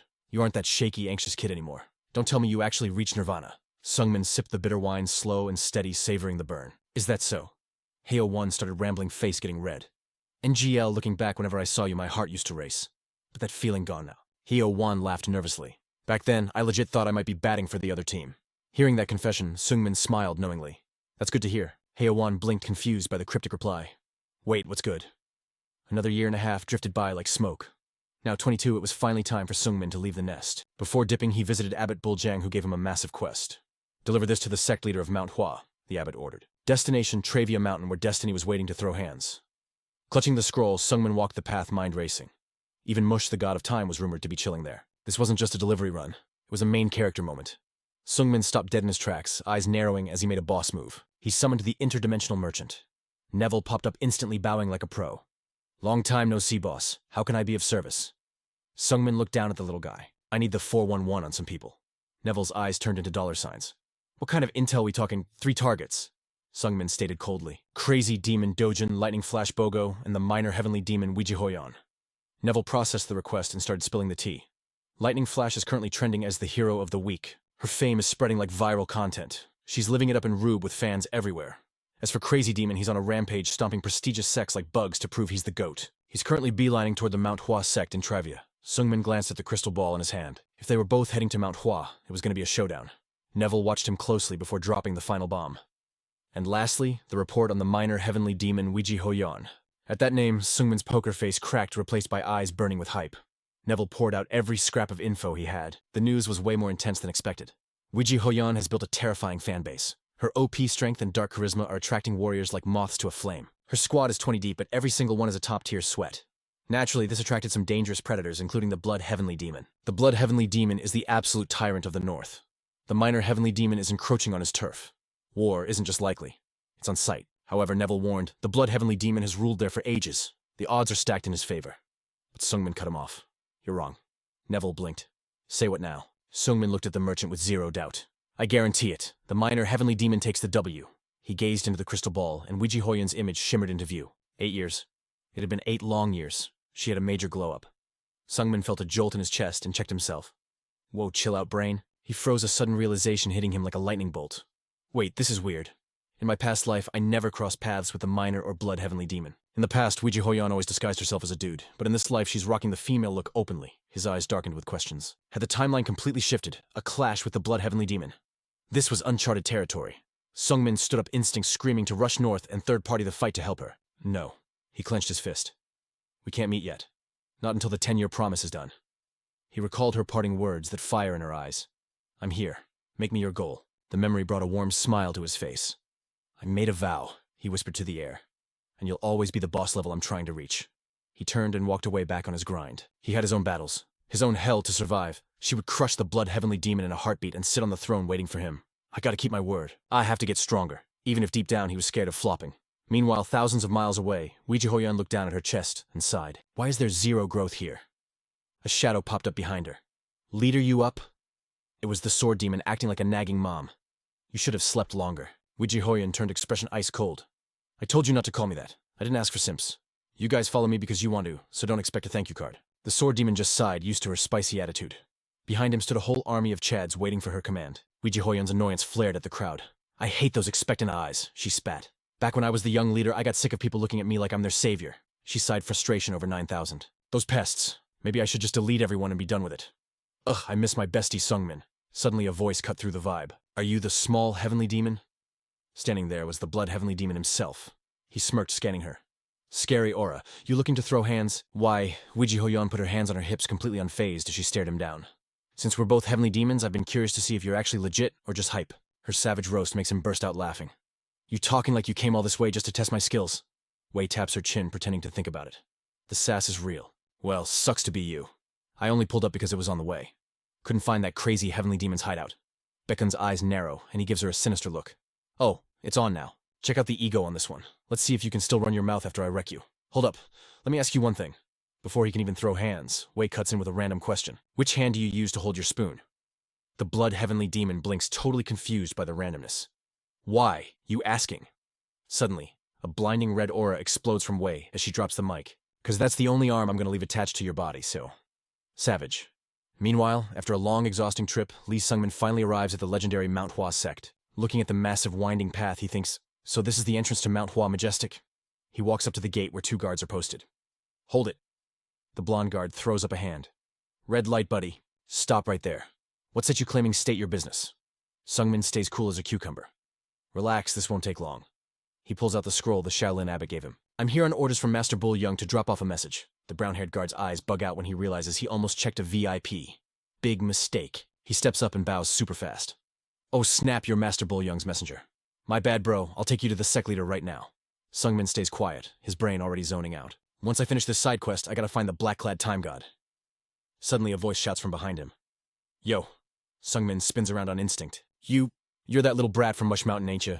Sungmin recognizes him instantly. It's Doko.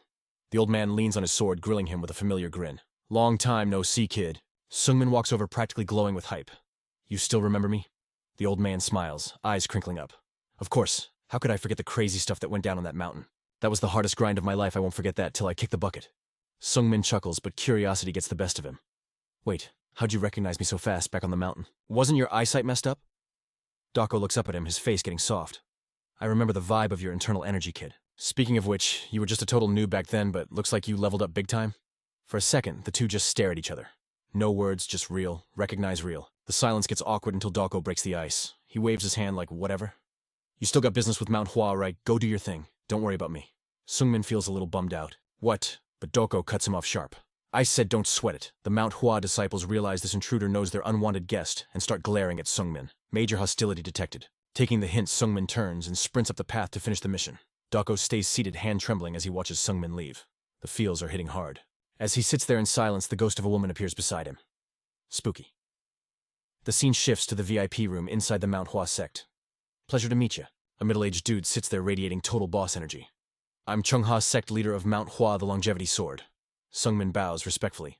I am Lee Sungmin. I'm here because Master Bull Young asked me to be. Chung Ha laughs loud. I know, he continues, eyes glowing with ambition. Since the Martial Alliance leader quit, I asked Bull Young to nominate me for the throne. Is that the reply? Sungmin pulls out the scroll from the old abbot and hands it over. Chung Ha eagerly unrolls it, thinking he's about to get that promotion. Written on it just 3 words. Don't even dream. Denied. He tosses the letter, groaning. I knew it, that bald-headed old troll played me. Pulling himself together, he looks back at Sungmin. More importantly, my boys tell me you know the demon sword. Sungmin keeps it 100. Yeah, we met by chance back in the day. He's currently chilling outside your gates. Chung-Ha frowns, going into deep thought mode. Finally, he speaks up. The demon sword wants a 1 versus 1, but I ain't interested in that smoke. Sungmin gives him a hard look. Why's that? The MANHWA boss stays quiet for a sec before spilling the tea. Look, I'm a martial artist. Nothing gets me hyped like fighting a strong opponent. Throwing hands with a worthy rival is a privilege. But that demon sword, he's a walking disaster waiting to happen. Sensing the bad vibes, Sungmin steps outside. He walks up to Doko, who's sitting still in the shadows. Sungmin breaks the silence. Old man, is it true? Did you really go to the dark side? Hearing the accusation, Doko slowly lifts his head. Did Chung-Ha tell you that? Is that why he ducked my fade? Because I'm using dark arts? Sungmin doesn't flinch. That's right. What kind of forbidden cheat codes did you learn? I thought you only cared about the way of the sword. Instead of answering, Doko hits him with a question. Tell me, kid. You ever hit a wall you couldn't smash through? Sungmin can't even look him in the eye. He looks away and whispers, yeah. Doko lets out a bitter laugh. Not yet. You're way too young to lecture me about limits, rookie. Have you ever felt your own body rotting while you're still breathing? He stares at his hands, tracing the wrinkles and scars. Pure despair. Even burning your internal energy to slow down the clock has limits. You feel the power leaking out every single day. No matter how hard you grind, the glory days ain't coming back. Do you get that level of hopelessness? Sungmin stands frozen. His fist clenches tight, speechless. Suddenly, Doko loses his cool and explodes in rage. Even if I gotta drown in dark arts, even if I gotta trash my pride as a grandmaster, I'm asking you again. Have you tasted that hell? The hunger to grab everything even as it slips through your fingers? Just as fast his fire dies out, his voice drops to a whisper. Leave. Get out of here. I don't want you seeing me looking this pathetic. Sungmin takes every painful word to heart. With a look full of sorrow, he turns and walks away, respecting the old master's wish. As he walks, his mind is racing at 1,000,000 miles an hour. I bounced because there wasn't anything left to say.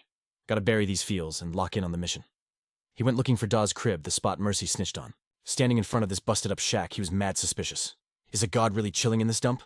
He stepped inside and boom, found a dude floating cross-legged in midair. Wrong address, buddy. I'm the time god. Sungmin froze like a statue. But when Da saw the crest on his chest, the god scratched his head, totally annoyed. Did Mercy send you bruh for real? Why does she always dump the drama magnets on me? Da's chill vibe turned into a death glare. Yo, you're the guy messing with the timeline, aren't you? Sungmin nodded slow. Nothing gets past a god, huh? Da kept floating, looking totally unimpressed. Duh. I manage the timeline. It's literally my job. Glitches like you who snap the time flow super annoying. Make no mistake, you already messed up the world's grand design.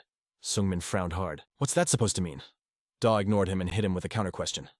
Are you living this life exactly like the last one? Like a perfect rerun? Eating the same snacks, sleeping at the exact same second, meeting the exact same homies? Sungmin scoffed. Huh, who could pull that off? The time god's voice got heavy. Every tiny move you make stacks up like crazy, bro. It creates a massive tidal wave in the river of destiny. Just look at Weiji Hoyan.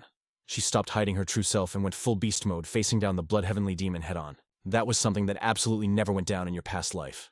Lee Sungmin was shook, totally paralyzed. Is all of this drama because of me? Denier pointed a finger of judgment like a boss. Bingo. Your very existence is a glitch warping reality. And this glitch is only going to get more catastrophic. As the god of time spoke, he projected a grim future. He showed Doko Jun absolutely slaughtering the Mount Hua disciples and cutting down sect leader Chung Hua with his blade. Lee Sungmin's voice trembled. Just being here derailed the fate of the whole world. I didn't choose this path when I woke up. Something totally sketchy latched onto my soul. Can't you at least tell me what it is? The god of time stood up, resting a hand on his hip with major attitude. Correct. But I can't spill the tea on that.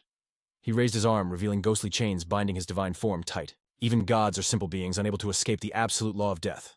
That entity is the one thing we are forbidden to name drop. The moment we speak of it, we get hit with total erasure. A chill ran straight down Lee Sungmin's spine. Fear took hold instantly. Denier looked up and sighed. Look at that. I barely hinted at it and an apostle already pulled up. The vibe in the room grew heavy, crushed by an invisible, overwhelming pressure. Denier stood his ground, a smirk playing on his lips. Can you feel it? A bone-chilling cold seized Lee Sungmin's entire body, freezing him in place like a statue. His eyes widened in pure shock, yet his voice betrayed him, refusing to make a single peep. This overwhelming pressure. It was the exact same terror he felt when facing Mush, or the crazy dark mage Kim Jong-un. Denier immediately raised a hand to halt the entity, his voice grave and commanding like a king. Apologize. Now leave. I have nothing more to say to the likes of you. As if obeying the order, the invisible crushing weight slowly faded into nothingness. Still trembling from the aftershocks of fear, Lee Sungmin managed to whisper, What in the world was that thing? The god of time scowled, his patience running on empty. You saw that monstrosity with your own eyes, and you still have the audacity to ask me what it was. Lee Sungmin fell silent, the weight of the roast sealing his lips. Darkness clouded Lee Sungmin's vision as Denier turned to him, his tone final. No god can answer the questions you have, kid. No existence in this realm can give you the clarity you're chasing. Hearing this, Lee Sungmin immediately stepped forward to protest. If that's true, are you saying there is absolutely zero way for me to find the answers I need? The god of time offered a single cryptic lead. Go find Invirus. Lee Sungmin repeated the name totally confused. Invirus. Oh. The god of time began to explain. He is an entity who once shattered the shackles of life and death to escape the cycle entirely. He is a being capable of twisting causality itself, though his style is way different from yours. Find him yourself. You've heard everything you needed to hear, haven't you? Now forget about it and get out. But as Denier turned away, Lee Sungmin raised his voice in desperation. Wait. Denier paused, glancing back over his shoulder. And what is it now? Lee Sungmin didn't hesitate to voice his true desire. Please allow me to take your trial. Denier stared at him, his gaze swirling with complex emotions. So this was your main goal for coming here all along? I assume you've already cleared Mush's trial. Lee Sungmin nodded firmly. Yes, that is why I'm begging you. But before he could finish, Denier cut him off coldly. I refuse. You seem to be under a massive misunderstanding. My trial isn't a game like the trials of Mush. I apologize, but I can't let you enter. Every single challenger who took this trial was way stronger than you are right now. Denier leaned in close to Lee Sungmin, his voice dropping to a terrifying whisper. And every single one of them lost their minds before dying miserably. Without another word, the god of time yeeted Lee Sungmin from his domain. Standing outside Denier's sanctuary, Lee Sungmin stood alone pondering the ominous warning he had just received. Go and cool your head before you even think about coming back here. If after that you still don't fear death, I'll grant you the trial. Left with those parting words, Lee Sungmin stood rooted to the spot. Making his decision, he decided to retreat to the nearby village and crash for the night just as the god suggested. However, the vibe in the village was suffocatingly heavy. Rumors were already spreading like wildfire. Doko Jun had massacred the disciples of the Mount Hua sect, and sect leader Chung Hua had been assassinated in the dead of night.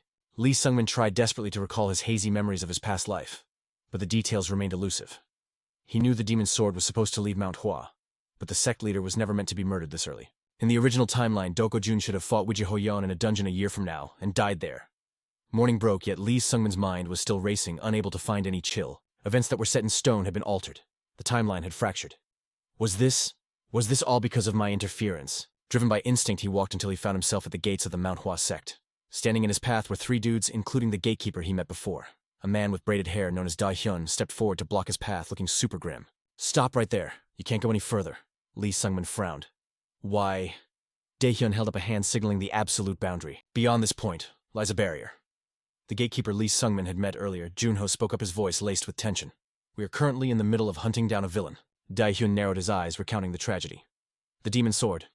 That traitor used demonic arts to murder our sect leader last night after his challenge was refused. Lee Sungmin, seemingly unmoved by the horror of the story, asked coldly, So you can't step aside? Stunned by his lack of chill, the three men exclaimed in unison, Excuse me. Recognition flashed in Junho's eyes as he shouted a warning to his martial brothers. Wait, that man. He's an accomplice of the demon sword. I saw him speaking with the demon sword while waiting outside our gates yesterday. A deadly silence descended upon the group. No more words were exchanged. Both sides silently gripped the hilts of their swords, ready to throw hands at a moment's notice. Lee Sungmin's face twisted with guilt. He bit his lip, his brows furrowing in distress. Because of his return, sect leader Chung Hua was dead, and the demon sword was now a wanted criminal. How was he supposed to take responsibility for a tragedy this huge? He lunged forward, attacking Dae-hyun. His mind was a chaotic mess of emotions. He didn't know what he felt, but he knew what he had to do. Move, he commanded coldly to the Mount Hua disciples.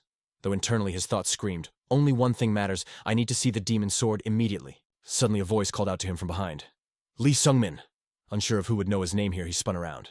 The identity of the person standing there made him flinch in total surprise. A figure cloaked in black robes stood to the side, a faint smile on his lips. To think I would run into you here? What a coincidence. Or perhaps it is truly the hand of destiny. Lee Sungmin stared at the figure. It was Kim Jong-un. Dae-hyun also turned, eyeing the robed stranger suspiciously.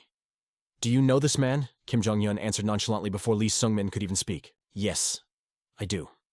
Is there a problem? Dae-hyun quickly explained the situation to the newcomer. We are locking down this area, but that man tried to force his way through. He is undoubtedly an accomplice of the demon sword. Kim Jong-un turned his gaze toward Lee Sungmin, his expression unreadable. Do you intend to help the demon sword? He asked. Lee Sungmin's voice was cold as ice. I don't know yet. Kim Jong-un paused, tapping his chin in thought before declaring, Very well, I'm tagging along. Dae-hyun's eyes widened in shock as he stepped forward to intercept them. Say what now? Suddenly Kim Jong-un casually turned to the Mount Hua squad. I'm rolling in with him. Dae-hyun froze, brain short-circuiting. Excuse me. Jong-hyun draped an arm around him, pointing a finger like an accusation. A sharp smile crept onto his face. Chill out. If this clown tries to help the demon sword, I'll personally end his subscription to life. Feeling those murder vibes, Dae-hyun had no choice but to nod. He stepped aside, sweating bullets. If If you say so. As they dipped, Sungmin whispered a quiet thanks. Jonghyun dropped the smile real quick. Skip the pleasantries. As they went deeper into the shady woods, Sungmin broke the silence. Yo, what happened to Dokojun? And why are you even here? Jonghyun didn't even look back. That, I think you'll get it when you see this. Then they saw it, a dried-up corpse on the cold ground. Nasty. Nobody said a word. The vibe screamed one thing: demonic arts. Sungmin checked out the withered body with a grim look on his face. But Jonghyun spoke up first. The great life absorption art. A forbidden cheat code that sucks the life force right out of a target. Jonghyun checked the pulse even though the guy's jaw was hanging open in a silent scream. I thought the demonic arts rumors were fake news, but this... He burst into manic laughter. He really lives up to the name Demon Sword. Cold sweat ran down Sungmin's back at the horror show. His voice was shaking. Did Dokojun do this? Jonghyun analyzed the corpse again. Yup. He finally crossed the line of no return. It's not just about the Demon Sword or MANHWA anymore. They're hunting him like a wild beast. Honestly, even if he miraculously escapes, he's on borrowed time. Suddenly, a pitch-black crow swooped down and landed on Jonghyun's shoulder. Sungmin eyed the bird nervously. What's with the bird? Jonghyun smirked, petting the feathers. My familiar sent him ahead to scout the map and report back to base. After listening to the beast's whispers, his eyes narrowed. I found the Demon Sword. Hearing that, Sungmin clenched his fist so hard his knuckles turned white, body shaking. Jonghyun watched him freak out in silence. A second later, he spoke up, voice low. The Mount Hua sect leader is going to be late to the party. Sungmin looked up, totally confused. What? Jonghyun checked his fingernails like it was nothing. I messed with their communication lines. You get to face him solo. Sungmin was stunned. He couldn't wrap his head around it. Why would you pull a stunt like that? Jonghyun stood tall, staring into the dark forest. Even top-tier fighters would just get eaten by the life absorption art here, basically feeding him XP. Besides, you wanted to see him, right? Consider this a favor. I'm just curious to see how the flow of fate shifts when you two link up again. Sungmin stood rooted, staring at the mage, speechless. His mind flashed back to the old days. During a duel with the Demon Sword, he was on his knees, gasping for air, totally wrecked. Dokojun stood over him, bored. Is that all you got? Sungmin was drained, but his will was iron. I ain't done yet. He forced himself up, pouring every ounce of Kai into his spear. 9 Heavens Absolute Spear, 15th form. With a roar, he launched himself at Dokojun. The old master was calm as a lake. Before the spear could even touch him, bonk, he tapped Sungmin's head with his scabbard. The kid dropped instantly. Dokojun sighed. That move is way above your pay grade. I get you want power, but don't wreck yourself chasing it. You're still just a kid, right? The memory faded, replaced by the harsh reality. Sungmin found him deep in the forest. The old man stood with his back turned, but that aura, unmistakable.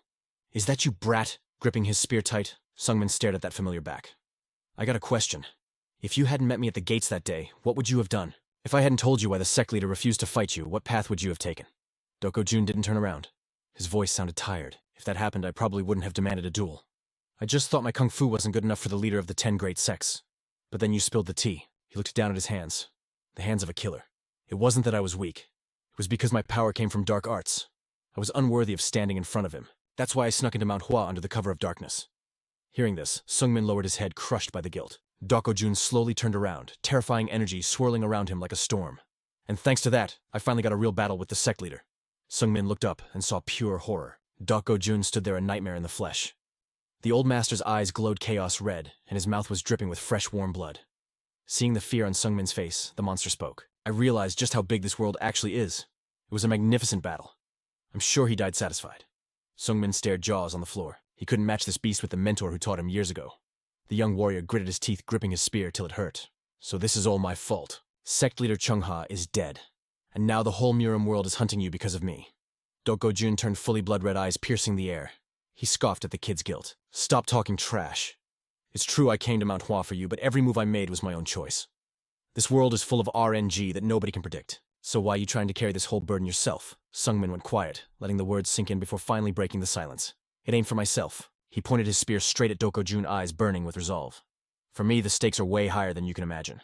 Dokojun stroked his chin, amused by the attitude. Aren't you getting a little too cocky? You don't look like you hit Grandmaster level yet? Sungmin replied without skipping a beat. I know. I'm fully aware I can't beat you. A heavy vibe crushed his chest, the baggage of a destiny he never signed up for. Yo, can I really handle this drama? There are thousands out there living lives completely different from their past selves. And it's all because they crossed paths with yours truly. I'm only raising my spear for my own sake now, but knowing his savage crimes exist because of me, man, I gotta carry the L for every life he snatched. This guilt trip is exhausting, and I can't ghost it anymore. Kim Dong-hyun, who's been lurking on the sidelines, finally chimed in. You finna duel the Demon Sword solo. Are you straight up tripping? Sungmin kept it grim. Chill, I'm just buying time. Hit up the leaders of the great sects. Tell them to pull up immediately. Dong-hyun nodded. Bet. Understood. But Dong-hyun dropped a warning.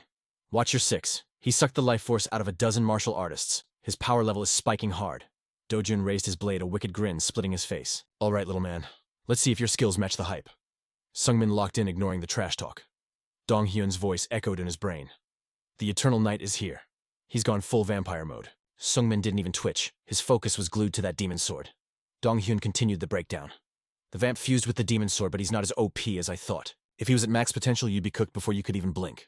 Sungmin, confused by the cryptic shade, asked, Yo, what are you trying to say? No time for chit-chat. He gripped that spear tight and went full send at Dojun, unleashing the second form of the Nine Heavens, Absolute Spear. Steel smashed against steel in a chaotic symphony of destruction. Meanwhile, Donghyun was on the sidelines, dropping lore, shouting, Yo! If he drinks superior vampire blood, he can reverse his aging. But Sungmin wasn't listening. He countered with the thunder-splitting spear technique. Dojun just laughed like a total psycho, rushing in with a frantic storm of sword strikes. Donghyun watched coldly, noting, Look at him. Though he hasn't gotten any younger yet. The two fighters traded blows back and forth, the air literally shaking from the impact of their collision. Donghyun didn't waste a single second, keeping up his tactical breakdown like a pro shoutcaster. Listen up. Being weak for a vampire doesn't mean he's weak to us. He's a grandmaster of martial arts buffed by dark sorcery. Do not let your guard down for a microsecond. Hearing Donghyun's voice in his head, Sungmin gritted his teeth. Bro, I don't need a reminder, I'm barely hanging on for dear life here.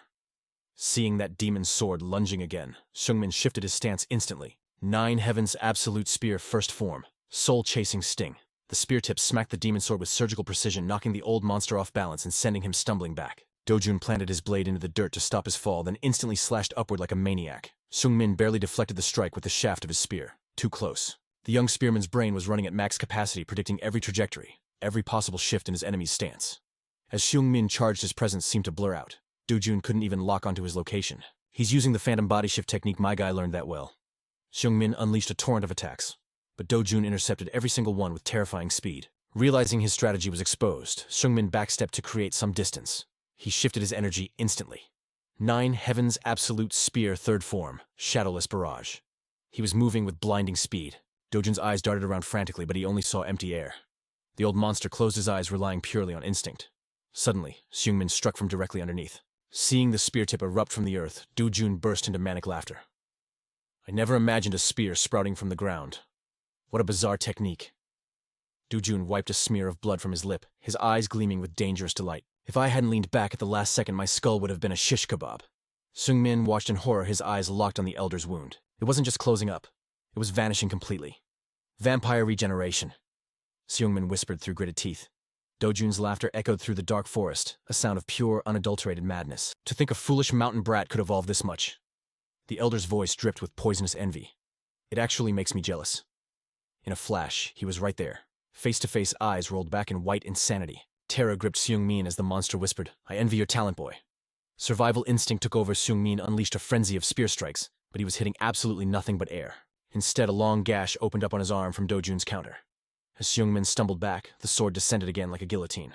Above them, the moonlight turned crimson, as if the night itself was bleeding out. Steel shattered. Sungmin's spear snapped in two under the heavy blow. Dojun sneered, towering over him like a final boss. Do I look pathetic to you now? Sungmin retreated, clutching his broken weapon. Since when? He demanded. When did you turn into a monster? The elder understood the question perfectly. After I left the mountain, he confessed. I fell into deep despair. My potential had hit a brick wall. I loathed growing old. Every day my body grew weaker, yet my ambition burned brighter. I wanted to walk further on the path of martial arts, but this rotting flesh became my cage. For 50 years I swung my sword. I deluded myself into thinking I was the world's greatest swordmaster. But it was all a lie. I couldn't even reach my own limits, let alone the heavens. Bound by mortality, I could never grasp the power I craved. I had to find a way to cheat death. Sungmin's eyes went wide. So you threw away your humanity to become a vampire just for stats? Without hesitation, Dojun replied calmly, then his jaw unhinged, revealing a predatory grin. Are you stalling for reinforcements? I hope they arrive soon. The more fresh blood I consume, the more my youth returns. Sungmin raised his broken spear once more, his resolve hardening like diamond. Tears mingled with the sweat on his face. Elder, I truly respected you. Dojun's eyes widened in delight. The boy's aura. It was shifting. What a surprise, the monster purred. That shouldn't be possible at your level. Finally, this battle is getting spicy. Watching the elder's madness, Sungmin's mind raced. When a martial artist reaches the peak, they can project their internal energy. It creates an aura sharp enough to cut the wind itself, sword chi. This energy amplifies every strike, turning a simple swing into a devastating force of nature. Masters of sword chi can slice through solid steel as if it were mud. But above that lies a more volatile power. By twisting the shape of the energy, one creates frenzied sword chi. It possesses destruction far beyond normal chi. A single touch guarantees instant death. Yet there is a counter-body protection chi and armor made of pure energy wrapping the skin. It can nullify attacks. Even the strongest sword chi shatters against it. Seung-min knew his reality was looking grim. He couldn't manifest the armor perfectly yet. All he had was a volatile, incomplete frenzied chi he had just barely grasped. Victory seemed like a fever dream, yet Seung-min charged in. Neither warrior gave an inch. Suddenly the world blurred. Dojun vanished from sight. Where? Before the thought could even finish, a chill struck his spine. He was right behind him, eyes wide with shock. Seung-min spun around, metal clashed against metal as he barely intercepted the strike. Seizing the split second, he thrust his spear downward. Dojun reacted too late. The tip struck the elder's leg. Clang. But the spear didn't pierce the flesh. The invisible armor deflected the blow completely. It's too hard. Realizing he couldn't penetrate the defense, Seung-min leapt back instantly. Seung-min gasped for air, cold sweat drenching his brow. It's hopeless. He nullifies my attacks, but one hit from him sends me straight to hell. The skill gap was absolute. Internal energy experience, regeneration, and impregnable defense. This monster had the full package. Despite the overwhelming odds, they had exchanged over 100 blows. Just surviving this long was a miracle. But fatigue breeds mistakes. Seung-min's spear stabbed into empty air. A fatal opening exposed his chest. In a battle of masters, a fraction of a second decides life and death. The executioner's blade was already falling. Seung-min's instinct screamed, "This is it. I'm dead." But the blow never came. Instead, the demon's sword stepped back. He ignored the perfect kill shot. Seeing that twisted, arrogant smile, the truth hit Seung-min harder than a blade. He's toying with me. The mockery in those eyes ignited a fire in Seung-min's gut. Don't look down on me. He remembered the hell of the last 4 years. The blood, sweat, and tears shed at the Shaolin Temple daily battles with the monks and the wooden dummies. He was not the same weakling anymore. Few at his age could ever dream of reaching his current realm of power. Objectively, he was a monster too. But fate was cruel, constantly pitting him against true geniuses, who left him in the dust, forcing him to train with desperate suicidal intensity just to keep up. When combined with the haunting memories of his past life, a mountain of inferiority weighed heavy on his soul. He was simply cursed by misfortune.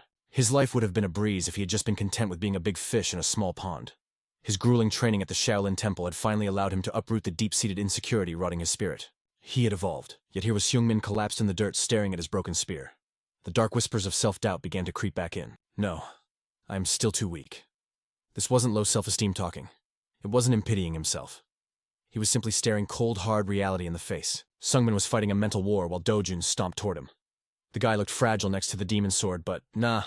He wasn't soft. He was just drowning in guilt for all the homies who died because of him. Suddenly Dojun's voice sliced the air like a blade. Yo, you done yet? The demon's sword was just playing with his food like crushing Seung-min was a tutorial level. But Seung-min's brain was revving up. Damn it, why did I go through that hellish training arc to stop taking L's? He was done living in the shadows. Seung-min forced his wrecked body up, gripped that spear, and charged Dojun like a man possessed. Time to shatter that inferiority complex. He had to evolve. No matter how many times he got smacked down, he bounced back up. He threw himself at the boss again and again, a relentless storm of pure grit. His real opponent wasn't the dude in front of him. It was his own weak mindset. But this time, his spear tip locked onto Dojun with aimbot precision. Dojun went for the kill, but Seung-min moved faster than humanly possible. Before the sword could drop, that spear punched right through him. Dojun couldn't believe his eyes. Clean hit through the chest. Shock froze the demon's sword as he gasped. What the hell? Seung-min looked up just as shook to see his spear buried deep in the guy's gut. Dojun stumbled back, gripping the shaft, eyes bloodshot. Cold sweat popped on his forehead instantly. How is this even glitching reality right now? His face twisted into a nightmare mask so scary Seung-min actually flinched. But even Seung-min was staring at his hands like, yo, how did I actually pull that off? He was totally confused by his own OP moment. The question looped in his head, but the answer wasn't skill. It was pure, raw desperation. In that split second of needing to change, his body moved on instinct. He hit a state of transcendence, bypassing the demon sword's defenses and shattering his internal energy barrier like cheap glass. Seung-min was still buffering, trying to process the miracle. Was this an awakening? No. This was different. Silent. Deadly. A critical hit from the soul. A nasty groan from Dojun snapped him back. The guy staggered, stared at Seung-min, and then busted out a manic, blood-curdling laugh like a total psycho. Seung-min froze terrified. Dojun finally spoke, voice wrecked. Felt like I tripped on a pebble. But that thrust, that was a strike way above your pay grade, kid. Did you hit enlightenment mid-fight? Without blinking, the absolute madman gripped the spear and ripped it out of his own chest. Blood sprayed everywhere like a horror movie. You got a monstrous talent, he wheezed. Makes me sick with jealousy. That hit was faster, deadlier, and quieter than even Taoist Sogo's sword technique. He tossed the spear aside, clutching a wound that wouldn't stop gushing. Guess my timer's up, he admitted. My protective aura is completely fried. Meridian's shattered organs crushed, 0 HP left to heal. Yet he raised his sword again. The demonic aura was gone, leaving only an eerie calm. Now, show me more. A pure martial aura exploded from him. Dojun stepped up, no longer a demon-possessed beast, but a true warrior facing the endgame. That power. The realm I chased my whole life, but never reached. Let me see it again. Sungmin realized the truth. The old monster was burning the last drops of his life force. Dojun swung, charging with the ferocity of a dying star. Once this burst faded, it was game over. Sungmin knew he could just cheese it and run until the old man dropped. But those eyes, they were burning with pure martial ecstasy. You can't run from a look like that. Resolve hardening like steel, Sungmin gripped his spear. No more hesitation. The final boss fight is here. As they traded blows, it hit him this guy wasn't some evil villain using dark arts for kicks. He was a martial artist desperate to break his human limits. Looking into those twisted, righteous eyes, Sungmin got it. It wasn't hate. It was envy. A dying master jealous of the youth and talent he could never have. He was just a man running from his own inferiority, chasing strength to fill the empty void in his soul. I will honor him. Sungmin channeled every drop of energy into his spear. He had to recreate that one miraculous perfect crit, the move that defied logic. He wanted to give this fallen legend a warrior's send-off wrapped in perfection, but reality hits different. As the light faded from Dojun's eyes, he didn't smile. He muttered one last accusation. You scammed me in the end. Sungmin stared at his spear in the old man's chest, choking on the bitter taste of failure. Even at the climax, he couldn't trigger that perfect state again. With his last breath, the sword demon rasped. That strike should have been faster. Should have been more magnificent than even Sogo's. He lay on the cold ground, reaching a trembling hand out. Eyes wide with lingering obsession. Why? Why do I have to end like this? I wanted to see it. His hand dropped. Dojun breathed his last, his soul logging out with major regrets. Guilt crashed over Sungmin like a tsunami. His heart twisted. I got his hopes up just to crush him. If he wasn't such a noob, the sword demon could have left this world happy, but no crushed by his own inadequacy. Sungmin dropped to his knees next to the body. I'm sorry. I'm so sorry, man. Tears blurred his vision, but suddenly a radiant holy light blossomed behind him. He spun around. Wait, is that Beck Sogo? She stepped up and wrapped him in a warm hug. Look at you, she whispered. You have leveled up so much. She squeezed tighter, grounding him. Sungmin. Her voice was soft but firm. You have really become a man. Was this a grief hallucination? Nah, the warmth was legitimate. As she let go, Sungmin stood there frozen, brain lagging. She nodded at him. Still in shock, he stammered. Why are you even here? Sogo picked up a bouquet of flowers she brought. Heard rumors about the sword demon, she said calmly. Silence hung between them, heavy with all the stuff they weren't saying. She walked past him to the body, gently placing flowers on the fallen master's chest. She closed his staring eyes, a final sign of respect for the dead. GG. Duty done, she turned back to Sungmin. It has been a long time. 5 years right crazy. We would reunite in a place like this. Her eyes scanned his stats. You have become strong, Sungmin. He bit his lip, unable to speak. Seeing his silence, she kept going. This might sound savage, she admitted. But I watched you fight the sword demon. I watched from the shadows even when it looked like it was game over for you. I decided not to jump in even if it meant watching you die. Sungmin let out a dry, hollow laugh. Not surprised. That is the martial artist code, right? Besides, I didn't die. He talked big, but his inner voice was screaming. I should be the one dead on the floor, not him. Imposter syndrome was eating him alive. He was just a coward who spent years surviving on pure luck. The power gap was massive. He only won because of a lucky crit, not real skill. The sword demon was different. He had pure ambition. He tried to break his limits without fear, without running away. Yo, isn't a life like that worth way more than my garbage existence? He was drowning in those dark emo vibes, but Beck Sogo got right in his grill. You're dead wrong, she said. No stutter. Sungmin looked up, eyes totally dead inside. Wrong, how is it wrong to want power to do whatever it takes to level up beyond humanity? But Sogo wasn't having it. Her face went stone cold. Hurting innocent people is a sin, fam. I don't care how big your dreams are, you don't spill innocent blood. Her eyes were blazing with that righteous fire. I don't care about his trauma or his sob story. Whatever his reason, his actions were straight up evil. That's unforgivable. She dropped that truth bomb like a judge's gavel. Silence filled the air, heavy with her absolute morality. A bitter smile crept onto Sungmin's face. After a sec, Sogo broke the quiet. My justice hits different than yours. So tell me, Sungmin, what kind of justice do you fight for? Why did you stop him? Sungmin didn't even hesitate. The answer was simple. I just felt a sense of responsibility. Sogo's expression softened up as she finally understood where his heart was at. She looked away, getting a little shy. I joined the Muram Alliance. Thought it was the best spot to uphold my vision of justice. Used their intel network to track that sword demon fast. Since I knew him, I wanted to be the one to end his rampage personally. Had no clue you'd be the one blocking his path. Sungmin suddenly cut her off mid-sentence. Sogo. His voice was actually shaking. How do you see me now? The question caught her off guard, but even though she was startled, she kept it 100 with a gentle reply. You've changed big time. Your strength is leagues above where you were on the mountain. Back then, you were suffocating in self-hate. Seeing this glow up, I'm honestly relieved. Sungmin bit his lip, barely choking out a word. But before he could get emotional, Sogo lightly tapped his chest, a silent, "You got this?" and turned to leave. My bad, but I gotta bounce immediately. Left my official duties just to come here. Sungmin froze, spinning around fast. Mission? He asked sharply. What kind of mission you— Sogo hesitated before dropping the heavy news. I'm tracking the little heavenly demon, Wijihoyan. That name hit him like a physical punch to the gut. Panic started boiling inside him. But before he could grill her, Soga was already dipping. She called back over her shoulder. Can't spill the deets right now. Let's save that for next time. Later, Sungmin. She glanced back one last time, voice sounding like a serious vow. No promises, but I know our paths are gonna cross again. Sungmin stood there rooted to the spot, watching her fade away, totally paralyzed. Only after she was gone did his mind start racing. She's hunting Wiji Hoyun. Is this a direct order from the Alliance? Flashbacks from his past life clawed at his brain. She died fighting Wiji Hoyun because of this exact order. Can he talk her out of it? Nah. She just said she fights for her own justice. That conviction is made of steel. You can't shake a belief forged in that kind of fire with just words. He realized he couldn't stop her, which meant the only thing he needed now was... His thoughts trailed off into the void. Time skipped forward. After clapping that vicious sword demon legends of a young hero went viral. A warrior who slew a vampiric master at the peak of martial arts. The streets were talking. Under the light of a full moon, the world gave him a dope new title, the Ghost Spear. But then the scene shifts back to the domain of the time god Denir. Seeing the intruder back again, the deity spoke up. You're back. Sungmin sat in silence. Denir pressed him. You here to beg for another try, did I not tell you? You're gonna lose your mind and die, kid? Sungmin ignored the warning voice, ice cold. Shut your mouth. Denir went quiet at the insult. Sungmin looked up, eyes glaring with savage intensity. Through gritted teeth, he forced out the words. Give it to me. The time god got it immediately. Well, you certainly look the part with those dark circles. You look wrecked. Denir mocked Sungmin's cracked lips and desperate vibe. Did you rush here knowing everyone else went insane? You humans are hilarious. Denir crossed his arms, face getting serious. I'll say it again. The pain in this trial is unlike anything you've ever felt. Sungmin's patience snapped. I don't care. Just hand it over. Seeing he wasn't going to fold, Denir offered a twisted smile. The god floated up, raising a hand. Bet. With a single snap, reality warped, teleporting Sungmin straight into a void. Sungmin found himself in an empty dimension. Where are we? The time. God answered with two chilling words. Your subconscious. Sungmin looked down at his body, whispering, My subconscious. Denir didn't even look up, just holding an hourglass. Training here won't buff your physical body.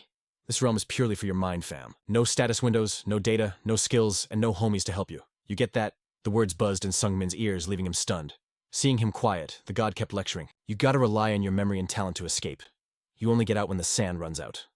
Sungmin fell to his knees, staring at the hourglass. How long is that? Does it take at least 100 years? Denir grinned like a total villain. The deity was loving this. And you can't quit for the first year. Clear. Consider it punishment for being rude. We good. Sungmin frowned, staying silent. After a long pause, he stood up, locking eyes with the god. At least 100 years. Does that mean I can stay longer? Denir clasped his hands, answering like it was nothing. Ambitious much. Everyone says that at the start, but yeah, stay as long as you want. When the sand runs out, you got two choices. Return to reality or flip the hourglass. That adds another 100 years. 2 flips, 2 centuries. But remember, once you flip that glass, there's no backing out. You'll be trapped in this void until every last grain of sand falls. Sungmin trembled at the rule, but he kept his mouth shut.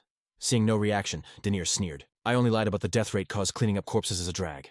Not everyone dies. 10 tried, 3 survived. The other 7 lost their minds and perished in the madness. Most survived the first 100 years. They get arrogant thinking they conquered eternity and foolishly reset the hourglass. But the 2nd century, that's when the true nightmare begins. How long will your sanity last, I wonder? Sungmin didn't clap back. He stood there stoic, but the cold sweat on his face betrayed the terror in his heart. Doubt flickered in his eyes for a sec, but the die was cast. No turning back now.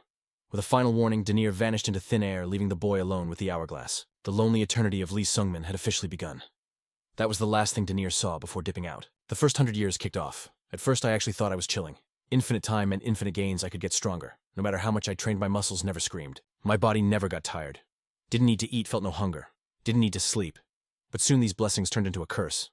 I started craving exhaustion. I missed the burn of hunger. I missed the pain. Desperate to feel literally anything, I drove the spear into my own flesh. I was begging for the sensation of injury. It was useless. No matter how I sliced myself up, the wounds vanished instantly. My body stayed perfect, mocking me. I never guessed that zero pain could be such agonizing torture. Damn it all. It wasn't just physical numbness. He gripped his spear, staring blankly at the cold steel. A terrifying thought took root in his brain. Am I even doing this right? No master here to correct his form. Just doubt. The homies' faces, Wiji Hoyun, Junghum, and Baeko flashed through his memory like glitches in the Matrix. Gone poof. If his path was wrong, wasn't this whole grind just a waste of time? Was his struggle just a massive L? Every time that thought hit, he felt his sanity cracking like a cheap screen protector on the glass of his mind. Standing in that endless white void, just him and his inner demons, he spiraled into a labyrinth of self-doubt. Yo, I need proof. Just one sign I'm leveling up. But the silence was ghosting him hard. He checked the hourglass, his heart heavy with a storm of chaotic feels. Praying for this hell server to shut down, he looked for progress. Yet that sand hadn't moved a single pixel. Outside the dimension, Daniel floated in the ether watching Lee Sungmin like a boring movie. The kid's eyes looked dead, zero life left in them. Daniel smirked, ready to call it a wrap. Looks like I'm on cleanup duty for a corpse. But then boom. His eyes popped in sheer shock. That crazy bastard, Daniel muttered. Inside the void, the gears in Sungmin's brain were grinding back to life. 10 geniuses would have crushed the first 100 years easy, he thought. So, what's my damage? Am I trash? Is my mind as weak as my stats? He stood frozen, staring into the abyss. Nah, hold up. I remember why I can't quit. Wasn't I a worthless insect from day one? What right do I have to be salty about slow progress? Didn't I promise to glow up back at Mount Mush? His grip on the spear tightened until his knuckles turned bone white. Even if I'm a maggot, I will crawl until I surpass the literal dragons. If I crawl the wrong way, I'll just keep crawling till I find a new path. I'm brute forcing my way to destiny, fam. The Shaolin grind wasn't wasted. Recover, train, repeat. But as the 100-year mark hit, reality slapped him like lightning. Counting my past life, I haven't even lived 40 years. How is a mortal brain supposed to survive this eternity? Time washes away technique. The 9 heaven spear art wasn't hitting right. Just thrust, spin, hold, infinite loop. Sungmin tore at his hair, screaming silently in his mental prison agony written all over his face. I can't do this anymore. It was too late to realize, but human nature doesn't change that easily. He gritted his teeth, eyes bugging out with pure madness. That's why I always wore a mask, faking it till I made it. No matter how hard he tried, he couldn't sweat. Couldn't tire. How many million thrusts do I need to feel something real? A spear is for piercing distance darkness. The tip stability. Just neutralize the enemy. That is the vibe. The Shaolin arts are fire, but I ain't no monk, bro. I'm just me. He didn't even recognize himself anymore. Why am I like this? Who am I? Doubt was eating him alive. Less than half the time left. Yet what loot have I actually gained? Still his hands kept throwing hands. The spear danced on autopilot. His mind was drowning in the dark face, twisting into a mask of insanity. Even if I escape, nothing changes. Unless I change, I gotta kill him. I must kill the weakling inside me. I have to slaughter the old Lee Sungmin. He slumped to the ground, crushed by the weight of his regret. I'm sorry. I had no right to take your life. Not a scrub like me. I see now just how useless I really am. Nearly 100 years gone. Yet he gained nothing. Despite swinging a spear until his hands bled without sleep, despair was the only thing leveling up in his heart. Dark thoughts swirled like a hurricane, threatening to delete his sanity. It felt impossible to change his wretched nature. I want to end it all for being this weak. He entered this place to seek power to ascend to God tier. Yet here, he was stagnant. Sungmin lifted his head eyes, locking onto the hourglass. Stop. Gotta stop overthinking. The sand was almost gone. He'd reached for the glass. Memories flooded back 200 years of torture disguised as training. And still, 0 results. A classless nobody like me. No cheats, no hidden talents. This is my limit. He couldn't count how many times he wanted to rage quit over the last 2 centuries. Even if he flipped the glass, failure seemed 100% guaranteed. His arm trembled, hovering on the edge of a terrifying choice. But I refused to run away. Isn't that why I'm still stuck in this lobby? So heavy. Why does such a small thing weigh more than a mountain? Sungmin clenched his jaw. He knew the truth. The weight came from his own hesitation. With a savage roar, he swung his arm. The hourglass flipped glass. He made his choice. 200 more years of hell. Let's go. His face twisted into a savage scream. Eyes bulging, veins bursting, sweat pouring like rain. Suddenly, Lee Sungmin's gaze snapped back to the hourglass. Hold up. Something was glitching. He realized with a jolt since he regained clarity. A massive amount of sand had already fallen compared to the last cycle. I must have gone AFK crazy for a while before waking up. Spear in hand, his mind raced. I felt this despair 1,000 times. I'm sick of my own weakness. Yet miraculously, he had clawed his way back to sanity. The corner of his mouth twitched up a secret victory. As long as I don't lose my marbles completely, I win. I don't need to save time. I have infinite time. Time flowed like a river. 50 years vanished in a snap. Lee Sungmin stood up and stretched his spirit, burning brighter than a star. This century I gained more loot than the last. I moved forward only a few inches, but I moved. He gazed up at the fake sky. This time I will master the violet secret art, then the void spirit walk. I'm keeping my mental intact. Silence fell as he strategized. Now that I have a quest, I might actually enjoy the next few centuries. A mystical violet aura exploded around Lee Sungmin. A faint, confident smirk played on his lips. He reignited his fighting spirit. Let's run it back. The sand flowed relentlessly. 200 years flashed by. Lee Sungmin beamed, shouting into the void. Just as I thought, no major achievements this time either. That's actually awesome. His face radiated light, a stark contrast to the broken noob of 2 centuries ago. Without hesitation, he flipped the hourglass. 300 more years, Sungmin sprinted forward, screaming with pure joy. I'll give it everything I've got. He looked back on his journey. The first century was a nightmare, but now everything felt manageable. Wait. Maybe I have finally gone totally nuts. He laughed. But this madness feels good. Should I aim higher? Muscles rippled as he gripped the spear shaft. Let's recreate the technique I used against the sword demon. Time blurred. 300 years vanished. He had now survived 600 years in the server. Just as expected. Can't perfect it yet. He tossed the hourglass like a fidget toy, speaking with childlike innocence. Well, I never get the win on the first try anyway. 400 more years. 1 millennium. 1,000 years had passed. Lee Sungmin sat in the lotus position, silent as the grave. A small cluster of violet light pulsed within his core. His eyes were tranquil zero ripples. He stared unblinkingly ahead. Before him stood a colossal stone wall, the barrier. Lee Sungmin realized he had finally reached the boss room, the peak realm barrier. Suddenly, he roared with laughter, tears streaming down his face. It took 1,000 years just to find the wall. Incredible. He flipped the hourglass again. 500 more years. Weapon in hand, he questioned the void. If it took a millennium to arrive here, how many eons will it take to break through?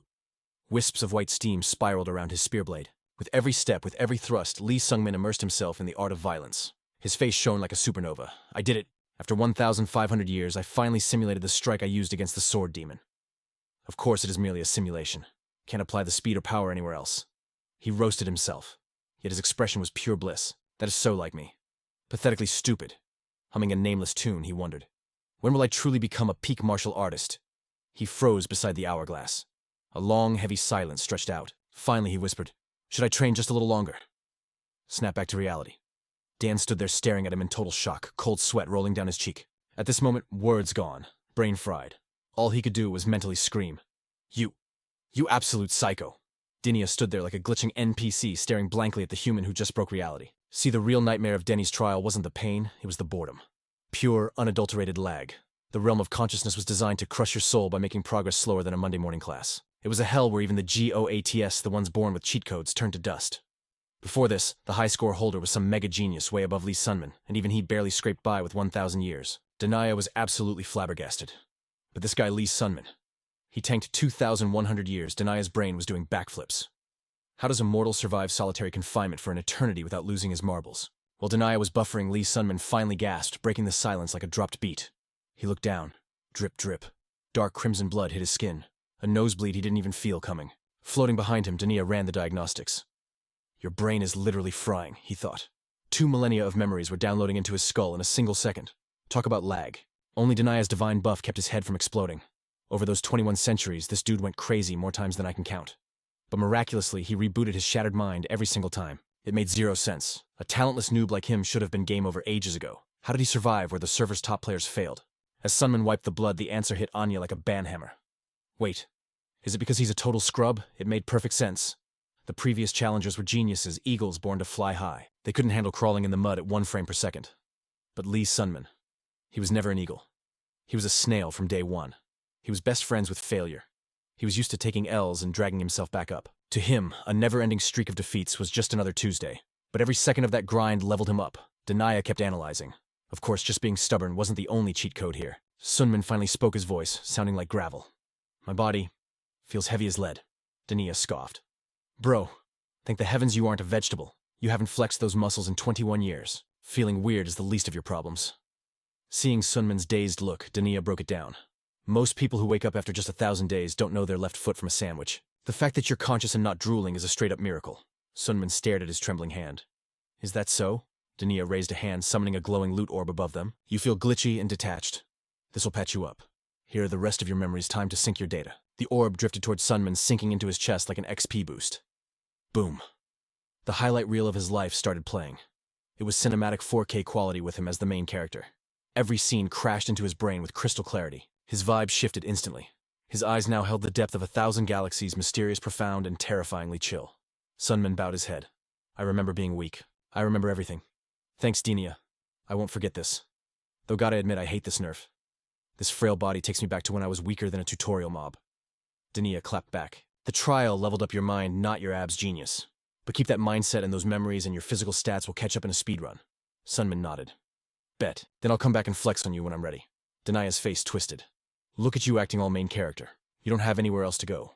Were you planning to just squat here until you adapt? Denia sighed, salty as the ocean. Did you forget your place? Did you lose your shame somewhere in those 2,000 years? Sungmin shrugged, totally unbothered. Your roasts don't work on me. Technically, I'm older than you now, right, boomer? Denia choked, completely cooked. Fine, do whatever you want. Time flowed like water down a drain. 1 year later, amidst the dope white temples of Shaolin, the wind howled as a wooden staff sliced the air. It was Jihak going beast mode. Muscles rippling, sweat dripping, he was pushing his limits. Suddenly, a voice drifted from the shadows like a ghost. Been a while, huh? Jihuk froze. He turned slowly, clocking the figure instantly. Sunman, looking healthy, bro. Sunman noted the vibe check. Jihuk stared, a cold drop of sweat rolling down his face. The air got heavy. Sunman's face had this new depth like he'd seen the end of the universe. An abyssal calm. He watched Jihuk like a hawk. After a long, awkward silence, Jihuk spoke up. You changed, man. What happened? Sunman replied, cryptic as hell. A lot of things. Jihuk didn't push it. A lot. Huh. Word on the street is you clapped the sword demon. Sunman kept a poker face. Just luck, Jihuk scoffed. Luck, bro, you took down the monster who killed the Mount Hua leader, and you call that luck stop capping? Let me ask, when did you hit the transcendent realm? Sunman didn't hesitate. Half a year ago. Jihuk muttered, absolutely shook. Half a year? What's the matter? Sunman asked. Jihuk shook his head. It wasn't just the power level. Looking into Sunman's eyes, he whispered, when I look at you, I see a flow of time that shouldn't even exist. Heavy silence dropped on them like a beat drop. Eyes locked in a silent 1v1. Suddenly veins popped on Jihuk's hand as he gripped his staff voice, getting serious. If you're down, want to run a quick spar? Without a word, Lee Sunman drew his weapon, cold steel gleaming. What a coincidence. Exactly what I was thinking. A voice cut through the air like a blade, pausing the match before it started. If you two dare to throw hands here. Elder Bulong stepped up like a boss aura blazing. Then the Shaolin sect is finished? Jihuk gasped, bowing instantly. Master Bulong, Lee Sunman replied calmly. You're hyping me up too much, Elder. The Elder laughed loud enough to shake the trees. Not only have your martial arts leveled up, but your trash talk has gotten sharper too. What wind blew you back to our hood? Sunman smiled faintly, eyes intense. Just wanted to see how close I am to the top tier. Bulong narrowed his eyes. You mean compared to Weiji Hoyan? Yup, he answered, zero hesitation. The Elder sighed, looking at the sky. I can't say for sure how OP the minor demon has become. With her monstrous talent, she's probably ascended to a server far beyond our imagination. But compared to the 17-year-old Weiji Hoyan who visited Shaolin years ago? Hearing his master, Jihuk frowned. A cold sweat dropped just remembering that absolute monster. Elder Bulong dropped the truth bomb. You are still far behind her. Lee Sunman kept that chill smile. Just as I thought. Jihuk stood there like a background character fading out, watching Sunman without daring to interrupt the cutscene. Lee Sunman's mind drifted back. He never deluded himself into thinking his current level was enough to match that genius. Not yet. However, inside his own head, he had traveled further than any mortal could comprehend. If my physical hardware can just catch up to my software. He stopped the thought and smirked. He was more confident now than ever. Flashback 2 months before the dungeon drop. Lee Sunman stood alone, already having ghosted the Shaolin temple. He stood still, staring into the distance. He remembered Jihuk's last words. The dungeon would open its maw in exactly 2 months. Jihuk begged him to crash for the night, but Sunman refused. Time was a luxury he couldn't afford to waste. Having reclaimed the demon armor and the demon spear, he dipped from the temple immediately. He had a quest log to clear identify the black heart inside him and prevent Bago from getting deleted in the dungeon. Find Envirus like Dinia said, and restore the martial harmony of body energy and mind. Lost in deep thought, the weight of his destiny pressed down. So much grinding to do, he mused. I gotta use every second with absolute efficiency. The first step, clear. He recalled the spirit Dinia's words. The existence of Envirus is partly your fault, bro. Go find him. Way back then, Dare dropped some serious lore on our boy Sunman. You're asking about Envirus. That dude is straight up glitching through reality. He's a living paradox. I ain't gonna drop a pin on his location, Dare warned. But trust me, he's got the cheat codes you need. Flash forward to now, and Lee Sunman is on the move. Hands in pockets, walking with that unbothered main character swag into the deep, dark woods. His brain was running a mile a minute. The broker Araba claimed the merchant and the virus started right here. The Forest of Sleeping Spirits. Maybe it was just a coincidence, or maybe some random NPC with the same name. But nah, this place was legendary. A literal hellscape where ghost screams drove people straight to the asylum. Nobody knew what kind of horrors were camping inside.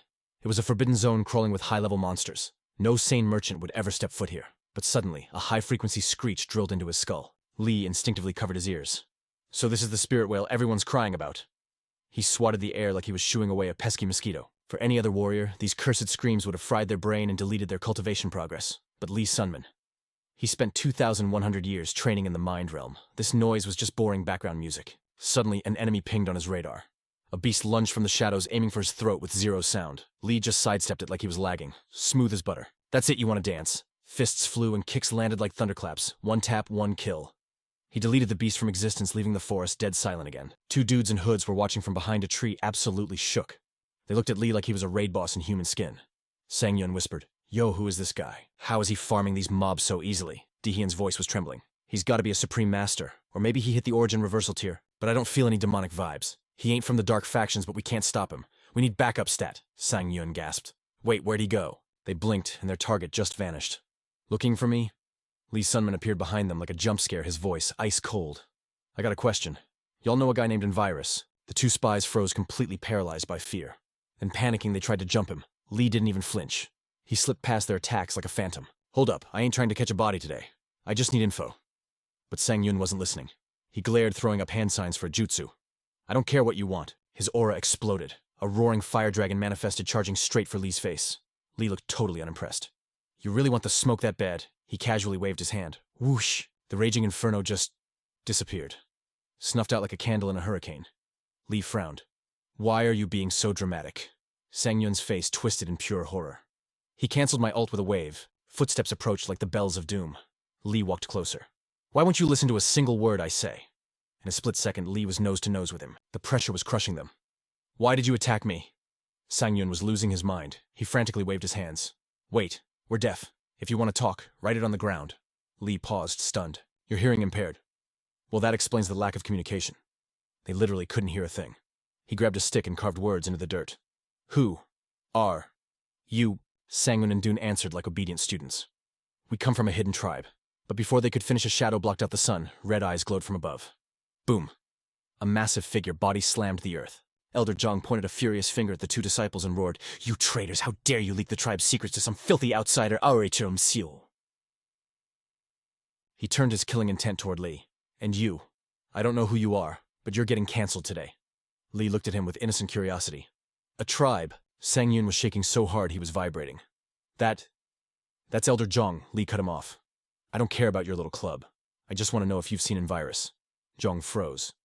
Invirus? He narrowed his eyes. So you know him? The elder went quiet, then screamed, Die, I'll never talk to a nobody like you. Lee sighed. He was officially out of patience. Smash cut to black. Lee looked down at Sang Yun, his vibe shifting. You said you were from a tribe, right? Look, I don't want to delete anyone else. I really hate pointless grinding. Sang Yun and Dayan stared at Zhang, who was now folded like a lawn chair at Lee's feet. They shivered. He one-shot the elder A martial arts master. He did it so easily. Ignoring their trauma, Lee continued. I think the thing I'm looking for is connected to your crew. Can you take me there? It finally clicked why these guys were deaf. They lived in the sleeping forest. They popped their own eardrums with a secret potion just to survive the endless screaming of this cursed place.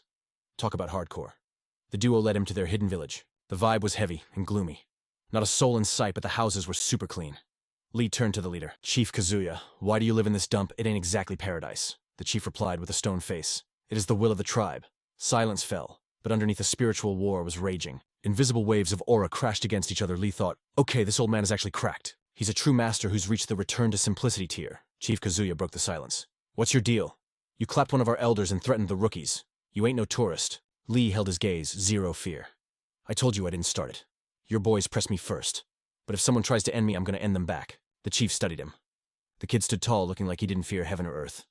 The chief sighed, powering down his aura. Let's squash the beef. Too many of my people would get cooked if we tried to stop you. He extended a hand.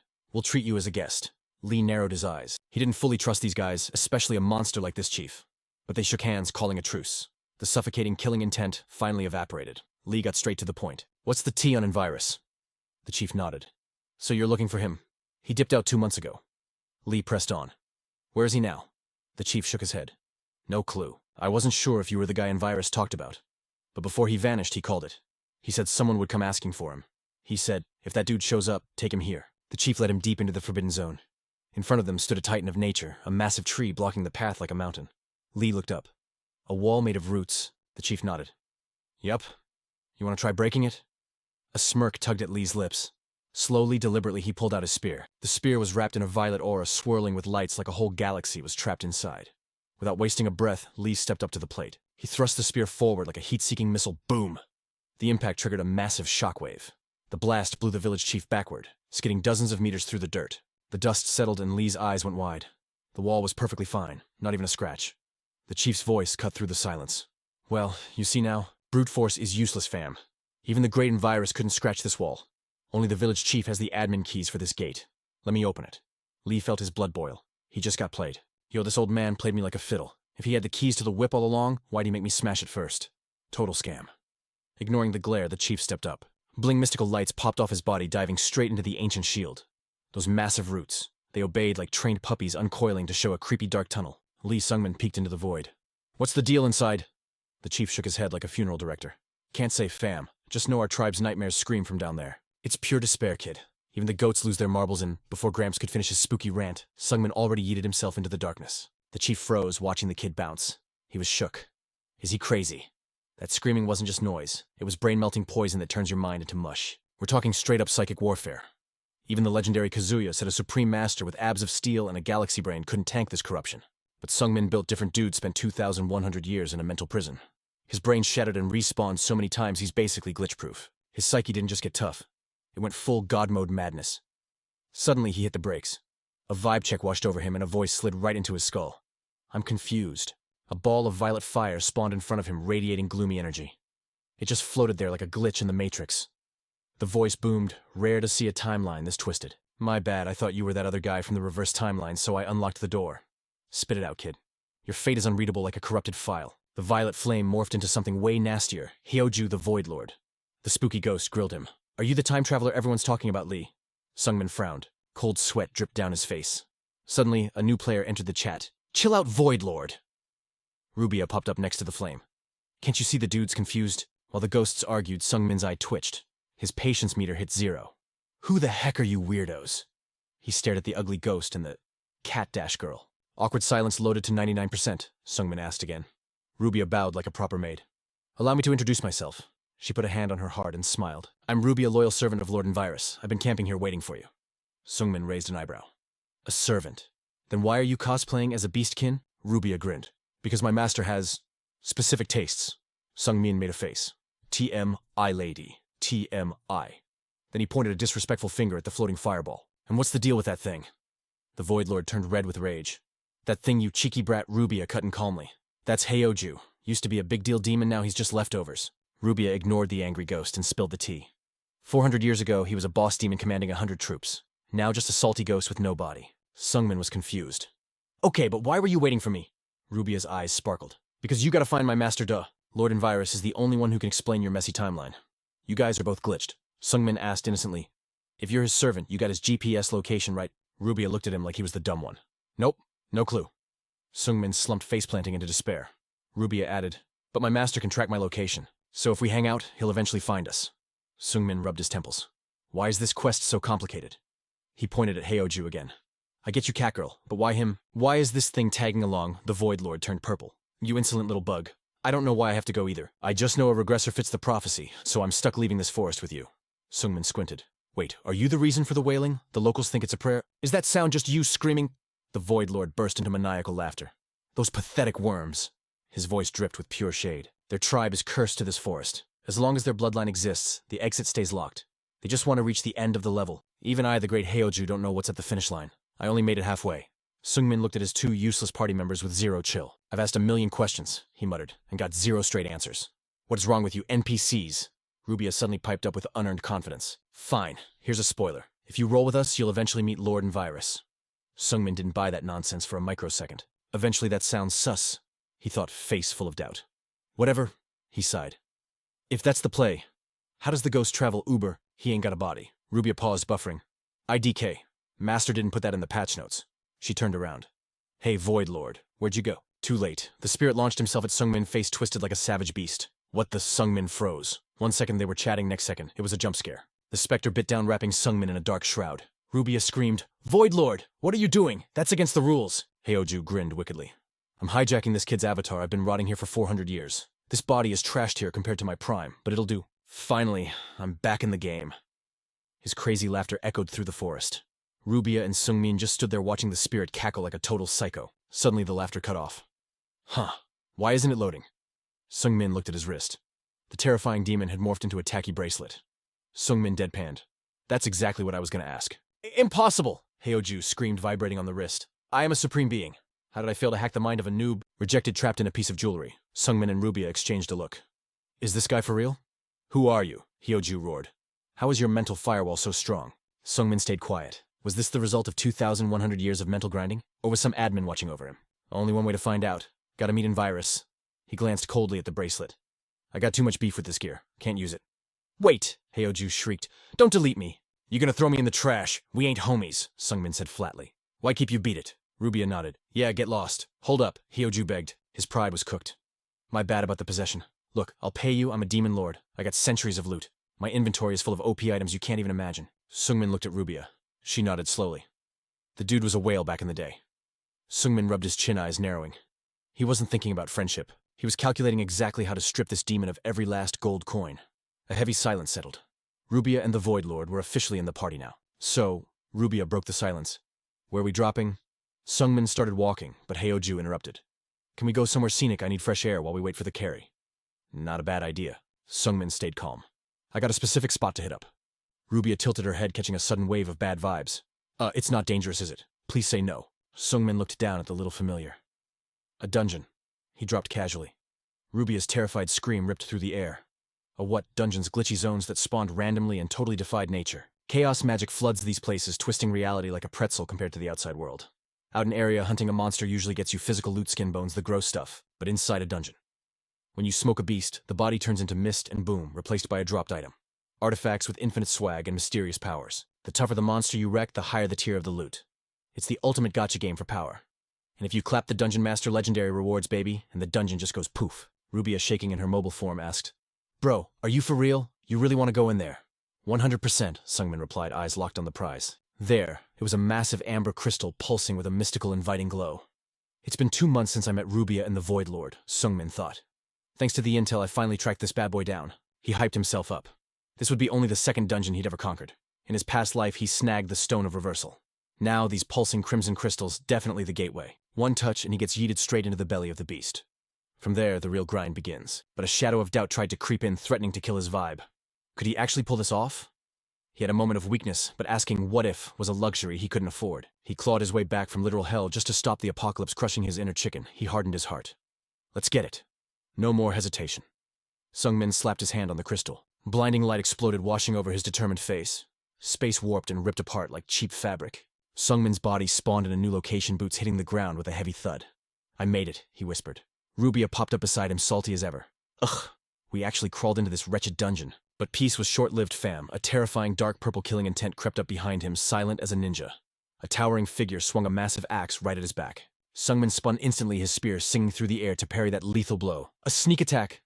He thought, locking eyes with his assailant. The attacker, a wild-looking giant named Grizz, stared back with wide eyes, and shaggy hair shook that his surprise hit failed. Grizz grunted voice, rough as gravel. Who the hell are you? Sungmin frowned, annoyance flickering. You swing first, then ask questions weak. I am Lee Sungmin. Recognition dawned on Grizz's face. What?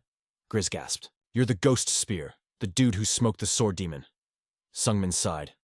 I ain't exactly a fan of that nickname. But the whole continent knew the rep of the Ghost Spear. The giant's scary aura vanished instantly. He scratched his head, looking like a kid in trouble. Oh, heavens, my bad for the swing, Grizz laughed awkwardly. I thought you were one of the demon sex elites. The name's Grizz, Mountain Grizz. Sungmin's eyes narrowed. He definitely knew that name, a master whose skills hit the absolute peak in his past life. However, Grizz was just another corpse back then, slaughtered by Wee Ji-hoon. Grizz leaned in. You're here to stop the little heavenly demon, Wee Ji-hoon, aren't you? Sungmin paused, calculating before nodding. That's the plan. Grizz let out a loud laugh. Truly a righteous warrior. But his laughter died quick, replaced by a serious face. You gotta know, Grizz rumbled. Wee Ji-hoon is a monster beyond comprehension. She earned the title of Heavenly Demon while still a kid and runs a squad of elite killers. The loot hidden in this dungeon is insane. If we let this slide, an unstoppable devil is gonna be born. We gotta bury her ambition right here for the sake of peace in Eria. Sungmin asked sharply. Who else entered the dungeon besides her? Grizz counted on his fingers. Sword Demon, Solitary Silver, and the Iron Demon Fist. All absolute masters pledging loyalty to Wee Ji-hoon. And on the Muram Alliance side, we got Beksu, that drunkard from the beggar sect, the peerless eccentric, and the mad sword. Sungmin's mind raced. So the whole squad is here. Grizz looked at him with puppy dog eyes. Ghost Spear, she must be stopped. You gonna lend us your strength? Sungmin stood in silence, poker face on calculating every variable. Suddenly his vibe flipped completely, radiating pure hero energy. He declared, Of course I'll dedicate my life to supporting the Muram Alliance. Grizz roared with hype, slapping him on the shoulder. Expected nothing less from the young hero who clapped the sword demon. As they ventured deeper, Grizz asked, Is this your first time in a dungeon? Sungmin nodded. It is. Grizz glanced at him, voice dropping low. Every dungeon is unique, but one truth stays the same. Powerful monsters lurk in the shadows. Stay woke. The words barely left his lips when he froze. His footsteps halted, face petrified as he stared straight ahead. A silhouette blocked their path. The very air around them felt sticky and stagnant. Time stopped. Sungmin's heart skipped a beat as he recognized that figure. A familiar voice echoed through the corridor. So you've arrived as well. It's been a long time. A stunning beauty stood before them, radiating a charisma that locked Sungmin's gaze. Her lips curled into a faint smile, but her eyes, blood red, glowing with a creepy allure. Her voice was a velvet whisper as she called out, "Lee Sung-min." The duo froze. Grizz gasped, recognition flooding his voice. "Wait, is that Lady Bike?" It was indeed the silent flower Baek Seol-hwa. Her signature white hair flowed around her. Grizz beamed innocently. "This is fantastic. I was so worried when we got separated at the entrance." Grizz started to move forward, but Sungmin sensed the bad vibes instantly. "Stop, hold it, Grizz," Sungmin barked. "Look at her, really look at her." Confused, the giant squinted at the woman. She stood unnaturally still. As the details sharpened, the horror revealed itself. Her face was twisted, mutated, and absolutely grotesque. Fleshy lumps were popping out of half her mug, throbbing right under those glowing blood-red peepers. The color drained straight out of Grizz's face, his eyes bulging in total terror. Cold sweat dripping like a leaky faucet as this literal nightmare glared back at him. This wasn't a human fam. It was a straight-up monstrosity rocking the stolen face of Baek Sogo seizing. That split second of panic, the beast made its move. Bam! A savage kick smashed into Grizz's chest, crumbling him to the dirt while blood sprayed from his lips like a fountain. His face twisted in pure agony. Lee Sung-min stood frozen, brain lagging, because the chaos was unfolding way too fast. But then Rubia's voice cut through the noise. "It's a doppelganger, a mimic monster that jacks the appearance of its prey and mirrors their every move. But to think it could copy a completely different species, that's insane." He replayed the attack on Grizz in his head, the shadowless spirit walk, that ghost-like step. Yo, could this thing replicate not just her face, but her god-tier martial arts too? The creature wearing Baek Sogo's skin slowly turned, shifting its target to Lee Sung-min. Soulless white eyes with crimson pupils locked onto him, a predator staring down its next meal, completely devoid of humanity. Power surged through Lee Sung-min's arm veins, popping against his skin like coiling snakes. Pure, unadulterated rage exploded inside him, eyes burning with killing intent, teeth grinding so hard they nearly shattered. "So, how dare you?" he growled, his voice dropping to a terrifying low. "How dare you wear that face?" Rubia was trembling, totally shook by his aura. "What's wrong? Why are you tripping? Please chill." But the doppelganger ignored the noise. It was a soulless slaughter machine driven by nothing but the instinct to delete people. It lunged, dozens of perfect afterimages split from its body, closing the gap in a suffocating wave of death. Yet Lee Sung-min didn't flinch. His mind drifted back to the past, recalling the real Baek Sogo, the day the crazy demon fell. She told me I had grown. Those words, they were so hard for me to accept back then. I spent 2,100 years rotting in that hell. I took pride in my grind and every inch of improvement. I desperately wanted to hear those words from her actual lips. He glared at the approaching clone's eyes, filled with ice-cold hatred. "But I ain't trying to hear it from a cheap knockoff like you." In a flash, silence fell. Lee Sung-min's cloak fluttered in the wind, his expression rippling like a still lake. At his feet, the doppelganger's corpse lay absolutely wrecked. Grizz crept up, clutching his chest. "Yo, what was that?" Sung-min replied, cold as ice. "A doppelganger." Grizz shuddered. It was weaker than the real Lady Baek, but to think it could copy her techniques. Could God, do such nightmares really exist? Rubia piped up. "Usually they can only mimic looks, not skills. But this dungeon defies common sense. However, that's just what outsiders think." She puffed out her chest. "Anyway, don't trip. I'm analyzing the dungeon structure right now. I'll be your GPS, so please trust me and keep moving forward." But Heoju's voice dripped with mockery from the armor. "What can a noisy little doll like you possibly achieve?" Rubia snapped back, furious. "Excuse me. At least I ain't trapped in a rusty piece of scrap metal," Heoju scoffed. "You brat! Once I get my bod back, I'm tearing you apart first." Rubia challenged him. "Oh, I'm so scared. Try it if you can bet you can't even find me." Suddenly, Lee Sung-min's voice cut through like a scythe. "Both of you shut up." Silence reigned immediately. Grizz spoke again, his face darkening. "A disturbing thought just hit me." He looked at Sung-min. "We just fought Lady Baek's double, right?" His expression turned grave. "What if a doppelganger impersonates one of us? Or worse, what if it wears the face of someone else we know?" Lee Sung-min froze, those words striking a nerve. A chill ran down his spine as a specific silhouette flashed through his mind. Wee Ji-hyun. Meanwhile, deep in the dungeon, red silk danced through the air like blood. A warrior trembled in terror, surrounded by the mangled corpses of his squad, voice choked with fear. "You monster!" The minor heavenly demon. He stared at the figure looming before him, realizing exactly who it was. "Wee Ji-hyun," he stammered, confused. "What happened to your looks? Is this some twisted new demonic art? I know I can't catch a dub here." The warrior gritted out. "But for justice for myself and for the soul of the heavenly sword who suffered a cruel death." He abandoned all defense and charged, gathering every ounce of strength in his palm. He screamed, "Go to hell, minor heavenly demon!" Wee Ji-hyun moved with terrifying grace, a single gentle strike. The warrior's body seized up before his entire upper half exploded into a mist of gore. Not a shred remained. Hot blood splattered across Wee Ji-hyun's beautiful face. She didn't flinch. She didn't wipe it away. Her eyes were cold, devoid of humanity, staring down at what was left of her op. She stood there for a long moment, silent as the grave. Slowly, the mangled corpse on the ground began to shift. The illusion faded, revealing the face of the one it had mimicked. It was Lee Sung-min. She gazed at the familiar features. "It's been 9 years, hasn't it? I'm relieved this fake wasn't actually you." She casually wiped the blood from her cheek, a thought crossing her mind. I should have dressed up a bit more for the reunion. A faint, rare smile touched her lips as she looked at the corpse. You've really trained hard, haven't you? You've become strong. It would be a shame if you died in a place like this. Before turning to Dipwi, Ji-hyun whispered a final command to the darkness. Don't die on me. Far away, amidst the towering peaks, the real Lee Sungmin walked on alone. Ragged, exhausted gasps echoed through the silence. Resting on the cold ground, white hair cascading over white robes, sat the real Baek Sogo. She had just finished executing a doppelganger. Voice heavy with fatigue, she whispered, I never expected the clones to appear this soon. A thought crossed her mind. Fortunate indeed that it was only the copy of Heavenly Wind, the weakest among us. From the corpse, a single item remained. A pure elixir radiating spiritual energy. Pocketing the loot, she moved forward, mind racing with strategy. Where do I go from here? I gotta regroup with the Murim Alliance. Alone, I'm a sitting duck. Baek Sogo analyzed the odds swiftly. If I run into the minor heavenly demon, or more than 2 of her elite goons, this victory will be impossible. And suddenly a voice called out from the shadows behind her. Hey there, Lightning Flash Baek. 2 menacing figures emerged. The sword demon and the demon fist. The sword demon sneered. It really is you, isn't it, wandering all by your lonesome? Baek Sogo remained silent, gripping her weapon tight. Meanwhile, elsewhere in the dungeon, Lee Sungmin inspected his own spoils of war. In his hand lay a magic crystal harvested from Baek Sogo's doppelganger. The ancient voice of Heoju echoed in his mind. Why you stalling, eat it, Sungmin replied flatly. My mind, internal energy, and body are in discord. My foundation is shaky. Consuming this now invites disaster.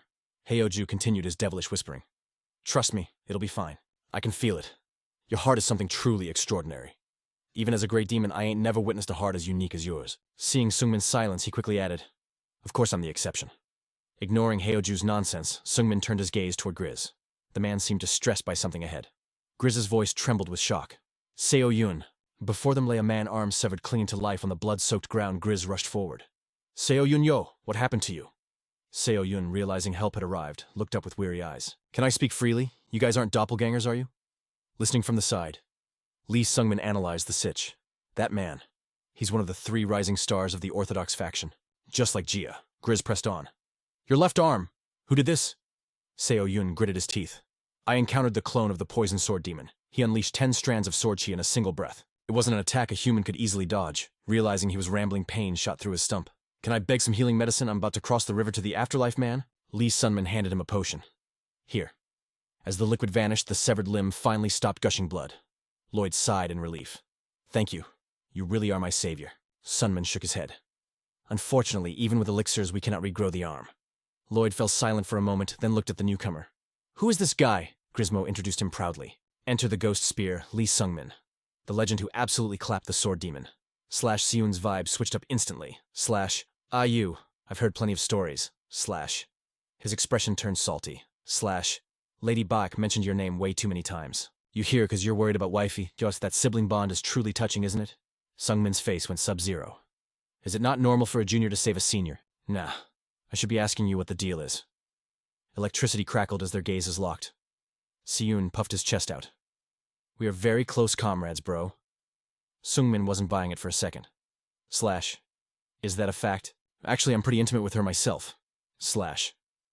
The extras on the sidelines were shaking in their boots. Sungmin felt his face burning up. Why am I getting so triggered right now? Then, Heoju's mocking cackle broke the silence. Oh ho, turns out you caught feelings for the white-haired chick. Watching 2 brats beef over a girl, pure comedy. Shut up, old man. Sungmin delivered a mental knuckle sandwich filled with love. Suddenly, Seun did a total 180/shame, hit him like a truck. Please forgive me, I've been trash-talking my benefactor. Sungmin scratched his head awkwardly. Nah, I was tripping too. My bad. Suddenly, a bone-chilling voice sliced through the air. You kids seem to be having a grand old time. A shadow crept out from the darkness. The cringeworthy romance of youth. Makes me want to barf. The figure revealed herself, Poison Granny. Her face was a roadmap of pure malice and age. Mind if I crash this party? Gizmo gasped in terror. Granny do. She looked down on them like they were bugs. Pipe down, you loud pig. You look wrecked already. I bet I could solo this entire lobby myself. Sungmin groaned internally. Great, another boss-level threat. Suddenly Rubia hyped up dungeon analysis complete baby. Sungmin snapped back. Not now. We're about to throw hands. Rubia didn't care. Look at this right now. A 3D holographic map popped into the air. Lights flashed with a scary red dot pulsing for the boss. Rubia speed talked the details. Blue dots are the squad. Gold dots are the homies. And those red dots, those are the baddies. Enough. Sungmin cut the chatter. I need to lock in for this fight. His eyes glued to the map, tracking 3 golden lights zooming with blinding speed. Slash. They were definitely scrapping. Slash. The signals were just on the other side of the wall. Slash. A chill hit his spine as his spidey sense screamed. Danger. What if one of those lights is Baek Sogo? She could be facing the little demon or something way worse. Sungmin turned to his pet. Rubia, can we bust through this wall? Rubia hesitated, totally thrown off by the request. We won't know till we try. But don't expect a cakewalk. My sensors say this barrier is thick with 2 Cs. On the flip side, the boys were already brawling with the poison granny. Slash. Suddenly, an insane power surge blew up from behind them. Their eyes went wide with panic. Slash. There's a monster internal force building up back there. Slash. The monk grinned like a maniac, sensing the nuke. Slash. He's charging up a killing blow, Habet. I'll buy you some seconds. Meanwhile, Sungmin channeled every drop of juice he had. Basic buffs weren't gonna cut it. He crammed chaotic energy into the tip of his spear, pushing his stats to the red line. This move... Heoju's voice sounded shook in his mind. This ain't something a noob at your level should be able to do, is it? Sungmin answered silently. Because I've done it in a past life. A massive vortex of energy spun up, compressing into a miniature purple-black hole of doom at the spear's tip. The monk roared in delight. Incoming! In a flash, the boys dived out of the way, leaving Poison Granny to face the storm alone. Sungmin's face twisted into a mask of pure savagery. He unleashed the chaos/A beam of absolute deletion, blasted forward/poison. Granny stood frozen in terror, unable to dodge/boom. The wall got vaporized, blasting a massive hole through the stone/dust choked the air, leaving everyone shook by the violence. Slash. But amidst the rubble/someone was still standing. The monk and Juju spun around. Slash. Through the smoke, the silhouette of Baek Sogo appeared/. She stood there dazed and ignoring her bleeding wounds. Slash. Staring at the absolute unit who just crashed the battlefield. Across from her, the sword demon and demon fist narrowed their eyes. Slash. Who is this intruder? Sungmin? Descended like a literal god of war/radiating divine aura, he shielded Baek Sogo from harm. Slash. He glanced back, voice soft as silk. Sogo. It has been a long time. Slash. Her face turned tomato red/heart hammering as she stared at the unyielding back of the man standing before her. The battlefield went dead silent for a heartbeat. Slash. The momentum had flipped instantly/. The monk realized the tide was turning. Slash. I'll hold the line. You focus on your power-up. Faraway word on the street was Sungmin had disappeared. Even the little demon heard he was gone. But those rumors just got shattered. Sungmin had returned, standing firm as an immovable fortress protecting his girl. His face was stone cold as he stared down the 2 bosses/the demon. Fist grit his teeth, losing his cool/. Who the hell is this monster? The sword demon was just as confused. Does the Alliance even have a spearman this cracked? Behind him, Baek Sogo's voice trembled with worry. Sungmin, why are you here? He didn't even turn around. In his hand a pill appeared. I came to save you. It was the great cycle pellet/a legendary item he was too scared to use before because of chi deviation, but hesitation was for losers now. He brought the pill to his lips and bit down. Crunch.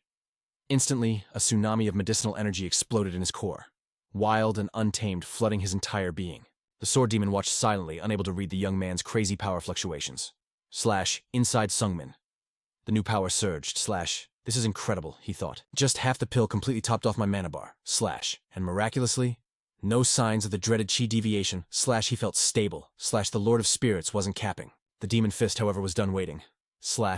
Enough staring, I'm squashing these bugs. The sword demon stepped up, locking his sights on Sungmin. Then I shall slaughter this cocky brat myself. Sungmin and Sogo dropped into combat stances, instantly. The enemy closed the gap in a heartbeat. Clang spear and sword collided in a fireworks show of sparks. Sungmin and the sword demon traded blows with surgical precision. Neither holding back, every shot was a kill shot. Streaks of light shredded the air as their internal energies crashed, triggering a massive explosion at the center.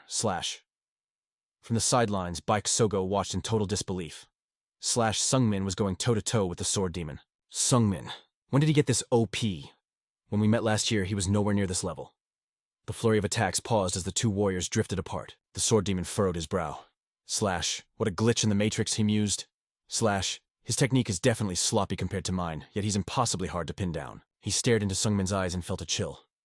Those eyes. Why do I sense the weary flow of time in them? He's just a kid, but his gaze holds the weight of centuries. Then Sungmin moved. His footwork shifted, and his spear dissolved into a blur of afterimages. Thrusting forward with deadly speed. The sword demon didn't run. He swung his blade to intercept. Bam! The impact. Threw the demon's arm back, but his grip stayed iron tight. Seizing the frame advantage, the sword demon channeled his energy. Crimson lightning began to crackle ominously around his body, the real nightmare was just booting up, the sword demon unleashed hell, firing hundreds of sword aura streaks straight at Sungmin, but our boy didn't flinch. His spear moved like a blur, intercepting and shattering every single blast, The two warriors clashed tirelessly in a storm of destruction, the sword. Demon roared with laughter. Yo, check this out.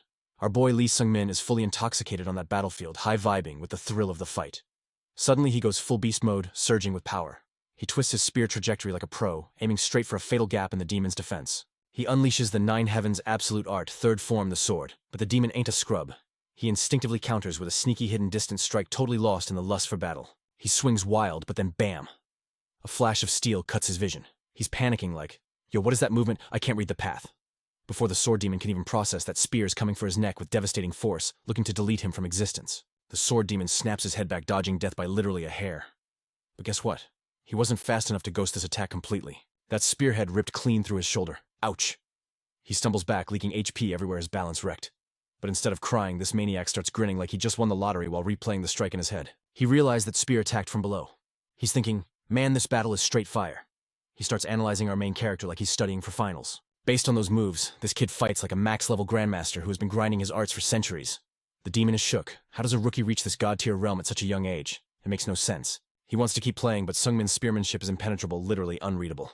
If this drags on, the demon knows he's cooked. Plus, the Iron Demon Fist is already losing ground nearby. He thinks gotta clap these noobs quickly and bounce to meet our lord. But the sword demon missed three huge details. Number one, this young man standing before him is besties with the very leader he worships. Number two, that magnificent spearmanship. He was just silently hyping up. Yeah, that actually belongs to his boss too. And the kicker. Number three, his game over screen is coming from his own master. The sword demon's eyes bug out in total shock as a new player enters the chat and instantly strikes him down. He's confused as heck. Wijihun didn't say a word. No explanation given. She just deleted her own loyal goon without a second thought.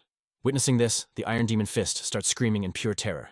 Little heavenly demon! He's like, bro, that was the sword demon. Why are you team killing? Why did you murk sword demon Dugu? Even if you hate us, we've been riding for you since day one. We just wanted to see you boss up and rule the world as a dark martial artist. That was all we asked for. Why kill him when Dugu gave his heart and soul to the squad? Wijihun just stares back with cold, dead eyes. The Iron Demon Fist loses it, veins popping out of his face like he's about to explode. Am I not even worthy of a reply? Fine, catch these hands, then little heavenly demon? But the joke is on him.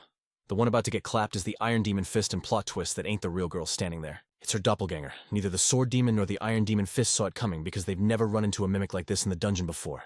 No cap. So, the dark martial artists get wiped out in the worst way possible, betrayed and salty. Meanwhile, Lee Sungmin spots the fake girl in the distance and whispers to Sogo, "Yo, run, get out of here." She looks back totally confused. Sungmin keeps it real, saying urgently, "I ain't planning on dying today. I made a path in the back. Go through it. Find the drunken beggar and Grismo. We need their heavy-hitting power if we want to dub here. That's our only hope." Sogo hesitates, her voice trembling. "But if I leave you?" Sungmin cuts her off. "It's gotta be you, fam. You're faster than me." He flashes a confident smirk. "I'm counting on you." Sogo is torn, biting her lip till it bleeds, but she knows he's right. Before dipping, she whispers, "Sungmin, don't you dare die on me." He grins. "Bro, of course I'm gonna live." He spins around to face Wijihun's doppelganger. Her eyes are glowing like headlights, locking onto him like a predator. He clears his mind. It's go time. Sungmin stares down the entity wearing his friend's face. He remembers his past life. Wijihun was the only survivor who walked out of this dungeon alive. When asked what happened, she simply said, "Everyone died. The world thought the ruthless little heavenly demon went psycho and slaughtered them all.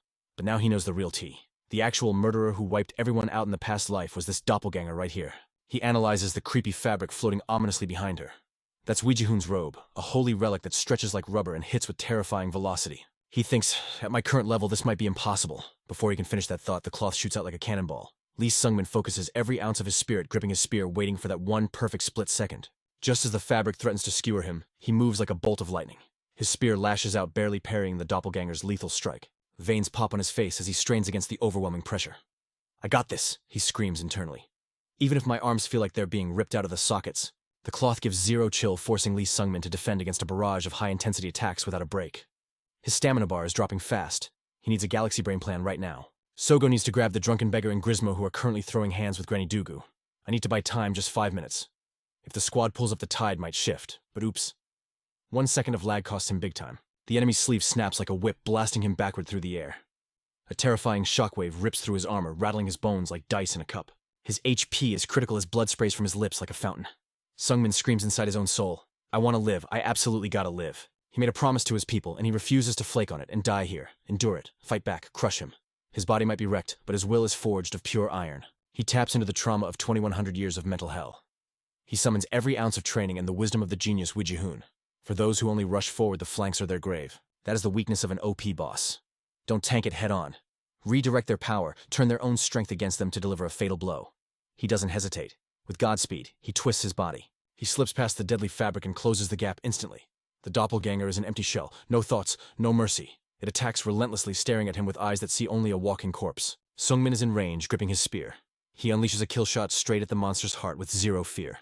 The entity doesn't even flinch. It looks at him like a human watching a mosquito, totally unbothered by the insect dancing before it. Massive power erupts from the spear tip. Blinding light and arcs of white lightning scream through the air, aiming to obliterate the target. But as the brilliance fades, the reality hits hard. Lee Sungmin freezes. His spear is stopped dead-blocked effortlessly by a mere layer of fabric. The creature's eyes seem to be mocking him, laughing at his pathetic attempt to challenge a god with such weak stats.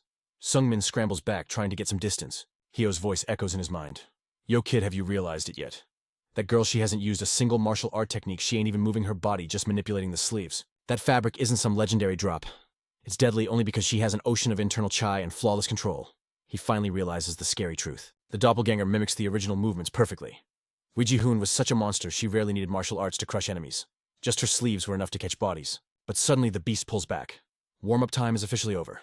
Heoju lets out a nasty laugh. Congrats, Brad. You finally leveled up enough to be worth killing. It turns out she was just trolling you before Lee Sungmin is sweating bullets. That thing in front of him, it ain't human.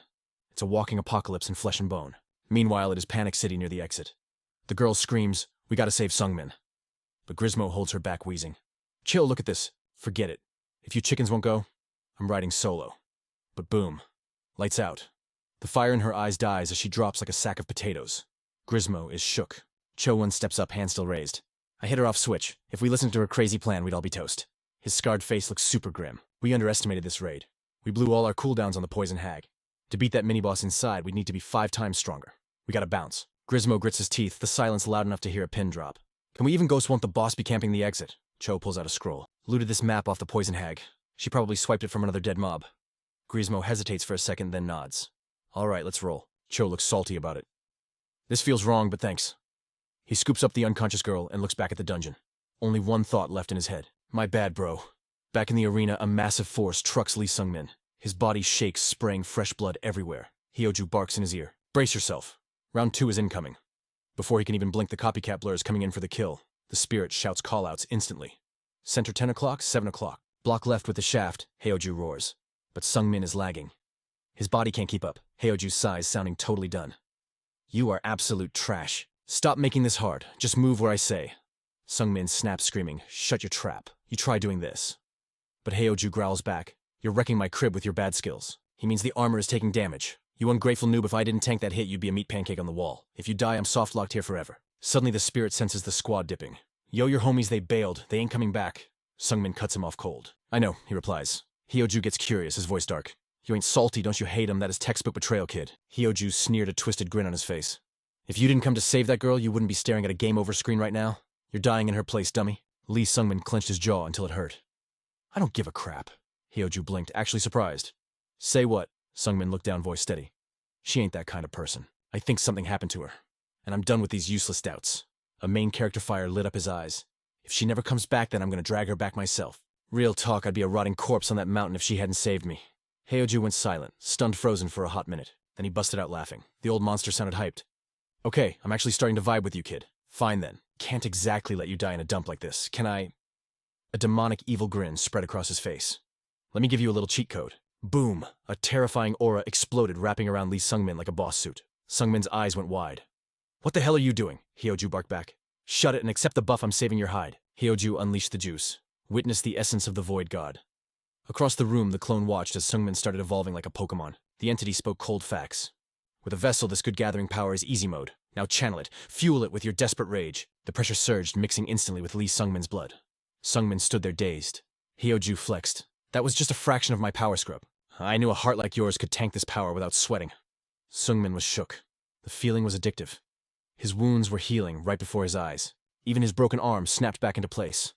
Unlimited power roared through his veins like a breaking dam. The momentum of the battle just did a 180. The copycat who stole Choyun's arrogance paused. It stood there watching Sungmin. It glitched out. The creature finally realized this guy wasn't prey anymore. He was the predator. Sungmin clenched his jaw until his teeth creaked. His core felt like a supernova about to blow Heoju's voice cut through the pain. Fly. Hold it together, incoming. In a blur, the clone vanished and reappeared with a kill shot. Sungmin's eyes snapped open. For the first time, he parried the attack perfectly. But it ain't enough. Not yet, Heoju scoffed in his mind. Let me take the wheel and I'll delete this clown in one breath. Sungmin cut him off sharp. Shut up. I'll do this myself. He squeezed his fist nails, digging in. Just give me the power, Heoju roared with laughter. You fool, your body will explode if I give you a drop more. Lee Sungmin had reached this level before. His weak physical body shouldn't handle it. But his mind remembered the meta. His soul knew the grind. He had walked this path once, and he'd walk it again. The clone closed the distance in a flash, unleashing a combo attack. But the mastery Sungmin had in his mind was enough to crush this fake. No, I can beat even the real one. He screamed, voice raw. Just hand it over, Omar. Blinding light exploded from his spear tip as raw power turned into a singularity. The weapon hummed violently, shooting a shockwave straight ahead. The clone lunged with godlike speed, but midway through the air, her eyes bugged out, jaw on the floor. Boom! A massive energy beam slammed into her, blasting her backwards. The ground shattered, sending dust swirling into a crazy storm. With a thunderous stomp, she fixed her stance, standing tall like the hit was nothing. Her aura detonated, launching her back at Sungmin like a human missile. He braced himself. 9 heavens. Spear technique. 4th move. Sungmin exploded into motion. The clash shook the whole world. 9 dragons. Destruction space itself cracked and blew up. A blinding white light swallowed everything. The clone just swept her arm, swatting the attack away like it was easy mode. Energy gathered in her palm, forming a black hole. The strike got huge. A giant ghost hand blotted out the sky before crashing down. Sungmin froze, eyes trembling. This is it. He furrowed his brow. The ultimate move. After absorbing the Void Monarch's power, his grip tightened on the spear until his knuckles turned white. 9 heavens spear art determination blazed in his eyes as he condensed every ounce of energy in a split second. 6th move, Void Path. A beam of absolute pressure shot toward the clone, tearing through the air. She twisted her body desperately, launching sideways to dodge deletion by a hair's breadth. She stood there like a stone-cold statue, staring daggers at him. But boom! The puppet strings were cut, her energy flatlined, and she hit the deck hard. Liangmen gasped like a fish out of water, but my boy kept his guard up, staying frosty. As the dust settled, he locked eyes on Hoyan's body. He was drenched in sweat, grinding his teeth, but finally the tension left his muscles. He could finally breathe again. Major relief washing over him. I actually did it. It was 9 years in the real world, but inside his head he'd been on that hellish training grind for thousands of years. I went through literal hell just to catch up to you, Sunman whispered to the empty air. Am I finally on your level? But Hedu's voice cut in cold as ice and totally savage. You think borrowing my juice makes you tough? You're a total clown show kid. The old monster roared, coming in with that aggressive energy. I wanted to clap back, but holding that much power and actually controlling it, 2 different vibes. It's crazy he didn't explode trying to handle a force way above his pay grade. You're a weird little dude, Hugh said, getting serious. Brace yourself, kid. Liangmen looked confused, not seeing the absolute tsunami about to crash down on him. The spirit's tone went sub-zero. Time to pay up. I'm taking my power back. The pressure is going to be insane. Lose focus for 1 second and it's game over. Sunman tried to keep his cool. Don't trip. Pain is my oldest homie. Hugh chuckled darkly. For real, bet? You ain't used to this level of hell, though. A crushing aura slowly wrapped around Lee Sunman like a heavy blanket. Bro was tweaking hard, his eyes bloodshot and popping out.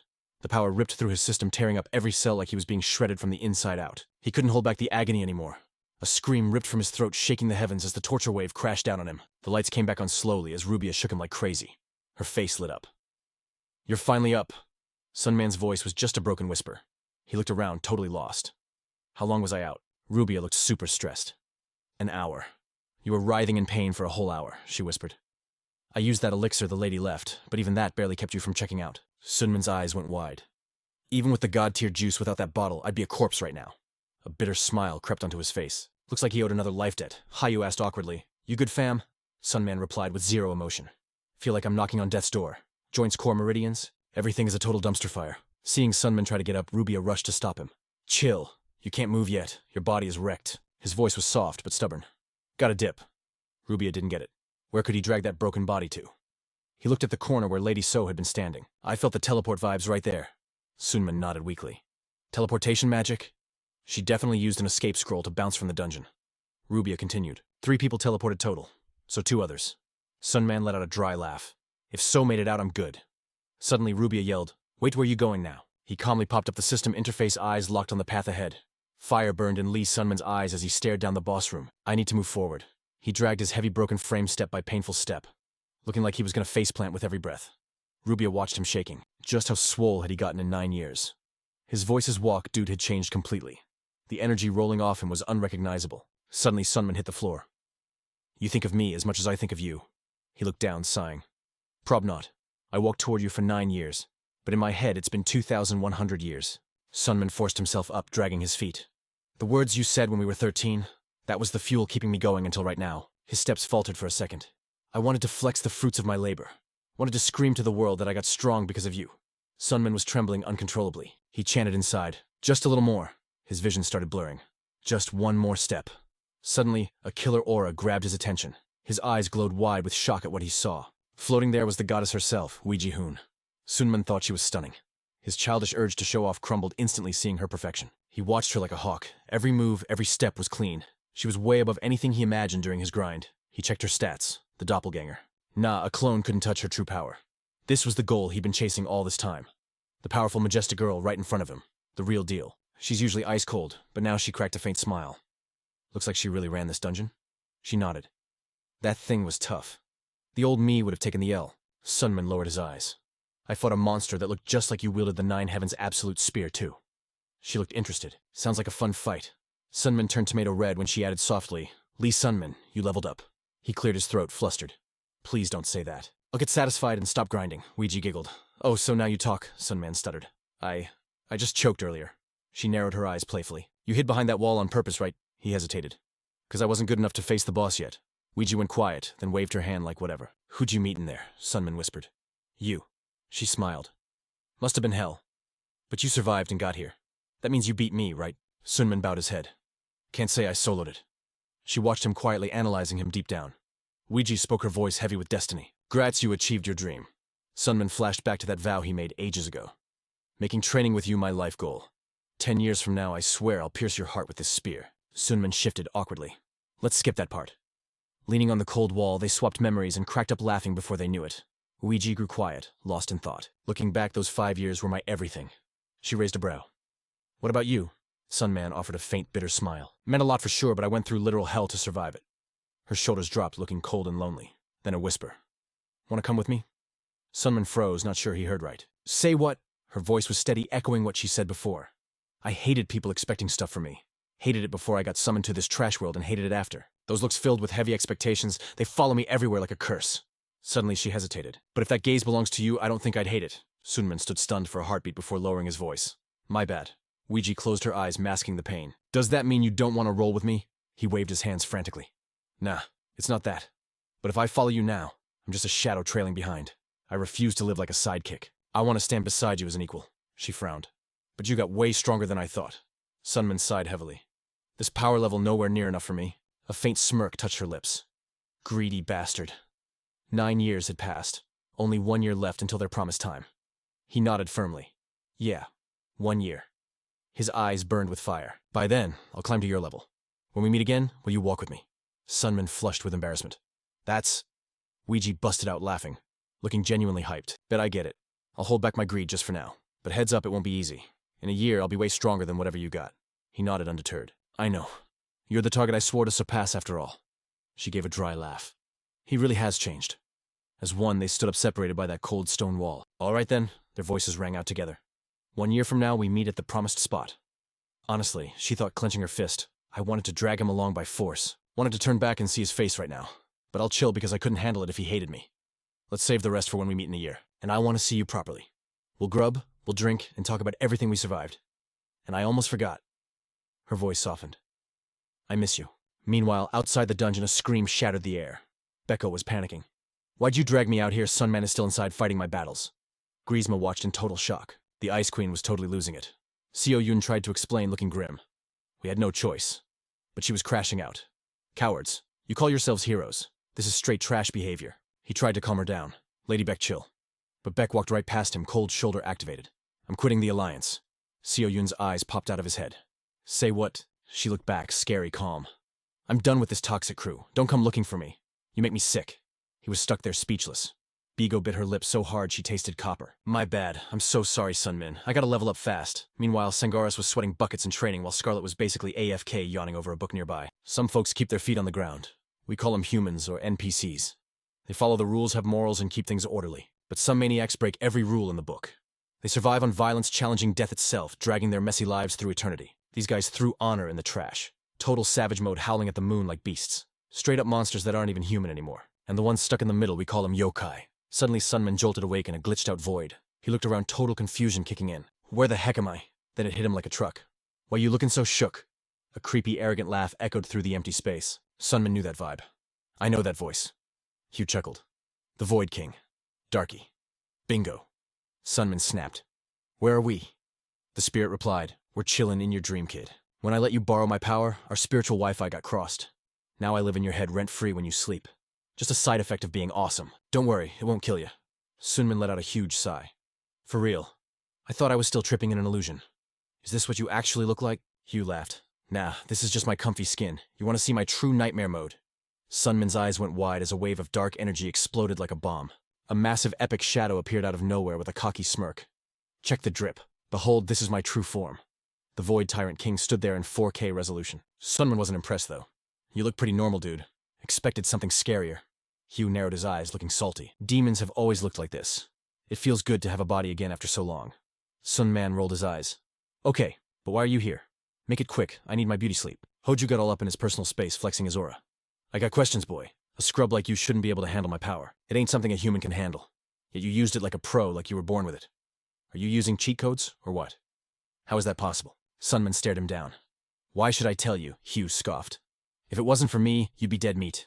You're welcome, by the way. Shameless kid. When we linked up, I saw your search history, kid. I felt every raw emotion you've got buried in there. Desperation, feeling like a loser. Stuff a god like me doesn't get. But your mind was locked down tight.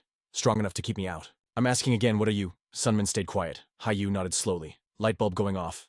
Ah, I get it. You're a regressor. You hit the restart button, but getting trained by two legends, mystery solved. That explains the Iron Will even though your talent stats are total trash. It all makes sense. You spent 21 years grinding in your head crazy. Sunman pointed a finger. That makes me older than you, so watch your mouth. The demon died laughing. You could live 1,000 lives and you'd still be a baby to me. You'll never be on my level, you little scrub. Not in this pathetic life. And yet after 2,100 years of training, this is it. Like I said, your human hardware is too weak to hold my experience. Oh, I thought about that. I'm not mocking your effort. I'm mocking your species. Humans are just weak. Sunman looked shook. Excuse me. Hoju grinned like a shark.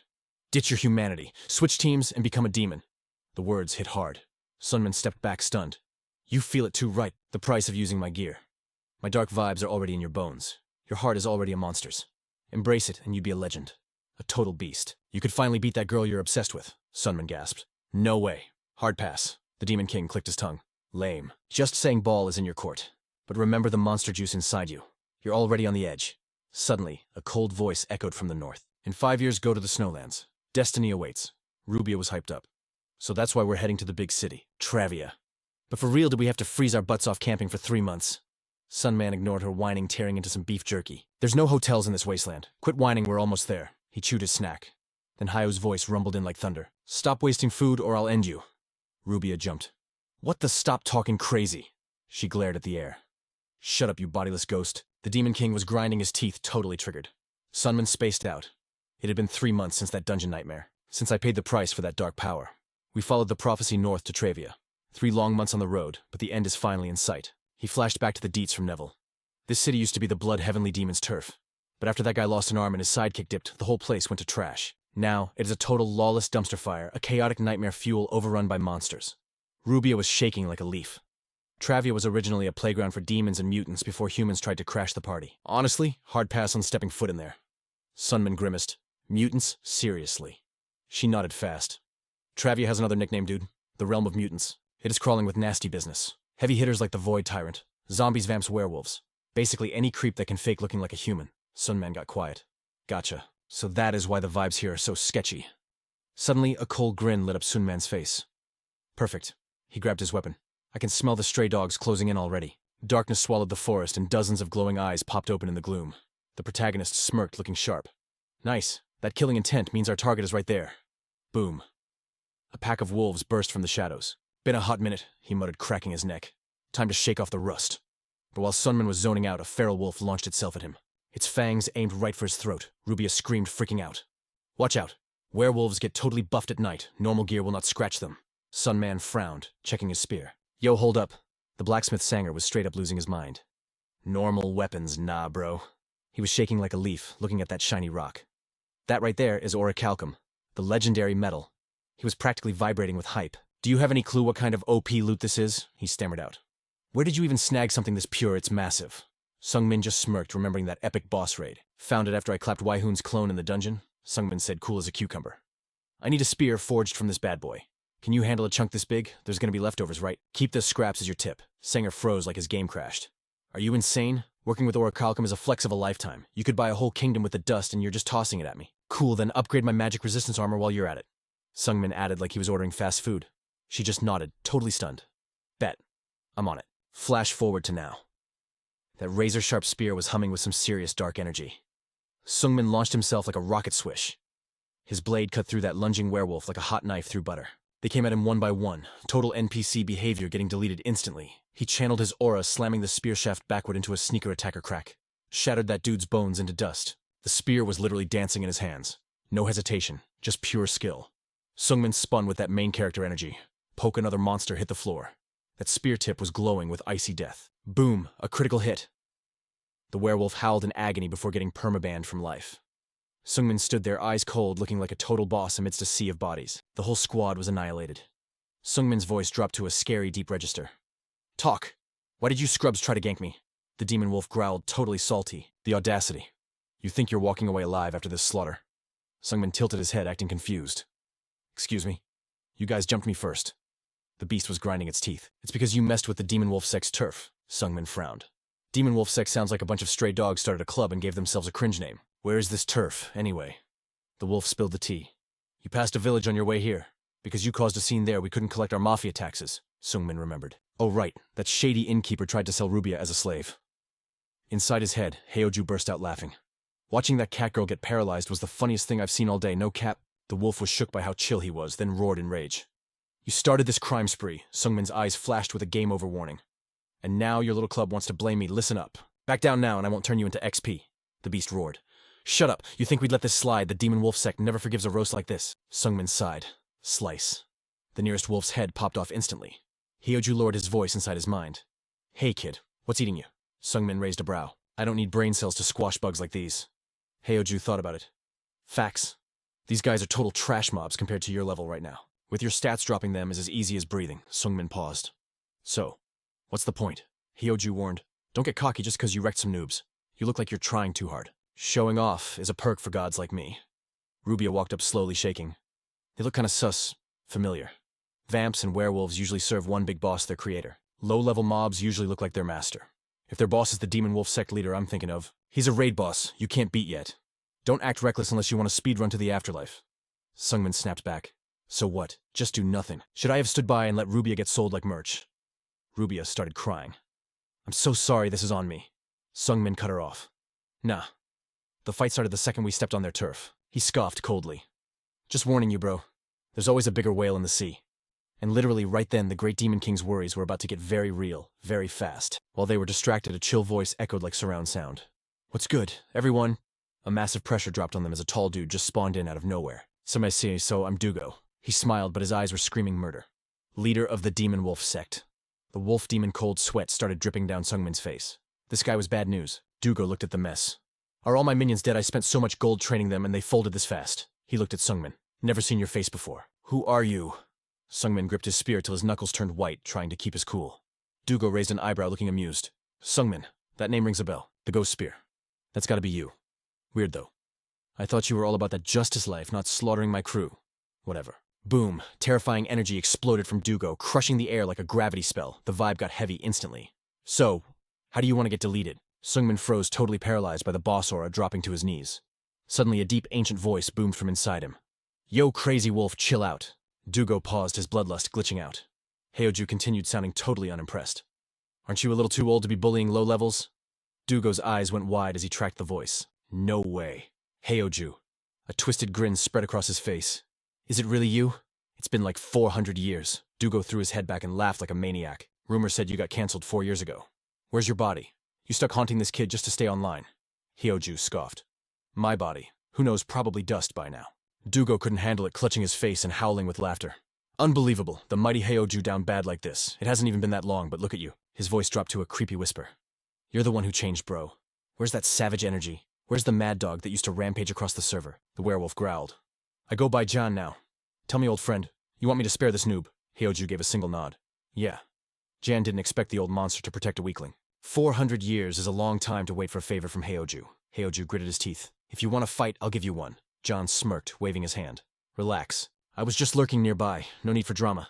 Squashing a few ants gives me 0 XP anyway. I'll let it slide. His eyes sharpened. You're heading to the monster city, right? Sungmin nodded, exhausted. Yeah. Jan narrowed his eyes, voice dropping. If you're going to that chaotic server, watch your back. The other bosses there, they aren't as chill as me. With that warning, he vanished into the shadows like a ninja taking his wounded pack. Sungmin exhaled, shaking.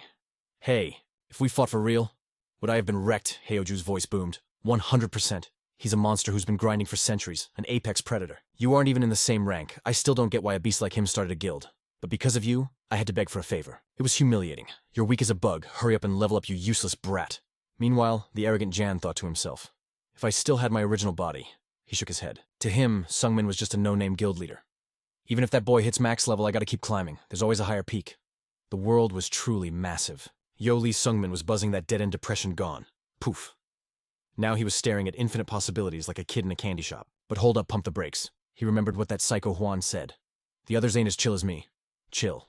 Yeah, right. Sungmin stopped cold. Who exactly are these others? We talking more creeps like him? Meanwhile, in some spooky hidden dimension, Juan was vibing next to a creepy scepter.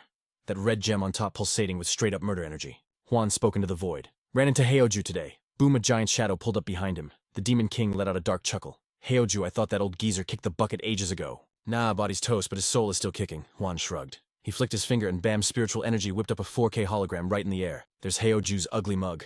Classic. Even after getting wiped out 400 years ago, that roach just won't die. The Demon King squinted. Okay, but who's the meat suit he's riding in? Some random martial artist kid, Juan replied. Heoju's just clinging to him for dear life. The king hummed, checking the tape. Wait a sec. Ain't that the brat who smoked Geniella's clone? Cue the creepy giggles. That's the one, Geniella purred from the shadows. Looks like a total NPC, but if he wrecked my doppelganger, the kid's got hands. He looks human, but he smells like us, Juan noted. Since Heoju's riding shotgun, I let him slide. Looks like he's heading to Chavia. Let's see if he levels up. Geniella licked her lips. Delicious. But the Demon King wasn't laughing. Don't get cocky. Even as a ghost, Heoju is a raid boss. Disrespect him, and you're done. Relax, I got schemes on schemes. She smirked with those wicked red lips. Juan rolled his eyes. Whatever. Just keep us posted. The king sneered at the hologram. The hunt was officially on. Gotcha, you little heart stealer. Back in the real world, Sungmin was glued to some top-secret papers about Chavia. It was the cheat sheet on all the local gangs. Sungmin flipped through it, poker face on lock. Then boom. His eyes snagged on a logo in the corner. Predator. Nobody knows when these guys started, but they've been lurking in the dark for centuries. Vampires, werewolves, absolute freaks. It was the ultimate monster mashup. Their logo, a creepy inverted pentagram. They hate the sun, but when the lights go out, they run these streets. Bloodthirsty, savage, and scary, strong. Sungmin read about the bosses. The 5 captains, also known as the Black Stars. These dudes were walking natural disasters. Then it hit him like a truck. These freaks, are they the others that Psycho Wolf mentioned? Suddenly, Heoju's voice echoed in his head. Bingo, kid. They actually tried to recruit yours truly back in the day. Obviously, I said no. Too much drama, Heoju bragged. But make no mistake. That rabid wolf you fought, he's definitely one of the 5 stars. Sungmin froze. That meant there were 4 more just as bad. These guys have been around for hundreds of years, Heoju continued. For a human to step to them, straight up suicide. You better thank your lucky stars. It's a miracle that wolf didn't turn you into lunch. So if you don't want to cry later, you need to... Shut it, Sungmin snapped, cutting the old ghost off. You trying to sell me the demon package again? I told you no 1,000,000 times. And let's be real, I've survived on pure dumb luck anyway. Heoju paused, actually shook. Sungmin's face went stone cold. I told you. Someone I looked up to went down that dark road. To honor him, I ain't losing my humanity. Period. Heoju hit back with that icy calm. Boy, you're already on the edge of the cliff. You think this little struggle matters? Why hold on to that weak human side? Is your pride worth losing the power you need? Heoju pushed. I'm done with your fairy tales. Sungmin's eyes caught fire. Zip it, I'll get strong my way without turning into a monster. The ghost laughed cold as ice. Is that right, Hope? You don't realize you're wrong when you're dead? Lucky for them, the mad wolf let them go this time. But somewhere else, a totally unhinged lady had a thing for guys exactly like him. Her eyes sparkled with crazy. She loved dudes who begged for crumbs while clinging to their power. Pathetic, she sneered, voice dripping with venom. You show weakness to them? Ugh, you're such a letdown. The man growled like a beast. Get lost! Vampire Queen Geniella just looked down at him like he was a bug. She reached out, tracing his jawline with a porcelain finger. You poor broken thing. Wham. Her hand moved faster than light, slamming him into the dirt. The guy was shaking with pure rage. You vampire witch, I said beat it. I won't fall for a freak like you, he roared. This was the blood heavenly demon boss of the Chavia system, but Jiniela just caught his fist like it was a feather squeezing until bones cracked. She pouted, acting all cute. Oh my, why does a strong warrior make my heart go doki doki Bekmusen? Why don't you just give up and be mine? As the queen of vampires, I promise you this be my servant, and that missing left arm, I'll grow it back in a snap. I'll even give you the juice to crush the guy who did this to you. Bekmusen flinched, stepping back. He clenched his jaw so hard it popped. I refuse, Jiniela grinned. You're amazing, Beck, beaten by a kid half your age wallowing in misery. Your big bad army dust, but your mind is still strong. Sexy. She leaned in. But you know what, every time I visit your no gets a little quieter. The blood heavenly demon was slipping right into her claws. But here's the kicker, she didn't even care. That was her curse. The second she got the toy, she wanted bored. She'd toss it in the trash and look for the next victim. She'd been playing this sick game for a while. She whispered, "Guess it's time for a new plaything." Just then, a minion walked up and bowed. My queen. Jiniela looked bored out of her mind. The servant cleared his throat. Yo, new guy in the city. Definitely human, but his vibe totally unnatural. Her icy smirk returned. That must be him. Her eyes lit up like high beams. The guy who broke my favorite toy. Even if she was bored of that toy anyway. Juan's warning flashed in her brain. Don't cross the line. She froze for a sec, weighing the pros and cons. Then she shrugged. Not my problem. Let's go check this dude out. Meanwhile, the city streets were a disaster zone. Bodies everywhere. But for the locals, just another Tuesday. Nobody cared. Total apathy. Sungmin sighed heavily, blending into the crowd. He was confused as hell. So we finally made it to Chavia. But what went down here, bodies scattered like autumn leaves, Rubia whispered in his ear. Did I not tell you, fam? This place turned into a living hell after the blood heavenly demon took the L. Sungmin gasped. I knew it was bad, but this is straight up apocalypse levels. Hyoju cut in. Yo, open your eyes. Those aren't just human bodies. Vampires, werewolves. They're all mixed up in this mess. Usually night creatures stay hidden, but here they're out in the open. The city threw the rulebook out the window a long time ago. Her lip trembled, tears threatening to spill. Yo, are you sure about this? Can we actually find a VIP in a godforsaken dump like this? Didn't that monk point us north? Suddenly a sickly sweet voice sliced through the air, dripping with dark, playful vibes. Someone infinitely precious is right here. Janella descended like a phantom, hovering right in their grill. And that someone is me. She flashed a playful grin, eyes dancing with amusement. The spear demon locked eyes with her as she whispered, Pleasure to meet ya. The name's Janella. Sungmin frowned, totally lost in the sauce. Heoju's voice rang in his head like a siren. That's the lunatic I warned you about, the mad queen of this city. Unlike the crazy wolf who just goes beast mode in a rage, this chick operates on zero logic. She's a chaotic anomaly. I flexed my power on the wolf so he'd back off, but her, I suspect she's already hunting you, kid. The old spirit's voice was grave. You gotta stay away from Janella at all costs. But before Sungmin could even process, poof, she vanished. Next second, she's inches from his face. Sungmin's eyes went wide in pure terror. Heoju said she wouldn't attack yet. Right? He forced himself to breathe, fighting the urge to bolt. You are Janella. Her eyes lit up like Christmas lights. Oh, you know who I am. Did the Void Tyrant tell you? She glanced around, sensing the spirit.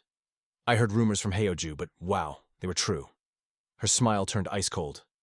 Have you really fallen this low? You the entity once feared as the nightmare of the South? Heoju scoffed. Cheeky brat. Your arrogance is off the charts. Looks like I need to school this child. Only pain will teach her some manners. Janella burst into laughter, completely unbothered by the shade.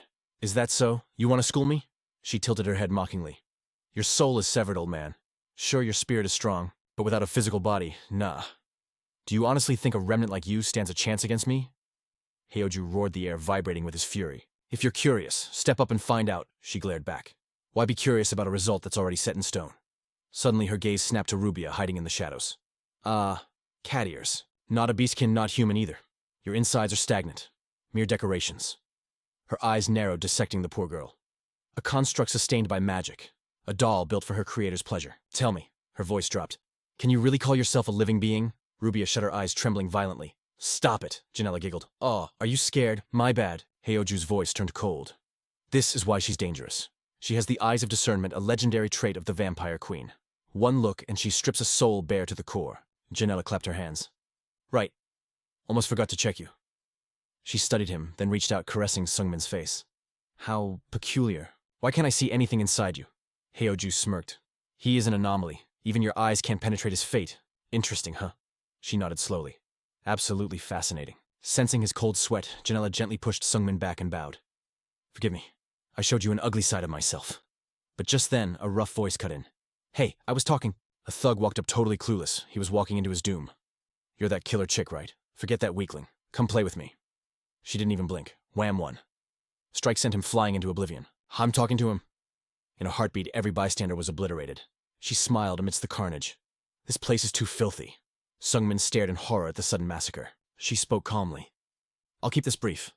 Sungmin braced himself. What are you talking about? Her next words froze him cold. The sword demon, Janella mused. I took him in years ago. Even in despair, he was resilient. He never gave up. He was tragically weak, but I adored that. I have a soft spot for those who struggle. Sungmin hesitated. So, you want revenge because I killed him? She burst into laughter. Oh heavens no. I considered it, but toys eventually break. I don't blame you for tossing a broken toy. Sungmin clenched his fists. Then what's your endgame? Janella stepped closer, voice dripping with honey. Simple. She leaned in. How would you like to become a vampire?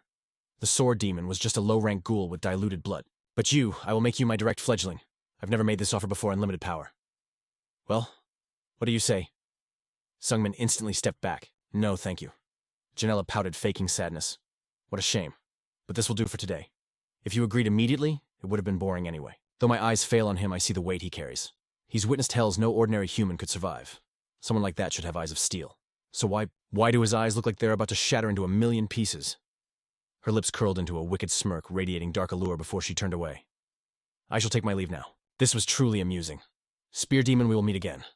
Try not to crumble too easily before our nation's might. Sungmin stood frozen, blinking in confusion. What just happened? Hyoju let out a mocking cackle in his mind. What else that Vixen is fascinated by you? That's just the twisted nature of her kind. She never gets tired of watching people wallow in misery. She is merely waiting for you to hit rock bottom before offering a new deal. Sungmin remained silent, his gaze drifting gloomily over the corpses littering the ground. Just how strong is she? Hyoju answered with grave seriousness. She is the second strongest existence you've encountered so far. Sungmin's eyes widened. Who could possibly be the strongest nearby? A solitary bird perched on a branch, beady eyes watching with unnatural intensity. That is exactly why you must become a demon. Sungmin gritted his teeth. Why was everyone so obsessed with turning him into a monster? Meanwhile, far away, the demon queen lowered her voice as she watched through the bird's eyes. I have finally found you. He has entered the city. I'm counting on you, Anna. Instantly, a crushing wave of spiritual pressure erupted. It pierced through the crowded streets like a physical blade. Ordinary civilians were obliterated the moment the aura brushed past them. A man trembled paralyzed by the terrifying power. His scream was cut short as he joined the pile of the dead. A tall, imposing figure sat slumped atop a mountain of fresh corpses. He gritted his teeth, breathing slowly, stabilizing. Wei Hoyan looked around, dazed. How long was I out this time, Snowy City? Is this Travia? Why did I travel so far? North. Suddenly he sensed a clash of energies nearby. A spearman shattering a girl's attacks. Wei Hoyan watched in silence, analyzing the duel between the young girl and the spear user. As he watched the frenzied exchange, a grin tugged at the corners of his mouth. Then he burst into exhilarated laughter. A few days later, after the Janella incident, Sungmin stared in surprise at the man before him. Both he and Rubia recognized that face immediately. He approached with suspicion. Kim Dong-hyun. The man chuckled amused.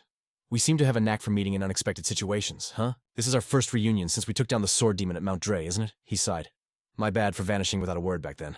Dong-hyun shrugged. It's cool. I assume you had your reasons. Sungmin asked casually. What brings you to the city? Dong-hyun avoided his gaze, eyes darting around before giving a hesitant reply. Sightseeing. Sungmin glanced at the corpse-strewn streets and said dryly, I suppose there are sights here that can only be found in Travia. Dong-hyun gave a helpless laugh. Those are impressive, but have you heard of the predators? Sungmin looked at him startled. Seeing his reaction, Dong-hyun smiled faintly. You must know of them. The mutants. The man-eating monsters living among humans. They have begun to make their move. Some peeps here possess power that's straight up broken. Like we're talking catastrophic energy levels capable of wiping the Bloodhaven Alliance off the map in a heartbeat. And guess what? Those absolute units have started making moves right here in Travia. The Bloodhaven demon used to run these streets, but the vibes have definitely shifted. Since the big boss bit the dust, countless demons have flooded in, ready to throw the world into total chaos. These apex predators are dangerously close to hitting their endgame goals. What exactly are they plotting? Ancient monsters that have been chilling at the top for centuries are finally waking up. Looks like a new legend is about to drop, and honestly, he smiled maniacally. I'm dying to see how this plays out. Moments later, Hoju spoke slowly in Sunman's mind. Yo, you really should have taken that guy's offer. He might be the cheat code we've been looking for. Sunman flashed back to that sketchy encounter earlier. If you're homeless, want to crash at my crib? The guy had asked. Yeah, right. Sunman got major creeper vibes like he'd end up dissected on a lab table if he went with him. I'll find the VIP on my own, thanks, Sunman decided. Hoju just hummed while Rubia groaned in frustration. Does this mean we're sleeping in the dirt again to find them? Sunman was totally speechless. Nobody said our target is definitely downtown, Sunman thought to himself. The city is way more sketchy than the rumors said, so we gotta scout a bit more. If we don't find clues, we dip, Rubia muttered. I need a shower. But suddenly, a wave of killing intent crashed over them like a tsunami. Sunman reacted, instantly swinging his spear to slice through a tentacle lunging straight for his face. He smirked. We just got here and we're already in trouble. Sunman stared down the attacker, a girl with a face colder than ice. It was Aina radiating pure bad vibes. She growled his name. Lee Sunman. Her eyes locked onto his spear, sensing that spicy aura. That weapon? Her tentacles twitched with excitement. Finally, I can test my new power. Sunman's face got serious. Infinite mana Regan wild tentacles, and now she mastered chi reinforcement. She's cracked. Hoju shouted. Yo kid, shut her down before she ramps up. Don't gotta tell me twice. Fire blazed in Sunman's eyes as he gripped his spear. I'm handling this. Both of them exploded with killing intent and launched into the clash. Suddenly a deep voice boomed across the battlefield. You two look like you're having a blast. Boom out of nowhere, we smashed them both away with a single savage hit. Let me join the party. Sunman was shook. Who the heck was this monster? The intruder moved with glitch-like speed, knocking both him and Aina back instantly. His fist was glowing with pure alpha energy. He dropped his name, the crazy heavenly demon. Sunman's brain froze, remembering Master Hoju's warning. Run! If you ever see that guy, don't walk, run. He's one of the 3 great demons, but Hoju said he's the only actual monster among them. Why? Because his raw power straight up rivals the heavens themselves. Scary stuff. Even Aina was trembling in the dirt, blood dripping from her lip. Her eyes were wide with sheer terror. The crazy heavenly demon. Why would a living legend show up in this dump? We let out a feral roar that shook the air. Where's your hype? Come on, let's throw hands. Aina gritted her teeth, forcing her broken body upright. She faked a whimper to catch him off guard. Then bam. Her aura flared with murderous rage. I was having a great time until you crashed the server. Y watched her outburst with a twisted grin of approval. Tentacles incoming. He didn't even flinch. He just laughed like a maniac. Excellent. Show me what you're cooking. But the second she got close, we unleashed a simple punch. Boom. The pressure was insane. It blasted Aina backward before her brain could even process the hit. She stared, totally unable to comprehend the skill gap. Even the demon king inside her was shook. Impossible. If he lands a clean hit, her entire body is toast. Not even her regen hacks can save her from that. Aina tried one last desperate attack, but she got swatted away like a fly. Y's energy surged like a tidal wave of fire. In a split second, Aina was completely swallowed by a massive sphere of destruction. She watched in horror as her doom approached, while Sunman's jaw hit the floor, witnessing this logic-defying power. The sphere detonated. A cataclysmic explosion tore through the sky, shaking the server's very foundation. We stood in the chaos hands, glowing with terrifying ki, shaking with pure excitement. He stared down at Aina. Her tentacles were chop suey, and her body was twitching in pain, but her rage was still burning. I'm gonna kill you, she hissed. The Demon King's voice rang in her head. Chill. If it was just the old man, we could go full power. But that thief is still watching. Don't be a noob, escape now. Aina clenched her jaw until it bled, forcing her broken body up one last time to flee. Y whistled, actually impressed. Oh, she's still moving. That regeneration is top tier. Let's keep playing, but Aina spread her wings and yeeted herself into the sky, leaving him grounded. Y watched her fade away, looking totally bummed out. He sighed deeply. Whatever. Guess I'll have to entertain myself with you. Sunman flinched as the monster's gaze locked onto him. We tilted his head, curious. This kid. He was the reason we threw away his dignity to join this war. Weird, we thought. Never met him, but he's triggering some serious nostalgia in my soul. Hoju's voice cut in urgently. Kid, something is sus about him. We need to interrogate him. Don't delete him, just capture him. Sunman screamed internally. Are you crazy? I'm trying to survive, not win. Hoju sneered. If you're too scared, let me drive. Suddenly we asked absent-mindedly. Yo, where are we? Sunman blinked, confused. This is Travia. Y rubbed his chin. Travia, just as I thought. I guess losing my marbles and going on a rampage brought me here. But dang, I've never traveled this far north before. Did I really Forrest Gump my way up here while I was insane? What happened to me? While Hoju analyzed the old man, we closed his eyes deep in thought. A second later, his eyes snapped open. Bah, thinking is for nerds. He launched himself at Sunman with a grin. Who knows when I'll go crazy again? I gotta enjoy being lucid while it lasts. Sunman panicked. Wait, time out. Give me a reason. Wee's eyes sparkled with battle lust. Reason. When two martial artists meet, catching hands is the only reason we need. With a ground-shattering stomp, we tore through the air, becoming a blur of speed. Sunman froze. The killing intent was absolutely suffocating. His hands shook as he gripped his spear, grinding his teeth to force the fear down. I can't stop this, he realized. No time to charge up. The incoming strike was apocalyptic. Its raw power was way beyond even Hoju's clone. Suddenly, Hoju gasped. This energy? Could it be? At the same moment, Wee's eyes bugged out, seeing the boy clash. Sunman's spear met the fist. Shockwaves rippled out, turning the ground into dust. Wee laughed heartily. Not bad for a brat. You got skills. Come on. Let's enjoy this dance. You lunatic, Sunman shouted. I need an opening to escape. But Hoju's voice boomed. No, Sunman froze. Huh. You can't run, Hoju commanded. We have to capture him right now. Sunman's mind reeled. What the hell are you talking about? Hoju's voice trembled with disbelief. That power he's using, he's channeling my demonic energy. Sunman gasped. Your energy? He is wielding the power of the Void Tyrant. As the truth hit like a truck, Sunman barely twisted his body, dodging Wee's heaven-shaking punch by a hair. He ground his teeth, fighting the chaos exploding in his mind. Yo, focus up. It is crunch time, literal life or death. But then, Hayo, that nagging spirit in his head, slides into his DMs with a buzzkill warning. Remember, kid, you gotta capture this boomer alive. Zip it, Sunman roared, locking in like a pro gamer. Meanwhile, across the field, Master Wee is absolutely tweaking, eyes glowing like high beams, fully lost in his Battlemania sauce. Sunman's spear starts screeching like a banshee, dripping with that spooky ghost aura. Boom. He fires off an energy blast that rips the air apart. Total destruction incoming. But he does not even flinch. My guy just charges up his palm, radiating blinding swag. He literally catches the incoming nuke like it is a frisbee. Are you kidding me? He stopped the blast cold. With a toxic smirk, he grips that energy and just yeets it. One casual yank, and Sunman gets launched into the stratosphere along with his spear, Team Rocket blasting off again. Sunman is gasping for air, his heart dropping into his stomach. Realization hits him like a truck. This isn't a fight. It is a one-sided beatdown. This old monster has 0 openings. He's a transcendent master, basically a god walking among NPCs. But does our boy care about logic? Nah. Sunman tanks the hit. When the pressure is on, he levels up. The despair just makes him grind harder. But Wee is not waiting. He's already spamming his next attack. Sunman burns every drop of stamina. 9 heavens, absolute spear, first form, soul-piercing strike. He is panting like a dog, eyes popping out in disbelief. Boom. The old creep vanishes and detonates his own aura like a suicide bomber. He is nuking the whole map just to flush Sunman out. Totally unhinged behavior. If Sunman hadn't popped his shield and demon armor, he would be toast. Even Master Wee took some damage. Blood is dripping and he is looking at the kid like, okay, now I am mad. Then this absolute psycho jumps directly onto the spear tip. Wee sneers, dripping with disrespect, and goes, look at you. You are barely 20, yet you are throwing hands like a grandmaster. Bam. He drops a palm strike heavy enough to flatten a mountain. The cloud's gone. Dust clears, and Wee is standing there looking down on Sunman in the crater. He's confused, asking, yo, you using anti-aging cream? Or are you that legendary little heavenly demon? Sunman wipes the blood and smirks. I am neither, bro. Wee narrows his eyes like bet. He spins into a tornado kick that literally shreds the wind apart. Just let me play with my food a bit longer. Sunman freezes. Remote aura control. That is physically impossible. This dev is hacking. Destruction is closing in. Time goes Matrix mode. 2,100 years. That is how long he grinded in the void. He could have rage quit 1,000,000 times. Why didn't he? Because giving up is for losers. He refused to be weak. He was sick and tired of hating his own existence. Suddenly crazy eyes activated. Nah, that ain't it. I did it because I love these hands. Sunman roars, breaking the seal on his hidden OP powers. Wee stops, cold eyes bugging out at the power spike. Faster than a glitch, Sunman teleports right in the old man's face. Pure killing intent. 0 chill. Wee grins like a kid in a candy store. Boom fists clash, steel hits meat. Every punch triggers a massive aura nuke. The air gets heavy with murder vibes. Wee's veins are popping, screaming, you little brat. They're trading blows so fast you can't even see them. Space itself is shattering. The old master is sweating, thinking this kid is leveling up mid-battle. Is he ascending right now? No, wait, Wee realizes. He is not leveling up. He is just remembering. He chimes in from the void. 2,100 years, baby. He is just reclaiming his account. All that XP he lost when he broke. It is flooding back now. The power is online. Sunman is wheezing, muscles screaming.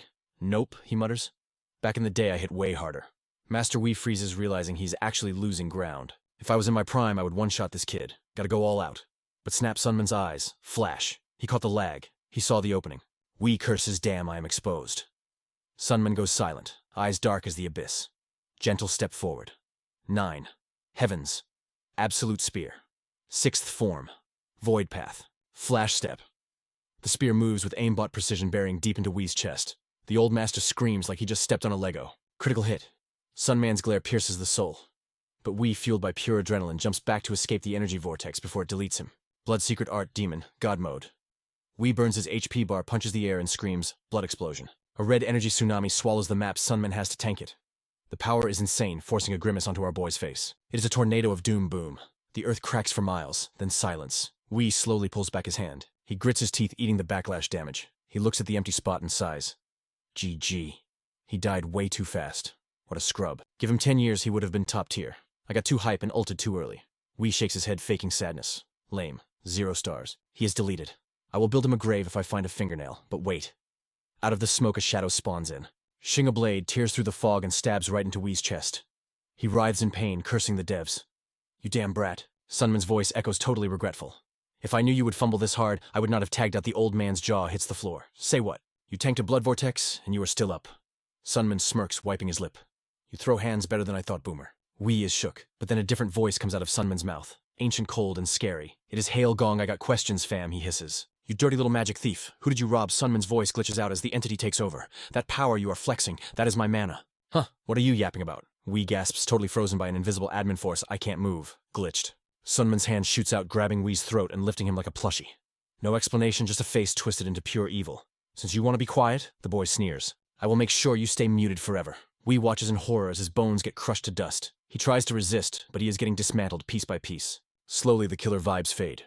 Sun Man gasps, fighting to get his ping back to normal. He looks at his shaking hands, then at the wrecked old man. I knew it. Yo? I found my own mana hiding deep in his core, Hyoju observed. But a human should not be able to handle that kind of juice. The grip on Wee's throat stayed deathly tight. Sun Man's eyes narrowed as it all clicked. Gotta be it. Suddenly, his own throat started closing up from the inside. This old geezer is linked to the kid. Sun Man gasped for air, shaking like crazy. You absolute psycho! He cursed in his head. A voice roared from inside, pain plastered all over the boy's face. Give me back my body! Sun Man's soul screamed from the void. Knew this kid was stubborn. Hyoju grumbled, fighting for the wheel. But to think he could actually wrestle his body back from me. 2 souls, 1 vessel. A total chaotic smackdown for control. I do not want to steal your ride, kid, I know. Sun Man gasped, hitting the dirt as his knees buckled. He grabbed his throat, hacking up a lung. Hyoju was raging in his mind. You ungrateful little brat. Is this how you treat the hero who just saved your butt? I get it, okay, my bad, Sun Man muttered, looking at Y, who was out cold on the freezing ground. Sun Man replayed the fight. I might have parried that last hit, but without the Void Tyrant taking the wheel, I would have been total toast. He tried to make excuses, but facts are facts. The situation had spiraled way out of his league. Hyoju scoffed. Pathetic noob. If I had the power I stacked up over 2,100 years, I would have bounced that attack and crushed him instantly. Sun Man's face went stony. He got quiet deep in the zone. Realizing the massive gap in their levels, he bent down to grab his blade. The spirit's words stung, but they were true. If he had that ancient mojo, this fight would not have been such a sweatfest.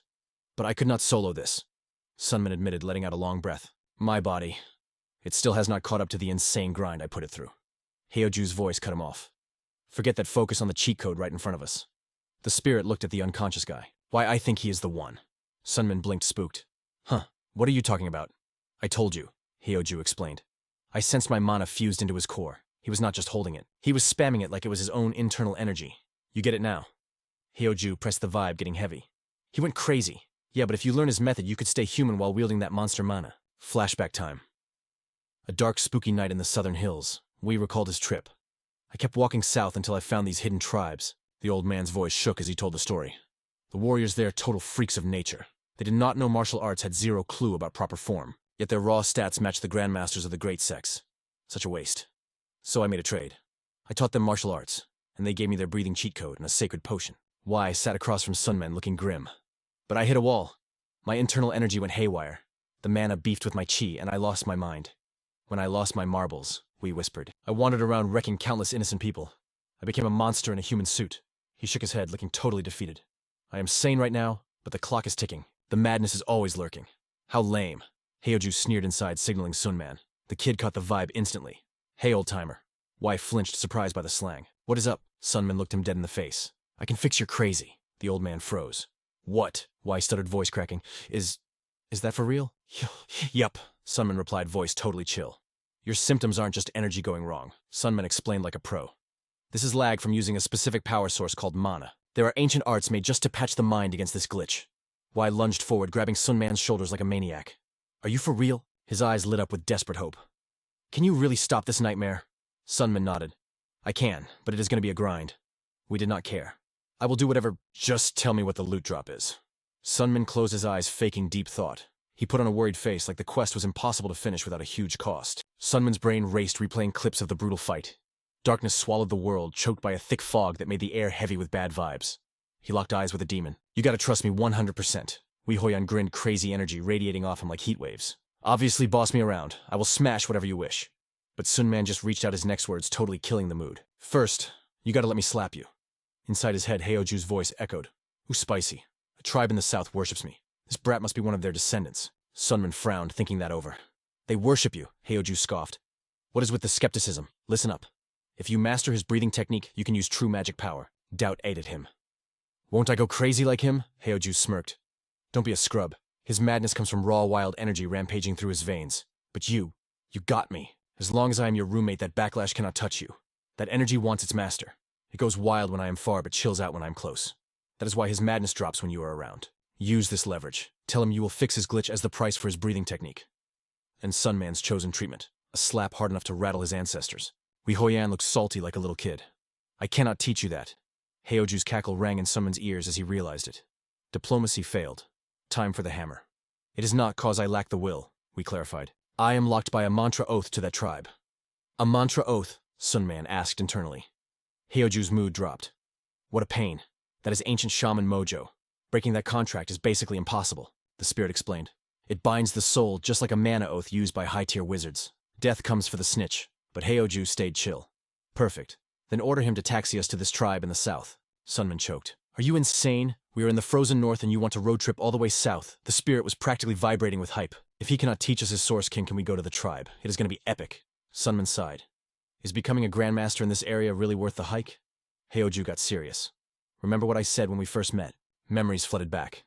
I am a demon king with OP stats. I ruled for centuries and stacked cash you cannot even imagine. My inventory holds artifacts that would make emperors cry. Sunman let out a dry laugh. Yeah, right. The loot is down south. But fam, we ain't traveling just for power. This is for my legacy. Sunman stroked his chin, eyes flashing with greed. Now you're speaking my language. A system window popped up. Ding the minor heavenly demon has joined your party. Suddenly, wham. A fist connected with the guy's left cheek, drawing first blood. POW. Another haymaker crushed his right cheek. Sunman went full beast mode, unleashing a combo that left the legendary demon seeing Tweety birds. The elder pointed to his face, looking like two swollen steamed buns. Yo, explain this to me, he wheezed. How does beating my face and cure my insanity? Sunman looked at his masterpiece, a troll-like sparkle in his eyes as he made stuff up. It's ancient medical theory, bro, Sunman lied smoothly.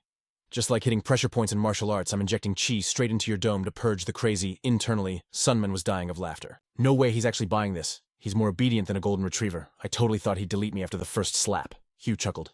It ain't a choice, kid. It's instinct.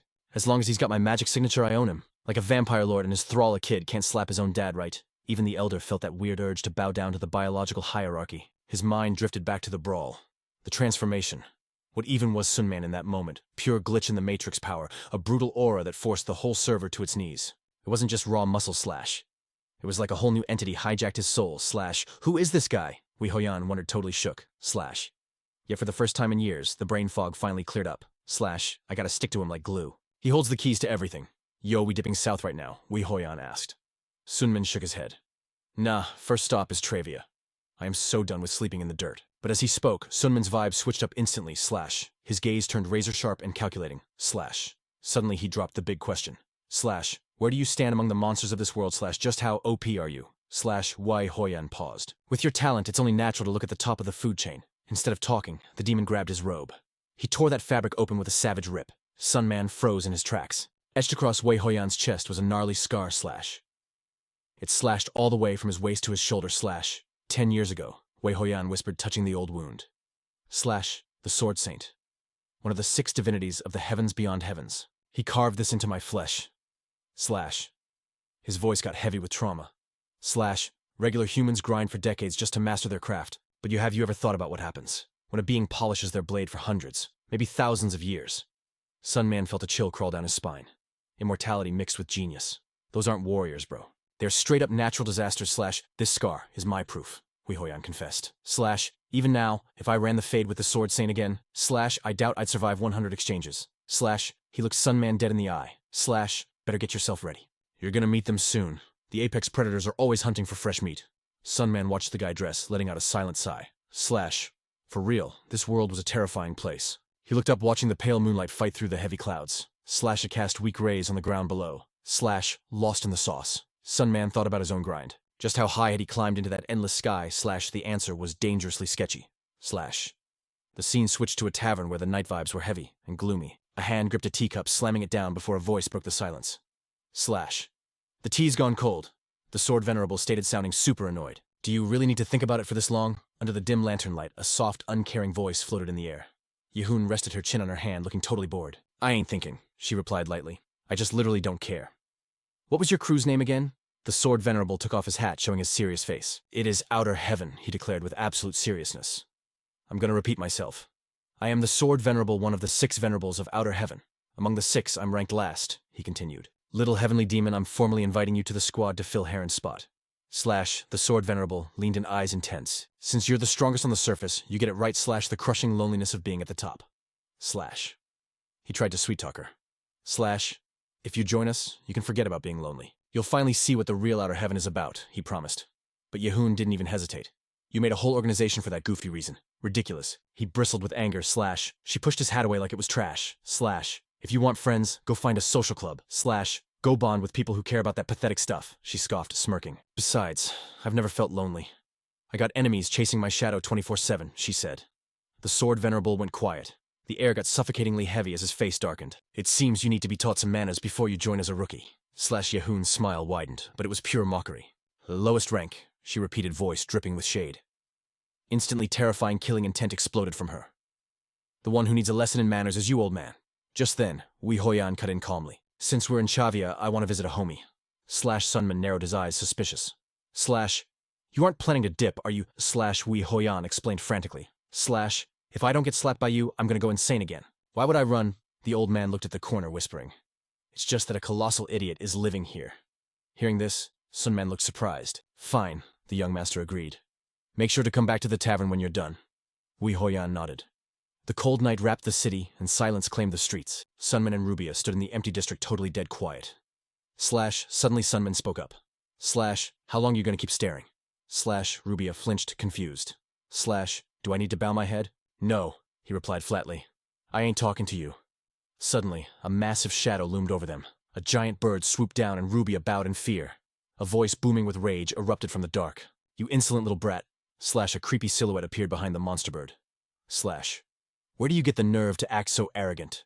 Preston screamed. You're the thief who swiped the heart I spent my whole life making. Asio at Sunman didn't even flinch. I didn't take it on purpose. He shrugged. What do you want me to do? Rip it out and give it to a dark mage running a dungeon lab. You got a loud mouth, huh? Sunman's voice dropped, turning icy. Nah. I got questions for you. What is this heart you want so bad? The dark mage lowered his head, but still looked rebellious. Why should I tell you? Sunman ignored him and switched topics. The master of the Golden Magic Tower is named Lai. Is he not? That name hit a nerve, Sunman continued. Actually, you could say I saved his life once. Lee told me, Sunman recalled. Anything you want, if I can do it, I'll grant you one wish. Yup, he promised me a wish. Sunman sighed theatrically. Being stalked by a weird undead freak is super annoying. So, I'm thinking about using that wish to call the entire Golden Magic Tower to exterminate a certain lich. I bet this undead is all bark, and no bite, he taunted. Wonder if a mediocre lich can survive a full magic bombardment. Seeing you shut your mouth like that, you must be real confident. Sunman nodded decisively. Good. I'm pretty sure there are a few mages nearby. Preston flapped his wings in panic. Wait, just wait, he stammered, finally breaking. I used the black heart to research predation and evolution. Preston thought desperately. I might be safe from the magic here, but if Lai meets this kid, he'll sense the heart. If that monster Lai finds out the heart is in this thief, he'll destroy the host just to get it back. I gotta stop this no matter what, he thought, gathering courage. That black heart. Preston started spilling the tea. It devours the hearts of others. Horrific images flashed in his mind, monstrous hands, crushing people, twisting minds and bodies, until they were unrecognizable, it steals their skills and knowledge. Preston spoke with twisted pride. By doing that, the heart keeps evolving, it becomes stronger, superior to everything else, his voice dropped, revealing the ultimate truth. Anna, my little daughter was made with that heart as her core, That's why she can unleash its true potential, As for you, impossible, that power is caged in a basic human body. Sunman realized he wouldn't turn into a monster like Anna. His face turned to cold steel. Tell me what's your real goal with this heart? Preston threw his head back, laughing like a total maniac. It caught them completely off guard. The creature started rambling, eyes gleaming with madness. To create a supreme life form. Sunman frowned. And what exactly is a supreme life form? A mortal like you wouldn't get it. It doesn't exist yet. But with the black heart, I'll birth a being above all creation. A being of absolute perfection. Just as Preston finished his speech, boom, a colossal foot came down from the heavens ready to crush him flat. Sensing the death vibes, he ghosted out of there, leaving Sunman standing confused. Sunman's brain did a burnout trying to figure it out, but then it clicked. The terrifying heart beating in his chest was the cheat code. Meanwhile, his heart was pounding like a giant stomping around in his ribcage. Based on what he said, this thing won't kill me, he thought, sweating bullets. But I can't shake the heebie-jeebies. Wait a sec. The way I sucked up that resurrection pill earlier, that wasn't just RNG luck. It was the heart. It min-maxed the absorption perfectly. His big brain moment was shattered by a booming voice from behind. Yo, Sunman, look who's back. It was the mad heavenly demon. Sunman exhaled. Thank God you returned. But before he could finish, he did a double take. Standing next to the elder was a total hobo, a disheveled, pathetic-looking wreck of a dude. Sunman's guard shot up to 100. His instincts screamed stranger danger. He spoke slowly, suspicion dripping from every word. Who's the scrub? Flashback time. 10 minutes ago, in a room full of empty booze jugs, the elder loomed over a slumped guy, eyes blazing. Look at you. Absolutely pathetic. He shook the guy like a rag doll. The elder couldn't hide his disgust. Gross. It ain't just booze, is it? You popping pills too? I'm the one who went crazy, yet you look way more wrecked than me. Speak up. The dude just chugged his wine like water. 10 years, and you start with a lecture. This was the blood heavenly demon Gwen. He hung his head voice hollow. I'm washed up, man. I quit reality. I hit a wall. I can't climb a mountain too high for a loser like me. Why even bother? The elder's face softened, but his tone stayed sharp. I heard the T. You took an L to the little demon queen, right? You dummy, one loss, and you fold like laundry. Gwen went quiet. For a brawler who lived by his fists, losing an arm wasn't just a defeat. It was game over. Isn't that enough? Gwen whispered. The elder exploded. Don't give me that trash. Ain't there legends who climb to the top with one arm tied behind their back? Gwen laughed dryly. I ain't the main character like them. I know my limits. The words hit the elder like a dagger digging up old trauma. Gwen's eyes went dead. The world's strongest. I really thought I was the GOAT. Unrivaled. If it was a normal loss, I would have grit my teeth and run it back. But that little demon queen, her stats were hacked. Logic didn't apply.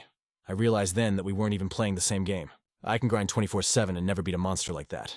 He started shaking. I called myself a genius, but I got stomped by a 22-year-old brat. Face her and you'll know true despair. The elder had heard enough. He got right in Gwen's grill. You idiot, 10 years ago I ate that same dirt. I saw the gap. But did I rage quit? Never. Even when I went insane, I stayed on the warrior's path. If a mountain blocks you, climb it and thank the heavens for the XP. So what if you lost to a 22-year-old girl? Listen up. Just today I almost got deleted by a 23-year-old brat. Gwen blinked. Captain, what nonsense are you spouting? Don't play me. The elder's veins popped. No cap. If you don't believe me, get up. I'm dragging your sorry butt to meet him right now. Back to the present. The elder stood shaking before Sun Man, switching from arrogant boss to humble simp. And that's the T. Sun Man processed the drama while Gwen glared like a wild animal. The one-armed demon scanned the boy, looking for this so-called monster energy. I see. Sunman faced the two old heads. Awkward silence ensued. Sunman's face was a mask of chill giving nothing away. Gwen stared deep into his soul. Finally, the blood-heavenly demon broke the ice. This is a joke. He whipped around glaring at the elder. You trolling me? You dragged me out here for a prank, the elder stuttered. What? What do you mean? Gwen roared, aura flaring up. You said this kid was a monster, a genius on par with the queen. He's got some skills, sure, but enough to scare the mad heavenly demon, please. Sunman watched totally lost. Why is he tripping, Nair? The elder facepalmed, defeated by his friend's thick skull. He let out a long sigh. Then the elder's voice echoed in Sunman's head via telepathy. I brought him here for one reason. I need you to throw hands with him. Sunman's eyes went wide. Say what now? Since the demon queen took his arm, he's been a zombie drowning in self-pity. Here's the mission. Beat him up. Smack him until he wakes up from this nightmare? Sunman scoffed. You really think catching these hands will fix his depression? And why should I do your dirty work? The elder dropped the ultimate loot. Do this, and I'll teach you my ultimate move, the blood illusion. Heavenly demon art. Sunman shut it down instantly. My body's already maxed out. Learning that now would brick me. Pass. The elder tried to haggle, but a dark shadow cut in. Gwen stepped up, voice dripping with venom. Yo, why you standing there like an NPC? Show some respect to your elders. He sneered at Sunman. You reek of arrogance. I guess getting strong young went to your head. A twisted, crazy grin spread across Gwen's face. But listen well, kid. Once you face a real monster, you'll learn what despair tastes like. Oh, really? Sunman didn't flinch. He looked amused. Gwen's expression darkened. You're laughing. You don't get it. I used to be just like you. Sunman's inner thoughts synced up perfectly. Yeah, I used to be just like that too. Asterisk. Yo, that line belongs to me, fam. He took a single L and completely crashed out. Total cringe. Calling me trash. Now seeing someone this broken makes me salty. We had to deal with this clown for so long. Sunman's gaze turned straight up icy as he faced the elder. Elder Wee, I'm down with that request. He glared back at the washed-up warrior. My eyes are bleeding just looking at this pathetic scrub. He raised his chin, voice colder than a freezer. If you're done yapping, catch these hands, you absolute loser. The city was dark, but the air, it was crackling with straight-up murder vibes. The peanut gallery was shaking in the shadows. Yo, isn't that the blood heavenly demon? The two warriors locked eyes, and the tension was thick enough to cut with a knife-total standoff moment. Boom, crimson fire exploded under Guion's kicks, scorching the ground. He didn't waste a second. Roaring like a beast, he unleashed the heat. The inferno swallowed everything. Blood mist phantom strike. As the squad tried to block the attack, Guion's brain was racing. I might be down an arm, I might be nerfed, but no shot I'm losing to some rando scrub who ain't even the little heavenly demon. His killing intent spiked, choking everyone out. He closed the gap in a heartbeat, eyes looking totally deranged. Blinding steel flashed. The night lit up like fireworks, a sword met energy in a symphony of destruction. They were trading blows non-stop. 9 heavens arts, baby. Fifth form severing, / Guion blocks the strike like a total pro. He's thinking, fast, but not enough to delete my account, bro. Sunman spots the glitch in the matrix instantly. He sees the flaw in Guion's defense. Oh, you want to play it like that, bet? I'm changing the meta right now. He switches his stance in a blink. Guion's eyes are bugging out, panic mode engaged. Hold up, this kid has 0 mana. How is he moving like a glitch? But every step Sunman takes is dropping shockwaves of pure kinetic energy. The path to the W is locked in. 2 steps, fam. That's all I need to end this career. Boom, phantom spirit. Step 3rd form. He ghosts him completely, respawning right above the old man's head. 2-step calamity strike, dropping the hammer with just footwork. You little monster.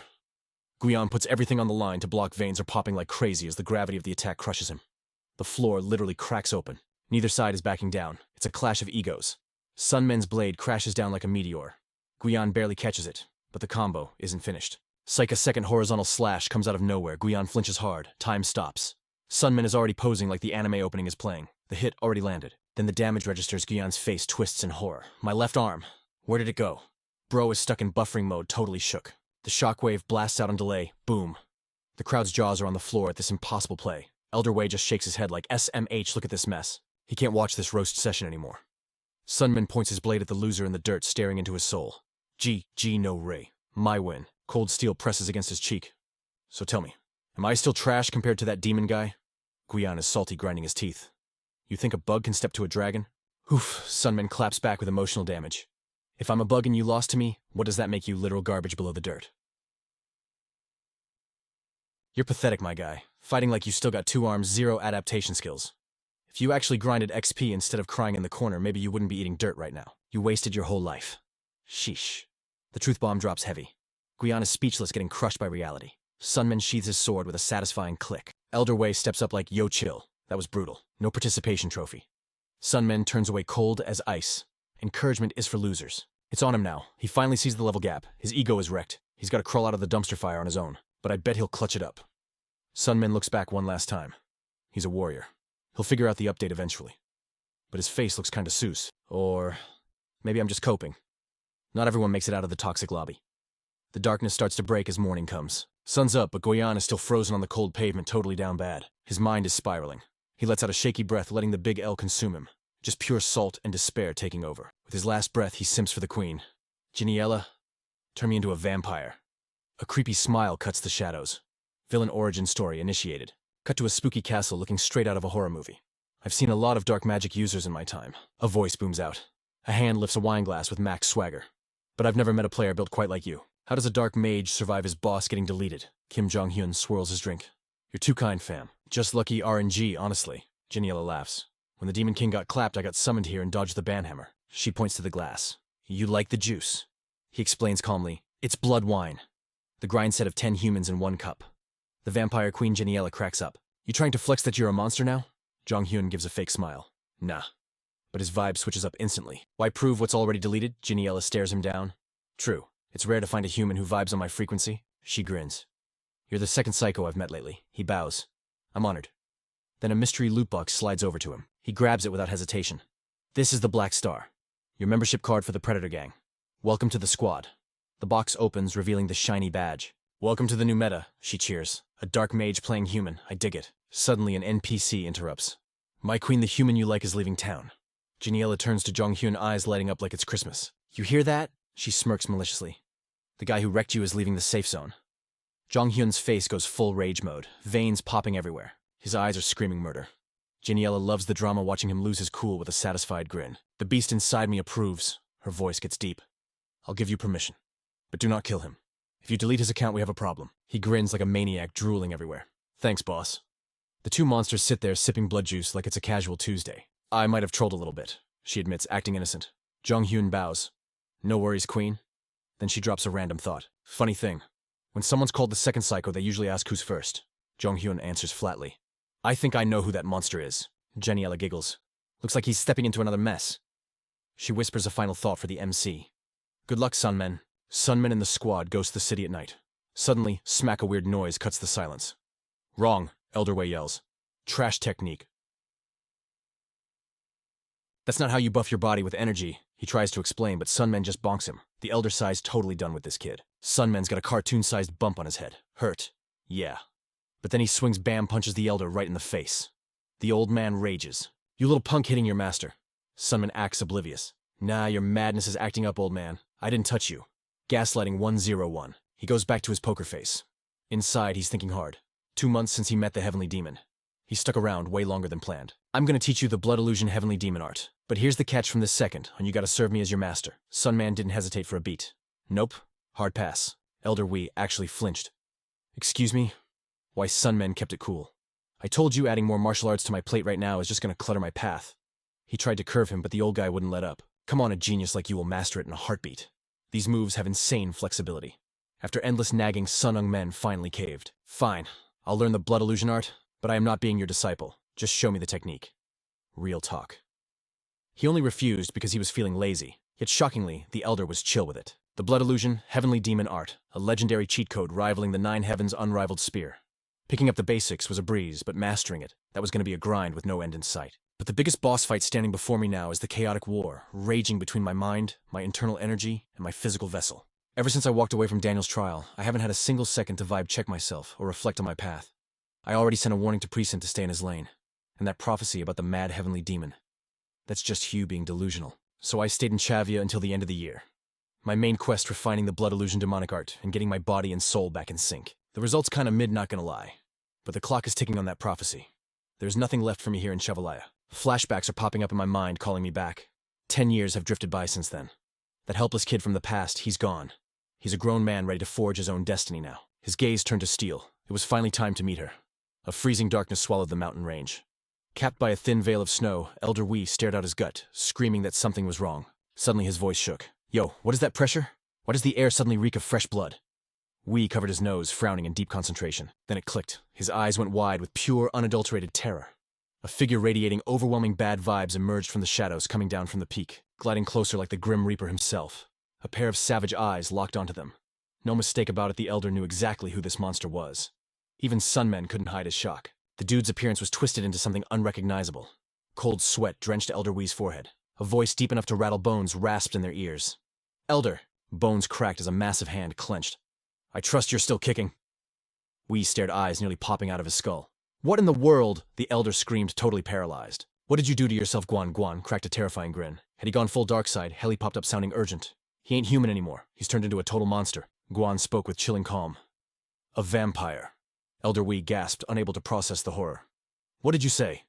You fool, the Elder roared. Did you throw away your pride as a warrior? Guan sneered. So what if I have? Did that so-called warrior's pride bring back my lost arm? If you truly respect the blood heavenly demon Elder, you'll sit this battle out? Got it? Sunman slowly drew his blade, dropping into a combat stance. You here for revenge? Who knows? Guan laughed. That reason is fading with every passing second. My hate for you and the little heavenly demon is just a bad habit from when I was human. His smile went full psycho. I'm here for one reason only. Her Majesty wants to see your absolute despair. In a flash, Sunmen stepped up shielding Elder Wee. The old man gasped at the sudden speed. Elder Wee's fist shook with useless rage. Sunmen turned to the spirit barking orders. Healy, protect Ruby at all costs. Be careful, Helg warned. This isn't one of those weak, dusty vampires you farmed before. It looks like Janella gave him a massive power-up. Hearing that name, Sunman's grip tightened. Rage mode engaged. The air itself seemed to crack as he launched forward, moving faster than the eye could track. He poured every ounce of strength into a devastating overhead slash. Guan blocked it. Two monstrous forces collided, sending shockwaves rattling through their bones. A long slash tore through the air. But against this monster, it was barely a scratch. The earth beneath them crumbled to dust. Sunmen dashed through the debris, launching his next combo without a second's pause. He struck from above, the blood illusion demonic art. Came down, but his eyes widened. The blade hit, yet the monster didn't even flinch. Blinding light erupted. The Nine Heavens' matchless spear clashed against the blood illusion demonic art's first form, blood shadow destruction. The atmosphere detonated. Flames swallowed Guan, but his overwhelming aura just scattered them like nothing.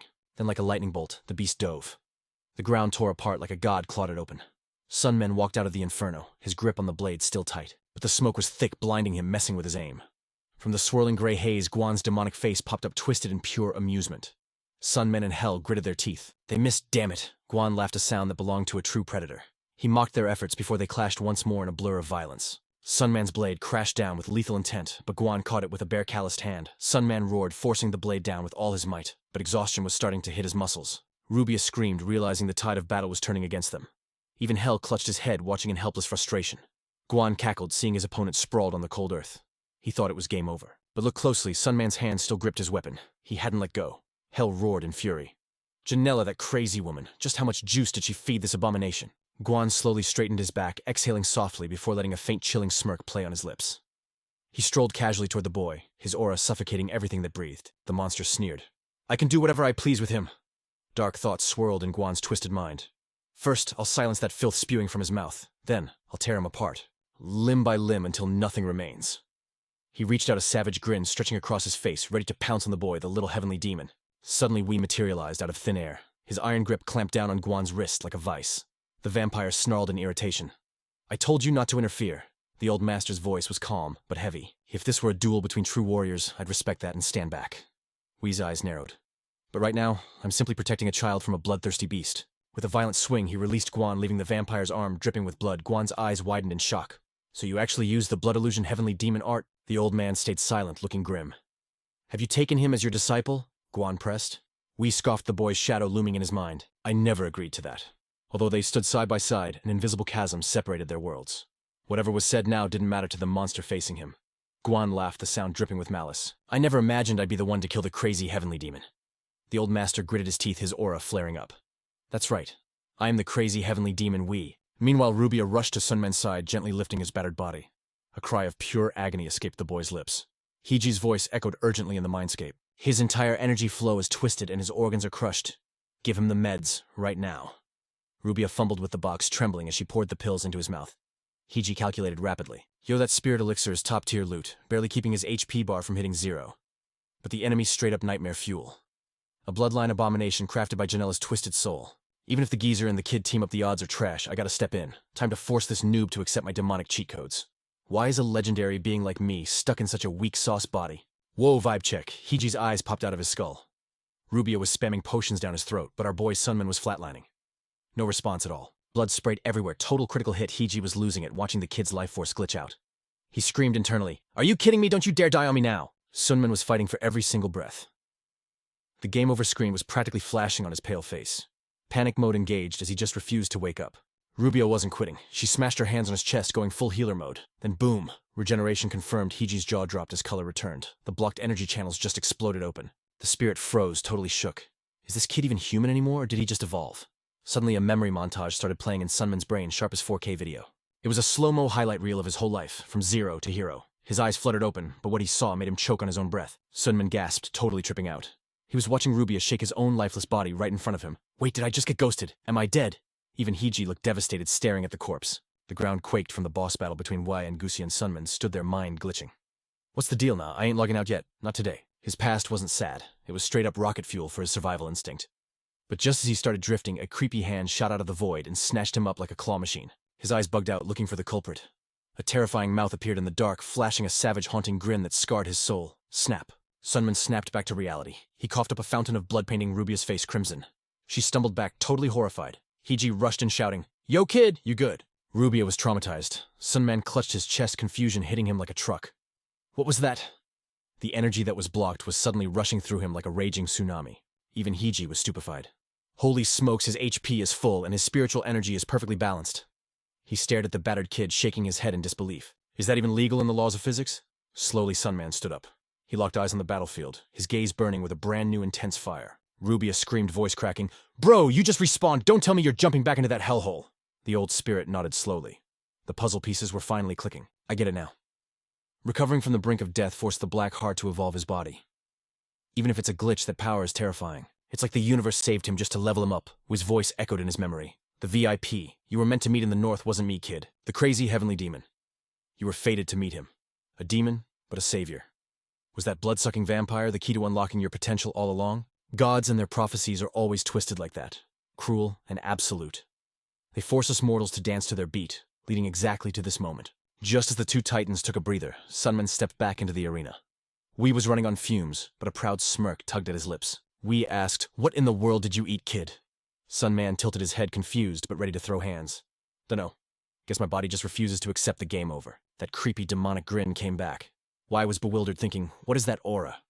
Thoughts raced. This kid's been blessed by some OP mysterious force. He stared at his hand. Supernatural hacks enabled. Did the original owner of this arm grant him a blessing? What was their true goal?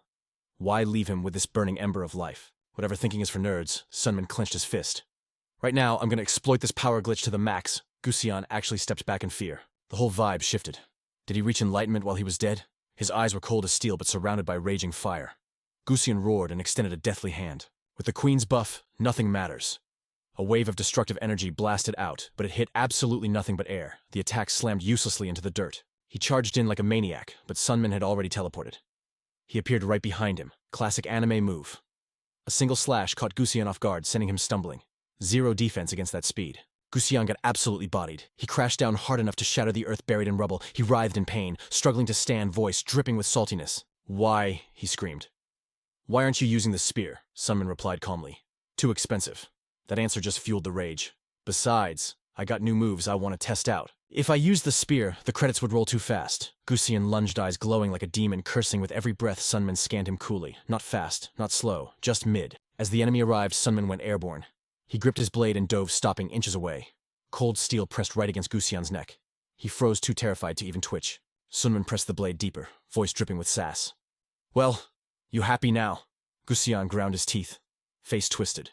He ignored the threat and swung wildly at the empty air. Don't mock me. Gusion's eyes went murky with madness. I did all this to wipe you scrubs out. His hand sneaked in, aiming for a cheap shot at Sunman's back. I gave up everything for this, but Sunman's radar caught every muscle twitch. The second Gusion struck, Sunman ascended, dodging effortlessly like he was floating on a cloud. Rubia and Wee watched jaws on the floor. Sunman hovered there like a god. Gusion started glitching out completely, eyes losing focus. I must complete it. It was like dark magic was piloting his body. The Queen's command, Sunman asked. Is that it? Even at the game over screen, is she the only thing in your brain? His eyes flashed, looking for any scrap of humanity left in the guy. Gusion grit his teeth till they nearly cracked. Trying to fight the madness, he screamed, "Shut up! I'll kill you, and the little heavenly demon I will stand tall as a true warrior again. The blood heavenly demon." Janella's face appeared in the shattered reflection, smiling with pure malice. Everyone froze. Only Gusion dropped to his knees, shaking like a leaf. His throat rasped out, "My queen." His eyes darted around like a lunatic. The Queen's command is... We watched from a distance, taking in the pathetic, insane sight. Y shook his head. SMH. He felt a tiny pang of pity for this broken NPC, but pity only goes so far. You fool. Unable to watch, Wee turned his back and walked away. Gusion looked at Sunman, voice rasping a desperate plea. End me. Flash. A streak of silver light cut through the air. Blood sprayed from the flames, and Gusion finally dropped beneath Sunman's blade. Maybe now he was truly free. Sunman wondered, why did Janella attack me through this puppet? He sheathed his blade and called out, "All right, crew, let's roll." Lost in thought, a vision popped up, a fortress he never wanted to see again. The scene shifted to Queen Janella's castle. Her sharp features and grotesque smile appeared, but this time, her gaze was pure, uncut cruelty. She was peeping Sunman through the looking glass, totally baffled. Like, if dude stepped in, shouldn't he have flexed some magic? Janiella just smirked. Okay, this is getting spicy. Man, it's been ages since I thirsted over someone this bad. Dong Hyun piped up. Real talk, what's your type anyway? She shot back. Someone who doesn't crash and burn in despair. She locked eyes with Sunman's reflection. But at the same time, gotta be someone who actually fears that darkness. Dong Hyun was lost. Isn't that a total contradiction? Sounds like a dime a dozen to me. Nah, fam, not quite. Janiella started spilling her twisted logic. First off, you ain't on the list. You're human, but not really. And you've already taken the L on despair. She roasted Dong Hyun's traits right to his mug. You're a weird little specimen, sure, but breaking you zero fun. I got no urge to make you mine. Then she dropped the ice-cold truth bomb. Let me spoil the ending for you. You ain't never getting what you want. A toxic thought slithered through her brain like a snake. And you're gonna have a trash tier ending. Dong Hyun dipped out. Or so she hoped. Sunman was thinking, chick needs to learn to zip it. I'm repping the Predator Guild now. My business up north is officially a wrap. Guild's pretty much done here too. Time to bounce back to the Black Magic Tower. Apostle of the End. Under that shady blessing, you're gonna get forced to follow the script. If we cross paths again, bet it's gonna be some wild history between us. What kind of role am I gonna play in this messed up world? Can't wait to see what form I take next time. Meanwhile, Sunman pulled up to the heart of Loop. This place was dripping in cash, known as the City of Dreams, home to the Gold and Red Magic Towers, Merc HQ, and Krone, the martial arts dojo on steroids. Streets were packed with OP martial artists and cracked mages. Sunman felt that pressure weighing down. Dang, first time stepping foot in a joint like this. Even as an S-rank merc, I feel like a total noob out here. He slid his ID card across the counter. The inspector scanned the stats. Sunman S-rank merc, but then his homie Wijihoyan stepped up and flashed the badge. I'm the crazy heavenly demon Wijihoyan. The inspector froze, shook to the core. Bro, this city's protected by the Muram Alliance and magic guilds. You start beef. Wijihoyan cut him off, aura flaring like crazy. Yo, did you stutter? Don't you know the name Crazy Heavenly Demon? A nightmare phantom slammed into the guard's brain, shutting him up instantly. Wijihoyan busted out laughing, making Sunman cringe hard. Alliance cult, I do as I please. Rubia popped out of Sunman's pocket to catch the drama. She bounced down the street, all happy-go-lucky. Been ages since I hit up Loop. Sunman looked back. You been here? Duh, this is Magic Guild. HQ Gold and Red Towers got reps here. Sunman blinked. The Gold Magic Tower. A memory unlocked. He was owed a solid favor if he came back. Even though he didn't really want anything right now, he stared at his hands, zoning out. Then boom, he remembered Scarlet. She swore she'd signal the bracelet if she needed backup. but it's been a whole year of radio silence. Guess she's chilling. Rubia's vibe got dark, though. Master hasn't hit me up in a year, either. Maybe he left a note at the Red Tower. Sunman was confused. Red Tower. Rubia beamed. Lord Lloyd, the Gold Tower boss, is my master's disciple. Sunman was shook. Lloyd was schooled by Envirus. If you ain't a mage, you wouldn't get the flex, she bragged. But my master is the goat. Sunman just nodded along. We got no plans today. Let's chill. As the trio strolled, he laid it out. First stop Gold Tower, then Red. He was totally geeking over the city views. This place is legit, Sunman mumbled. Even with racks of cash, you don't see this often, Rubia replied. It's the pride of Loop, a miracle mashup of mages and engineers. Some tech here laps alchemy. They mixed dwarven skills with magic to build this beast of a city. Suddenly she stopped pointing at a shiny machine like a kid. The train Loop's cutest ride. Wijihoyan scoffed. Why is this familiar tweaking? Rubia snapped, hush. The demon kept teasing. You waste mana looking human but act like a puppy. Her tail drooped, totally bummed. What you want from me? Sunman cut in. We hopping on, Wijihoyan shouted. Yo, just so you know, shotgun on the window seat. Sunman stood there face-palming. Sure, knock yourself out. The squad boarded Rubia, squishing in the middle. Sit down already, Wijihoyan asked. Why other cities ain't got this drip? 'Cause Loop is loaded and safe, Rubia said. Other spots can barely build 'em, let alone run 'em. Wijihoyan looked unimpressed with that answer. He thought to himself, a lot's changed in 400 years. Wonder how the South is holding up. Gold Tower Station. They stepped off. That was quick. Rubia tilted her head. Is that old geezer hyped over a train ride? Wijihoyan didn't move. I'm gonna ride a bit longer, Rubia groaned. He's such a toddler. Sunman whispered, don't poke the bear. Anyway, let's hit the Gold Tower. The Gold Tower loomed over them, a dazzling flex of infinite wealth and power, truly epic. They stepped through the Golden Gate's eyes, scanning the bling. Inside was just as wild magic lights glowing everywhere. Rubia took point while Sunman checked the design. This way? In the center, a dude was waiting like he read the script. Rubia smiled awkwardly, and Sunman felt the curiosity hit. Is that the guy? The man smiled, looking totally zen. Lloyd looked up. An unexpected guest crashed the Gold Tower party. Rubia bowed, keeping it cheerful. Long time no see, my lord. Lloyd broke the silence, voice dripping with ancient vibes. Indeed, 7 years you haven't aged a day. Rubia clapped back. And you, Tower Master, haven't changed a bit either. The gold dragon shifted his gaze, a smirk playing on his lips as he sized up the young warrior. But you Sunmen, you've leveled up immensely. Lloyd's eyes narrowed, scanning the soul right in front of him. I barely recognize the kid you used to be. Sunman replied coolly. Is that right? Tap, tap, tap. Lloyd's fingers echoed in the giant room. You figure out your wish yet? Lloyd asked, testing the waters. Sunman shook his head. Nah, not yet. The dragon teased. Just how massive is this favor you're plotting? Lloyd raised a hand. Even I got limits, so don't ask for God mode. Sunman chuckled, scratching his head. Heard you loud and clear. The old dragon stroked his beard, thinking deep. However, Lloyd got serious. If you got no request, why hunt me down? You didn't travel all this way just to sip tea with an old reptile. Rubia, who'd been stewing, stepped up, voice shaking. I came to ask, where is my master? She pressed him, desperation leaking out. I'm Envirus's familiar. I followed orders to roll with Sunman, but I totally lost my signal to him. A shadow of unease crossed Lloyd's face. He hesitated. Your master, he sighed. Envirus came to see me about 2 months ago. Rubia lit up. I knew it. But Sunman's face went cold, eyes locking in as he processed the name of the legendary archmage Envirus. A singularity in this world, a mage who twisted cause and effect like a pretzel. The only dude who beat the trials of the goddess of time. Sunman flashed back. When I hit the sleeping forest to find him, I only found his familiar Rubia and the soul of the yokai Hoju. Lloyd's next words hit like a shockwave, nearly making Rubia choke on her tea. Your master left a message. He apologized.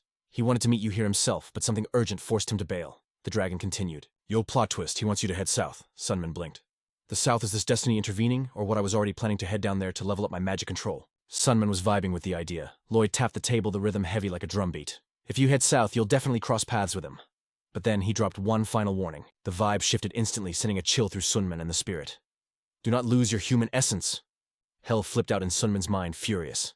Yo, that viral creep is always speaking in riddles so annoying. If he meets us, he expects the whole squad, Hell grumbled. Sunman switched gears. Speaking of threats, you've been tracking Preskin, right? Is that Snake Priestcan hiding up north? Sunman asked. Lloyd nodded grimly. Yeah, but he's with Predator. My hands are tied, fam. Then Lloyd started spilling the tea on the geopolitical nightmare. North Travia is Vampire Queen Janella's turf. If I clap Preskin, Arbeth will want my head on a platter. That name hit hard. Arbeth, Hell whispered. The lich boss of Predator. Priestcan is just a pawn compared to Arbeth. Hell noted. Lloyd set his tea down the cup, clinking like a judge's gavel. Facts. Arbeth is a monster from a completely different dimension. Sunman's eyes popped as Lloyd dropped the truth. The only mage who can stand on equal footing with Arbeth is my own master. Sunman's brain went into overdrive. Does that mean Envirus is on that legendary tier 2?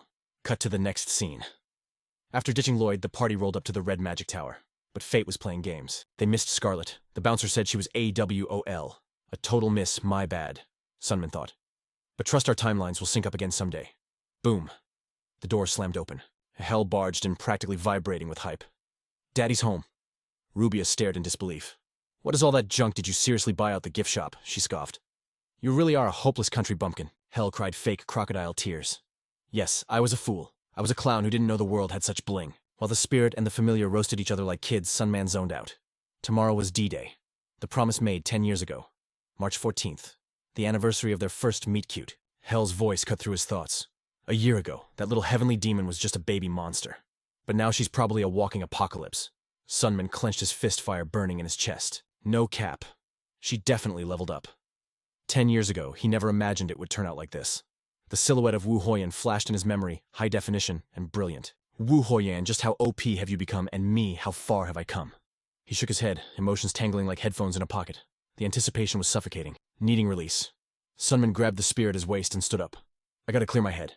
He gripped that weapon like his life depended on it. Walking the empty city streets with the weight of the big day pressing down, he found a training spot under the moonlight. He stopped, taking a breath. Let's get it. While the world slept, a lone warrior danced with violence. Whoosh! Sunman swung his spear, slicing the air like tearing fabric. He was honing his lethal art in the dead of night. He was lost in the flow of battle when a presence spawned behind him. A raspy, powerful voice shattered the solitude. Impressive. Truly magnificent skill. Sunman spun around, eyes wide with shock. A dude stood there radiating an aura of absolute steel. You look young, the stranger said. What's your tag? Sunman replied, I am Sunman. His guard went up to 100%. Did he spectate me the whole time without me noticing? Sunman panicked internally, but the stranger's eyes lit up like a warrior finding a ranked match opponent. So you're the ghost spear hero who clapped the demon swordsman, the stranger grinned. I am Hu Jiang the Ironclad Divine Spear. Hu Jiang the Ironclad Divine Spear. An absolute unit who fuses magic armor with martial arts. One of the goats of spearmanship in the whole region. Hu Jiang's voice broke the silence. The rumors about the ghost spear were weak. You've transcended master tier. You've stepped into your own realm. You've actually surpassed the proficiency of the spear itself. The hype was real, leaving even him speechless. Even if I went full power, catching a dub against you isn't guaranteed. Suddenly his face went dark. You really rolling with that guy? Sunman frowned. You've been stalking us from the start. Hu Jiang looked confused. The crazy heavenly demon is a monster who has deleted countless innocents. Why would you hang with a beast like that? He thought he knew the tea. Are they forcing you? Don't trip. I got your back. He lowered his voice. If we jump him together, even the crazy heavenly demon is done for. Sunman shut him down cold. Mind your own business, old man. Silence hit like a heavy curtain. The air got thick with tension. Hu Jiang's eyes went sharp and nasty. You ain't protecting that devil, are you? Sunman squeezed his spear until his knuckles turned white. Not exactly, he iced. Hu Jiang scanned every pixel of Sunman's face. Sunman weighed his next words with lethal caution. That is not what I meant. The clearing felt deathly quiet, just the sound of wind in the leaves. Suddenly, Hu Jiang busted out laughing. Of course not. A hero of your caliber would never pull a betrayal like that. My bad. He crossed his arms, switching vibes again. But listen up. The Martial Alliance is watching. If you stray from the righteous path, his face hardened into a steel mask. You won't escape the banhammer of justice. With that final threat, he vanished. Sunman stood alone in the training ground, stunned. The night air was chill, clouds drifting lazy overhead. The old man's words faded into the wind. I'll keep that in mind. Then, the 14th finally arrived. The sky was piercing blue clouds looking soft and fluffy. Rubia chirped. Have fun. She dashed off to ride the iron horse like a kid on sugar. Hell caught the slight twitch in Sunman's frame. He scoffed. Yo, what's this, are you shaking? He mocked him like a bully finding a new toy. Sunman snapped back. It ain't like that, he won't spare you. Admiration between a guy and a girl often turns into love, bro. Sunman sprinted away. That's not it. But the spirit's voice echoed in his brain. For a guy in denial, your heart is beating like a war drum, Sunman hissed. Shut your trap. Hell chuckled darkly. Never expected such a fresh reaction. You actually have a cute side kid. Sunman's next move silenced the spirit instantly. Yoink. He ripped the bracelet off his wrist. R.I.P. Hell's foul mouth earned him a burial spot in the dirt under Sunman's boot. Meanwhile, the fountain water cascaded the lake surface smooth like glass. Sunman stood trembling in the square. High noon at the fountain. 10 long years since that promise was made, his gut was doing flips. I'm way too early. Still an hour left on the clock. He couldn't stand still, pacing back and forth like a caged tiger. Should I cop a bouquet of flowers? Sunman shook the thought away. Nah. Why would I buy flowers? I'm just linking up with an old friend. He clenched his trembling hands. I wonder, did I become someone she can be proud of? Memories of Wu Huoyan flooded his mind. I want to be acknowledged by her. The innocent gaze of his past self popped up. I want praise. The desire burned hot inside him. I want her to cheer for me. But then the phantom voices returned. You're trash. You have zero talent. The criticism cut deep, pure agony. But he had grinded for this exact moment. Sunman felt suffocated like he was sinking into a dark, cold ocean. If Hoon leaves me on red, what's the play? Sun's blazing way up high. Still ghost town vibes in the square. Sunman's stressing so hard he's sweating buckets. Dude's got the shakes bad. It's go time. Streets are packed with NPCs. But no matter where he scans, his girl is MIA. Did she flake on him? Time is moving so slow, the fountain looks dry. Still, no show. Panic mode engaged. He snatches up some rando. Yo, it is the 14th today, right? He asks, totally desperate. Yeah, bro. Sunman's blood boils. She bailed nah. He grinds his teeth and pings his guide Neville. Pop Neville spawns in. I'm online, boss. Drop a pin on Hoon's location stat. The guide runs a quick search. Hold up. Neville's face glitches.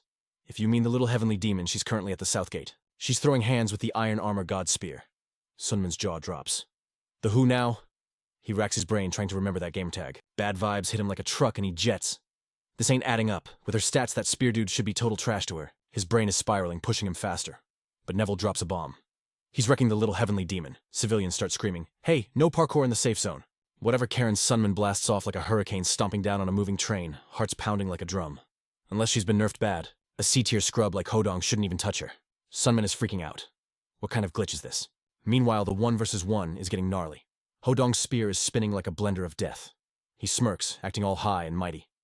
Guess the hype was fake. Is that your whole kit? The self-proclaimed god presses R. Hoon stumbles, HP critical voice, barely a squeak.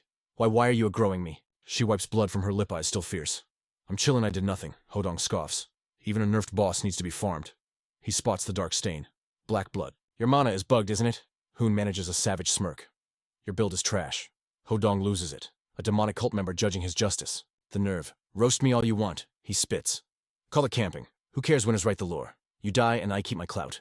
He points his weapon. You've PK'd tons of noobs. Think Karma's gonna sleep on that? While he monologues, she hits pause. Yo, what time is it? Hodong lags for a second. Late afternoon. Hoon looks down totally crushed.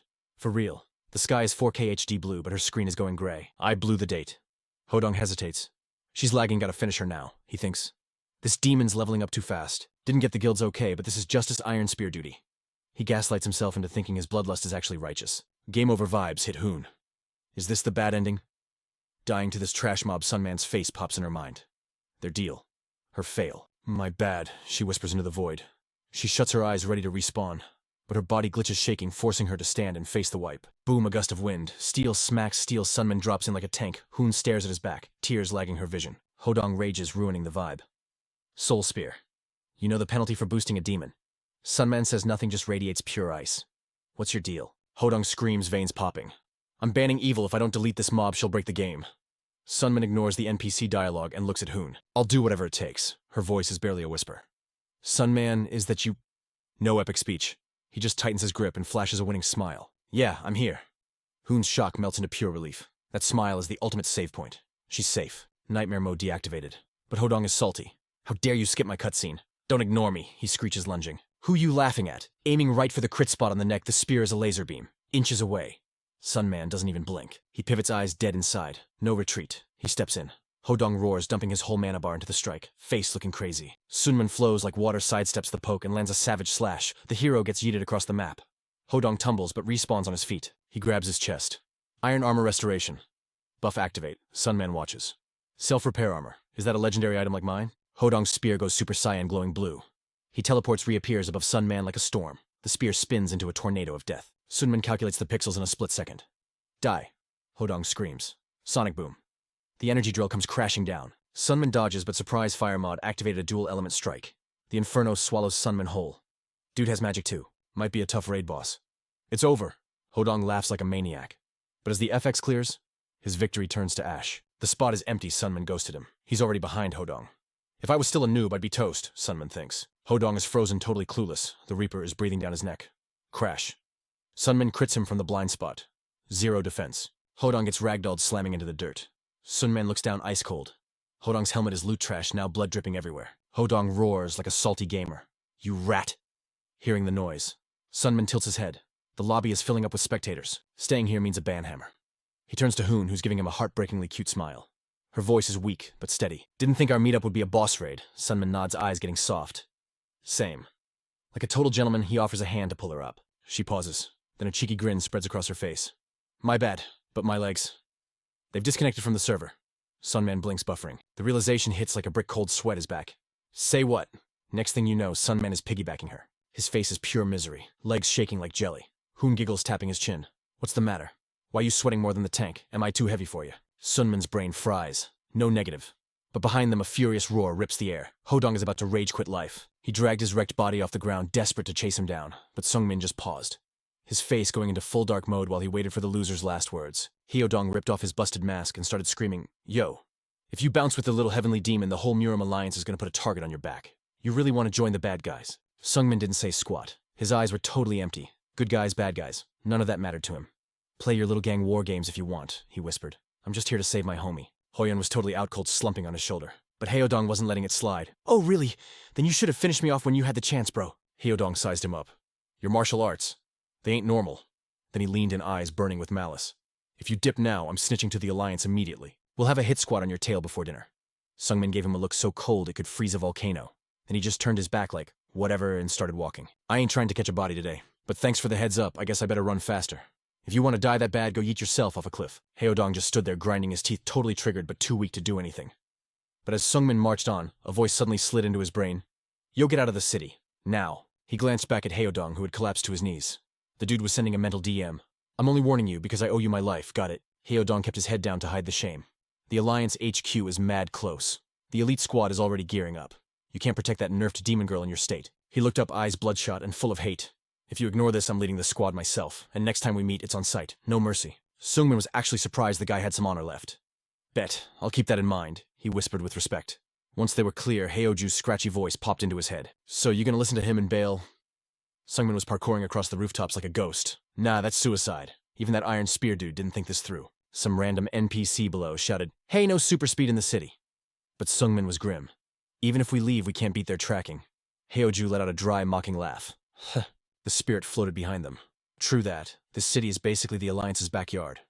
Suddenly, a big brain idea flashed in Sungmin's mind. Where there's light, there's gotta be shadow, right? If the Alliance runs the streets, there must be a gang that hates them. A creepy symbol popped into his head, the Dark Faction. The Sama Coalition. But Heoju just stroked his chin and roasted him. Bruh, since when did you become so naive? You think they're gonna help you just because they got beef with the Alliance? Sungmin grit his teeth. I know it's a gamble, but right now, I gotta go all in, or we're cooked. On his back, Hoyun's breathing was getting super rough. Man, I never thought she'd be down this bad. Sungmin cursed under his breath. Dang it. What's wrong with her anyway? Heoju's voice got serious. It's a curse. A curse? Sungmin asked. The spirit looked closely at the unconscious girl.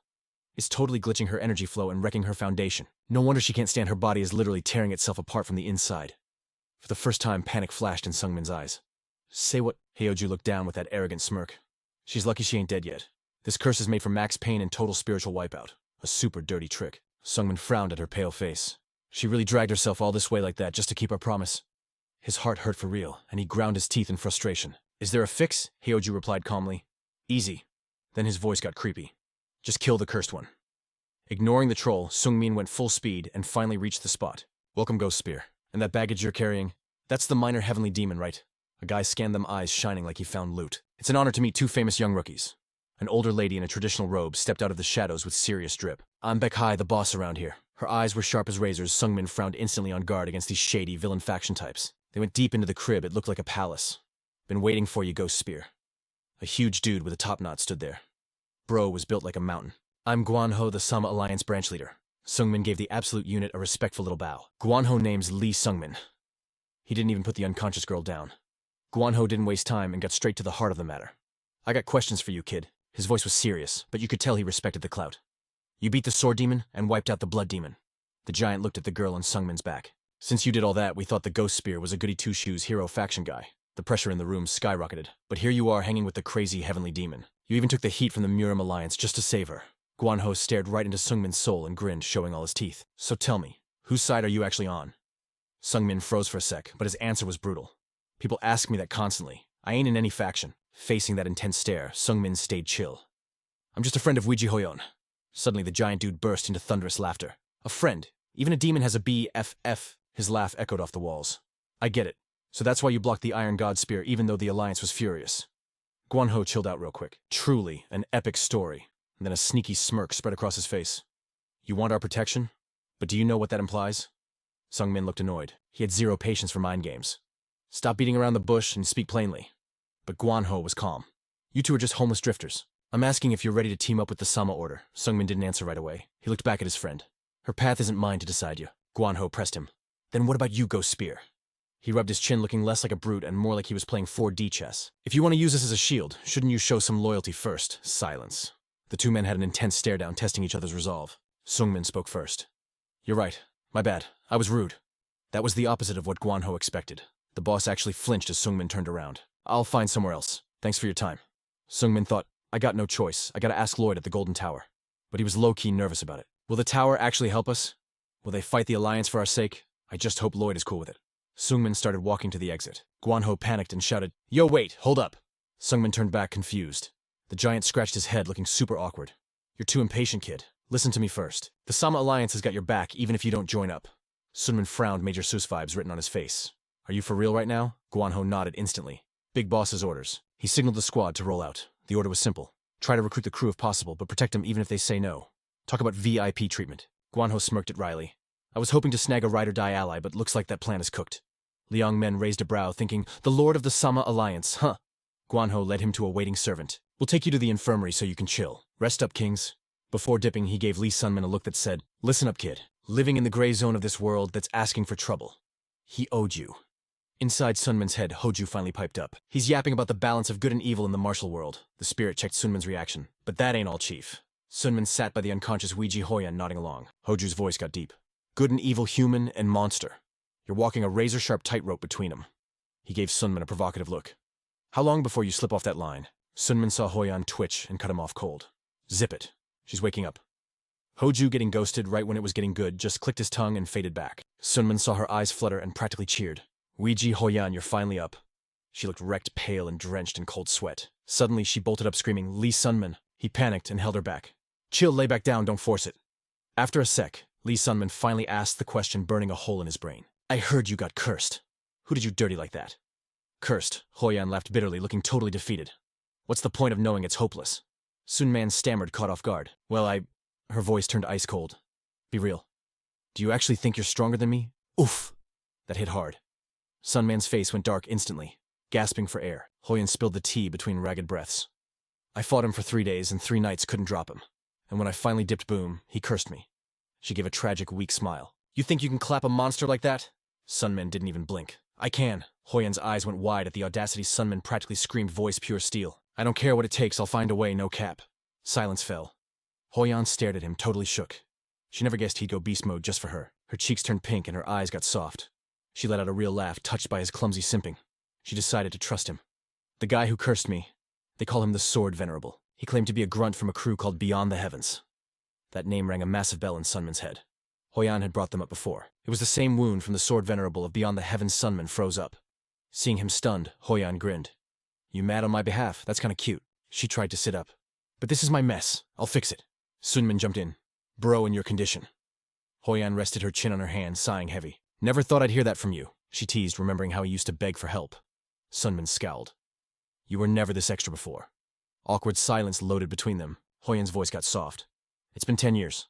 Let's not dwell on the past. Then came the smirk. You're mad 'cause we're besties, right? Sunman flinched. Yeah, obviously. Suddenly Hoyan got right up in his personal space. As a friend, I need a solid. You got me? Flustered Sunman nodded. Anything. She glanced at the food tray. I'm starving. Sunman stared at the rice like a confused puppy, totally missing the hint. Hoyan pouted, pulling the puppy dog eyes. My arms, they're noodles. She held out her shaking hands to prove it. She closed her eyes, waiting for the princess treatment. Sunman just sat there, buffering like an idiot. Seriously? Hoyan licked her lips and spelled it out. Feed me! Sunman's face exploded into a tomato. He shouted in protest, looking just as awkward as back in the day. But hey, Hoyan was drained and needed to recharge her battery. Meanwhile, Sunman was on the hunt for info within the demonic alliance, watching everything like a hawk. Passing by Rubia and the squad. Yo, I want to ride that iron horse. Shh, keep it down. He hit up Neville, but the merchant was clueless. Even Araba had zero intel on them. Sunman asked everyone, but it was a bust. No clues on how to break the curse. They were bricked. Then Hedu showed up with the strats. At this rate, we gotta head south. Sunman grit his teeth, knowing it was true. Hedu stroked his chin. The south is swarming with mages. We might find a fix there. Sunman looked at Hoyan in pain, his fist clenching tight. Even now, the Murim Alliance dogs were closing in. They had to bounce before it was game over. Sunman pulled up on Guanho. You asked me this before. Yeah. Sunman dropped the question. How far will the demonic alliance go to protect the fam... Guanho hummed softly. Now that is a legendary question. He paused, calculating the answer. Most of us here practice demonic arts. It gives you mad gains, but it twists your mind. Can't you control it? Sunman asked. Guanho answered instantly. We got some control. But there are exceptions. Guanho's face got dark. Those who cross the line and turn into straight-up monsters. They descend into madness. When that happens, we can't hide him anymore. His voice got heavy. The Murim Alliance takes out the trash. Sunman frowned, processing. Then his eyes snapped up. I've made my choice. With iron, will Sunman laid it out. We're dipping. We're leaving the demonic alliance. Even if the Murim Alliance hunts us to the ends of the earth. I gotta do what I gotta do. Guanho stayed silent, staring daggers at the kid. Sunman didn't hesitate. He turned and walked. Guanho followed. Suddenly his face twisted into a grotesque mask as he crept close. That choice. You sure you won't regret it? It was like Guanho morphed into a demon terror gripped Sunman. Cold sweat everywhere. Cliffhanger City. Bro looked pale as a sheet. The vibe in the room shifted instantly. Retaining that horrific aura, the entity spoke up. Nice to meet you, Soul Spear. I run the Demonic Alliance. Sunman gasped, stumbling backward like he'd seen a ghost. Don't trip, the voice said smoothly. I'm just sliding into your DMs via a spiritual link. Sunman cursed inside his head. How could he not be freaked out? The entity inside Guanho whispered, You dipping out because of the little heavenly demon. At the mention of Hyo-Yan, Sunman's expression went stone cold. That's exactly right. It was a short stay, but thanks for the crash pad, Alliance Master. Guanho, controlled by the entity, flashed a wicked psycho grin. Excellent. If you want to bounce, I won't stop you. But listen up before you go. His face got super serious. You're walking a gray path wavering between sides.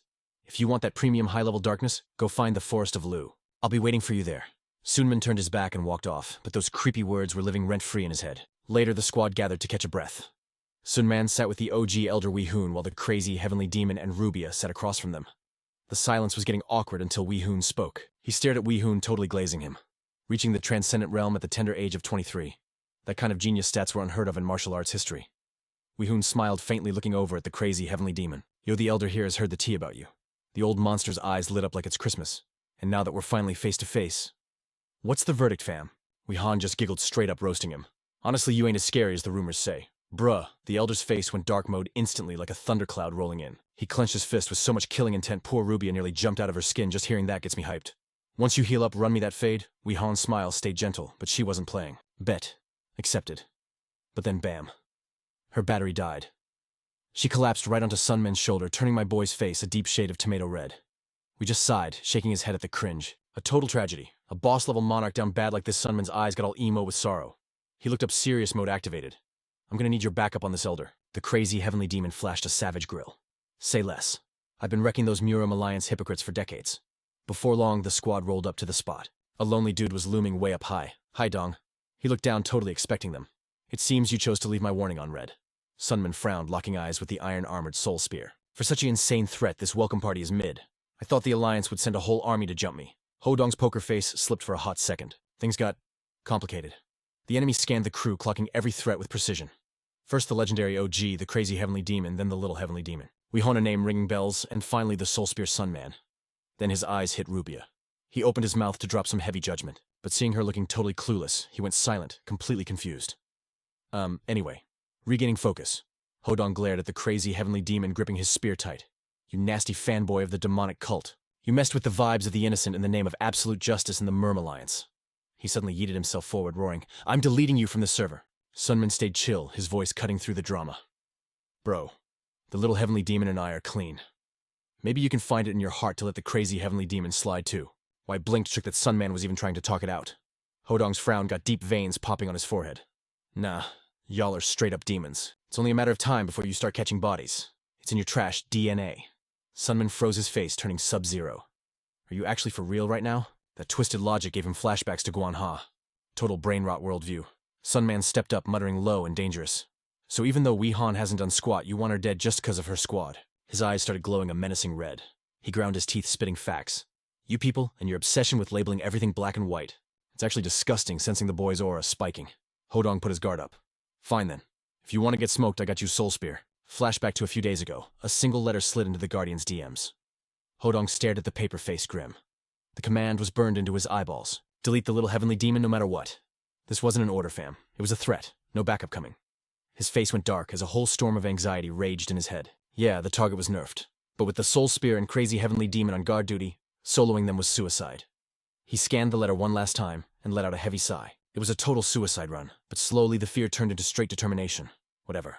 He gripped his spear till his knuckles turned white, voice booming like a boss. Don't know if I'm being trash-binned for the Alliance or punished for showing weakness to a demon. Hodong tossed the letter and marched out. But I'm gonna wreck this evil. His face was a stone mask. That is the ideal I've dedicated my life to simping for back in the now. Hodong quit yapping and launched a ferocious attack straight at Sunman. Sunman parried the strike, but didn't clap back, leaping back to body block for Y. The Elder gave him the side-eye. You need a carry. Sunman's reply was sharp. Nope. In front of him, Hodong charged again, screaming like a psycho. Hand over the little heavenly demon's head. Sunman gritted his teeth, fury boiling over. These two-faced clowns, branding an innocent girl, a demon just to justify their murder cravings. He stared right into Hodong's soul through that spiritual drip. This guy tossed his humanity without blinking, thinking his black and white logic was flawless. The sound of Sunman's teeth grinding was loud enough to sample on a beat. Veins pulsed against his skin. You're driving me absolutely nuts. Hodong didn't stop spamming energy blasts from range as he closed the gap. Sunman's spear transformed heavy as a blade, blocking every shot. Hodong roared, locked onto Sunman with fanatic hype.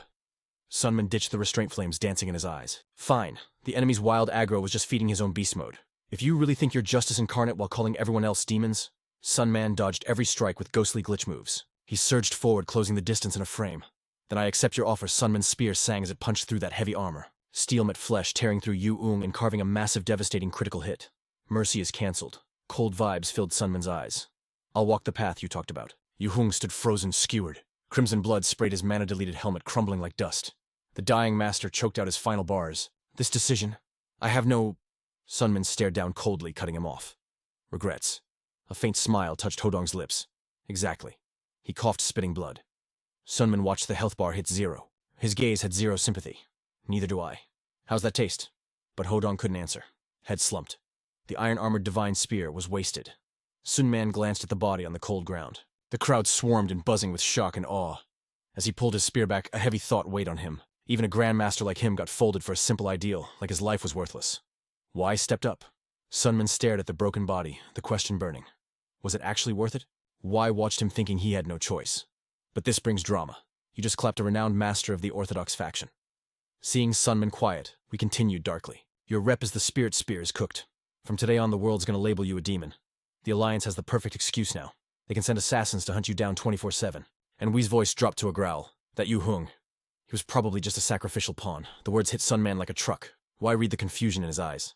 Right now, neither you nor the little heavenly demon are viral enough to warrant a full-scale purge. I know exactly how the Alliance operates. Sunman stood frozen, brain lagging on the logic. You mean they sacrificed a master of that level just for a flimsy excuse?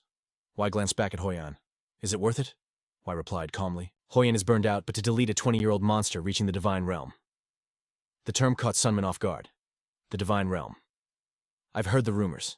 What exactly is that power level? Suddenly a chilling whisper brushed his ear. Curious are we? Sunman jumped, heart-pounding. Y was right there, yet neither sensed the intruder. Suddenly a masked creep named Tang Mak spawned in. He draped an armor on Sunman's shoulders like they were besties. A cold shiver shot down Sunman's spine. When did he get behind me? That realm is way too high level for a bug like you to talk about. Tang Mak rasped his voice, sounding like gravel in a blender. It is the zenith of the wall so high you can't even see the top. That is the divine realm. Tang Mak snorted, eyes darting between them. Countless legends have crashed and burned against that wall. Just like this washed-up old man next to you. A jolt of electricity zipped down Wei Hun's spine. He stammered, totally shook. Impossible. Tang Mak, get off him. Is the Sword Saint's damage gone already? Tang Mak chuckled darkly. Looks like the girl already sensed my aura. Sunman stood, rigid, teeth clenched hard. I can't move my body. It's completely frozen. Tang Mak strolled casually to face them. I'll give you the honor of seeing a Grandmaster of the Divine Realm. He raised 2 fingers and suffocating darkness exploded from his body. I am the Demon Lord of Qian Uqian. I pulled up today for 2 reasons. This dude was one of the legendary 6 lords. Cold sweat was dripping off their foreheads. Now why don't you both attack me at once? I'm bored. Sensing the man's massive arrogance, Sunman forced out a question. 2 reasons. What are you planning? Tang Mak paused, then looked at Huan. First, obviously, is to take back the little heavenly demon. Huan is basically cooked, ravaged by the Sword Saint's curse. It's time she learned her place. Tang Mak pointed a crusty, withered finger at Sunman. Unfortunately, as long as you roaches hang around, she keeps rebelling. Sunman scowled, gripping his spear tight. So you plan to delete us, bingo. Tang Mak pulled out a dark sphere, which brings us to reason number 2. He tossed the orb up like a baseball. It shot into the sky, powered by invisible energy, and hovered there, blasting out a blinding ring of light. The whole world plunged into absolute darkness. The only light came from the creepy glow of the floating orb. Sunman stared up, feeling a pit of dread in his stomach. Rubia and Wehoon gasped their instincts, screaming that boss music was playing. Only Tangmok was chill, watching them panic with cold predator eyes. We're in a separate dimension now. Don't panic. Tangmok waved his hands like he was conducting an orchestra. I just cut this space off from reality so nobody snoops. He turned his scary gaze to the confused Sunman. Spirit Spears, Sunman. Your skills are pretty cracked for a noob. You wrecked the Iron Armor Divine Spear easily. He tapped a kunai against his head. I gotta test your limits myself. A twisted smile formed on his face, making Sunman's despair skyrocket. That is exactly my second reason I won't kill you. Yet. Wehoon roared, his voice cracking with desperation as he screamed at the villain. But the Sword Venerable couldn't even finish his sentence. Tangmok shut him down cold. Silence. He didn't even look at Wehoon. Pure disrespect. It's been 10 years since you disgraced the title of Sword Venerable, right? I remember a promise. You swore you'd hit the Divine Realm in a decade. Tangmok emphasized every syllable, roasting Wehoon's failure. Yet here you are, still weak, still pathetic. The outer heavens don't deal with garbage like you. Insulted to his core, Wehoon could only grit his teeth and swallow his pride. Sunman couldn't stand seeing his master humiliated like this. Wehoon's voice got soft, filled with regret. I have said too much. Suddenly the kunai in Tangmok's hand grew massive and menacing. An invisible wave of killing intent locked onto Sunman.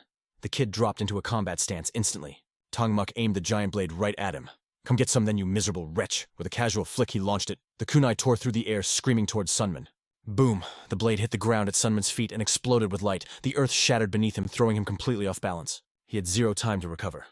Cold sweat drenched him as terror took over. A barrage of smaller blades spawned from the void, raining down like a steel storm. As death closed and Sunman's eyes went wide. The blades were already in his face, slicing the air with lethal precision. He twisted his body like a pretzel, letting his instincts take the wheel. He barely dodged the fatal strikes, but the steel grazed his skin, drawing fresh blood. Tangmok raised a finger, mocking him. I missed on purpose. Kid, you aren't even worthy of touching my shadow. But behind the arrogant master, Wehoon had vanished and reappeared. He struck with lethal intent, but Tangmok was faster than light. Zoom, he vanished from the front and spawned behind the Sword Venerable. That speed was God-tier. Wehoon's fist hit nothing but empty air. Tangmok narrowed his eyes, and his whole body dissolved into a terrifying silhouette of pure shadow. Wehoon sensed something was wrong instantly. He gritted his teeth and let out a beastly roar. But before he could react, Tangmok unleashed a combo of magical strikes, battering him relentlessly. Sunman watched in horror as his senior got absolutely wrecked. The Spirit Hook spoke up. The power gap is absolute. That monster is playing with him like a toy. They were frozen in place, helpless against such OP strength. But fire lit up in Sunman's eyes. He couldn't just stand there. He had to save Wehoon. What can we even do? Someone shouted.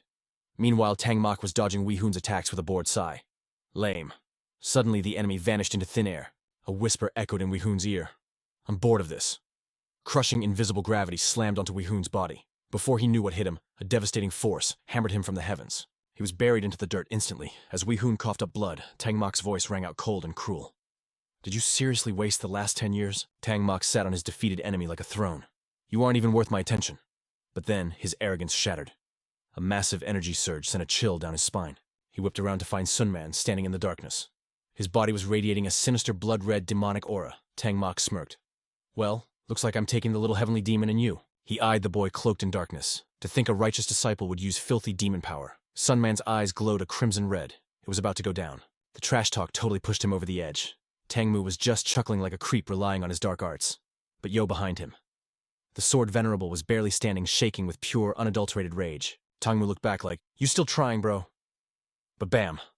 Wei's body swole up, exploding with that same crimson aura. He roared like a straight-up beast, but Tangmu dude didn't even blink. Oh, you too. Hook stared at the transformation. Pops went full berserk mode. He's vibing with your demonic energy. He warned, that power surge feels intoxicating, but watch out. Don't lose your cool. Wei threw a punch that could shatter the earth, but Tangmu dodged it like it was nothing, casually whipping up a sphere of dark magic. Magical chains popped out of nowhere, wrapping around the crazy old man. Wei screamed and thrashed, but Tangmu just kept lecturing him while setting the trap. Nothing's free in this hood, homie. The chains dug deep. Demonic chi is gonna rot your soul, fam. Tangmu tightened the grip, looking back with a smirk. Did you honestly think that weak sauce would beat me? Surprise. A spear tip flashed right in his face. Tangmu's eyes went wide. He was actually shook. He twisted, but slash. He got tagged. Say what? Sunman was ready to throw down, compressing a volatile fireball in his hand. Blood Demon God. Art fourth form. Neither side held back. They crashed into each other like a nuclear explosion. Thunder Tyrant Fist meets Void. Breaking strike. Boom. The two energy spheres just straight up smashed into each other. A terrifying shockwave erupted, ripping at reality like cheap paper.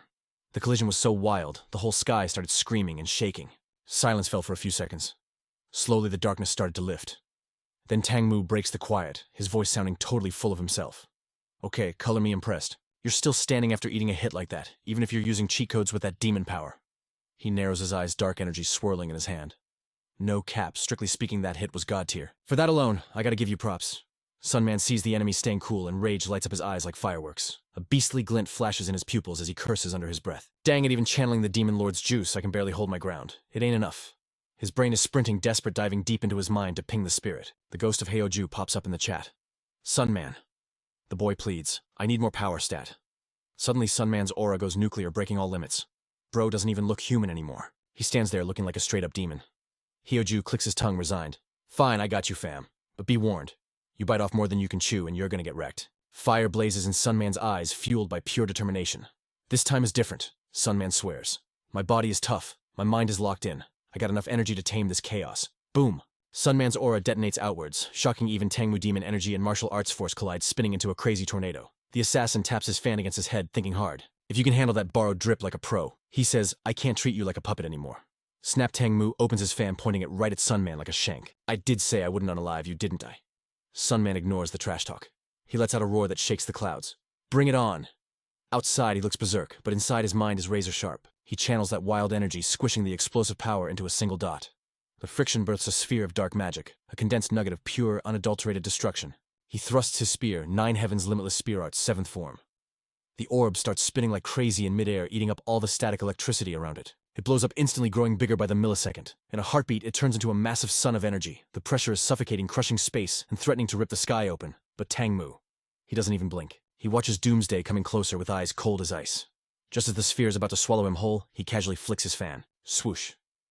With one lazy swing, the fan cuts the air. That giant ball of destruction splits wide open, a perfect cut cleaving the orb right down the middle. The blasts fly past him on both sides.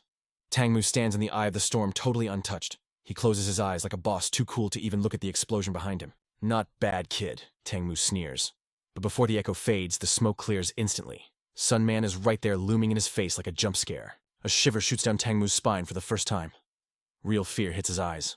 Sunman charges like a savage beast, blood vessels popping, screaming like a maniac. The spear sings through the air, then dead silence. The noise of battle just vanishes. By the time reality reboots, Tangmu is getting yeeted into the sky. A massive gash opens on his chest, blood spraying like a crimson fountain. Tangmu's eyes are popping out. How did he have the juice for another hit, curse him? This is a fatal wound. He looks down at Sunman, who stands frozen, body full of kunai. I hit his pressure points. He's a pincushion of poison steel. Tangmu's brain is absolutely cooked. How could he clap back to kill me? This is embarrassing. Tangmu crashes to the dirt, kneeling. With shaking effort, he raises a hand. I got no choice. My ego was my downfall. I gotta at least grab the little heavenly demon and dip back to HQ. But the second he thinks it, the vibe shifts. A super creepy pressure drops on the place. He looks up and freezes. Pure terror locks him in place. Drip, drip. The sound of blood hitting the dirt echoes like thunder mixed with heavy thumping footsteps. Tangmu can't move a muscle. He just watches his own blood puddle up. Sunman is walking toward him, every step heavy, dragging a gruesome trail of red behind him. He speaks through gritted teeth on his death march. Weon, I won't let you take her anywhere. Backlit by the light, Sunman ain't human anymore, y'all. He's a demon crawling straight out of hell. Tangmu squints, checking out the monster. He's shook, but his assassin skills are still legit. But your luck runs out here, kid. Crazy that you're moving with those injuries. Slowly, painfully, Tangmu raises a deadly kunai. If I was at 100% borrowed power or not, you'd be toast. He flicks his wrist, yeeting the blade at Sunman. I'm taking the girl. Sunman is too broken to dodge. He just stands there, a sitting duck, as the steel death flies in. It's game over. The kunai freezes inches from Sunman's eye. Boom! A shockwave slams down from the sky. Crazy, majestic energy floods the zone. Tangmu's pupils shrink to dots. He can't believe it. A deep voice booms out. A figure spawns in, shielding Sunman. It's Sima. He effortlessly picks Sunman up by his collar. Yo, it's been a minute. Tangmu, you like bullying noobs these days? Seeing this guy makes Tangmu go crazy. Don't say my name, he screams. Sima. The newcomer just smirks. He turns to Sunman and casually yanks a kunai out of the kid's skull. Blood sprays everywhere as the weapon comes free. Sunman groans in pain. Tangmu jumps back, looking like he's seen a ghost. You. How on earth did you get in here? Sima gently lowers the battered Sunman to the ground, his own body shaking with suppressed power. How there's nowhere in this world this boss can't go. Tangmu stares daggers at the intruder, then realizes Sima isn't fully there. He's covered in this hazy, shadowy gloom. Tangmu scoffs. I see. You're just a shadow projection, a glitch. Sima cuts him off instantly. A shadow. And what about it? Sunman suddenly remembers the first time he saw this scary form. Tangmu's voice cracks into a scream. If you're really the Shadow King, tell me you're gonna mess with the heaven beyond heaven's business. Sima's lips curl into a calm, savage grin. Maybe I am. He looks down at Sunman, the kid drowning in his own blood, struggling for no reason. It actually makes him feel a little pity. Then he looks at Tangmu, who's also wrecked. Shadow or flesh, ending your sad life is as easy as flipping my hand. You think your broken body can stop me? Seema's voice drips with disrespect. That joke of an alliance only has one martial saint who could make me pause. But trust those old monsters won't come out for a worm like you. As Tangmu struggles to stand, Seema gives a final warning. Enough yapping. Scram. I will count to 1. If you're still here, you're going to be a puddle of guts. Fury twists Tangmu's face, but Seema doesn't care. The countdown starts. Before the final word even drops, Tangmu turns into a shadow and dips into the void for his life. Seema laughs hard, turning to the boy. Look at that pathetic loser. Don't ever be like him, kid. Sunman gasps for air. I could have clapped him. Seema smirks. The demon lord was hurt bad. True. Maybe you actually had a shot. His face got serious as he looked past the kid at Huayan stumbling over. Yo, listen up. If you stay like this, the heaven beyond heavens is going to hunt you down in a week. They'll clap you and snatch the little demon. But since I let the demon lord slide, they know I'm mixed up in this. Fear's keeping them quiet for a hot minute. He paused, then looked straight at Huayan and the kid. Huayan looked up. The ball was in her court now. She was drained by the curse. Staying would just make her dead weight. Sunman turned trying to talk, but Inchin cut him off quick. Save it. If you want to dodge the ops, go to the Seema clan. I can promise you won't get jumped there. I'll send backup in a few days. Inchan gave a mysterious smirk and started fading away like vape smoke. One last thing. Watch out for the Murim Alliance leader. Then poof, he was gone. Dead silence. Huayan shook off Rubia and stepped forward. Her legs were jelly, but she forced herself to move. She collapsed, hugging Sunmin's broken body while sobbing. Why though? Why did it have to go down like this? Sunmin didn't answer. He blacked out. Time didn't matter anymore. When he finally woke up, his right eye was wrapped up like a mummy. He struggled to sit up, checking the scene. Huayan was on guard duty. We're in a cave near the battlefield, she said softly. The vibe was heavy. The Murim Alliance is hunting us down. Can't risk the village. Rubia and the others are outside setting traps. We ain't slacking. You hear me? I said we got defenses up. She stopped talking, and Sunmin just stared at her, trembling back. Huayan whispered, I've never felt this useless before. To think I had to be protected by you. The image of Sunmin getting wrecked for her sake was living rent-free in her head. Sunmin tried to be chill. I'm Gucci, really. But Huayan screamed, losing it. I was supposed to be the strong one. Now I'm just clinging to you for help. She gritted her teeth, feeling salty about her weakness. Because of me, you're broken. You're going to be handicapped for the rest of your life. All to save my butt. I refused your friendship, and this is the result. She couldn't even look him in the eye. I made my choice. I'm taking Sima Ryun's offer. I'm trusting my life to that clan. Sunmin felt a sting in his chest, like instant heartburn. He knew if they stayed together, the guilt would eat her alive. He clenched his fists and forced a smile. You're right. Go get your health back. We're homies. Remember that while you're there. I swear I'll find a hack to break that curse. Huayan went quiet. Friends? She looked up, the mood lighting up just a tiny bit. Suddenly she got all up in his personal space. I gotta ask you something. She leaned in close. Sunmin's brain totally short-circuited. He couldn't handle the proximity. His face turned tomato red instantly. Dude looked like he was about to combust. He yelped like a puppy, gripping his clothes for dear life. Huayan's presence was too much. Sunmin couldn't even meet her gaze, shouting, You've always been beautiful to me. Huayan watched him panic and found it hilarious. She smiled gently and grabbed his burning cheeks. Friends, huh? She lifted his face, closing the gap until that was all he could see. Is that really all we are, bro? She got closer, whispering. They were breathing the same air. Sunmin's heart was drumming like a dubstep drop. They locked eyes, magnetic pull activated. Suddenly she pushed him back. Sunmin hit the dirt and Huayan hopped on top, pinning him down. She meant business. Just as she was about to plant one on him, Chaos Ouija Hoyan crashed the party, destroying the mood instantly. Yo finished the traps. Before the intruder could finish, a furious Sunmin launched a fist right into Ouija's face. POW Ouija went flying, leaving a crater in the ground. The almost lovers split apart, instantly whistling like nothing happened. Rubia ran over, panicking. What is going on here? Nothing. They shouted in perfect sync. The spirit cackled inside Sunmin's head, loving the drama. Rubia reached for the bandages. Since you're up, let's check the damage. She sounded super worried. How's the bod feel? That's...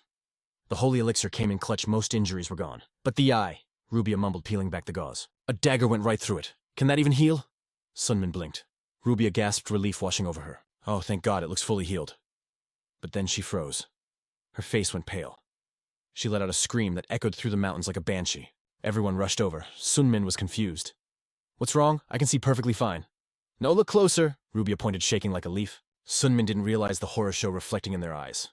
His right eye changed. It wasn't human anymore. It was a piercing, glowing gold. Days later, the squad escorted Huayan to the Seema clan. This was her play. She was putting her fate in the Alliance leader's hands, and the crew respected the hustle. But at the very end, she had to tease him one last time. These days were precious, Sunmin. Her smile was bittersweet. Next time we link up, I want to see you standing tall. And that was it. Time to split up. Sunmin forced a smile, hiding the pain. Bet on it. He watched her fade into the distance. For now, splitting up was the only play to keep breathing. Her last words still replayed in his head like a broken record. Don't you dare die until we meet again. Sunman clenched his fist, feeling the texture of the hairlock she left behind. He stood there frozen like a statue, watching her carriage fade over the horizon long after it was gone. Inside that carriage, Hee-yun sat in silence, looking totally wrecked over all the memories they never got to make. Back on the road, Sunman finally turned away as twilight swallowed the forest. But then Haeoju's voice shattered the mood, dripping with pure sarcasm. So about that girl's hair? Sunman just nodded, stone-faced. Before they split, Sima Ryun had passed on a message from the Alliance. Haeoju scoffed. Does that old geezer want us to use it for a ritual or what? The spirit's tone suddenly flipped to dead serious. Guard that stash with your life. I know you will even without me saying it. Then just as fast, the seriousness vanished. Haeoju sniggered like a troll. Just don't go sniffing it like a creep, all right. Sunman snapped back. Who the heck would do that? He mentally checked his new quest log. 1, head south. 2, find a cracked mage to nuke Hai-Yun's curse. 3, track down the tribe that knows the heavenly demon arts. And finally the big one, if he ran into the sword saint, it was on sight. That scumbag was the one who cursed her in the first place. Suddenly, a weird vibe washed over him. Sunman popped up like a toaster eyes glued to a freaky red glow deep in the woods. Yo, what is that? Something was creeping in the shadows. Hugh caught the vibe instantly. Oh, ho!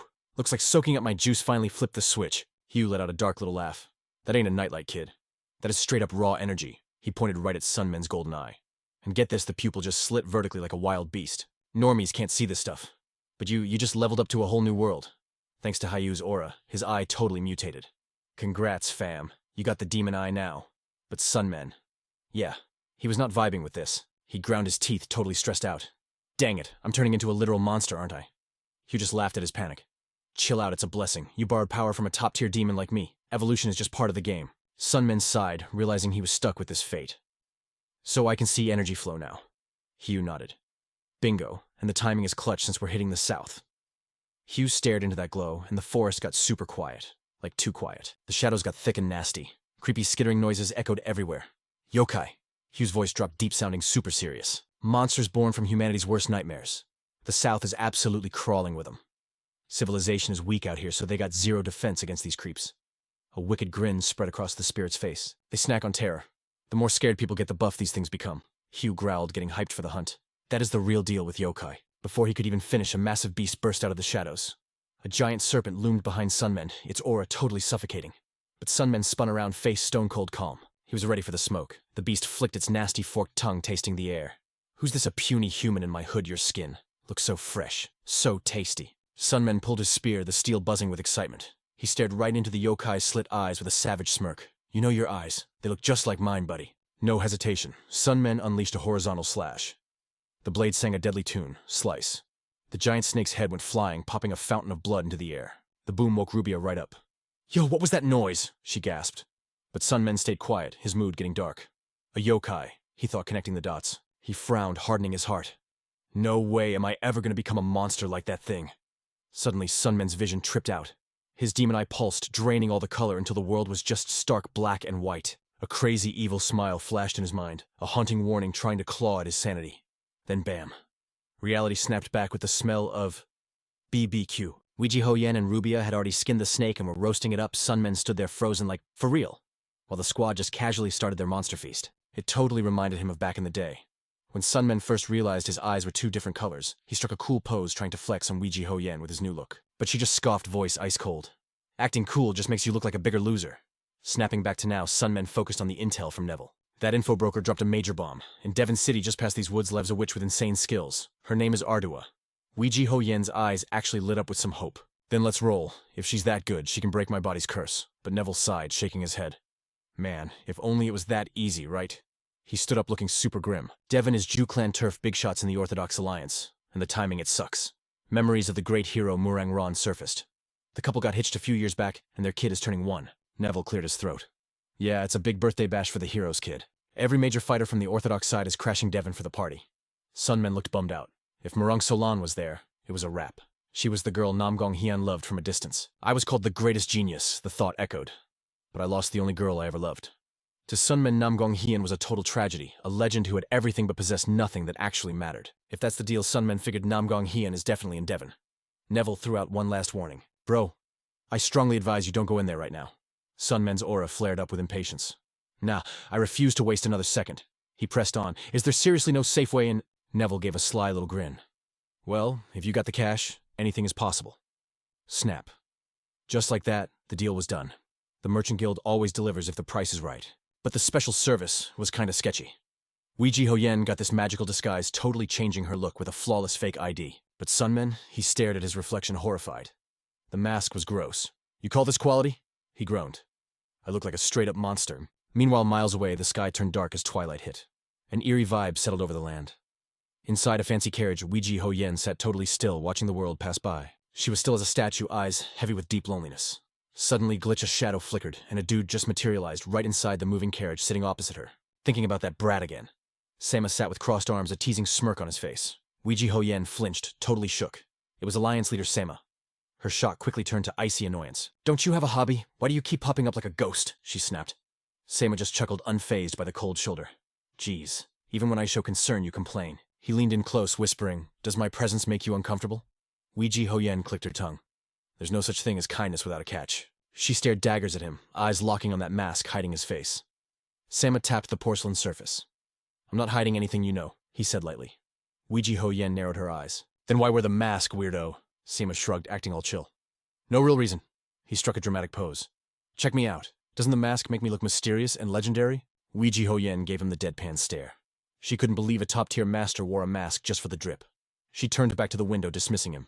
That mysterious vibe is gonna fade if you keep annoying me. Sama laughed, a loud sound filling the carriage. Then awkward silence. Sama broke it first. You said there's no kindness without a motive? He crossed his legs, resting his hands on his knees. That's true, but only 'cause the peeps you've met so far were trash. Don't blame the whole world for your tiny experience bubble. Oh. His voice dropped deep, and the air in the carriage got mad heavy. Weiji Hoyen jolted, pressing back into her seat, her instincts screaming, Danger! Cold sweat dripped down her forehead. This wasn't a bluff. Seeing her tense up, Sama scoffed. Do you think you're the main character of this world, so arrogant? Don't worry, I don't care about you. He dropped Sunman's name, casually making Weiji Hoyen freeze up.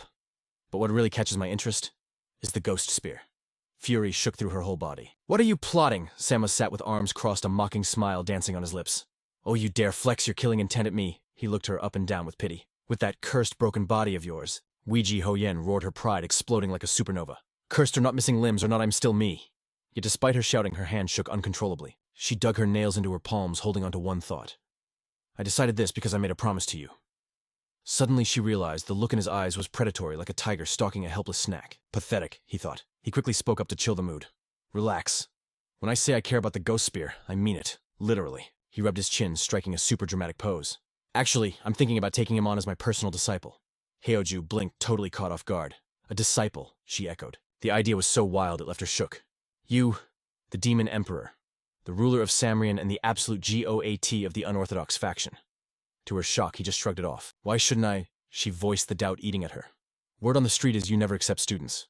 Weiji Hoyen waved a finger like, nah, son. Incorrect. It's just that until now, nobody was worthy of my attention. His voice dropped to a low, heavy rumble. That is exactly why you don't interest me. You're too perfect. I have a thing for a different breed. He pierced her with an intense stare. Instead of a genius who gets everything handed to them, I vibe with the ordinary guy who has to claw and scrape for every single inch. Heoju didn't back down. She let out a dry, skeptical laugh. Are you seriously calling Lee Sungmin ordinary? That's hilarious. Sure, he started slow, but after 10 years... Before she could finish, Weiji Hoyen's interest spiked, his aura flaring up like a bonfire. 10 years, you say? She recoiled at the sudden pressure.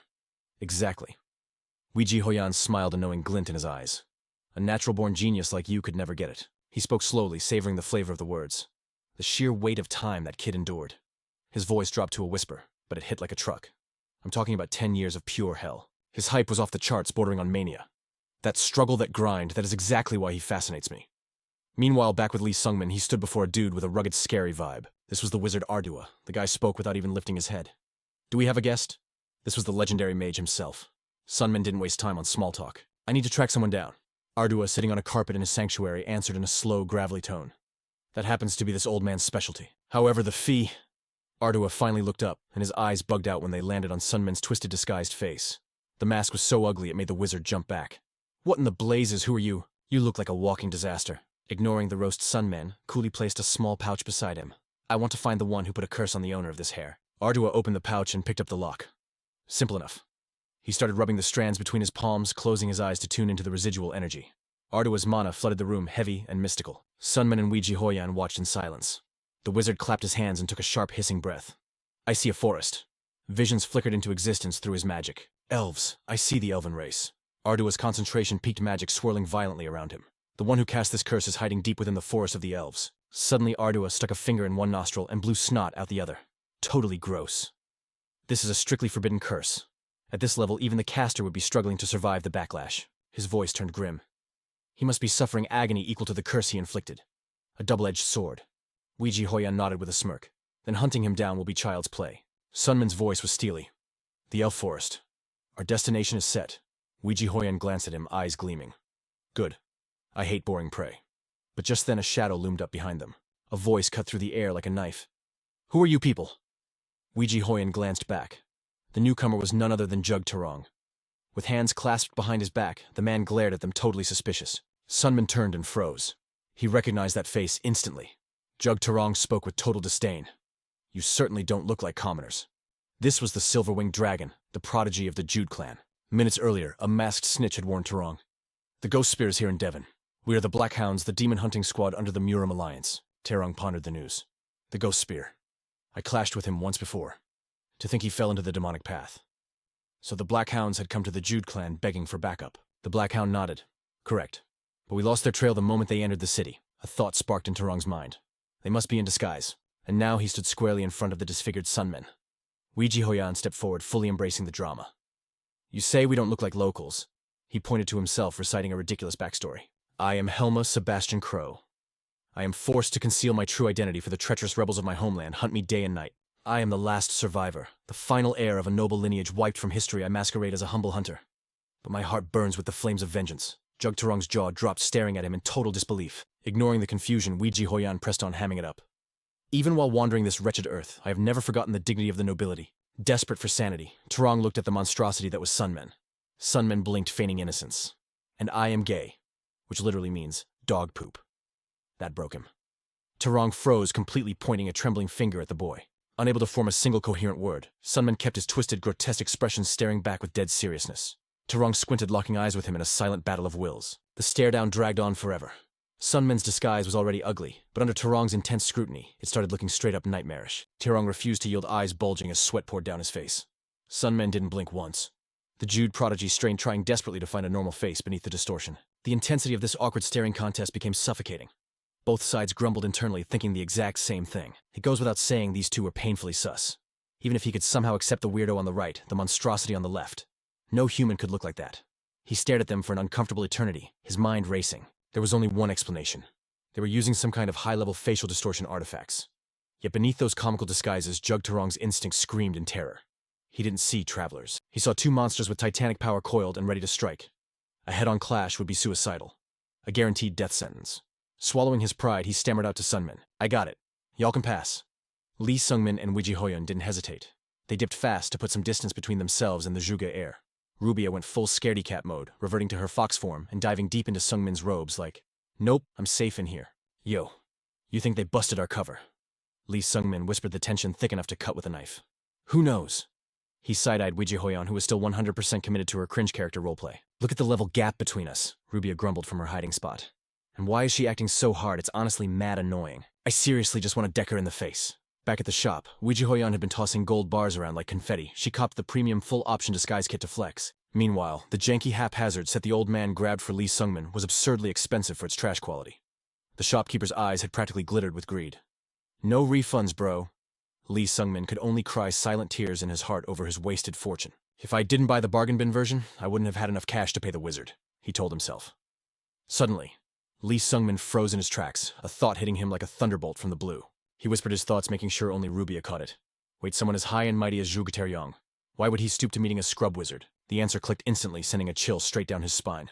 The purpose was clear. He wasn't there for business. He's using the wizard to hunt us down. Totally clueless to the danger, they kept walking right into the trap. But high up on the roofs, these creepy silent dudes were lurking, locking onto their targets like heat-seeking missiles. And just like Leong feared, that Wizard Arnold was already chanting some freaky tracking voodoo to find Jugetong. Yo tracing spell confirmed the two who just dipped are definitely the target's boss. Jugetirian clicked his tongue, his eyes narrowing like a hawk spotting a mouse. Called it, get the chase team moving stat. But suddenly a voice cut through the noise, totally killing Juk Tarang's vibe. Namgung Hewan stepped out of the dark looking fresh and shattering the tension. Hewan tilted his head, shooting daggers at Jug Tarang, with his eyes clearly planning to hunt the Black Dragon himself. Tarion jumped up, spinning around to face the party crasher. Namong Hiwan. Isn't the black dragon your best bud or something? Tarion sneered, totally ignoring the wizard who looked confused as heck. So what's a big shot like you doing in a dump like this? Sparks were flying as these two giants started trash-talking. Don't act like you ain't involved, Turong hissed. You're joining the hunt unless you want beef with the whole Muram alliance. Who said anything about defying the fam? Huan replied, his voice dropping way low. Chill out. I'm not backing down. But if my bro has gone off the deep end, he declared, eyes shining with that hero complex, then as his senior, it's my job to beat some sense into him. Juju Tarion didn't waste a second. He turned and bolted, shouting orders back at Hiwan like a drill sergeant. Grab the Blue Sky Sword Squad. Move the pursuit team now. While everyone else scrambled like headless chickens, Hiwan just stood there stone cold. He watched them leave, his face darkening with a sneaky, calculated look as he planned his next power move.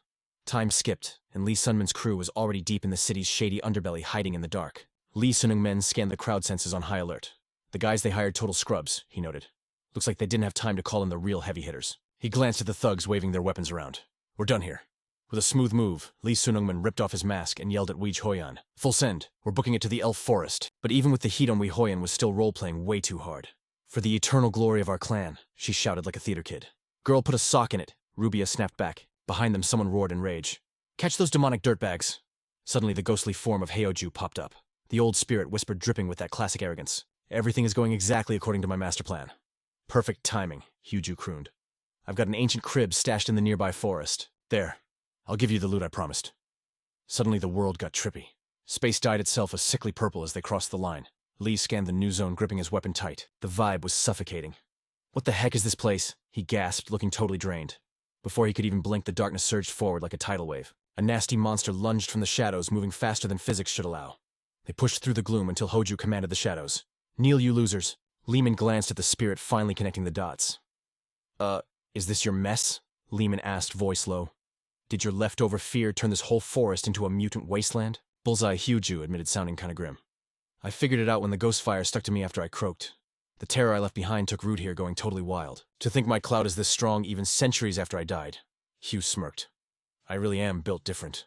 Liang Men bit his tongue hard. He badly wanted to roast the old spirit's ego, but seeing this scary power, he wisely kept his mouth shut. Is this place safe for us, though? Lee Sunungman pressed. Hard to say, Hugh replied, acting mysterious. Some of these freaks obey me since they're born from my vibes. Others don't. We can't slack off, but I can force them to light up the path. The cowards chasing us are probably shaking in their boots by now. Lee Sunungmen nodded, knowing that was straight facts. We ain't got time to waste. Lehman decided, eyes getting serious. We follow the ghost fire, grab the treasure, ditch the stalkers, and get the heck out of this forest. Suddenly, the guiding fire flickered like crazy. Rubia froze up first, standing straight up. The fire. It's shaking in fear. Hugh stopped dead in the air, and a bone-chilling cold swept over them. Something is here, he whispered, sounding actually terrified. A presence that shouldn't exist. This nasty energy. Is it really you? A voice boomed from the mist, ancient and terrible. Long time no see. Could have sworn you got deleted 400 years ago. Heoju's ghostly face twisted in horror. He screamed a warning to Lee Young Men. Brace yourself, kid. We just walked into the Lion's Den. It's the Demon King. The air literally froze. That single name was heavy enough to silence the whole forest. The great demon Jugue panic hit Rubia as she stared at the marks they left on the path. These messy marks. I made them 2 hours ago. Rubia realized the terrifying truth. We've been walking in circles this whole time. He clenched his fist, red mana flaring up before fizzling out. Even with my blood demon art, I can't even scratch a tree. What kind of voodoo is this? Rubia yelled, panicking. The mana flow is way too intense. We can't even map this place. Bayab shook his head, eyes wide with confusion and rage. Impossible. Back in my day, this was just a normal forest. He sensed something wrong. Someone put up a massive barrier covering the whole woods. He analyzed the energy slowly. Wait. This barrier isn't something a normal human mage could whip up. Space twisted and warped, messing up all directions. Looks like we got trouble lurking here. Suddenly, Moyong Shun screamed a sound that ripped right through the silence. Out of nowhere, a massive entity popped up. It was draped in this creepy magical purple haze.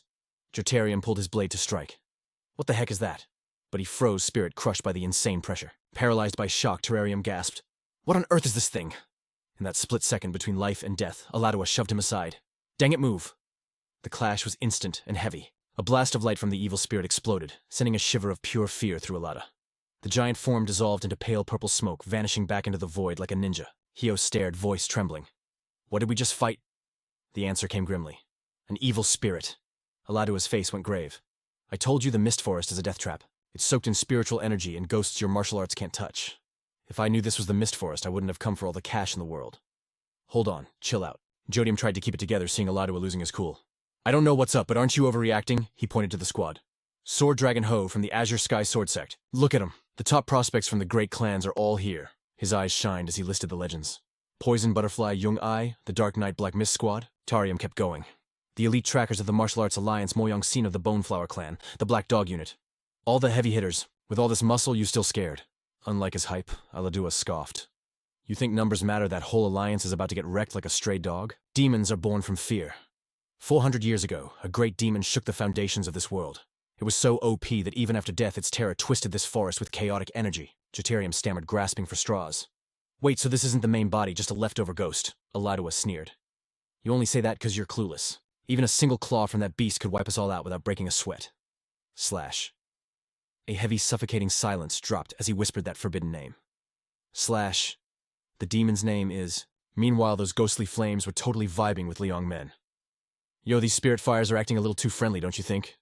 Hoju finally spoke up to drop some knowledge. Chill out, kid. Listen up, he confessed, taking it slow. Slash. The reason this forest turned into a literal hellscape? Yeah, that's probably on me. Slash. The temperature crashed instantly. Slash. Hoju let out a low, dangerous growl. Watch your back, rookie. That thing is an apex predator, a king among monsters. Slash. He stared at the fiery silhouette that used to terrorize the heavens. Slash. That right there. That's the Red Demon, the Crimson King, he explained. One of the 5 kings of the predator species. Slash. Lee sighed. A monster king. But that throne is empty now. Slash. Hoju looked at the creature with cold, confused eyes. Slash. Bro, what happened to you? You're pathetic compared to your prime. The entity stepped out, and he was definitely no longer a majestic king. Slash. Jugu was nothing but a broken, tattered soul. Slash. He replied, You see me like this because my heart was ripped out. Slash. Hoju showed zero mercy to the fallen legend. So you're hiding here leeching off the old man's leftovers? What are you, a parasite? The demon replied, defeated. I've got no right to be proud anymore. You got that right. I was completely clapped and exiled from my own city, Aramuri. I'm just here to heal up. You gonna punish me for trespassing? I don't care. A loser licking up my scraps isn't my problem. I just came to grab something. Slash. Hoju turned to dip, but had one last question. Slash. By the way, who wrecked you that bad? Slash. Jog fell into a heavy, awkward silence at those words. Just dropping that name made the air tremble around the horned demon. Slash. Jana. Slash. The 9-tailed fox currently running the show. Slash. She stood like a statue against the silent, dark backdrop of the night. Liang Men turned to the spirit floating beside him. Old man Hoju, didn't someone already loot your treasure vault? Foolish boy, Hoju scoffed. That's impossible. Slash. They ventured deeper into the spooky phantom woods. Suddenly a silhouette popped out of the mist. Slash. A majestic pagoda. Slash. We made it, fam. Hoju announced, his face glowing with pure pride. Slash. Liang Men gasped as the world shifted, engulfed in a mystical purple haze full of starlight. Hoju smirked, pure ego radiating from his ghostly form. Slash. Stored in this subspace pocket, my collection is untouchable by scrub thieves. Slash. Open it up, you peasant. Liang Men squinted, trying to figure out the weird artifact in front of him. Slash. This doesn't look like a ruby. What is this junk? Slash. Hoju grinned wide. Never seen one, behold. As the box clicked open, Liang Men froze in pure shock. Slash. It was a dragon heart. Slash. A literal dragon heart. Slash. One by one. Legendary artifacts materialized, each pumping out a suffocating divine aura. The eternal glacial ice from a mythical beast's core. Slash. Internal energy, plus 100 poison resistance, plus 60, slash. The stats were absolutely god tier. Slash. Their eyes were gleaming with greed. Dragonbone scales and mountains of gold stacked so high it blinded them. Slash. It was a king's ransom, no cap. Slash. Yet in that sea of priceless loot, one weird thing caught Liang Men's eye. A strange, ugly little thing. Slash. A wine bottle shaped like a duck that poured endless liquor. Slash. It seemed pretty basic compared to the rest. Slash. No. Hoju corrected him sharply. Slash. That thing is actually terrifying. Slash. Beside them, Baek One stopped dead, his eyes popping out in disbelief. Boom, torrential spiritual energy flooded into Liang Men's body. Slash. It forcibly leveled up his power to new heights. Slash. He could feel the evolution happening in a heartbeat. Slash. My internal energy. It's at least doubled. A lucky encounter you only find in legends. Slash. Liang Men clenched his fist, feeling raw power surging like a breaking dam. Slash. Every fiber of his being was leveling up. Slash. Hoju couldn't hide his amused skepticism. I knew the kid was strong, he thought. But to think the infinite wine would hit this hard. Hoju personally hunted dragons to build this stash, only to die in the end. Wait a sec. Did you really drag us all this way for a duck bottle? Rubia asked Liang Men, her voice totally confused. It's been a hot minute since we entered the forest, Liang Men replied calmly. I wonder how the pursuit unit is doing. Unlike us, they got no guide. They must be suffering. Suddenly, Baek One cut in his face, going dark instantly. I think I know their fate, he whispered. The energy here is faint, but I smell something familiar. And it is absolutely repulsive. It's the nasty scent of blood. Those guys tailing us, they definitely became sacrifices for something brutal. Slash. There was no doubt the Murim Alliance dogs chasing them were dead meat. Liang Men's face paled as the reality hit him. Could it be the red demons doing nah? Hoju shot back instantly. Unlikely. An image of Ouija Hoyan lying motionless flashed through Liang Men's mind. Hoju shook his head. Even if he fell off, he was the predator king of the yokai world. He isn't trash that dies that easy. Just as he said that, a towering shadow stepped out of the gloom. Guizhang, Liang Men gasped, spotting Haiwan and Tyrion. Hewen spoke softly. Long time no see, little brother. Liang Men stayed calm. What happened? Haiwan recounted the horror show. That red demon attacked us. It feeds on our fear. Haiwan pointed a shaking finger behind him. And that thing creeping up on us? It literally tore the red demon apart. Liang Men's eyes bugged out in shock. A chilling laugh echoed. Newbie, looks like your journey ends here. The vile spirit revealed its true grotesque form. Unlucky for you. The voice boomed like a death knell. You're facing the strongest yokai in history. The moment that vile spirit showed up, the air got heavy. Terror washed over the squad as they realized how bad this was. Liang Men froze for a second. A flicker of genuine surprise crossed his eyes. Murderous intent exploded from the spirit. A twisted smile carved across its face. Liang Men narrowed his eyes, locking onto the threat. Hey, what the hell is manifesting now? Hoju watched the energy gathering, forming a theory. Looks like the spiritual energy and fear of that elder materialized. A mass of condensed power born from this cursed forest. The vile spirit hovered. It was cold. Dead eyes fixed solely on Liang Men. This kid, Hoju thought, he's too chill. Back in the day, a strong enemy meant panic and burning life force. But after the battle with the Bloodheaven demon, his spirit and core are stabilized. Plus, my elixirs barely doubled his internal energy. Liang Men exhaled a long breath, steadying his heart. He drew his spear. I got this. Just moments ago, a red demon had stormed out of the deep woods, wrecking everything in a frenzy. But then this new monstrosity appeared and shredded the red demon into pieces in the blink of an eye. Haiwan stared in disbelief, eyes wide with shock. Before her. Liang Men unleashed a storm of steel, his gaze burning with resolve. She watched the clash unfold with bated breath. The murderous spirit lunged with reckless abandon. Yet Liang Men matched its ferocity, blow for blow. No! She realized with a start. He isn't just matching it, he's dominating it completely. The gap between their strengths was massive. Hoju let out a cold, mocking chuckle. It's only natural. Even if it wears my face, it's nothing but a hollow shell. A scrap of a spirit. It might crush a fallen red demon, but defeating a disciple I trained personally. That's a foolish dream. The corrupted spirit roared in fury, thrashing wildly as it got pummeled into submission. Liang Men dodged a lethal strike, his mind racing. Its regen is absurdly fast. In terms of raw energy, it way surpasses me. He grit his teeth, sensing a weird contradiction. For all that overwhelming power, its attacks are pathetically basic. Hoju stood in silence. A deep frown marred his face. A wave of strange irritation washed over him. What is the sensation?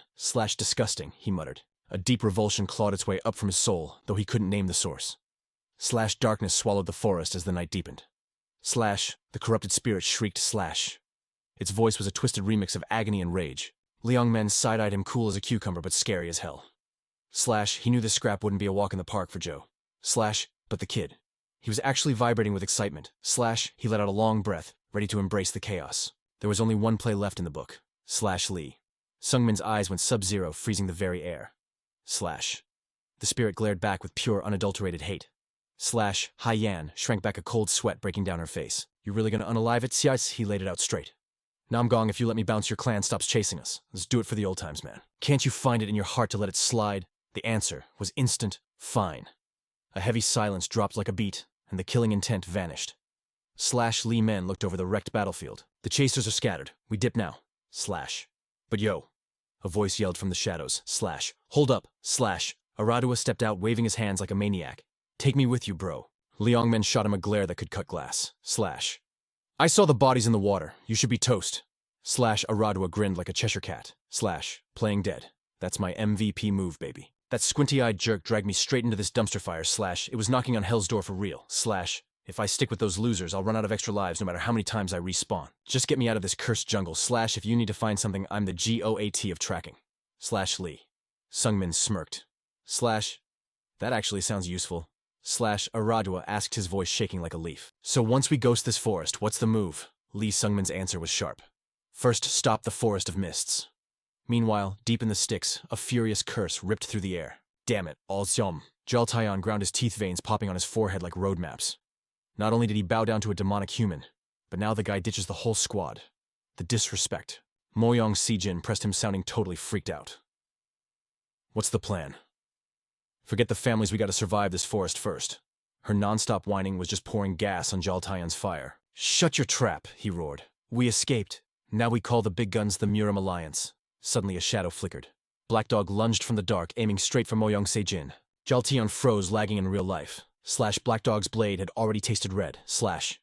The assassin chuckled, turning the temperature down to freezing. Truth is scrubs, like you couldn't touch the ghost spear or the mad demon. You were just cannon fodder from day one. I just didn't think I'd have to take out the trash myself. As silence hit, he turned to his crew. Is the cleanup done? Yes, my lord. Black Dog nodded, cold as ice, zero remorse. Excellent. Let's bounce. His command rang out with the authority of a true boss. Deep in the spirit woods, Ouija Hoyon stepped into the light chill as ever. Greetings. Young. Inhun turned eyes serious. So this is the first time we meet IRL. He paused, and the air got super awkward. The little heavenly demon stood there looking confused but impressed. Young. Inhun tried to act mysterious, but her face just wrecked his composure. Wait, I was trying to keep my swagger here. Yeah, that ship has sailed. She deadpanned. What are those things? You've probably never seen them, he replied. They're fairies, and they seem to dig you, beautiful human. Critters like this are basically myths, unless you go deep into the elven forest. Can you feel that heavy spiritual energy? The fairy queen's crib is right here. Best spot in the server to heal up. I wonder when the spear demon will show up. Probably another 6 months at least. The fairies danced around her, giggling like crazy. Let's try not to kill each other until then. She nodded slowly. Bet. Elsewhere the grind continued. Lee Sung-min and Baekpo carved a path through the wilds, heading for the legendary village where the mad demon leveled up his dark arts. Surrounded by this endless green hell, Aradua was losing it. He realized the path had glitched out of existence. Yo, do you two even have a map? He shouted. We're walking blind in a freaking jungle. Do any of you have loot from that tribe? If there's a connection, I can cast a tracking spell and ping their hidden village. Rubia crossed her arms, salty as ever. Well, you holding or not, hurry it up. Reluctantly, the old man pulled a beat-up bracelet from his robes. Aradua snatched the bling eyes, lighting up. A bracelet. This is plenty of mana fuel. But tell me, why are you sweating bullets? Old man Rubia shot a teasing look at Baekpo. Let me guess. You got this little trinket from a boo back in the day, didn't you? The ritual finished and Aradua hummed with confidence. Cut the chatter. The mana has spoken. I know exactly where their base is. Liang men scanned the squad boss mode on. Good.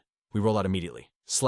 When they arrived, a withered ancient figure crept out of the shadows. Baekpo stared, voice trembling with all the feels. Piowol, is that really you? It was a member of the tribe that served the Void King. Baekpo stood frozen, shook by how she looked. Piowol, you've aged like crazy. It's only been 10 years. How is this possible? The old woman replied, voice sounding like dry leaves crunching. I never thought I'd see your face again. Why come back to this cursed dump? I came for the technique, Baekpo admitted. The key circulation method to control demonic energy. I need to remember the code. Silence hung heavy for a few agonizing seconds. Piowol choked back a sob, pain written all over her face. Dojil is dead. Baekpo's eyes went wide breath, hitching as his world crashed. She continued, voice hollow and empty. Not just him. Everyone is dead. I am the only one left from the slaughter. Liang Men stepped up, aura sharp as a knife. What went down here? Piowol shook as the nightmare memories flooded back. It was a demon, 3 years ago. A colossal demon of flame dropped on us.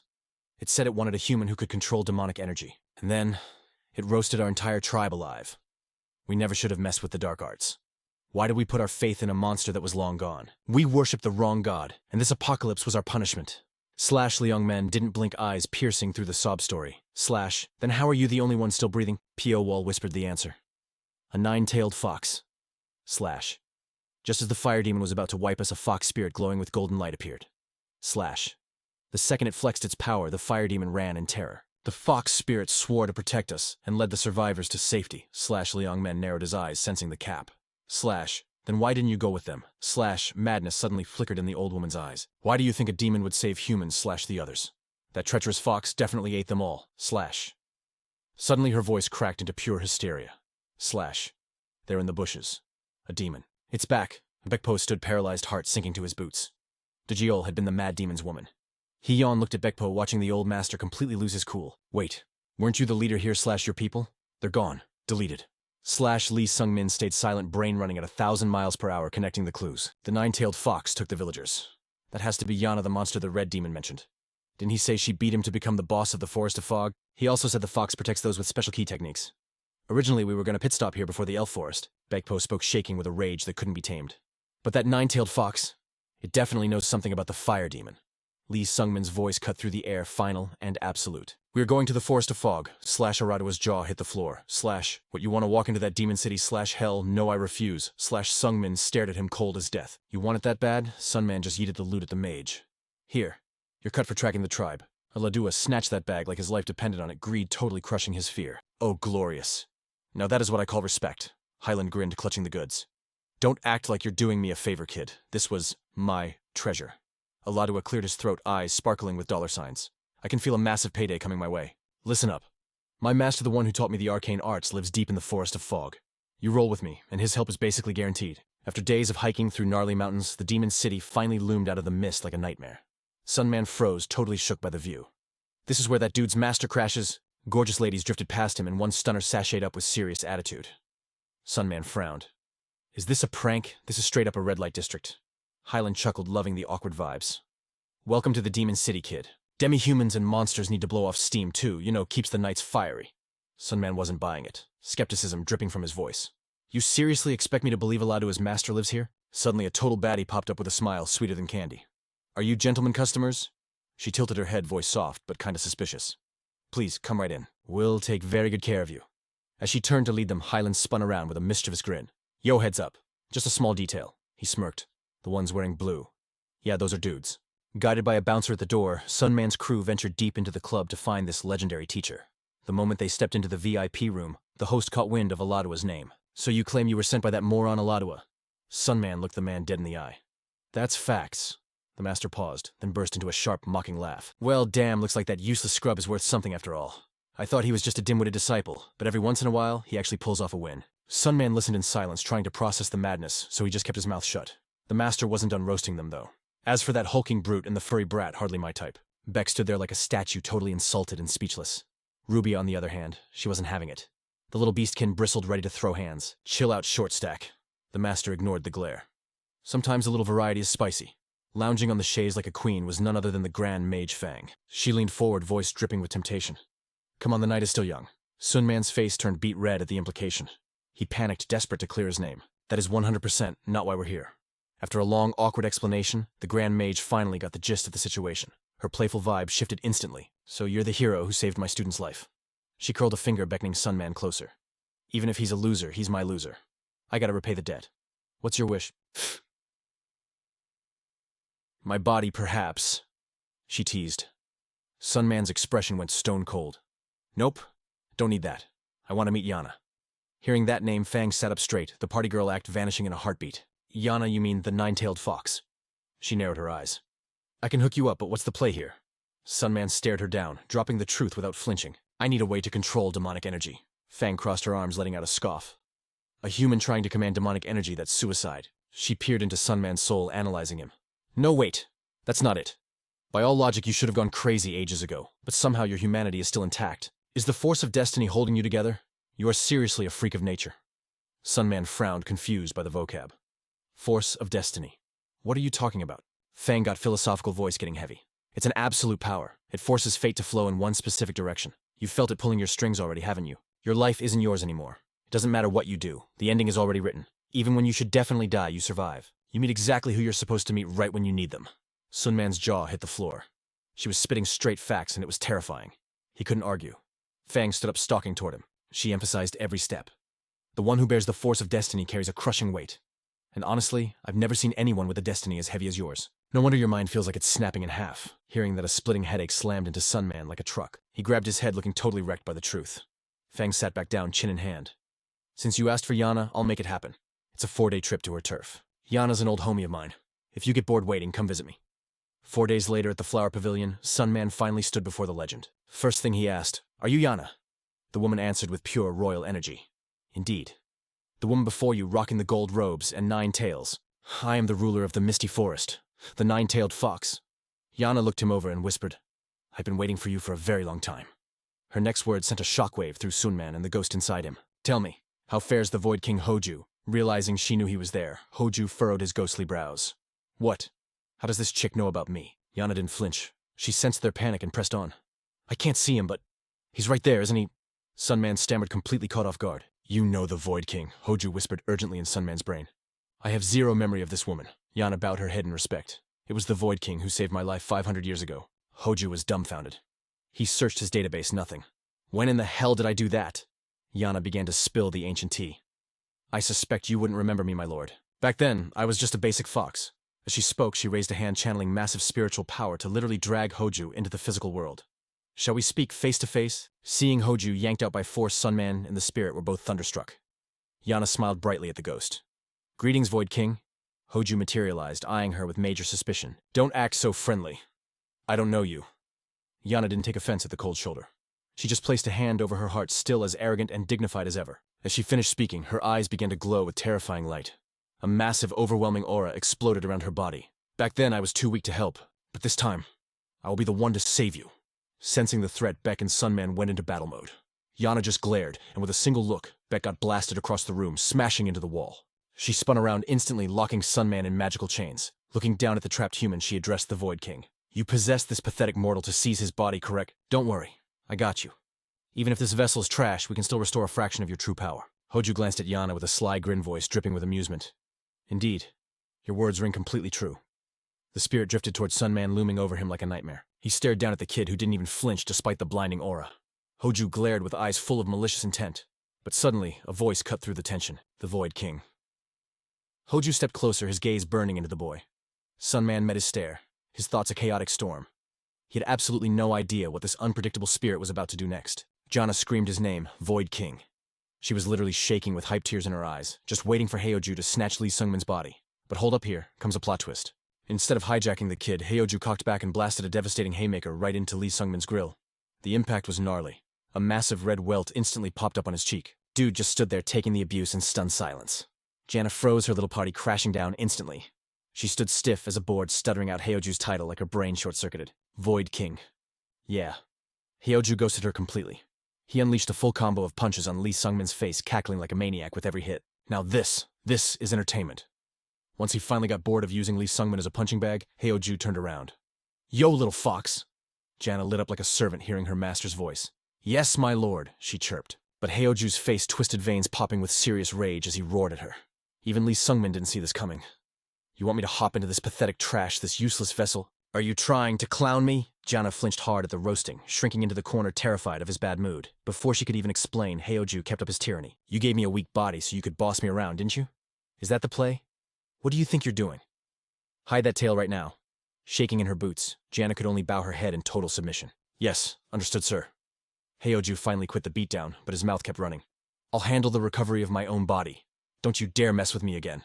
Jana obediently lowered her head. Understood. Finally catching a break, Lee Sungmin walked up to the spirit. Did you save that fox back in the day? A memory flashed in Heoju's mind. A scene from centuries ago, where he slaughtered a beast to save a tiny injured golden fox. Yet the Void King just furrowed his brows and hit him with a cold reply. I don't know. I don't remember a thing. Hearing Heoju's denial, Lee Sungmin just smirked, knowing better than to push it. To the side, Heoju and Jana kept bickering. Heoju's voice was grating as he snapped. You ask what I'm doing. Obviously I'm taking over this brat's body. Jana's expression soured instantly, clearly salty about it. Heoju looked at her sulking face and scoffed. Fine, but fix that mug of yours. You look absolutely ghastly like that. Meanwhile, deep in the woods, a squad of people froze, sensing a familiar energy. Tears streamed down one dude's face as he whispered, That power! Looking at Lee Sungmin, they didn't see a kid. They felt the overwhelming pressure of the Tyrant of the Void standing right there. A roar of hype erupted. It is our god. Our god has returned to us. Totally confused, Lee Sungmin turned to Jana for the tea. Who are these guys? Before he could finish, she nodded solemnly. They are the survivors, the remnants of the tribe that served the Void King before getting wrecked by the demon Juiceon. The survivors' eyes lit up as they recognized the duo. Our guardians? And wait, is that Lord Beck Musin with them? Jana guided him forward, dropping the lore. Regrettably, the monster Juiceon escaped. That name struck a chord in Lee Sungmin's mind. Juiceon, that name. Does Beck Musin know that demon? Suddenly, Beck Musin stepped up, blocking Jana's path. His voice was demanding, Tell me everything about this Juiceon. Jana was stunned that the legendary warrior was asking. She looked up and froze. Beck Musin's eyes were overflowing with unquenchable rage and resentment.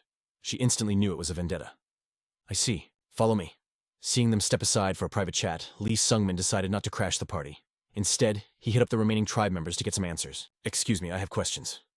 After hearing Lee Sungmin explain his situation, a tribal woman realized the glitch. You are a messenger who cannot control the divine power. I will grant you a secret manual describing how to manipulate the god's energy. Heoju, eavesdropping on the exchange, let out a mocking sneer at Lee Sungmin. Messenger of divine power, ha. They truly see you as a god. Not entirely wrong. I suppose they worship me for hundreds of years, twisting my terror into divinity. In the end, the principle is just like demonic possession. It helps them control the chaotic energy. If you weren't a descendant of the bloodline that followed this creed for centuries, the energy would swallow you whole. You would go mad, but since you're connected to me and aren't fully human anymore, you'll survive. Lee Sungmin listened to the spirit's explanation in silence, offering no clapback. The woman returned, dropping a thick ancient tome into Lee Sungmin's hands. This is the secret art of controlling the power. Lee Sungmin bowed his head. My thanks. Just then Baek Musin returned from his council. Janet glanced at the boy. Have you finished what you came to do? He answered without hesitation. Yes, it is all thanks to you. Jana saw that Lee Sungmin had secured the bag. She spoke up, her voice sounding urgent. Excellent. I apologize for the sudden timing, but I must bounce for half a month. Lee Sungmin was taken aback. You're leaving, Jana replied calmly. I must return to the peak where I cultivate. Normally it takes 2,000 years for a fox to ascend to a 9-tailed fox. I forced that evolution in a mere 500 years. The side effects can no longer be ignored. As she finished speaking, Heoju stepped up. He cut Jana off sharply. This fool needs 2 weeks to master his spiritual energy control. I will remain here until you return, so cease your worrying. Though my memories are fragmented, I recognize your sincerity. Consider this repayment for the grace you once showed me. Hearing the Void King Heoju speak such words, Jana's eyes shimmered with unshed tears. Thank you, my lord. Lee Sungmin, seeing this rare side of the spirit, smirked playfully. Since when did repaying favors become such a hassle for you? Heoju snapped his head around, barking. Shut your trap, brat. After Jana dipped out, Lee Sungmin approached Baek Musin. Seeing the elder standing there, he asked, Did you manage to extract any intel about Juson from Jana? Baek gave a single cold reply. Yes. His eyes were flooded with bloodlust and hatred. Juseon is a devil in a mugi, a serpent who failed his ascension to become a dragon. The scene shifts to a dark, ominous spot. Juseon sat deep within a cavern, listening to a report. He narrowed his eyes, demanding confirmation. So the fox has abandoned the forest of fog. The great demon. Jusen grinned. The informant continued. Yes, she will be gone for at least half a month. She requires 10 days and nights at the spirit demon altar to commune. You must use this window of opportunity. While she is absent, execute my request. In exchange, I shall grant you entry into the fortress of the Mist Forest. Hearing this, Juseon threw his head back and laughed arrogantly. Without the red demon or Jana standing in my way, I am the god of this forest. From the shadows, his voice dripped with malice. Just imagining the twisted agony on that vixen's face when I crush her under my boot, it makes me tremble with excitement. Juseon stood up, his presence suffocating. Good. We move out. It is time to slaughter every demon in the forest of fog. A terrifying energy exploded within the sealed chamber. Lee Sungmin sat cross-legged in the center, his body rigid as he cycled divine power through his meridians. Heoju watched for a long time before asking in a low, serious tone, Is this truly possible? Lee Sungmin nodded, sweat beading on his brow. I am attempting to fuse the purple cloud art with this breathing technique. He muttered to himself. It is agonizing. Without the genius talent of the minor heavenly demon, this is nearly impossible. He took a deep, shaky breath and steeled his resolve. Even so, I must try. At that moment, a cold, authoritative voice cut through the air from behind him. No, stop immediately. Kane stood in the doorway, his eyes deep abysses that seemed to see through everything. Yo, didn't my student tell you the deal? Don't stop being human, bro. That was the warning. Sungmin whipped his head around, instantly on high alert. Who the heck are you? He sized up the stranger. Suddenly a core memory unlocked from years ago. My master said to warn you. Don't lose your humanity. Sungmin muttered, checking the vibes. Wait, are you Kane? The dude twisted by causality. He's the master of Lloyd and lord of the Gold Tower. The silence was thick enough to cut with a knife. Finally, Kane spoke up. We finally link up. I thought our paths would have crossed ages ago, he said, ice cold. Naturally, I never wanted to see your face, though. He leaned against the door, scanning the room like a hawk before asking straight up, Where's Rubia? At Sungmin remembered she bounced to the night market. She hit up the night market with the squad. Kane let out a tiny sigh. She is always so extra. He paused. Yana looked totally lost by this interrogation. Sungmin answered. She dipped about half a month ago. But do you always talk to yourself? Kane completely ignored him like he wasn't even there. He relaxed and gripped his own arm, the one glowing with creepy runes, and dropped some heavy gloom. I did everything to fight fate, man. But in the end, it was all for nothing. Like an ant trying to crawl out of a pit only to get yeeted by a hurricane. Every effort was useless. Sungmin felt a chill run down his spine and cut him off. Bro, what are you yapping about? Kane looked him dead in the eye. Just the tears of a pathetic loser. The end of a fool who tried to box with fate. The moment I met you, I felt it. My destiny juice is draining out and flowing straight to you. Sungmin frowned hard. Destiny, causality. You tripping, Kane explained slowly. The denier, the god of time, spoke to me.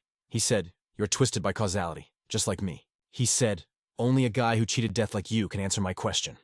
He stared at Sungmin, his eyes piercing through flesh and bone, reading the script of his soul, the force of destiny. It's an absolute power that forces everything to follow a set track.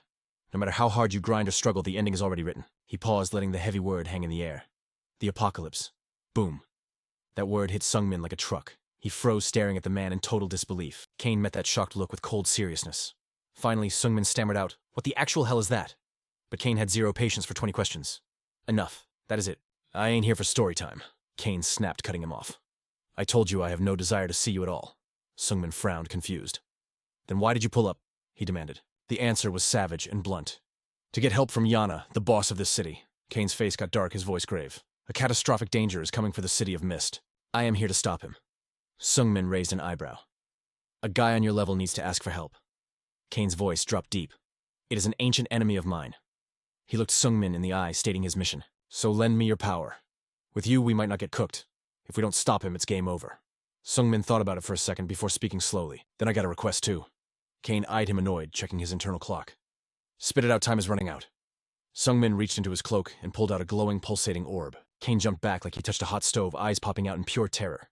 "A dragon heart, I want to eat it and steal its power," Sungmin said casually like he was ordering lunch. The elder looked at him like he was absolutely nuts. "Have you lost your mind?" Kane shouted. "Swallowing that massive block of mana will make you explode instantly." But Sungmin's face stayed stone-cold confident. "I'll handle that part. I searched everywhere, but I haven't found a chef who can cook a dragon heart." Kane hesitated. Well, I can do it, but..." Sungmin cut him off with a savage little smile. "If you can't guarantee you'll help me eat this, I'm just gonna lay down and scratch my belly. Good luck." "Didn't you say you needed my help for your job?" Sungmin added. Kane's jaw hit the floor. "What?" Meanwhile, absolute chaos erupted in the night market. Wei and Rubia scanned the crowd in panic as blood-curdling screams ripped through the air. "What is going on?" she cried out. "It is total anarchy out here." "Psych." Suddenly, Cycler sprinted toward them, screaming in sheer terror. "Help, save me, please someone." His voice cracked with fear, but he dropped a warning. "Quank has returned." Wei stood frozen, too shocked to speak. But before Cycler could reach safety, a torrent of hellfire crashed down from the sky, incinerating him right before Wei's eyes. Through the thick smoke, a nasty voice echoed. "I knew it." Quank walked out puffing on smoke eyes, crazy with joy. "How interesting. Burning everything to ash without a reason is a vibe." He glanced at where Wei was standing, grinning like a predator finding fresh meat. "There is a big flammable-looking guy over there. Come here. Let me burn you to death gently." Wei fought to hold back his rising fury. You're Chu Sung, aren't you?" The villain looked surprised. "Who gave you permission to say my great name so nicely?" Wei didn't bother to answer. He calmly reached up and took off his hair tie. Boom. The sudden shift in his aura shut his opponent up instantly. Then his voice rolled like thunder. "The mad demon, Wei." He walked slowly toward the fire user. His face was a mask of icy indifference, but his eyes turned bloodshot veins popping on his forehead as he gritted his teeth. "That is the name of the man who's going to rip you into pieces." Cut to the villain's lair, Arbith, one of the 5 great dark stars sitting on the Lich's throne. Centuries ago, he was famous as a top-tier mage, but when he went full Lich, the whole world shook with horror at the cruel magical scars he left behind. Arbith was so powerful that he was still alive, even though the entire world hunted him down. The predator of the stars. Arbith chuckled, admiring his own work. "Truly astonishing," he mused. "Brecken, how could a mid-tier scrub like you make such a masterpiece?" Brecken rubbed his hands together, simping hard for his master. "It is an honor, my lord." Arbeth continued, his voice dripping with mockery. "What is even more amazing is that torturing these materials is just a game for you. You really are a sick pervert." Suddenly, Arbeth's gaze turned cold. "Rats," he hissed. "Filthy rats have breached the barrier." Brecken gasped in shock. "Impossible." "Is it that flame user again?" Arbeth shook his head firmly. "No, Yana's power comes from her contract with evil spirits. She takes too long to charge up her possession ritual, so it ain't her." He snapped an order. "Brecken, go and buy me some time." The minion pointed at himself, shaking. My lord." But one look from Arbeth's murderous eyes shut him up. Brecken stammered, "Yes, I will go at once." Meanwhile, in another part of the fortress, Sungmin sighed, sounding totally bored. "I have faced you way too many times." He looked straight at the enemy, totally unbothered. "How have you been?" The casual attitude sent Brecken into a blind rage. "You cursed heart thief, so you are the intruder." He narrowed his eyes. "I heard there were 2 of you." Sungmin remembered the plan. "There is one coming. Keep him occupied." Sungmin answered coldly. "Someone is already at the core, bro." Brecken burst into maniacal laughter. "Looks like I get to dispose of you then, you weakling." Sungmin calmly drew the spear from his hip. "Is that so?" Brecken exploded with terrifying energy. "I am taking back my heart from you today." Sungmin watched closely, analyzing every pixel. In the past, this man was a nightmare, an invincible boss no one could touch. Sungmin charged, but it wasn't a normal attack. A flash of steel struck a critical blow before Brecken could even blink. What the? Yo, I saw this dude like 2 months ago, total scrub. How did he become a raid boss in such a short time? Sunbin didn't care though. He just swatted him out of the sky instant stance switch. Let's go. Locking on prep the flash step, that S-tier teleport magic. But midair Brecken wasn't sleeping. He conjured a massive sphere of pure wrecking ball energy. Die, you heart-stealing rat. Boom, dropped it straight on his head. Sunbin ate that beam for breakfast, didn't even blink. Perfect time to mix mana and cultivation arts. He channeled that spicy combo into his spear. Let's run a test drive. Power surged like a straight-up tsunami. He cocked that spear back for the fatality. Gonna cloak myself in mana and condense every drop into the tip. The energy vortex on the weapon screamed like a banshee. Holy blood demon art, third form. Murderous intent flooded his eyes. A shockwave blasted out like a nuke. Brecken realized he messed up big time. Shields up. He panic-spammed a barrier spell. Wait, hold up. That was supposed to be a love tap, but the power was glitching the charts. The barrier shattered like cheap glass in a nanosecond. Brecken's eyes were popping out of his skull. Huh. Sunbin held the follow-through. Even Sunbin was shook by the damage. Bro, I yeeted him into orbit, and I barely tried. This power level is broken. He stood there stunned. The mighty Brecken got flattened like a sidewalk pancake. He just lay there, shell-shocked tears leaking like a bullied kindergartner. Brecken started sobbing. Annie. If my Annie was here, you'd be toast. Sunbin frowned. Where'd that chimera go anyway? Brecken wailed like a banshee. Stolen, she was snatched from me. He screamed at the sky. My precious girl got ganked by that damnable king. Meanwhile, somewhere else, Abit was gazing at his creation like a proud dad. Unexpectedly cracked. He stared at the masterpiece. It eats energy like a black hole, a bottomless abyss of juice. This body can tank the ancient magic of Oromore once the ritual circle is maxed out. This chimera is going to drink the whole city dry. Abit clenched his fist, trembling with that villain ambition. He whispered to himself, then I'll use the forbidden art to swap my soul into this vessel. His laugh was straight up unhinged. GG, victory is mine. I'll become the World Eater, a legendary cryptid, the ultimate apex predator. But suddenly, a cold voice cut the vibe. Yeah, that ain't happening, Chief. Ken stepped out of the shadows. You haven't changed a bit. Even as a lich, you're chasing clout you can't handle. Even alive, you were just a monster cosplaying as a human. Abit froze. He turned slow-mo style. Who's asking? Ken rolled up his sleeve, flashing some glowing arcane drip. True, first time meeting with this face skin equipped. But you'll recognize the vibe soon enough a bit. Ken raised his arm. The ancient runes pulsed with neon light. Take a good look. Does this ring a bell? Abit's eyes went wide. He knew those tags. Terror gripped his soul. He screamed, "No shot! It's you! You ghosted us hundreds of years ago!" His voice trembled to a whisper. Lap. The man was Ken, but the shadow behind him, that was Lap. Law materialized casually, lighting a dart. You summoned me to repo what you gave to Iris, didn't you? Law took a drag. Smoke swirled. No turning back now, homie. Ken nodded sharply. Run it. Law stepped up, tossing a swirling orb of magic. Bet. No questions asked.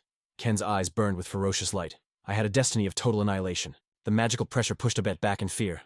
To dodge it, I deleted my power, my face, my whole existence. I tried to glitch out cause and effect. I wandered like a ghost for a century. Magic coiled around Ken like a living storm. But the running ends today. The fate I tried to dodge just respawned in front of me. His body erupted in blinding light.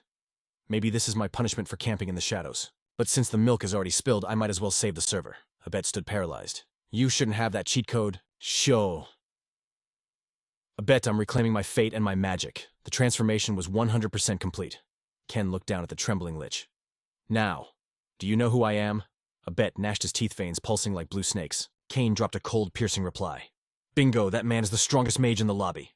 Moments later, frantic footsteps echoed through the chaos. Having finished off, Brecken Lee Sunungman rushed into the central square and saw the drama unfolding. He was gasping for air but froze solid muscles locked up in sheer shock at the nightmare loading in front of him. It was a vision of the apocalypse. Space itself was glitching under the weight of magical bombardments shaking the map. A blood-drenched clash of titans between the two archmages Abet and Kane.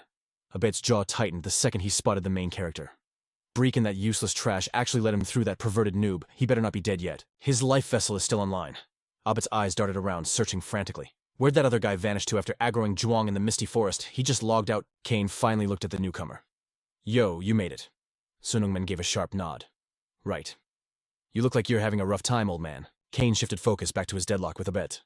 With you here, we might actually clutch this. Though if Rubia was here, it'd be an easy clap. Sunungman drew his spear, dropping into a combat stance. Rubia, you must be desperate to rely on her. He tightened his grip. Whatever, I'm joining the party. Anxiety flashed on Abet's face. He cursed internally. Damn it, we were already sweating just to stay alive. If that brat interferes, my win rate drops to 0. After a second of lag, resolve hardened in his eyes. Abet roared at the sky. Spawn in Aina.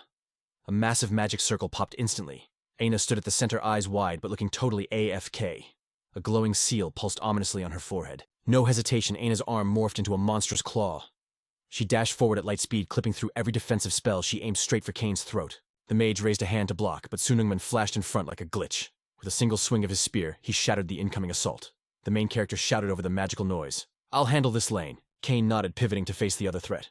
"Thanks, kid." Sunungman grinned, baring his teeth with confidence. "Now let's dance." Aina retracted her claw, the wounds knitting together in seconds. Sunungman observed her coldly. She was always an NPC, but now she's truly a hollow shell. His eyes locked onto the forehead seal. He remembered the warning. Is that the mark of submission? Rage bubbled up. "A bit, did you really brand your own daughter like a slave?" Aina unleashed a combo of lethal strikes at Sunungman. He gripped his spear until his knuckles turned white. "She's buffed way harder than when we sparred months ago." But he didn't flinch. He thrust his spear, unleashing waves of raw magical juice. Sunungman laughed wildly. "You got the stats to handle this." Aina charged without fear, colliding head-on with his OP force. A deafening boom shattered the air. The sheer impact of Sunungman's strike shook the whole server. The noise was so catastrophic, even Abet had to look back. Aina lay crushed beneath a mountain of debris, stuck in a stun lock. Kane stared at Sunungman's back jaw dropping. Good heavens. I swore that mana oath way too fast. A twisted smile crept onto Kane's face. The most dangerous mob here isn't Abet. It's this boy. Suddenly a whisper crawled through the air. "Oh, rotting death." Kane whipped his head around. "It's Abet. He's casting something illegal." Kane's face went rigid. Did he rage quit his humanity just because he saw that boy's power? You lunatic. But it was too late. Where Abet stood, a chaotic mass of flesh erupted, giant eyes and writhing tentacles burst out in a grotesque display. Abet stood amidst the horror, clasping his hands in prayer. "I offer this to you, grant your humble servant your buffs." Kane instantly recognized the ritual. He intends to drag the Demon King's authority straight into reality. Kane's nerves snapped tight as guitar strings. This was Arbeth's Hail Mary play. A totally desperate gamble. He watched the twisted monster. Realizing Arbeth was accepting the Demon King's power directly into his own flesh, cold sweat drenched Kane's forehead. He knew the price tag on a deal like that. When a dark mage summons the Demon King's juice, the cost is absolute. You die. Your soul gets snatched for eternal torture. He screamed at his rival. Have you lost your damn mind? But Arbeth's humanity had already melted away into madness. What a pity. I feel perfectly sane right now. The monster's voice sounded glitchy and distorted. If the problem comes after death, then I just won't die. He threw his head back, laughing like a maniac. Ho. I shall become the predatory king reborn through slaughter and gluttony. Lee Sungmin finally grasped how bad this was. Slaughter devour. Arbeth raised both hands, and a vortex of catastrophic mana started spinning like a blender. Kane roared a warning. Lee Sungmin's soul destruction magic. Before the words even finished, a beam of force shot straight at the boy. Watch out. Lee Sungmin froze. If that hand touches you, it's game over, your soul gets deleted. At the last millisecond, he twisted, barely dodging the strike. He stared in horror at the crater left behind, totally missing the shadow creeping up on him. Bam! Anna slammed into him with a direct hit. Her tentacle lashed out, yeeting Lee Sungmin backward. That power's on a timer. Kane flashed to Lee Sungmin's side. Breaking your limits always demands a price. He frowned, clicking his tongue in frustration. We have no choice. We gotta stall for time and keep him boxed in. But Arbeth just laughed, his voice booming with arrogance. Kane, I thought you were smart. Did your brain rot after 100 years of stalling? Stalling is exactly what I want. Arbeth cast a cold, calculating glance toward the massive formation birthing Anna.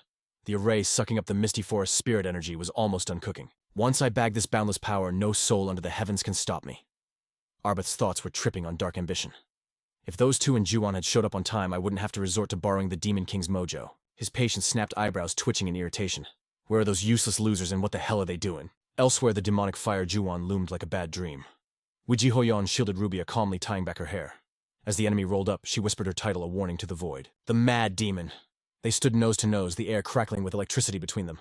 Nobody yielded an inch. Wiji Hoyon's eyes burned crimson. Her muscles coiled like steel springs ready to pop. She unleashed a low, beastly roar. I am the name of the monster that will tear you apart. Juwon didn't even flinch. Unfazed by the roar, he simply drove a heavy fist into Wiji Hoyon's gut. What? But Wiji Hoyon was faster than sight, instantly countering with a brutal smash to Juwon's face. Boom! Juwon crashed into the dirt. Wiji Hoyon looked down, voice ice cold. Do you remember the lives you've snuffed out? In response, Juwon bolted upright with a shriek, spewing a river of hellfire from his throat. The blaze engulfed Wiji Hoyon, instantly swallowing her entire frame. Rubia screamed in total terror. Wiji Hoyon. Juwon scoffed through the flames. You came for revenge. He grinned a grotesque, savage expression. I've killed thousands. You think I remember every insect I step on, fool? Wiji Hoyon's brow furrowed in fury. Figured as much. She stepped calmly out of the inferno, completely unharmed. Don't worry. I will make sure you never forget me. Wiji Hoyon's aura shifted gears. The blood demon arts awakened. I will carve my name onto your heart while it still beats. Juwon froze, shock rippling through him. He took my demonic flame head on and still stands. Before he could process the impossible, Wijihoyon was already in his face. Her eyes went pitch black. She pulled back her fist, now wrapped in a terrifying blazing aura. Panic hit Juwon hard. I cannot tank that hit. He leapt backward, barely evading Wijihoyon's uppercut by a hair's breadth. He thought she missed. But the mad demon had calculated the whole thing. Flames spiraled from the momentum of the mist strike, trapping him. Juwon's eyes widened in horror. Wijihoyon unleashed a second punch immediately. Juwon crossed his arms to block, but this was different. The fist didn't stop. It plowed right through his defense with catastrophic force. Juwon felt a terrifying magical pressure crush him. Blood vessels burst in his eyes. With a final surge of power, Ouija blasted him a mile away. Rubia watched the spectacle, her heart caught between terror and absolute awe. Juwon lay in the crater as the dust settled, laughing like a psycho. He stared at Wijihoyon. I admit it. He grinned with twisted delight. Not bad for a human. Juwon pushed himself up from the debris. For that meager strength and your insane bravery, I will show you respect. He charged, but his form began to shift. No longer a mere demon, but a serpent of legend, Juwon roared. I will honor you by burning your flesh until no bone remains. This was Juwon's true form in a Mugi that failed to ascend into a dragon. Wijihoyon didn't flinch. She smiled, accepting the challenge. And so will I. Meanwhile, Lee Sungmin's hand trembled on his spear. Cold sweat dripped onto the earth. A dark abyss of impending failure loomed over him. Magic that erases souls with a single touch. A chimera that regenerates infinitely. The longer this battle drags on, the closer death creeps. Arbith projected his spirit, sneering down at them. You throw yourself into a losing war just to steal a dragon heart. You guys are hilarious. At that moment, Arbith's lips curled his face, a mask of pure, unfiltered malice. The spiritual energy fluctuated violently. The runes glowed blindingly bright. The magic circle was finally complete. The Chimera girl tilted her head and drifted toward the center of the array. Sensing the anomaly, Lee Sungmin snapped his head around. His eyes widened, face twisted in urgency. Whatever that is, we gotta stop it. He channeled every ounce of strength, launching himself after Anna Arbith didn't bother to stop him. He laughed in contempt. Idiots. Arbith's plan was simple. Use the circle to funnel the massive energy of the spirit vein into the center. Such catastrophic energy, an immortal body would disintegrate instantly upon contact. Even Arbeth would explode into a bloody mist if he tried to absorb it. But the Chimera girl. She was designed for this. Anna's heart is a treasure beyond comprehension. Hard to believe that pervert created such a masterpiece. Without that monster's heart acting as a vessel, even a greater demon or a dragon would detonate the moment they stepped into the center. It was death by overload. Arbeth watches from the sidelines, looking arrogant as heck. Young punk, you fought well, but looks like I'm getting the loot without lifting a finger. Go ahead, explode and die. But Arbeth made a fatal miscalculation. As Lee Sungmin steps into the formation, the rune circles start spinning wildly. Boom. Torrents of spiritual energy surge up, wrapping around our boy's body like a power-up aura. Yo, the magic trap snapped shut, because Lee's son was rocking a heart just like hers. The spirit inside him was shook. Are these psychos trying to drain the whole city dry? Break the circle now, kid, you're drowning in energy. Aves was grinning like a shark reading the boy's moves. No human soul can handle that much juice. Oh, you want to smash the formation? Too bad, so sad. You stepped in the trap and now you're gonna go boom. This dude was loving the chaos way too much. Time for the fireworks show. 3, 2, 1. But hold up. Lee Sunman's eyes didn't pop. They lit up like high beams. Golden power blasted out like a tsunami. The whole dimension started quaking as the trap blew sky high. Aves was stuck with his jaw on the floor, totally glitching out. Even Kane was too stunned to move. His voice cracked. Did this kid just wreck my masterpiece? The magic circle shattered into dust, leaking spiritual energy everywhere like a broken pipe. Kane was like, wait, what? Watching that energy dip into the void. Avis straight up shook. Dude's face went ghost white. He couldn't handle that his master plan just got wrecked. That cocky attitude gone in a snap. He's tripping, thinking, no way, my life's work trashed by some punk kid. But then boom. A creepy blood-red eye popped open in the dark behind him. Talk about a jump scare. Aya started screaming like a maniac. Nah, I ain't done yet. But his body locked up. Pure terror, fam. The Demon King, he's trying to jack his soul. Avis is looking everywhere, brain going 100 miles an hour for a way out. Only one play left, soul swap. He spun around and yelled, Chimera, obey the seal dummy. A beam of spirit juice shot out from Azu. Take my soul right now. He's mumbling like a crazy person. As long as that body's there, I can still clutch this dub. But from the shadows, a super chill, creepy voice hit him back. A soul bet. I'll take it, but I ain't Chimera, bro. Avis screamed inside his own head. Panic mode 100%. It was Kim Jong-hwan, that dude who dipped after recruiting Zhuang, just popped up out of nowhere, reaching out to snatch Ayas' soul like it was free candy. Ayas glared, eyes blazing with rage. Yo, what's the big idea you plotting on me? Jong-hoon just scratched his head and grinned. Plotting who me? I only rode with you to catch this exact moment, fam. And virus nowhere to be found. Kane just stood there, totally useless. In a blink, Avis's empty shell turned to dust. The dark mage ripped that escaping soul to shreds. It shook like crazy before disappearing into nothing. AS, the Spirit King who ran the whole game back in the day, deleted. But in his spot, a demon way scarier just spawned in. Kane knew it instantly. His gut screamed, yo, we are screwed. A total disaster just dropped. The reason Kane didn't step in, even though he saw the whole thing simple. Kim Jong-hyun already siphoned every drop of magic and brainpower from Avis's soul. Dude was smirking ego through the roof. Even he didn't think his scheme would go this perfectly. His eyes went ice-cold face, twisting into something straight-up evil. Looks like your fate is flipping the script too. He locked eyes on Lee Sung-min. A great demon way worse than the Spirit King was waking up inside the kid. The rampage was quick, but that demonic energy sucked in from the magic circle. It was mutating Lee Sun into a whole new beast. Watching this, Kim Jong-un started cackling like a supervillain. Nasty energy leaked off the boy. Oh dang, this is darker than I even dreamed of. He floated up, voice getting frosty. Let's see how messed up and savage you can get. Kane frowned and let out a heavy sigh. What's gonna happen to you now, kid? The vibe in the air was suffocating for real. I don't want to admit it, but I feel it. That thing, it should never have been let out. My mana is running on empty and my body is tearing apart from the backlash of that reverse soul summoning. AS is toast, but the dark mage absorbed everything. Kane let out a cold laugh, wiping blood off his face. He sighed deep. Man, what a trash destiny. Suddenly Kane screamed, eyes bugging out at Kim Jong-un. Oh great mana! He threw his hands up. Runes lit up like fireworks and the whole place started shaking violently. I offer up this body. Spirit power went wild, swallowing Kane's hands. His face got dark as he whispered, my bad, y'all. Kane swung his arm, launching a desperate Hail Mary attack. Energy smashed together and blasted out. His eyes burned with that dangerous fight me energy. It was the last stand of a true mage. Kane stared down Kim Jong-hyun with zero hesitation. None of you are getting out of here. He was trading his life for magic, but the dark mage just spread his arms and laughed like Kane was a bug. Bro, how scary is that? A legendary mage throwing his life away lame. I ain't even trying to fight you. But even then, spirit power exploded off Kane like a bomb. Kim Jong-un's form shifted. You think you can do it? Kane spun around, eyes flashing. But the enemy. Not a scratch after that explosion. His defense is monstrous. Kane gritted his teeth, blood gushing everywhere. The pressure was crushing him. I'm out of time.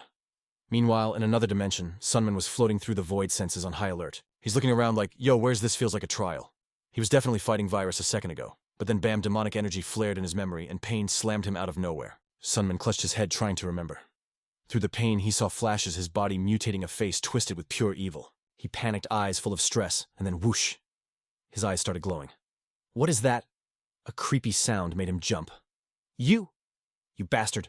Sunman roared, totally frustrated. Void King, what the heck are you doing? Explain this right now. The entity opened its mouth, sounding totally bored. 1, this is your inner world, dummy. 2, out there. Your body is going wild like a rabid dog. And yet you look chill. The evil spirit scowled. Damn, you're dense. Listen up, cause we ain't got time to waste. That thing behind the wall, that's your demonic side, your monster mode, and right now it's driving the car in the real world. Honestly, after eating all that evil energy, it's a miracle you're still you. But here's the tea. Beat it to a pulp, and you might just get your body back. A solid punch to the face usually fixes it. You want power, but you don't want to be a monster, right? Then fight and catch this dub. Sunung Men lowered his head, a cocky grin on his face. Got it. Good looking out, Void King. The evil spirit crossed its arms. I can't help you, though. You're solo on this one. Only you can cross that wall. He turned his back, no hesitation. Don't sweat it. Sunmen gripped his blade, and a terrifying wave of energy exploded out. Drawing his sword, he faced the demon version of himself. If it's a 1 versus 1 you want, let's go. I've been through hell and back for this.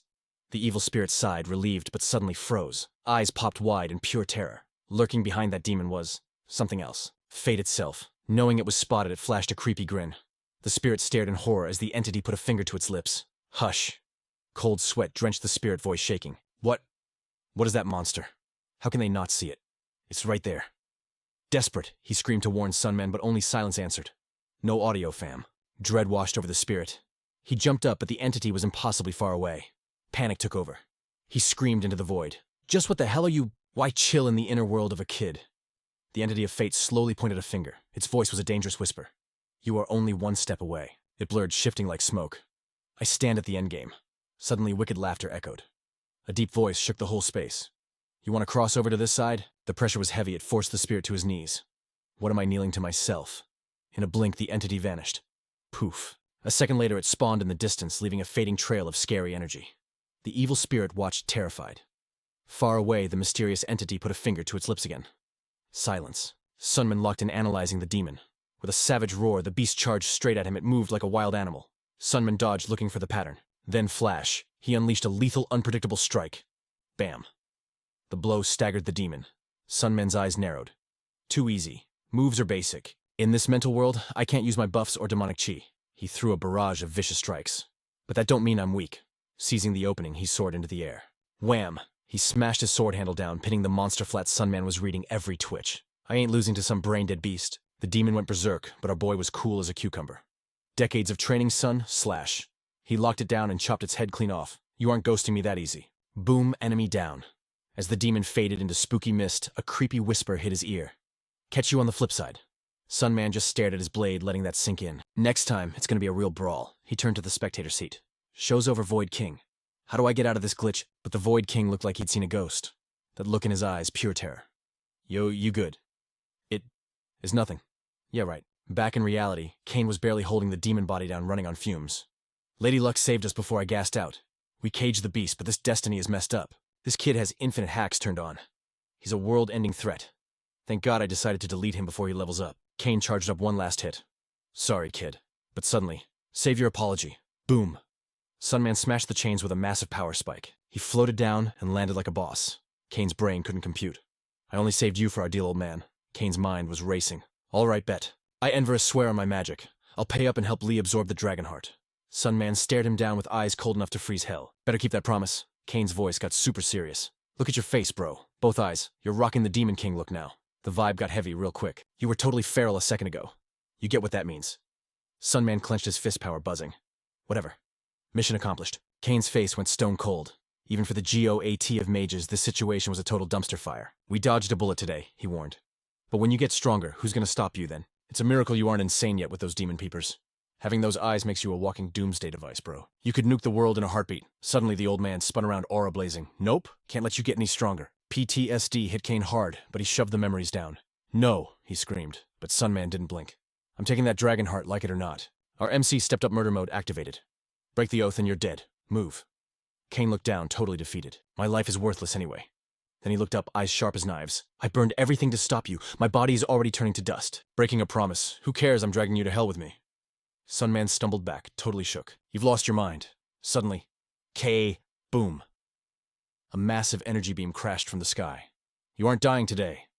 Kane looked up terrified. Wait, why are you here? Kane gasped.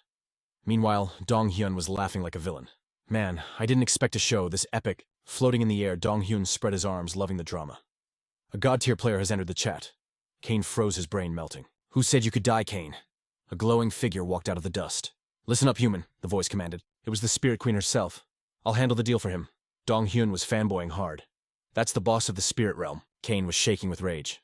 This guy has connections in high places, Dong Hyun wondered. Is all this drama just because the queen is simping for him? She stared daggers at them. What was the deal? Our boy answered instantly. Enverus promised to help me eat that dragon heart. Kane screamed, Stop, don't do it. But the queen shouted, Zip it.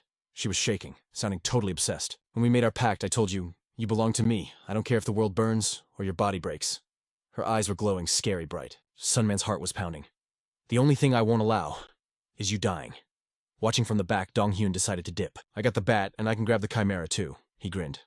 This turned out better than expected. Time for a tactical retreat. He looked back one last time, smiling like a snake. He eyed the MC with dark curiosity. Next time we meet, what kind of monster will you be? He chuckled. And what face will I be wearing? Poof. He vanished faster than a ninja. Silence fell as they stared at the MC's scary new form. But something felt off. The vibe in this dimension is all wrong. The Spirit Queen winced in pain. Kane screamed, Stop this! The air here is poison for you! Go back home right now! But she stayed chill. We're going back together, Kane yelled, totally heartbroken. Why go this far for me? Seeing the Queen so weak tore Kane apart. You're gonna die.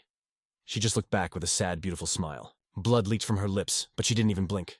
Her soul screamed out one final truth, echoing straight into his heart. As long as I'm riding with you, death doesn't scare me one bit.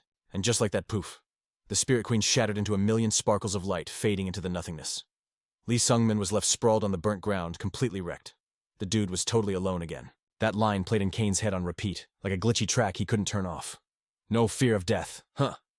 His eyes snapped open, but that memory, it was sticking like glue. That's really what she told me, right? The young warrior stepped up, staring down at the defeated mage like he was gum on his shoe. Is this weak sauce really all you got, huh? Sungmin grilled him ice cold. You were screaming about me being a villain, a straight-up threat. But be real, what did I actually do to you? Sungmin pressed him hard. Did I clap someone you loved? Your parents? Your siblings? Maybe your wifey? Kane froze up on the floor, totally shut down by the guy's venom. Suddenly, a repressed memory from the dark ages hit him. Back in the day, when I dipped from the tribe, she rolled out with me. The nightmare came flooding back in 4K. I was losing my marbles back then, guilt eating him alive. I told her I was so crazy I might end her myself. I literally used fear to force her back to the tribe. Rubia, listening in, covered her mouth, totally shook, tears threatening to spill. But the young mage, he just threw his head back and laughed like a maniac. Zero chill. So just because you ghosted her, your girl got clapped by my hands, that's wild. Guess I'll send you to the afterlife to link up with her. Kane hesitated, whispering the T. But nah, that was straight cap. Just as the young buck lunged to finish the job, a mysterious shockwave yeeted him backward. Suddenly pure energy exploded. Elder Wei rose from the ashes like a phoenix, slapping his enemy away with zero effort. Jung stared totally shook, thinking, what the actual heck? A guy who was literally at 1 HP had suddenly turned into a raid boss. Elder Wei spoke calm and collected like he was just clearing up some drama. I just needed an excuse to push her away. I thought to break my limits and reach God tier, I had to delete everything from my life. Everything, except my martial arts grind. Ever since that massive L, ever since I hit my skill ceiling I've been sweating to reach the transcendent realm Jung scrambled up absolutely raging. And why should I care about your pathetic backstory, old man? Tong rushed in for the kill, but Elder Wei sidestepped with glitch-like speed. The old master had more to say and wasn't ready to throw hands just yet. True enough, Wei kept yapping his monologue. I know. These are just the delusions of a boomer. However. He paused, his voice getting super heavy with feels. After all this time, I think I can finally drop this obsession. As long as I fold you right here and now. Wei made his move. A catastrophic blast of true chai ripped through the map.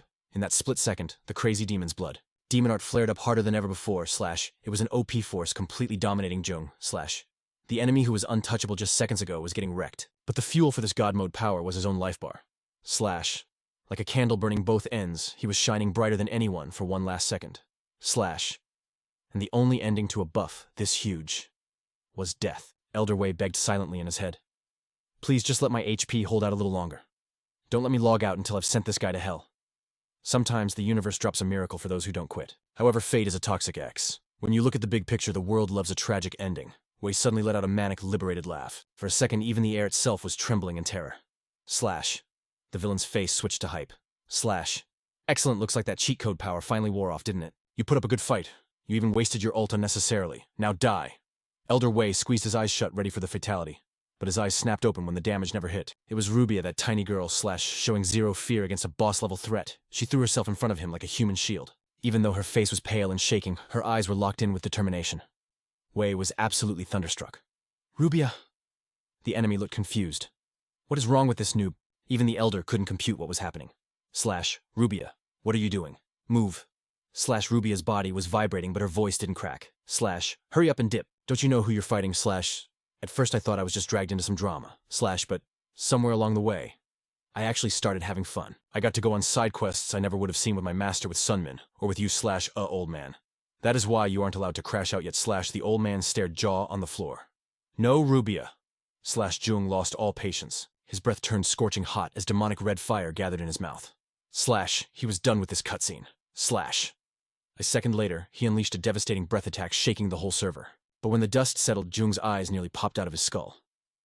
Rubia wasn't some basic NPC. She was an artificial spirit crafted by the legendary Envirus. When Envirus changed his username and reincarnated, she was built with help from the Spirit Queen. While she could use basic spells, she wasn't built for PvP. However, the Spirit Queen hooked Rubia up with a final firewall reserved just for Envirus. It was an absolute failsafe designed for the worst-case scenario. Her whole body was wrapped in a bubble of pure divine energy. Jung's attack crashed against it like nothing, unable to put even a single scratch on Rubia. Seizing the opening, Elder Wei moved like a lag spike, teleporting instantly. He put every ounce of strength into a fist and smashed it right into Jung. A miracle just dropped. The villain stood frozen as Wei delivered another brutal combo, burying his fist in Jung's gut. The enemy screamed as his HP melted away. From a body that should have been empty, one last spark of energy ignited. It blazed like a supernova, the final light before the screen goes black. Elder Wei's entire being exploded with a terrifying aura. Raw energy coated his skin like diamond armor. Jung panicked, cold sweat drenching his back. He frantically fixed his stance and launched himself at the old master for one last clash. He flew an aggressive, grabbing Wei's arm. Jung squeezed with crushing force, twisting the old man's limb until it warped. But Wei just spun with the momentum, his other hand clamping onto the villain's throat like a vice. Wei smirked. This body was trash anyway. Jung's eyes widened in pure terror, gasping for air. What? What kind of monster are you? Wei gritted his teeth, spelling it out for him. I am the crazy heavenly demon. With that, Wei poured his remaining life force into his grip, crushing the enemy instantly. Jung's body went limp. KO. Rubia gasped, speechless. The old man stood there silent, chest heaving. Slowly, Elder Wei's body started glitching out, dissolving into the void. It was finally over. Tears filled Rubia's eyes as she screamed, "Old man, you good?"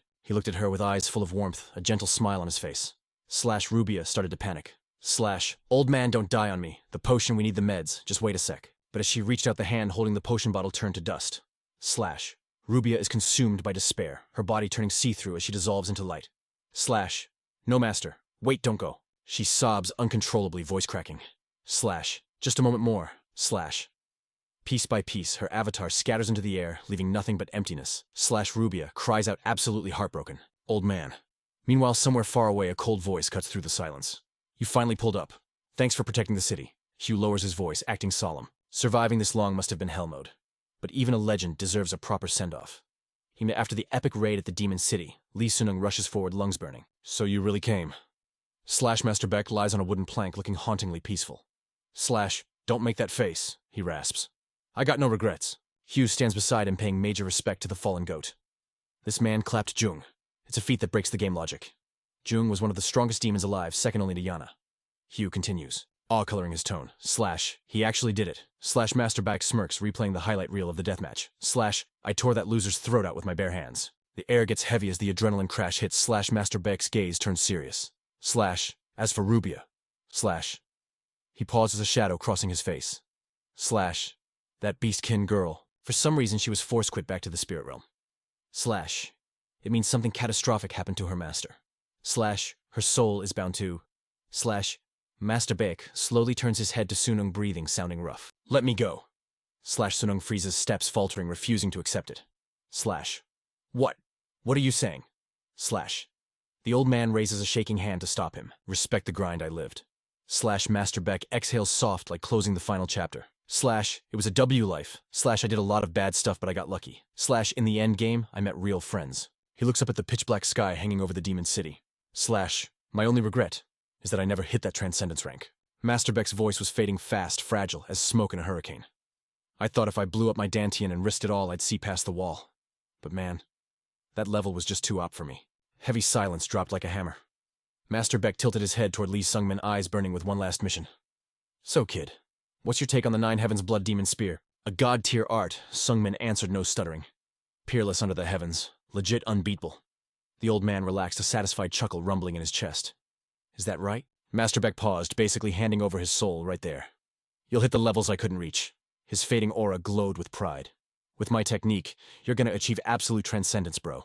Lee Sungmin bit his lips so hard it bled words stuck in his throat. Seeing the kid's resolve, Master Beck let out a breath, his bucket list finally checked off.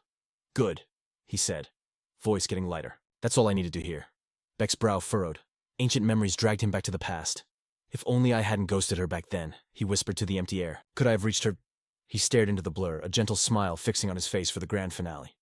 In the end, she's the only one I see. A woman's name slipped out a quiet, my bad, that was decades too late. And boom. The moment he said it, Master Beck went limp. The last legend of his era had officially logged off. Sungmin stood there frozen, watching a goat vanish right in front of him. The crushing weight of being solo hit him like a truck. There was nobody left to answer him now. The road ahead felt heavy, suffocated by dead silence. It was choking him out. Only Heiju remained watching Sungmin from the back. Heiju ground his teeth, trying to hide his grief with pure rage. That damn old geezer, selfish to the bitter end. He wanted to rip apart the one who killed him with his bare hands. Sungmin bowed his head, drowning in a tidal wave of self-blame. If I hadn't followed in Virus, he clenched his fists tight. If I was swoller, if I got back sooner, maybe the old man would still be kicking. Heiju watched him, brain working overtime. This is dangerous territory, he thought. Heiju spoke up, snapping the boy out of his spiral before he crashed. You take point now. Sungmin raised his head, eyes blazing with 100% determination. To the elf forest. His voice was steady, no hesitation, just vibes. I'm gonna kill the Fist King there, and I'm gonna shatter the curse on the minor heavenly demon Hoyan. Lee Sungmin took a sharp breath, carving that vow into his soul.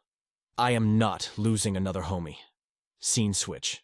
We're in the creepy quiet of the elf forest. A voice dripped with pure disgust. How pathetic. Sword Saint. The Hidden King looked down on the so-called legend, masking absolutely zero contempt. The Sword Saint. One of the 6 kings of beyond the heavens. Looking rough, spooked by the sudden pop-up, the Sword Saint barked, "Why you lurking here?" The Hidden King didn't answer right away. He stepped up, bad vibes radiating off him like heat waves. A spirit medium dropped a spoiler, "You're gonna die." The Sword Saint's face went pale. Who has the guts to kill me, the Fist King? The Hidden King laughed, a hollow, creepy sound. Don't know the deets, but rumor has it the demon spear is headed to the elf forest. The demon's spear. That brat. He tried to mock it, but reality was already coming for him. Do you really think you're still top tier, still a transcendent warrior, bro? You've been rotting in this bed, eaten by your own curse so long that even a street thug could snatch your head. Those words hit different, plunging the Sword Sovereign into despair. He gritted his teeth, anger fighting with fear. Damn it all! Is it really game over for me? The figure opposite him replied with ice-cold calm. That prophecy ain't set in stone yet. The Hidden King smoothed his voice out. I'm here to stop that trash ending. By the way, I heard the mad heavenly demon is rolling with the demon spirit. He tossed that info out casually like it was nothing. Intel says the mad heavenly demon still hasn't smashed through the wall of transcendence. The room temperature dropped to sub-zero as the Hidden King's eyes went frosty talking about his target. I saw some potential in that kid 10 years ago, so I didn't clap him then. But in the end, he couldn't level up. He's just another disappointment. If he shows his face here with the demon spear, I'll delete them both in a single hit. Hearing this, the Sword Sovereign begged for the real tea. What about capturing the little heavenly demon? How long do I gotta deal with this curse? How long do I gotta rot in this broken body? The Hidden King hesitated for a split second before dropping the truth bomb. The little heavenly demon is currently under the protection of the Demon Emperor Yan, the Alliance leader. You know the vibes. That dude is a monster even we can't easily wreck. Grabbing her is mission impossible right now. But instantly a terrifying pressure crashed down, suffocating the room. However, you are absolutely forbidden from stopping the curse. The Sword Sovereign's voice trembled, totally submitting to the pressure. I know fighting back isn't an option. The killing intent coming off the Hidden King was loud and clear, a blade right at his throat. The little heavenly demon. He emphasized every syllable. She's the key. The one thing we need to unlock the grand ambition of the heaven beyond heavens. His tone turned to absolute ice. We gotta secure the package no matter how much blood spills. In the dim light, their eyes flashed with dangerous resolve. Two villains united by one dark, terrifying plot. It's about to go down.